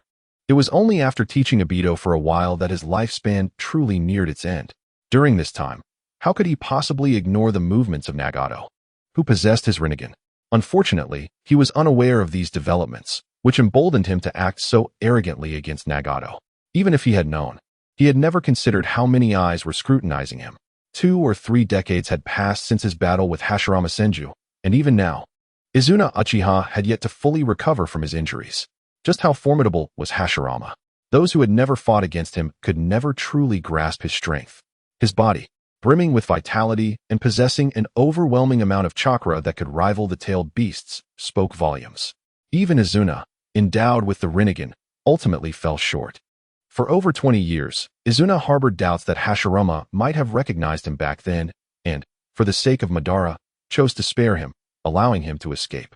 In the years that followed, he searched tirelessly for his brother's whereabouts, traversing every corner of the world, yet he found nothing. After Hashirama's demise, he contemplated abandoning his search and returning to Konohagakure to reclaim the Hokage position his brother had relinquished, for it was a title the Uchiha clan had once willingly surrendered. However, he ultimately decided against it, realizing that he had become a notorious rogue ninja, implicated in the assassination of Tobirama Senju and indirectly responsible for Hashirama's death, which had ignited the First Shinobi World War. In the fierce battle against Hashirama, he had not intentionally concealed his identity, so it was not surprising when he was recognized and treated as a traitor. His intention had never been to betray Konoha. Rather, He sought vengeance for the injustices faced by the Uchiha clan at the hands of Hashirama and Tobirama. Yet now, being cast as Konoha's adversary was inevitable, as the monumental achievements of the second Hokage, Hashirama Senju, were undeniable, and the Senju clan had borne the brunt of the First Shinobi World War, sacrificing greatly. Konoha could never accept Izuna, even as the brother of the first Hokage. If he wished to become Hokage, he had no choice but to assert his power once more, which would undoubtedly lead to devastation and numerous hazards. Thus, he felt a profound sense of ennui. Since Konoha no longer offered him refuge, he resolved not to return. As for the Uchiha clan, they had already settled in Konoha, flourishing in a state of peace and happiness, and were unlikely to follow Izuna. Ultimately, Izuna departed from Konoha alone, his sole desire being to locate his brother. However, after years of searching, he remained empty-handed, as his injuries deepened and the toll of using the Rinnegan weighed heavily upon him. He sensed his lifespan dwindling and made the decision to return to the Uchiha clan to live out his remaining days. In the limited time left, he resolved to conceal his identity and discreetly protect the Uchiha clan, or perhaps quietly await his brother's return. Yet, in the final moments of his life, he stumbled upon the monument hidden in the Uchiha's back mountain and learned of the existence of the Celestial Realm and the Celestial Emperor from ancient times. The words left by his ancestor Indra stirred his soul. He yearned for that era of true peace and was captivated by the unparalleled majesty of the Celestial Emperor. In that instant, he found a purpose worthy of a lifetime of effort and struggle, akin to the goal his brother had pursued before his departure. How could such an extraordinary figure remain sealed upon the moon? He was a person with a fervent inclination towards personal adulation. In his previous life, he would have been labeled a fanatic. He had once revered his brother's strength, even sacrificing his own eyes in the quest to find him for decades. Now, his devotion had shifted to the Celestial Emperor. The title of Hokage was not his desire, nor did he care for peace. Yet, to return to that glorious epic and witness the splendor of the Celestial Emperor was his lifelong aspiration. Madara's departure had been aimed at gaining strength, whereas Izuna's pursuit was purely for admiration. Moreover, the Uchiha were descendants of the Celestial Emperor, and with the legacy of Indra urging him to break the seal, it was a duty he could not forsake. Once the seal of the Celestial Emperor was broken, persuading him to assist in the search for his brother would be a mere trifle. However, to unseal the Celestial Emperor required gathering the scattered chakra of the Emperor and utilizing the outer path to capture the nine-tailed beasts, thereby performing the necessary seals. Yet, collecting the nine-tailed beasts equated to making an enemy of the entire shinobi world. Had this been 10 years ago, right after Hashirama's passing, he would have had the strength to suppress the entire shinobi world with the Rinnegan.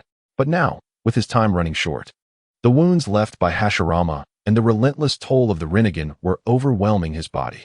Ultimately, he was not the master of the Rinnegan and lacked Indra's chakra. Madara's earlier gift of the Rinnegan, though well-intentioned, had become a burden. Surviving had become a luxury, and how could he contend with the entire shinobi world under such circumstances? Yet, in that moment, he yearned to live. His desire for life was more intense than ever, waiting for Madara's return and longing to witness the Celestial Emperor's grandeur. To survive, he recalled a specific ocular technique within the Rinnegan, the Rinne rebirth. He needed to find another ninja capable of wielding the Rinnegan, someone who could revive him upon his death. Simultaneously, he required allies to help him confront the entire shinobi world and gather the tailed beasts. These allies must share his vision and possess formidable strength. However, the ninja who would resurrect him with the Rinnegan must be quite the opposite, sufficiently weak yet immensely talented, easily manageable, and trustworthy, ideally a member of his own clan. He searched among the Uchiha, but found the younger generation deeply entrenched in clan ideologies, leaving no one he could trust. Moreover, his time was running out. Continuing to bear the Rinnegan might mean he would not live to see the new generation of Uchiha grow. Ultimately, he slightly lowered his standards. They did not have to be Uchiha, and he chose to cultivate a suitable ninja from a young age. In the end, he left Konoha, developing an organization while searching for someone to temporarily inherit the Rinnegan, or rather, a child. During this time, he founded an organization named Akatsuki, symbolizing the dawn, the moment of the Celestial Emperor's return.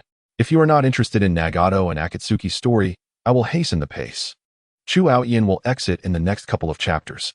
To be honest, Reaching this point makes it increasingly difficult to return to the original narrative. And some aspects of Nagato possessing the Rinnegan are indeed not very rigorous. However, their critical growth experiences shape them. And I do not wish to create a Nagato without the Rinnegan. The next chapter may be tomorrow. Good night, everyone. Chapter 129, Conan's Dream. In the early stages of the organization, they specialized in the circulation of intelligence and collection among various nations. To gather the tailed beasts, one must understand their movements and establish their own intelligence system.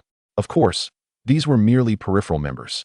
The true core members were the combatants of Akatsuki, operating in pairs, each possessing formidable strength to independently capture tailed beasts. The development of the organization is vibrant and dynamic. Yet finding a child capable of bearing the Rinnegan is akin to searching for a needle in a haystack. The side effects of the Rinnegan are so profound that even he struggles to withstand them, let alone a child. Most children, within 2 or 3 minutes, would see their vitality rapidly consumed. Consequently, he began to lower his standards, no longer prioritizing innate talent, but merely the ability to endure the Rinnegan. Ultimately, he encountered a child with crimson hair named Nagato, who, on the day they met, was grappling with the aftermath of his parents being slain by ninjas, his own life hanging by a thread. This circumstance alleviated the psychological burden on Izuna to pass on the Rinnegan. After all, he had just saved the boy's life. And if Nagato could not endure it, he could simply remove it, albeit at the cost of some vitality. At that moment, Izuna, shrouded in a swirling mask, exuded an aura of mystery as he intervened to save the child, simultaneously transferring the Rinnegan to him. As expected, Nagato did not disappoint. He managed to resist the side effects of the Rinnegan and gradually acclimated to its power. Izuna began to secretly observe and test Nagato, contemplating whether to take him as a disciple and entrust him with significant responsibilities. However, he ultimately concluded that Nagato might not be the most suitable candidate, merely a peripheral option, perhaps to be nurtured as a core member of Akatsuki, aiding in the collection of tailed beasts, but not as his disciple. Perhaps, in his heart, he still favored his own kin. Nevertheless, he chose not to reclaim the Rinnegan, recognizing the rarity of finding someone capable of bearing it. The Rinnegan was already bound to him through a technique, allowing for its removal at any time. Moreover, Nagato's successful transplantation had begun to restore Izuna's health, granting him a few more years of life.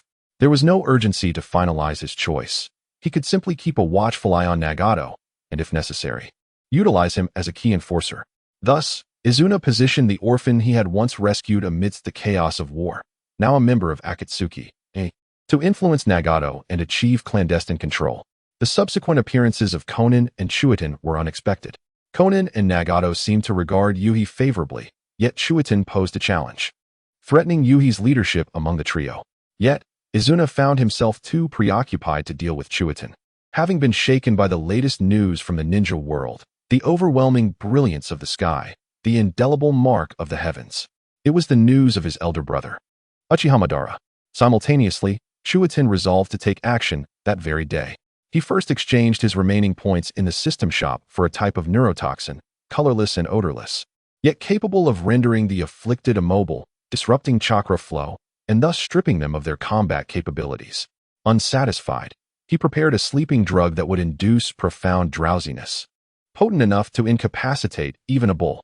He also procured a substance known to stimulate dopamine production, commonly referred to as an aphrodisiac, explicitly for Conan. Although he was only dealing with a few youngsters, Nagato's possession of the Rinnegan necessitated caution to prevent an overwhelming surge of power. As for the drug intended for Conan, he considered himself a person of considerable ritualistic sentiment. Thus, he spent a significant number of points on it, with the aphrodisiac costing him 1,000 points. Having completed these preparations, his anticipation grew. On this day, Chuitin decided to venture out alone to seek food, dispersing from the group with plans to reconvene at a designated location. The others thought little of it, as orphans amidst war always prioritized sustenance. They had often separated to forage for food before. However, after Chuitin's departure, they failed to notice the enigmatic smile that graced Conan's lips. Chuitin spent 100 points to exchange for a variety of delectable foods, reasoning that it would be their last meal together, so they might as well indulge. At that moment, he reconsidered. He recalled that Uchiha Madara, Uchiha Izuna, had likely not yet passed away, as Obito seemed not to have been born yet. If he were to steal the Rinnegan and flee, Madara would undoubtedly pursue him. He had no desire to confront such a formidable adversary. Thus, the three children were no longer an option to keep. Reflecting on the past month spent together, he felt a twinge of reluctance. "Let us wait to eat the food Chuitin brings back," Conan suggested, her brow furrowed as she watched his retreating figure. "Why, Conan? Is something wrong?" Yuhi tilted his head, puzzled. Influenced by Chuitin's unspoken charm, he believed him to be a trustworthy companion and even contemplated the possibility of inviting him to join Akatsuki. "There's always been a problem. But only you, fool, fail to see it while defending him," Conan retorted, delivering a light punch to Yuhi's head. "Ow, that hurt." Yuhi winced, rubbing the bump that had formed. "Nagato, you must have noticed as well. There's a tremendous energy within Chuitin," Conan remarked. Nagato nodded silently, wishing to express that he had not noticed anything at all. However, through the Rinnegan, he indeed sensed an immense energy within Chuitin. Exactly. That energy indicates he is no ordinary person, likely a ninja. Yet he claims to be merely a war orphan, just like us, Conan asserted with conviction, striking her fist into her palm. "What does that imply?" Yuhi remained perplexed. "So what if he isn't ordinary? That means he might be powerful. And we should be happy for our comrade." "You really are a fool. I can't be bothered to explain it to you," Conan sighed. Disappointment etched on her face as she looked at Yuhi, then turned her hopeful gaze to Nagato. Nagato nodded thoughtfully, appearing inscrutable, though he too was somewhat baffled, yet chose to remain silent. "Indeed, this indicates that his proximity to us is likely ulterior. He is a ninja, perhaps even a formidable one, concealing his identity while posing as an ordinary individual. It feels inherently suspicious. He must have ulterior motives." Conan articulated her viewpoint without reservation, harboring doubts. "Conan, you are being overly cautious. He may simply have his own burdens that prevent him from sharing," Yuhi countered, perhaps influenced by his inherent nature or Chuitin's charm. He maintained a favorable impression of him, subconsciously reluctant to question this companion.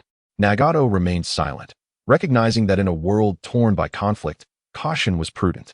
Moreover, Chuitin consistently returned with fresh food. Conan shook her head resolutely. As a girl, her perception was undoubtedly more nuanced. More importantly, she had remained impervious to Chu Outyan's charm from the very beginning. This was entirely attributable to the vision she had once encountered in her dreams, where she beheld an ethereal figure clad in white. The figure spoke not a word, merely gazing at her with a smile that surpassed all else. In her life, she had never seen anyone so breathtakingly beautiful. A single glance had nearly ensnared her heart. Xiaonan admitted that she found herself somewhat enmeshed in the radiance of that smile.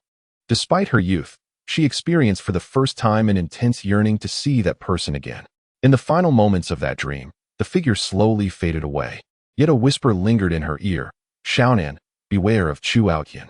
Chapter 130. Chu Outyan's conspiracy. She surveyed her surroundings. Both Yuhiko and Nagato were fast asleep, and there were no others nearby. A sense of melancholy washed over her as she pondered the identity of Chu Outyan. Yet, in that moment, she quietly etched the warning into her heart. Even without the final reminder from that figure, she would no longer be swayed by Chu Outyan's allure. For the presence of that dreamlike figure rendered everything else devoid of color. Since that moment, until her acquaintance with Chu Outyan, she had felt an instinctive aversion towards him, finding his very presence awkward. Once one has encountered such an astonishing figure, it becomes exceedingly difficult to stir one's emotions for anyone else. Devoid of the system's beauty filter, Chu Outyan's clumsy performance was glaringly evident. Xiaonan had often discerned in his gaze a repulsive glimmer. His eyes, when directed at her and Nagato, were always filled with incomprehensible meaning, greed, malice, lust. Yet her two companions placed their trust in him, leaving Xiaonan feeling helpless. What did it signify if he could procure fresh food? Yuhiko still felt somewhat confused. "Fool, we are in the midst of war. How could we possibly acquire fresh food? A stroke of luck might yield 1 or 2 instances, but how could it happen repeatedly? We have scavenged for food countless times. Don't you realize how difficult that is?" Xiaonan nearly lost her temper with Yuhiko. She could not comprehend his astonishing obliviousness regarding Chu Outyan. As the conversation progressed, Yuhiko's expression grew increasingly solemn. "Are you suggesting?" "Indeed, this indicates that he must have access to a food source, although he is somewhat astute, only bringing back small amounts of food that appear as though they were found by chance. The food is always fresh. Moreover, his lips are often slick with grease, and upon closer inspection, his stomach sometimes appears slightly distended. After 3 months, how could he possibly resemble someone suffering from hunger? Xiaonan concluded, in the chaos of war. The three of them were barely surviving, their bodies emaciated, while Chu Outyin consistently appeared well-fed and radiant. The atmosphere among them grew serious and silent as previously overlooked clues surfaced in their minds. He is a formidable ninja, concealing his identity and harboring ulterior motives. He possesses food, always returning after having feasted, as if treating us as mere companions. Xiaonan continued, and both Yuhiko and Nagato fell silent. The filter of Chu Outyin's charm gradually faded, shattering the image of his gentle demeanor, striking handsomeness, and noble spirit. Perhaps, as Xiaonan suggested, he only returned after satisfying his hunger, but maybe he simply had not fully acknowledged their companionship. Yuhiko hesitated, struggling to articulate his thoughts. In the month we've spent together, how have we treated him, and how has he treated us? Do we still require his validation? Xiaonan scoffed. You are truly deeply ensnared. She resolved not to elaborate further. I simply do not wish to assume the worst of him. After a month together, if he intended to harm us, he could have done so long ago. Previously, the food he brought was without issue. Why now does he refrain from eating first? Yuhiko pressed on. Because this time, his demeanor before leaving unsettled me. In any case, if you dare to consume his food, I shall withdraw. You may proceed as you see fit, Xiaonan stated, feeling a headache coming on. What charm did Chu Outyin possess that warranted such defense from her companions? Very well, then, Xiaonan, what do you propose we do? Yuhiko conceded.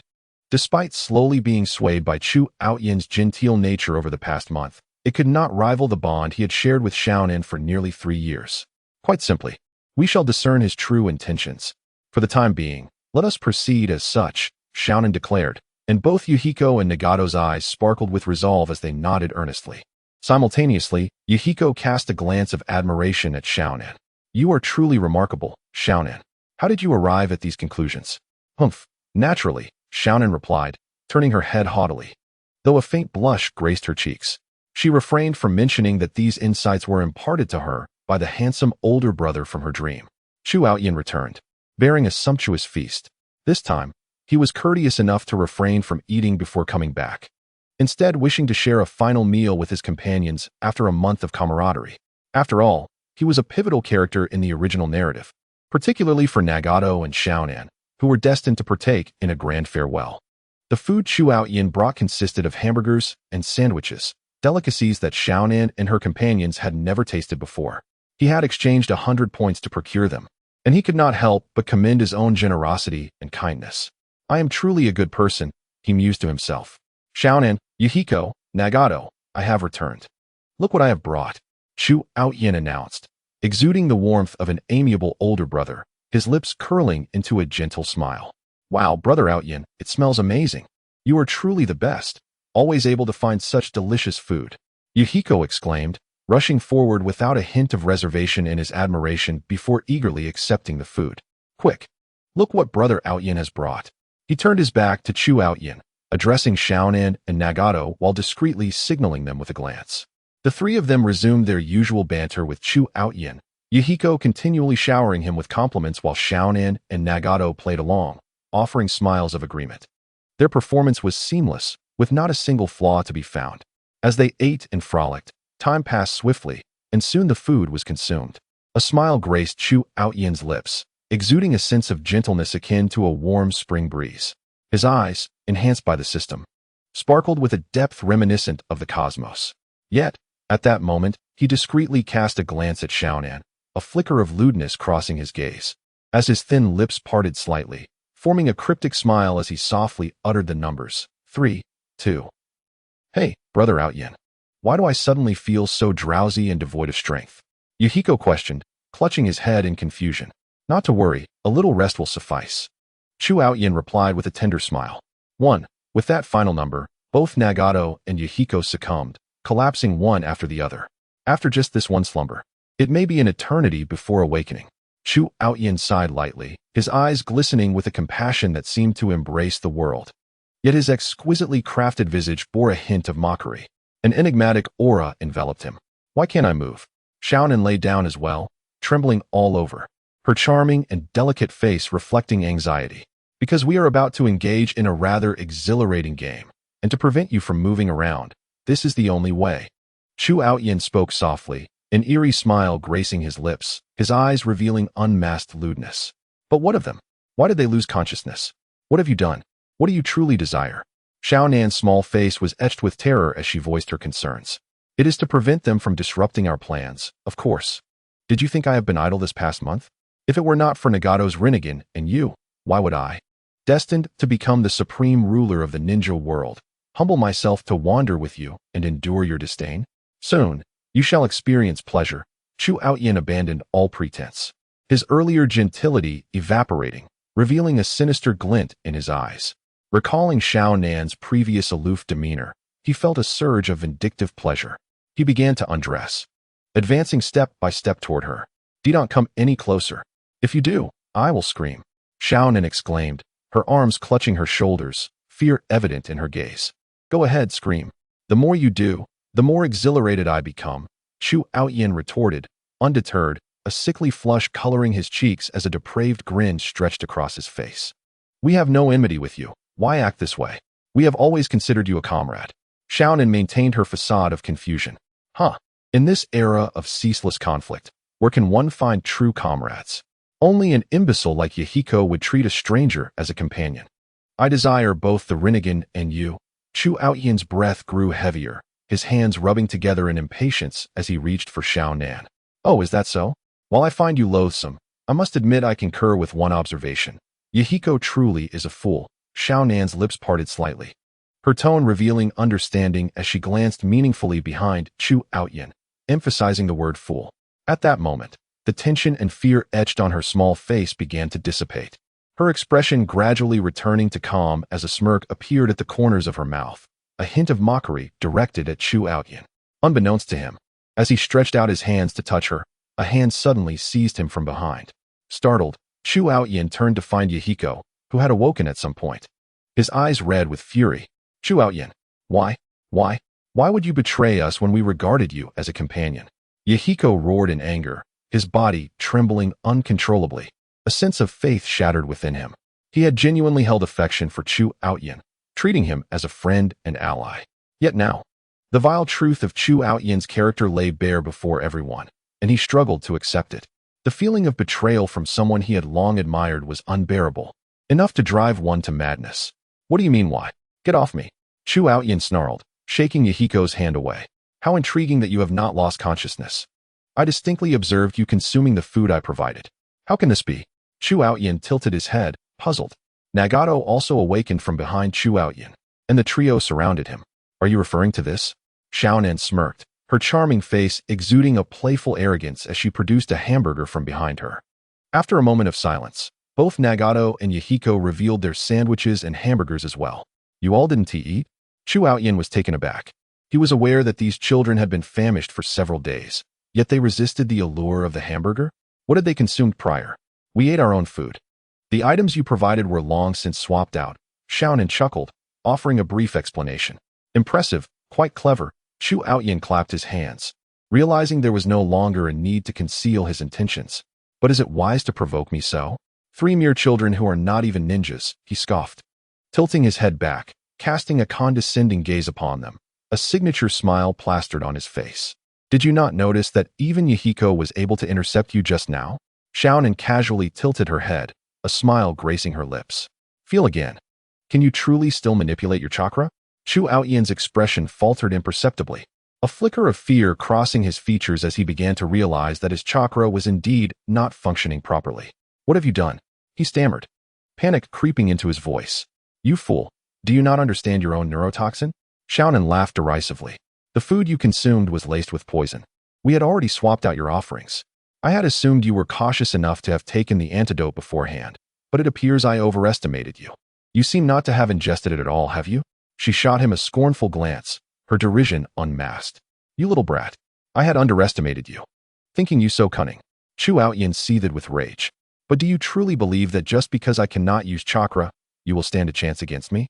3 emaciated children, dreaming of slaying a god? A sinister grin spread across his face as he assessed their data, which was crystal clear to him. Name, Nagato, age, 8. Ability, Rinnegan, divine item. Combat power, 291, 5739. Name, Xiaonan, age, 9. Ability, paper jutsu. Combat power, 43, 137. Name, Yahiko, age, 10. Combat power, 51. Aside from Nagato, who, empowered by the Rinnegan and the Uzumaki lineage, possessed formidable strength, Xiaonan and Yahiko seemed insignificant by comparison. Xiaonan's paper jutsu, though potentially a unique technique, had not yet been activated and posed no immediate threat. His only concern remained Nagato, whose Rinnegan could potentially pose a lethal risk. Name, Chu Outyin, age, 11. Abilities, Jade Tree Lingfeng, can inexplicably evoke fondness in those who value outward appearances. Gentle and elegant, can inexplicably evoke fondness in those who value inner qualities, handsome and charismatic. With an innate allure, combat power, 573, poison state, 1239. Chu Outyin's greatest trump card lies in his various intangible charms. This is precisely why Yahiko and Nagato had previously trusted him so readily. He had converted a considerable amount of points into skills that enhance his charm attributes, ensuring he could effortlessly win over Conan when they eventually met. However, he never anticipated that Conan would be so unusual as to remain unfazed by his handsome appearance. Now, he seriously suspects she may have a preference for women. He admits to his own rashness. Had he not squandered so many points on charm, he might have already strengthened himself to the elite Jonin level, easily acquiring the Rinnegan without worrying whether Nagato might suddenly unleash his full power against him. At present, his chakra is sealed, his nerves paralyzed, and his reflexes dulled, leaving him with only the combat prowess of a mid-level ninja. He laments having exchanged his last few points for aphrodisiacs, rendering him unable to redeem an antidote. With his current strength, he could easily take down the three of them in their regular state, but he fears being overwhelmed if Nagato loses control. Given his fear of death, the risk feels overwhelmingly high. Chu Outyin finds himself in an unprecedented dilemma, never before faced with such a challenging decision. His true nature is laid bare. If he spares the three, he may be nurturing a future threat, potentially facing retribution from Nagato. He envisions a scene where Nagato obliterates him with a devastating attack. Yet, if he does not spare them, he may not be able to contend with an enraged Nagato. Should he let them go? Chapter 132. Confrontation with Chu Outyin. As Chu Outyin hesitates, the aura of a ninja emanates from him, exerting pressure on the scene. Yahiko and Conan break into a cold sweat, acutely aware of the invisible pressure he exudes. Nagato, possessing the Uzumaki clan's resilience and the Rinnegan, feels this pressure as mere trifling. How powerful ninjas can be, Conan murmurs, beads of perspiration glistening on her delicate cheeks. She bites her lip, regretting not leaving with Yahiko and Nagato when she had the chance, instead of confronting such a formidable ninja head-on, even in his poisoned state. However, given Yahiko's trust in Chu Outyin at that time, it would have been unthinkable for him to abandon Chu Outyin silently. The three of them are engulfed in a whirlwind of complex emotions. Yahiko is overwhelmed by regret, anger, and shame. Realizing he should have trusted Conan sooner and distanced himself from Chu Outyin, he should never have agreed to let him join them. The thought of nearly causing a rift between himself and Conan over such a repugnant individual makes him want to bury his head in the ground. Meanwhile, Nagato remains relatively calm, surprised only by the revelation of Chu Outyin's true nature. As he begins to contemplate how to utilize the unique powers of his eyes in their impending confrontation, should he attempt to hold Chu Outyin back, allowing Conan and Yahiko to escape first? At that moment, Conan gestures discreetly. Having relied on each other for many years, they instantly comprehend the meaning of her signal, run. Seeing Chu Outyin lost in thought, they exchange glances and hesitate no longer. They split into three, each sprinting desperately in different directions. The formidable aura and invisible pressure emanating from Chu Outyin make it clear that they cannot afford to confront him directly. Chu Outyin has already sensed their furtive movements. Yet caught in his own indecision, he allows them to flee. As he watches their retreating figures, he hesitates for a moment. Finally, gritting his teeth, he dashes toward Nagato's back. He has concluded that for Nagato to unleash his full power, at least one of his closest friends must perish, or he must find himself in a dire situation. Much like Naruto, he belongs to the type who would not fight unless his comrades are at risk or he is on the brink of death. This can be exemplified by when Yahiko fell, triggering Nagato's wrath against Hanzo. Thus, as long as he maintains control, merely subduing the issue should pose little difficulty. Moreover, the allure of the legendary Rinnegan is tantalizing. The system requires a staggering 1 million points for it, and he is unaware of how many story heroines he would need to conquer to accumulate such a sum. Yet, at this moment, he may be facing the only opportunity within the entire Naruto universe to obtain the Rinnegan. In the future, whether it be an adult Nagato or Uchiha Obito, he may not stand a chance against them.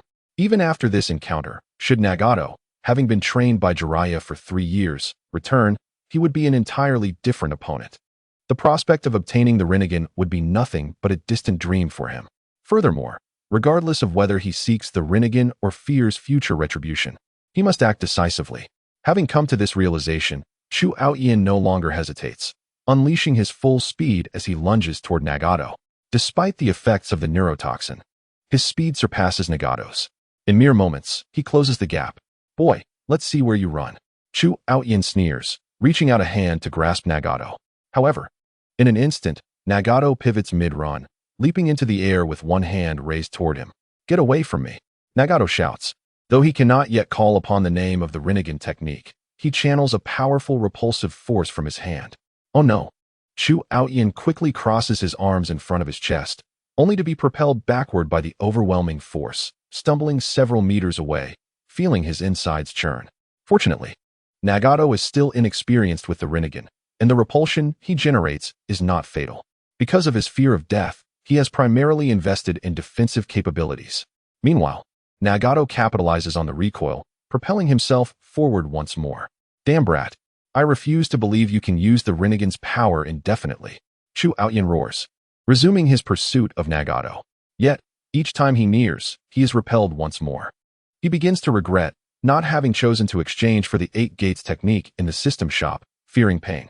Had he done so, he might have easily broken through the neurotoxin's paralysis and captured Nagato effortlessly. Yet, the mere thought of Lee's bulging veins while opening the 8 gates terrifies him. Moreover, the side effects are immense. Few possess the courage to burn their youth for such power, and given his constitution, even opening a single gate would likely be a struggle.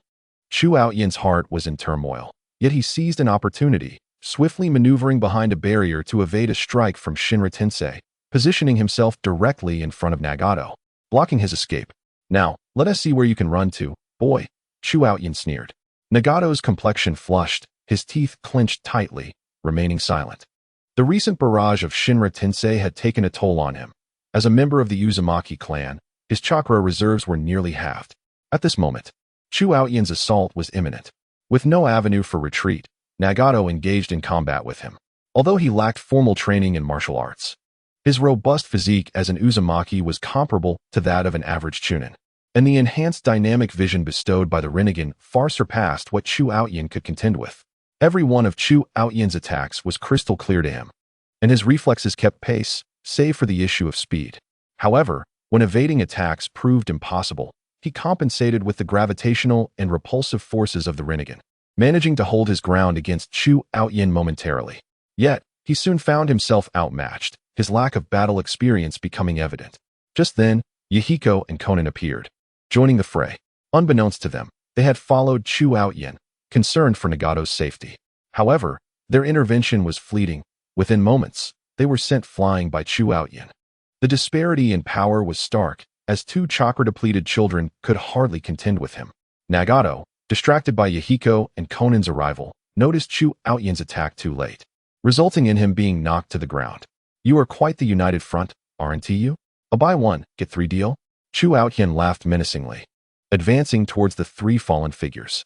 Nagato, Yahiko, and Konan huddled together, bracing for the approach of death, a feeling they had never encountered so closely before. Chapter 133. It seems you have a fondness for these eyes, let them go.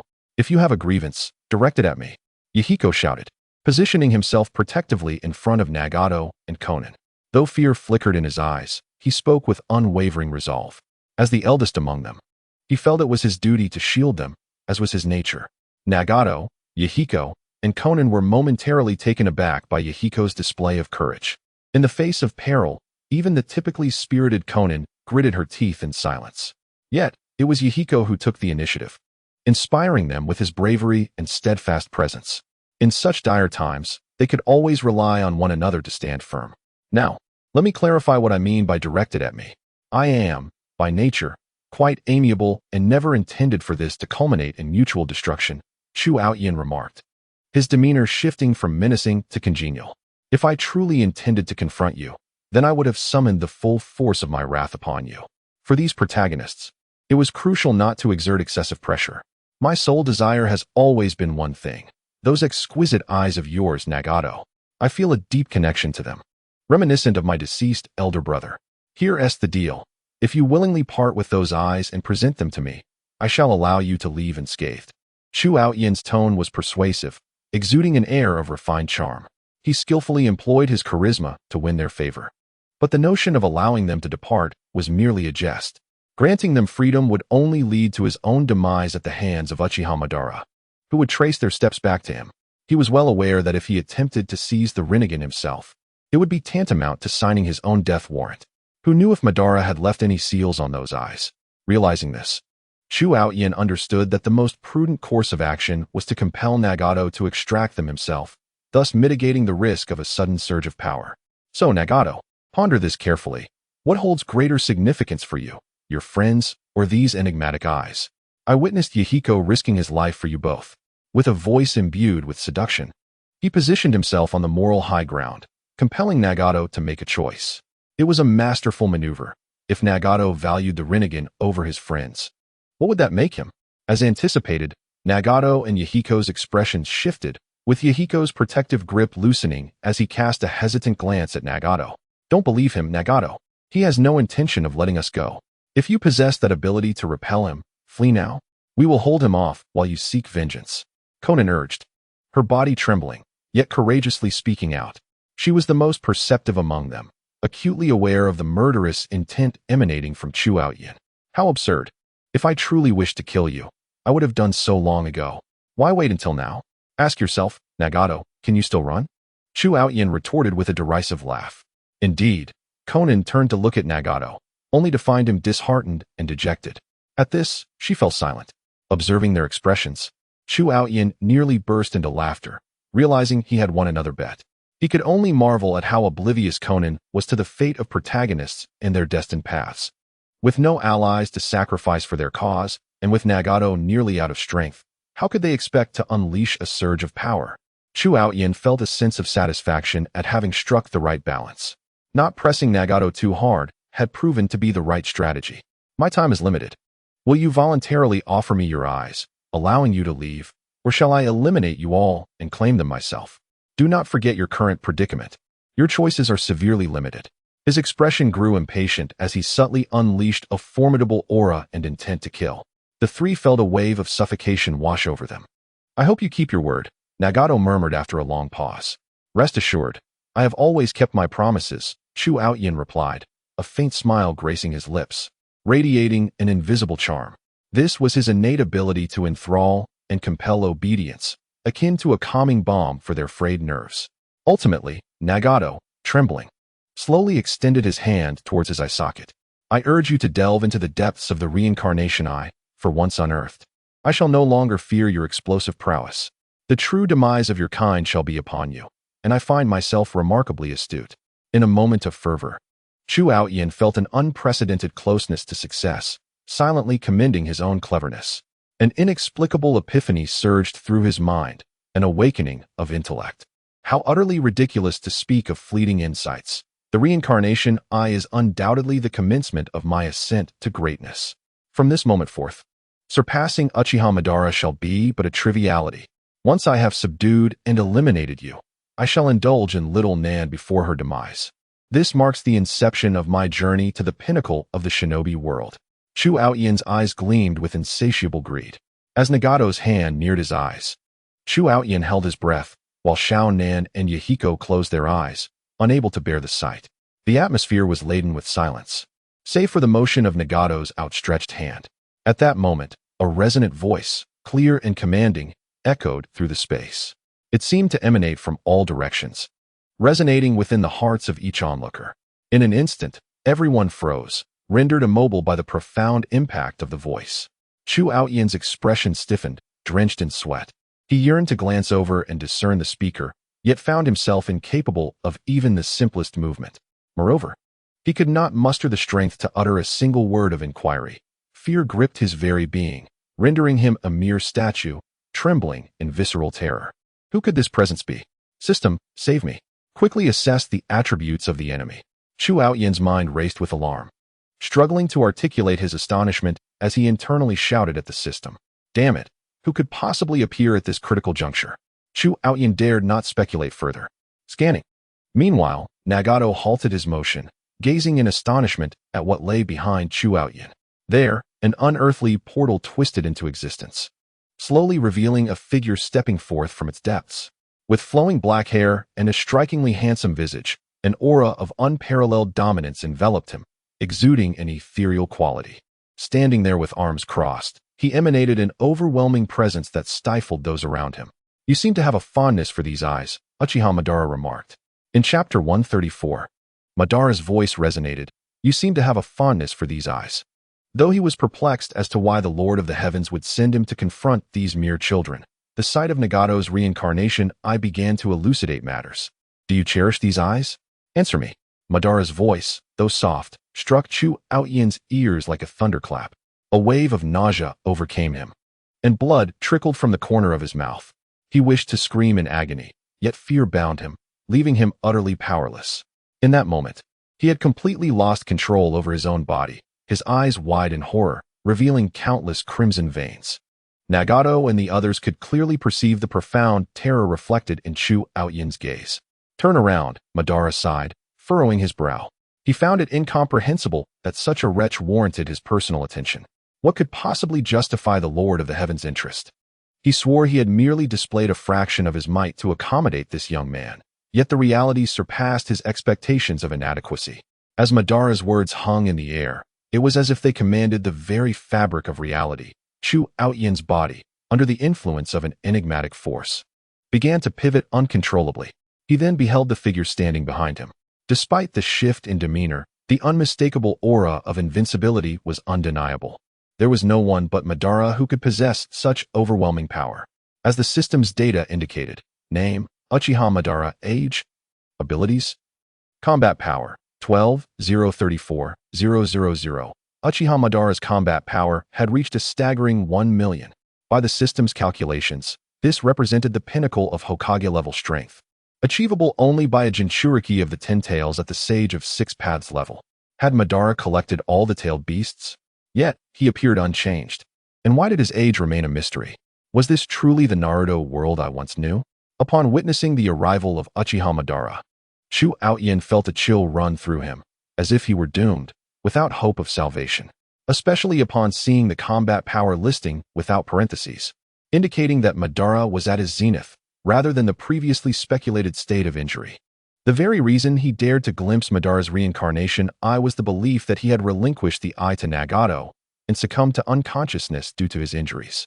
Otherwise, given Madara's temperament, how could he remain silent and still? Yet, it was clear that no injury from a battle with Hashirama Senju had left him in a state of peril. He appeared to be in peak condition.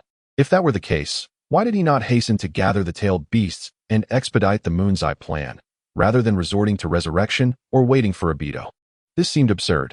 Chu Aoyin's thoughts spiraled into chaos. He felt compelled to unleash a torrent of curses, questioning whether he had stumbled into a counterfeit Naruto world, or if he were merely a pawn in Kishimoto's narrative. Interesting. Is that your sentiment, Kishimoto? You even know of my battle with Hashirama from back then. I would very much like to extract your soul for a glimpse into your thoughts. Madara observed him with keen interest, a subtle smirk gracing his lips. In a calm tone, he unveiled the harrowing truth that nearly caused Chu Aoyin to faint. Can you truly hear my innermost thoughts? Chu Aoyin's eyes widened in terror, trembling uncontrollably. Is it not natural to hear your thoughts? Like an ant before me, you lack the discretion to conceal your intentions, yet dare to evade my scrutiny? Madara's smirk deepened, his words laced with disdain. Through the perspective of an immortal, Chu Aoyin's myriad thoughts were laid bare, easily discernible. The chasm in strength between them was insurmountable, and given Chu Aoyin's wavering resolve and lack of spiritual training, Madara could effortlessly perceive his thoughts at such close proximity. If the distance were greater or if the individual possessed a steadfast mind, Madara might have been unable to discern their innermost thoughts. Yet Chu Outyin was evidently not among them. This was starkly different from Yuya, who could transcend all distances and temporal realms, as long as a true name resonated. He could intuit its essence. Even the most concealed thoughts could be effortlessly unveiled before Yuya. In his presence, secrets were rendered obsolete. Amidst a tumult of thoughts, I have never before encountered such a diminutive, sordid, and intricate soul.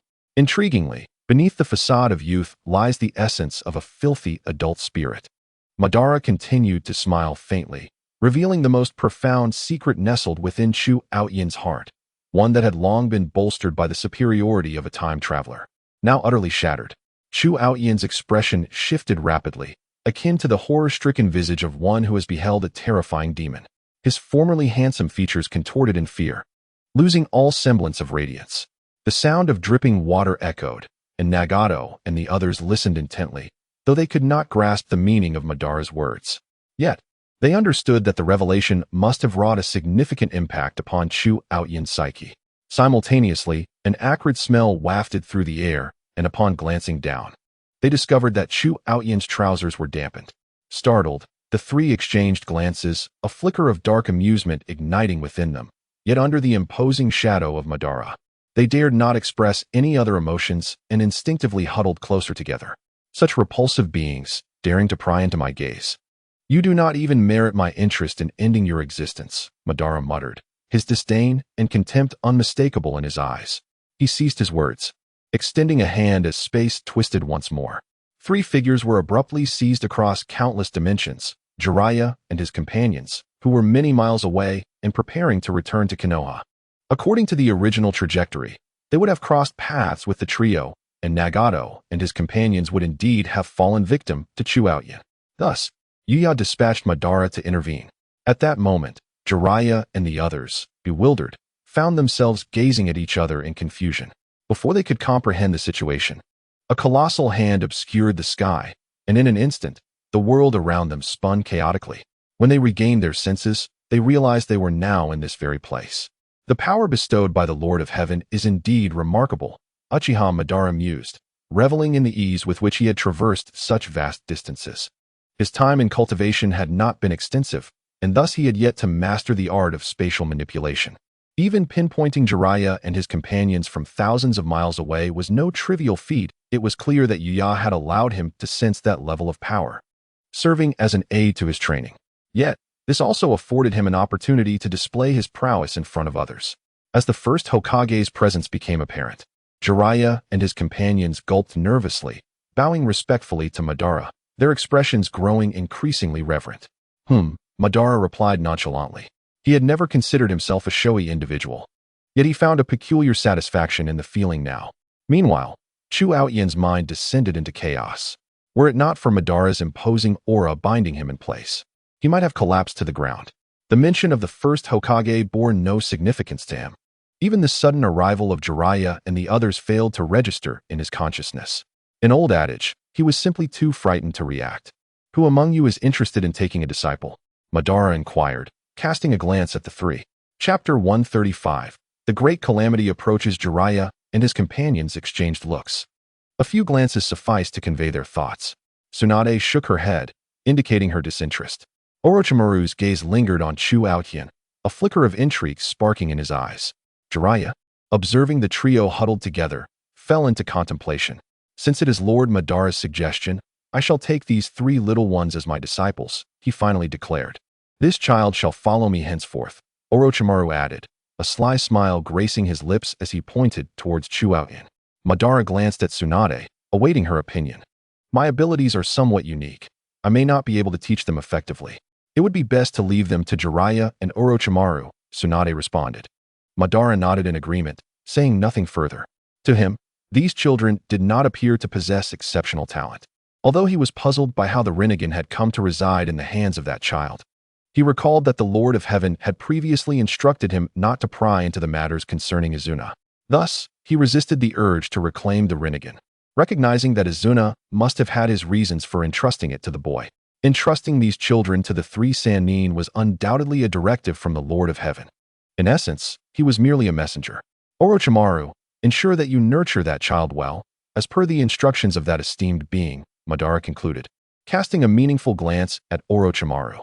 Very well, first Hokage, Orochimaru replied, excitement glinting in his eyes, a knowing expression crossing his face. Chu Aoyan's consciousness gradually began to clear, and he soon found himself met with Orochimaru's eager gaze. Long time no see, Aoyan-kun, Orochimaru greeted politely, a faint, enigmatic smile playing on his lips.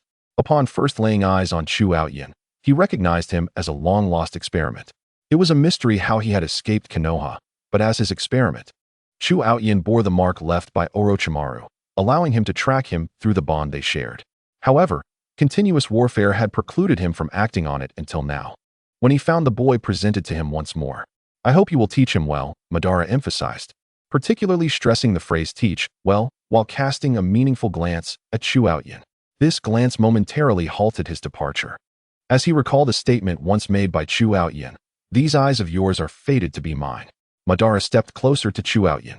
You children should avert your gaze, Jiraiya interjected, shielding the trio from the impending brutality. From the moment Madara's unabashed disdain for Chu Aoyan became evident, coupled with his targeting presence, the three had discerned the nature of the situation. They had simply not anticipated that Lord Madara would intervene unexpectedly to rescue a few children and, in doing so, take on the role of a caretaker rather than merely a mentor. The question lingered as to whether Madara had simply chanced upon this or had acted on the orders of that esteemed being, with Jiraiya leaning more towards the latter. Aya! Chu Aoyan's agonizing scream pierced the air, his eye sockets transformed into gory hollows. An unprecedented pain enveloped him. As a person who had previously led a normal life, how could he possibly endure the excruciating act of having his eyeballs plucked? In his previous life, he had watched anime, where the Uchiha clan's eye exchanges seemed painless. But now, Chu Aoyan cried out for his parents, feeling the emptiness in his eye sockets, even contemplating the unthinkable. After the ghastly act was completed, space warped once more, and a pitch-black portal emerged slowly. Madara stepped through it, glancing back at the others before finally uttering, "A great calamity approaches. Take heed of your actions." After speaking, Madara ceased to utter another word, as the dark portal completely engulfed him. Yet his voice resonated throughout the realm, lingering on endlessly. "A great calamity approaches," murmured the three shinobi, contemplating the implication of Madara's words. What calamity could it be? In the presence of the Emperor and the first Hokage, could it still be deemed a great calamity? Jiraiya expressed his bewilderment. "I am uncertain," Tsunade replied, shaking her head in agreement. With the second great ninja war just concluded, they found it difficult to fathom what further disaster could loom. Could it be that the third war was about to erupt? However, even if it were the third war, wouldn't it be merely a matter for Madara? They shook their heads, unable to comprehend. Perhaps, answers could be gleaned from this child. Orochimaru observed Chu Aoyan, writhing in agony on the ground, still howling in pain. He recalled the peculiar surge in the boy's abilities and the unusual attention both Madara and that other entity had shown him. Chu Aoyan must possess an extraordinary secret, and now that he was in Orochimaru's hands, surely he would extract the truth. Indeed, otherwise why would he attract such attention from that entity? Jiraiya stroked his chin thoughtfully. "In that case, I shall leave this child in your care," Tsunade nodded in agreement. "I will take these three outside to train for a while. You may return." Jiraiya gestured toward the trio. "I, too, must engage this child in some heartfelt discussion." Orochimaru licked his lips, a peculiar excitement gleaming in his eyes as he gazed at Chu Aoyan. Both Jiraiya and Tsunade shivered in unison, unnerved by Orochimaru's increasingly bizarre behavior. However, with the endorsement of Madara and that other entity, who had entrusted the interrogation to Orochimaru, it indicated he possessed some unique talent in that regard. The two refrained from voicing further concerns. "Then we shall part ways. I am somewhat worried about the situation with Shosuke," Tsunade suggested, her mind elsewhere. She had received news that her brother, Shosuke, had been injured on another battlefield before Madara concluded the chaos, but fortunately, he had been rescued by a mysterious figure. This differed from the original narrative, where Shosuke had been taken as Orochimaru's disciple and ultimately perished in the war, leading Tsunade to develop her fear of blood and master medical ninjutsu.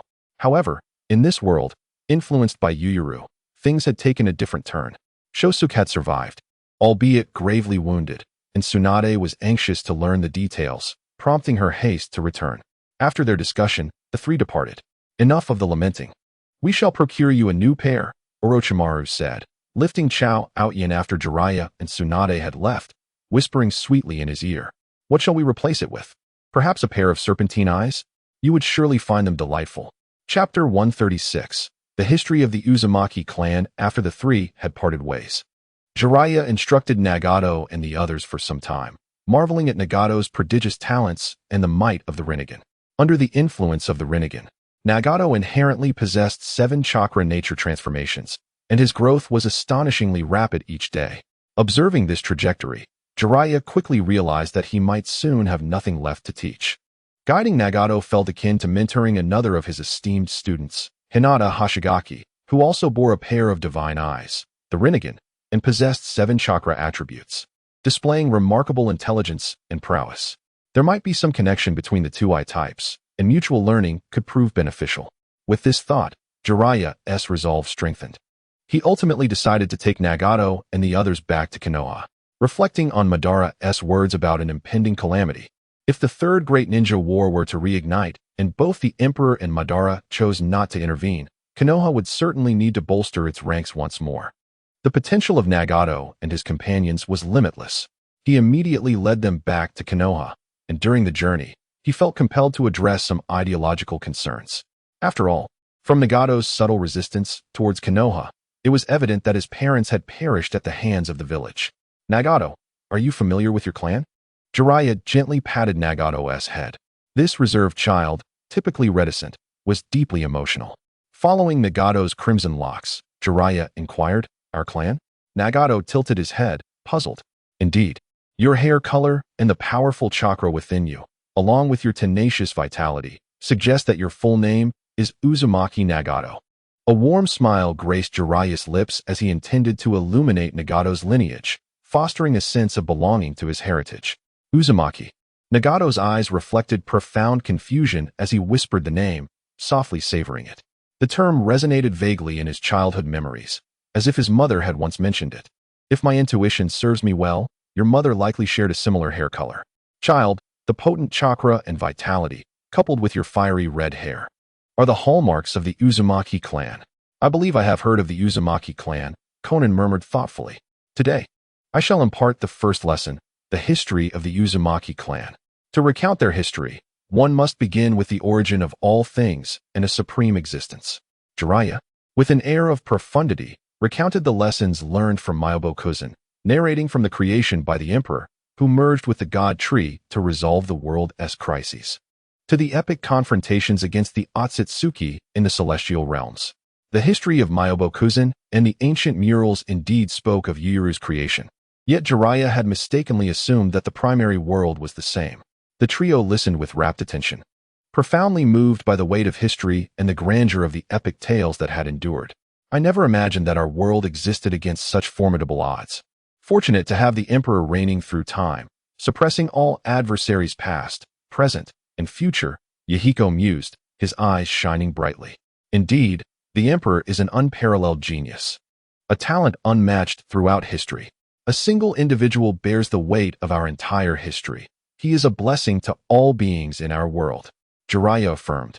I long to have been born in that era, to tread alongside him upon the celestial paths, waging battles across the fields. Conan's eyes sparkled with admiration, her adoration unmasked, akin to a fervent fan witnessing a star. Previously, the only figure that she aspired to follow was that shadow from her dreams. But now there emerged an additional celestial emperor. Nagato remained silent, refraining from inquiries, yet the pupils of his Rinnegan continually constricted, evidently shaken to the core. Subsequently, they inquired extensively about that ancient history. Jiraiya felt somewhat embarrassed. The fervent admiration of children was indeed overwhelming. At this rate, darkness would fall before they could even discuss the history of the Uzumaki clan, compelling him to accelerate the pace. However, after the Chishi festival, there would be no further Chishi. The saga of the Celestial Emperor and the Goddess of the Moon could be recounted endlessly for 7 days and nights without conclusion. Yes, following that great war, the esteemed Celestial Emperor commanded his 2 children to separate his chakra, giving rise to the chakra that flows through you and me today. thus shaping the present ninja world. He was truly a magnificent being, far surpassing all. The Uzumaki clan was founded by one of the Celestial Emperor's grandsons, Ashura. Hence, the Uzumaki clan is inherently endowed with powerful chakra and vibrant life force. This is due to your lineage stemming from the Celestial Emperor. The red hair is a hallmark of the celestial bloodline. Nagato, you should take pride in this. Jiraiya affectionately ruffled Nagato's hair. At this moment, fervor had replaced the innocence in Nagato's eyes. In his youth, he may have been mocked for his distinctive red hair, but now only profound pride remained. Then, Jiraiya gently elucidated the origins of the Uzumaki clan, its nearly 1,000-year history, and its relationship with the Senju clan of Konoha. The three listened intently, occasionally puzzled. At times their eyes sparkling with enlightenment, and at other moments raising hands to inquire. Since it is the bloodline of the Celestial Emperor, what of the present-day Uzumaki clan? Conan raised her hand and posed the pivotal question. Ah, you are indeed a top student, Conan, always asking the essential questions. Jiraiya thought to himself, somewhat helplessly. Hee. Thank you for the compliment, Jiraiya-sensei. Conan giggled. The Uzumaki clan, you see, was the catalyst for the Second Ninja World War. Jiraiya felt quite exasperated. If possible, he truly wished to avoid discussing such a heavy topic. Nagato, you must understand that within the ninja world, there are many who are ignorant and foolish. Having long forgotten the ancient era and the glory of the Celestial Emperor, Jiraiya sighed deeply. Human greed knows no bounds. The noble bloodline of the Uzumaki clan inherently grants them immense power, naturally attracting many who covet it. People, driven by greed, fear, and other emotions, give rise to various malevolent thoughts. They yearn for the strength of the Uzumaki clan while simultaneously fearing it. Thus, approximately 7 or 8 years ago, the Uzumaki clan was jointly annihilated by the nations outside of Konoha. If I am not mistaken, Nagato, you were likely born around that time. As your mother fled with you to the land of rain, Jiraiya solemnly recounted this poignant history. The ancient and noble Uzumaki clan perished in the flames of war due to human greed. Such a world, filled with arrogant, greedy, and ignorant fools who have forgotten history, deserves to be cleansed. As Jiraiya narrated the history of the Uzumaki clan, Nagato, who had been bowing his head, finally lifted it. At that moment, an astonishing aura radiated from him, and the light of his Rinnegan intensified. Come, let us return and introduce you to your senior sister. Her name is Uzumaki Kushina. If you wish to learn more about your clan's history, you may inquire with her. Jiraiya sighed lightly, ruffling Nagato's hair, secretly relieved. Finally, he had brought this young man to Konoha. Chapter 137. The Politics of Konoha. Thus, Jiraiya led Nagato and the others to Konoha. At the same time, he reported to his mentor, the third Hokage, Hiruzen Sarutobi, about the events on the battlefield in the Land of Rain.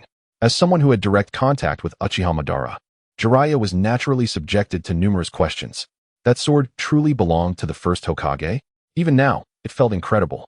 Hiruzen Sarutobi, puffing on his pipe, stood by the window with his hands clasped behind his back, gazing into the distance, lost in thought at the striking scar in the sky. Several days prior, the sky had suddenly erupted in blinding white light.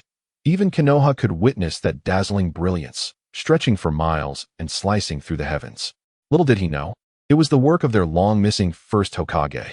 Even more astonishing was that the 5 great nations, which had nearly driven Konoha to the brink of destruction, were now all obliterated by that one man wielding a single sword. Would the first Hokage blame me for not managing Konoha properly? Hiruzen Sarutobi murmured, feeling a tumult of emotions. He had been appointed Hokage in a crisis by the second Hokage, lacking the support of the major clans, and thus his position felt tenuous. The true major clans were disinclined to heed his commands, and he found it difficult to mobilize their forces. However, he was fortunate to retain the support of the remaining Senju clan and his own Sarutobi clan, ensuring that the Jinchuriki had not been claimed by other major clans.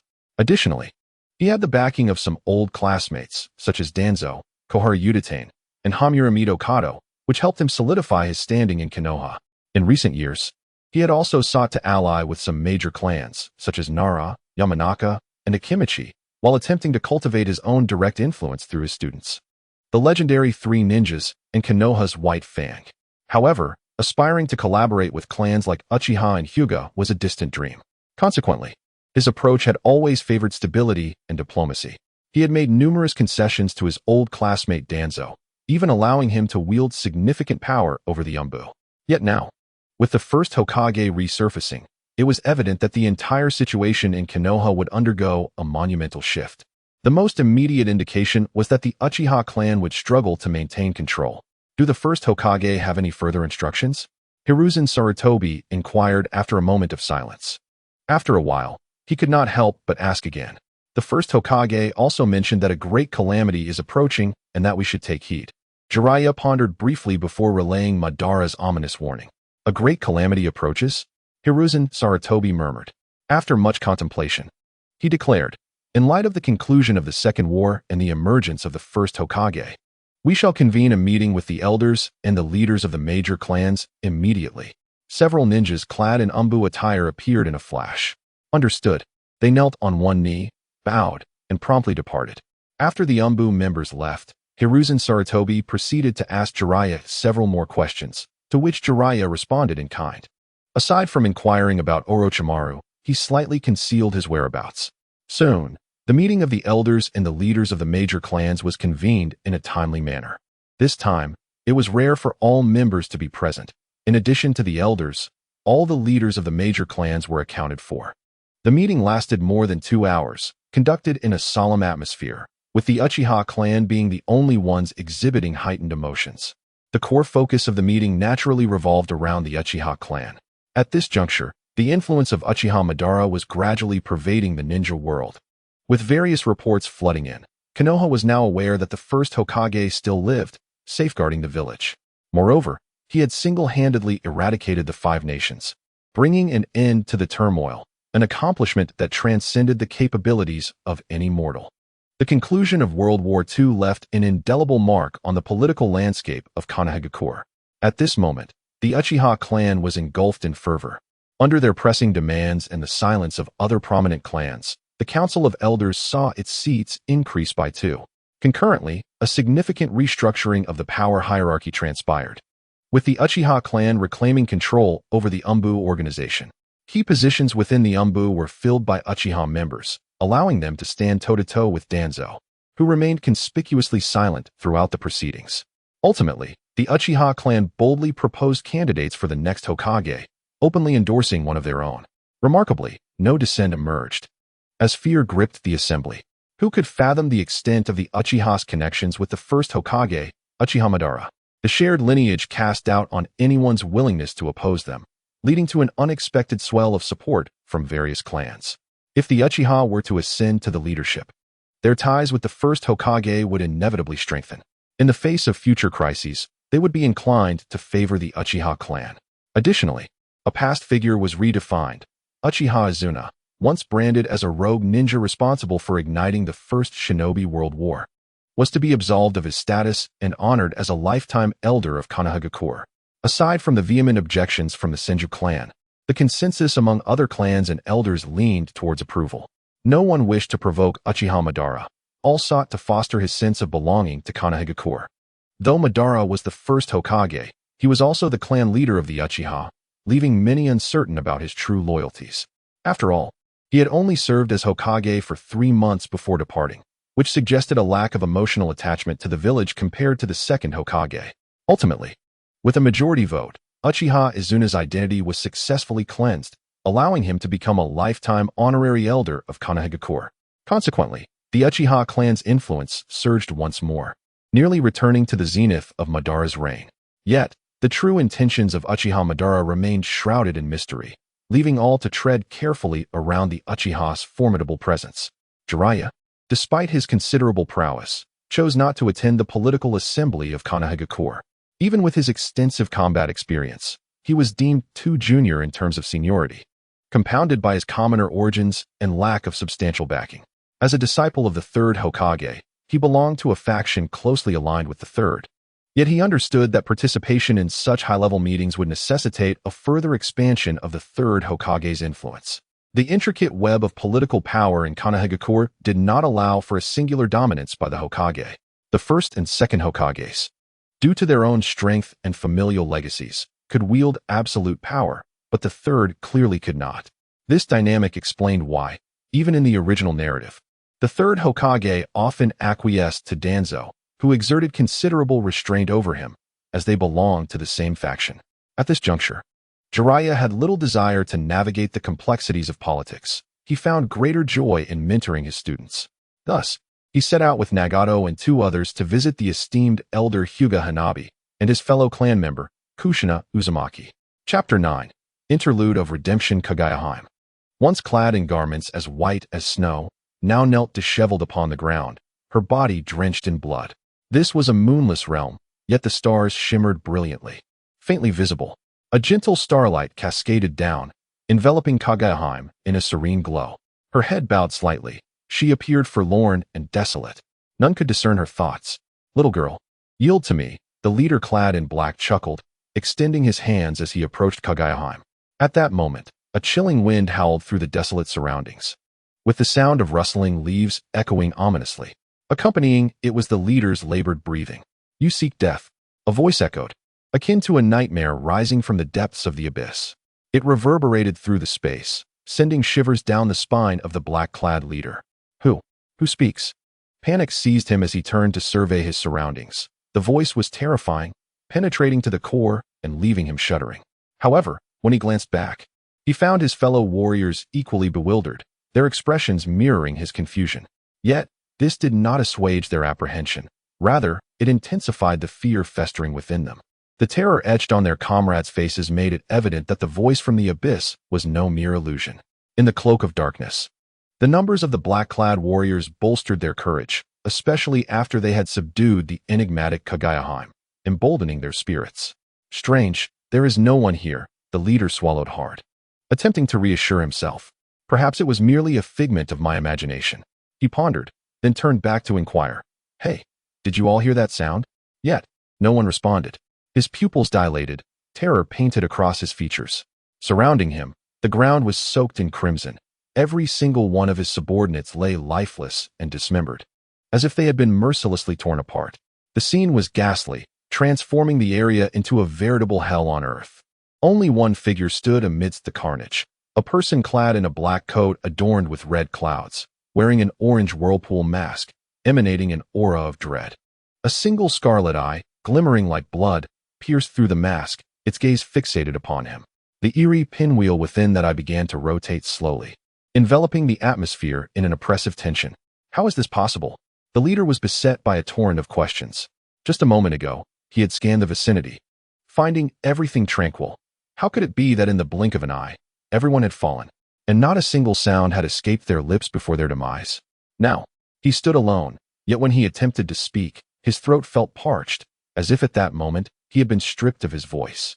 In the grip of terror, he found himself unable to utter a single word. To end your life so easily is truly too merciful. With a fleeting shadow, in the next moment, the figure adorned with a swirling mask stood before him. A hand slowly rested upon his shoulder, gently patting it. Instantly, his internal organs were violently shaken, leaving him in utter agony. The immense pain compelled him to emit a muffled groan, yet a strange force enveloped him, preventing him from succumbing to death immediately. Subsequently, a vortex gradually materialized, accompanied by an overwhelming suction. "Ah, are you human or ghost? Please, no?" A fierce wave of terror surged through him as the threat of death loomed. The leader in black finally cried out in sheer panic. Simultaneously, he began to struggle desperately. However, he discovered that no matter how much he flailed, his body remained uncontrollable, being inexorably drawn towards the vortex. In no time, the leader in black was consumed by the void, his cries for help and shouts lingering in the air, marking the remnants of a former existence. Serving others, aiding in tyranny, and senselessly harming others. One should have anticipated this day, Yuya murmured. Casually, he discarded the leader into the realm of divine power, thereafter choosing to ignore it. The disparity between ninjas and ordinary people was as vast as the chasm between heaven and earth. The moment he utilized Obito's Mangekyo Sharingan to manifest here, the outcome had already been sealed. At this moment, Kaguya sat kneeling on the ground, her head bowed, her exquisitely beautiful profile marred by scars. Her white attire stained with blood. She seemed out of place in this realm, oblivious to everything occurring around her, quietly kneeling there, majestic and solitary. From beginning to end, she did not lift her gaze even once. Witnessing this, Yuya felt an inexplicable pang in his heart, as if it were being tightly grasped. Was my choice truly the right one? His thoughts were intricate. At this juncture, he couldn't help but question himself. Could he truly change Kaguya's fate with the Sharingan? He inwardly interrogated himself, yet found no answers. He stepped closer, heart aching as he gazed upon Kaguya's battered form. Are you all right? He was about to inquire when Rin's memory surged back to him, causing his heart to skip a beat. Obito's obsession flooded him once more, and this time it was even more intense, as if an unstoppable tide. It felt as though Obito's will resisted his engagement with another woman. Only 3 minutes left. Yuya murmured to himself. Under the excruciating pain, the Mangekyo Sharingan involuntarily receded, his eyes becoming clouded once again. He forced himself to calm down. Are you okay? Yuya asked, his voice cold and distant, a result of suppressing the pain that hindered him from expressing other emotions. Simultaneously, he extended a hand towards Kaguya. Hearing the sound, Kaguya seemed to confirm his presence, gradually lifting her head. Her vacant, lifeless eyes met those of the mysterious figure clad in a swirling mask. She glanced at the fallen black-clad figures and began to comprehend. You saved me.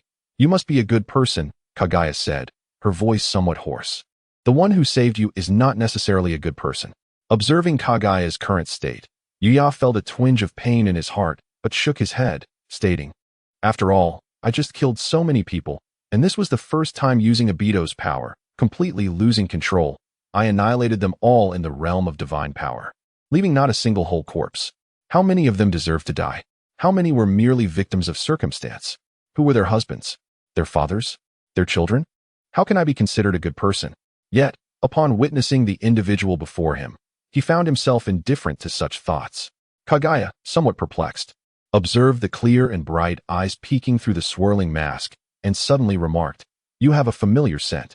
Yuya was taken aback, then slightly turned his head, hesitant to meet Kaguya's gaze. I may not know about others, but you must be a good person, Kaguya whispered. In an instant, Yuya felt a warm current flowing within his heart, akin to a sudden light emerging in a pitch-black forest. Redemption. It dulled the remnants of guilt from his transformation from a promising youth to a grim reaper. Can you rise? Yuya asked. Kaguya glanced at the hand still suspended in the air and shook her head. Her meridians were severed, and she lacked the strength to continue. Seeing this, Yuya stepped forward and lifted Kaguya into his arms. He stood still for a moment, not because Kaguya's body was particularly soft, nor because of the faint fragrance she once carried, now overshadowed by the scent of blood, but because the image and voice resurfaced in his mind. Chapter 138, Nagato, Konan. And Yahiko joined Konoha. Following Jiraiya's account of the origins of the Uzumaki clan, he emphasized to Nagato the relationship between the Uzumaki clan and Konoha. He suggested that what Nagato witnessed, the so-called Konoha ninjas killing his parents, was likely just an illusion. The headband he saw could have been a genjutsu or a disguise worn by ninjas from other nations. For Konoha ninjas would never harm members of the Uzumaki clan. If such a discovery were made, Konoha would certainly not forgive or condone it.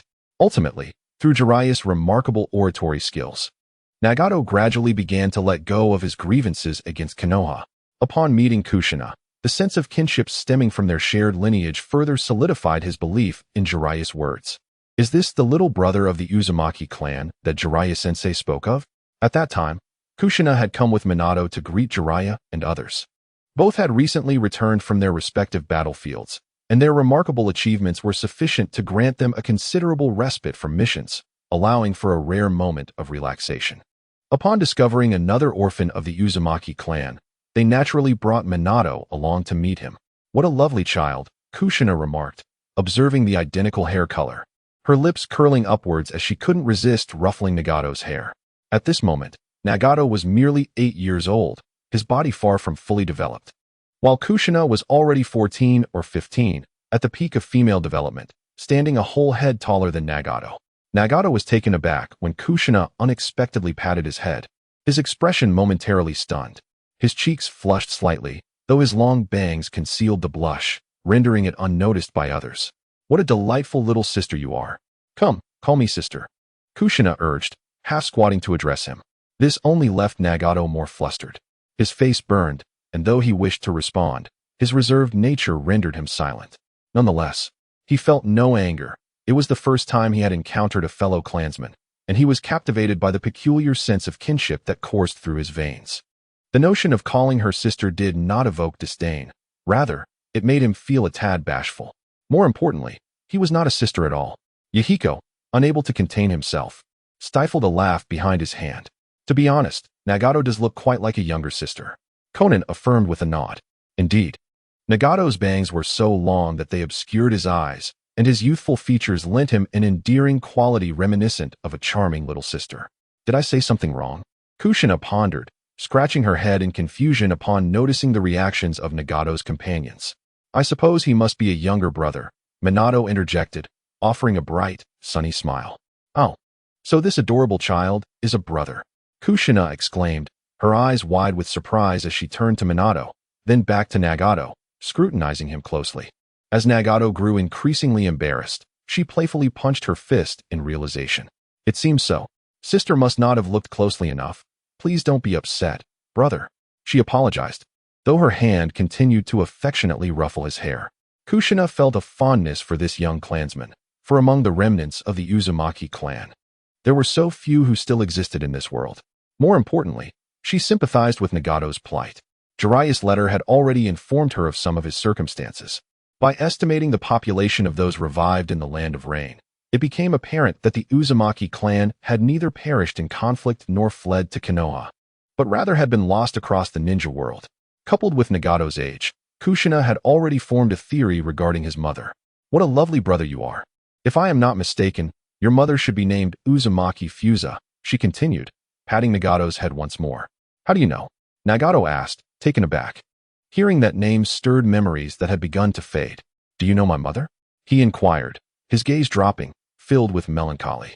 My mother never mentioned her surname. But she is indeed named Fusa. That is the case, Kushina murmured, contemplating briefly. The Uzumaki clan was besieged in those days, and your mother fled to protect you. The reason she did not disclose her surname was to shield you from danger. If her lineage were revealed, it would surely attract further persecution from the nations. Her expression turned solemn. So that is how it was, Nagato whispered. In that moment, he contemplated a myriad of thoughts, finally understanding why his mother had never spoken of her clan. She had scarcely mentioned her own surname. I had no idea that Aunt Fusa was pregnant when she sought refuge in the Land of Rain and ultimately fell in a hardship. As Kushina spoke, her demeanor grew sorrowful. If it were merely the consequence of war, she could have been saved by the mighty deity.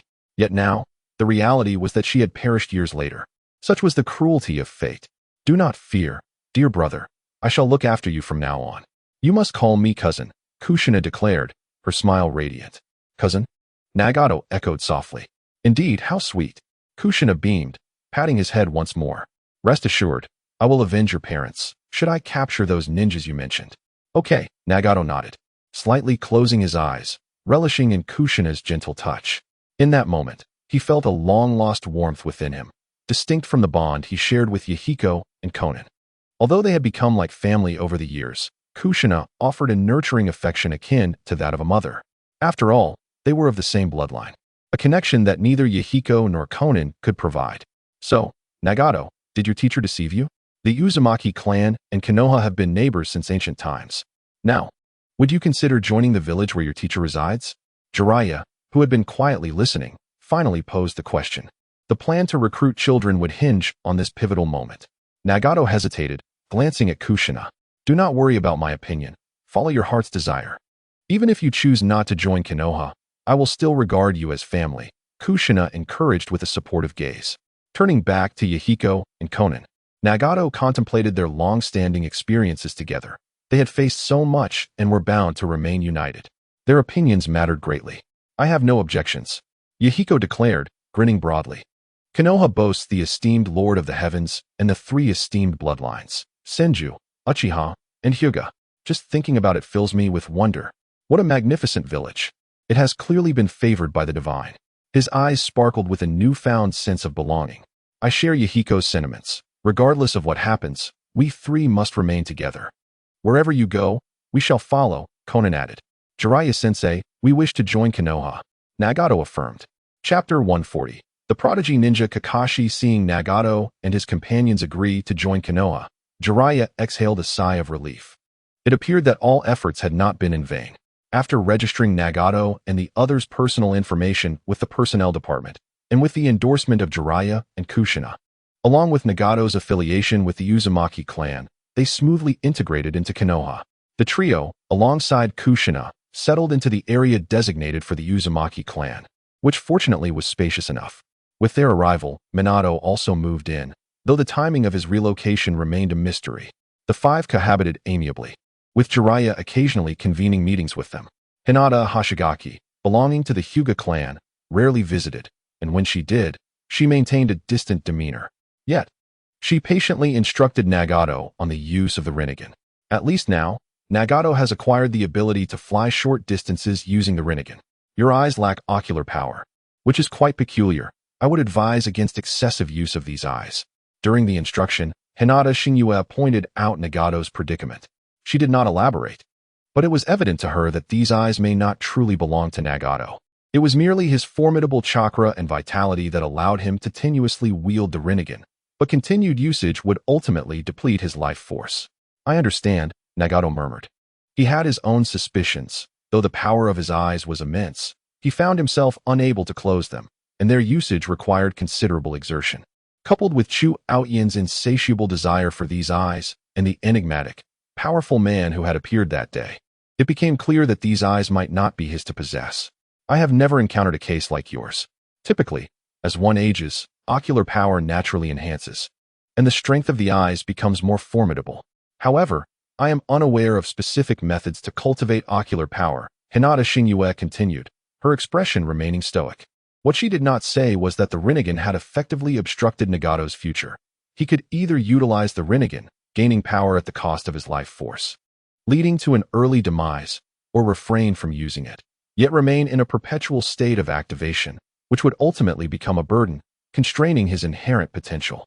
Thank you, senior sister, Nagato said, his expression somber, though he nodded in acknowledgement. Although I am uncertain, that esteemed individual must certainly know. Whether I encounter him depends on my fortune. At this, Hinata Shingyue's demeanor filled with reverence, her once indifferent gaze now concealing a profound fervor. This was a side of Hinata Shingyue that Nagato had never witnessed.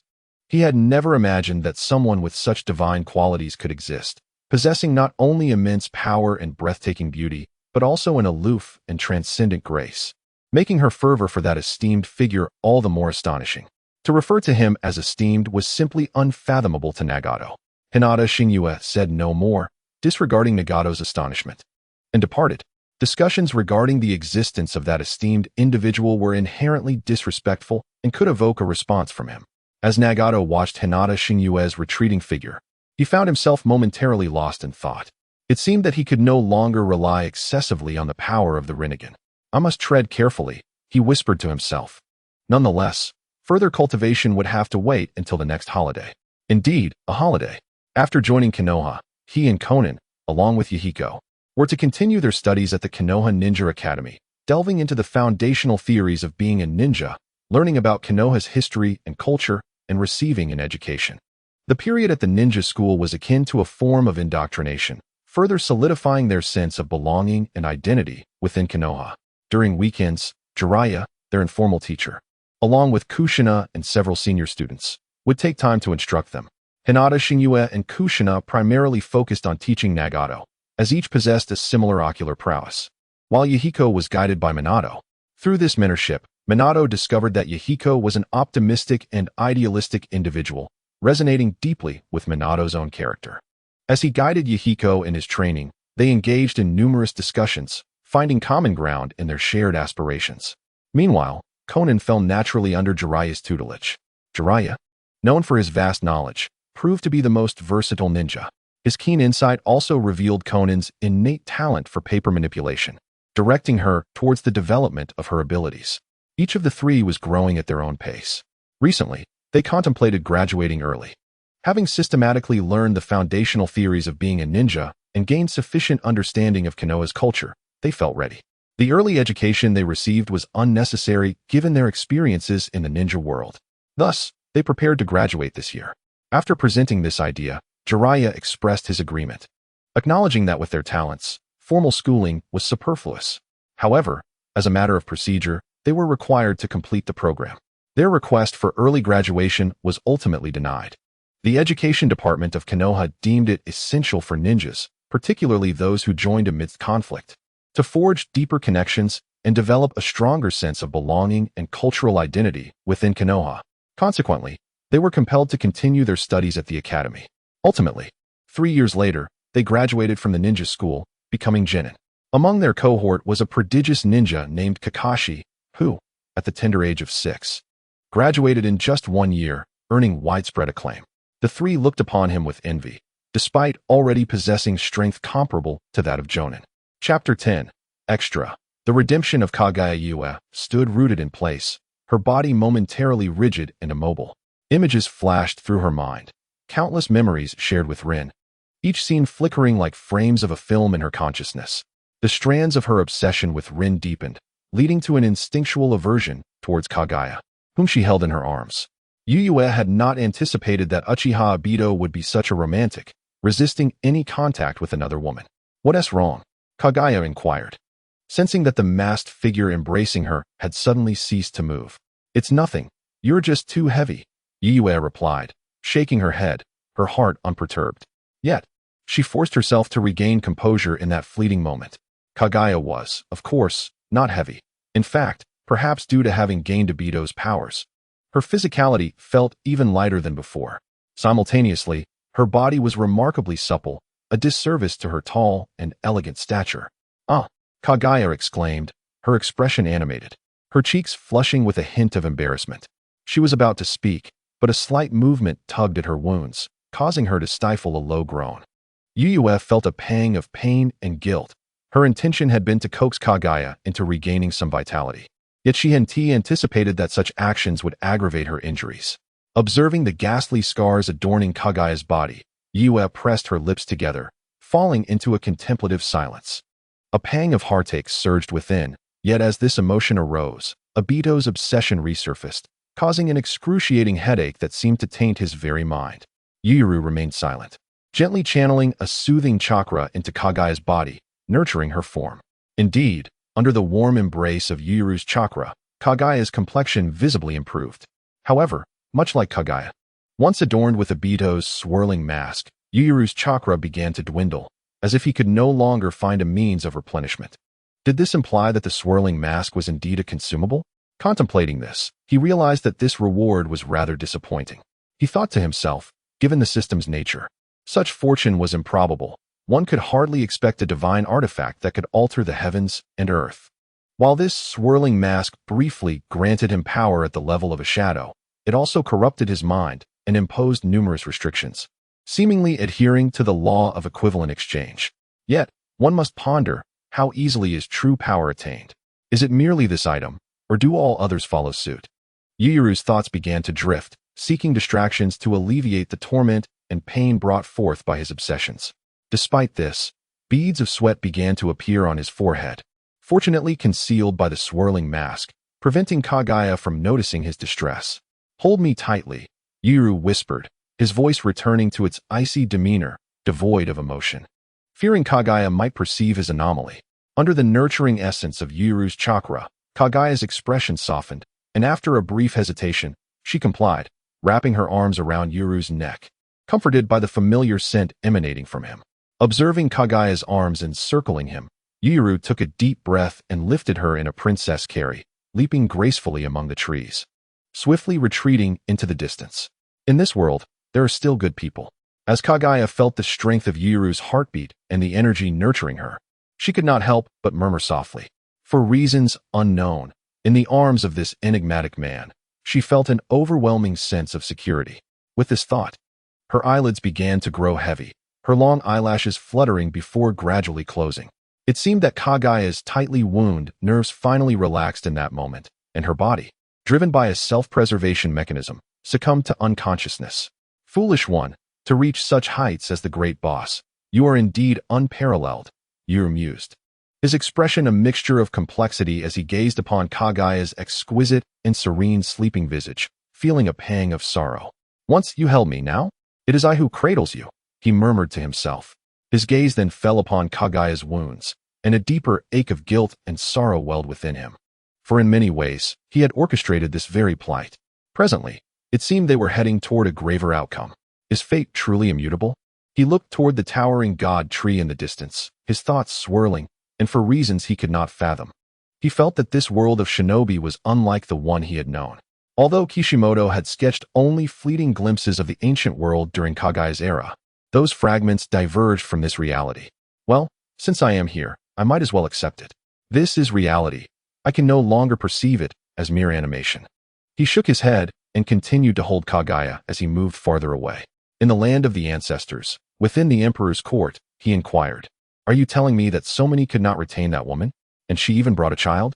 The emperor sat upon his throne, his expression serene, betraying no hint of joy or anger. He sighed softly and sipped from his tea. "My lord, I know not. All are dead. Not a single complete corpse remains. Only remnants and severed limbs." A warrior clad in black knelt low, his head bowed deeply, afraid to meet the gaze of the figure on high. A strange repulsion had decimated the entire second team of guardian warriors, their bodies left in gruesome disarray, the cruelty of the act unimaginable. A frail woman had managed to ensure that not a single guardian escaped. The emperor murmured to himself. Even with his profound composure, his eyes flickered uncertainly. Rising slowly, he paced the grand hall. The only sound echoing within the vast chamber was the soft thud of his footsteps, creating an eerie silence. Is this truly a feat within human capability? After a long pause, he questioned, seeming to address the black-clad warrior, yet also speaking to himself. Beads of sweat dripped from the warrior's forehead as he trembled, burying his head lower still. The brutal slaughter of all present warriors was an unspeakable horror.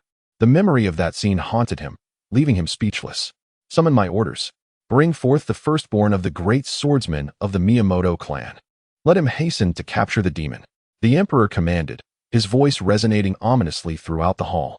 Yes, outside the hall, a subordinate immediately knelt, responding with utmost respect. Just as he was about to withdraw, the emperor added, "Wait, also summon the fighter from the Inazuma clan, and the Onmyoji from the Tsuchimikado family, Abino Saimai. Time is of the essence. Bring them all." After a moment's thought, he felt unease and declared, "Never mind, I shall go myself." The subordinates kneeling below were left in stunned silence. The great swordsman, the Onmyo clan, the fighter from Inazuma. Such figures were the bedrock of the nation. Emerging only in times of dire peril, yet now they were all to be summoned? It was clear that the emperor was not as calm as he appeared. Had the land of the ancestors truly reached the brink of existence? The subordinates' thoughts raced, while the emperor had already departed, his figure receding into the distance. As the emperor ventured beyond the palace, his retinue marched in formidable formation, yet not even the might of so many soldiers could quell his inner turmoil. Memories of that night flooded back to him. The two meteors that had fallen from the sky, the prophecy of the demon star's descent becoming a chilling reality. He murmured to himself, suddenly lifting his gaze to the clear, cloudless sky, then following the trajectory of that sky to the towering god tree, which pierced the heavens and earth, a sight that had emerged in some forgotten era. He vaguely recalled the ancestral tales that spoke of the moment the god tree appeared, when the once resplendent Onmyo clan had withered like the fleeting cherry blossoms, falling in an instant. At the moment the divine tree emerged, it seemed to signify the transition between two eras. The extraordinary powers that once roamed the world were gradually retreating. Now, he stood once more amidst the heavens and the earth, feeling an unsettling sense of instability. He had a foreboding that a new era was on the verge of dawning. Chapter 11. Side Story. Abandoning Kaguya to escape? In the heart of the forest, Yuya swiftly carried Kaguya home as he fled into the distance. With a few leaps, they vanished from sight. The air whistled past his ears, and his surroundings blurred dramatically. Each precise jump ensured that he landed flawlessly on another branch, a feat once unimaginable, now instinctual. Obito had imparted not only the burdens of obsession but also invaluable combat experience and an understanding of his own abilities. Otherwise, mastering these skills would have required considerable time, and occasional collisions with trees would have been inevitable. In his previous life, the ninjas in the Naruto series seemed to traverse walls, leap between trees, and walk along power lines with effortless grace. Each movement appeared perfectly executed. Yet such feats demanded exceptional dynamic visual acuity, physical coordination, and mastery of one's own strength, all of which necessitated rigorous training. Yet Yuya was able to bypass these steps. However, he was too preoccupied to relish the thrill of his newfound extraordinary power. With each passing moment, his concern for Kaguya deepened, as chakra continuously surged into her body. Yet, aside from squandering what little chakra remained for a semblance of comfort, Kaguya pallor showed no signs of improvement. Her injuries were far too severe, with several wounds deep enough to expose bone. The fact that she was still alive was a testament to the astonishing resilience of the Otsutsuki clan. He found himself resenting the system for not presenting him with the option of a healing potion once more. He would have chosen it without hesitation, willing to bear any consequences. In addition to his worries for Kaguya, Yuya was also contending with the invasive obsession of Abido. His mind flooded with fragmented memories. In a cold, desolate space, Abido first encountered Rin's lifeless body, disbelief coursing through him as he touched the icy form. The self-imposed numbness of his world shattered at that moment, revealing a dark and despairing reality, the brutal ninja system, stripping away its icy veil. The sheer hysteria and overwhelming despair threatened to drive Yuya to madness. 2 minutes and 29 seconds. 2 minutes and 28 seconds. Yuya silently counted, assessing the remaining time he could endure. At that moment, he had to hasten his escape with Kaguya. After all, he could not foresee when the sovereign of the ancestral nation would dispatch someone to hunt him down. When the time came for Abido to utilize his vortex mask again, if Kaguya remained unconscious and injured, he would be utterly powerless to resist the complete assimilation into Abido. As he contemplated the so-called sovereign, Yuya's eyes gleamed with a fierce crimson, the black fan-like design in his gaze slowly spinning, awakening his Sharingan. Never before had he felt such intense murderous intent towards anyone. Simultaneously, fragments of previously elusive thoughts began to coalesce in his mind, gradually becoming clearer. For instance, if the sovereign intended to capture them, why had he allowed their escape at that time? Upon reflection, it became evident that he believed Kaguya could not possibly evade his grasp. Since he would eventually possess her, why not employ a more cunning approach? For example, he could sell her to a brothel, allowing her to experience the harshness of the world. And only after she had endured humiliation would he reveal himself as her savior. This way, he would earn her gratitude and affection, making it impossible for her to refuse him when he sought her out again.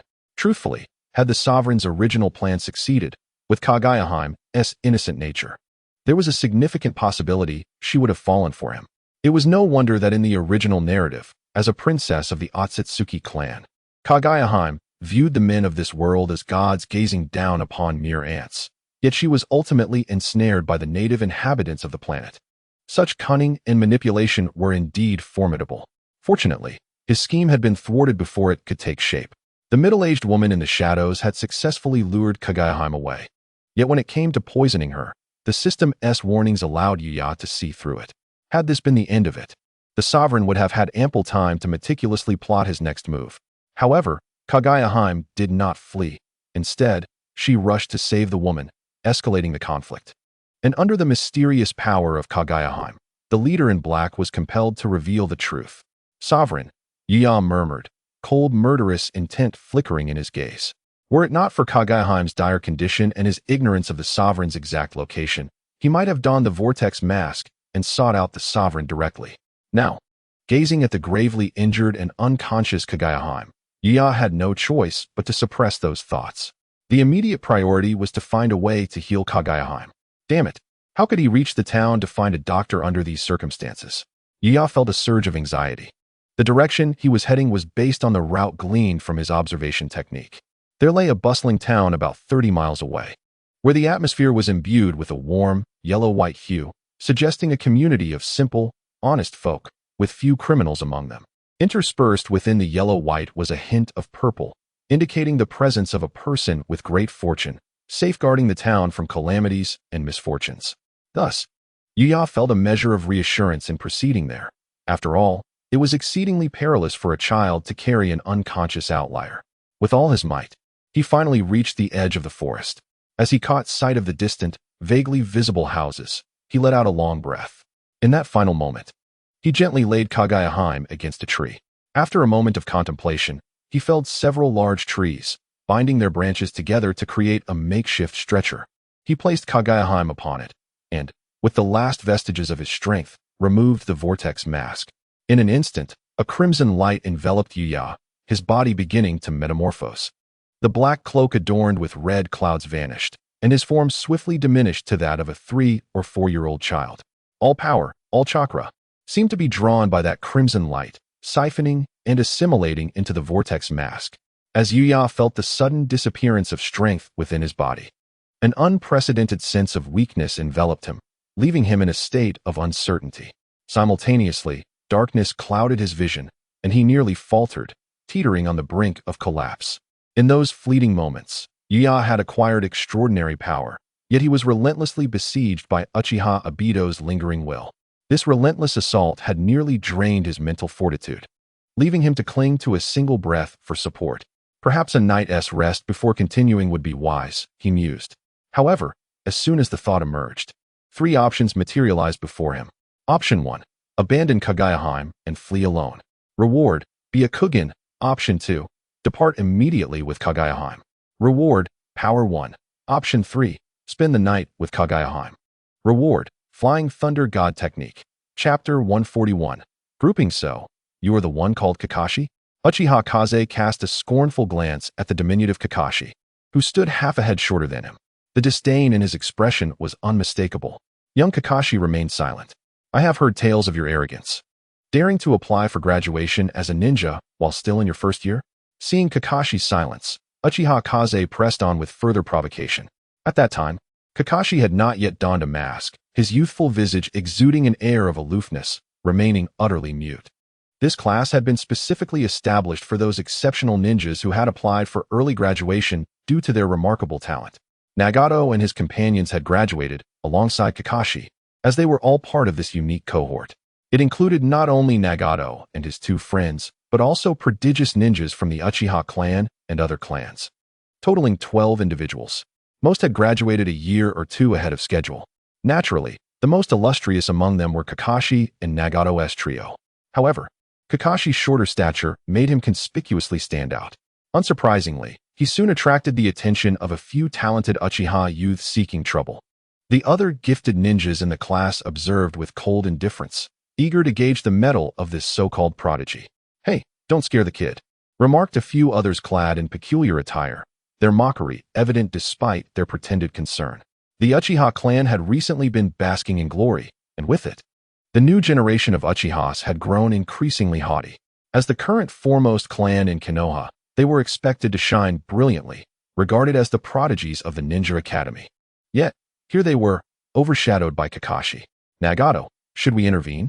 Conan asked, unable to watch the petite Kakashi being bullied. Let us observe for now. I sense this child is quite extraordinary, Nagato replied, shaking his head. Through his Rinnegan, he detected a chakra within Kakashi that rivaled that of several Uchiha. Moreover, there lay a powerful, unique energy within him. Perhaps it was this aura that caught Kakashi's attention, for the young ninja cast a calm glance in Nagato's direction, seemingly conveying that he was the true child here. Nagato could only offer an apologetic smile in response. Kakashi then turned away. Such keen senses, Nagato thought. He truly is remarkable. Conan, noticing Nagato's fixation, nodded in agreement. Yet, he seems a bit arrogant and overly mature for his age, Yahiko murmured nearby, though he had no intention of intervening. Kid, you seem rather full of yourself. A few Uchiha youths, feeling ignored by Kakashi, were ignited with a silent fury. They had never encountered anyone more arrogant than a member of the Uchiha clan. All had graduated ahead of schedule, a feat that marked them as rare talents. No wonder he is from the Uchiha, they would say. Yet now, the spotlight was firmly on Kakashi. Ignoring their taunts, Kakashi remained unfazed. This is quite foolish, he thought. Unable to contain their anger, they lunged at Kakashi with fists raised. In this era of Uchiha supremacy, they were unafraid of repercussions for a brawl. They could easily claim it was merely a sparring match. Moreover, given their substantial autonomy, any misdeeds committed by their clan members would only be dealt with internally, providing ample room for maneuvering. With a thud, Kakashi calmly absorbed the blow and retaliated with a fluid, practiced movement, executing a shoulder throw that sent his assailant crashing to the ground. Yet, another assailant emerged from behind, attempting to grapple Kakashi. In an instant, Kakashi formed seals and vanished, replaced by a wooden substitute. Displaying remarkable taijutsu skills and comprehensive ninja prowess, he engaged in combat. However, the Uchiha were not to be underestimated. and their numerical advantage began to take its toll, even without any of them having awakened their Sharingan. Despite their noble lineage, they had solidified their foundational skills. Gradually, the scuffle intensified, and Kakashi found himself increasingly outnumbered. Observing this, Nagato shook his head, preparing to intervene. Shinra Tensei. Nagato extended his hand, unleashing a powerful repulsive force. Causing both Kakashi and the Uchiha to stagger momentarily, their attacks faltering. Seizing the opportunity, Kakashi rolled away, opting not to pursue the fight further. The Uchiha youths felt the sting of humiliation. They, who were a few years older, had been unable to subdue the smaller Kakashi, only to be effortlessly interrupted by an outsider. They cast fearful glances toward Nagato, realizing the unexpected strength he possessed. Originally, they had dismissed him as the oldest yet least gifted among them. However, they now found themselves astonished by the formidable aura emanating from him, rivaling that of their teacher. Kakashi, standing at a distance, also turned his gaze toward them, his expression remaining placid. Yet, the slight narrowing of his pupils betrayed a deeper turmoil within. This was not a battlefield. Their teacher would arrive shortly. With all eyes upon him, Nagato sighed softly. He was not one to seek the spotlight, but he could not bear to witness a child being bullied by numbers. In his youth, Kakashi possessed numerous qualities that Nagato admired, which justified the talent Kakashi displayed. With a creak, the door swung open, and a figure entered, a teacher from an unknown class, clutching a stack of forms, seemingly poised to announce something significant. Excellent. It appears you have all been quite obedient, the teacher remarked, surveying the classroom with a sense of satisfaction. This time, there was a rare absence of friction among the students, with no signs of altercations, for after all, geniuses often carry a sense of pride. First and foremost, congratulations on officially becoming ninjas. Your early graduation application has garnered recognition from Konoha due to your talents. I hereby announce your respective teams. Nagato, Konan, Yahiko, and Kakashi will be grouped together, with the esteemed Lord Minato Namikaze, the Yellow Flash, as your Jonin instructor. The teacher's gaze lingered on Nagato and Kakashi, filled with envy. If these children were considered geniuses, then Minato was undoubtedly a genius among geniuses, having become an elite Jonin at the tender age of 11. Commanding battlefields and earning the title of hero in Konoha. The trio from Minato's class represented an insurmountable benchmark for all graduates of the Ninja Academy. Even Kakashi paled in comparison, for becoming a Genin was hardly noteworthy. It was rare to ascend to elite Jonin within just 2 years. Congratulations. Your teacher is indeed Lord Minato Namikaze, the teacher concluded with warm regards. Among the 13 students, as they were divided into groups of 3, it was inevitable that one would be left alone. However, to everyone's surprise, Kakashi ended up alongside Nagato and the others, assigned to the Namikaze clan. Chapter 12. Interlude forward. Apologies for the discomfort, dear family. Option 1. Escape alone from this place. Reward. Byakugan. Option 2. Escape with Kaguya-hime. Reward. Strength 1. Option 3. Spend the night with Kaguya-hime. Reward. Flying Thunder God Technique. Yuya felt an inexplicable sense of mockery from the system upon viewing option 1, where abandoning Kaguya-hime would result in receiving the Byakugan. Faced with these choices, Yuya found himself in a moral quandary. He immediately dismissed option 1, for the Byakugan would not alter his current predicament. Leaving Kaguya-hime behind, even if he were to claim the reward and return, would expose her to peril during his absence. What if a passerby or beast were to harm her? He could never forgive himself for such negligence. Furthermore, even in the absence of misfortune, he remained unwilling to take any chances regarding Kaguya-hime's safety. Option 2 offered a meager attribute point, and according to the system's reward mechanism, it was undoubtedly the most favorable choice. However, he was already struggling to carry Kaguya-hime any further. He questioned whether, without the use of the whirlpool mask, a mere child of 2 or 3 years could truly find a doctor for her. On the other hand, option 3 presented the enticing reward of the Flying Thunder God Technique. This space-time ninjutsu, capable of disregarding distance, was precisely what he needed to alter his circumstances. Possessing the Flying Thunder God Technique would undoubtedly expedite their escape with Kaguya-hime, and who wouldn't covet such a signature ninjutsu from the Hokage? It would serve as a significant trump card when confronting the rulers of the land of ancestors. Moreover, the task appeared manageable. It seemed that simply resting with Kaguya-hime for one night would suffice to obtain the Flying Thunder God Technique. For someone as exhausted as he was, this temptation was indeed hard to resist. Option 2 selected.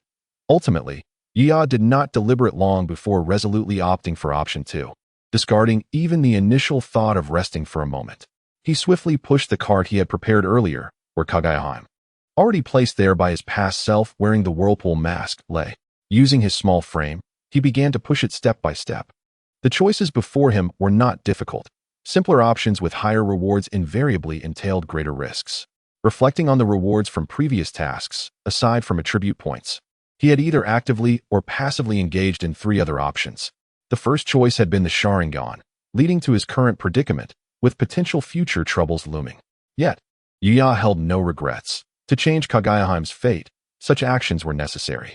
The second choice had granted him a miraculous restorative elixir capable of reviving the dead, albeit at the cost of Kaguya sustaining a wound. This consequence weighed heavily on his conscience, for who would relish being stabbed by someone they had saved? Clearly, such an event would leave scars on Kaguya's heart. The third choice had bestowed upon him Obito's whirlpool mask, a decision made under duress, with the price being his own peace of mind, continually besieged by obsessive thoughts. Oh, and it seemed Kaguya's affinity had decreased by 5 points. This time, he could not believe that the Flying Thunder God technique would be so easily acquired. If he were alone, he might have considered the risk, but with Kaguya in tow, he feared that the consequences might once again befall her, leaving him no choice but to tread carefully. Additionally, he was uncertain whether Kaguya's body could withstand another night, or if her condition would worsen. However, the 3 options were not without merit. At the very least, they offered him an attribute point. The system's suggestions also served as a hint, implying that danger lurked in the woods tonight, urging him to flee. He was unaware of the source of the impending threat. It could arise from wild beasts or humans. Regardless, he could not remain in this place. As Yuya cautiously pushed the cart, the sound of the wooden wheels creaking resonated through the forest. Almost immediately, he considered abandoning the effort. He was simply too small, and the cart was far too large, especially with Kaguya resting atop it. The endeavor appeared nearly impossible. Yet, thinking of Kaguya spurred him to clench his teeth and muster strength from somewhere deep within, slowly managing to move the cart forward. The sound of the cart rolling echoed through the woods, perhaps aided by the recent attribute points boosting his strength, for no ordinary child could manage such a feat. Yuya gritted his teeth, propelled by remarkable determination, as the blazing sun filtered through the sparse trees, casting dappled shadows on him and the cart. The edge of the forest, merely a mile away, appeared to stretch infinitely before him. The cart moved sluggishly, and soon, Yuya was drenched in sweat, large beads cascading down his forehead.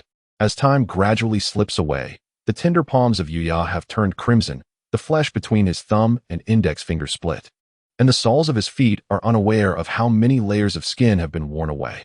From the initial unbearable pain to now moving like a soulless automaton, he trudges forward as if driven by instinct, resolutely pushing in one direction. Countless times he has wished to halt, yet the image of Kaguya's battered body and the lurking dangers behind her propel him onward once more. Is this all you are capable of? He questions himself. Where were you when Kaguya was injured? Where were you when she delayed for time? Where were you when she urged you to leave and face the enemy alone? Deep within his heart, he screams repeatedly, it is Kaguya who lies there. The echoes of his thoughts reverberate throughout his consciousness. If it weren't for my presence, Kaguya would not have suffered such grievous wounds, would she? If she weren't afraid of me being found, she wouldn't have resisted for so long even when her chakra was depleted. He wishes to muster a bitter smile, yet he finds himself devoid of the strength to even twitch a facial muscle. Only the guilt within him deepens. How wonderful it must feel to have her instinctively protect you in times of peril. Yet, how can you continue to accept this woman's protection so complacently? He incessantly provokes himself with these thoughts, spurring himself on. Almost there, just ahead, he whispers within. As the sun sets, a child and a cart collide, slowly drifting away. Chapter 142. The battle against Otsutsuki in the realm of the Hokage world. Deep within the cosmic expanse, endless laws evolve, birthing myriad rhythms. A singular law, vast and unbounded, evolves and perishes in an instant, radiating resplendent brilliance that sweeps across the heavens and the earth. At the very center of the universe stands a colossal tree, ancient and decayed, rooted in this place. Its branches flourish, reaching skyward and grounding themselves deep into the earth, boundless and infinite. The roots delve into the cosmos, its verdant leaves sprawling in all directions. Intricate and profound runes of the great path spread across its ancient branches, evolving the essence of existence and annihilation. It is unclear from which era it emerged, as if it has been rooted here since the dawn of the universe. It is unimaginable how magnificent and awe-inspiring it is. Merely its roots penetrate one planet after another, linking entire star systems, with countless galaxies pierced through by its tendrils. One flower, one world, one leaf, one Bodhi. Each of its innumerable leaves nurtures an entire small world, forming a vast cosmic cluster entirely comprised of this ancient tree, the Otsutsuki. With every breath and moment, countless planets are devoured by it. It resembles a black hole of the cosmos, accelerating its consumption of this celestial expanse. Yet, in front of this indescribable behemoth, two figures float. Humans, sparing you back, then has allowed you to attain enlightenment. A voice, laden with the weight of ancient time, reverberates from the depths of countless dimensions, echoing through the dark cosmos. It resonates like the voice of the Tao. As the words fall, the pitch-black starry sky ignites at that moment. Countless galaxies awaken and pulsate, as if brought to life in an instant. What you sow today is the fruit of tomorrow. You should have foreseen this day, Yi speaks softly. In this instant, he regains his true self, radiating golden light that fills the universe. By now, Yi has discerned the true essence of the Otsutsuki. It is the world tree of the endless chaotic universe across myriad realms. At its core, it is but a branch of the foundational tree from the primordial world. Yet it has fallen to this realm, its realm diminished to that of a celestial being. The enlightenment it claims is not merely a reference to Yuya's current ascent to the realm of the great heavenly sovereign, but also signifies the full assistance of the heavenly path of the Hokage world. The heavenly path of this realm encompasses not just the life-giving planets nurturing the ninjas of the original Naruto narrative, but the entirety of the universe. Countless life planets across infinite time and space. The universe has poured all its resources into aiding Yuya's ascendance, allowing him to reach this stage. The consequence of this is that even if the ancient tree were to consume the entire universe, it would not suffice to heal its wounds. You once nurtured civilizations. As a priest of the ancient era, and though you are but a branch of the foundational tree, you now use the entire world as a cauldron. What is the reason for this? The silver dragon also restores its magnificent form, its golden body illuminating the skies, stirring boundless winds and clouds. Its body stretches endlessly, traversing the starry sky, with shimmering silver scales resembling colossal stars, radiating brilliance. Ancestral dragon bloodline, we once battled in the past. You could not defeat me then. Do you dare to challenge me again? The ancient tree remarks. Nonsense. You have not won, nor have I lost, the silver dragon scoffs. It has grown to this day, from the moment of its birth to now attaining enlightenment, never having tasted defeat, save for that battle over 1400 years ago in its youth. Until now, aside from Yuya and the ancient tree before it, it has not encountered worthy opponents. This universe is still too small, after all. The Grand Hall approaches. With great foes looming, it would be better for us to join forces and perhaps withstand one another, rather than engage in a fight to the death. The ancient tree shifts the topic, no longer dwelling on that matter. To secure the outside, one must first stabilize the inside. Yi glances at it calmly and replies, I do not believe you will be of any assistance. Arrogant. The ancient tree, in a fit of rage, laughs derisively, though its laughter betrays not a hint of mirth, its tone remaining as calm as ever. Yet, in that instant, the entire cosmos begins to tremble.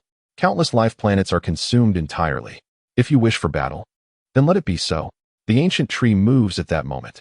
Thousands of roots transform into chains of the great path, swinging forth, enacting endless laws, launching an assault on Yuya's golden form. It is as if the entire galaxy is set into motion at that moment. Yuya merely observes with a cold gaze, his expression unchanged. Yet, his golden form suddenly radiates blinding light. Clad in ethereal white garments, his unparalleled grace shatters the heavens, unleashing an overwhelming aura. He wields his finger as a sword, unleashing a beam of brilliant golden light that illuminates the heavens and the universe. This golden light traverses countless time and space, reaching the ancient tree from various dimensions, breaking through the cycles of cause and effect, and cleaving this sword strike. The river of time is severed, the starry sky torn apart at that moment, along with the roots that embody countless laws. This sword is the culmination of Yuya's understanding of the sword path over millennia. From the original Susanu's sword to the Amaterasu divine sword and the space-time celestial sword, he has gradually comprehended the essence of the sword. Within the entire Naruto universe, the sword paths of countless worlds have been absorbed by him, enabling him to pinpoint his true form from different time and space and strike this blow. How is this possible? You have reached that level? The ancient tree roars in terror. Its voice reverberates across the heavens. In this moment, he was enveloped by an overwhelming sense of trepidation. At their level of existence, it is exceedingly challenging to bring about each other's demise. Even if the corporeal form within this time and space were to be annihilated, it would surely revive in another dimension. The only way to truly extinguish such a being is to traverse the vast river of time and uncover its origin. This feat is typically within the realm of the Great Luo. Yet, despite Yuyi lacking that particular aura, his sword has already grazed the edges of that domain, thus providing a genuine possibility of extinguishing him. There is no need for you to comprehend. Yuyi had no intention of elaborating further. He struck down with successive blades. Concurrently, a myriad of lightning flashed, intertwining at the pinnacle of the boundless, chaotic cosmos. Each arc of electricity traversed countless star systems, resembling the radiant rays of collapsing galaxies. Among this chaos, a silver dragon emerged, consuming thunder and exhaling electricity, wielding the power of thunder. He appeared as the primordial tribulation of infinite time and space, descending in this moment as a harbinger of judgment. This was the inherent force of the silver dragon, the path of thunder. The dragon devoured clouds and exhaled mist, capable of ascending or concealing itself, embodying the very inception of all thunderous retribution across the heavens. Boom! One thunderbolt after another surged across endless time and space, seeking its origin, striking against the ancient tree.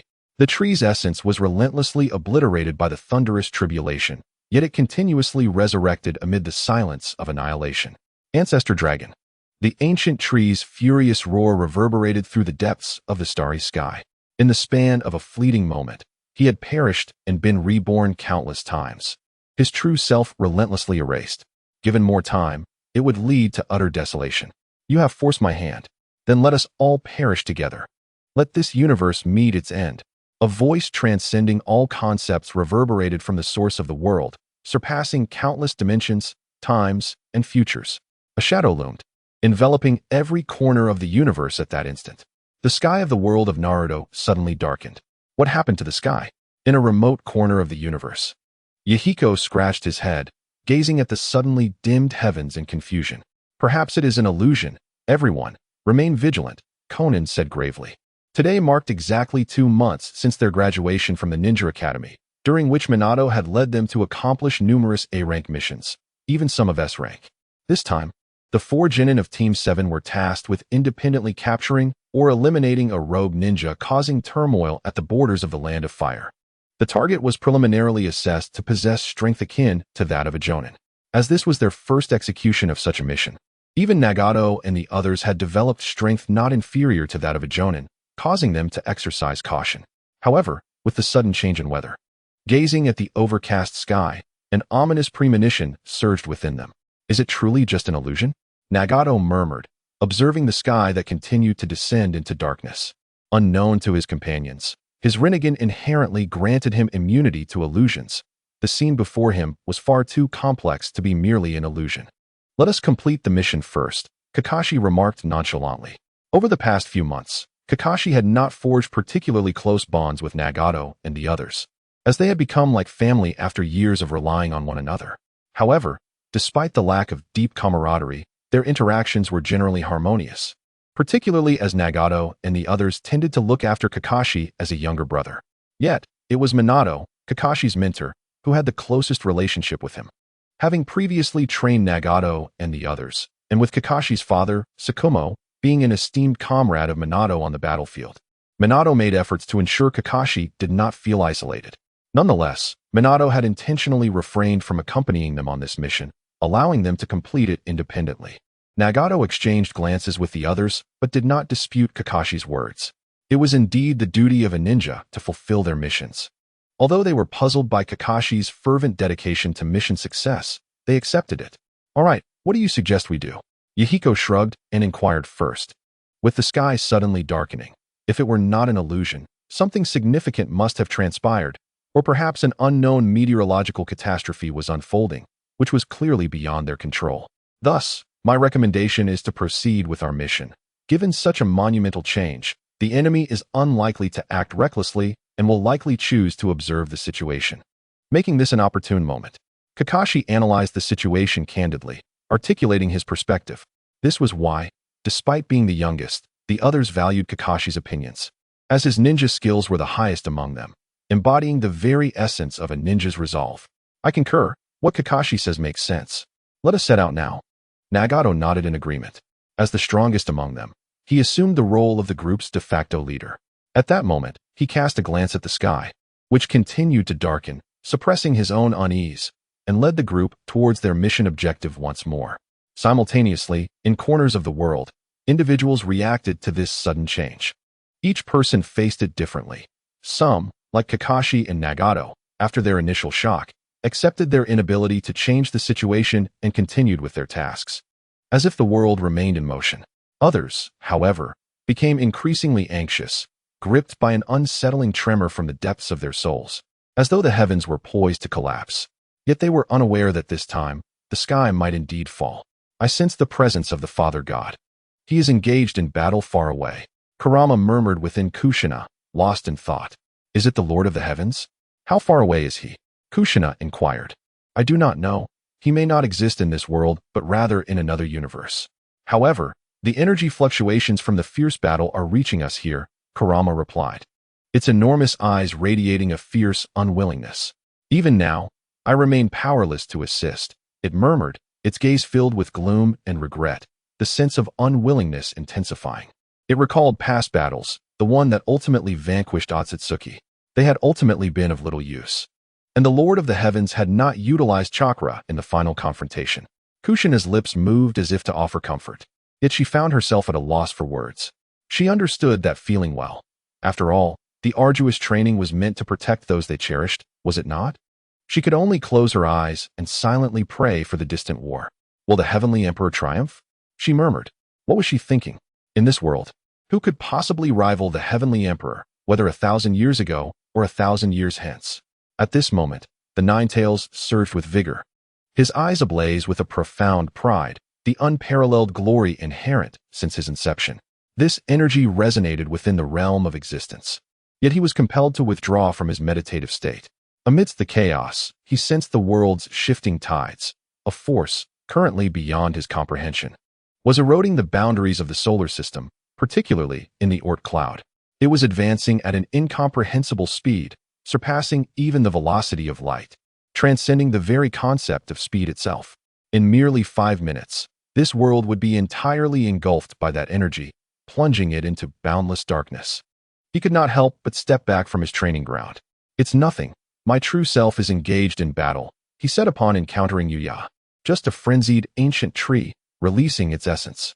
I will handle it, but afterward, my avatar will likely dissipate. Yuya, exuding divine radiance, remained inscrutable. He had long sent Kaguya to another dimension, a sanctuary where the ancient tree could not reach, a place he meticulously safeguarded. However, should this primary timeline perish, it would inevitably affect Kaguya's realm. Heavenly Emperor, can I assist you? After listening to Yuya's explanation, Ban hesitated before speaking. What business does a child have in this? Yuya replied with a hint of amusement in his gaze. After a moment's reflection, he continued, however, Ban, in our next confrontation, I will require your aid. Train diligently. I have high hopes for you. With that, he cast Ban a meaningful glance, and then, with a ripple in the fabric of space, vanished. Do you need me? Ban quivered with anticipation, invigorated. He plunged back into his training grounds. Today, his opponent was a peculiar individual named Tang San, who wielded a strange combination of abilities, one hand wielding a blade of grass, the other a hammer. Nevertheless, he was confident of victory. Years of cultivation had taught him that mere pursuit of immortality did not suit him. Yuya had illuminated a new path, merging the arts of cultivation with chakra. He doubted Tang San could breach his Susanoo. Chapter 144. The Fusang Realm. As Yuya arrived beyond the Earth's atmosphere, he gazed into the distant cosmos, where the fierce battle between his true form, the silver dragon, and the ancient tree raged on. Each clash obliterated vast star systems and countless planets, and the conflict had now reached this very point. Resolving this looming threat was imperative before the true calamities could commence. Yuya sighed softly. This was not his first encounter with Earth's peril, and this time was merely a cosmic crisis. Ultimately, it could lead to the multi-universal catastrophe heralded by that great hall, a scenario he was all too familiar with. I hope this avatar retains some energy after resolving this trouble, Yuya murmured. In the next instant, his form soared to unimaginable heights, radiating brilliance, his golden visage illuminating the expanse beyond Earth. At that moment, the sky of the Naruto world brightened dramatically. A golden path stretched across the heavens, spanning countless miles, saturating the sky. The brilliance was so intense that all beings were abruptly thrust from night into day, their eyes struggling to adjust. However, a few exceptions remained. Heavenly Emperor Hinata Cu whispered, her Rinnegan allowing her to adapt to the light's transformation, granting her the ability to perceive what others could not. She beheld the towering figure that had suddenly manifested in the starry sky, lost in contemplation. As Earth plunged into darkness, the arrival of the Heavenly Emperor signaled an impending cataclysm. What could possibly warrant such intervention? Driven by instinct, Hinata harnessed the repulsive force of her Rinnegan, soaring high into the sky to draw closer to that figure. After a childhood separation, Yuya had once visited her, accompanied by Kaguya, and spent some time with her. However, they had not met again since, save for that moment, which had crystallized into the highlight of her youth, nearly eternal in her memory. Yet, even as she broke through the atmosphere, she could not reach that figure until her Rinnegan's power waned. Nonetheless, she beheld the most exquisite sight of her life, the figure clad in white, as ethereal as a celestial being, magnificent as the moon. Endless darkness surged toward him, carrying with it strange, monstrous rules, each capable of devouring a planet. They encroached upon Earth, yet were repelled by that towering figure, who, with a single sword, emanated boundless brilliance. The radiance was beyond description, a dazzling spectacle that struck awe. His presence was unparalleled, his aura daunting, and with sheer will. He kept the monstrous beings at bay. Hinata gazed, entranced, her body descending in freefall, ignited by the friction of the atmosphere, yet she remained oblivious, captivated by that figure. Then she witnessed it, the most radiant sword of her existence. Yuya's celestial form permeated the solar system, and with a flourish of his hand, he unleashed a strike that transcended time and space, embodying infinite rules. In an instant, it erupted with unmatched brilliance, cleaving through all the beasts threatening the galaxy, even advancing toward the source of the conflict. Thus, every rule converging upon Earth was thwarted, ensuring its survival amidst the cosmic cataclysm. How wonderful it is to have one, Hinata murmured, her eyes glazed with wonder. That figure is indeed invincible. I knew it. A profound sense of relief washed over her, and she closed her eyes, her body plummeting with increasing speed. She had not considered whether this reckless act would lead to her survival. Still too young to soar higher, her chakra and vision were nearly depleted, rendering her unable to utilize Shinra Tensei to slow her descent. Her mortal flesh, akin to a shooting star, hurtled toward the ground. She resolved to embrace this rare moment of audacity. Years prior, she had declined the chance to be taken away by that figure when he held Kaguya's hand. For she could not abandon her mother, leaving her utterly alone. Even if she were to approach him, with that girl who, for reasons unknown, resembled her in age, height, and appearance, she would have no chance of winning his affection. The adoration that filled his gaze when he looked at that girl was a treasure she could never possess. In her youthful capriciousness, though she longed for him, she had always turned him down. Yet, this time, she craved to indulge in her whims. At least witnessing this scene, being so close to him once more, she felt no regret. The wind howled past her ears, and Hinata Xinyue's thoughts were continually blurred by the descending currents. A shooting star fell from the night sky, a testament to Hinata Xinyue's burning brilliance.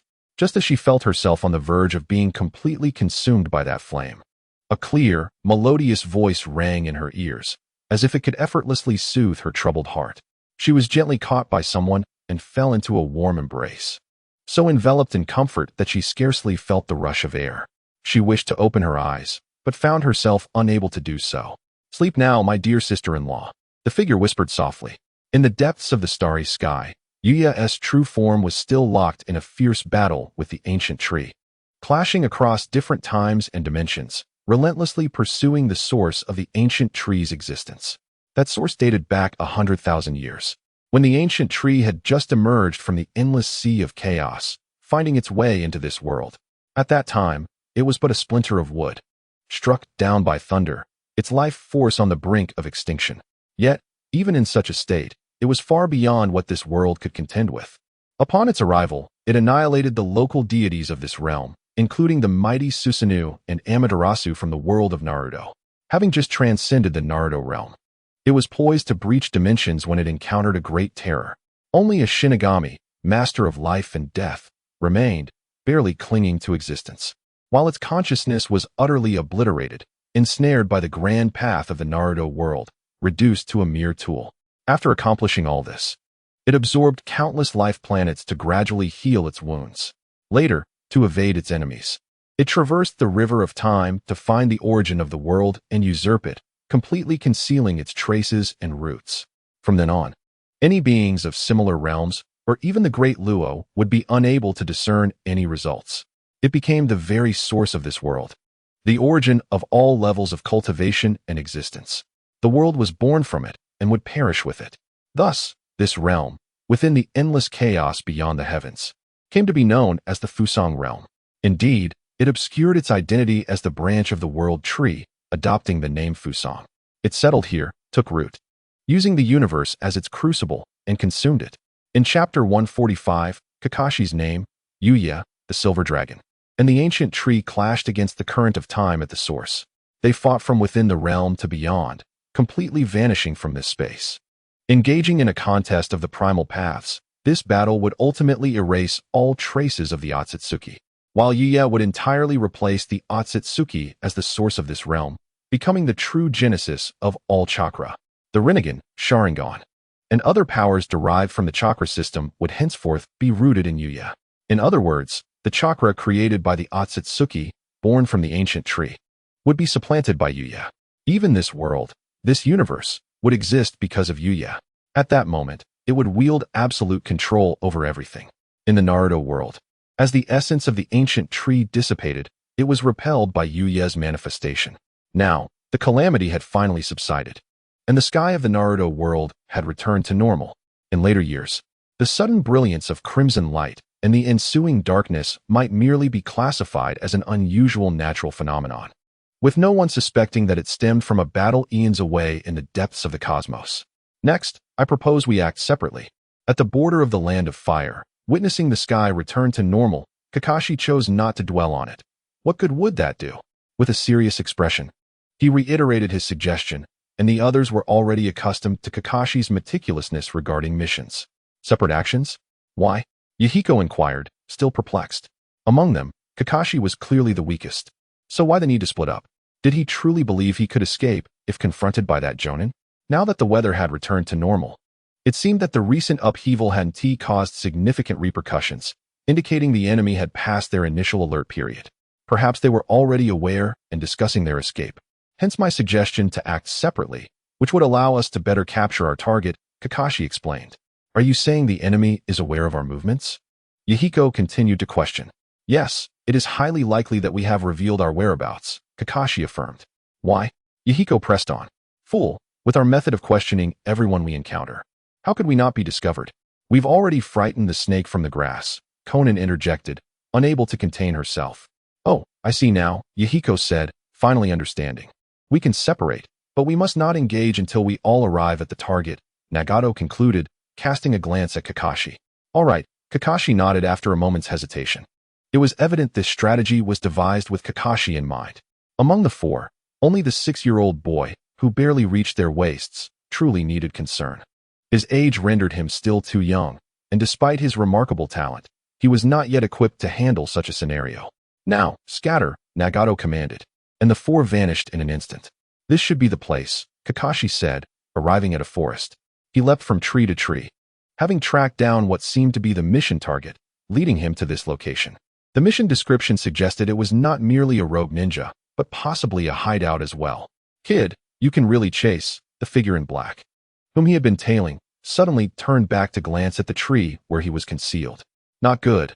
I've been discovered, Kakashi thought, hurriedly hiding behind a large tree. What are you hiding for? Come out. I've known you were there all along, the figure in black smirked. Impressive for a kid who hasn't even weaned yet to chase me all the way here, the figure continued. Kakashi realized he had been led into a trap as he prepared to retreat, only to find another shadow blocking his path. Children should be playing in the mud. The games of ninjas aren't for the likes of you, the figure sneered. Kakashi found himself in a perilous situation, caught between two attackers. Soon, several adversaries engaged him in combat. Given his youth and inexperience, it was his first encounter with foes of such formidable caliber. In no time, he was defeated. Would he perish here? Kakashi murmured, clutching his chest. A single blow had sent him sprawling to the ground, unable to rise. He had never anticipated the vast disparity in strength between himself and a jonin. Moreover, his opponents regarded him with a certain level of esteem, displaying considerable vigilance. Even though he was but a child, they took it upon themselves to set traps and had stationed another jonin in ambush. Initially, he had anticipated ensnaring a significant prey, yet he found himself facing mere small fry. Is this the best that Konoha can muster to capture me? Whom do they underestimate here? The leading jonin of the mission proclaimed, raising his katana as he approached the incapacitated Kakashi. At this juncture, Nagato and the others would likely be unable to reach him, and their speed was overwhelming. He had no time to weave hand signs. The route of escape had been thoroughly sealed off, and at his current pace, he could not break free. Was he truly facing death? Even in his incapacitated state, Kakashi continued to ponder his escape routes, yet all he gleaned was despair. In this dire moment, no amount of prodigious talent could quell his rising panic. Nevertheless, he forced himself to regain his composure. I left markers along the way. Nagato and the others should follow them. However, the target was not merely one jonin, but two. I must convey this information. At this critical moment, Kakashi's thoughts remained fixated on the mission. No one knew why he was so adamant about achieving a 100% completion rate. It stemmed from a memory of his childhood, a resplendent figure clad in white. 5 years ago, shortly after the conclusion of the Second Great Ninja War, Kakashi was just born. My son is about to be born. What name should we give him? After Madara quelled the chaos of battle, Tsukumo Hatake returned from the conflict in the Land of Wind, only to be met with the joyous news of his wife's successful delivery. He was filled with excitement and turned to his best friend, Might Guy, seeking advice on the name. Both Tsukumo and Guy had fought on the battlefield of the Land of Wind. Guy, thanks to the teachings of a certain individual, had transformed from an ordinary ninja, barely able to utilize a few techniques, into the most distinguished figure on the battlefield, second only to Tsukumo. Even Tsukumo felt that if Guy unleashed his full potential, he might rival him. A name? Let me think. Guy pondered seriously, not wanting to admit his limited literacy. Look, your name, Tsukumo, means to assist. And the cloud in your name suggests a cloud drifting to the left, which corresponds to the west. How about naming the child Kakashi? Guy earnestly proposed. The west has some merit. But why Kakashi? Tsukumo contemplated. It's nothing special. I just suddenly crave Kakashi milk tea, Guy replied. Enough. My name is powerful and majestic, Tsukumo. How could my son be named something as trivial as Kakashi? Tsukumo roared, rolling up his sleeves, ready for a confrontation. Chapter 146. Kakashi's Inner Thoughts. All right. As if I never spoke. Seeing Tsukumo's face turn red with anger, Guy shrugged. Just then, they encountered Yuyake, who was leisurely wandering with Kaguya. Tsukumo was instantly animated, imploring Yuyake for a name. This name, Yuyake glanced at Tsukumo, surprised that Kakashi's name would ultimately be decided by her. How about Kakashi? Yuyake hesitated, recognizing that it would indeed be odd if Kakashi were named anything else. See what I told you? I knew it. Guy exclaimed, excitement bubbling within him. Why do you seem so agitated? Do you find the name too casual? Yuyake inquired, observing their reactions. Casual? No. Truly, the name bestowed by the esteemed deity is melodious, formidable, and memorable.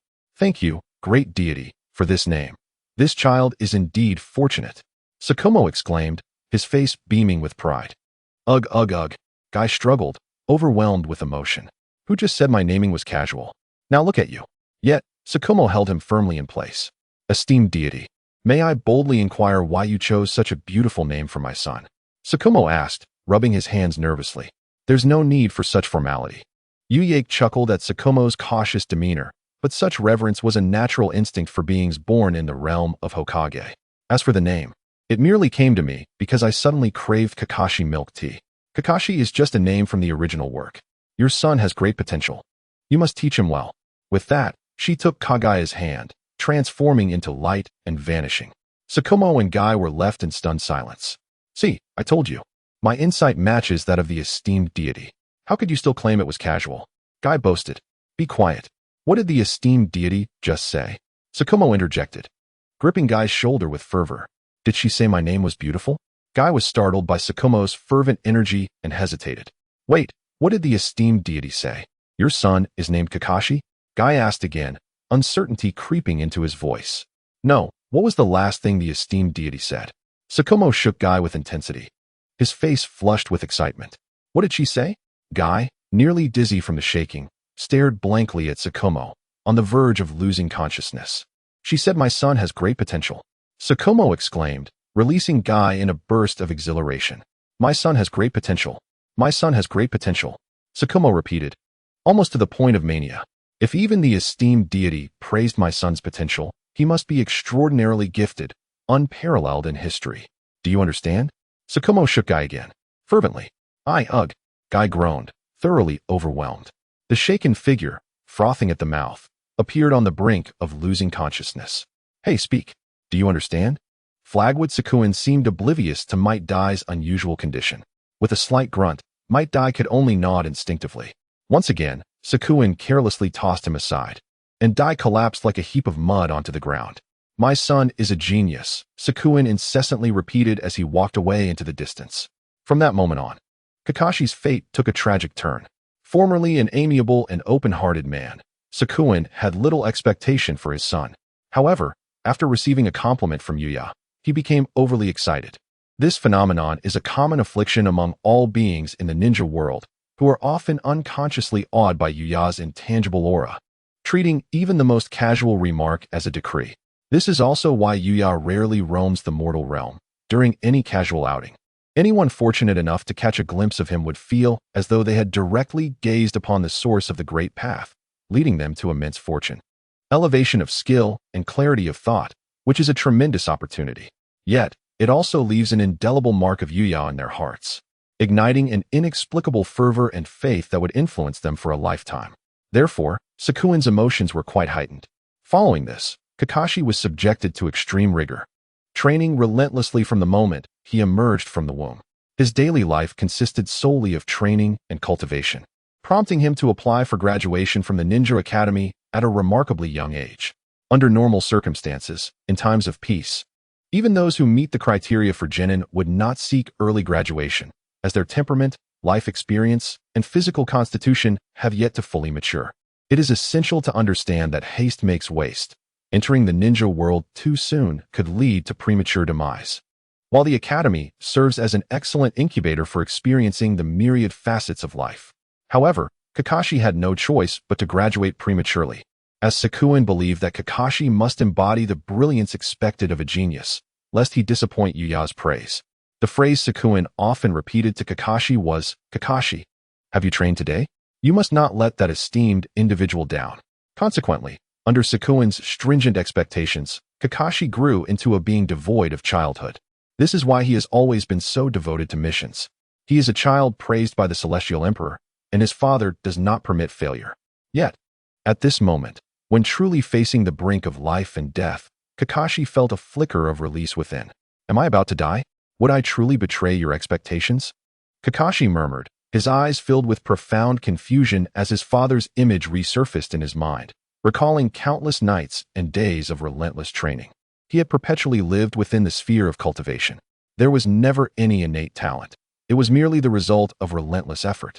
He had never understood what his father often referred to as the Celestial Emperor. What he had always desired was simply to not let down his father's expectations. Chapter 147. Sui memories flashed through Kakashi's mind like a fleeting panorama. He closed his eyes and ceased to ponder, quietly awaiting the arrival of death. Oh, is that Kakashi? Have you really let yourself go in just a few days? A teasing voice echoed in his ear. Who is calling me? Kakashi, somewhat bewildered, opened his eyes to see a stunning figure clad in white before him. The two rogue ninjas who had been attacking him were now unconscious, seemingly defeated without his awareness. "Who are you?" Kakashi attempted to inquire, but before he could finish, darkness consumed him, and he fainted. "You are?" Hinata, see you dazed, opened her silver eyes and asked. She had been plummeting from the vast heights beyond the atmosphere, certain of her impending demise, yet it seemed she had been saved. Before her stood a figure in white, exuding an ethereal grace, with striking features that were flawless. "Ah, you may call me Lord Celestial Emperor," the figure replied with a gentle smile. Hinata Siu hesitated, her beautiful eyes narrowing slightly, before extending a delicate hand, chakra enveloping it, while the other hand pressed against her chest. With a wavering gait, she approached the figure, declaring, "What you say is not amusing at all." In the next instant, she awkwardly attempted to strike the figure. Hey, but I saved you. What are you doing? Are you repaying kindness with malice?" The figure retreated while waving his hands, slightly furrowing his brow. "Do not jest about such matters." Hinata Siu remained undeterred, stubbornly lunging forward despite her injuries, only to miss entirely. "I am not joking, truly. Did you not see me battling that beast just now?" The figure sighed. "Well, I saw that the Celestial Emperor had long since departed," Hinata Siu retorted. "Oh, cannot I make a detour to rescue you?" The figure asked, slightly bewildered. Would the Celestial Emperor indulge in such trivialities? Hinata Siu clearly did not believe him, casting a sidelong glance at him in disbelief. "Do you perceive me as utterly cold-blooded and heartless?" Yuya could not help but feel somewhat speechless. Moreover, his appearance, form, and demeanor differed vastly. Hinata Siu shook her head again. Yuya found himself at a loss for rebuttal.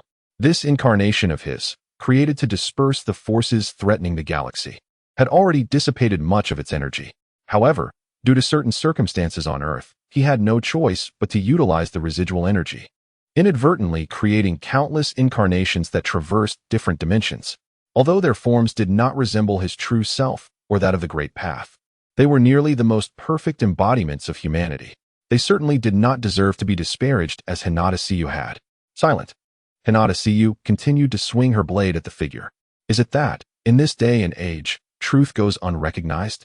Yuya mused, somewhat exasperated. How absurd.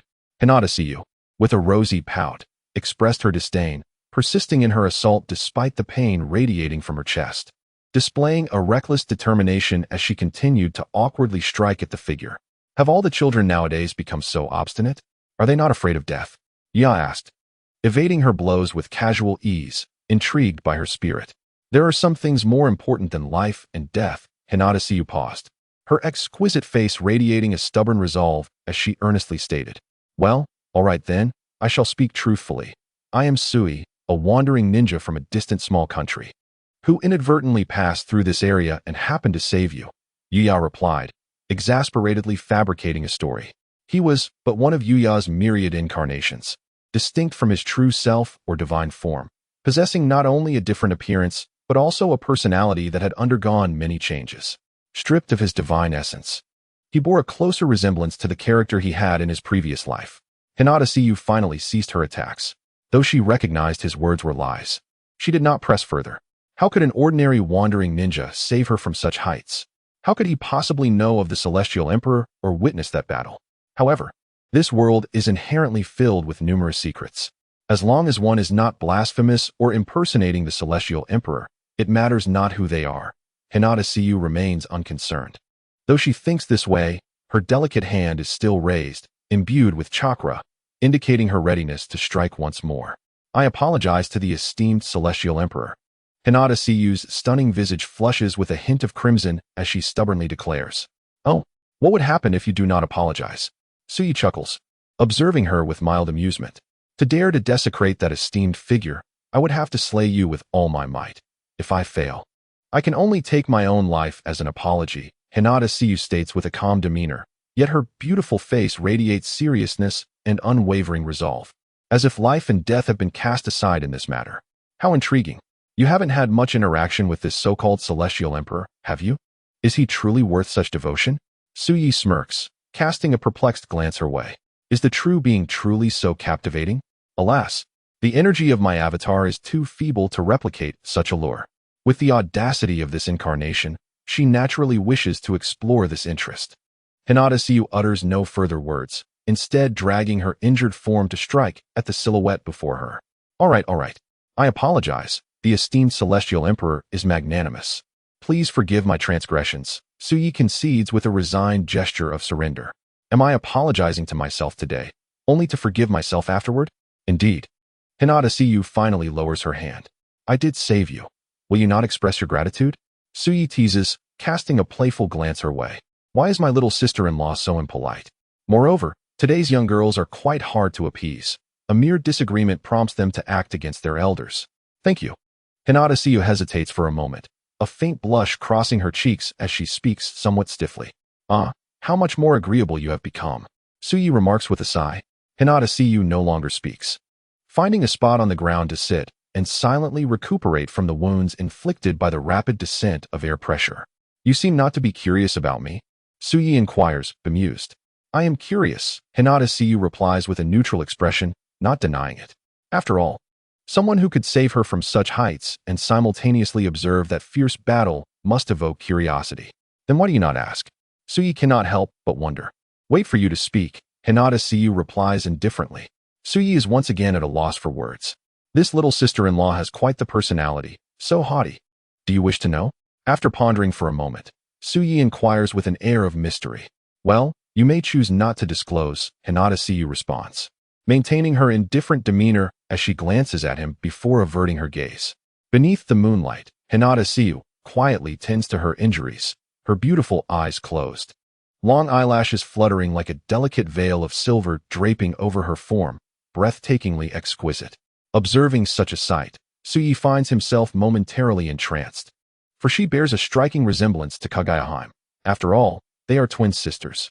If he were truly Yuya, he would not experience such trivial emotions. To him, any beautiful woman would merely be a fleeting specter of beauty. However, he is ultimately not Yuya. He is merely one of Yuya's myriad incarnations. The true Yuya battles among the stars and ancient trees, while the one safeguarding Earth is but a manifestation of Yuya's essence. Accompanying Kaguya is yet another manifestation. The true essence is eternally singular, while Yuya's manifestations have crystallized into three entities, one accompanying Kaguya, another traversing different planes of existence with ulterior motives. The manifestation protecting Earth has just dissipated in the recent battle, nearly exhausting its energy in resisting the onslaught from the Otsutsuki origin. As it prepared to fully dissipate, it released its final vestiges of energy, dispersing this myriad of incarnations across various timelines, each unique in temperament and appearance. Yet the unwavering constant remains the profound affection for Kaguya. At this moment, Suyi experiences a similar sensation. He is Yuya, yet he is not Yuya, and thus cannot approach Kaguya. Yet, gazing upon the visage of Hinata Suyu, he feels a slight tremor within. Come closer, I shall tell you, Suyi beckons. Inching closer to Hinata Suyu, a hint of mystery gracing his flawless countenance. Hinata Suyu furrows her brow, though reluctant to concede. She cannot deny that this individual possesses an admirable appearance. Second only to the Celestial Emperor, he is the most handsome person she has encountered. Moreover, he exudes a pleasant aroma, rendering her unopposed to his proximity. Yet, compared to the Celestial Emperor, he still pales in comparison. With such thoughts, Hinata Suyu leans in closer. Suyi scans the surroundings to ensure they are alone before leaning towards her slightly flushed ear, whispering conspiratorially, In truth, I am your ancestor. Chapter 148. In truth, I am your ancestor. A gentle warmth brushes against her ear, causing Hinata Suyu's cheeks to redden, resembling a ripe apple, her blush extending to the very roots of her ears. This marks her first intimate encounter with a male, and Suye's proximity sends tingles throughout her body, evoking an instinctive sense of resistance and peculiarity. However, recalling that Suyi had indeed rescued her, and her genuine curiosity regarding his true identity, she suppresses the urge to push him away. In truth, I am your ancestor, Suyi whispers, leaning in closer with an enigmatic expression, as if sharing a momentous secret. As Suye's magnetic voice reaches her ears, Hinata Suyu finds herself momentarily stunned. She feels foolish, truly foolish, for having leaned in so close. From the moment he claimed to be the Celestial Emperor, she should not have believed his fanciful tales. Suyi is quite pleased with Hinata Suyu's reaction. He has shifted to the side, prepared to evade any sudden attacks she might launch.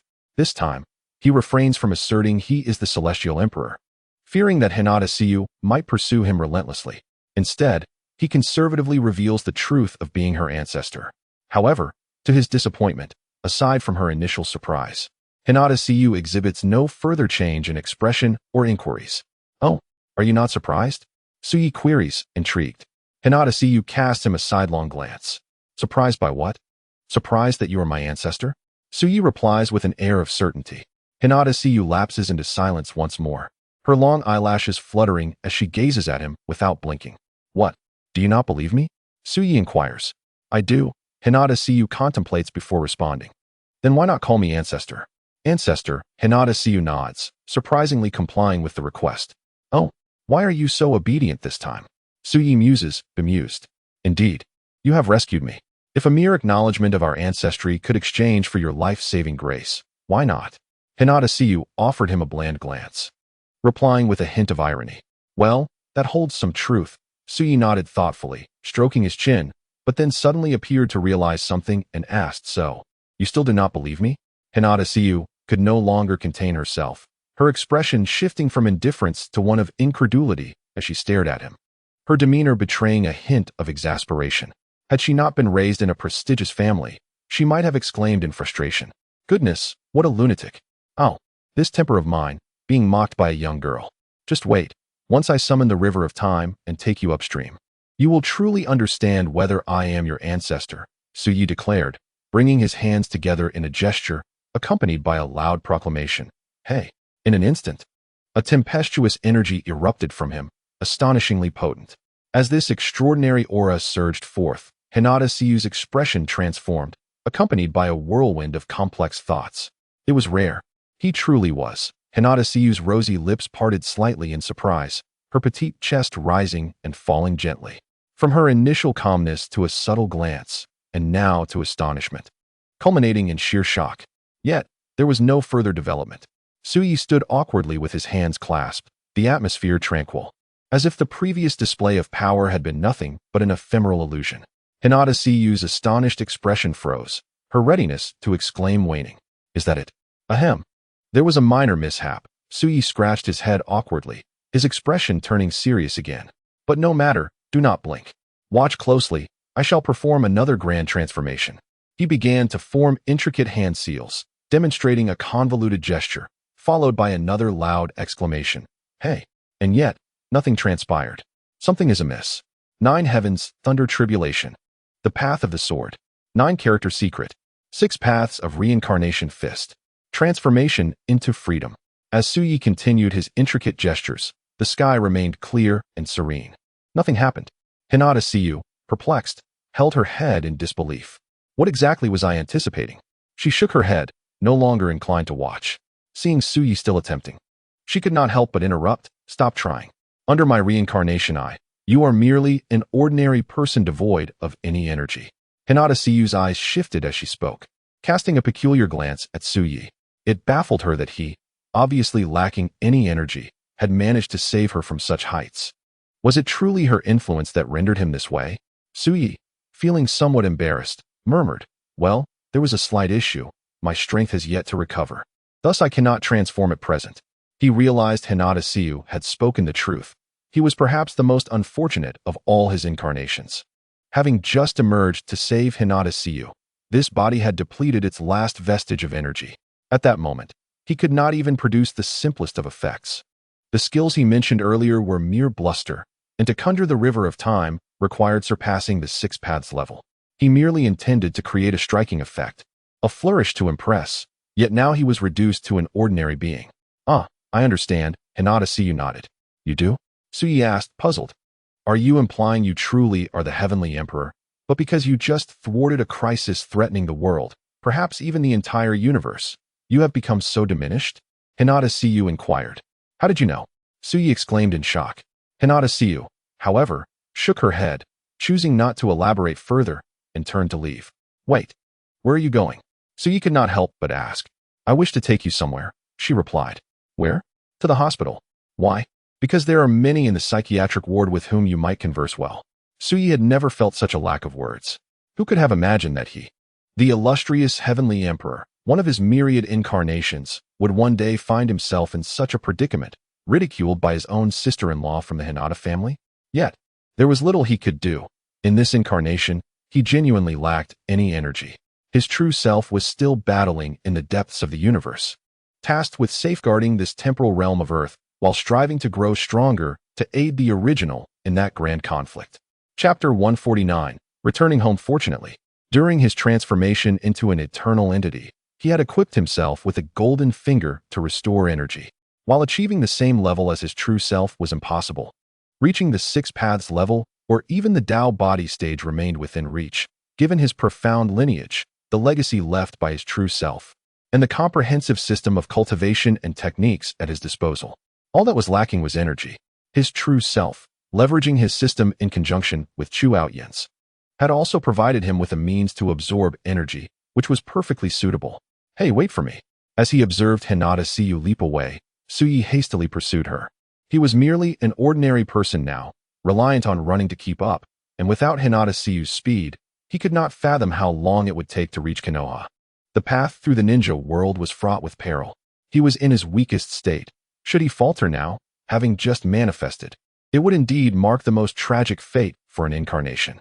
Thus, he could not allow his sister-in-law and protector to escape. Wait for me. I was just kidding.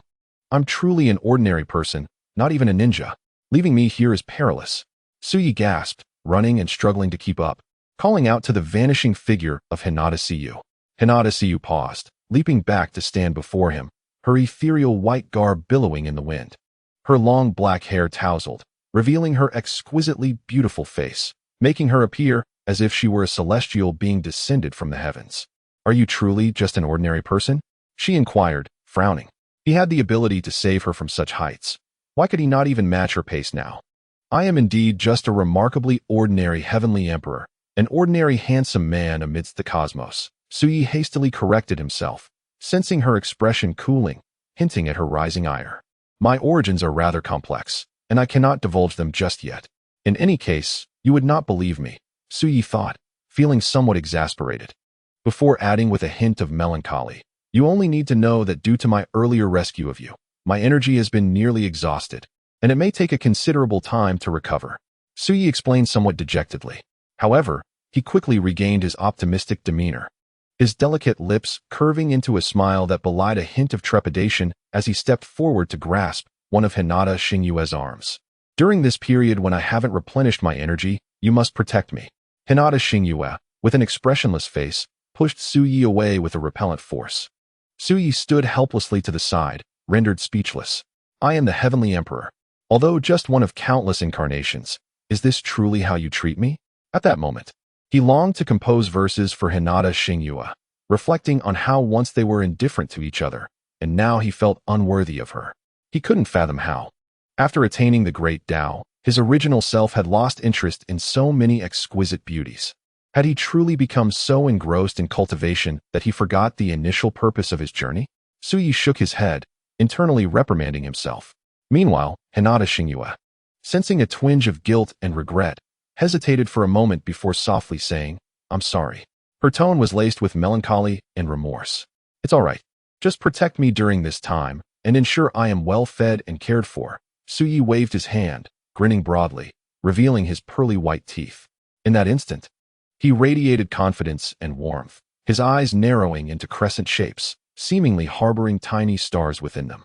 Coupled with his nearly flawless visage, he possessed a unique allure that easily endeared him to others. Hinata Xingyue momentarily lost her train of thought, quickly averting her gaze from his eyes. Damn it! What was that just now? Was it some unknown ninjutsu? Was there electricity? Hinata Xingyue mused silently. After a long pause, she finally regained her composure, returning to her usual expressionless demeanor. Where to next? Suyi inquired. You wouldn't really take me to the hospital, would you? Hinata Xingyue glanced at him with her beautiful eyes, noting how handsome he was, and then pretended to be indifferent as she turned away, calmly stating, home. With that, she nonchalantly turned and began to walk away. Hey, why is your face so red? Suyi, having approached her without notice, asked curiously. Hinata Xingyue replied, could you carry me for a bit? With you jumping around like this, I feel nauseous. Suyi sighed in resignation. At that moment, he was draped over one of Hinata Xingyue's arms, clinging tightly. The way ninjas moved was always unique, effortlessly leaping between branches with astonishing agility. They often kept their hands behind their backs, presenting a streamlined posture that, in reality, did not reduce air resistance, but rather contradicted the body's natural coordination. In the entire Naruto universe, only Lee's running style seemed scientific and normal. At this moment, Hinata Shingyue, like other ninjas, also leapt high with her hands behind her, descending in a parabolic arc. This made Su Yi, an honest and ordinary man, feel as though he were on an unending roller coaster. He seriously doubted that, at this rate, his small incarnation would dissipate from the strain. If that happened, it would be a true transformation. He himself was not overly concerned, but he worried about frightening the young girl. Are you unable to go on? Is this too much for you? Are you still a man? Hinata Shingyue furrowed her brow and finally came to a stop. She hadn't anticipated Su Ye's physical condition to be so poor. He truly was an ordinary person. Or perhaps even worse off. I can't go on, Su Yi admitted candidly, mustering all his willpower to avoid vomiting and maintaining a shred of dignity. He never thought that after years of cultivation, he would one day be carried by a woman and be told he was incapable. This is intolerable. Yet, he gritted his teeth, thinking about how to show his sister-in-law what true transformation meant. All right, Hinata Shingyue nodded, observing Su Ye's handsome face had turned pale. She chose not to say more, lightly biting her lip, and used her repellent force from her Byakugan to lift off the ground again. However, flying was no better than jumping. They soon began to sway dangerously in the air, nearly plummeting several times. Su Yi cried out, his face shifting from pale to flushed. Are you even capable? Why is this flight so unstable? The wind blurred Su Ye's vision, prompting him to hide behind Hinata Shingyue's attire as he shouted. Hinata Shingyue's face flushed with embarrassment, partly because Su Yi clung tightly to her out of fear of falling, and partly because her flight was indeed unsteady. My chakra hasn't fully recovered yet, she murmured. You should have mentioned that sooner. This is unacceptable. Your flying is unsteady. I'm much steadier than you. We might as well keep jumping, Su Yi suggested. Before he could finish, Hinata Shingyue suddenly accelerated, plummeting straight down and executing a sharp turn, as if seeking revenge, making Su Yi feel like he was bungee jumping through the sky. Stop. I was wrong. You are the best driver. You're incredibly steady. Su Yi gasped, foaming at the mouth, his words slurring. This sister-in-law has quite the temper. She won't let me speak? He sighed deeply. Chapter 150. Ambush. Why didn't you mention your chakra was depleted earlier? This flight is so unstable. In the high altitude, Su Yi clung tightly to Hinata Shingyue, grumbling. Wasn't it you who insisted I fly? Hinata Shingyue retorted, her pretty face filled with exasperation. Come on, what era are we in? You still need to fly? Back in my day, I could soar thousands of miles with just a thought. Su Yi exclaimed. Hinata Shingyue replied, if you're such a great braggart, why don't you fly yourself? Why do you need me to carry you? She felt a headache coming on, wishing she could simply drop Su Yi. But he was her savior. How much longer until we land? Can you fly a bit steadier? She thought, recalling how she could fly with just wind chakra back in the day, while now people relied on ocular powers. By the way, your Byakugan isn't very effective. I could make you a new one someday. Su Yi rambled on incessantly, as if he hadn't had a proper conversation in centuries. Shut up. If you keep talking, I'll just let you walk, Hinata Shingyue finally snapped, her face freezing in irritation. Her good upbringing had allowed her to hold back from saying she would throw him down. Fine, I'll be quiet. You're so fierce, Su Yi mumbled under his breath. Humph. Hinata Shingyue snorted coldly before descending from the sky. She was indeed running low on chakra, and the flight was becoming increasingly unstable, not to mention her inability to tolerate Su Ye's incessant chatter. His complexion was indeed extremely poor, pallid and ghostly, resembling someone who might disperse with the slightest breeze. This is how it should be. If only you had heeded my advice sooner. Su Yi let out a long breath, appearing as though he had survived a calamity, yet his lips continued to move incessantly. You. Hinata Shingyue was utterly exasperated. She couldn't help but wonder if Su Yi had not conversed with anyone for millennia. However, just as she uttered the word you, he hushed her. Shoo, keep your voice down. To the northeast, southwest, and at 10 o'clock, there are 3 enemy positions hidden in the woods, each approximately 3 kilometers away. Behind you, there are also enemies approaching at a speed of 300 miles per hour, 5 kilometers away. Su Yi's expression suddenly turned serious, his flawless visage rarely displaying such gravity. His star-like eyes were calmly fixed ahead. What nonsense are you spouting? My reincarnation, I can only see a kilometer's radius. Hinata Xingyue stammered, momentarily taken aback by Su Ye's sudden seriousness. After a long pause, she scoffed at his words. That means you should consider changing your reincarnation eye. It's simply a matter of perception, Su Yi replied nonchalantly. You. Hinata Xingyue was incensed. All right, I have no time to bicker with you now. Su Ye's demeanor shifted to one of seriousness, his voice calm. Who is bickering with you? Hinata Xingyue exclaimed, feeling a bit frantic. It was clearly Yu Yi who had been chattering incessantly, yet she was now accused of causing a ruckus? Fine, fine. Let us say I'm the one causing a commotion, as long as you're happy. Su Yi shrugged, adopting a mockingly reluctant and indulgent expression, akin to saying, I suppose I'll concede, whatever you say. You. Hinata Xingyue was on the verge of fury. Yet Su Ye's words seemed to suggest that she was the one being unreasonable. She vowed that if he uttered another word, she would abandon him right there without a second thought. You must refrain from using your reincarnation eye to observe in all directions. Instead, calm your mind, empty your thoughts. Focus on one point, and utilize the power of your spirit to enhance your visual perception. Your sight will be greatly improved. After a moment of silence, Su Yi's expression returned to its usual calmness, his demeanor markedly different from before. You speak as if you possess a reincarnation eye yourself, Hinata Xingyue remarked, momentarily taken aback before rolling her eyes. Hey, coincidentally, I used to have one. However, after a brief lapse, Su Yi turned to her with a smile. When he smiled, he truly looked captivating, his eyes twinkling like stars. Uffed, as if I would believe you, Hinata Xingyue retorted, her expression adorably flustered.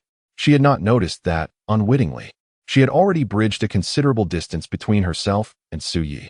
Su Yi chuckled but chose not to continue their banter, instead gazing ahead with a calm demeanor, his eyes flickering as if deep in thought. Utilizing the power of the spirit to perceive the strength of your sight, observing Su Ye's demeanor, Hinata Xingyue refrained from further comments. Though she verbally expressed her disbelief, internally, she began to contemplate the wisdom of his words. Being exceptionally talented, she quickly calmed her mind and followed Su Ye's advice.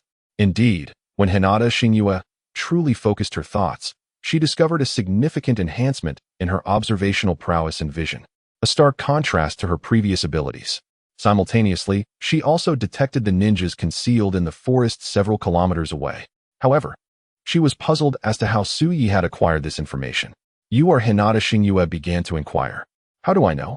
I've already stated that I am one of the rare geniuses between heaven and earth. Do you not believe me? Su Yi casually retorted. But that is impossible. The first Hokage has just vanquished the 5 nations, ending the chaos of the shinobi world. Who would dare initiate conflict now? Hinata Xingyue disregarded Su Ye's self-indulgent rambling and redirected her inquiry. Are you referring to Madara? It has been 5 or 6 years since he ended the war. The shinobi world is due for unrest. Su Yi replied nonchalantly. But how can they dare to attack Konoha at this juncture, especially without knowledge of the first Hokage's whereabouts?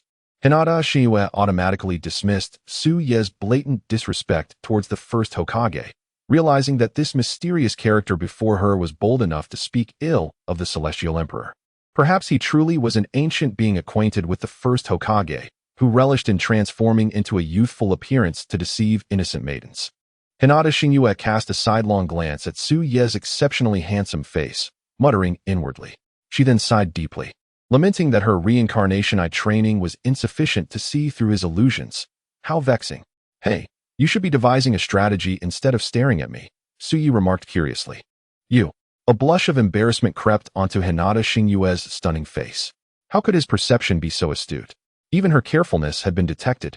Hinata Xingyue's expression turned flustered as she struggled to find an explanation. Su Yi interjected, who said their target was Konoha. We clearly just stumbled into their ambush. What do you mean? Hinata Xingyue inquired. Firstly, they lack intelligence on your arrival here. Furthermore, they need not target you specifically to strike at Konoha. The Jinchuriki of Konoha would be a more suitable target. Moreover, if they were truly targeting you, they would have had to gather information beforehand. At the very least, knowing that you can fly, they wouldn't be foolish enough to set an ambush like this for you. It is evident that their intended target is the group behind us. They seem to be escorting something, and they likely plan to hijack it, Su Yi analyzed. Chapter 151, 3 Strategies. So that is how it is. Hinata Xingyue's beautiful eyes brightened with understanding. What shall we do now? Having faced enemies with a single Shinra Tensei before, she truly felt at a loss. Instinctively, she turned to the relatively reliable man beside her for guidance. We have 3 options. First, if you have chakra, you can simply fly high above. Second, we can reveal our identities as Konoha ninjas, indicating our disinterest in their conflict. Third, we can find a place to hide and wait for them to finish before leaving, Suyi stated. I don't have chakra at the moment.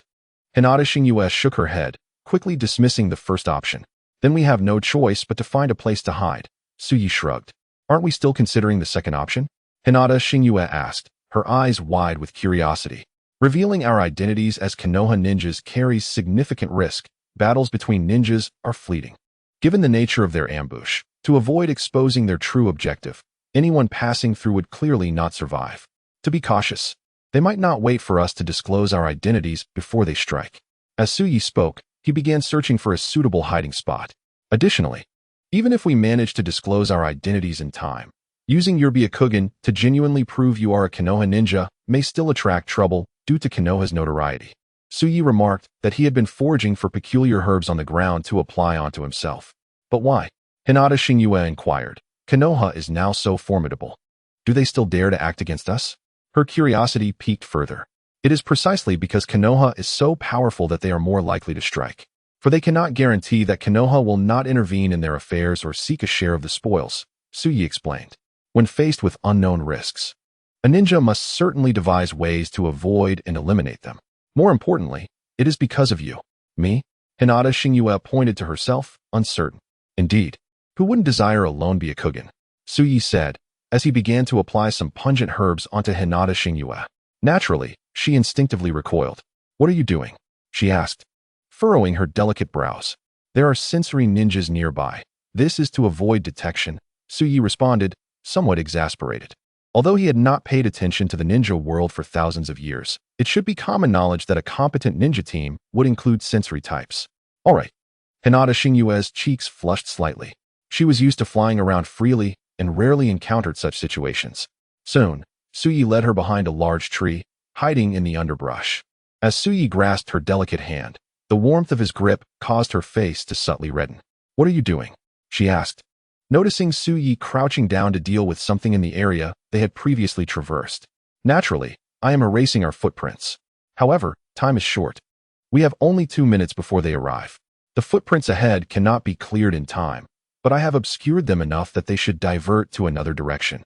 Suyi explained briefly upon returning to crouch beside Hinata Shingyue. I didn't realize you were so knowledgeable, she remarked. Her gaze towards Suyi now infused with a hint of admiration. Despite Suyi's claim of simplicity, his meticulous actions in erasing their traces demonstrated remarkable expertise in counter-surveillance techniques, and even the herbs used to mask scents were not easily identifiable in the forest. Oh, they are all pointless, Suyi humbly chuckled. Could we not employ the fourth strategy of encompassing both parties? Hinata Shingyue, pondering, tilted her head curiously. After all, such stealth was not her usual style. Suyi looked at her incredulously. Of course, unless you are confident in resolving them all without chakra while burdened by a mere ordinary person like me, he shrugged, bemused by her audacity. Wait, you really are just an ordinary person? Hinata Shingyue exclaimed, her eyes wide with surprise. Indeed, I am an ordinary person, possessing only an extraordinary noble spirit and an unremarkable exterior, Suyi replied nonchalantly. Humph, narcissist, she scoffed, though she soon stifled a giggle, unable to contain her amusement at Suyi's serious demeanor. The previously tense atmosphere lightened considerably. Hinata Shingyue's stunning face broke into a radiant smile, her cold and noble demeanor softening, revealing an adorable charm. Her cheeks glowed like a ripe apple, enticingly vibrant, evoking an irresistible urge to take a bite. The scene was as picturesque as a painting.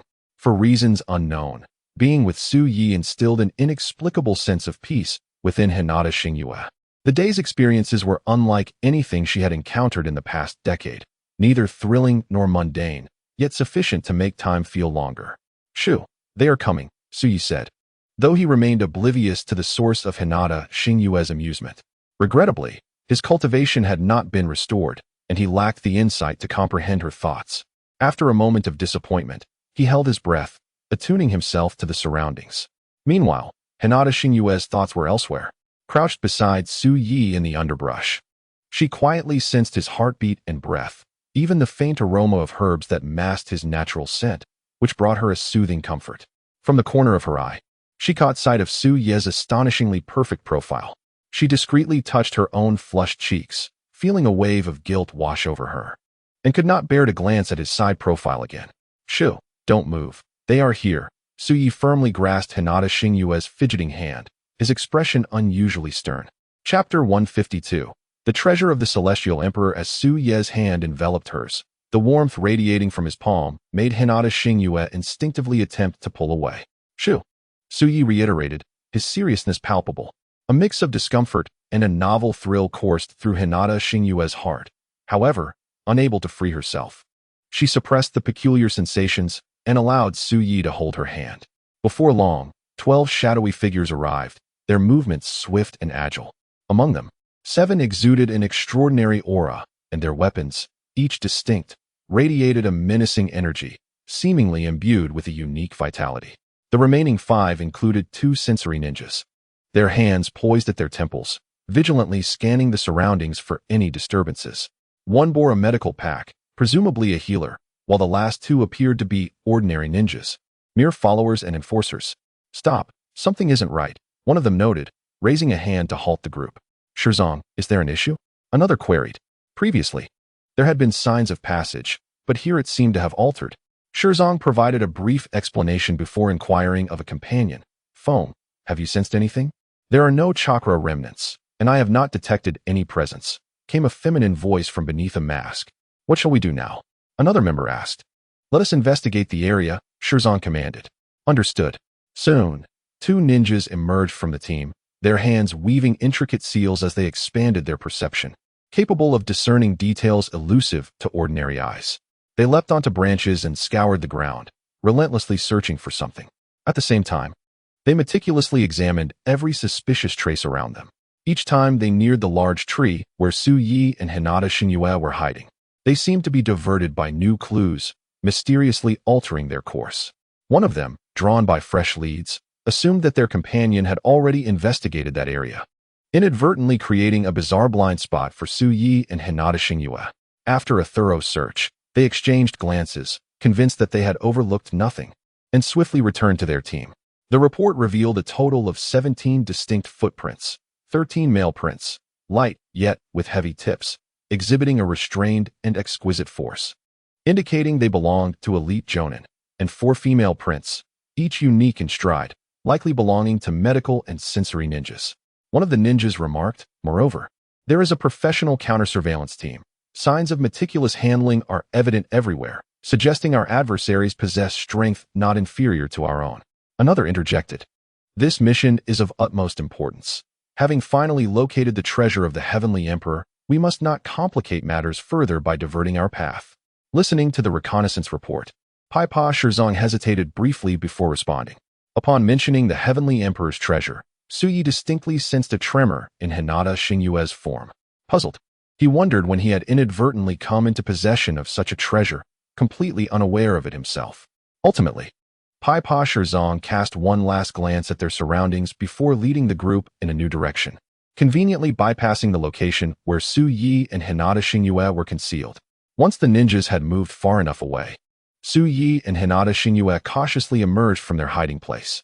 The treasure of the Heavenly Emperor, Hinata Xingyue murmured softly, her beautiful eyes glinting with a flicker of unusual emotion, which she expertly concealed.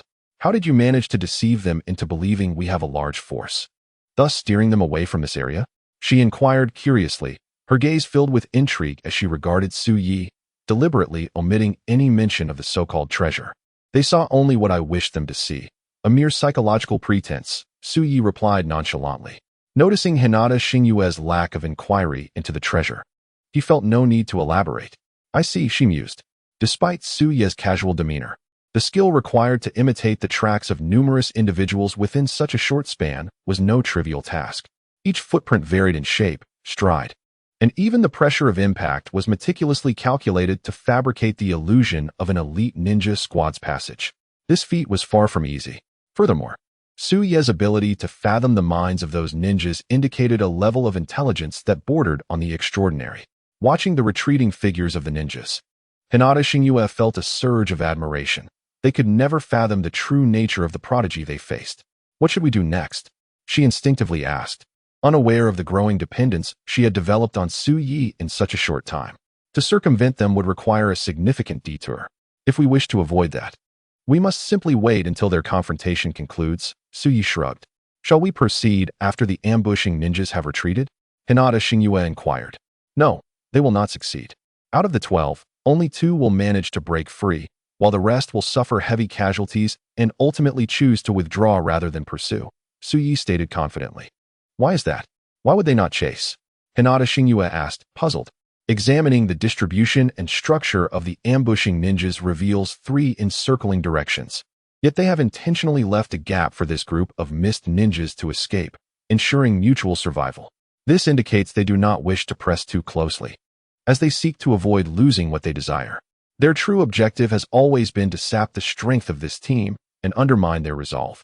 A larger trap likely awaits them ahead, Su Yi explained calmly. But why only 2 to break through? The 7 with the strongest presence are clearly more formidable.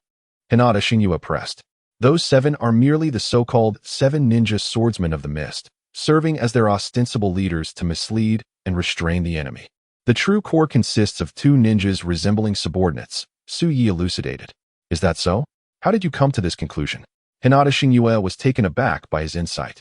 By observing closely, one can discern that when the 2 move, their right hands lean forward and their left legs shift back, with elbows naturally guarding their chests, as if protecting something. The apparent leader exchanges glances with them before issuing commands, only proceeding once they have signaled their consent. If I am not mistaken, these 2 are at least shadow-level warriors, Su Yi replied, crouching down as if searching for something on the ground. Wow, you're incredible, Hinata Shingyue exclaimed, her eyes sparkling with admiration. Shall we wait until they have all retreated before proceeding? She asked, stepping gingerly behind Su Yi, feigning curiosity once more. Yes, that was the original plan, Su Yi said, absent-mindedly rubbing a vivid red stone while binding it with twigs to create something, letting out a sigh. Why do you say originally? Hinata Shingyue inquired, now standing directly behind him. Because if you were to cease your hands and not knock me unconscious here, venturing forth alone in search of the Heavenly Emperor's treasure, then the original plan would indeed have unfolded as such, Su Yi sighed, turning to face her, disregarding her raised hands, and continued to gather herbs and craft whatever he was working on. Feeling somewhat embarrassed, Hinata Shingyue withdrew her hands as she watched Su Yi pass by, continuing his endeavors.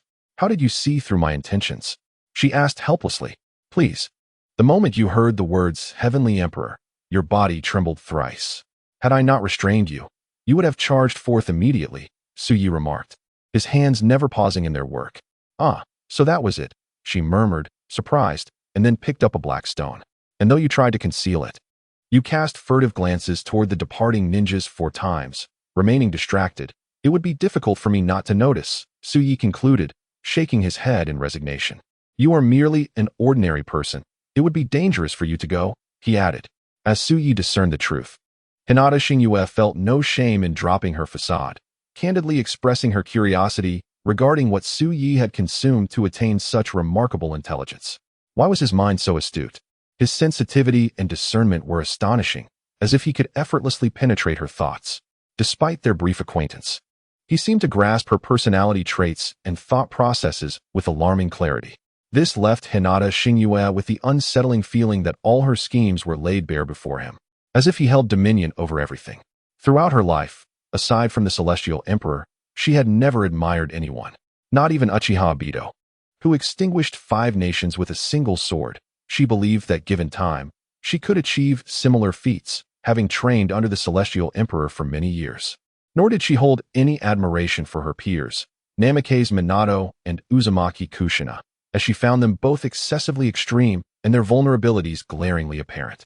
Kushina could not fully control the power of the tailed beasts, while Minato's space-time ninjutsu, though troublesome, lacked explosive force.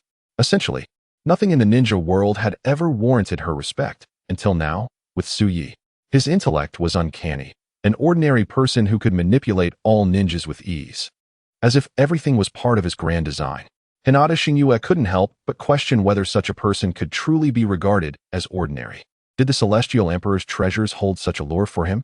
Suyi glanced at Hinata Xingyue, interrupting her musings with a rhetorical question.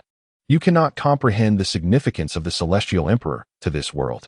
Hinata Xingyue slowly shook her head. Whenever the Celestial Emperor was mentioned, an undeniable weight accompanied the discourse. I can only say that if the treasures of the Celestial Emperor were to fall into the hands of another, the entire landscape of the ninja world would undoubtedly shift.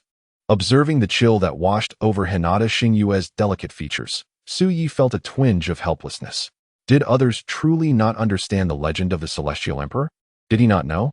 He had left no treasures in the world to enhance anyone's strength, much less alter the dynamics of the ninja realm. He had created a few mini-worlds and left behind some valuable items worth examining, he mused. However, explaining this to Hinata felt futile. She was singularly focused, overly sensitive to anything related to the Celestial Emperor, and would never let such matters go. I understand the weight the Celestial Emperor carries in your heart. So how do you intend to seize his treasures from an elite ninja without chakra? Suyi inquired. Hinata Xingyue found herself momentarily speechless. After a brief hesitation, her expression hardened, returning to her usual aloofness. I naturally have my methods. Wait here for me.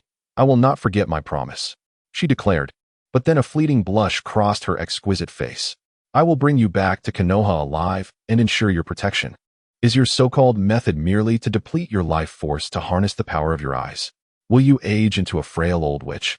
Suyi retorted with a cold laugh, reminiscent of the ailing Nagato from the original tale. You. Hinata Xingyue's eyes widened in indignation, stomping her foot in frustration. Feeling her cheeks heat up, astonished that Suyi knew even this secret, which was reserved for those possessing the Rinnegan and the Sharingan. In times of chakra deficiency, one could exchange life force for ocular power. But how did he know? Did he truly possess the Rinnegan? Was he serious in his previous remarks? Enough, let us go. As Hinata Xingyue was lost in her thoughts, Yi had already started walking toward a specific location, casually toying with 5 orbs in his hand, whistling in a relaxed and carefree manner. Where are you going? Hinata Xingyue couldn't help but ask. Of course, to retrieve the Celestial Emperor's treasures for you. Suyi turned, a confident smile gracing his flawless features, illuminated by the sun. In that moment, he exuded an unmatched charm, with his youthful brows slightly arched, as if embodying the gentle breeze and the beauty of nature. For reasons unknown, Hinata Xingyue found herself unable to utter any words of refusal, captivated by the boy's gaze. Though his shoulders were not broad and appeared somewhat slender, he strode forward with a sense of purpose, as if he were not venturing into a realm of peril, but rather taking a leisurely stroll in his own domain. This was the youthful phase of Yu Yi. Chapter 154. Art is explosive. Watching Su Ye's retreating figure, Hinata Xingyue momentarily lost her focus, hesitated, and then suddenly called out to him. But you're going the wrong way. Su Yi stumbled, nearly losing his balance. Could she not refrain from interrupting him while he was trying to look impressive? He longed to shout back, but ultimately suppressed the urge, feeling his eyelids twitch. I'm not lost. Do you wish to directly engage in that battle? We merely need to ambush the 2 mist ninjas who successfully broke through their encirclement on their route. Suyi explained, looking exasperated. Oh, is that so? Hinata Xingyue's cheeks flushed, her hands fidgeting awkwardly, suddenly feeling somewhat embarrassed. Come along, even if you deplete your life force. Confronting 2 elite ninjas is no simple task. We need to strategize thoroughly, Suyi said, his expression resolute. Oh, all right. Finally, Hinata Xingyue nodded obediently and followed. She realized that with Suyi around, she felt liberated from the burden of thought. She merely had to heed his plans. All right, that should suffice. Suyi clapped his hands, brushing off non-existent dust as he surveyed the surrounding forest with satisfaction. You were preparing those hidden powders and small orbs all along. You started planning back then? Hinata Xingyue asked, astonished. You're not entirely dim. Suyi cast her a surprised glance, feeling a mix of embarrassment and defiance. Hinata Xingyue's cheeks flushed. She swiftly changed the topic. Will those 2 truly pass by here? She asked uncertainly. If they wish to break through, this is the optimal route. Suyi replied with conviction. Very well. At this juncture, Hinata Xingyue had no choice but to trust Suyi, despite the madness of the idea. An ordinary person without a trace of chakra daring to ambush elite ninjas? What was the difference between that and a mortal attempting to slay a deity? Are the things you've prepared truly effective? To be cautious, Hinata Xingyue inquired once more. I am unsure. as he is indeed a shadow-level powerhouse, Suyi pondered. In truth, even before that group of mist ninjas had departed, uttering the words Heavenly Emperor, Suyi had been scheming all this. Nevertheless, there must be some utility in it. Suyi's gaze flickered, a peculiar brilliance dancing within, leaving others unaware of his thoughts. Hinata Xingyue ceased to speak, her beautiful eyes merely fixed on Suyi. If matters could not be accomplished, her only option would be to prioritize Suyi's safety. All right, they are nearly upon us. Xingyue, utilize your Rinnegan to assess their movements. Suyi instructed, casting a glance at Hinata Xingyue. Understood, she nodded, and her white eyes shimmered with a bluish hue as the remaining chakra flowed into them. Indeed, a great battle had erupted ahead, and two figures were hastily approaching. Hinata Xingyue stated, retracting her gaze, her eyes now filled with astonishment. Everything unfolded precisely as Suyi had predicted. Even the timing of their escape was calculated to the last detail. Very well, let us proceed as planned. Suyi affirmed with a nod, opting for brevity. They swiftly distanced themselves from the location, seeking refuge in a new place. After Hinata Xingyue joined him, Suyi's eyes flickered as he gazed ahead, softly murmuring. 3-2 Suyi exhaled softly, his words imbued with a unique charm capable of soothing emotions effortlessly. Hinata Xingyue regarded him intently for a considerable time before averting her gaze, activating her Rinnegan to follow Suyi's line of sight. One art is an explosion. Boom. As the final word escaped Suyi's lips, two figures sped past them. Bang. A thunderous explosion reverberated throughout the jungle. Countless flames erupted, and the shockwave hurled numerous trees into the air, yet the place where Suyi concealed himself was fortuitously distanced from the blast. Suyi maintained an expression devoid of emotion, his demeanor unchanged. It was evidently unrealistic to expect makeshift explosives to harm two shadow-level powerhouses. Even though he had previously deployed some makeshift tranquilizers into the air to temporarily dull the ninja's sensory perception, enabling them to remain oblivious to the explosive's presence. Their innate ninja instincts were sufficient to evade the shockwave.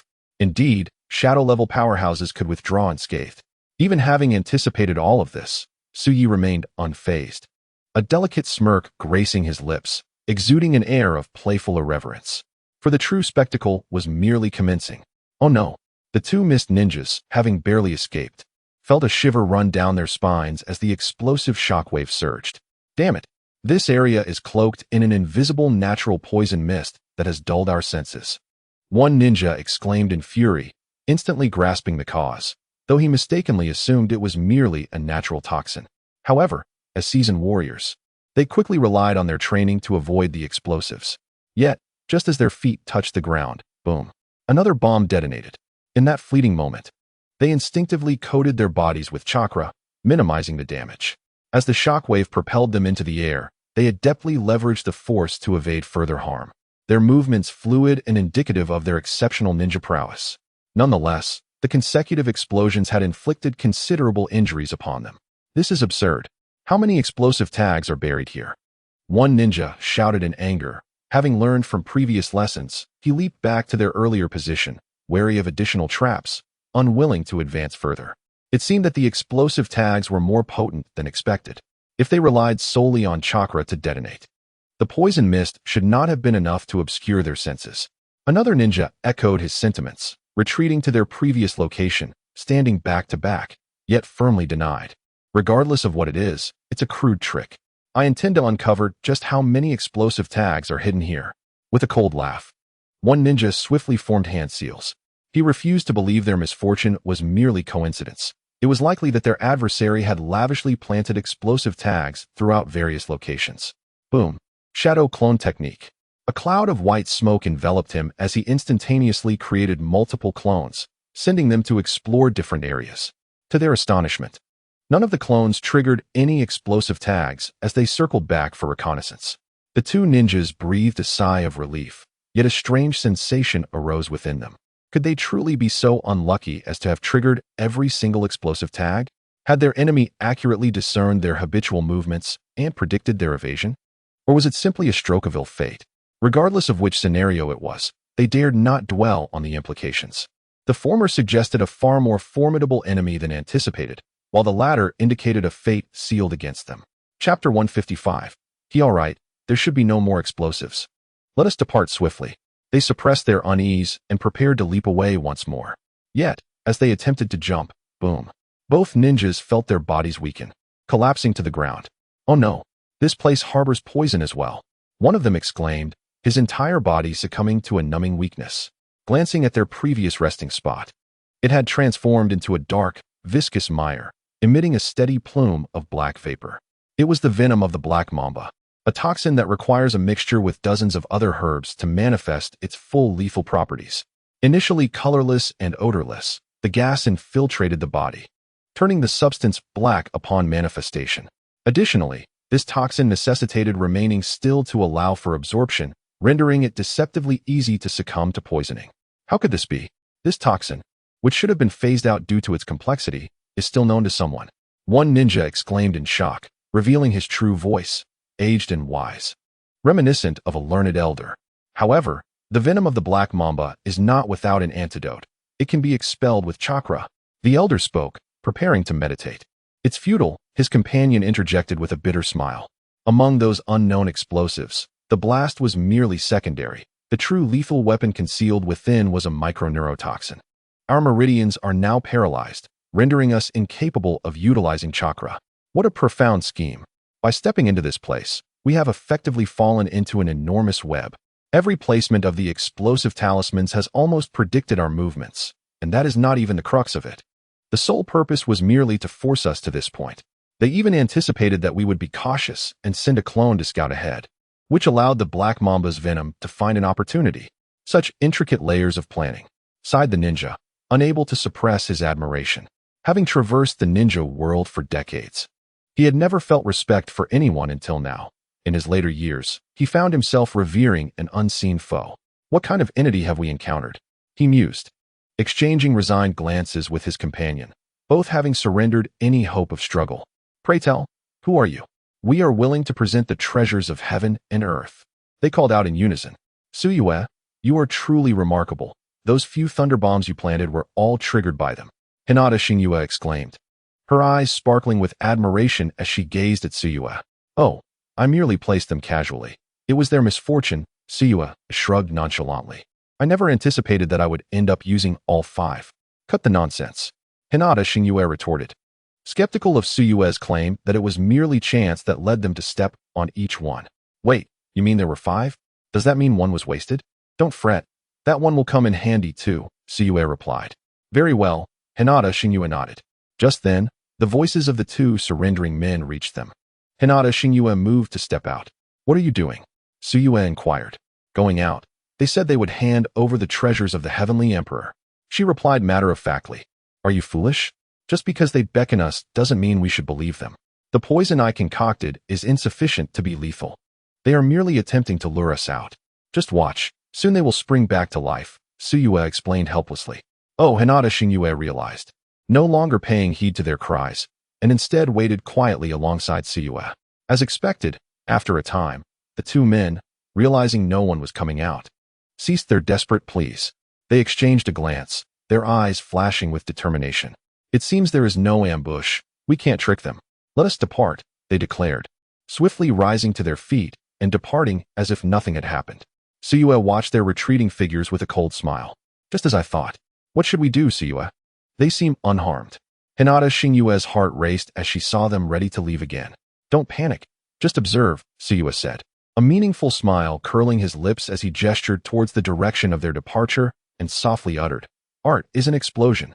As the last word left his lips, a tremendous mushroom cloud erupted in the distance, accompanied by a thunderous explosion that resonated far and wide, sweeping through the grass where Suyue stood and revealing the 2 men's figures. The 5th thunderbomb has proved useful, Suyue chuckled. He had intentionally added a potent dose to this 5th bomb, aiming to catch them off guard while their meridians were damaged and chakra disrupted. This was the only way to truly injure elite opponents. All right, little sister-in-law, it's your turn now. Go, Suyue urged Hinata Xingyue. What? She exclaimed, momentarily bewildered, as the explosion's noise faded, leaving her momentarily disoriented. Never mind, I meant to say, Xingyue, it's time for you to step in. They should now be gravely injured and on the brink of death. Go in for the finishing blow and claim your treasures from the Heavenly Emperor. Suyue encouraged with a gentle smile, reflecting on how her obedient demeanor resembled Hinata Hyuga's character from the original story, while her cool detachment towards strangers echoed that of Hinata Hanabi and Kaguya Otsutsuki. "Oh, all right," Hinata Shingyue exclaimed, feeling a surge of excitement. Without delay, she bounded towards the site of the explosion. As a mere ordinary person, Siyue leaned against a large tree, watching her depart with a sense of admiration. At this distance, he, being no ninja, could not follow. It was better to wait here for Shingyue's return. But then, unexpectedly, a figure clad in white appeared on a branch of the tree he leaned against. "Is this your chosen one?" "Indeed. They are far superior to that foreign ninja you selected. They possess no sense of sentimentality," Siyue replied, maintaining his gaze ahead with an air of resignation, as if he had anticipated the figure's arrival. "What is sentimentality? After thousands of years, everything has changed. The cycle of life and death is fleeting. To govern the rise and fall of this world and protect them is to treat all equally," the figure remarked, their tone calm and unruffled, as if nothing could disturb their composure. "You are indeed dull, much like him," Siyue sighed, shaking his head. "We are all different aspects of him from various timelines. Yet we are not him. To aspire to be him, we are still far from it," Siyue stated with calm authority. The figure fell silent, offering no retort. "In 3 months, if this path does not bear fruit, I shall consume you." Without further words, the figure vanished like a wisp of wind. How swiftly they recover. Am I the only one facing the apocalypse? Siyue looked up at the sky, which was clear and cloudless, yet felt an ominous heaviness in the air. A fleeting moment of confusion crossed his eyes, but it quickly dissipated. He understood that an even more terrifying battle awaited them. Chapter 156. The Diary of a Lovesick Fool. Upon Hinata Shingyue's return, she brought with her a notebook. Her exquisite face radiated excitement as she approached Siyue. "Is this it?" Siyue asked, scrutinizing the item she held, the so-called treasures of the Heavenly Emperor. "Indeed, this is it." Hinata Shingyue's face lit up with joy as she beamed a smile. With a flourish, she opened her palm to reveal the notebook, examining it repeatedly. "All right, as long as you're happy," Suyue shrugged, feeling a twinge of reluctance to shatter her beautiful dream. The notebook was merely a whimsical collection of ninjutsu notes from Yuye's past, inexplicably lost to the outside world. While it contained numerous forbidden techniques, it was of little use to Hinata Shingyue. It was unclear why she found such joy in it. Nevertheless, if it pleased her, he would let her revel in her delight. "Let's head back to Konoha first, then we can study it at our leisure." Observing Hinata Shingyue's eagerness to immerse herself in the notebook, Suyue could only acquiesce. "All right, follow me." Hinata Shingyue took the lead, striding into the distance. Upon arriving in Konoha, under Hinata Shingyue's guidance, Suyue temporarily resided with the Hinata clan. "Is this your home?" Suyue glanced around, unable to suppress his curiosity. "Indeed," Hinata Shingyue affirmed with a bright blink of her large eyes.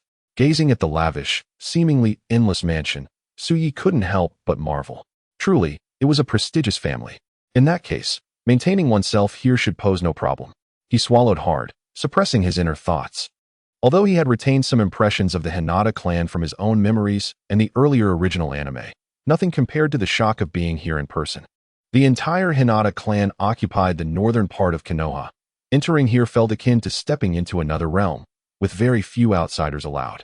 The bustling crowd consisted of Hinata clan members clad in white, and within a short span of time, Suyue found himself the subject of numerous sidelong glances. Who is this person? Why is he returning with a young lady? Indeed, they seem quite close. Goodness, has my youth been shattered?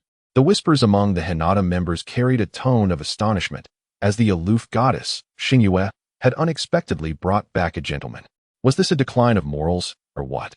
All right, enough of that. Groups of Hinata clan members conversed in hushed tones, seemingly preoccupied with their own affairs or training. Yet their peripheral vision invariably darted toward this scene. Some members had even casually wandered off, yet discreetly stole glances from behind. In a mere moment, Suyue felt the weight of numerous scrutinizing gazes upon him. The admiration directed toward Hinata Shingyue was laced with reverence, awe, and a hint of concealed affection. In contrast, the looks cast toward Suyue were tinged with envy and resentment. Am I not handsome? Suyue pondered, bewildered. With his nearly perfect visage, standing alongside Hinata Shingyue should have been a match made in heaven, yet all he received were envious glares. After some contemplation, he concluded that the overwhelming influence of Hinata Shingyue within her clan overshadowed everything else. Let's go? Hinata Xingyue urged, noticing Su Yi still standing in place. She promptly grasped his hand and led him forward. Wait, they even held hands. I must inform the young clan leader. In the shadows, a ninja from the Hinata clan discreetly recorded the scene.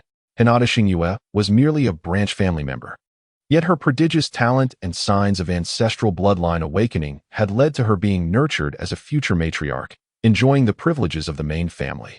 To outsiders, it seemed she was destined to be paired with the young clan leader, Hinata Rizuo. At this moment, Hinata Xingyue brazenly returned with a young man, who, it could be argued, was even more handsome than Hinata Rizuo, and possessed a demeanor befitting her. What am I thinking? The only one worthy of Hinata Xingyue is Lord Rizuo. The observing ninja chastised himself inwardly, hastily diverting his gaze from Su Ye's captivating features. The more he gazed, the stronger the absurd notion that they would make a perfect couple grew within him. He quietly noted everything, retreating into the shadows. In a short span, Hinata Xingyue's return sent ripples throughout the Hinata clan and the entirety of Konoha. You mean Xingyue brought back a man? In the main family courtyard, Hinata Rizuo listened to his subordinate's frantic report, absent-mindedly toying with a bird in a cage, seemingly indifferent to the news. Yes, Lord Rizuo, they were even holding hands. The subordinate replied in a flurry. He was merely a branch family member, effectively a caged bird, while Lord Hinata Rizuo held significant power over him. There is no need for further discussion. I have grown up alongside Xingyue and know her better than anyone, Rizuo interrupted with a wave of his hand. She would never fall for another man. His white eyes gleamed with certainty. All right. The subordinate swallowed his words, wanting to express that they had indeed progressed to holding hands. Fearing that if he delayed any longer, there would be nothing left. You may leave. Do not bother me with such trivial matters again. And tell those spreading rumors to quiet down, or they will face the clan's discipline.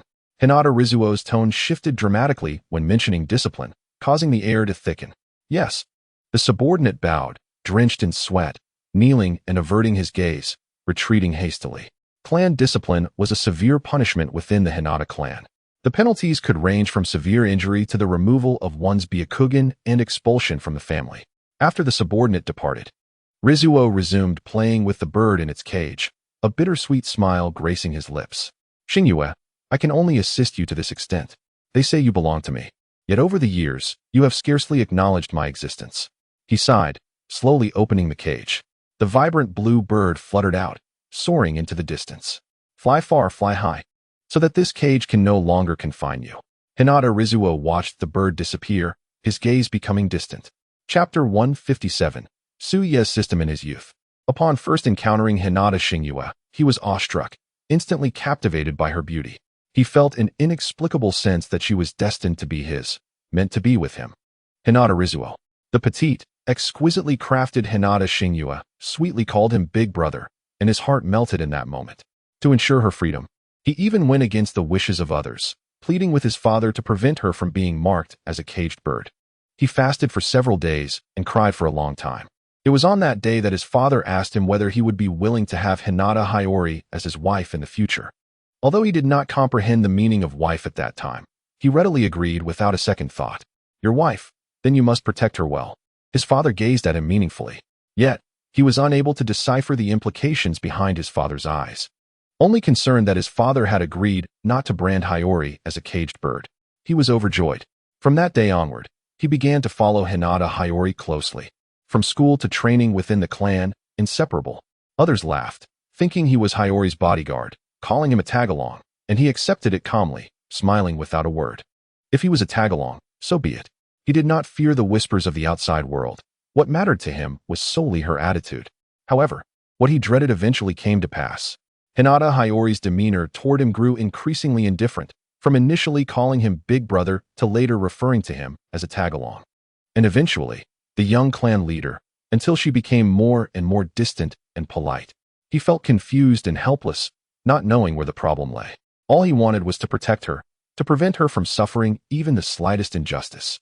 In the end, he realized that compared to the outside world's gossip, he feared her cold indifference even more.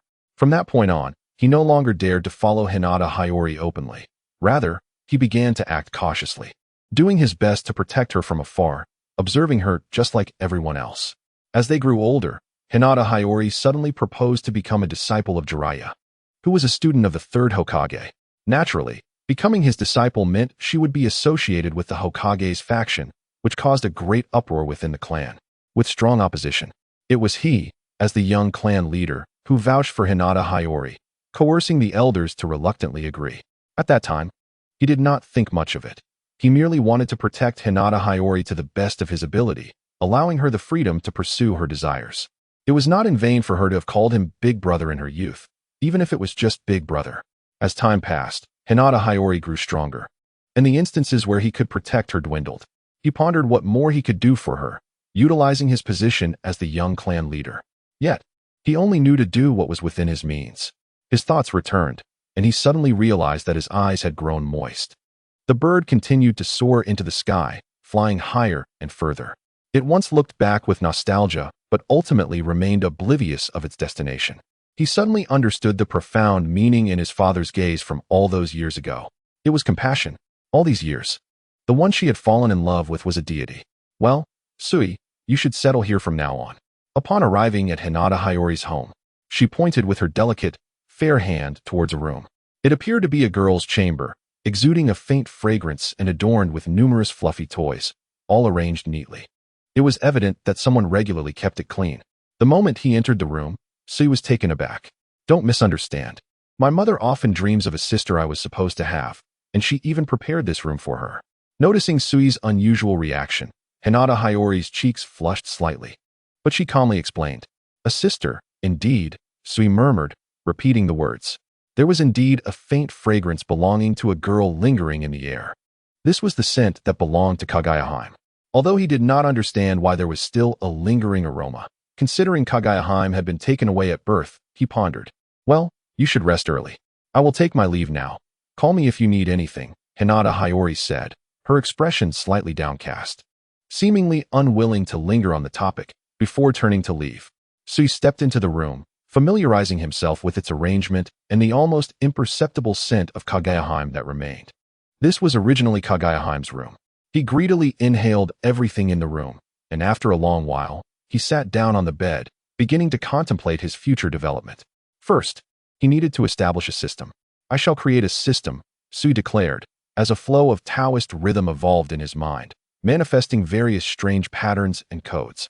At that moment, he felt as if he were submerged in an ocean of data, transforming into various system models. If I am to remain true to my original intention, then I shall revert to the previous one, right? Sui reflected, but soon rejected the idea, finding the earlier system too passive, with rewards filled with randomness. Moreover, a misstep could lead to various dangers, which was unacceptable. What about a sign-in system? If I visit different places and meet various individuals, I can successfully sign in and receive exclusive rewards? Sui mused. The sign-in system would automatically capture and simulate the lingering aura and fortune of a place filled with special energy or of a person possessing unique luck, generating rewards. However, within the world of Naruto, it could only generate aspects related to that universe, which was somewhat limiting. The sign-in system seemed rather mundane. What should he create? Perhaps I could collect the power of emotions, sensing joy, anger, sorrow, and various emotions to generate rewards? He pondered again, but wondered if that might be a slower process. How about a show-off system? The ultimate villain system? A reversal system? Or a point system? A wish system? Yet, he realized that these systems might draw him into inexplicable conflicts, which he could not afford. So he found himself at a loss, uncertain about how to choose his future development path with his golden finger. These systems stemmed from the original body evolving through the great Tao, and if utilized well, he could swiftly regain his cultivation and ascend to the level of Tao body. However, each incarnation had only one opportunity. Once determined, it could not be altered. Since this is for nostalgia, then I shall gamble on it. With a firm resolve, Sui finally settled on his system, a sign-in system. So, what exactly is Sui's system? Chapter 158. Absorbing obsession. The formation of the system relied not merely on the laws of the Tao and the evolution of its rhythm, but also on the omniscience and omnipotence of the original body, as well as a complete mastery of the Naruto world, hence its formidable power. Sui's final choice was to awaken the sign-in system. In the world of Naruto, signing in everywhere might be a tad tedious, but it would yield rapid results. The other clones were all various types of anomalies, He could fear no one, yet he solely feared those who also originated from him. It was possible that before he fully awakened and matured, that previous existence might come to him, deeming him unqualified, and thereby consume him. The figure who walks ahead of all others is granted a mere 3 months of time. Thus, the awakening of the sign-in system emerges as the swiftest method of realization. With this in mind, Suyi resolutely settled into a meditative posture upon his bed, evolving the system within the depths of his consciousness. After the passage of an incense stick's burn, Suyi opened his eyes, his gaze flashing with a myriad of blue data codes, transforming the world before him. Concurrently, the long-forgotten electronic notification echoed in his mind. System generating, system modeling, world environment generating, establishing realm in the Naruto world, establishing period, Konoha, year 42, system absorbing original intent, insufficient original intent for modeling. Host must acquire a profound enough intent within 3 days to succeed in modeling. Please select from original characters. A sudden barrage of notifications resounded within Suyi's mind.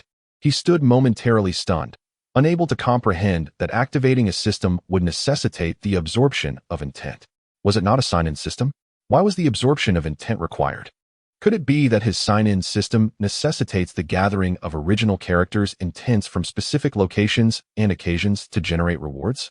Thus, he must first absorb intent to analyze and model this energy. The need to extract intent from original characters presumably stems from their abundant fortune and divine mandate.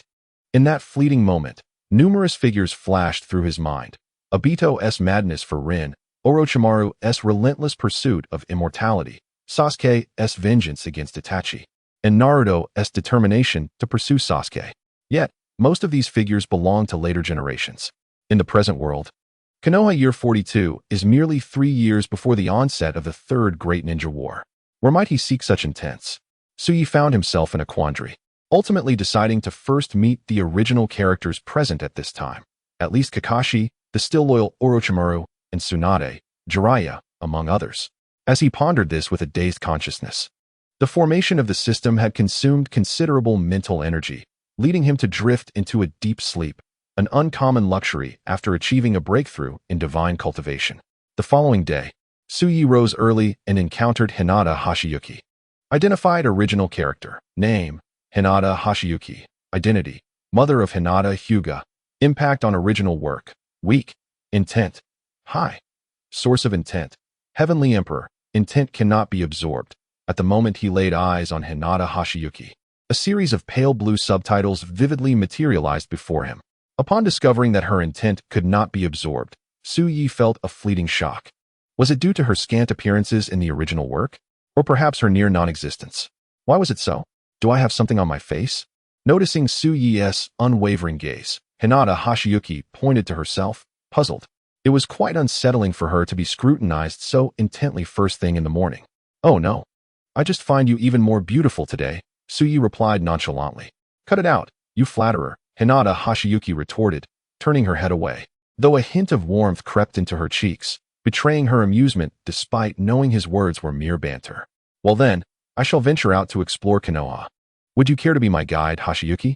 Suyi shifted the conversation. Sure, Hinata Hashiyuki hesitated for a moment, though she had other plans. She found it hard to refuse, considering Suyi was a newcomer unfamiliar with the area and an ordinary person devoid of chakra. What if he encountered trouble?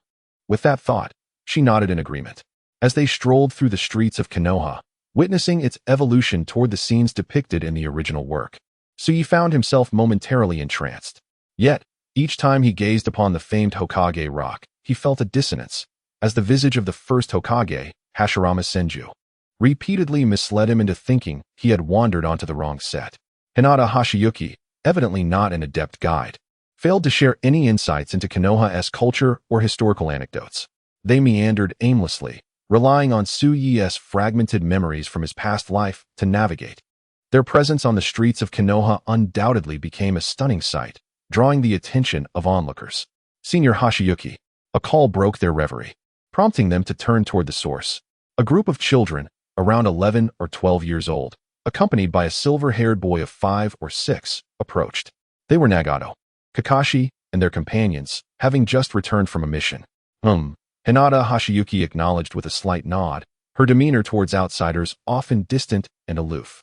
This demeanor led Su Yi to suspect that her previously charming and innocent persona was merely an illusion. "Who is this big brother beside you?" Nagato inquired with curiosity. Having just returned victorious, and despite Kakashi's solo capture of 2 Jonin being somewhat extraordinary, they were in no rush to report back. Instead, they were intrigued by the remarkable aura of the man standing beside Hinata Hashiyuki. "He is my friend," Hinata Hashiyuki succinctly explained, offering no further elaboration. As Suyi gazed upon these familiar figures from the original work, a deep sigh escaped him, all due to the system panel that materialized before him. Chapter 159. Rivals Meet. Name: Nagato. Identity: Child of Destiny, false. Intent: low. Source of intent: Uzumaki clan. Intent cannot be absorbed. Name: Kakashi. Identity: mentor of the protagonist. Guide: intent: moderate. Source of intent: Konoha White Fang. Intent cannot be absorbed. At this moment, the children, much like Nagato and Kakashi, exhibited a lack of potent intent. The truly significant intents capable of being absorbed and analyzed by the system would arise from the moments of Yahiko's demise, Nagato's awakening, Obito's death, or feigned death, and Kakashi's hand in Rin's fate. Obsession, often synonymous with paranoia, is an extreme emotional state that arises amidst profound joy and sorrow, predominantly manifesting as negative emotions. In stark contrast to the current tranquility and joy, the inner worlds of these individuals cannot be deemed as obsessions. Rather, they should be referred to as beliefs. These individuals were once promising sources of obsession, yet now they remain inaccessible, and it remains uncertain whether they will eventually evolve into the obsessions akin to those in the original narrative. Thus, Suyi can only sigh, lamenting the missed opportunity for the awakening system.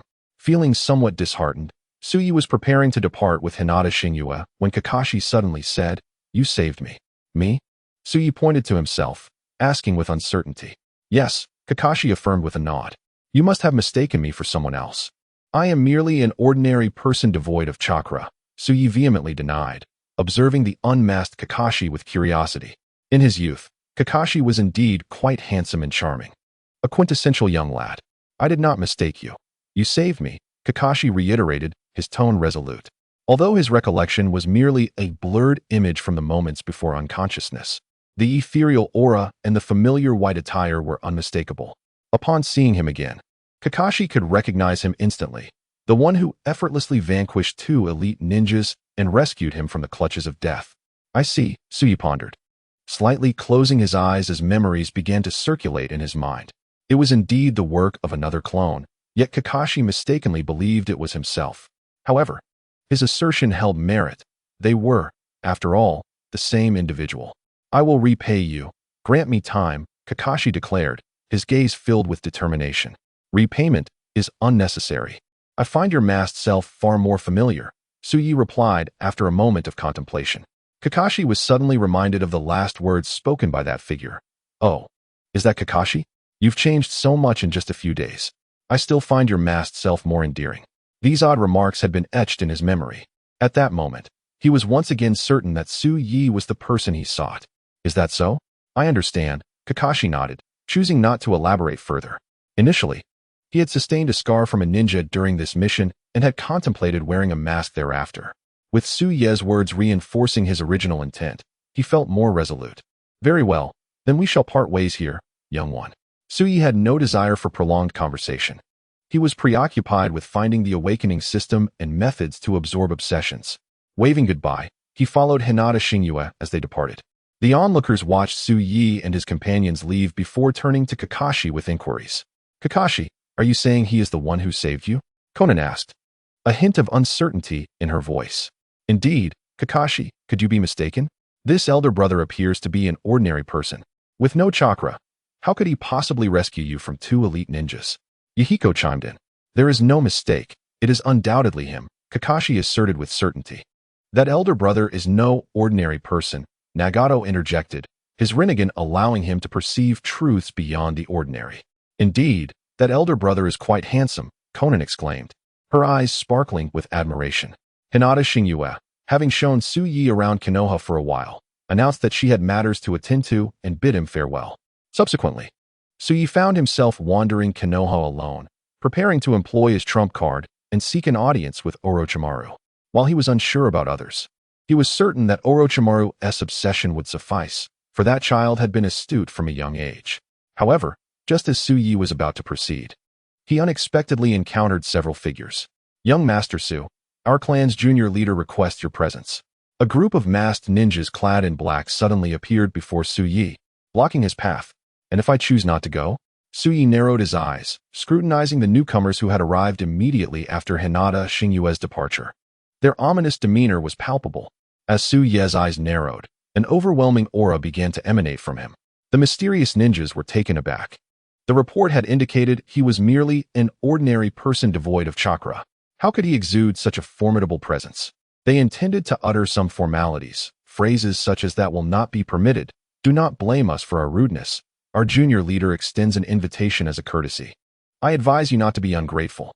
Yet, as the words lingered on their tongues, they found themselves unable to voice them, paralyzed by the intensity of the moment. As they remained in a standoff, beads of sweat began to trickle down their foreheads. Internally, they were engulfed in turmoil. Was this individual truly just an ordinary person? "Oh, so you are a friend of the Hyuga clan. Why all the mystery? We saw each other just this morning." Suyi suddenly recalled something and relaxed his aura, regarding them with amusement. "Since your junior leader has extended an invitation, please lead the way." He was merely an ordinary person, but utilizing the aura of another clone proved effective, a classic case of bluffing. "He has seen through our identities." The group exchanged glances, instinctively swallowing hard, their anxiety heightening. "Please, this way." The leader of the group summoned his courage and spoke, having cast aside any semblance of contempt, his tone now cautious and exceedingly respectful. "Name, Hyuga Hizashi. Identity, junior leader of the Hyuga clan. Father of Hinata Hyuga. Obsession, high. Source of obsession, Hinata Xingyue. Available for absorption.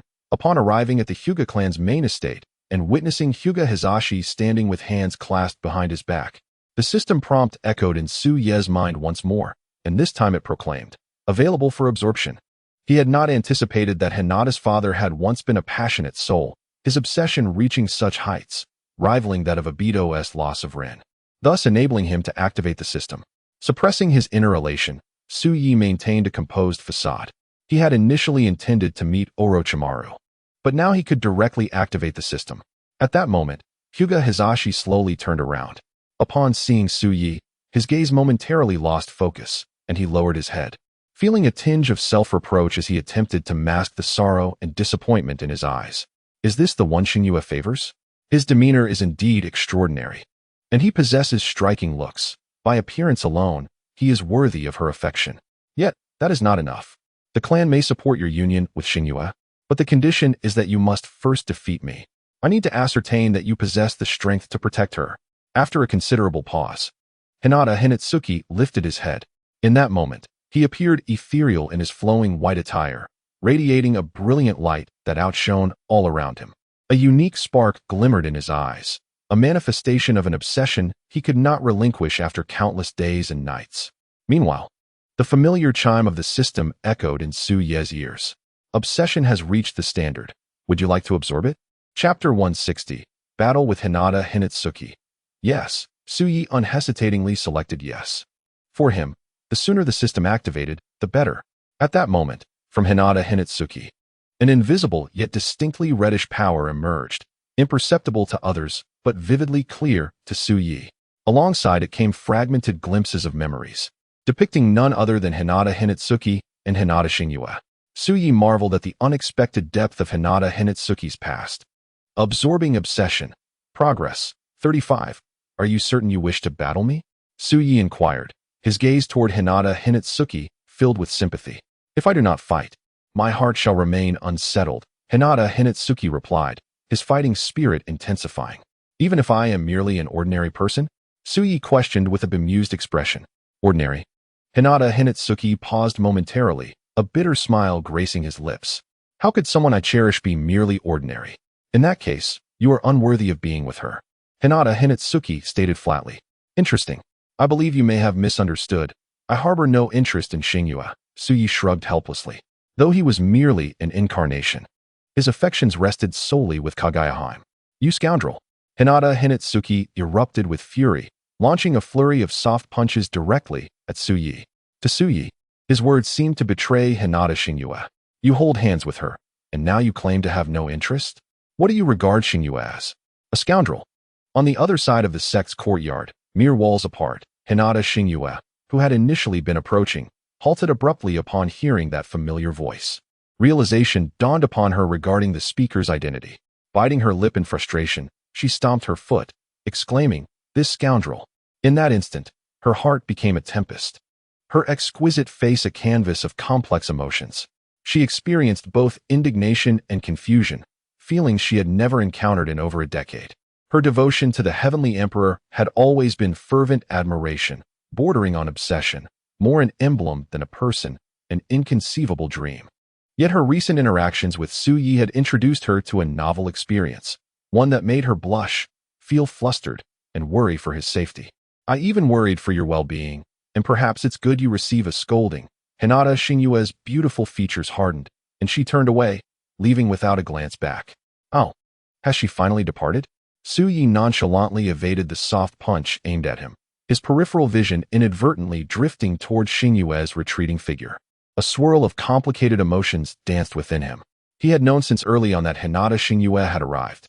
His earlier words had been purposefully directed at her. He was no dullard.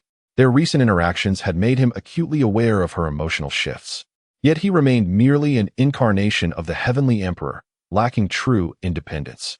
There was a constant risk of being engulfed by other incarnations, and with that, the tender feelings he harbored could be mercilessly consumed by overwhelming obsessions and emotions. He could offer Xingyue no guarantees, and even his own existence was uncertain. Should the original summon them back, even if he manifested again, would they truly remain themselves? Thus, it seemed wiser to sever these budding ties before they could fully blossom. Do you only know how to evade? You scoundrel! Hinata Hinatsuki fumed, unleashing a relentless barrage of punches. Soft fist, 8 trigrams 32 palms. Soft fist, 8 trigrams 64 palms. Soft fist, 8 trigrams 128 palms. From the initial 8 trigrams 32 palms to the ultimate 128 palms, the air was filled with a deluge of shadowy fists. Yet, Tsuyi merely tilted his head and leaned slightly forward, effortlessly slipping through the dense barrage with seemingly ordinary reflexes. It was astonishing. Tsuyi appeared to predict Hinata Hinatsuki's every move, evading effortlessly. To an observer, it seemed as if Hinata Hinatsuki's strikes were intentionally directed away from him. However, only Hinata Hinatsuki understood the truth. He could not land a hit, no matter what. The true essence of the soft fist lies in the balance of hardness and softness, embodying the harmony of yin and yang, accepting all without rigidity. A strike should be executed with integrity and tranquility, responding to change with stability, rather than with overwhelming aggression. While casually dodging, Tsuyi spoke with a hint of disappointment evident in his eyes. Despite being merely a mortal in body and speed, he could evade the soft fist, revealing the considerable decline of the technique he had once derived from the I Ching. Initially, he had deduced the Taiji Bagua from the I Ching and passed it on to Yu Yi and Yuan. Regrettably, neither had mastered it fully, each developing their own interpretations. Yu Yi was enamored with Taiji, while Yuan excelled in Bagua, subsequently passing it down to his descendants, the Hinata clan. This led to the soft fist as it existed today. Originally, the soft fist was not inferior to Taiji, yet now it had fallen far behind. The essence of Taiji was lost, leaving only Bagua. Soft fist, 8 trigrams air palm. Hinata Hinatsuki declared fiercely, summoning an 8 trigrams formation beneath his feet as he unleashed an invisible force towards Tsuyi. Is that all? Tsuyi shook his head and sighed lightly, stepping forward rather than retreating, moving along the 8 trigrams formation from the Sun position to the Ken position, then transitioning to the Qian position. Once again, he deftly evaded the empty strikes of Hinata Nichizu. The gentle fist was a technique of his own creation, and he was well aware of its vulnerabilities. In my eyes, your gentle fist is replete with flaws. Even an ordinary person like myself could easily avoid it. Tsuyi scoffed, mercilessly mocking him. Meanwhile, Hinata Nichizu stood in a daze, his disheveled hair framing a face filled with disbelief. How could this be happening? He muttered to himself, lost in thought. Indeed, after all these years, your foundation is nearly exhausted. Tsuyi taunted. Do not speak ill of my ancestors. We are of the divine bloodline. How could this be? Hinata Nichizu roared. The Hinata clan held a fervent adoration and faith in their bloodline and heritage, perhaps even more so than the Uzumaki clan. Otherwise, they would not resort to marrying close relatives to preserve their lineage, nor would they abstain from intermarriage with outsiders. Those who left the clan were branded like caged birds from a young age. Everything was done to prevent the dilution of their bloodline. Their clan hierarchy was rigid and unyielding, with the pure-blooded main family wielding absolute power over life and death. This was an ancient and decaying race. Chapter 161. The young and the old came to challenge you. Still unconvinced? Is this not merely living off past glories? I truly wonder where your pride originates. Suyi shook his head, expressing his disdain once more. Compared to the flamboyant demeanor of the Uchiha clan, the Hinata clan's pride was seldom outwardly displayed.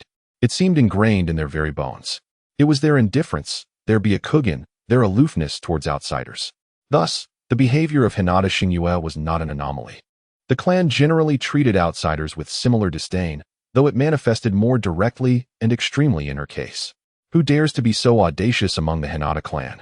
A sharp voice rang out, and a dozen ninjas appeared on the scene, each exuding an overwhelming presence, their faces lined with age. These were members of the Hinata clan's main family, most of whom had retreated to the background to become elders. Yet, they all appeared simultaneously, led by a stern middle-aged man who bore some resemblance to Hinata Nichizu. He was Hinata Nichiri, the current clan leader. Beside him stood a young man of similar age and appearance to Hinata Nichizu. If one did not scrutinize closely, it would be impossible to distinguish between the two.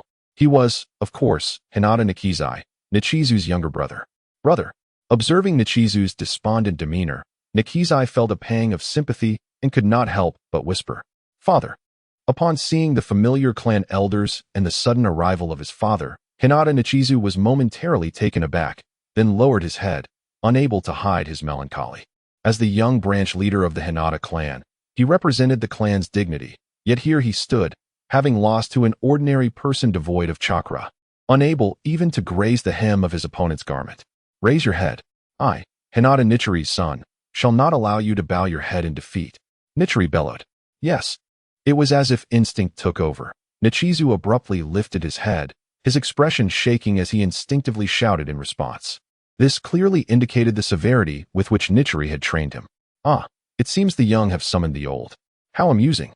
Suye's lips curled into a playful smile as he observed the Hinata clan's senior members emerging en masse.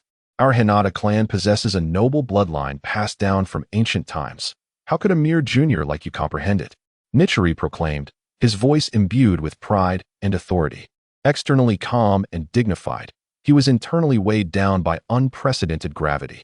Earlier, they had been engaged in a high-level meeting within the clan hall, discussing the marriage between Hinata Nichizu and Hinata Shingyue, when suddenly, the clan plaque trembled, and the entire hall shook violently. Such occurrences were not unprecedented. Years ago, when Hinata Shingyue's bloodline reverted and awakened the reincarnation eye, there was a slight tremor, but it paled in comparison to the current upheaval. It seemed as if even the ancestors' coffins could not withstand the force. Surely, something extraordinary had caused the ancestral spirits to manifest. Following the sensation and utilizing their byakugan, they discovered that the source of this upheaval was none other than Hinata Nichizu. Nichiri was overjoyed at first, believing Nichizu had undergone a similar reversion as Shingyue.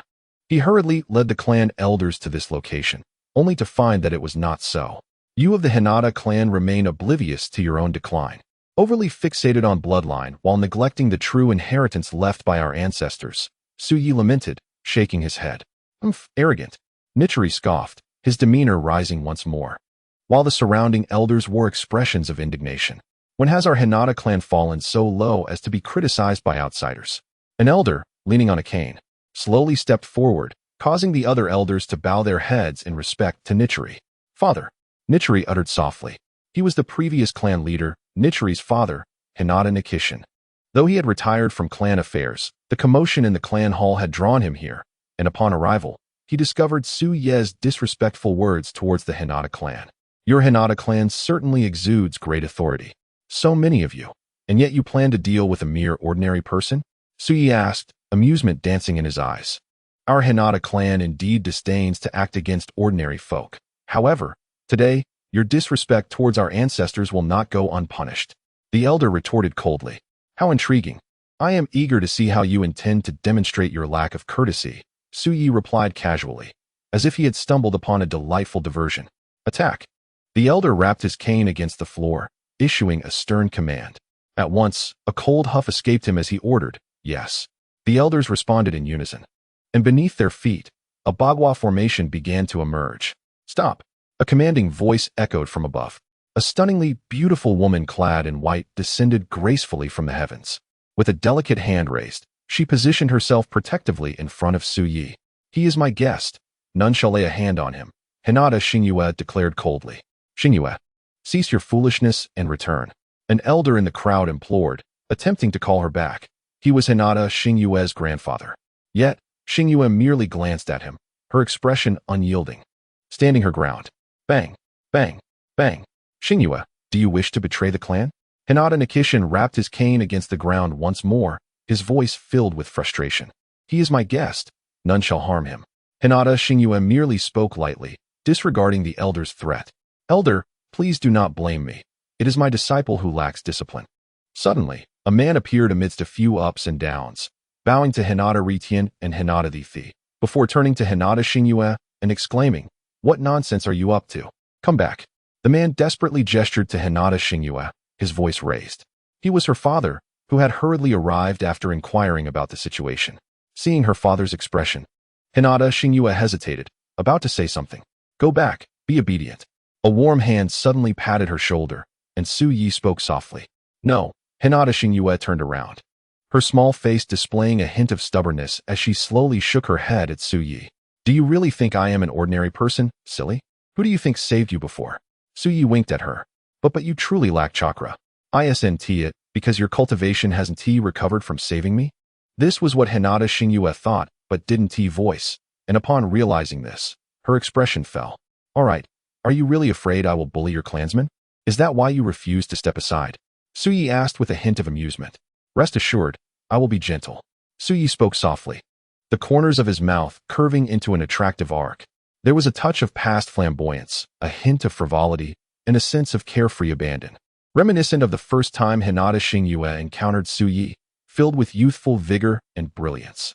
The difference was that now there was a newfound tenderness. Hinata Xingyue's gaze became somewhat dazed, inadvertently immersing herself in the beauty of Suyi's features, momentarily spellbound, forgetting to stop him. Suyi gently pulled Hinata Xingyue behind him, facing the entirety of the Hinata clan's elite fighters, his eyes revealing undeniable disappointment. It was just the right time for him to teach these arrogant descendants a lesson. Chapter 162, The Change of Hinata, Obsession Absorption completed, Sign-in system awakened successfully, detected sign-in location, Hinata clan. Would you like to sign in? Meanwhile, a faint system notification echoed in his ear, awakening at just the right moment. Hearing the prompt, Suyi fell into contemplation. Regardless of whether the system had awakened or not, he had means to resolve matters with the upper echelons of the Hinata clan. However, if signing in could yield something intriguing, it would undoubtedly simplify his efforts, sparing him from wasting time with the Hinata clan. Sign in, without hesitation. Suyi chose to sign in. Sign in successful, location, Hinata clan. Reward obtained. Reincarnation Eye. The Reincarnation Eye? It had indeed been a long time since he last used it. Suyi murmured, recalling that even before his ascension to immortality, his usage of the Reincarnation and Sharingan had been minimal, let alone after his ascension. However, after the fusion of the three great ocular techniques, they became indistinguishable. Naturally, Suyi understood better than anyone how to wield the Reincarnation Eye. With the Reincarnation Eye at his disposal, he faced the elite of the Hinata clan without the need for battle. At that moment, the members of the Hinata clan wore solemn expressions, entirely unaware of the gravity of the situation. Suddenly, beneath everyone's feet, a bagua array illuminated, and simultaneously, they all launched their attacks at Suyi. Gentle Fist Bagua 64 palms. Gentle Fist Bagua 128 palms. Gentle Fist Bagua Void palms. Gentle Fist Bagua Heart palms. A series of attacks surged towards Suyi, a flurry of palm shadows swirling in the air, dazzling to behold. Compared to the previously overwhelming chakra of Hinata Rizu, it had transformed into something tangible, enveloping Suyi entirely. Hinata Xingyue gazed at the figure of Su Yi standing before her, revealing a trace of worry. In the face of numerous attacks, Su Yi appeared slender, seemingly on the verge of being engulfed by countless ninjutsu, destined to dissipate into nothingness. Just flowery punches. Su Yi gently shook his head, seemingly disregarding the myriad of ninjutsu. Girl, watch closely the proper use of the reincarnation eye. Witness what it means to invoke the bagua beneath the reincarnation eye. Su Yi slightly turned his head, addressing Hinata Xingyue, presenting her with a profile as sharp as a chiseled statue. Simultaneously, Hinata Xingyue noticed the eye he had turned towards her, pure white with a brilliant blue radiance, as if containing the power of creation and destruction. Reincarnation eye. How do you possess the reincarnation eye? Hinata Xingyue's mouth fell agape in astonishment. She had previously heard Su Yi mention that he too possessed the reincarnation eye, thinking it was merely a jest. Yet, she never imagined it to be true. Who exactly was this person, the one she had casually brought home? Hinata Xingyue looked at Su Yi's silhouette, feeling an endless admiration, his silver eyes increasingly captivating her curiosity. But Su Yi had already turned away, no longer regarding her. The brilliance of the reincarnation eye emanated from his gaze as he observed the bagua array beneath everyone's feet, disappointment evident in his eyes. Shaking his head, he dismissed further thoughts and stepped forward. In that instant, the world transformed dramatically. With each step Su Yi took, the very earth trembled. Where his foot fell, a colossal beam of light erupted, illuminating the entire territory of the Hinata clan. In that moment, boundless radiance surged forth, piercing through the heavens. From a distance, it appeared as a gigantic bagua array, far more complex and profound than that of the Hinata clan, dwarfing all their formations combined.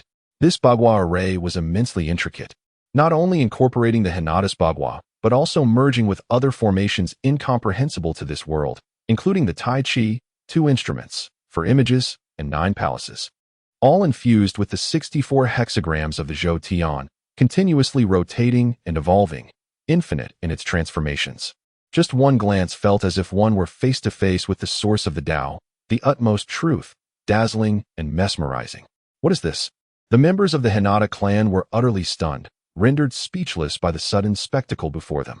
Their advance came to a halt as they realized their gentle fist technique had been completely suppressed, the bagua array beneath their feet vanishing without a trace, rendering their abilities utterly useless. Moreover, an urge to worship Su Yi overtook their entire beings, and the white eyes within their gaze suddenly experienced a sensation of pain, uncontrollably shutting themselves. It was as if, in the presence of this individual, their white eyes dared not to pry. Who on earth was this person? The movements of the Hyuga clan have stirred the entire Hidden Leaf village. The enigmatic and colossal 8 trigrams formation looming over the Hyuga clan raises questions among all the ninjas, who stand in awe of this spectacle. At this moment, in the Hokage's office, Sarutobi Hiruzen gazes out the window toward the direction of the Hyuga clan, where a brilliant column of light has erupted. His expression, marked by complexity and a hint of age, reveals an unprecedented gravity. The overwhelming aura emanating from that direction is palpable, even to him. What has transpired within the Hyuga clan? Several Umbu ninjas crouched before him, reporting swiftly before departing. Within the village, could it be that another division is looming? Reminiscent of the Warring States period? As the ninjas leave, Hiruzen's expression grows more intricate. The political landscape of Konoha has shifted dramatically, becoming increasingly obscure. Prominent clans within the village are becoming restless. Previously, due to Uchiha Madara's devastating strike that obliterated 5 nations, the Uchiha clan's power has ballooned to unprecedented heights, reaching a zenith once more. Now, with the Hyuga clan experiencing such upheaval, could it herald the emergence of an extraordinary figure? Or perhaps an ancient ancestor of the Hyuga clan? If the Hyuga clan seeks to divide power, what then becomes of his position as Hokage? Will he retain any authority? If the major clans disregard the established order, Konoha will inevitably fracture, and conflicts will intensify. Peace is hard won, having established a new system. Now everyone believes they deserve to be the leader, who will adhere to the original structure. This is certainly not the scenario that Hiruzen envisions. The present Konoha is fraught with worry, much like the 3rd Hokage in his time. Chapter 163. Neil the Rinnegan exudes a natural pressure over the ordinary Byakugan. Today, I shall teach you how to wield this pressure. Sui stands with hands clasped behind his back, his feet planted upon the dazzling 8 trigrams formation, garbed in white, resembling a celestial being descended to earth. His Rinnegan, exuding an air of profound indifference, surveys the rigidly frozen upper echelons of the Hyuga clan with royal authority. In a calm yet commanding tone, he declares, "Kneel." Though his words are not forceful, they resonate deafeningly in the ears of all present. As Sui's voice echoes, an indescribable pressure envelopes the arena. At that moment, every high-ranking member of the Hyuga clan feels a soul-shaking tremor. Soon, under this overwhelming force, they are horrified to find their legs bending against their will. The faint-hearted among them tremble and collapse to their knees, while those of iron will, such as Hyuga Hayashi, Hyuga Hinata, and Hyuga Hizashi, struggle valiantly, for they represent the honor of 3 generations of clan leaders. Should they yield, it would signify the complete submission of the Hyuga clan to the figure before them. How can he possess the Byakugan? Hyuga Hayashi's eyes bulge in disbelief. His aged face contorted in anguish, beads of sweat cascading from his brow. Under the pressure of Sui's Rinnegan, his Byakugan fades. His murky eyes fixate on the tall figure standing majestically in the center, whose youthful visage is strikingly handsome, especially with those Byakugan glowing faintly blue.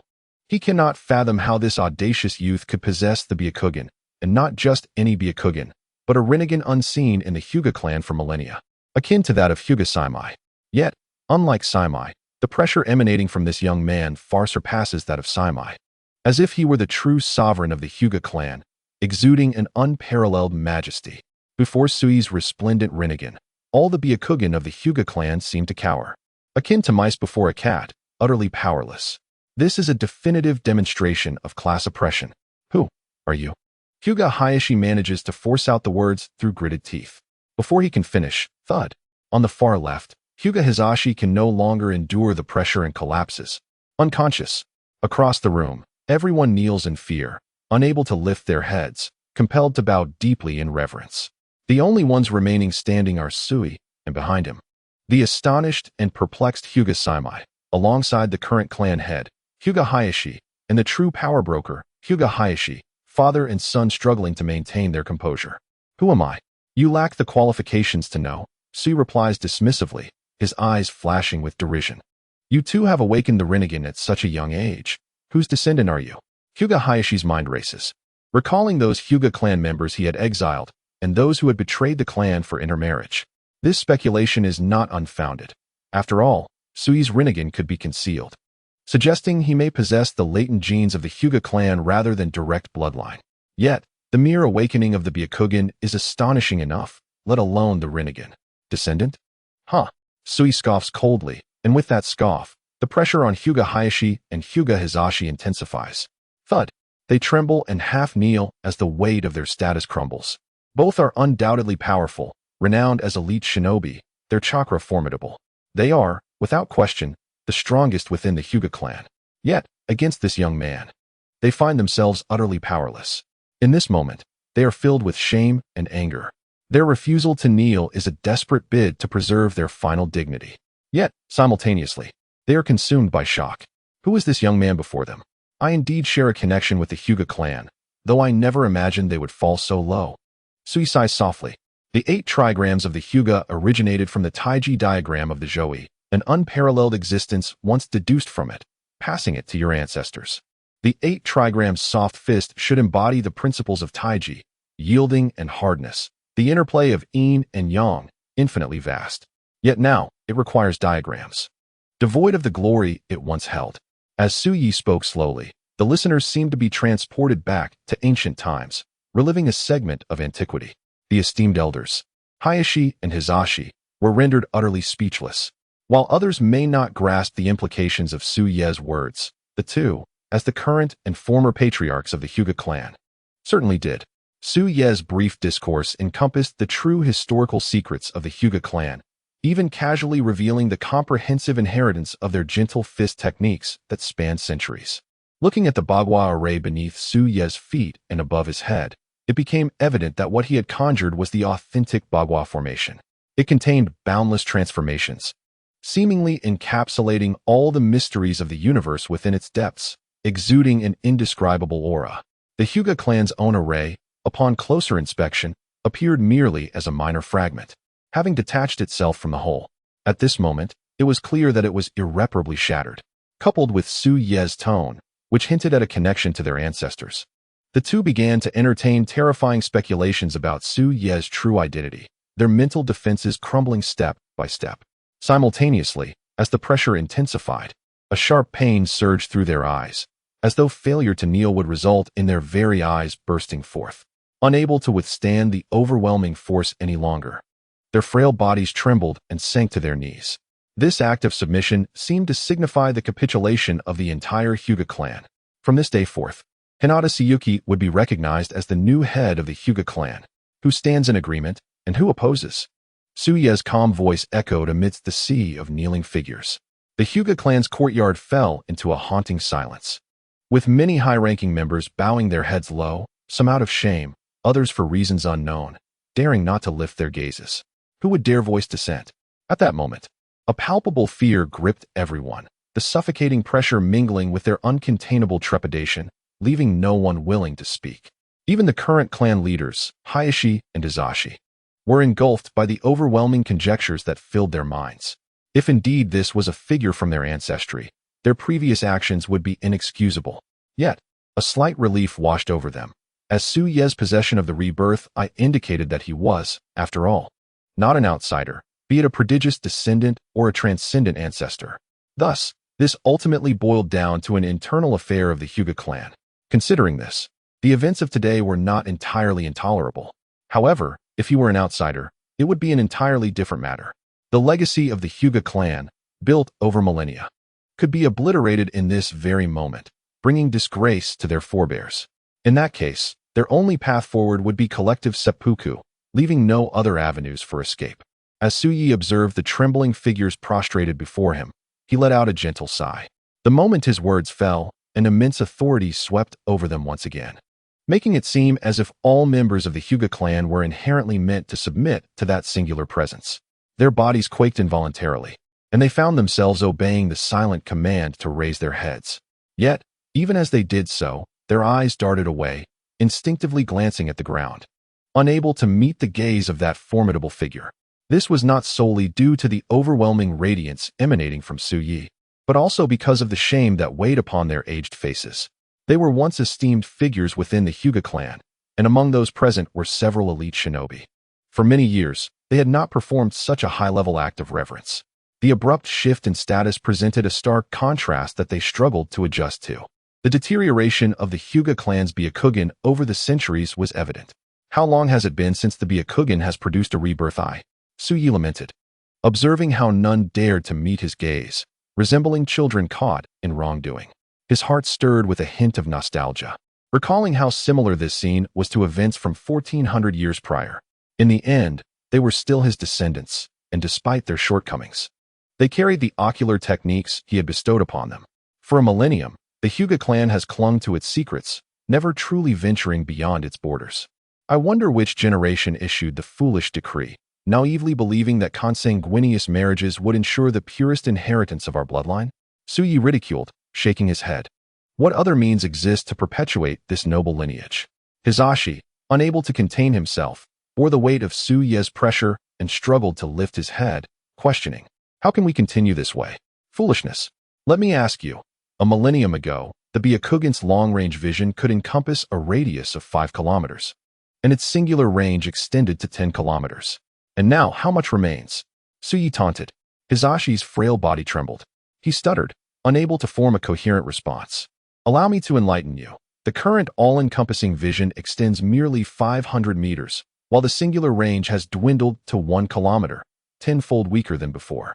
How has the power of the Byakugan diminished to this extent? Suyi pressed. Not only was the long-range vision affected, but also the various abilities of the Byakugan, including perception and insight, had experienced varying degrees of decline. Given time, it might not even be possible to open their eyes at all. Hizashi's body shuddered once more. His form bent as if the once unyielding patriarch had truly aged in that moment. It wasn't just him. The other members of the Hyuga clan felt similarly, their hearts a chaotic tempest, profoundly impacted by Su Ye's words, which were unassailable truths, leaving no room for rebuttal. According to his assertions, The decline of the Hyuga clan had become an undeniable reality. Why is it that the Uchiha and Senju clans, both ancient lineages, have produced prodigious talents like Uchiha Madara and Senju Hashirama, commanding respect throughout the shinobi world, while your Hyuga clan has not birthed a single exceptional figure? Tsuyi continued mercilessly, striking at their hearts. Hisashi trembled again, a palpable aura of decline emanating from him. Suddenly, he clutched his chest, a flush of crimson appearing on his face, blood trickling from the corner of his mouth. His body, already frail and nearing the end of its days, had sustained injury from resisting Tsuyi's pressure, and now the culmination of that strain was manifesting. "Father! Elder!" cried Hisashi, rushing to support Hisashi. The remaining high-ranking members of the Hyuga clan could no longer remain indifferent and collectively raised their gazes. After all, Hyuga Hiten held immense respect within the clan, having wielded power far longer than any of his predecessors. Even now, though he had long since abdicated, the true authority still resided in his hands. In a certain sense, Hyuga Hiten was emblematic of an era for the Hyuga clan. After a prolonged silence, a faint blush crossed Hyuga Hiten's face as he tremulously spoke. The true power of the Byakugan does not stem from lineage, but from the strength of the spirit. Tsuyi let out a soft sigh. Observing Hyuga Hiten in his current state, it was evident that the old patriarch was hanging on by a thread. To withstand Tsuyi's oppressive aura without suffering severe consequences was a feat in itself. The fact that the Byakugan did not shatter was already a small mercy.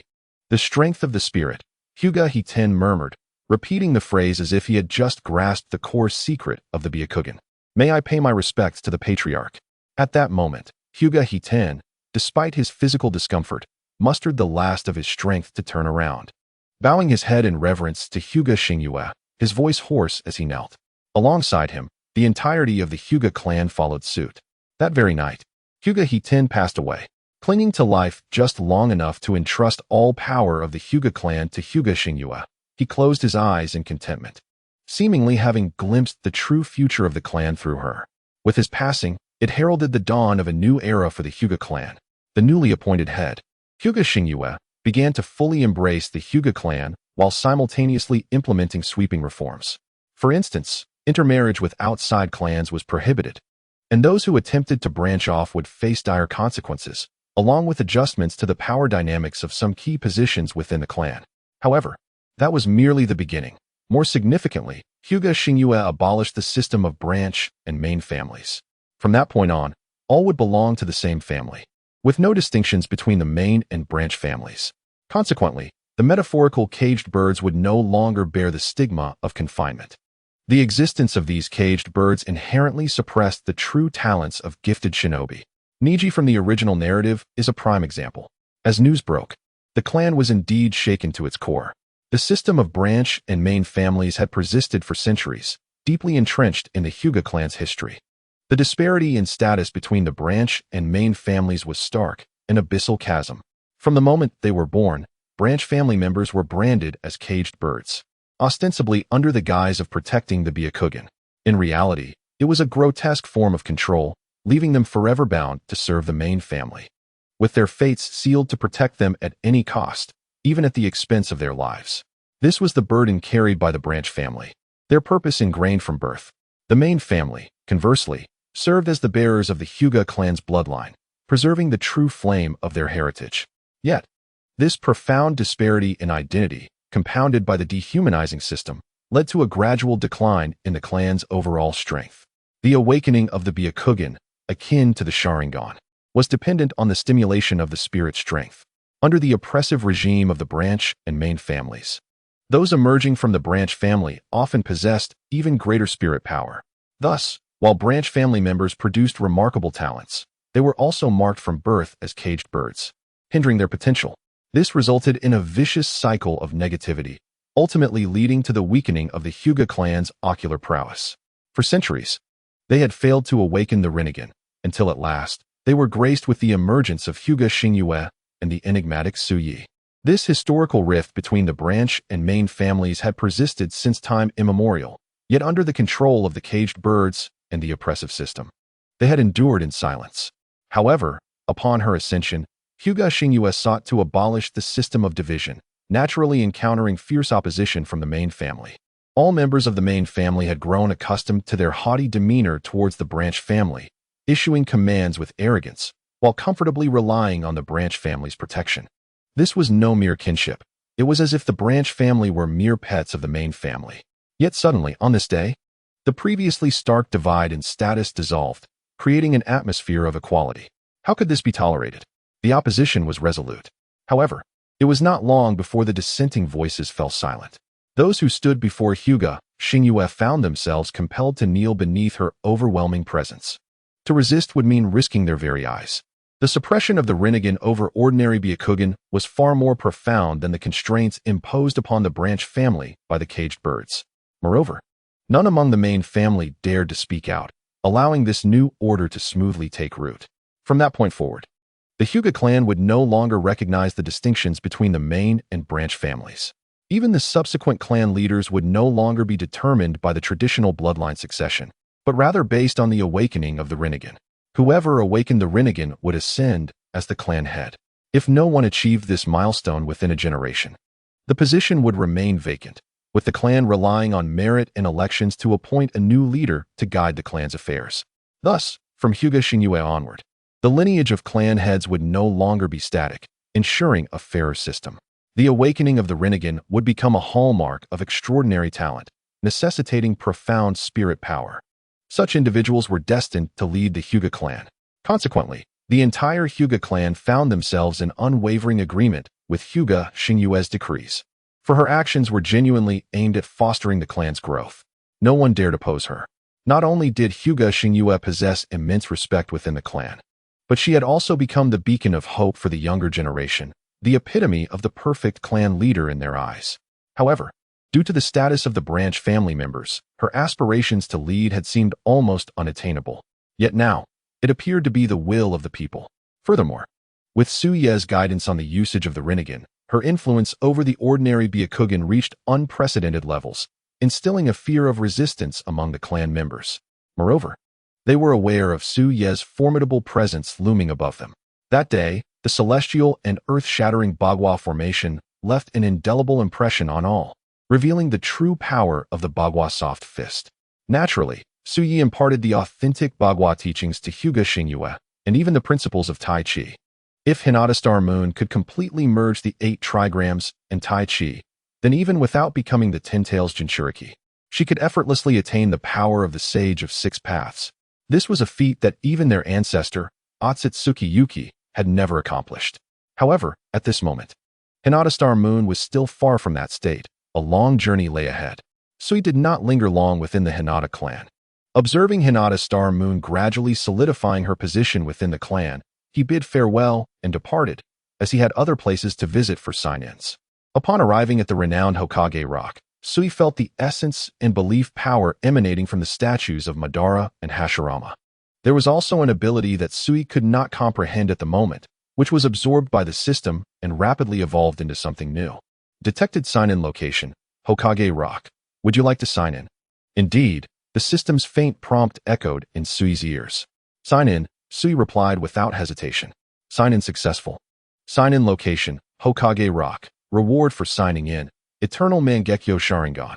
Reward for signing in. Would release. Not pausing for long, Sui swiftly signed in at various locations throughout Konoha. Sign in location, Nara Clan. Reward for signing in. Shadow binding technique. Arriving at Ichiraku Ramen. Sign in location. Ichiraku Ramen. Reward for signing in. Advanced culinary skills at that moment. As Sui looked on with bemusement at the culinary skills he had acquired, he unexpectedly encountered a familiar face, Tsunade. Chapter 166. The historical development of Ichiraku Ramen. Ichiraku Ramen's exact founding date is uncertain, but it likely coincides with the history of Konoha's establishment. The restaurant truly began to thrive during the post-war period, gradually gaining recognition as a favored establishment frequented by Hokage. My ramen shop has been passed down since ancient times. The young owner of Ichiraku Ramen lamented, passionately recounting the origins of his establishment, his words filled with nostalgia. This legacy dates back to the ancient times when the supreme organization, the Starry Night Pavilion, was founded thousands of years ago, he sighed. What nonsense. What kind of establishment can thrive for 1,000 years? Patrons scoffed, clearly skeptical of his boastful claims. Upon entering, Sui overheard the owner extolling the history and legacy of his restaurant with pride, even invoking the name of the Starry Night Pavilion. Sui could not help but shake his head in amusement. A millennium ago, the Starry Night Pavilion indeed had an extensive industrial chain spanning various sectors, with countless enterprises established through his efforts, yet none included Ichiraku Ramen. Back in the day, Ichiraku Ramen was not even known by its current name, but was referred to as Lanzhou Ramen. It had once thrived in every city, its name known to all. Yet now the owner wore a wistful expression, brushing off the patrons jesting with a smile, seemingly unwilling to explain further, his back turned in quiet solitude. Sui could not help but burst into laughter. Lanzhou Ramen? No wonder it tastes so familiar. Watching the owner's deft movements as he prepared the noodles, Sui was already half convinced. Sister, that person is so rude, Shinshu whispered to Tsunade, pointing at Sui, clearly displeased. Grandpa loves this place and comes here often. He says this shop has a story. Why mock him if you don't believe it? Shinshu, fond of ramen, believed much of what the owner said. And influenced by Senju Hashirama, he felt sympathy and awe for the restaurant's history, pondering the countless trials and tales it must have endured over the years. A restaurant that has withstood the test of time and still stands tall must hold many stories of joy and sorrow. From any perspective, respect should be maintained. Did they not see the owner's lonely demeanor? That person laughed, but to spit it out is simply excessive. Shinshu gazed at Sui, indignant. All right, Shinshu. Keep your voice down, Tsunade tried to calm him, awkwardly smiling at Sui. Her younger brother had always been a dreamer, filled with idealism, easily swayed by others' words. But what normal establishment could possibly endure for a millennium? It was only natural for others to chuckle. Moreover, as ninjas, how could they quarrel with ordinary folks? At that moment, Tsunade perceived Sui as merely an ordinary individual, devoid of any chakra fluctuations. Unbeknownst to her, Sui was already regarded as just another commoner. He lowered his head, continuing to savor his ramen, not intending to linger long, as he had another sign-in location to attend to. Yet, even with Tsunade's reassurances, Shinshu occasionally glanced over, appearing as if he wanted to confront Sui. Sui found this amusing but also slightly vexing. In an instant, a brilliant light flickered in his eyes.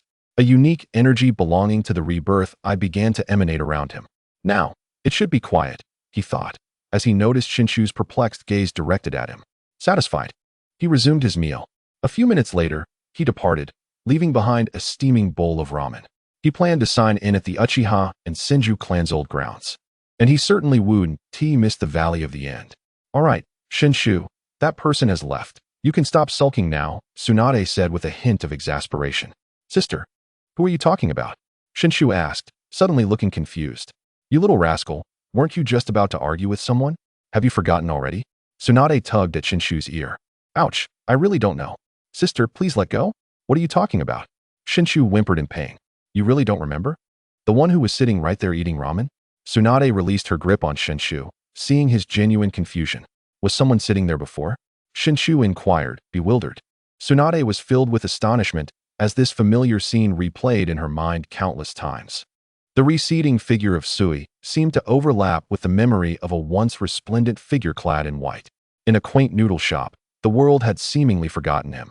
Yet he remained the only one to remember the extraordinary figure clad in white. Tsunade found herself momentarily lost in thought, sensing that something monumental was about to unfold. Sister, what's wrong? Shoju inquired curiously. It's nothing, merely a chance encounter with an extraordinary predecessor, Tsunade murmured, somewhat dazed. It struck her as peculiar that she often stumbled upon such legendary figures emerging from obscurity. Wait, who are you? Why do you trespass upon the Uchiha clan's territory? At the gates of the Uchiha estate, Uchiha Ching, a jonin on duty, intercepted a figure swaggering toward him. He immediately halted the intruder, rebuking him angrily. Oh, it's nothing. Just here to acknowledge my ancestry, Sui replied with a playful smile. You, a mere boy devoid of chakra, dare to claim lineage? Are you truly of Uchiha blood? The guard, clearly skeptical, regarded Sui with suspicion, refusing to grant him passage. Indeed, Sui asserted. Sign-in successful. Location, Uchiha clan. Reward, Eternal Mangekyo Sharingan. As the words left his lips, Sui's crimson eyes flickered momentarily, revealing a dazzling Mangekyo that unleashed an astonishing ocular prowess. Overwhelming Uchiha Ching. In an instant, he was drenched in sweat, staring into Sui's eyes as if facing the abyss, and collapsed to the ground. "Why you are?" he stammered, unable to articulate a single coherent word, yet a bold hypothesis began to form in his mind. Such remarkable ocular power could only belong to the legendary Madara, who vanquished 5 nations. "Oh, I didn't clarify earlier. I merely wished for you all to acknowledge your ancestry," Sui said, a mischievous smile gracing his lips.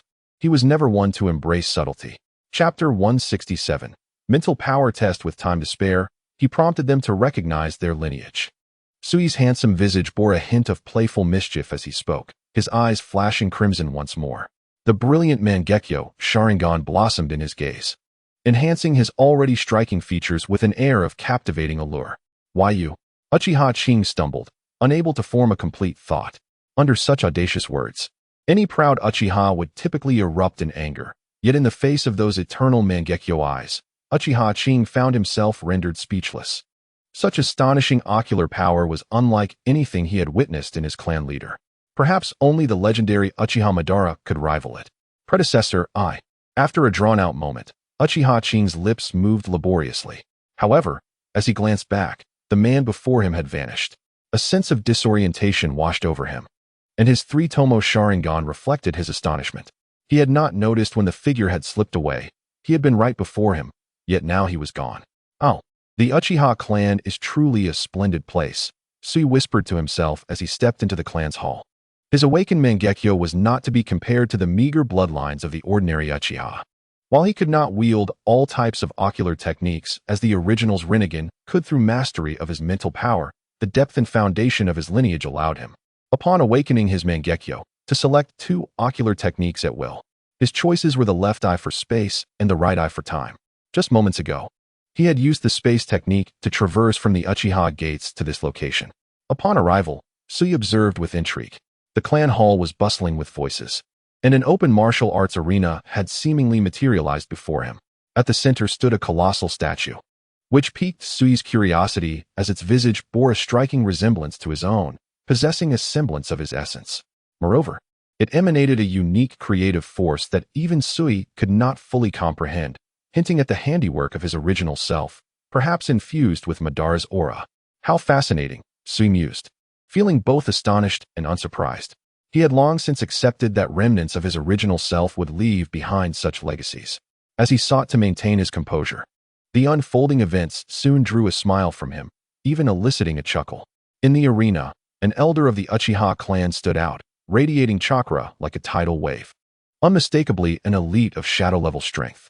His eyes blazed crimson, the 3-tomo Sharingan spinning with ferocity as he called out the names of the younger clan members. Each individual summoned stepped forward onto the arena. Next, Uchiha Lan. As the elder's voice faded, the boy named Uchiha Lan ascended to the arena, visibly anxious under the collective gaze of the audience. Approaching the grand statue, he hesitated before extending his hand. The moment his palm made contact, a unique luminescence surged forth from him, an essence distinct from chakra. The ocular power enveloped him, gradually coalescing into a shadowy manifestation of Susanoo, albeit faint and indistinct. Witnessing this spectacle, Sui's eternal Mangekyo momentarily focused, his astonishment palpable. "This," he murmured, the Mangekyo rotating slowly as he scrutinized the hazy Susanoo, eager to delve deeper into its mystery. For this Susanoo did not resemble the traditional form of the Susanoo warrior. Instead, it took on the visage of Yuru. "Oh, how enlightening. It seems the great battle is nearing its conclusion." After a while, Sui's gaze softened with understanding, as if he had perceived an influx of information. The cosmic expanse of the Naruto world was embroiled in a conflict that transcended realms, where countless galaxies were annihilated and reborn in mere moments. Creation and destruction existed within the blink of an eye. 3 unfathomably grand entities traversed the river of time, battling at its source across epochs and dimensions, spilling blood among the stars. At that moment, it appeared the tumultuous conflict was waning. The ancient tree from beyond, the Fusang, was gradually succumbing, its essence fraying and leaving behind irreparable scars upon the great path. Its true form, located at the origins of the Naruto world, was slowly being supplanted by Yuru. Consequently, the Susanoo of the Naruto realm would now manifest in the guise of Yuru. This transformation, however, was merely superficial. a mere shadow of its former self, a different expression of Yuru's power. Soon, the spectral form of Susanoo above the young man's head began to slowly dissipate, ultimately transforming into a number in the air, 3 segments of mental strength. The elder of the Uchiha clan, Uchiha Shenkyu, witnessed this scene, and after a long sigh, he shook his head. Uchiha Lan, aged 10, possessed a mental strength of 3 segments, indicating a talent of mediocre caliber. A flicker of disappointment crossed the boy's eyes as he dejectedly left the training ground. Could it be that the Uchiha clan truly lacked any prodigies? After Uchiha Lan departed, Uchiha Shanyue wore a sorrowful expression. Despite the Uchiha clan seemingly thriving at present, it was in a state of transition, struggling to produce a genius capable of standing alone, let alone a prodigy like Hyuga Hanabi. Even Uchiha Fugaku, the young clan leader, paled in comparison to the ancestors. Presently, the clan seemed to rely on the glory of the elder, Uchiha Madara, for protection, akin to using a tiger's skin as a banner. This time, the elder had even brought the statue of an ancestor to test mental strength, aiming to discover and nurture the clan's promising youth, with the most gifted among them potentially receiving Madara's personal guidance. Yet now, as the event neared its conclusion, there was not a single individual of exceptional talent to be found. 3 individuals possessed a mental strength of 7 segments, indicating upper-tier talent, with hopes of awakening the Sharingan before the age of 13. 12 others, with strengths ranging from 6 to 4 segments, were of moderate talent, with prospects of awakening the Sharingan before 18. 15 individuals fell below 4 segments, categorizing them as low-tier talent, barring any significant calamities. They faced insurmountable odds to awaken their eyes. Uchiha Shanyue's voice echoed softly yet resonated throughout the venue, imbued with deep sorrow. All the young clan members at that moment could only lower their heads, too timid to meet the elder's gaze. Is this the Hokage version of battle through the heavens? How did the main body manage to produce such a thing? A mental strength test? Sui displayed a peculiar expression, somewhat speechless. However, it seemed unlikely to be the main body. This must be one of Madara's little contrivances, he murmured, dismissing his earlier conjecture. At that moment, he utilized spatial ninjutsu to conceal himself in a subspace, his physical form remaining unmanifested. Yet he absorbed every scene unfolding before him. Ultimately, he was but a mere avatar, unable to comprehend all the contingencies left by the main body, nor could he possess the omniscience and omnipotence akin to it. After pondering for a moment, he resolved to proceed with his original plan. He had already discerned everything. Perhaps he was merely one of its contingencies or an executor. Thus, why should he be concerned about disrupting its plans? Sui chuckled softly, gradually materializing his form. He approached the training ground with an air of nonchalance, drawing the attention of all present, filled with questions and curiosity. With each step he took, his aura intensified, culminating in a powerful presence that surged forth as he stood in the air, a single hand resting on his back, his azure robe billowing. All gazed upon him, holding their breath, overwhelmed by an oppressive aura. This statue is rather intriguing. Care to guess my level? Upon uttering these words, the venue fell silent. Chapter 168. The anomaly. A beam of light shot into the sky, emanating an unimaginable radiance from the Uchiha residence. Sui stood aloft, clad in a flowing azure robe, his demeanor indifferent. With one hand resting behind him, he traversed the void, each step exuding an unfathomable majesty that intimidated all present. As he took his final step, a shadow enveloped him, expanding until it consumed the entire training ground. This shadow was that of Susanoo, vast beyond imagination. All Uchiha clan members, feeling the overwhelming pressure from the colossal being, gasped for breath. Care to guess my level? Sui inquired calmly. Beneath the towering light beam and the encircling Susanoo, he appeared as a monumental figure. Do you wish to grow stronger? Sui's lips curled into a faint smile, his voice resonating through the heavens like a great bell. The crowd was astonished, left speechless at that moment. Soon, the Susanoo surrounding him began to retract, coalescing in the sky into 4 radiant characters, 99 segments. The audience stood in stunned silence, unable to articulate their shock. Among a clan where none exceeded 10 segments, the significance of 99 segments was self-evident. This was an unprecedented pinnacle of strength, unmatched throughout history. Uchiha Shanyue, closest to Sui, was wide-eyed in disbelief. As an elder of the Uchiha clan, he had witnessed the clan's history across various eras. During the Warring States period, He had seen Madara's unparalleled prowess, his Susanoo overshadowing the world with an invincible demeanor, dominating an entire era. Only Senju Hashirama had stood before him, a figure impossible to match. In the First Great Ninja War, Hashirama's unparalleled might had shattered the encirclement of the Fire Nation by 4 countries. It reignited the fear once felt under the dominion of the warring states' dual heroes.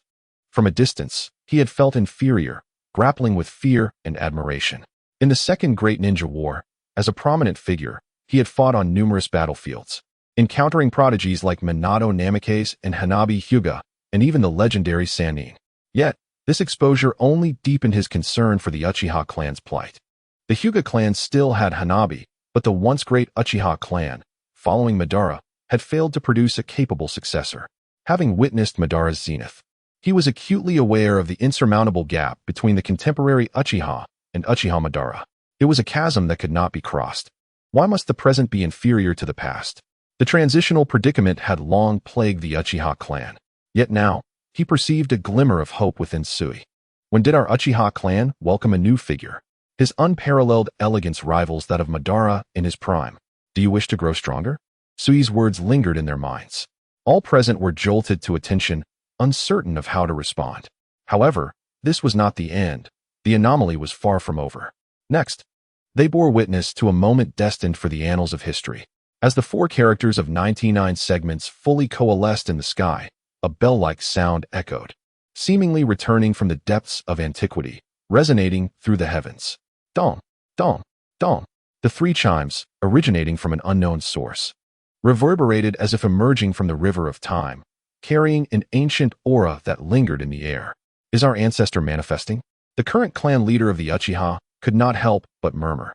Surely, this sound is the legend left by Lord Madara when he established this statue.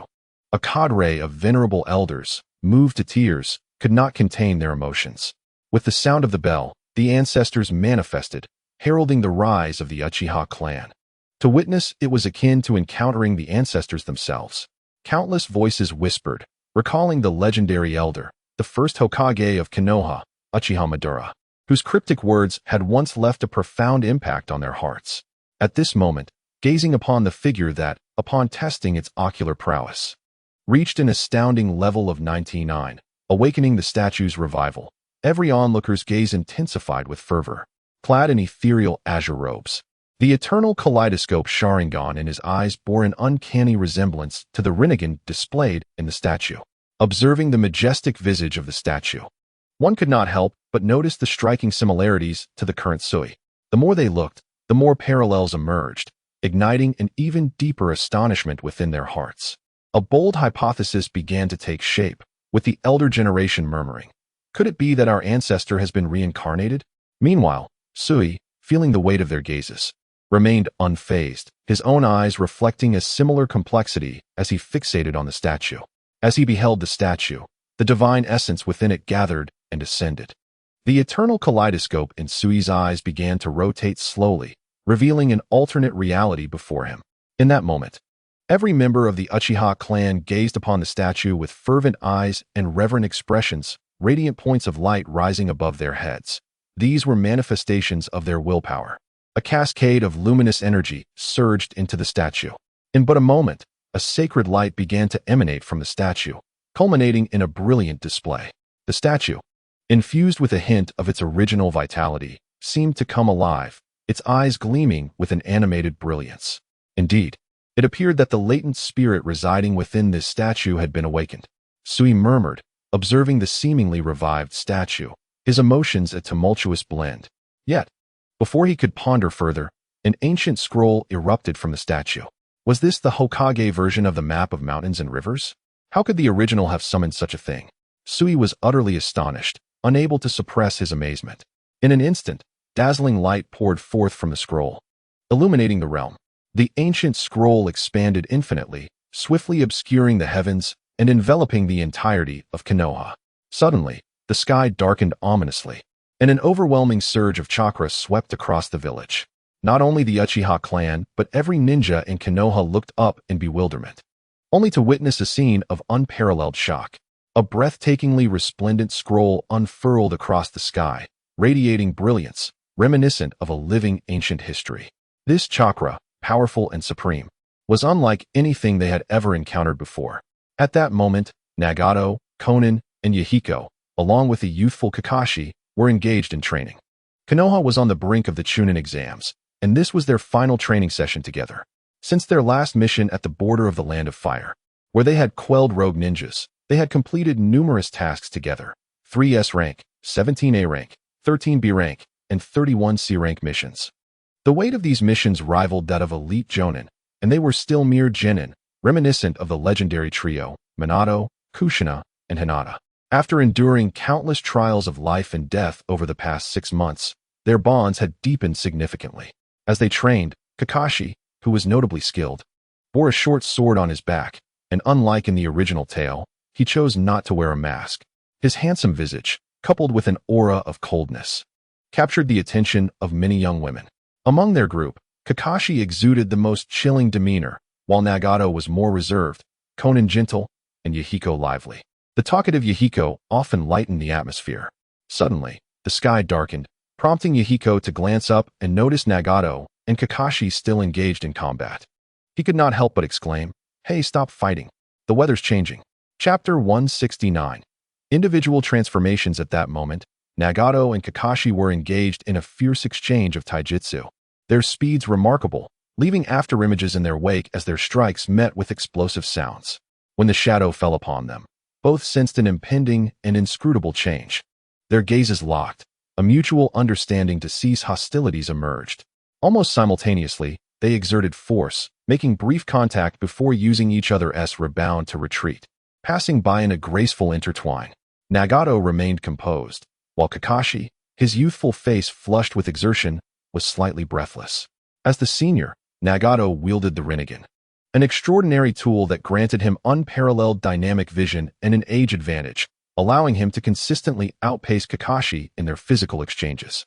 However, Kakashi's taijutsu was also exceptionally refined, thanks to the foundation laid by his father. On the surface, he appeared to match Nagato's prowess.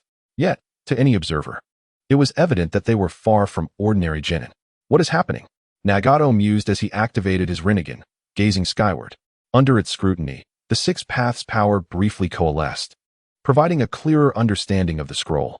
The chakra was overwhelmingly powerful. Such greatness had never been witnessed before, compelling one to bow in submission. Nagato murmured, beads of sweat visibly trickling down his cheeks. The 6 paths ripples exuded astonishing ocular power, and Kakashi, lost in thought, sensed an inexplicable familiarity with the surging chakra above. In that fleeting moment, Sui's image flashed in his mind, prompting an involuntary exclamation. "It's him." At this juncture, their mentor, the previous generation's trio, was equally astonished. Minato and Kushina had just exited Ichiraku Ramen, having been pivotal forces during the Second Great Ninja War, their names echoing throughout the ninja world.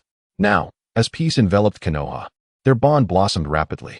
At this moment, they were on yet another date, with Kushina, as per tradition, insisting on concluding their outing with a bowl of Ichiraku Ramen.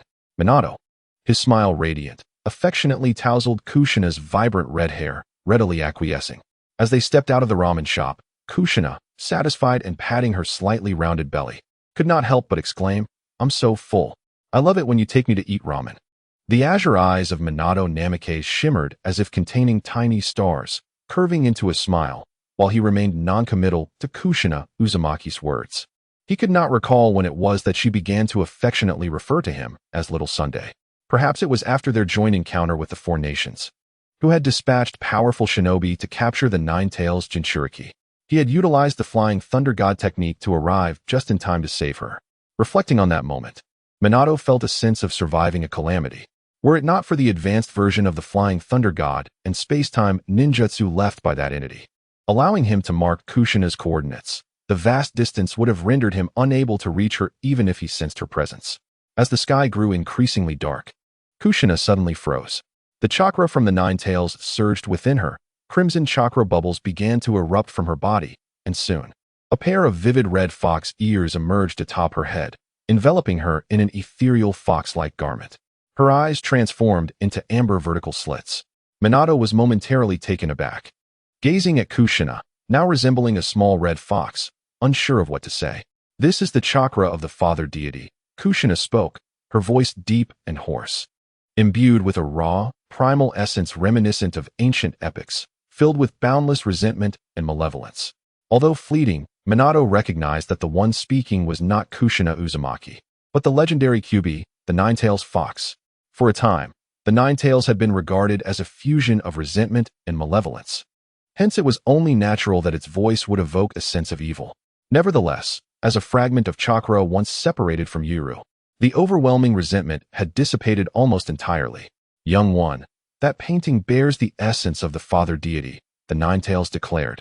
Its words imbued with an emotion that Minato could not comprehend, a mixture of trembling and fervor emanating from the depths of its soul.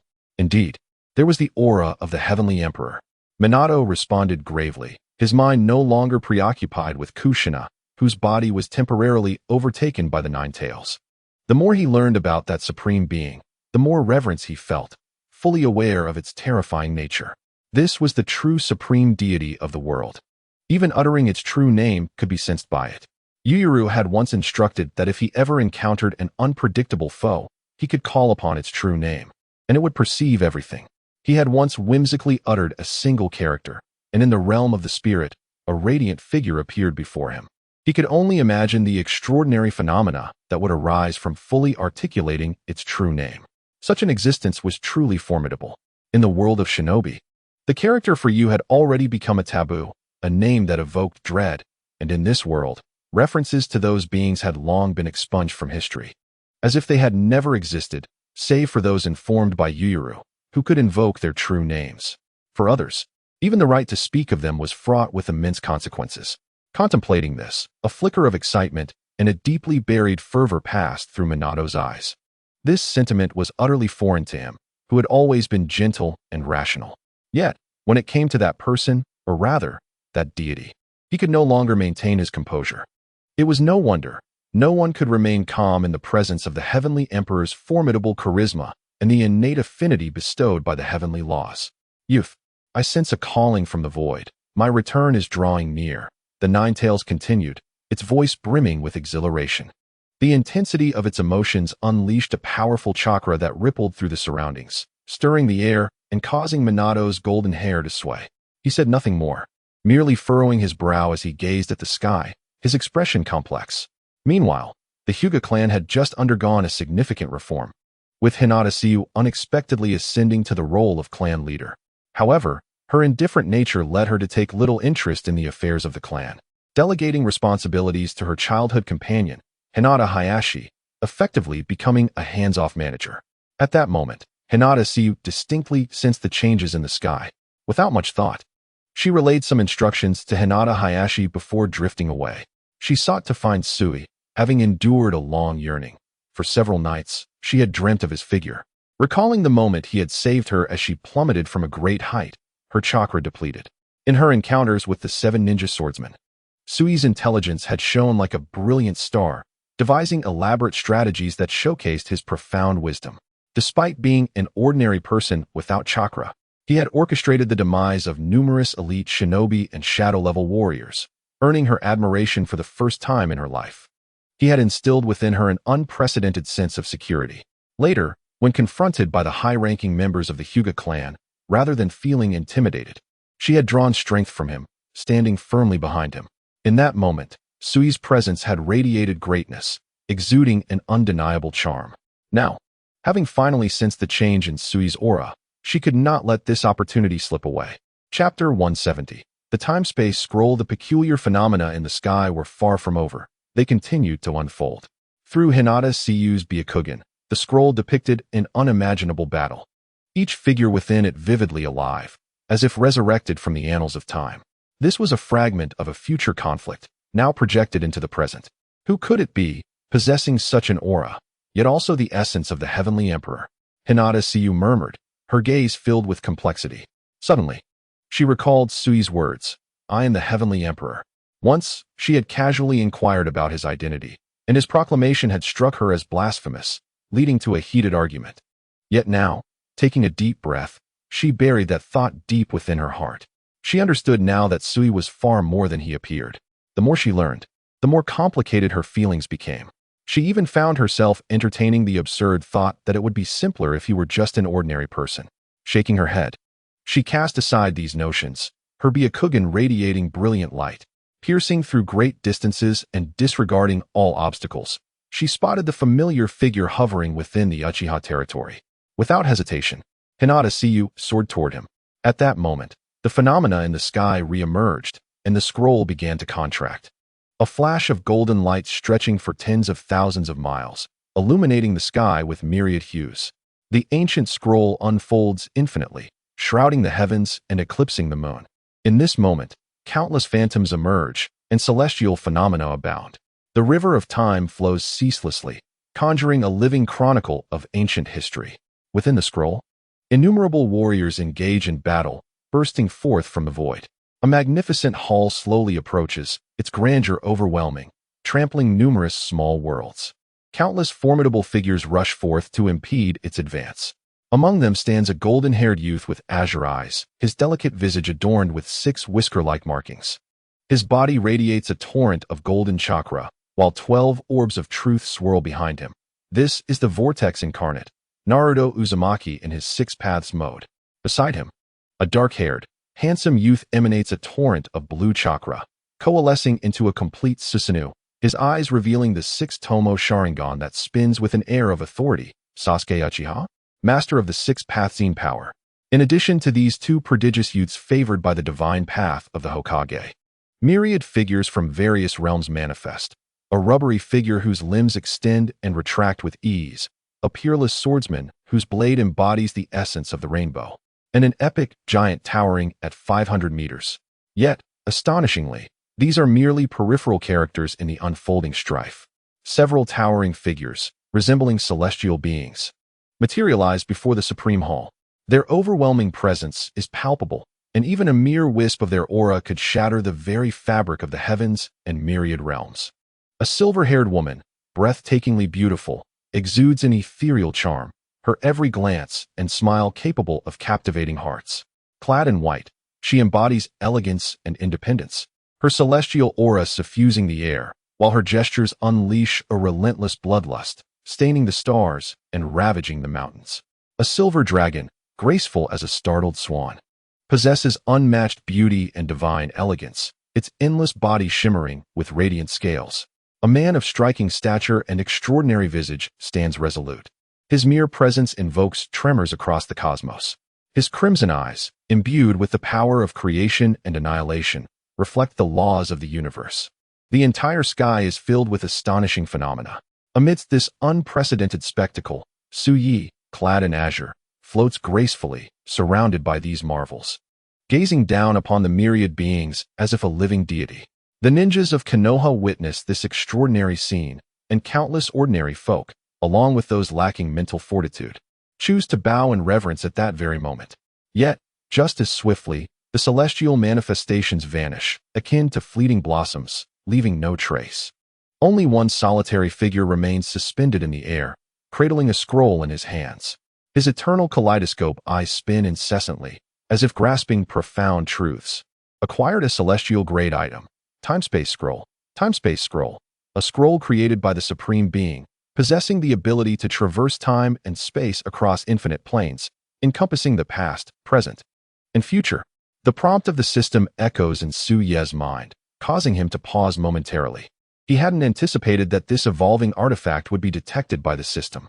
The timespace scroll indeed lives up to its name. However, before he could ponder further, the system's notification resounded once more. Sign-in location detected. The statue of the Celestial Emperor. Would you like to sign in? Oh, when did this object become a renowned landmark in the world of Naruto? It can even be signed in? Su Yi mused, unable to resist glancing at the statue. At that moment, the majestic statue, which originally emanated a semblance of divinity, had dimmed significantly due to the manifestation of the timespace scroll, yet its extraordinary presence remained, instilling fear in all who gazed upon it. Shaking his head, he dismissed further thoughts and opted to sign in. Congratulations, host, on a successful sign-in. Sign-in location. The statue of the Celestial Emperor. Reward acquired. Rinnegan. In an instant, a remnant of divine essence and willpower was drawn from the statue, manifesting as a warm current that surged through his eyes. In that fleeting moment, his eternal kaleidoscope Sharingan transformed into the Rinnegan, its power exponentially enhanced. Moreover, as this warm current became ocular strength, a grand, almost ethereal voice reverberated within his mind. Your next task is. A plethora of information materialized as a command, etched deep within his consciousness. After a considerable time, he murmured to himself, so it is this way. It seems I must first find a way to elevate the Uchiha clan's power. An idea began to blossom in his mind. Soon, Tsuyi deftly harnessed the dual ocular powers of the Rinnegan and the transmigration eye, gracefully descending towards the Uchiha clan's grounds, where the gathered crowd regarded him with reverent awe. Uchiha Fugaku, in particular, appeared anxious, for Tsuyi's landing spot serendipitously lay directly before him. At that moment, his 3-tomo Sharingan activated instinctively to counter the pressure emanating from Tsuyi's Rinnegan. Despite this, beads of sweat began to form on his brow. If you see me, I am your deity. Tsuyi nonchalantly glanced at Uchiha Fugaku, uttering these audacious words. Yet, the entire assembly swallowed hard, not daring to voice any dissent.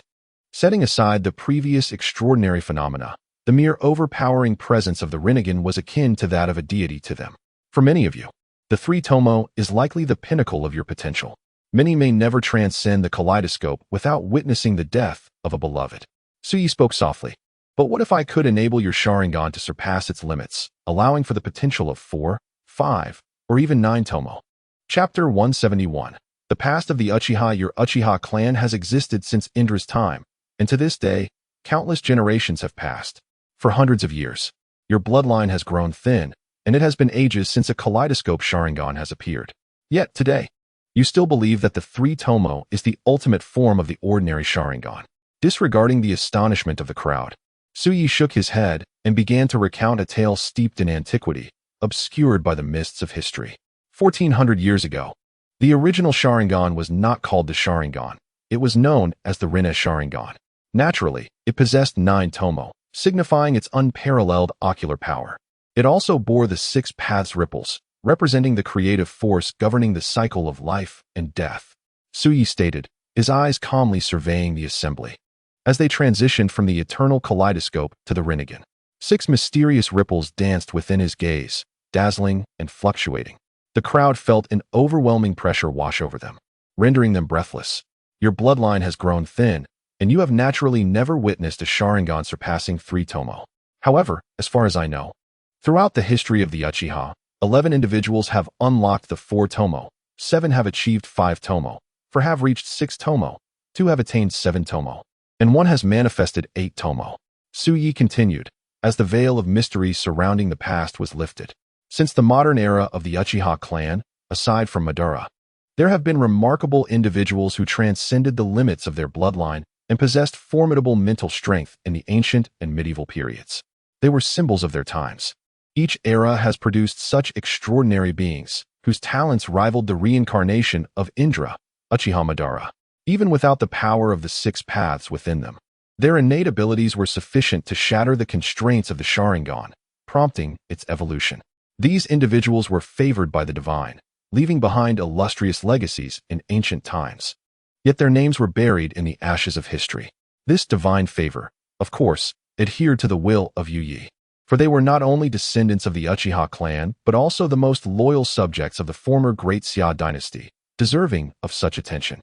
As Tsuyi recounted these tales, the Uchiha clan members were captivated, their hearts racing with waves of emotion, as if they had returned to that ancient era, witnessing the resplendent history of the Uchiha.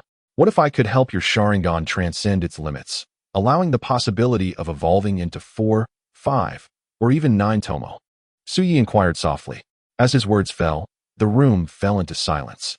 After a brief pause, someone unexpectedly took the lead, and suddenly, the crowd knelt in unison, expressing their gratitude. Thank you, great deity. What must we do? The contemporary clan leader of the Uchiha, gathering his courage, spoke earnestly. He believed that no favor was given without a price. If one wished to gain, one must offer an equivalent or greater sacrifice. He did not doubt the authenticity of Tsuyi's words, given his extraordinary ocular prowess and the astonishing phenomena surrounding him. Although the notion of evolving the Sharingan from 3-tomo to 4 or 5 seemed far-fetched, the presence before him made it appear entirely plausible. There is no need for excessive formality, nor must you refer to me as a deity. Simply call me Suyi. I do not require anything from you. Your growth is the greatest reward I could ask for, Suyi replied calmly, waving his hand. Under the might of his Rinnegan, the Uchiha clan members who had knelt felt an invisible force surge forth, as if an unseen hand gently lifted them back to their feet. They were taken aback, their respect deepening, yet they dared not speak further. What would you have us do next, Master Su? The clan leader asked, still filled with reverence and trepidation. You need not do anything specific, and do not express gratitude prematurely. I shall unlock your genetic seals and enhance your bloodline concentration. As for how far you can go, that depends on your own efforts. Suyi spoke in a tranquil tone. Chapter 172. The evolution of the Sharingan. As his words resonated, Suyi casually raised his hand, and an invisible radiance dispersed, transforming into starlight that descended upon the crown of each Uchiha clan member. This was not only a manifestation of his Rinnegan and Samsara Eye abilities, but also a result of the power of the Tao-level artifact, the space-time scroll, left by his original self, drawing upon a fraction of its immense strength. The crowd exchanged glances, feeling the fervor of their bloodlines stir within them, as their Sharingan activated automatically, and a remarkable transformation began within their bodies. However, this change soon faded into obscurity. Confused, they regarded one another, sensing that while something had shifted, it was as though nothing had changed at all. Faike, your eyes. The contemporary clan leader gasped in astonishment. Turning to his son, he beheld Uchiha Faike's eyes, which had inexplicably split and evolved from 3 tomo to 4. Mikage, your eyes have also transformed into 4 tomo. Another member pointed out, identifying a young ninja named Uchiha Mikage, who was also exceptionally talented and was rumored to be among the few who had awakened the Mangekyo Sharingan. Uchiha Faike and Uchiha Mikage locked eyes, both witnessing the 4 tomo Sharingan swirling within each other's gaze, simultaneously sensing a notable enhancement in their ocular power. Their vision felt remarkably clearer, overwhelming them with joy that they could no longer contain. They knelt once more before Suyi, expressing their gratitude. Thank you, Master Su. Suyi stood calmly, accepting their homage, and in the fusion of the Samsara Eye and Rinnegan, it seemed that the destinies of Uchiha Mikage and Uchiha Faike had subtly shifted. The evolution of the tomo was not an overnight occurrence. It required talent, perseverance, and skill in equal measure. I hope you will strive diligently, Suyi remarked, and an invisible hand once again lifted the 2. In his eyes, these 2 were indeed the genius ninjas who had awakened the Mangekyo Sharingan in the original narrative. Now, with their bloodlines invigorated, their tomo had directly evolved, paving a smoother path for their future awakenings of the Mangekyo. While the 4 tomo alone could not rival the Mangekyo, they would no longer fear its suppression. Only upon evolving to the 6 tomo Sharingan could they truly stand alongside the Mangekyo, capable of summoning Susanoo, albeit lacking unique ocular techniques. The 4 tomo state significantly enhanced dynamic visual acuity, Jinjutsu application, and ninjutsu replication compared to the ordinary 3 tomo state. If an average Uchiha could reach the level of a Jonin through the 3 tomo, the 4 tomo would elevate them to elite Jonin status, while 5 tomo would allow them to attain the strength of a Kaguya, and 6 tomo would rival the Mangekyo, achieving a level beyond Kaguya. Moreover, the Sharingan in the tomo state possessed capabilities on par with the Mangekyo in its standard form, with considerably lower chakra consumption, enhancing their endurance in prolonged battles and compensating for the Uchiha clan's typical shortcomings. Additionally, they would no longer fear blindness.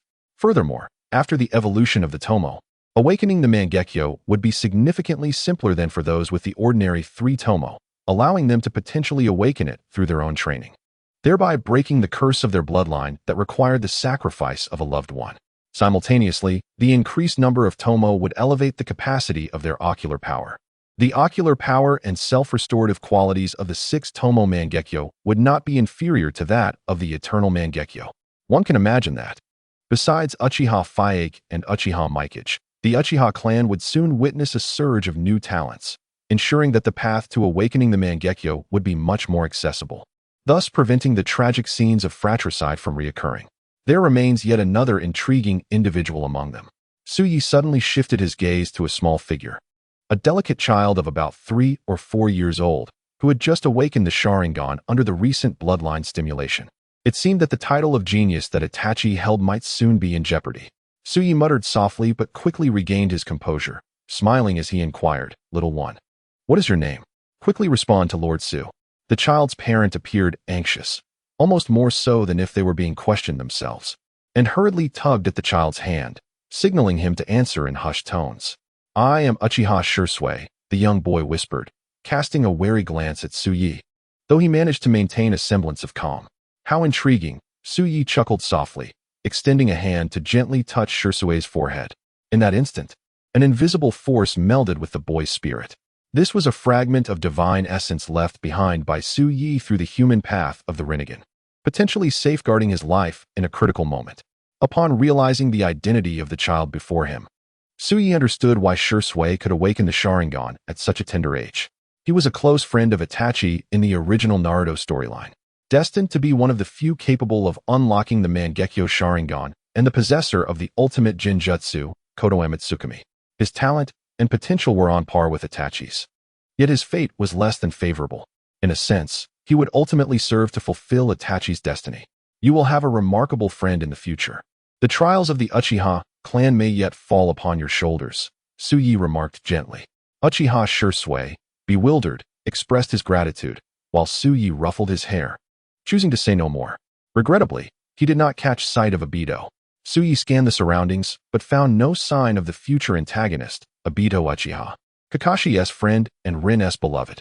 Given Kakashi's age at this time, it was likely that Obito was just beginning his journey in the Ninja Academy, yet to graduate. However, the activation of the Uchiha bloodline would undoubtedly influence Obito as well. Should I go and check on him? With this thought, Suyi vanished from where he stood, just as Hinata Hashiyuki arrived. Chapter 173. Uchiha Obito. As ripples spread across the space, Suyi had already disappeared from view. The entire Uchiha clan was left in a state of confusion, staring at the spot where Suyi had just stood, momentarily dazed, as if caught in a dream. Yet, the four-tomo Sharingan in Fugaku and Kagami's eyes clearly indicated that this was no mere illusion. Just after Suyi's departure, a voice called from afar. A woman in white descended gracefully from the sky, her ethereal form resembling a celestial being, captivating and otherworldly. However, her demeanor was excessively aloof, her stunningly beautiful yet frigid appearance evoking a sense of unattainability. Yet, when her eyes fell upon Suyi, an unmistakable joy illuminated her gaze. In an instant, her icy aura began to thaw as she smiled, reminiscent of spring blossoms, rendering the world around her colorless. But the next moment, her smile froze abruptly, for Suyi had vanished from her sight. That rascal, how could he run off so quickly? Hinata Hashiyuki muttered in annoyance, stamping her foot. The Uchiha clan, having never witnessed such a scene, could only marvel at the transformation. One moment, she exuded the presence of a powerful goddess, and the next, that divine aura dissipated, revealing a more youthful demeanor. An elder of the Uchiha clan whispered, "Isn't that the girl from the Hyuga clan? Why does it sound like she knows Lord Su? Lord Su also shares the same surname. Could it be?" But they dared not ponder further. The Hyuga clan's upheaval had already spread, and as the Uchiha clan leader, he was well aware. Although it was astonishing that the clan head position had been seized by a younger branch member, when that individual was the exceptionally gifted Hinata Hashiyuki, it made everything seem plausible. Moreover, this girl appeared to be acquainted with Lord Su, elevating her importance in the eyes of the Uchiha.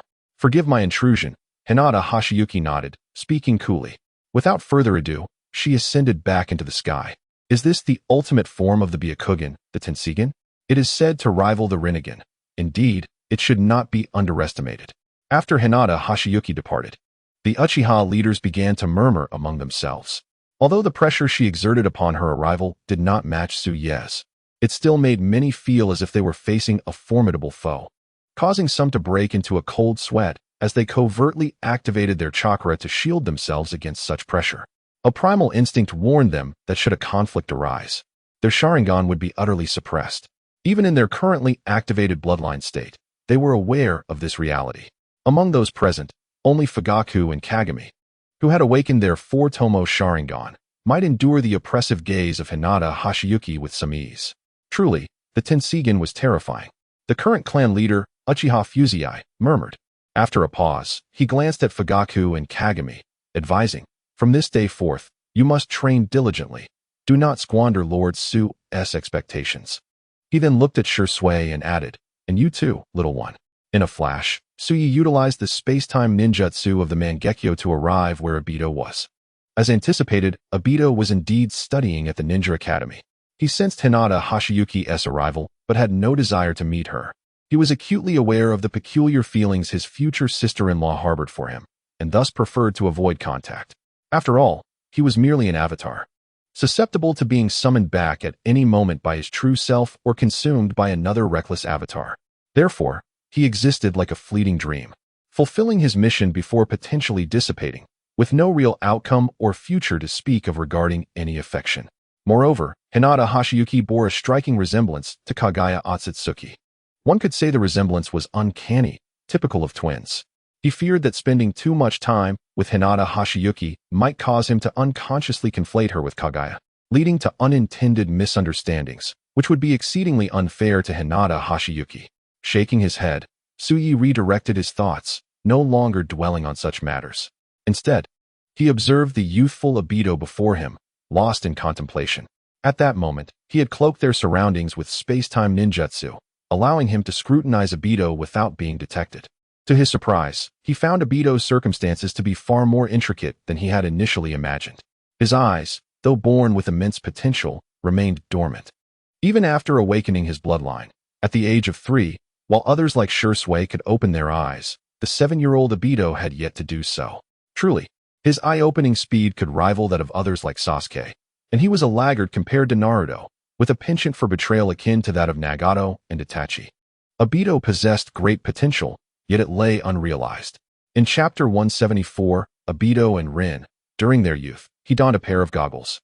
His gaze fixated entirely on his deskmate, a delicate girl with 2 streaks of paint on her cheeks, her eyes sparkling with a certain vivacity, undeniably charming.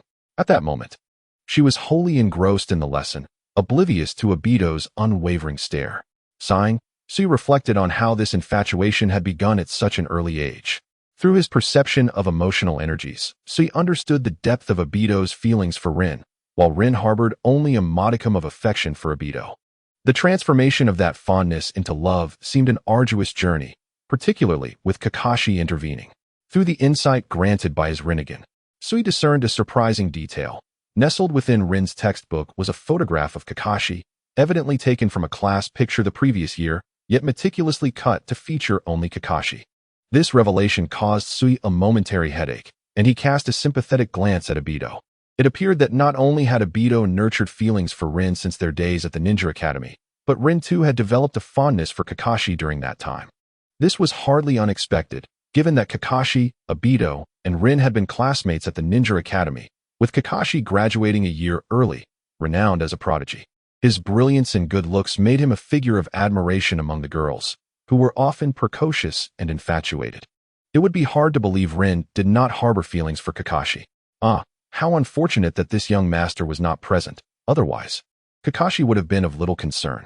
Suyi stroked his chin, reminiscing about the lavish and intoxicating days of 1,000 years ago, when he was the prince of a great nation.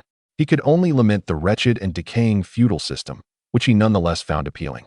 Shaking his head, he resolved not to dwell on the past. After a moment's hesitation, Suyi extended his finger, channeling 2 streams of pure energy toward the foreheads of Obito and Rin.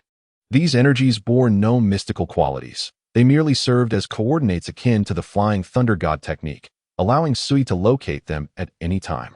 Moreover, they contained the power of the Rinnegan, as well as the transformative capabilities of time-space scrolls, potentially accelerating Obito's eye-opening and ensuring that Rin would not remain as inconspicuous as in the original narrative.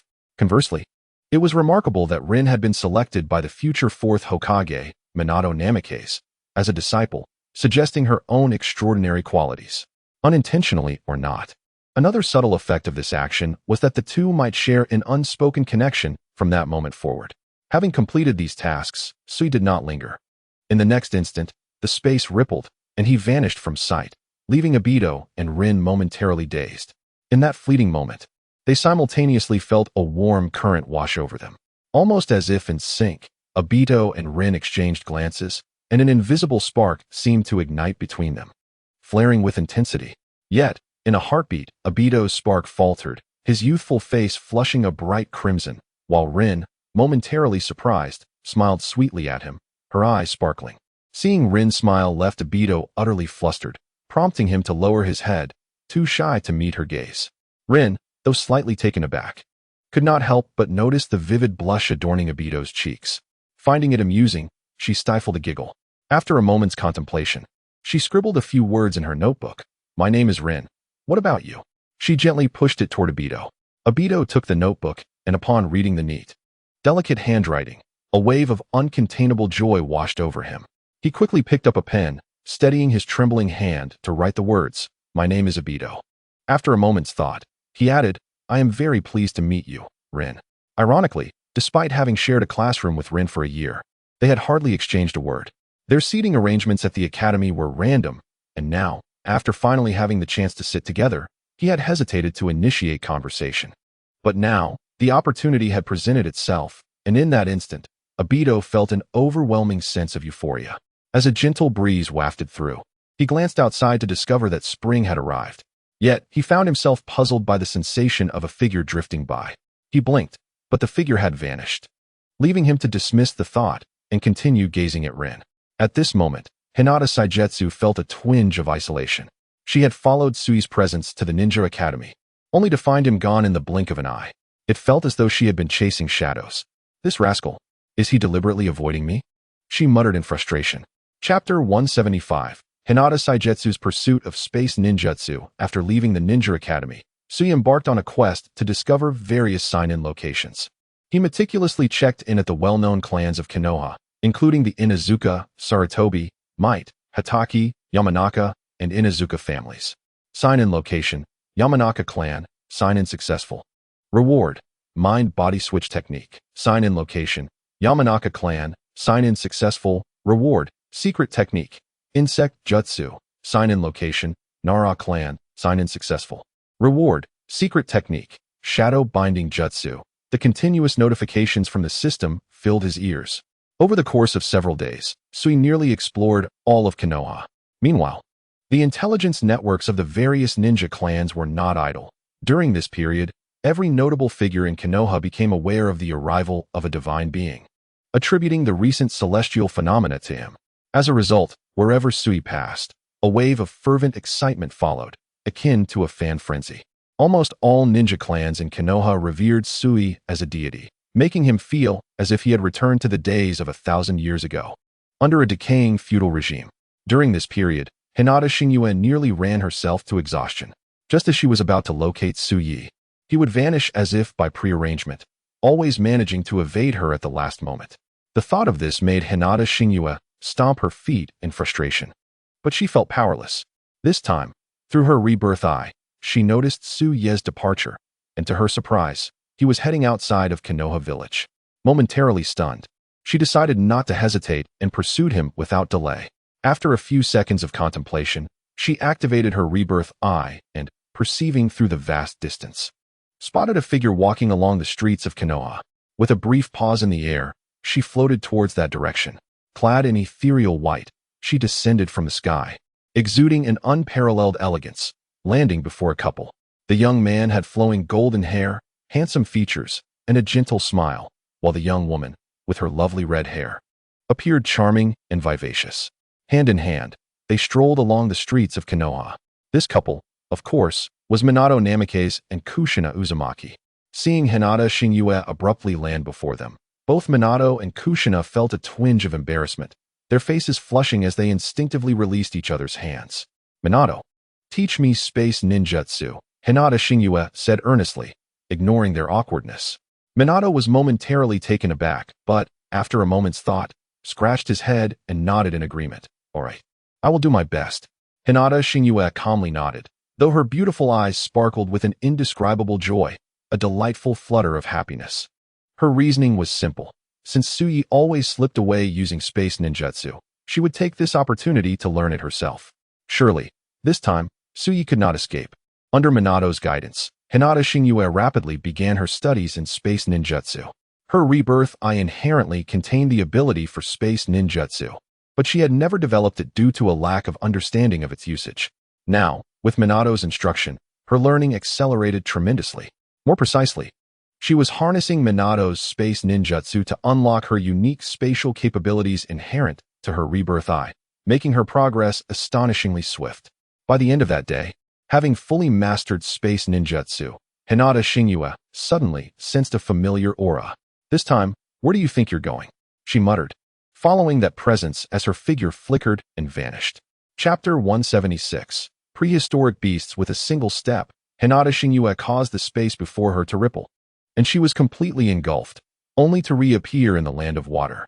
"Those eyes of yours are quite bothersome," a hoarse voice echoed in her ears. Hinata Shingyue realized the voice was unfamiliar, not belonging to Tsuyi, but to another individual. "Orochimaru?" she questioned, gazing curiously at the newcomer. "It seems you are searching for that young man," Orochimaru said, his skin possessing an almost sickly pallor, with elongated eyes and a somewhat androgynous beauty. His demeanor was dark yet composed as he spoke slowly. "You know him?" Hinata Shingyue asked, startled. "In Konoha, hardly anyone is unaware of that man." Orochimaru chuckled softly. "Do you wish to know his whereabouts? Then follow me. Why should I trust you?" Hinata Shingyue felt an inexplicable chill wash over her, her instinct warning her of the unusual nature of this situation, prompting her to question him warily. "With your current strength and that legendary eye, you have surpassed the level of a Kaguya. Why would I deceive you?" Orochimaru replied, his expression indifferent yet tinged with a hint of mockery, as though he was confident she would comply. "You must be eager to learn about that man's news, am I correct?" After uttering this, Orochimaru turned and began to walk away, seemingly assured that Hinata Shingyue would follow. Hinata Shingyue paused momentarily, confident in her abilities, and decided to pursue him. "If you dare deceive me," she warned, but her inherently kind nature held her back from finishing her thought. Orochimaru's chakra wings flared to life behind him, lifting him into the low sky. Hinata Shingyue's surprise flickered in her blue-white eyes before she activated her rebirth eye's repulsion to keep pace with him. "Interesting. I have never encountered such a transformation in chakra," she remarked, easily matching Orochimaru's speed in flight, intrigued. Without any visible effort, he soared gracefully through the air, as if strolling leisurely. "This is a special chakra I acquired from Star Hidden Village, derived from a meteorite. Its transformation allows any chakra form to be materialized. It cannot compare to your mesmerizing eyes, which free you from the constraints of gravity, enabling true flight," Orochimaru explained, his golden pupils glimmering momentarily, yet his tone remained calm, devoid of envy. "It seems your chakra contains some impurities," Hinata Shingyue observed, her rebirth eye glowing with blue light as she effortlessly discerned the essence of the starlight chakra. This chakra, extracted from the meteorite, was laden with radiation, which would impose a considerable burden on the human body if absorbed recklessly. "That is of no concern to you," Orochimaru replied blandly, seeming disinterested in further conversation. As they ascended higher and farther, traversing layers of clouds with the wind howling past them, Orochimaru led Hinata Shingyue to a particular location. Below them lay a vast, damp swamp that appeared endless, resembling an abyss of muck. "Is this the place you mentioned?" Hinata Shingyue asked, her eyes flashing with dissatisfaction and skepticism. "Indeed, you will soon understand," Orochimaru responded indifferently, a glimmer crossing his golden vertical pupils as he spoke with an odd expression. "Roar." Just as Orochimaru finished speaking, a primal roar erupted from the swamp, reverberating through the air. The ground trembled violently as the entire swamp began to shake, as if a prehistoric beast were stirring. At the center of this expansive mire, a massive vortex began to form, hundreds of meters wide, resembling a chasm that threatened to swallow everything around it. "What is this? Such immense chakra? No, it is more than just chakra," Hinata Shingyue gasped, her rebirth eye allowing her to vividly perceive the monstrous entity concealed within the vortex. The pressure it emitted presenting her with an unprecedented sense of threat. With a sudden rush, a colossal head emerged from the depths of the whirlpool, towering several dozen meters high. If it were placed within a city, it would rival a 20-story skyscraper. Its fearsome visage evoked an intangible sense of dread. Following this, the immense body of the creature slowly unfurled from the swamp's vortex. It was unlike any known beast or spirit, resembling a hybrid of wolf, tiger, and lion, its form enshrouded in scales. It appeared as a prehistoric titan, exuding an aura of primal ferocity. A vast chakra enveloped it, swirling violently to form a vibrant red chakra cloak, infused with the essence of nature. It was the chakra of sage arts, Orochimaru, what is your intention in bringing me here? Is it merely to witness this monster? Hinata Shingyue inquired, her brow furrowed. She and Orochimaru hovered high above the scene, unaffected by the chaos below as the beast emerged. Do you mean to suggest this creature is Sui? Hinata Shingyue suddenly gasped, her eyes widening in realization. Orochimaru, even with his seasoned demeanor, was momentarily taken aback, a hint of amusement flickering across his face. Miss Shingyue, your humor is refreshing. This prehistoric beast has existed since a millennium ago, originally not of this world, but from a realm known as the spirit world. For reasons unknown, that realm fractured. And under the guidance of the Heavenly Emperor, this creature, taught by divine wisdom, has managed to survive, hiding in this very place. Over the past 1,000 years, it has absorbed untold amounts of chakra, becoming far more powerful than before, augmented by its inherent natural abilities.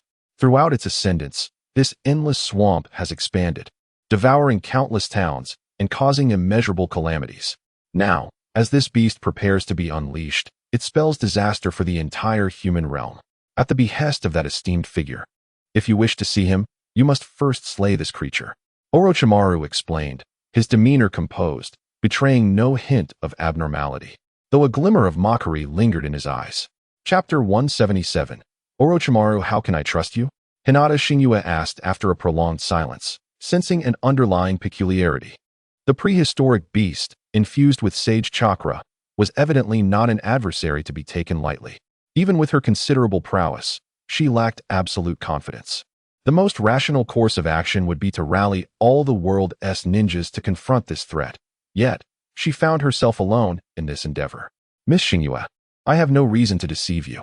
The information and coordinates regarding this beast were provided by that esteemed figure. What you observed with your reincarnation, I was indeed his essence, and my presence here is at his instruction. Of course, if you feel uncomfortable, you may withdraw. However, finding that esteemed figure again will prove challenging, Orochimaru stated leisurely, his tone unwavering as he keenly monitored every fluctuation in Hinata Shingyue's thoughts. Hinata Shingyue stood in silence, suspended in the skies, while below, the prehistoric beast stirred with increasing intensity, causing the very surface of the swamp to shimmer with a vibrant red chakra. The entire sky was tinged with a foreboding crimson hue, reminiscent of an impending apocalypse. The vast chakra of sage arts surged, signaling that the beast's emergence was imminent. They floated in the air, ensnared in a momentary silence, observing the rare spectacle of the beast's birth. You had best not deceive me. Hinata Shingyue finally broke the silence, her voice calm, yet brimming with lethal intent. Otherwise, you shall meet your end. Rest assured, I would not, Orochimaru replied, exuding confidence. However, before he could utter more, Hinata Shingyue had already teleported before him. With decisive action, she unleashed her reincarnationized power, emanating a cerulean glow, binding Orochimaru in a force that rendered him immobile. Shock flickered in Orochimaru's eyes, but before he could process further, Hinata Shingyue's hands, enveloped in chakra, struck his pressure points with astonishing speed. 8 trigram's gentle fist, heavenly palm. Hinata Shingyue executed a flurry of strikes, her movements so rapid they left behind afterimages. It appeared as though 1,000 hands emerged behind her, each accurately targeting Orochimaru's vital chakra pathways. In an instant, his chakra was sealed, immobilizing him entirely. Blood trickled from the corner of Orochimaru's mouth as his chakra ceased to flow, unable to stir even a fraction. The power of Hinata Shingyue's reincarnation continued to bind him, ensuring he could not move. Fortunately, a repulsive force surrounded him, preventing him from plummeting into the abyss below. This is to ensure you do not attempt any tricks, Hinata Shingyue stated, a lingering sense of unease gnawing at her, an instinct warning her of Orochimaru's true nature. Yet, she felt compelled to follow his words, driven by her desire to locate Sui. This feeling of being led by the nose was disconcerting, leaving her with no choice but to resort to such desperate measures. Please, do as you wish, Orochimaru replied, momentarily taken aback, shrugging with feigned indifference. Miss Shingyue, you ought not to regard me with such suspicion. After all, I am one of the legendary Sannin, by seniority. You should address me as senpai. To suddenly strike at a senior is hardly wise. Your focus should be directed towards the beast below. That is the real trouble. Orochimaru spread his hands, feigning innocence. Yet, Hinata Shingyue had no time for his idle chatter. She turned, her gaze fixed on the creature, now partially emerged from the swamp, resembling a small mountain. A flash of murderous intent gleamed in her eyes as she accelerated toward the beast. As she approached, she extended her fair, slender hand, palm facing downward. A surge of chakra, infused with her eye's power, erupted from Hinata Shingyue. Divine intervention. A thunderous explosion echoed, akin to a nuclear detonation, as a fierce repulsive force ignited the air, creating a cacophony of shattering sound. The overwhelming pressure pressed down upon the swamp, causing the ground to sink 10 centimeters over an expanse of 10 miles. At the heart of it all, where the beast resided, a massive cavity was formed. An enraged roar erupted from the beast as its chakra cloak was violently torn away. It staggered, crashing back into the abyss of the swamp. With a decisive strike, Hinata Shingyue did not exhibit any signs of joy. Instead, her expression grew more solemn. This was troubling, for that single move had nearly exhausted 1/10 of her ocular power. The impact was significant, driving the colossal beast back. Yet she, possessing the rebirth eye, understood all too well that the creature had merely sustained superficial injuries. Its chakra armor had been breached, but only just. Had Otsutsuki Kaguya been present, she would likely have been left speechless, for this was a glaring indication of Hinata Shingyue's profound lack of combat experience. The divine power technique was predominantly effective against groups, designed as a widespread ability and one of the fundamental skills associated with both the Rinnegan and Rebirth Eye. In terms of single-target damage, it scarcely ranked among the top 10 capabilities of the Rebirth Eye. To inflict substantial harm on the beast, relying solely on divine power was woefully inadequate. Such an approach would only serve to squander her ocular strength. Hinata Shingyue's journey of growth had been remarkably smooth, her rebirth eye rendering her invincible among her peers, causing her to consider no one a rival. Consequently, she had never battled an opponent of equal caliber, leading to a stark manifestation of her combat deficiencies. This mirrored the predicament of Otsutsuki Kaguya in the original narrative, possessing formidable power, yet lacking in combat prowess, unable to unleash her full potential. A furious roar erupted from the prehistoric beast, and from the depths of the swirling mire, crimson chakra surged skyward. Hinata Shingyue furrowed her brow, quickly recognizing the ensuing peril. She activated her ocular power once more, the resplendent blue light of her rebirth eye swirling within her, as a silvery chakra coalesced in her hand, almost tangible. A powerful silver beam pierced both sky and earth. This was the silver wheel rebirth explosion. Let them fight until both are gravely wounded. Then, I shall acquire the necessary materials. Below, the battle raged on, while high above, no one noticed that Orochimaru had somehow already freed himself from his restraints. Grinning sinisterly as he observed the dazzling combat below, his fair, handsome visage twisted with excitement, revealing a brazen expression, his eyes reflecting an uncontrollable fervor and a tumult of emotions. As he laughed, tears unexpectedly streamed from the corners of his eyes. His golden serpent-like pupils fluctuated, contracting and expanding, producing ripples, signifying the Rinnegan. "Where is Sui?" Hinata Shingyue repeated, weary from the tumultuous battle. After a fierce struggle, she had finally unleashed the silver wheel rebirth explosion and the expanding seeking ball, vanquishing the prehistoric beast. The consequence was that tears of blood stained her eyes, nearly blinding her. She was not the Ten-Tails Jinchuriki, nor had she consumed a complete chakra fruit, hence her ocular power was not infinite. At this moment, her vision was blurred, and her chakra reserves were nearly depleted. Splendid. Truly splendid. It is no wonder that the legendary creation I captivates so. Orochimaru clapped his hands, a peculiar smile gracing his face. His gaze swept over the scene below, and a flicker of admiration crossed his eyes. The topography of the vast swamp had been utterly transformed.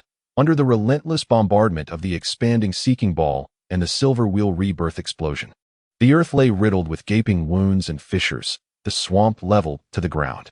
The center of the swamp had been reduced to a meteorite crater, within which lay the colossal beast, now powerless and on the brink of death. Only a final blow remained. "Where is Sui?" Hinata Shingyue reiterated, her urgency palpable. "Do not fret, Miss Hinata. I shall take you to him shortly," Orochimaru replied. Suddenly, a dramatic change occurred in his eyes. The yellow beast-like pupils morphed into a grayish hue, as mysterious ripples emerged within his Rinnegan. What is this?" A glimmer of shock flashed in Hinata Shingyue's eyes. Yet, in the next instant, Her rebirth eye was seized by the Rinnegan, plunging her into unconsciousness. Orochimaru caught her limp form, a sinister smile creeping across his pale face.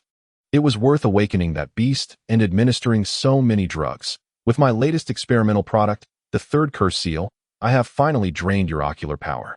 Otherwise, I would have found it difficult to control you. After all, should a real confrontation ensue, I might not fare well, lacking the bloodline of that divine emperor. Now, possessing both the Rinnegan and the rebirth eye, he merely required the Mangekyo Sharingan. In the next moment, the space around him rippled, and Orochimaru vanished, reappearing in an underground cavern. The layout of the place resembled a laboratory, filled with numerous containers, each housing a person submerged in a peculiar solution. Among them was a red-haired Nagato, evidently captured by Orochimaru during a mission. Additionally, many renowned ninjas from the Warring States period were held captive.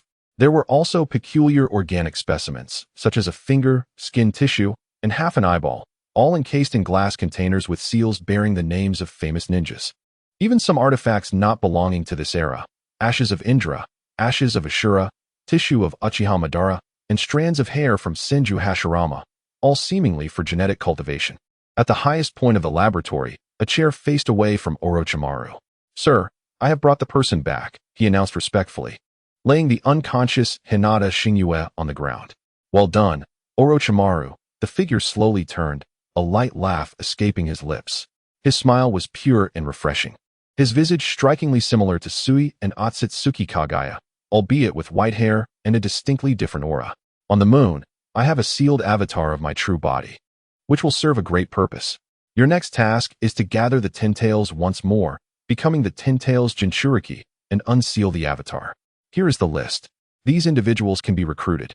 Hinata Shingyue bore the same genes as Kaguya, and the avatar on the moon also possessed Kaguya's chakra. The entity ventured forth to confront the sacred Fusang tree, inadvertently sending Kaguya to another realm. With a chuckle, the individual remarked that he would create anew. As he spoke, intricate and bizarre patterns began to manifest across his visage, reminiscent of tiny tadpoles traversing his form. This emanated a sense of decay, akin to Orochimaru's cursed seal, yet far more profound, tracing back to the very essence of the Otsutsuki clan. "Indeed, my lord," Orochimaru replied respectfully, bowing his head, his gaze flickering in the unseen shadows. He sensed that the being before him had succumbed to madness, though he himself remained oblivious to this truth. This was but another manifestation of Otsutsuki Yuyas, seemingly eroded by some malevolent force, possibly stemming from the Fusang tree, or perhaps a divergence of opinions among the incarnations. Nevertheless, Orochimaru chose silence, for he was merely a small figure yearning to escape this realm, aware of the insignificance of this world compared to the vastness beyond. His aspirations shifted from a pursuit of immortality to a desire to transcend this realm and explore the broader cosmos. Central to this journey was Otsutsuki Yuyas, the Celestial Emperor. Chapter 179, Reincarnation in the Depths of the Cosmos. Otsutsuki Yuyas clashed with the progenitor of the Otsutsuki clan, the Fusang tree. Their battle saw countless stars plummet and galaxies wither, their conflict shattering numerous great realms and epics into chaos. At this moment, the confrontation reached a fevered intensity. "Yuyas, you do not belong to this world. Why do you hinder me?" The Fusang tree queried, a hint of resentment in its tone. "Do I not belong? And you, do you?" Yuyas retorted coldly. "You brazenly encroach upon the essence of the Naruto world, claiming dominion over its source, while presuming to dictate the divine path. Who, then, is the true invader? But this is the Naruto world." The Fusang tree paused in contemplation, then continued, "Countless derivative worlds exist. Only in such a realm can one truly experience the essence of Naruto. Without chakra, what remains of Naruto? Do you not comprehend?" As the Fusang tree spoke, it transformed into a youth clad in black. Yuyas, too, emerged from the opposite side of existence. "Yuyas, do you dare to engage in a transaction with me?" The Fusang tree suddenly proposed. "What do you suggest?" Yuyas replied, his expression complex. At this juncture, with neither party poised to gain an advantage, negotiation became imperative. "You have multiplied into myriad forms. The entire Naruto world is but your avatar, vainly attempting to thwart the correction of the world's power. This will only lead to chaos and eventual collapse. Surely, you have discerned the instability of this world?" The Fusang tree posited. Indeed, were it not for your corruptive energy, this world could have realized greater potential. Now that it has crumbled, who bears the blame? Yuya scoffed. Were it not for me, would this world possess chakra? Would the acquaintances you once knew still exist? Would Kaguya, whom you have encountered, still be present? The Fusang tree countered, unyielding. You accuse me of tainting this world, usurping the role of its source. Yet, all that you cherish, think, and love resides within this realm. Otsutsuki Goddess, do you truly wish to replace me? I merely seek to mend my wounds. What fault lies in that? The Fusang tree pressed further. You are aware that I am but a branch of the sacred tree, descending into this world to absorb its essence and grow. This is my nature. It is through this that chakra was born, cultivating a flourishing ninja world, giving rise to shadows as numerous as stars, and the legendary figures sung of through the ages. All that you hold dear has emerged from this. Otsutsuki Goddess, will you not take a moment to experience the Naruto world firsthand, to witness all that you have encountered before deciding to eliminate me? The Fusang tree urged. Upon my demise, all that you cherish will vanish, and chakra will cease to exist. Do you intend to employ Tsukinomi? Yuya inquired, observing the crimson hue beginning to seep into the Fusang tree's eyes. Such illusions, whether Tsuki no Mi or even infinite Tsukuyami, would hardly affect us, the Fusang tree replied. This time, it is an ultimate illusion that transcends both, a true realm of time and reincarnation. Experience it once more, Otsutsuki Goddess, and witness whether Kaguya would choose differently when faced with you. Only then will you decide whether to supplant chakra and obliterate this world. Upon concluding, the brilliance in its eyes intensified. In that instant, Yuya lowered his guard and willingly entered the cycle of reincarnation. Chapter 180. Good news. Kaguya remains a beauty enthusiast in the Naruto world. As Otsutsuki Goddess traversed the portal crafted by the Otsutsuki, his consciousness plummeted into a sensation of weightlessness, akin to plunging into an unfathomable abyss, continuously descending. The world before him morphed into a kaleidoscope of bizarre sights, replete with myriad forms of the Otsutsuki clan's unique dojutsu. He found himself ensnared in a realm of ocular techniques, akin to traversing a temporal tunnel. Yet, this disorientation soon dissipated, and Yuya's awareness was enveloped in darkness, sinking into the void. After an indeterminate span of time, he reopened his eyes, now situated within a resplendent palace. Cautiously, he surveyed his surroundings, momentarily taken aback by the towering grandeur that loomed over him. It was not the world that had changed, but rather his own perspective that had diminished, compelling him to look up at everything. Nevertheless, the familiar scenery, layout, and antiquated artistry stirred a tremor within his eyes. Indeed, this was the palace of the land of ancestors. What astonished Yuya further was the sight that awaited him at the heart of the heavily guarded hall, a figure seated upon the throne, ethereal in beauty, tall and elegant. With alabaster legs crossed in a languid pose, her pure white eyes scrutinizing him with a playful expression. It was none other than Otsutsuki Kaguya. Well, have you made your decision? Will you become my little servant? She inquired, exuding an otherworldly charm as she yawned languidly, shifting her legs into a more comfortable position.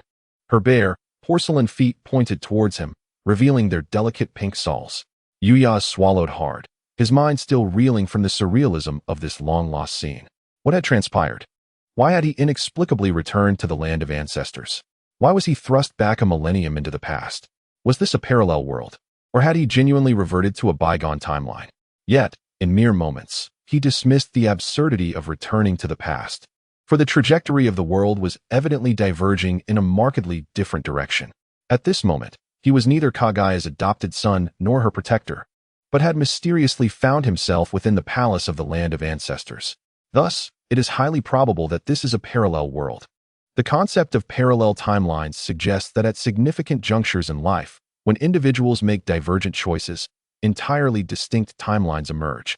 Consequently, the trajectory of this world will differ drastically from the past, and even the parallel version of oneself will exhibit subtle variations in character. At this moment, Yuya distinctly sensed that Kaguya possessed a playful charm and allure that her original counterpart lacked, while her aloofness had diminished, replaced instead by an enchanting goddess-like demeanor. Even as Yuya surveyed his own reflection, he discovered that he was no longer in the infantile state from which he had traversed. He had transformed into a boy of 7 or 8 years. The 10 children, selected by the spontaneous recommendations of the populace, were to be meticulously chosen for the role of divine attendant, responsible for caring for the esteemed lady's child while also serving as a companion for learning. Now, is there anyone among you who wishes to self-recommend? At that moment, a valiant guard stepped forward and spoke in a resounding voice. Lo and behold, is that not Miyamoto Musashi? Upon seeing him, Yuya couldn't help but smirk inwardly. The Musashi from the original world had become one of his subordinates. To his astonishment, this world's Musashi had already become a sword-wielding guard within the system. Moreover, Musashi revealed an intriguing piece of information. The great Otsutsuki Kaguya had seemingly been born earlier than anticipated. However, if we consider the original timeline, she was indeed born around this very moment. The only difference lies in the fact that during that time, he had the advantage of a system that granted him growth attributes, allowing him to possess a physique akin to that of an adult, even at such a tender age. He recalled the initial years when he was often taunted by the citizens of the Grand Nation as the offspring of a demon queen or a cursed being. Thankfully, under his formidable influence, such rumors gradually subsided. Thus, according to the original timeline, his age of 7 or 8 coincided with the time when Yuhi and Yumura left their village, and in essence, there was little difference between the two. The sole distinction was that this time, his journey began a bit later, not as an infant. At this moment, Yuya noticed that, apart from himself, there were indeed 9 other children present in the Grand Hall. All of these children shared a common trait. They were all remarkably charming and handsome. It seemed evident that those chosen were distinguished by their striking appearances, a reflection of the divine lady's preferences. From this perspective, it appeared that Lady Kaguya's penchant for beauty remained unchanged. Pondering this, Yuya raised his gaze to the exalted figure of Otsutsuki Kaguya, who seemed to sense his attention. With one hand propping her delicate chin, her moonlit, pure white eyes curiously scrutinized him, a glimmer of interest dancing within them. Subsequently, she beckoned a nearby guard, whispering something in his ear. The guard then directed a contemplative glance toward Yuya. Witnessing this exchange, Yuya's heart leapt with joy. There was hope. It seemed that Kaguya's infatuation with beauty persisted, even across the barriers of time. Despite being in a different dimension, he could not conceal his charm, just as he had once caught Kaguya's eye. As Yuya reveled in his thoughts, the guard, who was none other than Miyamoto Musashi, cleared his throat and strode confidently toward Yuya. The forthcoming words were predictable. Surely, he would once again extol the virtues of the young master as charm and intellect, which could not be dimmed even in a crowd, as Kaguya recognized his brilliance immediately. Yet, as Musashi approached, he solemnly stated, The divine lady has a phobia of unattractiveness. I regret to inform you that your appearance does not meet the selection criteria. A hush fell over the hall, while Yuya stood agape, unable to close his mouth for an extended moment. The good news was that Lady Kaguya remained a connoisseur of beauty. The bad news was that he had been deemed unappealing. Good night. Written at 2:46 a.m. on January 30th, 2024, by Xiao Luo. Chapter 181. The unfamiliar Kaguya. At this moment, Otsutsuki Yuya found himself drawn into another dimension by the progenitor of the Otsutsuki clan. It felt as if he were traversing through trials and reincarnation. Such an illusion surpassed the confines of infinite Tsukuyomi. Even Yuya's current Rinnegan and the 9-tomo Sharingan could not penetrate its depths. Since he could not unravel it, he decided to relish the experience. Time within the illusion seemed to accelerate. In the initial vision, Kaguya asked him to assist in caring for Yuhi and Yumura. At that moment, Kaguya had just consumed the chakra fruit and utilized her surplus chakra to create Yuhi and Yumura. Yuya, confident in his abilities, believed he was far more adept than Kaguya in this regard. After all, he could assert that he had once been raised by Kaguya, the ultimate antagonist of the Naruto Shippuden saga. Of course, now it was Boruto's era, and poor Kaguya had once again been sealed away, but that was a different matter. Yuya often found himself pondering why Kaguya could never escape her fate of being sealed. First, it was her son, and then it was the 7th team, led by the protagonists. Ultimately, it was Naruto and Sasuke's 6 paths, planetary devastation, that had sealed her. Now, after some manipulation and interference on his part, he found himself sealed instead. Perhaps he should encourage Kaguya to reclaim her chakra. Observing the small Yuhi and Yumura, he thought mischievously. Of course, that was merely jest. Although some of his memories became hazy within the illusion, he still felt an innate affection for Yuhi and Yumura. After all, Hearing them call him father was quite delightful. Ultimately, Kaguya chose not to harm Yuya, but instead welcomed him back into her fold.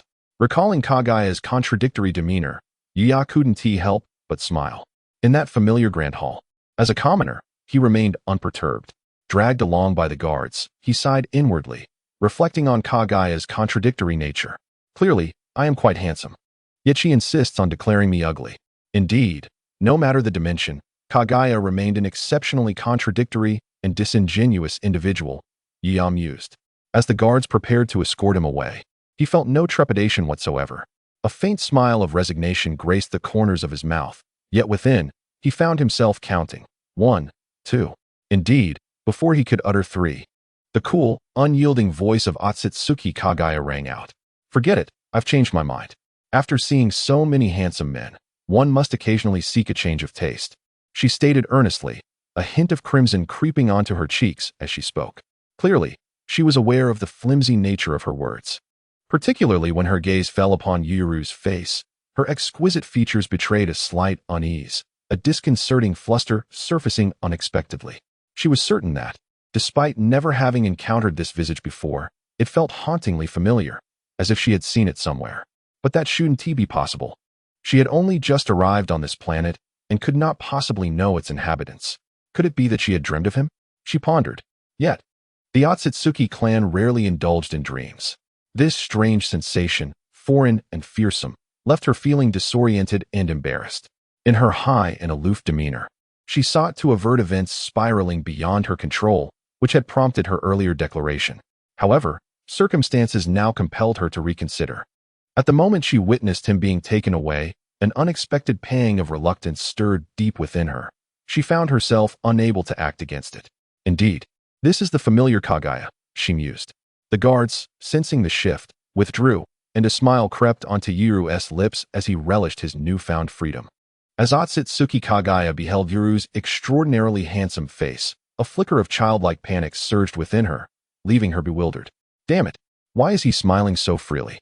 Is he truly that joyous? She mused, questioning whether keeping him close had been a grave mistake. Yet, clarity was unnecessary. If understanding eluded her, it might be wiser to simply keep him nearby, for answers would unveil themselves in due time. With this thought, Kaguya cleared her throat and, in her typically frigid yet poised tone, declared, "From now on, you shall be my personal guard." She was determined, by having Yuru close at hand, she would observe him day and night, seeking to unravel the source of her disquiet whenever she faced him. She was resolute in not allowing her composure to falter. For the turmoil within her was far more intense than the two strands of chakra she had previously divided, Yui and Yuron. Oh, right, you don't have a name yet, do you? Regardless of what you were called before, from this day forth, you shall be known solely as Yuru, Kaguya stated succinctly, omitting the Otsutsuki surname. As Yuru had yet to earn that distinction. Unfazed, Yuru's lips curled into a sly smile as he inclined his head and replied, "Very well, I shall comply." Remaining by Kaguya's side promised him a fortuitous opportunity. As spring transitioned to autumn, Yuru settled beside Kaguya, yet the swift camaraderie he envisioned faltered. Kaguya maintained a palpable distance, having summoned him to her chambers only in the initial days, merely gazing at him in silence.